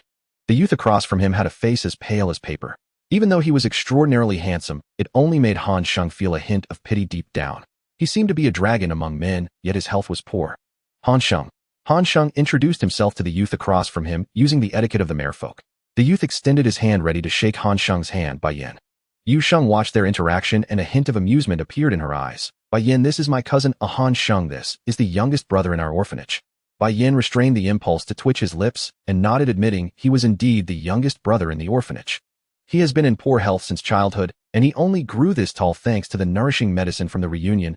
Otherwise, he would have remained a small, pitiful lump. Yu Sheng's words caused a flicker of guilt in Bai Yan's eyes. His condition as a child was hardly pitiable. He was the plumpest in the entire orphanage. As a result, in Yu Sheng's words, he became the most pitiful one. Who knows if it was the sister filter effect? Despite his weight, they all said they felt sorry for him. Ling Huan and the others are at school and haven't come back. Only Bai Yan is at the orphanage, or else you would meet many people from different races. While Yu Sheng introduced Han Sheng, she also settled her own merfolk kin. She brought Han Sheng to the small ocean where she used to live. The seawater here is rich in spiritual energy, allowing the elderly and young children to reside here, while those in better health can stay in the houses at the back. When Yu Sheng turned, she saw Nan Shu lying on a rocking chair basking in the sun. The former small wooden house, through Nan Shu's actually Bai Yan's relentless efforts, had developed into a two-story wooden building. The level of dilapidation had not changed much, however, whether it was the orphanage's house or the yard, the area had expanded significantly. Mom, these are the kin of our tribe. Nan Shu lazily lifted her gaze, landing it on the nervous merfolk kin, her beautiful brows tinged with a hint of impatience. The merfolk. This girl is incredibly irritable. Han Sheng did not expect Yu Sheng's adoptive mother to have such a strong presence. Even with mental preparation, he was still overwhelmed by her aura. Seeing Han Sheng become obedient, Yu Sheng couldn't help but smirk. It's truly not easy to make the once feared little tyrant of the merfolk behave, except for her mother. There are only this few of you left in the merfolk. Nan Shu did not expect such a vast tribe to be reduced to this after being harmed by the Star Alliance. Speaking of the merfolk, Yu Sheng's smile faded, and she nodded. My uncle and aunt are holding back the soldiers of the Star Alliance, and their whereabouts are still unknown. The worst-case scenario is that they have also been captured for experimentation. Nan Shu frowned, blood rising in her eyes. They truly do not know what it means to be content. I will go out to gather information, Yu Sheng stated, sharing her plans. I am currently studying at a military academy, and will strive to be first, entering the highest level of classified information. Upon hearing her, Nan Shu finally decided to sit up from the lounge chair. Tisk. The annoyed sound caused a hint of a smile to appear on Bai Yan's face. Yu Sheng sighed lightly, and before she could speak, Nan Shu continued, DMO already knows the address of the other party's laboratory, but the difficult thing is how to deal with the bodies of those merfolk from your family. If it weren't for Yu Sheng, Nan Shu would have burned all the people in the laboratory to ashes. Where's the corpse? It is clearly a living dead. Yet those mermaids are their family. To say to burn them all, Yu Sheng cannot utter those words. At that time, it will depend on the situation. If there is truly no way to bring them back, then the corpses of the family members must be sacrificed. Bai Yin knew Yu Sheng was conflicted. He approached Yu Sheng and said, as far as I know, the blood of the merfolk, especially those of the royal family, has been extracted and supplied to the soldiers of the Galactic Alliance. The corpses have been turned into undead warriors solely to use them against the living merfolk. Saying this, Bai Yin paused. I know they are your relatives, but my suggestion is to burn down the laboratory. This way it can reduce the cost of warfare. It can also diminish the useless emotions that may arise during battle. I must say, Bai Yin truly deserves to be called Nan Shu's own, as sometimes his thoughts resonate with hers. In Nan Shu's eyes, being swayed by the corpses of loved ones during battle is sacrificing one's comrades for the sake of fulfilling one's relatives' return to the roots. Once people are dead, what does it matter if they return to the roots or not? Is having the living not more important? Bai Yin knew Nan Shu couldn't bear to say it after all. The backgrounds of Yu Sheng and the others were quite tragic. From a rational perspective, or from the viewpoint of an authority, the corpses of Yu Sheng's family are useless. Since this is warfare, one must be mentally prepared for this. If your mental fortitude hasn't reached this level, I do not recommend you go to the battlefield. A cold and stern expression appeared on Bai Yan's face for the first time. Yu Sheng looked at the unfamiliar Bai Yin, and it felt as if she was seeing Nan Shu in him. She turned to glance at Nan Shu. Though Nan Shu still appeared casual, Yu Sheng felt that Nan Shu should embody the demeanor Bai Yin was displaying, now even more rational and colder than Bai Yin. Nan Shu looked back at Yu Sheng without a word, seemingly in tacit agreement with Bai Yan's statement. Yu Sheng helplessly turned to Han Sheng, as if seeking his support. From an emotional standpoint, Han Sheng felt that the merfolk's citizens should return to the sea. But from a rational standpoint, Yu Sheng, if you cannot protect the living, then the deceased are not as important as the living. One must experience certain things. Yu Sheng appears to have gone through a lot. She has grown. She has never truly fought against her parents or her kin. She cannot comprehend that kind of feeling. If it means sacrificing the only merfolk for the sake of deceased loved ones, Han Shang cannot do it. Just as Bai Yin said, the dead are not more important than the living. As a queen, you must be rational. You cannot afford to be emotional, understand? Nan Shu, lying in a rocking chair, spoke softly. A leader of a tribe cannot have vulnerabilities. Being in a position of power means being prepared to fight alone. Anyone can consider emotions, but a leader cannot. She must weigh the gains and losses of the tribe. How to make her tribe stronger. No matter how approachable she may seem, deep down, she must possess the coldness that belongs to a leader. If saving one person requires sacrificing 10, do you think that is appropriate? Nan Shu's words left Yusheng speechless. She stood there in silence. Yusheng still hadn't fully adapted to her identity as the queen of the merfolk. Yusheng took a deep breath and realized that she was the queen, no longer the solitary avenger of the past, nor the carefree merfolk princess. On her shoulders rests the future of the merfolk. Bai Yin, thank you. In this world, someone must bear burdens that others cannot understand. That is not what matters. What is important is that the goals one bears must remain unwavering and cannot change for anyone. No need to thank me. You should thank yourself for coming to terms with it. Bai Yin knew that Nan Shu wanted to say this. Perhaps it was out of pity for Yusheng's plight that she held back. Since someone has to play the villain, it might as well be him. Let's head back to school. You four can discuss the battle plan among yourselves, and once it's decided, just inform me. Nan Shu said to Yusheng. She would not interfere with their revenge plan, only pointing out any flaws that might arise. After all, it was a child raised for a year. It would be untrue to say there were no feelings. Nan Shu wanna die? The sarcasm from 202 vanished instantly after Nan Shu uttered those two words. Knowing the times is the hallmark of true talent. Yusheng had taken a leave of absence. Now it was time to return, lest he be questioned about his whereabouts. Thus Yusheng nodded. After bidding farewell to his merfolk kin, he instructed Han Sheng, stay close to my mother and learn. You will gain much knowledge. Having said that, Yusheng boarded the unmanned spaceship and departed from Blue Star. Han Sheng's impression of Blue Star was that of a desolate planet, not merely backward, but utterly barren and lifeless. What he saw now, a technologically advanced Blue Star that even surpassed the Galactic Alliance, was completely different from his previous impressions. He gazed in astonishment at the surrounding architecture. The familiar yet strange scenery left him momentarily at a loss. Do we need to do anything? With so many people around enjoying others' hospitality, felt particularly awkward. Bai Yin patted Han Sheng's shoulder reassuringly. Don't worry, just relax and stay here. Nan Shu cast a glance at Bai Yin, but remained silent. Anyway, the orphanage was being managed by Bai Yin, not her. Han Sheng looked at Nan Shu and then at Bai Yin, remaining silent. As long as Nan Shu did not speak up, he felt uneasy. Rest assured, I am now the manager of the orphanage. My mother is currently enjoying her retirement. Bai Yin wore an expression that clearly conveyed, I am in charge. Only then did Han Sheng breathe a sigh of relief. From the moment he saw Nan Shu, he had transformed into a well-behaved child, fearing that if Nan Shu were displeased, she might expel their merfolk kin. Nan Shu felt that Han Sheng was being overly tense. You are Yusheng's family, so naturally you are also a member of the orphanage. She spoke to Han Sheng, trying to comfort him. She could understand the feelings of uncertainty when one's family is absent and parents' whereabouts are unknown. Her comforting words were also meant to ease Yusheng's worries. Thank you. Nan Shu nodded slightly, revealing a trace of a gentle smile. 202. You might as well not smile. When you do, Han Sheng gets even more nervous. Her smile was not gentle at all, rather it was somewhat terrifying. Did you see that? Han Sheng instinctively took a step back, hiding behind Bai Yin. Nan Shu stood up from the rocking chair and said to Bai Yin, I'll leave the matters of the merfolk to you. Whether it's revenge or settling down, she no longer needed to be involved. She only needed to support Yusheng and their endeavors from the sidelines. It was just a small laboratory. If it came to it, they could burn it down. Upon returning to school, Yusheng immediately spotted Emperor Mo Ling, Huan Shita Lu, and Tuan Yuan waiting for him at the door. You finally made it back. Tuan Yuan sighed in relief upon seeing Yusheng return unharmed. If he hadn't returned soon, she would have had to consider calling their headmistress to inquire about Yusheng's whereabouts. If you don't come back soon, the reunion will explode right here. Though Ling Huan said this, the worry in her eyes could not be concealed. DMO and Shi Tao were silent, but their posture waiting for her at the door was quite evident. Boys should be more reserved. And you also deliberately use your prophecy skill. Tuan Yuan chimed in, revealing Ling Huan's shortcomings. DMO grabbed the back collar of both their clothes. Let's go back first. There are too many people here. Be careful of ears on the wall. Tuan Yuan swatted at DMO's hand, holding her collar. Let go, I can walk myself.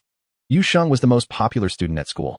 As soon as she returned, many girls were secretly paying attention to her, so the four of them spoke very cautiously to avoid any rumors spreading. Once Yusheng entered the school, all eyes were drawn to her, as if they felt that if they didn't look now, they would miss seeing her. Yusheng furrowed her brows in confusion. Did something happen while I was gone? Why did it feel like the gazes of those around her were quite strange? DMO glanced at Ling Huan, hesitating whether to speak. Ling Huan slightly nodded. They had to face this matter eventually, so she said, the school has selected you and DMO to go to the laboratory. They all knew what was to be done in the laboratory. Yu Sheng's expression stiffened as she was also aware of what awaited them there. She took a deep breath and then raised a smile. This is a good thing. We should work hard and go to the laboratory. Yu Sheng's face gleamed with a boyish exuberance as she linked arms with DMO heading toward the military academy. Tuan Yuan and Ling Huan followed behind the two, exchanging glances. Tuan Yuan tugged at Ling Huan's clothes and whispered, is she okay? Has she gone crazy from the shock? How could she still be smiling? No, on the contrary, she has calmed down. Ling Huan understood that Yu Sheng's smile wasn't due to insanity, but because she knew what she needed to do next and how to do it. This indicated that Yu Sheng was ready for revenge. During this time, Ling Huan also did some mental preparation. If she saw her family in the laboratory, could she handle it like Yu Sheng? She was able to disguise it so well, as if she were unaware of the people in the laboratory. She couldn't be as calm as Yu Sheng. Ling Huan, what's wrong? Tuan Yuan keenly sensed that Ling Huan's mood was different from before. Ling Huan came back to her senses and shook her head at Tuan Yuan. It's nothing, just thinking about some things. Shital observed Ling Huan's unusual emotions and flicked Tuan Yuan's forehead. Little girl, not everyone is as carefree as you. Don't ask about things that aren't your concern. Tuan Yuan covered the spot where she was flicked and retorted angrily to Shital. Why do you flick me when you talk? Just because you're tall, does that make you special? Tuan Yuan, your current behavior doesn't match your appearance at all. Shital joked with Tuan Yuan. Even if she grew taller in Shital's eyes, she was still a small little milk dumpling. Now that she's so tall, she's not as cute as before. What's with the disdainful expression you're showing me? Tuan Yuan shot Shital a fierce look. She hadn't looked down on him. How could he look down on her? Has he gotten too full of himself to not know who the younger and older ones are? No, you must be seeing things. Shital shook his head in denial, refusing to admit it. Tuan Yuan revealed a fierce expression towards Shital, saying, if you dare to provoke me again, do you believe I will kill you? I don't believe it, Shital replied, bluntly, knowing that if she were to take action, she would need the consent of the dean's mother. While a few people were conversing, they had already arrived at the school dormitory. The four of them sat in Ling Huan's dorm, busy checking if Yu Sheng was injured. In the entire school, only the Mecha Master's dormitory is independent, while others share rooms. After all, the blueprints of Mecha Masters are confidential. If they were to be stolen and sold to other Anti-Interstellar Alliance personnel, what would happen? Yu Sheng, how's your body? Let me check, you said Tuan Yuan. Although it was referred to as a check, in reality Tuan Yuan was learning pulse diagnosis beside Nan Shu. Shital observed the traditional pulse diagnosis technique a few times, having not seen such a method for hundreds of years. He never expected to witness it in the interstellar era after his transmigration. The little panda is truly versatile, Shital smirked. While Tuan Yuan was diagnosing, he completely ignored Shital, only casting a cold glance at him before sighing in relief. It's good if you aren't injured. If you were injured, she would need to hurry and gather medicine. While you were away, we underwent an examination, DMO said to Yu Sheng. Upon hearing that the military academy had an examination, Yu Sheng's brow furrowed instantly. Was there any mention of the purpose of the examination? It was said that the top 3 students would be promoted to the team regardless of their qualifications. DMO's voice became solemn. They all knew that the Interstellar Alliance's actions were not to seek fresh blood, but due to the uproar caused by Yu Sheng, they needed high-powered students to rise rapidly. The top 3 have already emerged, so you are among those who will be admitted without taking the exam, DMO added. Yu Sheng replied with a smile, their goal is to bring us into the laboratory to join the mermaid bloodline, and then capture Han Sheng and the others. What a beautiful thought. What we need to do now is to play along with their plan, DMO said calmly. Han Sheng and the others have already been sent to Blue Star by Yu Sheng, and their primary objective is to find the whereabouts of Han Sheng's parents and their group. Additionally, they need to investigate the truth about the White Tiger clan from years ago and the benefits of the annihilation of the Elf clan to the Interstellar Alliance. Strong evidence is needed to vindicate these 3 clans. DMO, I want a rebel. Yu Sheng looked at DMO and spoke out the plan that had been swirling in her mind for the past 2 days. I want to directly eliminate the Interstellar Alliance and declare myself emperor. DMO gazed at Yu Sheng in astonishment. No one had anticipated that after Yu Sheng's journey, she would have thoughts of directly opposing the Interstellar Alliance.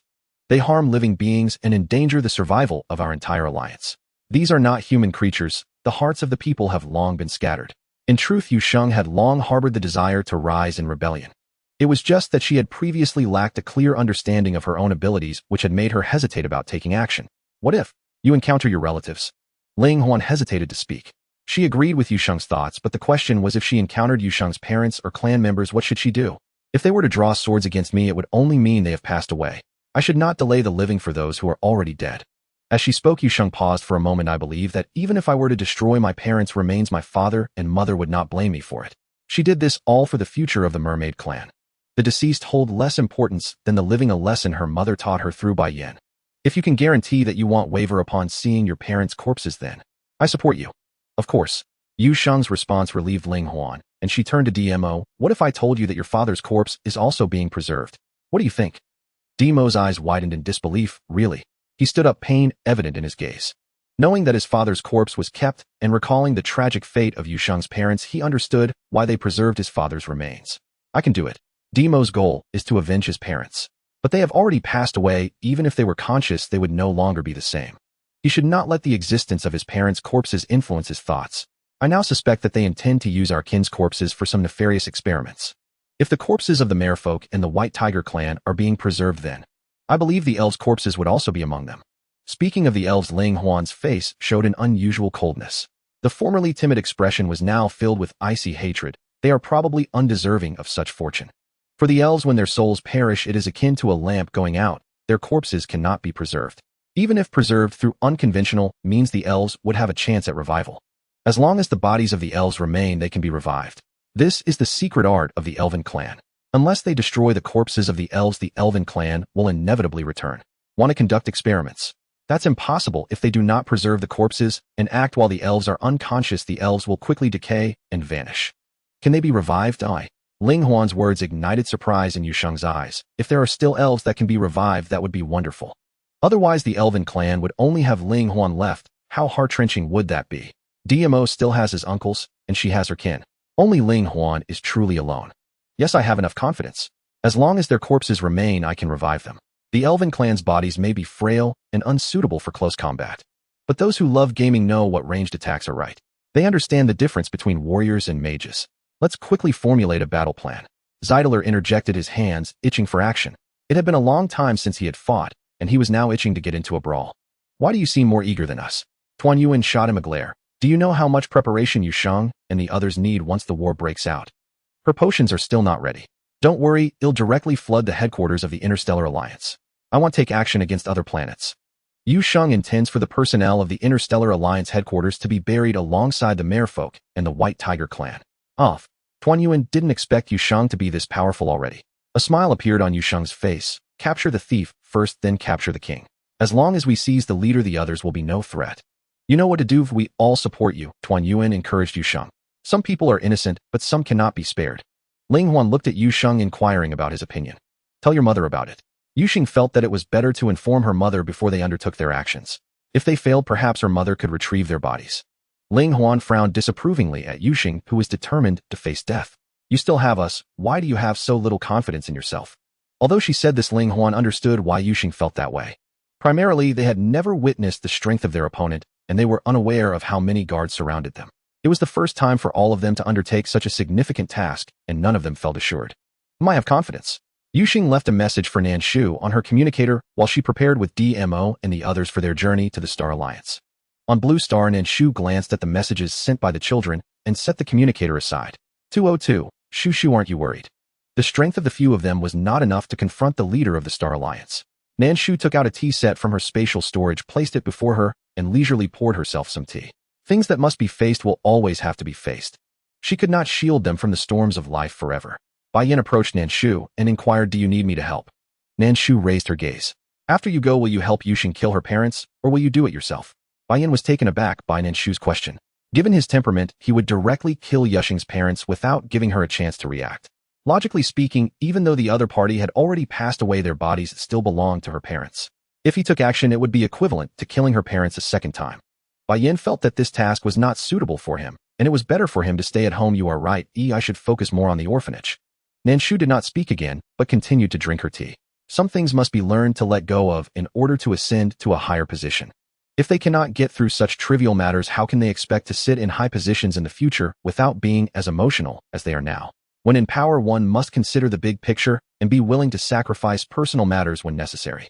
202. Sometimes I feel you are too cold-blooded. In fact, in certain matters, there is hardly any trace of humanity. Nan Shu wanted to express that she often felt hindered by trivial matters when she was not cold-blooded, but then thought it was useless to get entangled with 202 over this issue. 202 was merely an auxiliary system, its existence only allowing her to traverse through dimensions. It did not understand the experiences that those in power had to endure. nor did it comprehend the considerations that those in power needed to make. While Nan Shu was drinking tea in the orphanage, Yusheng and the others had already boarded the spaceship heading towards the Star Alliance. They were all the most outstanding genius students of the Star Academy. The leader of the Star Alliance had specifically requested to meet them, even intending to promote them to the headquarters ahead of time, which was an opportunity for them. The group pretended to be excited as they looked out of the spaceship, resembling country bumpkins who had never seen the world. Their performance pleased the mentor who had brought them. "Mentor, how long will it take for our academy to reach the Alliance headquarters?" Tuan Yuan, with his stark black and white features, asked with curious eyes that stirred a sense of vanity in the mentor's heart. He explained to Tuan Yuan it will only take 3 hours. Tuan Yuan pouted, feeling that their skills were far inferior to Ling Huan's. "Wow, that's so fast." When Ling Huan noticed Tuan Yuan's expression was off, she spoke up to catch the mentor's attention, preventing him from seeing Tuan Yuan's eye-rolling expression. Previously, Nan Shu had led Yusheng to ambush the headquarters of the Star Alliance, resulting in half of the headquarters still under repair. Therefore, when the spaceship landed, Tuan Yuan intentionally stepped on the Star Alliance's sore spot. Was the headquarters ambushed? The mentor's expression darkened slightly as he gritted his teeth and replied, "Yes. Those little thieves are still on the wanted list. Don't let them get caught, otherwise they will surely face a gruesome end. No, use the blood dripper to torment them to death." Yusheng silently glanced at DMO, who touched the tip of his nose. Could they say that they had come here to launch a second attack this time? That's truly despicable. Tuan Yuan suppressed his glee and spoke with anger. "Once I catch them, I will definitely report them for the bounty." The mentor sighed. "I thought you loved the Alliance, but it turns out you only love its money." However, since the child was determined to catch the wanted criminals, the mentor still encouraged him. "You are not their match, don't act rashly, or it will bring you danger." Tuan Yuan nodded solemnly. "Thank you, I will use poison." The mentor was left speechless, feeling that this child was indeed more self-aware than they were at his age, knowing what to do and what not to do. With this thought, the mentor felt gratified and a sense of pride arose within him. The child he taught is truly exceptional. Shita Lu observed the mentor's expression, twitching the corner of his mouth in disbelief. The few children looked like Lu Lao Lao entering the Grand View Garden, causing passing soldiers to shake their heads, slightly thinking they had never seen the world. Tuan Yuan pointed at a round spherical building that had several golden floating spheres revolving around it, asking the mentor, "What is that responsible for?" "That is the command center, and the lowest rank inside is that of a senior colonel," the mentor answered. Tuan Yuan looked as though he had learned something new. With Tuan Yuan leading the way, Ling Huan pointed at another hexagonal building. "What about that one?" "That is the doctor's pavilion, where the Alliance's doctors work on projects." Along the way, the children asked questions about everything, learning the general locations of each area. They finally zeroed in on a few targets: the doctor's pavilion, the armed department, the nameless department, and the mechanical research department. The group communicated silently with their eyes in a place where the mentor couldn't see them until the mentor brought them to the new recruit reporting department. "The Starfleet Academy is here to register new students." The mentor saluted the robot, standing at the door. The robot turned its head and returned the salute to the mentor, then directed its red flashing eyes toward him, scanning to see if he was carrying any dangerous items. "Scan complete, access granted." The mechanical voice echoed as the mentor lowered his hand and turned to Yusheng and DMO. "You two come over here." Yusheng and DMO imitated the salute. "Nan Sheng reporting." "Nan Mo reporting." The robot repeated its previous actions, and then the mechanical voice sounded again. "New student Yusheng's data registration successful." "New student DMO's data registration successful." Since the other three were not from the military academy, it was the soldiers who scanned them with machines, allowing the 6 teachers and students to enter. Once inside, Tuan Yuan looked to the left, Ling Huan to the right, while Shita Lu gazed upwards, appearing oblivious. When they reached a location, Tuan Yuan whispered to Ling Huan, "I feel like I've tilted my head and ended up with a crick in my neck." Ling Huan replied, "Me too." It didn't seem large, but the interior was quite winding. The mountain road twists and turns far more complex than their internal structure. Tuan Yuan and Ling Huan stared for a while, only managing to remember a rough outline, while Shitao looked up, sensing someone above was watching them. "You two take a look below." After reaching the second floor, Shitao said to Tuan Yuan and Ling Huan. The two lowered their heads, and their eyes fell upon the scene of the entire first floor. Tuan Yuan, Ling Huan. Damn, it's too difficult for the two of them to remember the map. Yusheng and DMO exchanged glances. The map was hard to memorize, and they would have to resort to brute force when the time came. In the face of absolute power, such trivial twists and turns are nothing to fear. Fists speak the truth. After exchanging glances, the two came to a tacit understanding, lightly clearing their throats and engaging Tuan Yuan and Ling Huan in conversation to divert their attention. After the mentor brought the 5 into the registration office, the person reviewing Yusheng and DMO's information showed no astonishment at their strength, instead adopting a somewhat critical attitude. "Aren't they a bit too young? Nan Mo is fine, but Nan Sheng is too small." Can they withstand the trials from the inner battle generals? Training here is not like the minor skirmishes at the academy. Lives can be lost easily.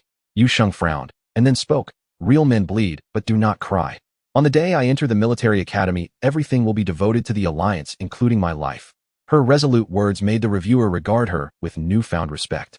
Having that kind of spirit is good. A slight smile appeared on the reviewer's face. All right, you all have passed. Compared to Yu Sheng and Demo's attitude, the reviewer was much more enthusiastic towards Tuan Yuan and Ling Huan. There are certainly powerful individuals in the alliance. However, talented technical personnel, like Tuan Yuan the genius pharmacist, are quite rare. As for Shi Tao, his innate talent is the ability to fly.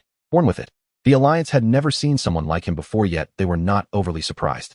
Tuan Yuan and Ling Huan enjoyed VIP treatment, and it was evident from their living arrangements. Yu Sheng and DMO stayed in the regular dormitory, while Tuan Yuan and Ling Huan resided in a chic sky villa. Why do I feel like this is a disguised soft confinement? Back in the dormitory, Yu Sheng said to DMO with a grim expression. It seemed like a good treatment, but staying in a sky villa required considerable effort. To see Tuan Yuan and Ling Huan, they had to go through procedures which was not as simple as it had been at the academy. DMO also felt the same. Let's scout at night. If we can't get in, we'll figure it out. If we do, we'll be careful from now on. Actually, it would be best to let Shi Tao go, as he can change his shape. Shi Tao also lived with Yu Sheng and DMO, arguing that he was fit for military service and not a special talent. Of course, the first day of military service requires blood donation.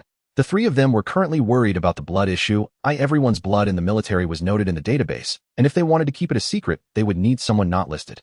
For someone not listed in the database, they could only contact Nan Shu. After all, their blood was not normal. Yu Sheng was a mermaid, Shi Tao was a vampire, and DMO had been implanted with a white tiger chip, all of which could reveal abnormalities in their blood. Shi Tao's condition might not be detectable, but it would draw special attention from the alliance. To be safe, Yu Sheng still contacted Nan Shu. The communicator she provided looked like a decoration to anyone who saw it, not a communication device. When Yu Sheng activated the communicator, Nan Shu's face appeared in the void. Mother. When Nan Shu received the communication from Yu Sheng, she knew he needed something from her. Get to the point. We need the blood of 5 different individuals. Nan Shu didn't ask, but knew that the other party wanted to collect their blood, otherwise Yu Sheng wouldn't be in such a hurry.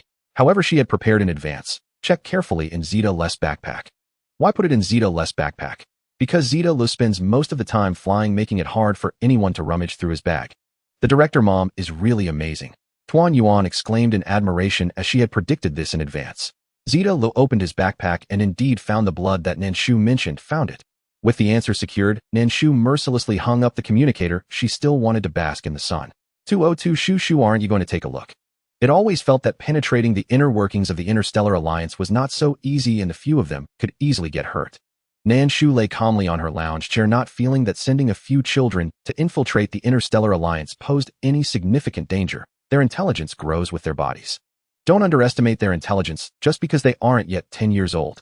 Nan Shu had figured out a pattern in raising her cubs. Her little cubs were like her SSR cards, and their growth was related to the resources she provided. The more quality resources she invested, the higher their growth potential. Having invested so many treasures from her space, if they didn't perform, well, she might as well draw new cards. 202, mainly because they're too young. 202, with a mother's concern, felt that the children were too small and was worried about them going out. Nan Shu certainly had no concern. Even a soulless system knew to worry about the children, yet as a mother, she showed no signs of worry. Nan Shu merely scoffed at 202's thoughts without offering any response. After years of partnership, who didn't know who? After the cubs who were on 202's mind handed over the blood samples to their mentor, they re-entered the closed environment for training. Yu Sheng and DMO were taken to a secluded laboratory. Inside the laboratory, there were various testing systems and simulated combat systems. The two would feel real sensations during their sparring in the simulation, but their actual bodies would not be harmed. Yu Sheng curiously stood in the simulation chamber, a bit excited. Not bad, we haven't sparred against each other yet. Indeed, DMO was also eager to try. But while being eager, he also paid particular attention to the surrounding environment, checking for any places that might reveal their identities. Yu Sheng was also inspecting the simulation chamber, checking for any recorded virtual information about the two of them. After opening it, she found that both their information had already been recorded, and she let out a quiet sigh of relief. She turned to DMO and gave him a subtle signal, to which DMO nodded. Let's warm up. All right. After the two entered the simulation chamber, the mentor sitting behind the monitor let out a sigh of relief. After witnessing the movements of his two students, he thought they were spies sent from somewhere. Otherwise, why would they be so vigilant? They have been ambushed too many times at school, which is why they're so alert, haha, the mentor awkwardly explained to the surrounding officers. What he said was also the truth. In order to enhance their capabilities, Yu Sheng and DMO were always targeted for ambushes. How could they not be vigilant? The military academy is still the same, as always, haha. The officer speaking had also graduated from the military academy.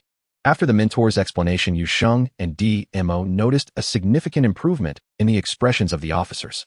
They even began to praise the two of them. Yu Sheng and DMO understood that there must be some form of surveillance around, so they were not overly meticulous in their probing, trying to avoid using their full strength in their fight.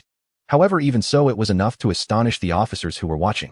Initially, they thought Yu Sheng and DMO were merely children without anything particularly commendable. Over the years, the Star Alliance had seen its share of geniuses. Yet upon arriving at the headquarters, had they not all turned into mediocre fools?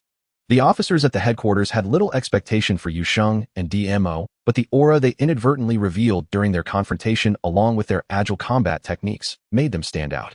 Such clean and decisive movements might even surpass those of seasoned veterans who had trained in the Alliance for years.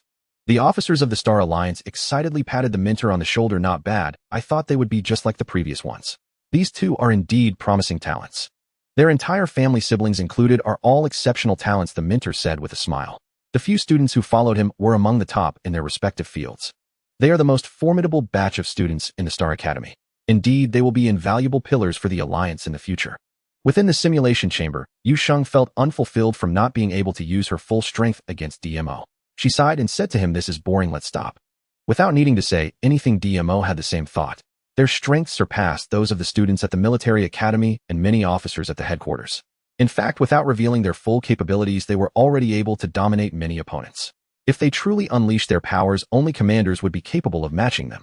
As they exited the simulation chamber, DMO signaled to Yu Sheng, "If we don't use our full strength, will they take us to the laboratory?" Yu Sheng responded with a glance, "Don't worry, even half of our strength surpasses that of the newcomers and ordinary soldiers. They would surely be taken into the laboratory." Just thinking about what was inside made Yu Sheng's eyes darken, as she couldn't let her emotions show on her face, lest the Star Alliance notice something amiss. You two performed well. As soon as they exited the simulated combat room, they were intercepted by the mentor. The mentor joyfully patted the shoulders of both students. "Good kids. You really made me proud." Due to the previous lackluster performance of his students, he had been mocked by other officers. Today, not only were his two students praised by the officers, but they were also unusually promoted, being requested to enter the laboratory to enhance their combat capabilities. "You two go prepare, it'll take you to meet the doctor shortly." The mentor's words made Yu Sheng and DMO exchange glances, both displaying expressions of surprise. Yu Sheng further inquired, "Is it the doctor that the seniors mentioned, who can maximize our physical abilities and combat strength?" This was the official statement from the Star Alliance. A flicker of joy crossed DMO's eyes as he added, "But the seniors said we need to train at the headquarters for a few years first." DMO was intentionally asking this. Deep down, both he and Yu Sheng understood that the Star Alliance had already lost many elites during their last battle against the Little Sunflower. They were in urgent need of fresh blood. The new blood consists of strong and talented students, which naturally brings them greater joy. Your talents are double that of theirs, so you cannot follow the normal process as it would waste your time. And there's the matter of the Alliance's timeline. The second half of the mentor's sentence went unspoken, yet DMO and Yu Sheng had already understood. The Interstellar Alliance could not wait any longer. After deploying so many troops on Blue Star last time, they were now in dire need of personnel. Most importantly, Yu Sheng keenly sensed that the position of Gu Zhanjiang within the Interstellar Alliance was significant. Perhaps his combat prowess wasn't the highest, but he was certainly more exceptional than others. The fall of Gu Zhanjiang would be a substantial loss for the Interstellar Alliance. That would be wonderful. A look of surprise appeared on Yu Sheng's face. The surprise was genuine. They would be able to enter the laboratory early. Once the mentor left, the smiles on DMO and Yu Sheng's faces instantly vanished, replaced by a heavy seriousness. DMO spoke, "If the other side cannot wait, then what about Ling Huan?" Ling Huan possessed prophetic abilities. While her combat prowess was not low, she still had Tuan Yuan to consider. "Don't worry, the medicine in Tuan Yuan's hands is no joke," Yu Sheng reassured DMO. She could understand DMO's feelings, however, after staying in the orphanage for so long, they still could not stand on their own. She estimated that she would struggle with her own concerns. "I am being too worried." He always believed that as long as he and Yu Sheng were there, Ling Huan and Tuan Yuan would have no worries. Yet now he was unsure where they were being taken. How could he say he was not worried? Perhaps if we enter the laboratory, we will be able to see them. With this in mind, the two planned to visit Ling Huan's residence late at night to inform them of their upcoming actions.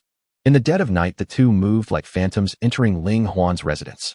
Upon entering, they discovered that Ling Huan had not stayed where she was supposed to, but had been taken to an unknown location. Accompanying her was Tuan Yuan. Zatala was resting here and would go out daily to gather information about the two, but surprisingly he had not found any news. How did you two get here? Zatala, seeing Yusheng and DMO, quickly pulled them into his own residence. The expressions on DMO and Yusheng's faces darkened. Where are the two of them? Why is it only you here? Zatala knew they would question him like this upon seeing them. He shook his head. I am not sure, but I have found out that everyone living here has unclear genes and the research personnel do not reside here. So this place is merely a facade. Otherwise, why would they not allow those residing here to move freely? It seems they are being very cautious now. DMO's expression darkened. With the other side being so vigilant, they would need to plan carefully. However, time was not on their side. If they entered the laboratory and did nothing, they could very well be injected with mermaid genes. When injected, mutations would certainly occur. Whether it was he or Yusheng, their true forms would be revealed. Just thinking about this possibility made DMO irritated as he clicked his tongue.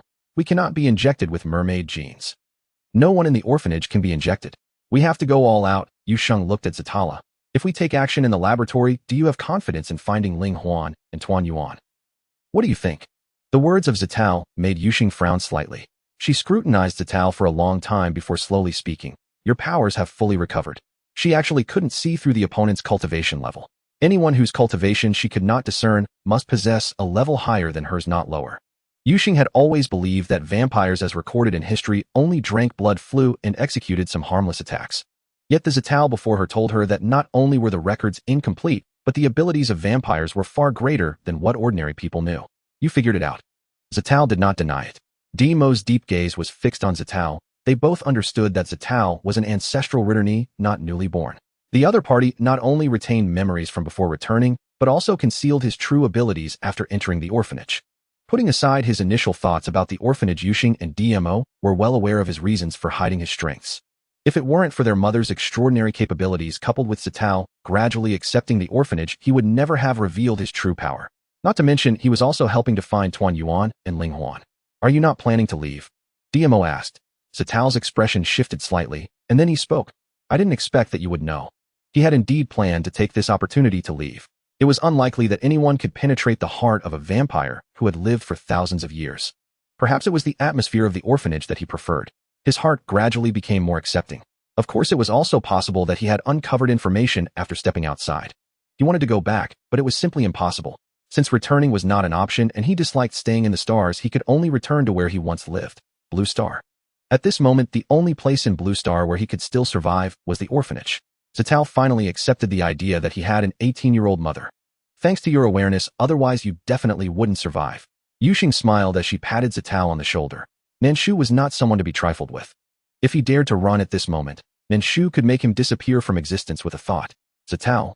He couldn't understand why, as a person who had lived for 3,000 years, he was not a match for an 18-year-old girl. Tomorrow the two of us will go to the laboratory, and Tuan Yuan and Ling Huan will be in your care. Before leaving, Yusheng instructed Zatala. Zatala nodded, of course. After ceasing to hide his talents, the aura around Zatala became even more noble. Just standing still made him the center of attention. He was like the young aristocrat of ancient O continent on Blue Star. Do you really trust him? It wasn't that DMO was overly suspicious, but rather that Zatala had never been sincere towards the orphanage from the start. He still felt fear. Do you have any other plans? Yusheng glanced at DMO. Ling Huan and Tuan Yuan are not that fragile. Since they had decided to act boldly, they shouldn't hesitate. Ling Huan and Tuan Yuan were not delicate flowers in a greenhouse, especially Ling Huan, who had the ability of foresight and would definitely know what they planned to do. DMO fell silent. He always felt that this matter was not so simple. While DMO was apprehensive, Yusheng's heart was no less troubled. Her right eye twitched incessantly. She had a feeling that she would meet her family tomorrow.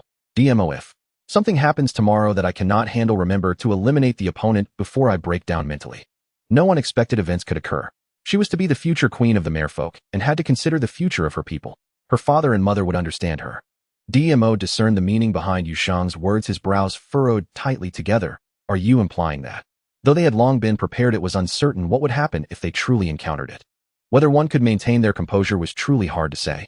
I'm afraid I might lose control, and if that happens, it will bring disaster upon you all. Yusheng was well aware of her own strength. She was not as formidable as her mother, but she was sufficient to confront the leader of the Interstellar Alliance.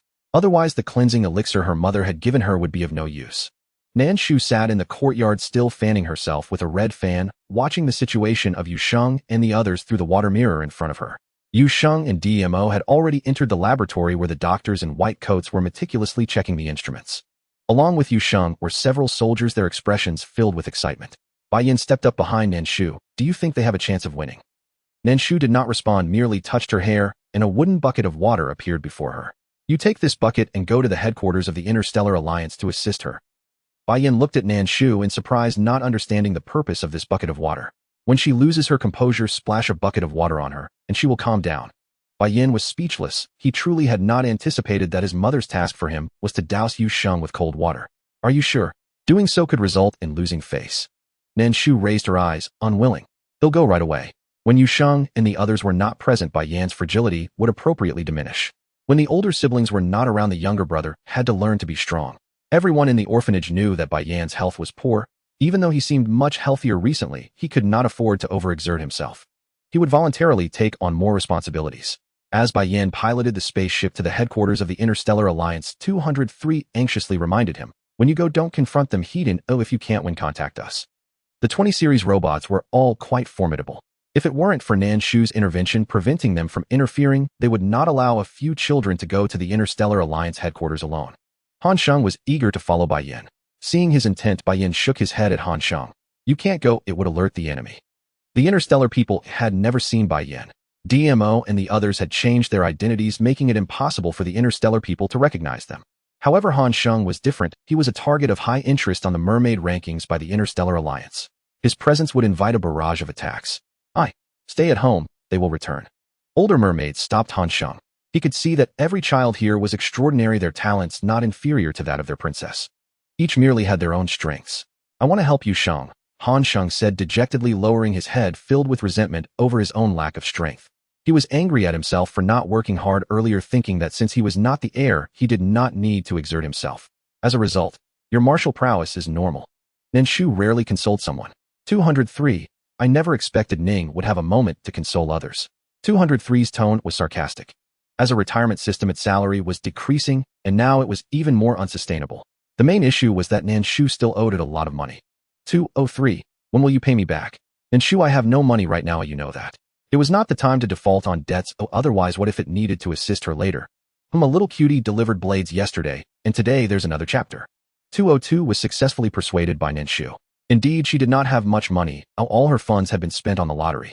At this moment, 202 completely forgot that the money for the lottery was borrowed from it, and she had hardly used any of her own pension. After Bai Yan left, the previously lazy staff of the orphanage suddenly became highly spirited. They dared not be as lax as when Bai Yan was present. The merfolk were even more motivated. Their queen had brought them here, and they could not take advantage of her kindness. Han Sheng initially wanted to help, but was stopped by Nan Shu. Han Sheng, do you have something to say? Han Sheng paused, waiting for Nan Shu's next words. Nan Shu nodded, gesturing for Han Sheng to come closer. Han Sheng walked to stand opposite Nan Shu. After shielding her from the harsh light, she finally looked up at the face that bore some resemblance to Yu Sheng. I want to know what happened when Yu Sheng was taken away. The memory fragments provided by the system lottery were incomplete and could not fully convey the content. Now Yu Sheng and several others were attacking the Interstellar Alliance. Even if memory fragments appeared in future lotteries, they would be of no use to her. Han Sheng did not expect that Nan Shu was asking about the great upheaval of the merfolk. He did not think to hide anything. After all, what secrets could there be in the development of the merfolk? My uncle betrayed us, kidnapping my uncle and aunt. At that time, Yu Sheng was at school on his way back. Han Sheng paused as he spoke. He wasn't clear on the specifics. Yu Sheng was taken away as a criminal. Everything was closely tied to his uncle's actions. After my uncle and aunt were detained, the merfolk were treated as invaders and captured. Yu Sheng was also taken away on the way. At that time, he was hiding in the sea with his parents, narrowly escaping disaster. Nan Shu pieced together the information. The Interstellar Alliance had long planned to detain Yu Sheng's parents during a meeting. The internal betrayal within the merfolk nearly led to their extinction. What about your uncle? If she guessed correctly, he should have also been eliminated by the Interstellar Alliance. After all, he had no sense of contractual obligation. Han Sheng lowered his gaze, his voice cold as ice. He's dead. He did not specify who had killed him. Regardless of who it was a scandal for the merfolk. If possible, Han Sheng truly hoped the culprit was not his uncle, nor one of their own. Recently, Bai Yan has been absent. The orphanage is temporarily under your management. As she said this, Nan Shu squinted her eyes in satisfaction. Indeed, one should find someone to shield her from the sun. The sunlight was so blinding, she could barely open her eyes. Han Sheng standing in front of her made things much better. Nan Shu did not speak, and Han Sheng did not dare to move, remaining stiffly in front of her. Until she stood up. I'm tired. I'm going to take a nap. Young man, do a good job. Han Sheng, you don't look much older than me. In a place where Han Sheng could not hear, 202 mocked Nan Shu. 202. You really have the nerve to let a child block the sunlight for you. Nan Shu felt that 202 had been quite arrogant lately. Nan Shu, do you think I owe you money, so you're acting all high and mighty? 202. It detected a dangerous undertone in Nan Shu's tone and instantly became obedient. Nan Shu recently not only owed money, but also had not won the lottery. It hadn't received any commissions. 202 thought angrily. Its thoughts were captured by Nan Shu, but she simply couldn't be bothered to respond. In Nan Shu's view, providing a dwelling place for the merfolk and having Han Sheng shield her from the sun was nothing wrong. Nan Shu returned to her room and lay on the bed. To outsiders it seemed she was sleeping, but in reality, she was using her divine sense to observe Yu Sheng and DMO. The two of them were in the laboratory lining up to inject the blood of the merfolk. Their positions in line were not at the front. In fact, they were towards the back, while all the soldiers ahead of them were eagerly anticipating their turn. Once we finish the experiment, let's have a spar outside. Sure. What should we do? I'm so nervous and excited. Me too. What if I embarrass myself? Yu Sheng and DMO listened expressionlessly to their discussion, secretly scoffing at how excited they were over just the blood of a merfolk. However, Yu Sheng found it strange that they were implanted with racial chips at birthright. Bro, do you think our chips will have a rejection reaction? Yu Sheng nervously tapped the shoulder of the person in front of him, anxious about the potential rejection reaction between the two races. The person in front turned around and saw two young kids smiling kindly. Don't worry, the doctor has been doing this for many years, and there are no such drawbacks anymore. Whether there is a reaction or not, Yu Sheng did not know. However, the person's words made her heart tighten. The doctor had been conducting this experiment for many years, which implied that the merfolk who had gone missing years ago were most likely captured by the Interstellar Alliance. Thinking this way, Yu Sheng's expression turned grim. The person in front noticed Yu Sheng's bad complexion and furrowed his brows in confusion. Why does your face look so bad? Sorry, he was so excited last night that he didn't sleep well, so his face looks quite awful today. DMO standing behind helped Yu Sheng out. Needless to say, DMO also knew why Yu Sheng looked bad. The person chuckled knowingly. Oh, I was also too excited last night and couldn't sleep. DMO nodded awkwardly, as if his own feelings had been exposed. Both the people in front and behind showed friendly smiles. So everyone is the same. The line moved quickly to Yu Sheng and DMO. The doctor, wearing electronic glasses, didn't even glance at them and coldly stated, "Take off your upper garments." He held a test tube, the pale red liquid, swaying with his movements. Yu Sheng's gaze dimmed. Doctor, what is that in your hand? What else could it be? The doctor, used to being revered by the Interstellar Alliance, was naturally displeased with such an attitude. Are you questioning my capabilities? He had worked hard to elevate the average level of the Alliance's soldiers, and what was the result? The people behind saw that Yu Sheng was about to offend the doctor and hurriedly stopped him, admonishing him not to disrespect the doctor. Yu Sheng scoffed. What can enhance one's strength? It's just the blood of a merfolk dressed up in fancy words. The doctor looked up and met Yu Sheng's gaze. What nonsense are you spouting? Yu Sheng's response was the complete destruction of all the potions behind him. She made no movements, yet the potions shattered on their own. What nonsense can I possibly say? The doctor finally regarded Yu Sheng seriously. The people behind had their weapons confiscated and were preparing to engage in close combat with Yu Sheng and DMO. The blood of my merfolk race must be quite delicious, right? Yu Sheng's appearance gradually changed, her golden short hair lengthening and her pupils turning a deep blue. Her form transformed into that of a graceful woman. Only then did the doctor realize, looking at Yu Sheng with eyes full of greed, you are the princess of the merfolk. The direct lineage of the merfolk with pure bloodline would greatly aid his experiment. Yu Sheng raised his hand and seized the doctor's neck. Aren't you eager to have me? DMO stood behind Yu Sheng, showing no intention to intervene, instead blocking those who aimed to confront Yu Sheng. You are no match for her. I advise you not to act impulsively and lose your lives. Who exactly are you? Facing the crowd's questions, DMO raised an eyebrow slightly, as if the burdens he had suppressed for years were finally released. What could we be? Here to seek revenge on the Galactic Alliance. As DMO spoke, Yu Sheng snapped the doctor's neck. This is not his laboratory. Yu Sheng lacked the power to read the doctor's memories, but he knew this place was for injecting soldiers. His laboratory must be deeper within. His swift and decisive actions greatly satisfied DMO. The doctor had mentioned taking Yu Sheng to his laboratory, but Yu Sheng did not listen. To his laboratory. Allowing him to live another second only increases their chances of being counterattacked. At worst, they could destroy the entire Galactic Alliance. There was no need to waste time going to his laboratory. As for the doctor's words about not wanting to save the living merfolk, Yu Sheng did not take them seriously. Whether he could save, or how to save, did it require a captive to teach him? You too, kill the doctor. Yu Sheng's actions utterly enraged these people, and they began to shift forms, preparing to battle Yu Sheng. The commander of the Galactic Alliance, watching this scene from behind, smirked slightly. quite interesting, the princess of the merfolk. I wonder if she remains this calm in front of her own kin. Hearing the commander's words, those behind him turned to leave. DMO was correct, those people were no match for Yusheng. By the time they shifted forms, Yusheng had already harvested their lives. Are you satisfied with what you see? DMO raised his gaze, addressing the commander's viewing area. The commander, sitting in the command room, stared at DMO in the laboratory. DMO's eyes seemed to penetrate through the screen, locking gazes with the commander. The commander chuckled, somewhat interesting. Meanwhile, Nan Shu, who was checking on Yusheng's situation at the orphanage, furrowed her brow, tightly, not expecting the other party's trump card to be so formidable. Of course, this trump card had yet to be revealed. It was something Nan Shu sensed herself. Bai Yin, rushing to the scene on a spaceship, sat in the cabin staring blankly at a wooden barrel. He was clever and did not believe that his mother merely sent him to douse Yusheng with cold water. Something must have happened that caused Yusheng to lose control. He had never encountered a merfolk losing control, but records had mentioned it. When a merfolk lost control, they would flood the entire city. Most importantly, the merfolk themselves would also be affected, likely perishing on the spot. I hope that by the time I arrive you have not gone berserk, Bai Yin murmured. Nan Shu's spaceship was always fast, and when Bai Yin reached the Galactic Alliance headquarters, the laboratory had already been blown open by Yusheng and DMO.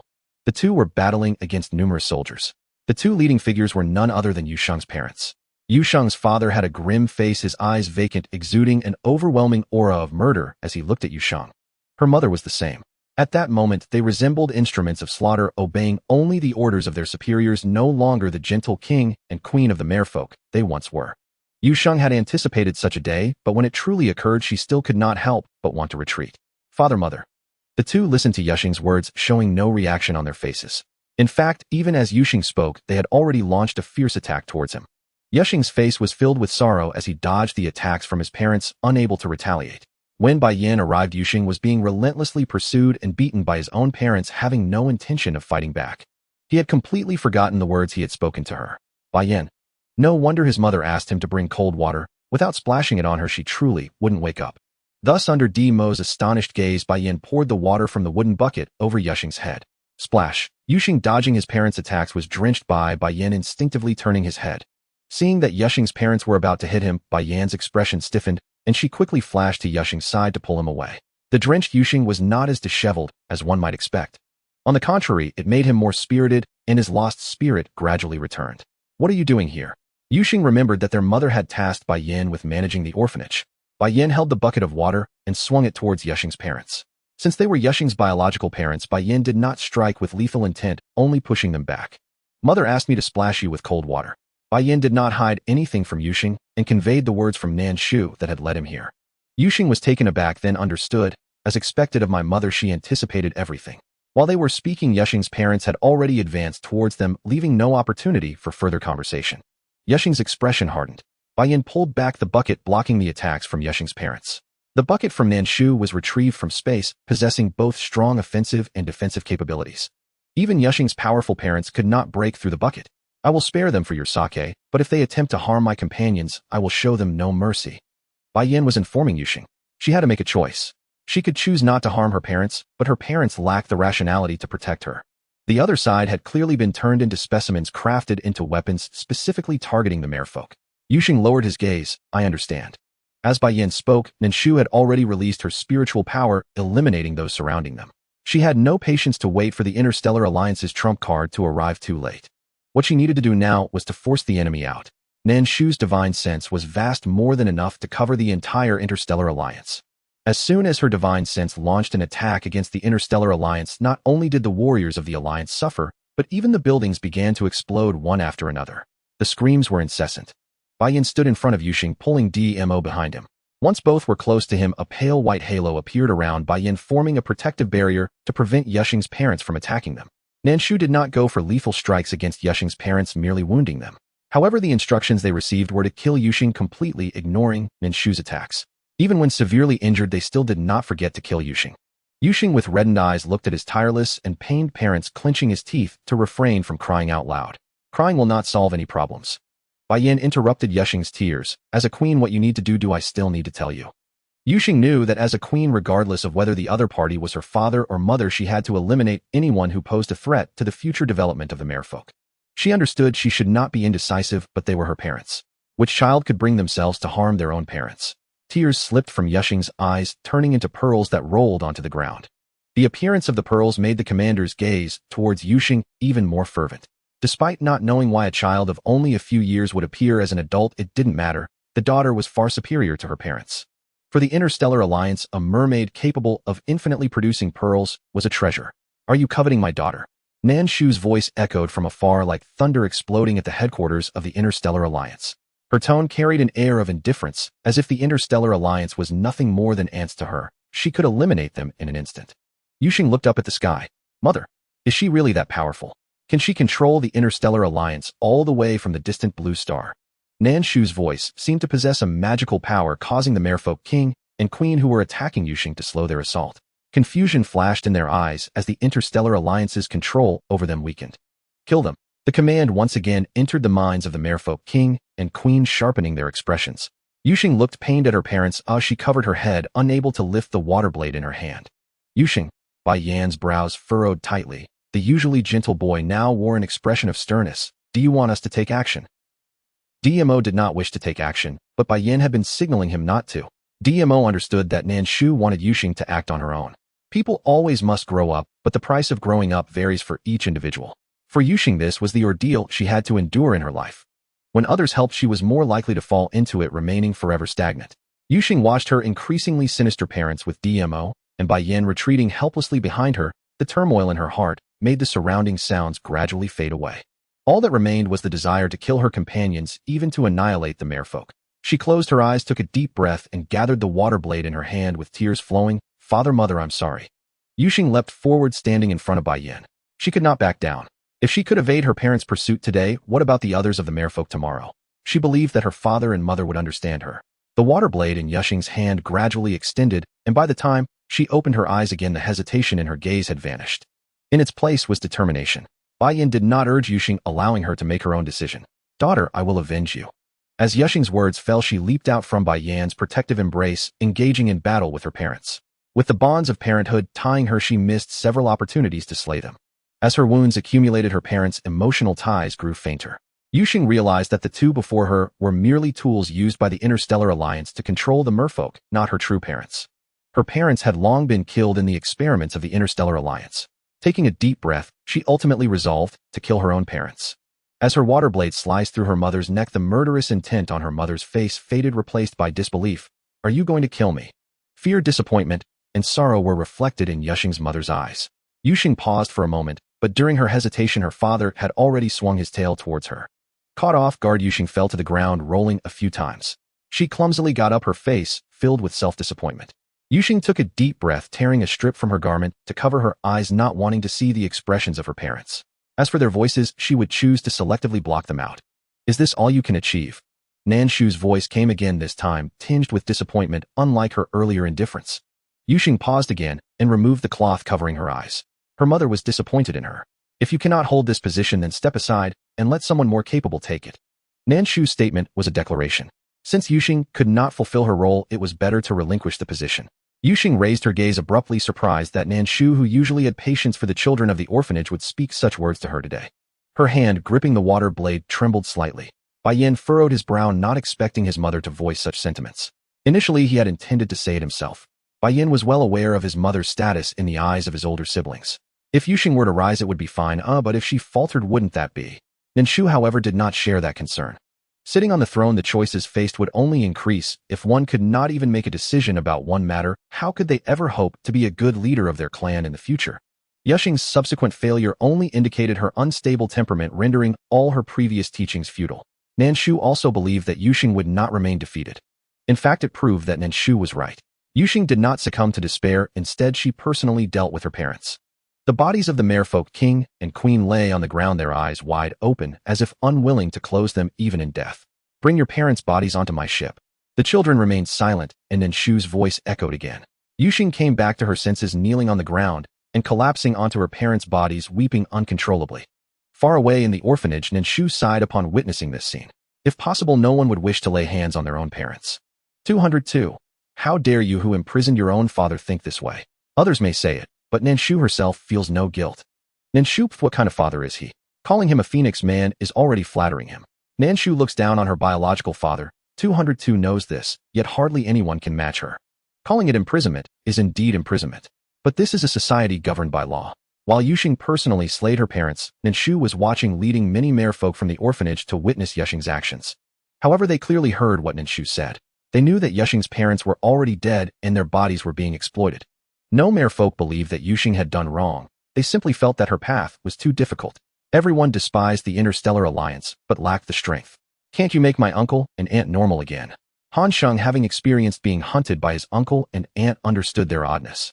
Nan Shu turned her gaze. I can only restore normalcy to the living, implying that they were dead. Han Sheng's face paled as he began to fear for his parents. Your parents have not been captured. Seeing through Han Sheng's thoughts, she reassured him. Really? Han Sheng felt a weight lifted from his heart upon hearing Nan Shu's words. Nan Shu nodded slightly. Your parents took their own lives under the pursuit of your uncle and aunt. Han Sheng, who had been relieved, was choked by Nan Shu's heavy breathing. He lowered his gaze. I had a feeling. From the moment they chose to attract the pursuit of their uncle and aunt, the outcome was predetermined. Nan Shu, don't you think that's a bit cruel? The death of parents is an incredibly cruel and catastrophic event for a child. Yet she spoke of it as casually as a weather forecast. Should I still hide it? It was not in her character to state the truth so gently. To Nan Shu, the death of their parents was not particularly cruel. Her mother died right before her eyes. The feeling of helplessness when she could save, but did not, was something Nan Shu never wanted to experience again. As Nan Shu's emotions synchronized with 202 fell silent in an instant. It forgot that Nan Shu's childhood was her armor. Her ability to arrive at this point was directly related to her past circumstances. If she herself could not stand tall, she would not be able to protect her mother's company and assets. Perhaps to some outsiders it was outrageous for Nan Shu to confine her father. However, if others were in Nan Shu's situation, they would be left with nothing but scraps. For Nan Shu, preventing her father from dying was already repaying the debt of life. I'm sorry, Nan Shu. It should not have said that to her. The two of them had been partners for many years, and it knew her best. No need to apologize. Nan Shu understood that her educational approach was overly harsh, but everyone's experiences were different. The educational approach of reunion could never be the same as Yushang's. She had not experienced setbacks, nor did she bear deep-seated grudges. She only had an innocent childhood. Yushang was different. She was destined not to live in a sheltered environment. She had many challenges ahead of her, and she was destined to be trained as an heir. Spoiling her would only lead to her destruction. Do you think that by killing the Mermaid King and Queen it all ends? The voice of the commander resonated above the Interstellar Alliance. Yushang, who was crying uncontrollably, suddenly looked up, her azure eyes bursting with intense hatred. The hatred overwhelmed her reason, clouding her vision. By the time Bai Yin and DMO noticed, her eyes were already bloodshot, clearly a sign of losing her sanity. Yushang. Bai Yin frowned, glancing at the wooden barrel beside him, feeling a bit regretful. It seemed his cold water had been thrown too soon. Yushang, in a state of rage, experienced a sudden surge in power far beyond her previous strength. She didn't even acknowledge Bai Yin and headed straight for the commander who had spoken. Her speed was astonishing. Bai Yin and DMO could not catch up from behind. Seeing this, Bai Yin had no choice but to say to DMO, hold on to my clothes, and it'll take you to chase her. Hiding my strength is no longer possible. DMO asked, confused, what nonsense are you talking about? As he thought this, he obediently grabbed Bai Yan's arm. Then DMO was pulled back, his head tilting back, and he quickly felt the surroundings whizzing by. He had not realized this kid had been holding back.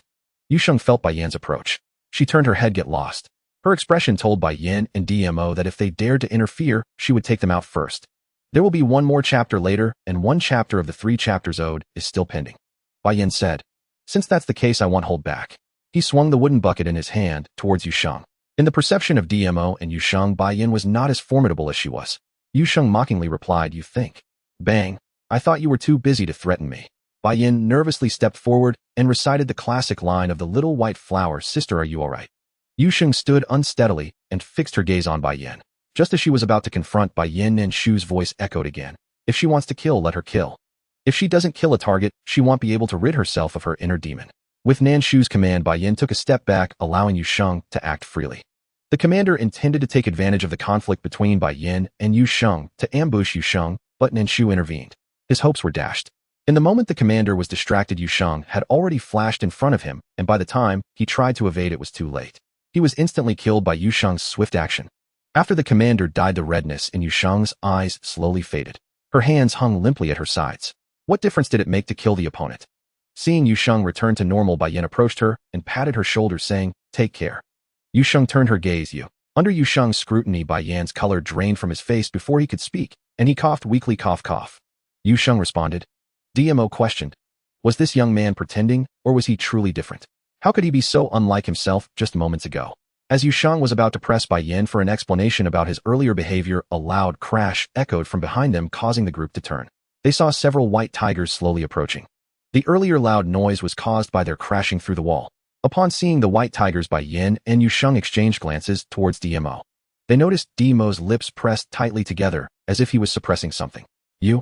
After just experiencing the brutal slaying of her parents, Yusheng momentarily found herself at a loss for how to comfort him.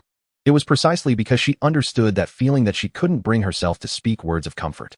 DMO stared at the approaching white tiger ready to pounce, and the irony on his face became increasingly evident. The alliance you devoted your life to in the end won't even spare your corpse. The leading white tiger locked eyes with DMO and after a moment tilted its head, as if pondering who the person before it was. Meanwhile, DMO's uncle in Blue Star witnessed this scene and dropped the object in his hand. He realized that there was a reason the Interstellar Alliance had destroyed their clan back then. He had always thought it was because the D family was too powerful, causing the Alliance to fear them. Unexpectedly, it was because the Interstellar Alliance had coveted the D family's innate compatibility with the White Tiger chip. Nan Shu looked at DMO's uncle, a look of contemplation flashing across her brow. Nan Shu, can you explain to me why there was a second person from the D family who managed to escape? Previously, Nan Shu had not asked, but now she felt it necessary to know. She needed to understand the other's thoughts. 202 Shushu, DMO's uncle, was knocked out by his sister-in-law and disguised as a corpse to escape. The words from 202 made Nan Shu realize a blind spot. Nan Shu, since he was helped to escape by DMO's mother, what about DMO? Why did DMO's mother choose to rescue her brother-in-law instead of letting her own son disguise himself as a corpse to escape? 202 DMO had already been captured at that time. Ling Huan's power in a state of awakening allows her to transfer a person or an object to another place. The probability of DMO being transferred is high, as Ling Huan must have activated her potential when she was captured. This led to both of them being sent out. Aside from this explanation, Nan Shu could think of nothing else. Number 202 felt guilty from Nan Shu's words and dared not respond, fearing that speaking would lead to being chased by her. Nan Shu's focus was entirely on DMO's uncle, and she did not notice number 202's emotions.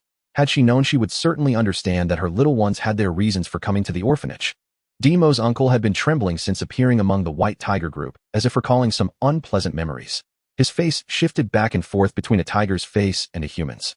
In the Galactic Alliance, DMO experienced a similar event as his uncle. He stared at the leader, the restraint on his face becoming increasingly evident until, amidst Bai Yan's astonishment, he transformed into a white tiger. If this is the path I must take, then I will walk it without hesitation. DMO, now transformed into a white tiger, declared earnestly. Unlike Yusheng, who was in despair, he had already broken down when he was captured. The person before him was not his parents. They had died long before he was captured. The body left behind was merely a puppet of the Galactic Alliance. What he was doing was undoubtedly what his parents wanted to see.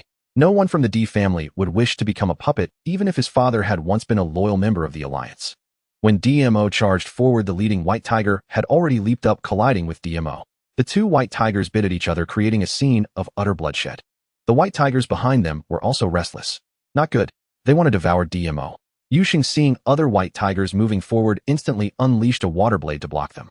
She could feel that after killing her parents and the commander of the Galactic Alliance, the inner demon that had been hidden deep within her heart began to fade. If DMO also had an inner demon, then he might also need to confront his parents.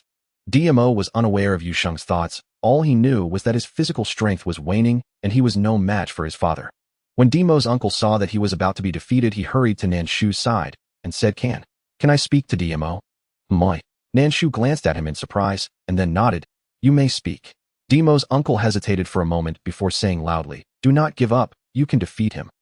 He is not your father. He does not possess your father's abilities.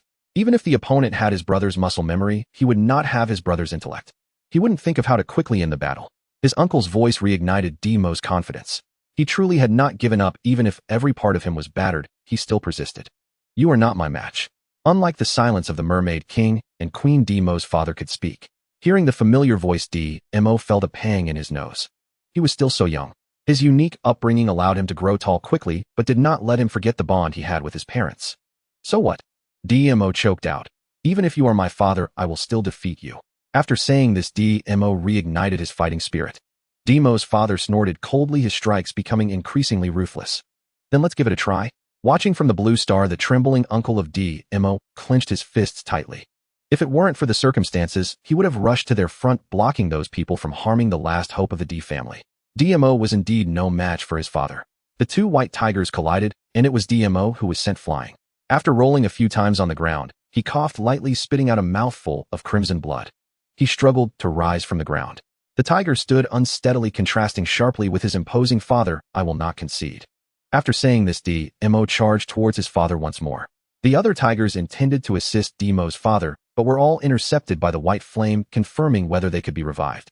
After confirming they could not, he mercilessly eliminated them all. Nan Shu, who was watching the battle, furrowed her brows. She could see that the white tiger's strength was less than 1/5 of what it had when alive. With DMO's current power, he could easily defeat his opponent. Nan Shu believed the reason for his unilaterally being overpowered might be related to DMO always viewing his father as his guiding light. In his heart, his father was his lighthouse, an existence that could not be surpassed. Unable to overcome the mental barrier, he could only end in a tragic manner. Seeing DMO still suffering defeat, his uncle could not help but want to speak, but was stopped by Nan Shu. No matter how much you say, if he cannot overcome that hurdle in his heart, it will still be useless. Let him overcome it himself. DMO's uncle anxiously looked at Nan Shu. Why doesn't DMO call her mother? How could she bear to let her own child be beaten so severely? If you want him to stop here, just speak up. Nan Shu said coldly. If he can't overcome this little difficulty, how will he reach greater heights in the future? He might as well come back to farm. DMO's uncle was intimidated by Nan Shu's aura. I'm sorry, I'm just too worried about him. There were only him and DMO left in the family. He couldn't bear to watch his family's child be killed by his deceased brother. You must believe in him. He is the one chosen by the white tiger chip. Nan Shu's voice became calm. In a distant era, the white tiger represented the god of war. Would the god of war shrink back from such trivial matters? DMO, who was fighting, seemed to hear Nan Shu's voice.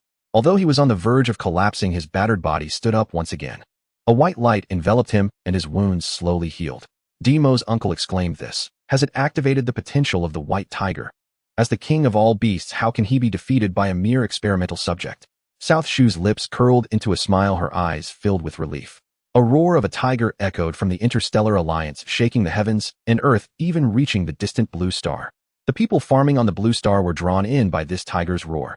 As the roar fell, DMO's tiger body charged towards his father, like lightning, colliding and sending him flying far away.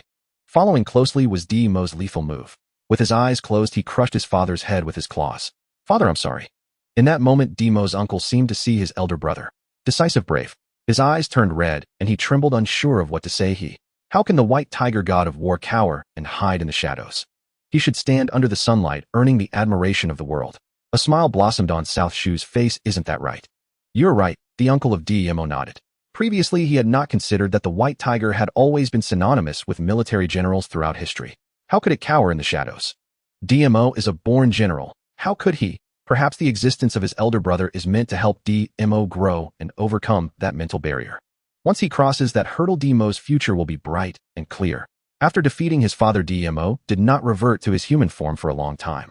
He stood before the members of the Galactic Alliance, head held high. Where are my friends?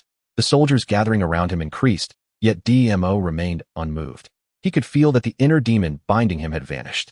The imposing white tiger made the soldiers of the Galactic Alliance hesitate.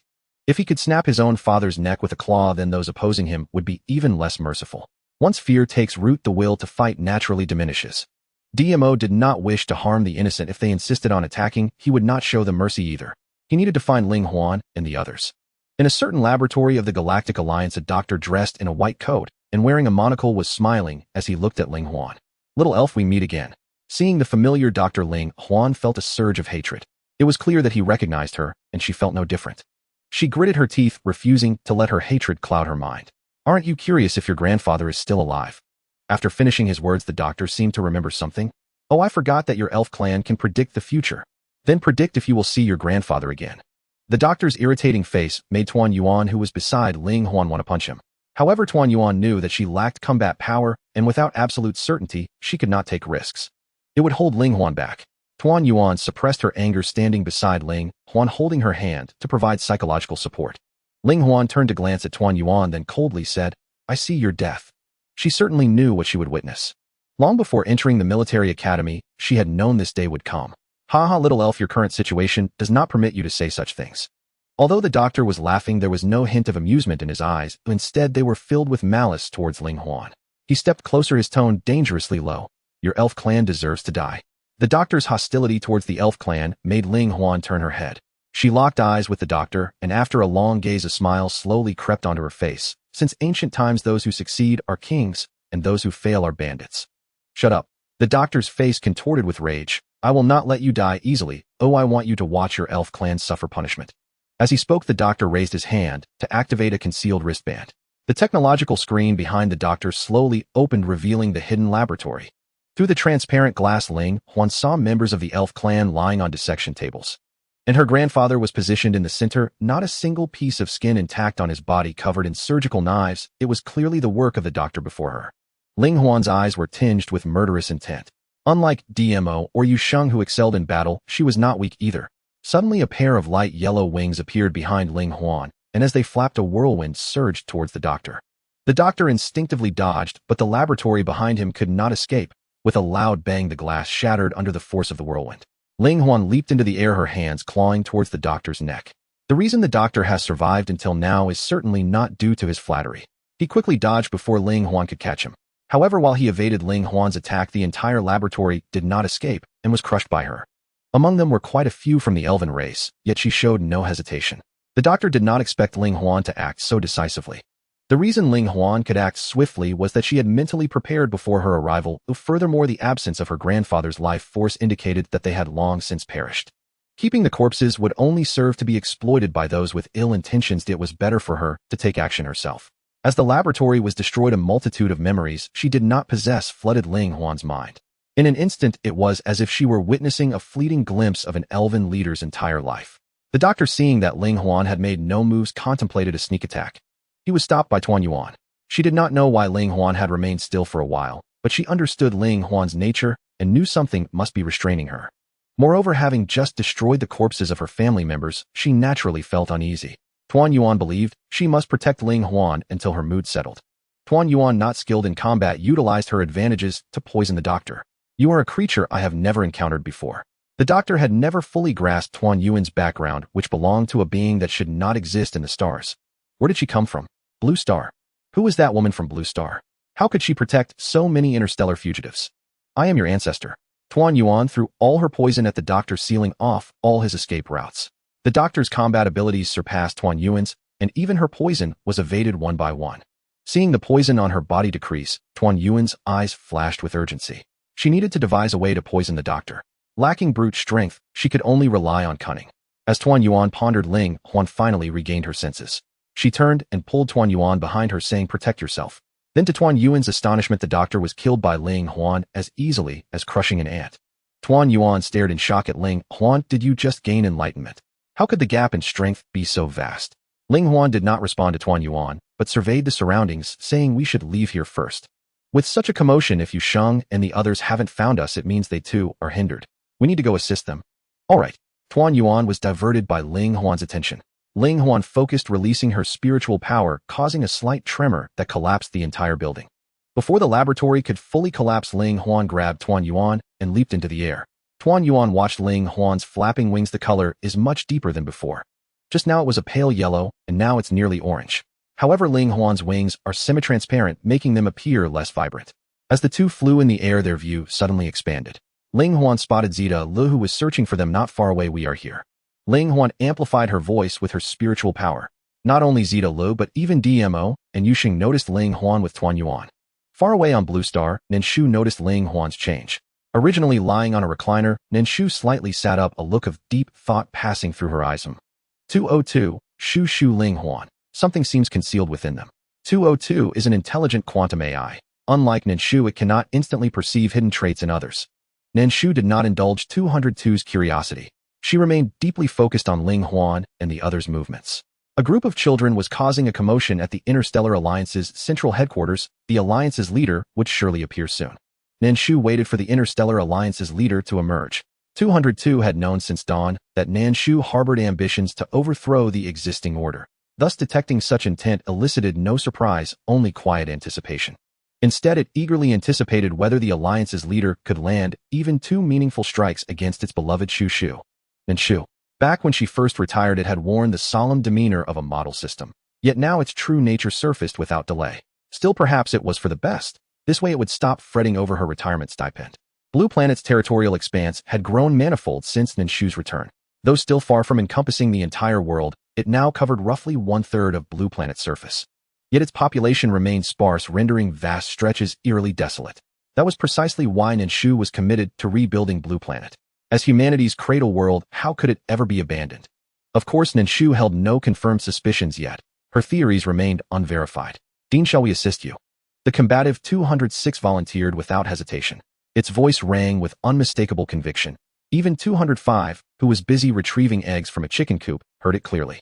Upon hearing they were heading to confront the Interstellar Alliance, 205 scrambled out of the coop, heedless of the mud smearing her vile tan blue Lolita dress, and hastily brushed tangled grass from her twin braids. I'm coming too. 204 stood nearby, offering a gentle smile. I'll prepare provisions for you. 203 silently observed the group's exuberant folly, then said nothing, merely crossed her arms and waited for Nan Shu's inevitable refusal. Unnecessary. Nan Shu glanced coolly at 206 before uttering 3 terse words. A faint smile flickered across 203's face, exactly as she'd foreseen. 200's surging battle fervor visibly wilted. Oh.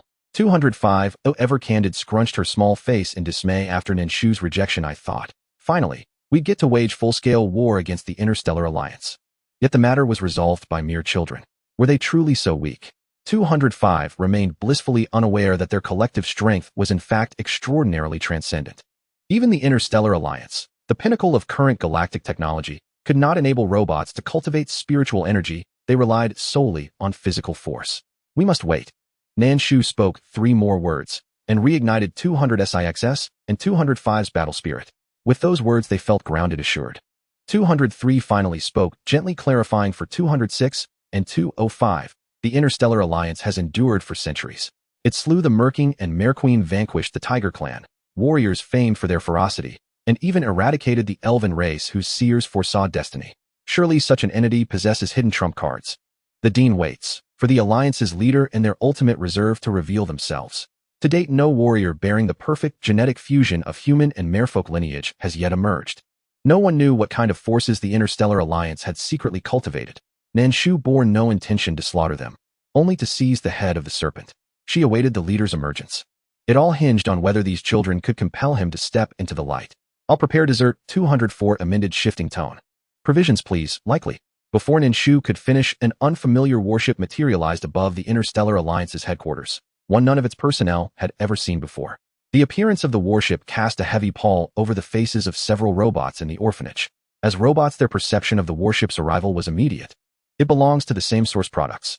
This is the secret weapon of the Galactic Alliance, with an attack power 10 times greater than that of the previous forces that came to Blue Star, and an astonishing defense capability. 203 calmly activated his analysis system to assess the attack and defense capabilities of the newly emerged warship for Nan Shu. Its flight speed is 15 times that of ordinary warships, with slightly weaker wings, making it easier to attack. 203 analyzed the pros and cons of the new warship for Nan Shu. We should also leave now. As Nan Shu spoke, 206 had already brought their spaceship out waiting for her. As she and her team stepped towards the headquarters of the Galactic Alliance, the residents of Blue Star were discussing how long the Galactic Alliance could hold on. I bet it will be a one-hit kill. Me too. The question you asked is just foolish. Who hasn't seen the prowess of the Dean? There is absolutely no need to place bets. It will definitely be a one-hit kill. Above the Galactic Alliance, new warships surrounded them from all directions. Yu Sheng and DMO were on high alert, while Ling Huan held the reunion floating in midair. Satala, who was searching for Ling Huan, was also found by Yin, joining Yu Sheng and DMO. The 6 little ones gathered together, gazing at the warships above. As expected, Yu Sheng's disguise had faded by this time, his golden hair shining brilliantly in the sunlight. As she spoke, Yu Sheng's tail fin swayed slightly beneath, which was a fountain at the headquarters of the Galactic Alliance. DMO stood beside the fountain, his expression cold and stern. He was calculating their chances of success in a confrontation with the enemy. We must not expose our trump cards. We have no idea how many contingencies they have. Bai Yan also frowned as he spoke. Bai Yan's face always bore a harmless smile, giving off a fragile feeling. He rarely unleashed his powerful aura. The leader of the Galactic Alliance was still unaware of their location. The warships could be successful products infused with mermaid blood, and they needed to respond cautiously. Yu Sheng had not yet unleashed his killing move, waiting for the Galactic Alliance's trump card. When Nan Shu arrived, before she could disembark from her spaceship, the surrounding warships were crushed to dust by her. She hadn't even made a deliberate effort to strike. Nan Shu had not intended to hold back upon arriving here. Since war was unavoidable, she sought to minimize the number of enemies killed. The warships crushed by Nan Shu instilled panic among the soldiers of the Galactic Alliance. Their advanced warships had turned to dust even before the enemy had disembarked. If a confrontation occurred, they had no chance of winning. The commander contacted the leader of the Galactic Alliance to report the situation.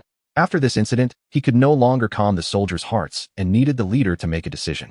In the highest command room, the leader of the Galactic Alliance threw the communicator on the ground in anger, exclaiming, "Useless, a bunch of useless people. With so many people in the Galactic Alliance, they cannot even deal with a few little kids."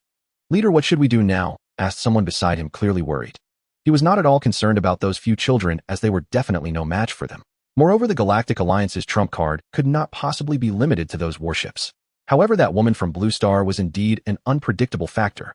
No, she was not just an unpredictable factor, she was a monster capable of bringing about the downfall of the Galactic Alliance. "Notify your leader. Either the entire headquarters dies, or he dies alone. Let him choose." At that moment, Nan Shu's voice came through the communicator that the leader had thrown on the ground. After Nan Shu's words fell, all the buildings of the Interstellar Alliance crumbled, yet no one was harmed. The bizarre events unfolded too swiftly for anyone to react. Seeing this, the leader of the Interstellar Alliance dared not show his face even more. As long as he was alive, he had no fear of the future. Having been the leader for so many years, he had never encountered such a formidable opponent. He could not rashly confront them, he had to wait for the right moment to act. "As long as someone reports, I can spare you just one life of your leader." Nan Shu's words were undoubtedly like throwing a stone into the calm surface of a lake. With so many people in the Interstellar Alliance, how could they all be so united, loyal to their leader? "If you want to report, just speak directly into the intercom, and I will know where he is," Nan Shu added. Everyone hesitated and searched, wanting to know the leader's location. No one wished to die, especially considering the leader's cold-bloodedness. Their resentment had built up over time. "Right here." Surprisingly, the leader's aide unhesitatingly revealed the leader's position. The leader looked at his aide in shock. "You." Having followed him for so many years, the aide's ears transformed into pointed fish fins after he finished speaking. He coldly eyed the leader. "I am a merman, the last of my kind from Earth. Mermaids are my descendants." He came to the Interstellar Alliance to avenge the merfolk. However, after returning to his ancestral form, Earth had declined, and the Interstellar Alliance lacked spiritual energy, preventing him from regaining his peak state, forcing him to proceed cautiously. Now that there was an opportunity, he naturally did not wish to let it slip away. "I will kill you," the leader roared, preparing to attack the aide. However, just as he charged toward the aide, a blade of energy appeared in midair, giving the leader no chance to react, and directly slicing him in half. After Nan Shu cleaved the leader's body, it instantly transformed from a human form into a massive green insect. The soldiers were shocked, and no one had expected that the leader who had managed the Interstellar Alliance for many years was actually a member of the insect race. Originally, some had prepared to lie in wait and take revenge for the Interstellar Alliance. Yet the revelation of the leader's insect identity struck them like a slap to the face, mocking their foolishness. The death of the leader of the Interstellar Alliance was broadcast live throughout the universe. Every inhabited planet continuously replayed this segment. With the rise of Earth, Nan Shu naturally aimed to redevelop her homeland. In the future, it will follow the same development pattern as ancient Earth, with one planet as one nation. "I welcome any humans willing to return. Earth is the homeland of humanity, our people originated from there. Now that Earth is rejuvenating, they are naturally inclined to return." In no time, numerous people signed up to return to Earth. The tasks assigned to the robots transformed into bringing a portion of people back to establish their homeland. Once the houses on Earth were completed, they would bring back others. As Earth began to redevelop, Nan Shu felt the spiritual energy within her body become even more abundant. Especially after the vacant land on Earth was developed with houses, she could feel a continuous flow of spiritual energy being generated within her. Subsequently, the spiritual energy radiated from her, and the hot weather gradually became more temperate. After Yusheng and the others returned to Earth, Yusheng led his kin to choose a vast ocean to establish their underground kingdom. The other little ones were all cheerful except for DMO, who seemed to be lost in thought. Emperor Mo remained silent until the entire Blue Star was well established before finding Ling Huan. "Do you possess the ability to transfer others?" At this moment, Ling Huan had regained her ancestral memories and could distinctly sense the abilities she had used over the years. She gazed at the young man before her, slightly nodding, her tone mature. "Yes, your ability to escape the pursuit of the Interstellar Alliance indeed owes much to me." Ling Huan did not deny it. She stared at Emperor Mo for a while before slowly speaking. "Have you been thinking about this matter all these days, eh?" No wonder his recent mood had been strange. Emperor Mo nodded. "Thank you." He spoke awkwardly. He could clearly feel the changes in Ling Huan, since she didn't mention it, he didn't ask. Ling Huan smiled and patted his shoulder. "Do your best, young man. Mother has arranged a commander position for you, so do not let her expectations down." "I won't." The entire blue star was thriving, even occupying an exceptionally high position in the interstellar realm. This was solely because humanity emerged from blue star, more so because blue star had Nan Shu. Other races had long suffered oppression from the Interstellar Alliance, and now that the Alliance had collapsed, the revival of blue star and its peaceful development with other planetary races was the most welcomed sight for them. The relationships between various planets were very friendly. After blue star returned to its former state, Nan Shu sensed that her power had reached a certain peak. Moreover, she felt she could transcend the system's arrangements. After Nan Shu's abilities were finally fully restored, 202 appeared before her after everyone had rested. It had the form of a leopard with a dragon-like head and tail, its color reminiscent of both gold and jade, with a pair of wings on its shoulders that could not unfold and a single horn on its head leaning backward. It was the commonly known Pixio. The Earth has finally regained its vitality. The Pixie's words were double-edged. Nan Shu squinted at the Pixio for a moment before slowly speaking. You are not the system, you are a Pixio. That main company. The Pixio proudly lifted its head. His Majesty commanded me to assist you in restoring vitality. I will naturally do my utmost. Pretending to be a sweet and simple system only to be exploited for money by her. Nan Shu was very clever. The first sentence the Pixio spoke upon appearing caught her attention. The Earth regained its vitality, and it also said that His Majesty commanded it to assist her in restoring vitality. Then was she the Earth? Is retirement also part of the arrangements made by that His Majesty, in your words? Nan Shu did not like having her fate grasped in someone else's hands, but the other party was evidently in existence she could not touch. The Pixio did not explain further, but asked Nan Shu, are you curious about your identity and the little ones in the orphanage? With such a question, it shows that the other party wants to see you. As for the little ones, they will surely explain once they see you. I'm not curious, won't you take me there? Of course not. As soon as the Pixie's voice fell, Nan Shu felt the distortion of space. When the space returned to normal, Nan Shu noticed that she was in a palace, and at the head of the palace sat a woman dressed in white with her dark hair tied high and her pupils two-colored. The woman looked down at her from above. Your Majesty, the Pixio spoke respectfully. Beside the woman was a beast that Nan Shu recognized as the chaos recorded in the Shanhai Jing. You have completed the task very well, the woman acknowledged the Pixio. Nan Shu stood still, not speaking, only analyzing the situation before her. She had some confidence in being able to leave this place. My name is Ming Zhao, or you can call me Grandpa or Grandma. Ming Zhao's introduction was evidently directed at Nan Shu. The Pixio quietly explained Ming Zhao's identity beside her. She is Pangu. Nan Shu's eyes widened slightly, not quite understanding. Are mythological figures truly existent? Then who am I? Nan Shu curiously asked. How could she be calling Panga Grandpa? Did Panga have a daughter? Are you the Earth itself? The Pixio asked, perplexed. Nan Shu remained silent, like playing refined music to an ox. It was now clear Pixio Unit 202 was portraying its true self, not assuming a disguise. Ming Zhao gazed down upon Nan Shu and raised a finger. A translucent beam of white light shot forth, vanishing instantly into Nan Shu's forehead. As the light merged with her, scenes unfolded before her mind's eye, vivid, fleeting like images in a revolving lantern. Among them were her birth, the debts her parents had incurred, and her offspring. Though called her offspring, they were in truth manifestations of her own five senses. Bai Yin was different. Bai Yin was her own creation, not bound by those sensory manifestations. Bai Yin embodied her vital force. His emergence heralded the blue planet's imminent resurgence. The blue planet was her, and she was the blue planet. The Pixio's calling her the Earth was not inaccurate. Nuwa, revered as mother of the Earth, had borne only one child, her, and thus that child bore an inseparable primordial bond with the Earth itself. Nan Shu slowly opened her eyes and met Ming Zhao's gaze. Bowing her head in quiet gratitude, she murmured, "Thank you." Without Ming Zhao's intervention, she would likely have perished shortly after birth. All the Earth's auspicious fate converged upon her. Even as an infant utterly defenseless, she would have been crushed beneath its weight. It was never a matter of repayment, as Ming Zhao had once implied to Nuwa. Ever since Nian Yu became Ming Zhao's disciple, the karmic ties between Nuwa and the Nine-Tailed clan had dissolved entirely. That earlier statement had merely been a gentle ruse, to spare Nuwa and Fu Shi from clouded judgment born of overprotective anxiety. Would you like to see them? Ming Zhao had not yet informed Nuwa that Nan Shu had fully recovered and was ready to reunite. She first needed to honor the child's own will. Nan Shu paused in thought, then gently shook her head.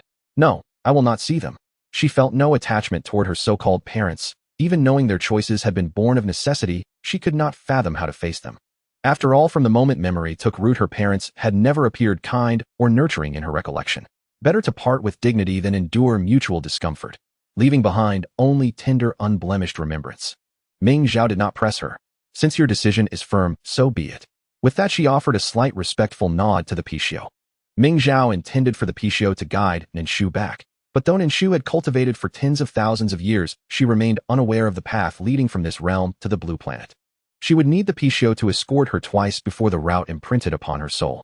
I remember the way, Nan Shu said, lifting the Pishio into her arms before bidding Ming Zhao farewell. She carried the Pishio not merely for guidance, but because her lifelong aspiration remained unchanged: retirement. With the Pishio at her side, wealth would flow endlessly into her hands. Retirement. That was simply non-negotiable. Tell me, where exactly did all my money go? Nan Shu asked the Pishio on their return journey. There was no corporation, no institution. So where had those funds truly vanished? The Pishio fell silent for a long moment before replying. Do you truly believe your offspring sprang from nowhere? She spent currency, while it transmuted fortune. Have you heard the ancient saying? Only through giving may one receive. The Pishio spoke with solemn gravity. Nan Shu responded with a cold, mirthless smile. She trusted no one, not even the Pishio's honeyed words. Yet the Pishio was a divine, auspicious beast. Doubt the sovereign power of the great Pishio king. Could a mere little persimmon deceive me? All knew the Pishio's nature. Wealth flowed in, but never out. Nan Shu let out a soft, derisive chuckle and carried it home to the blue planet. Meanwhile, several of Nan Shu's offspring were undergoing interviews. Yu Sheng, crown draped in a sapphire blue gown, declared to interstellar media, "The person I love most is without question my mother." Rumors suggest the undersea kingdom is under rapid construction. The journalist pressed, probing deeper into the matter. Yu Sheng offered no evasion. Indeed, the undersea kingdom nears completion. I shall soon invite you all to tour its royal halls. Your presence would be deeply honored. A collective gasp rippled through the press corps. Humanity and the merfolk had borne centuries of bitter enmity. Yet here stood proof reconciliation was real. Even the merfolk's sacred royal palace would soon open its gates to human eyes. Another subject of intense media scrutiny was DMO, overseeing military drills. Clad in deep blue uniform, his expression stern and resolute, he stated plainly, "I am profoundly grateful to my mother." Then his gaze shifted past the journalist. "You three, why are you slacking off instead of training? 10 kilograms of added weight, 10 kilometers of forced run, now." The journalist hastily withdrew the microphone and addressed the camera. "Truly our nation's supreme commander, devoting heart, soul, and every breath to the nation's advancement." DMO, overhearing nearby, gave a silent wry pause. "That's rather unnecessary."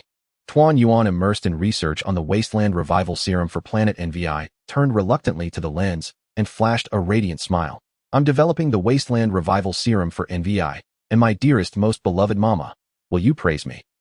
Her smile vanished the instant the words left her lips, and she declined all further questions. Her time was currency, non-renewable, irreplaceable. Ling Huan, clutching the title, hailed across the galaxy as treasure-class mecha artisan, found her eyes brimming with tears. "Thank you. I truly did it." At last she was free, not bound as anyone's oracle, nor as any nation's grand diviner tasked with glimpsing futures. Nor would she ever again suffer the agony of ancestral regression brought on by excessive spiritual energy depletion. Bai Yin and Shi Ta Lu served quietly in support roles, neither seeking interviews nor harboring ambitions for power or prominence. When Nan Shu returned, decades had passed upon the blue planet. Her children had never ceased searching for her, nor abandoned their life's work, hoping that upon her return she would behold versions of themselves more accomplished, more whole. And so on the very day Nan Shu stepped foot upon the blue planet, once more a video swept across the globe. Whether the exalted queen of the merfolk, the galaxy's highest-ranking military commander, the galaxy's preeminent mecha artisan, or its most revered alchemist, all bowed reverently to a seemingly teenage girl and called her mother.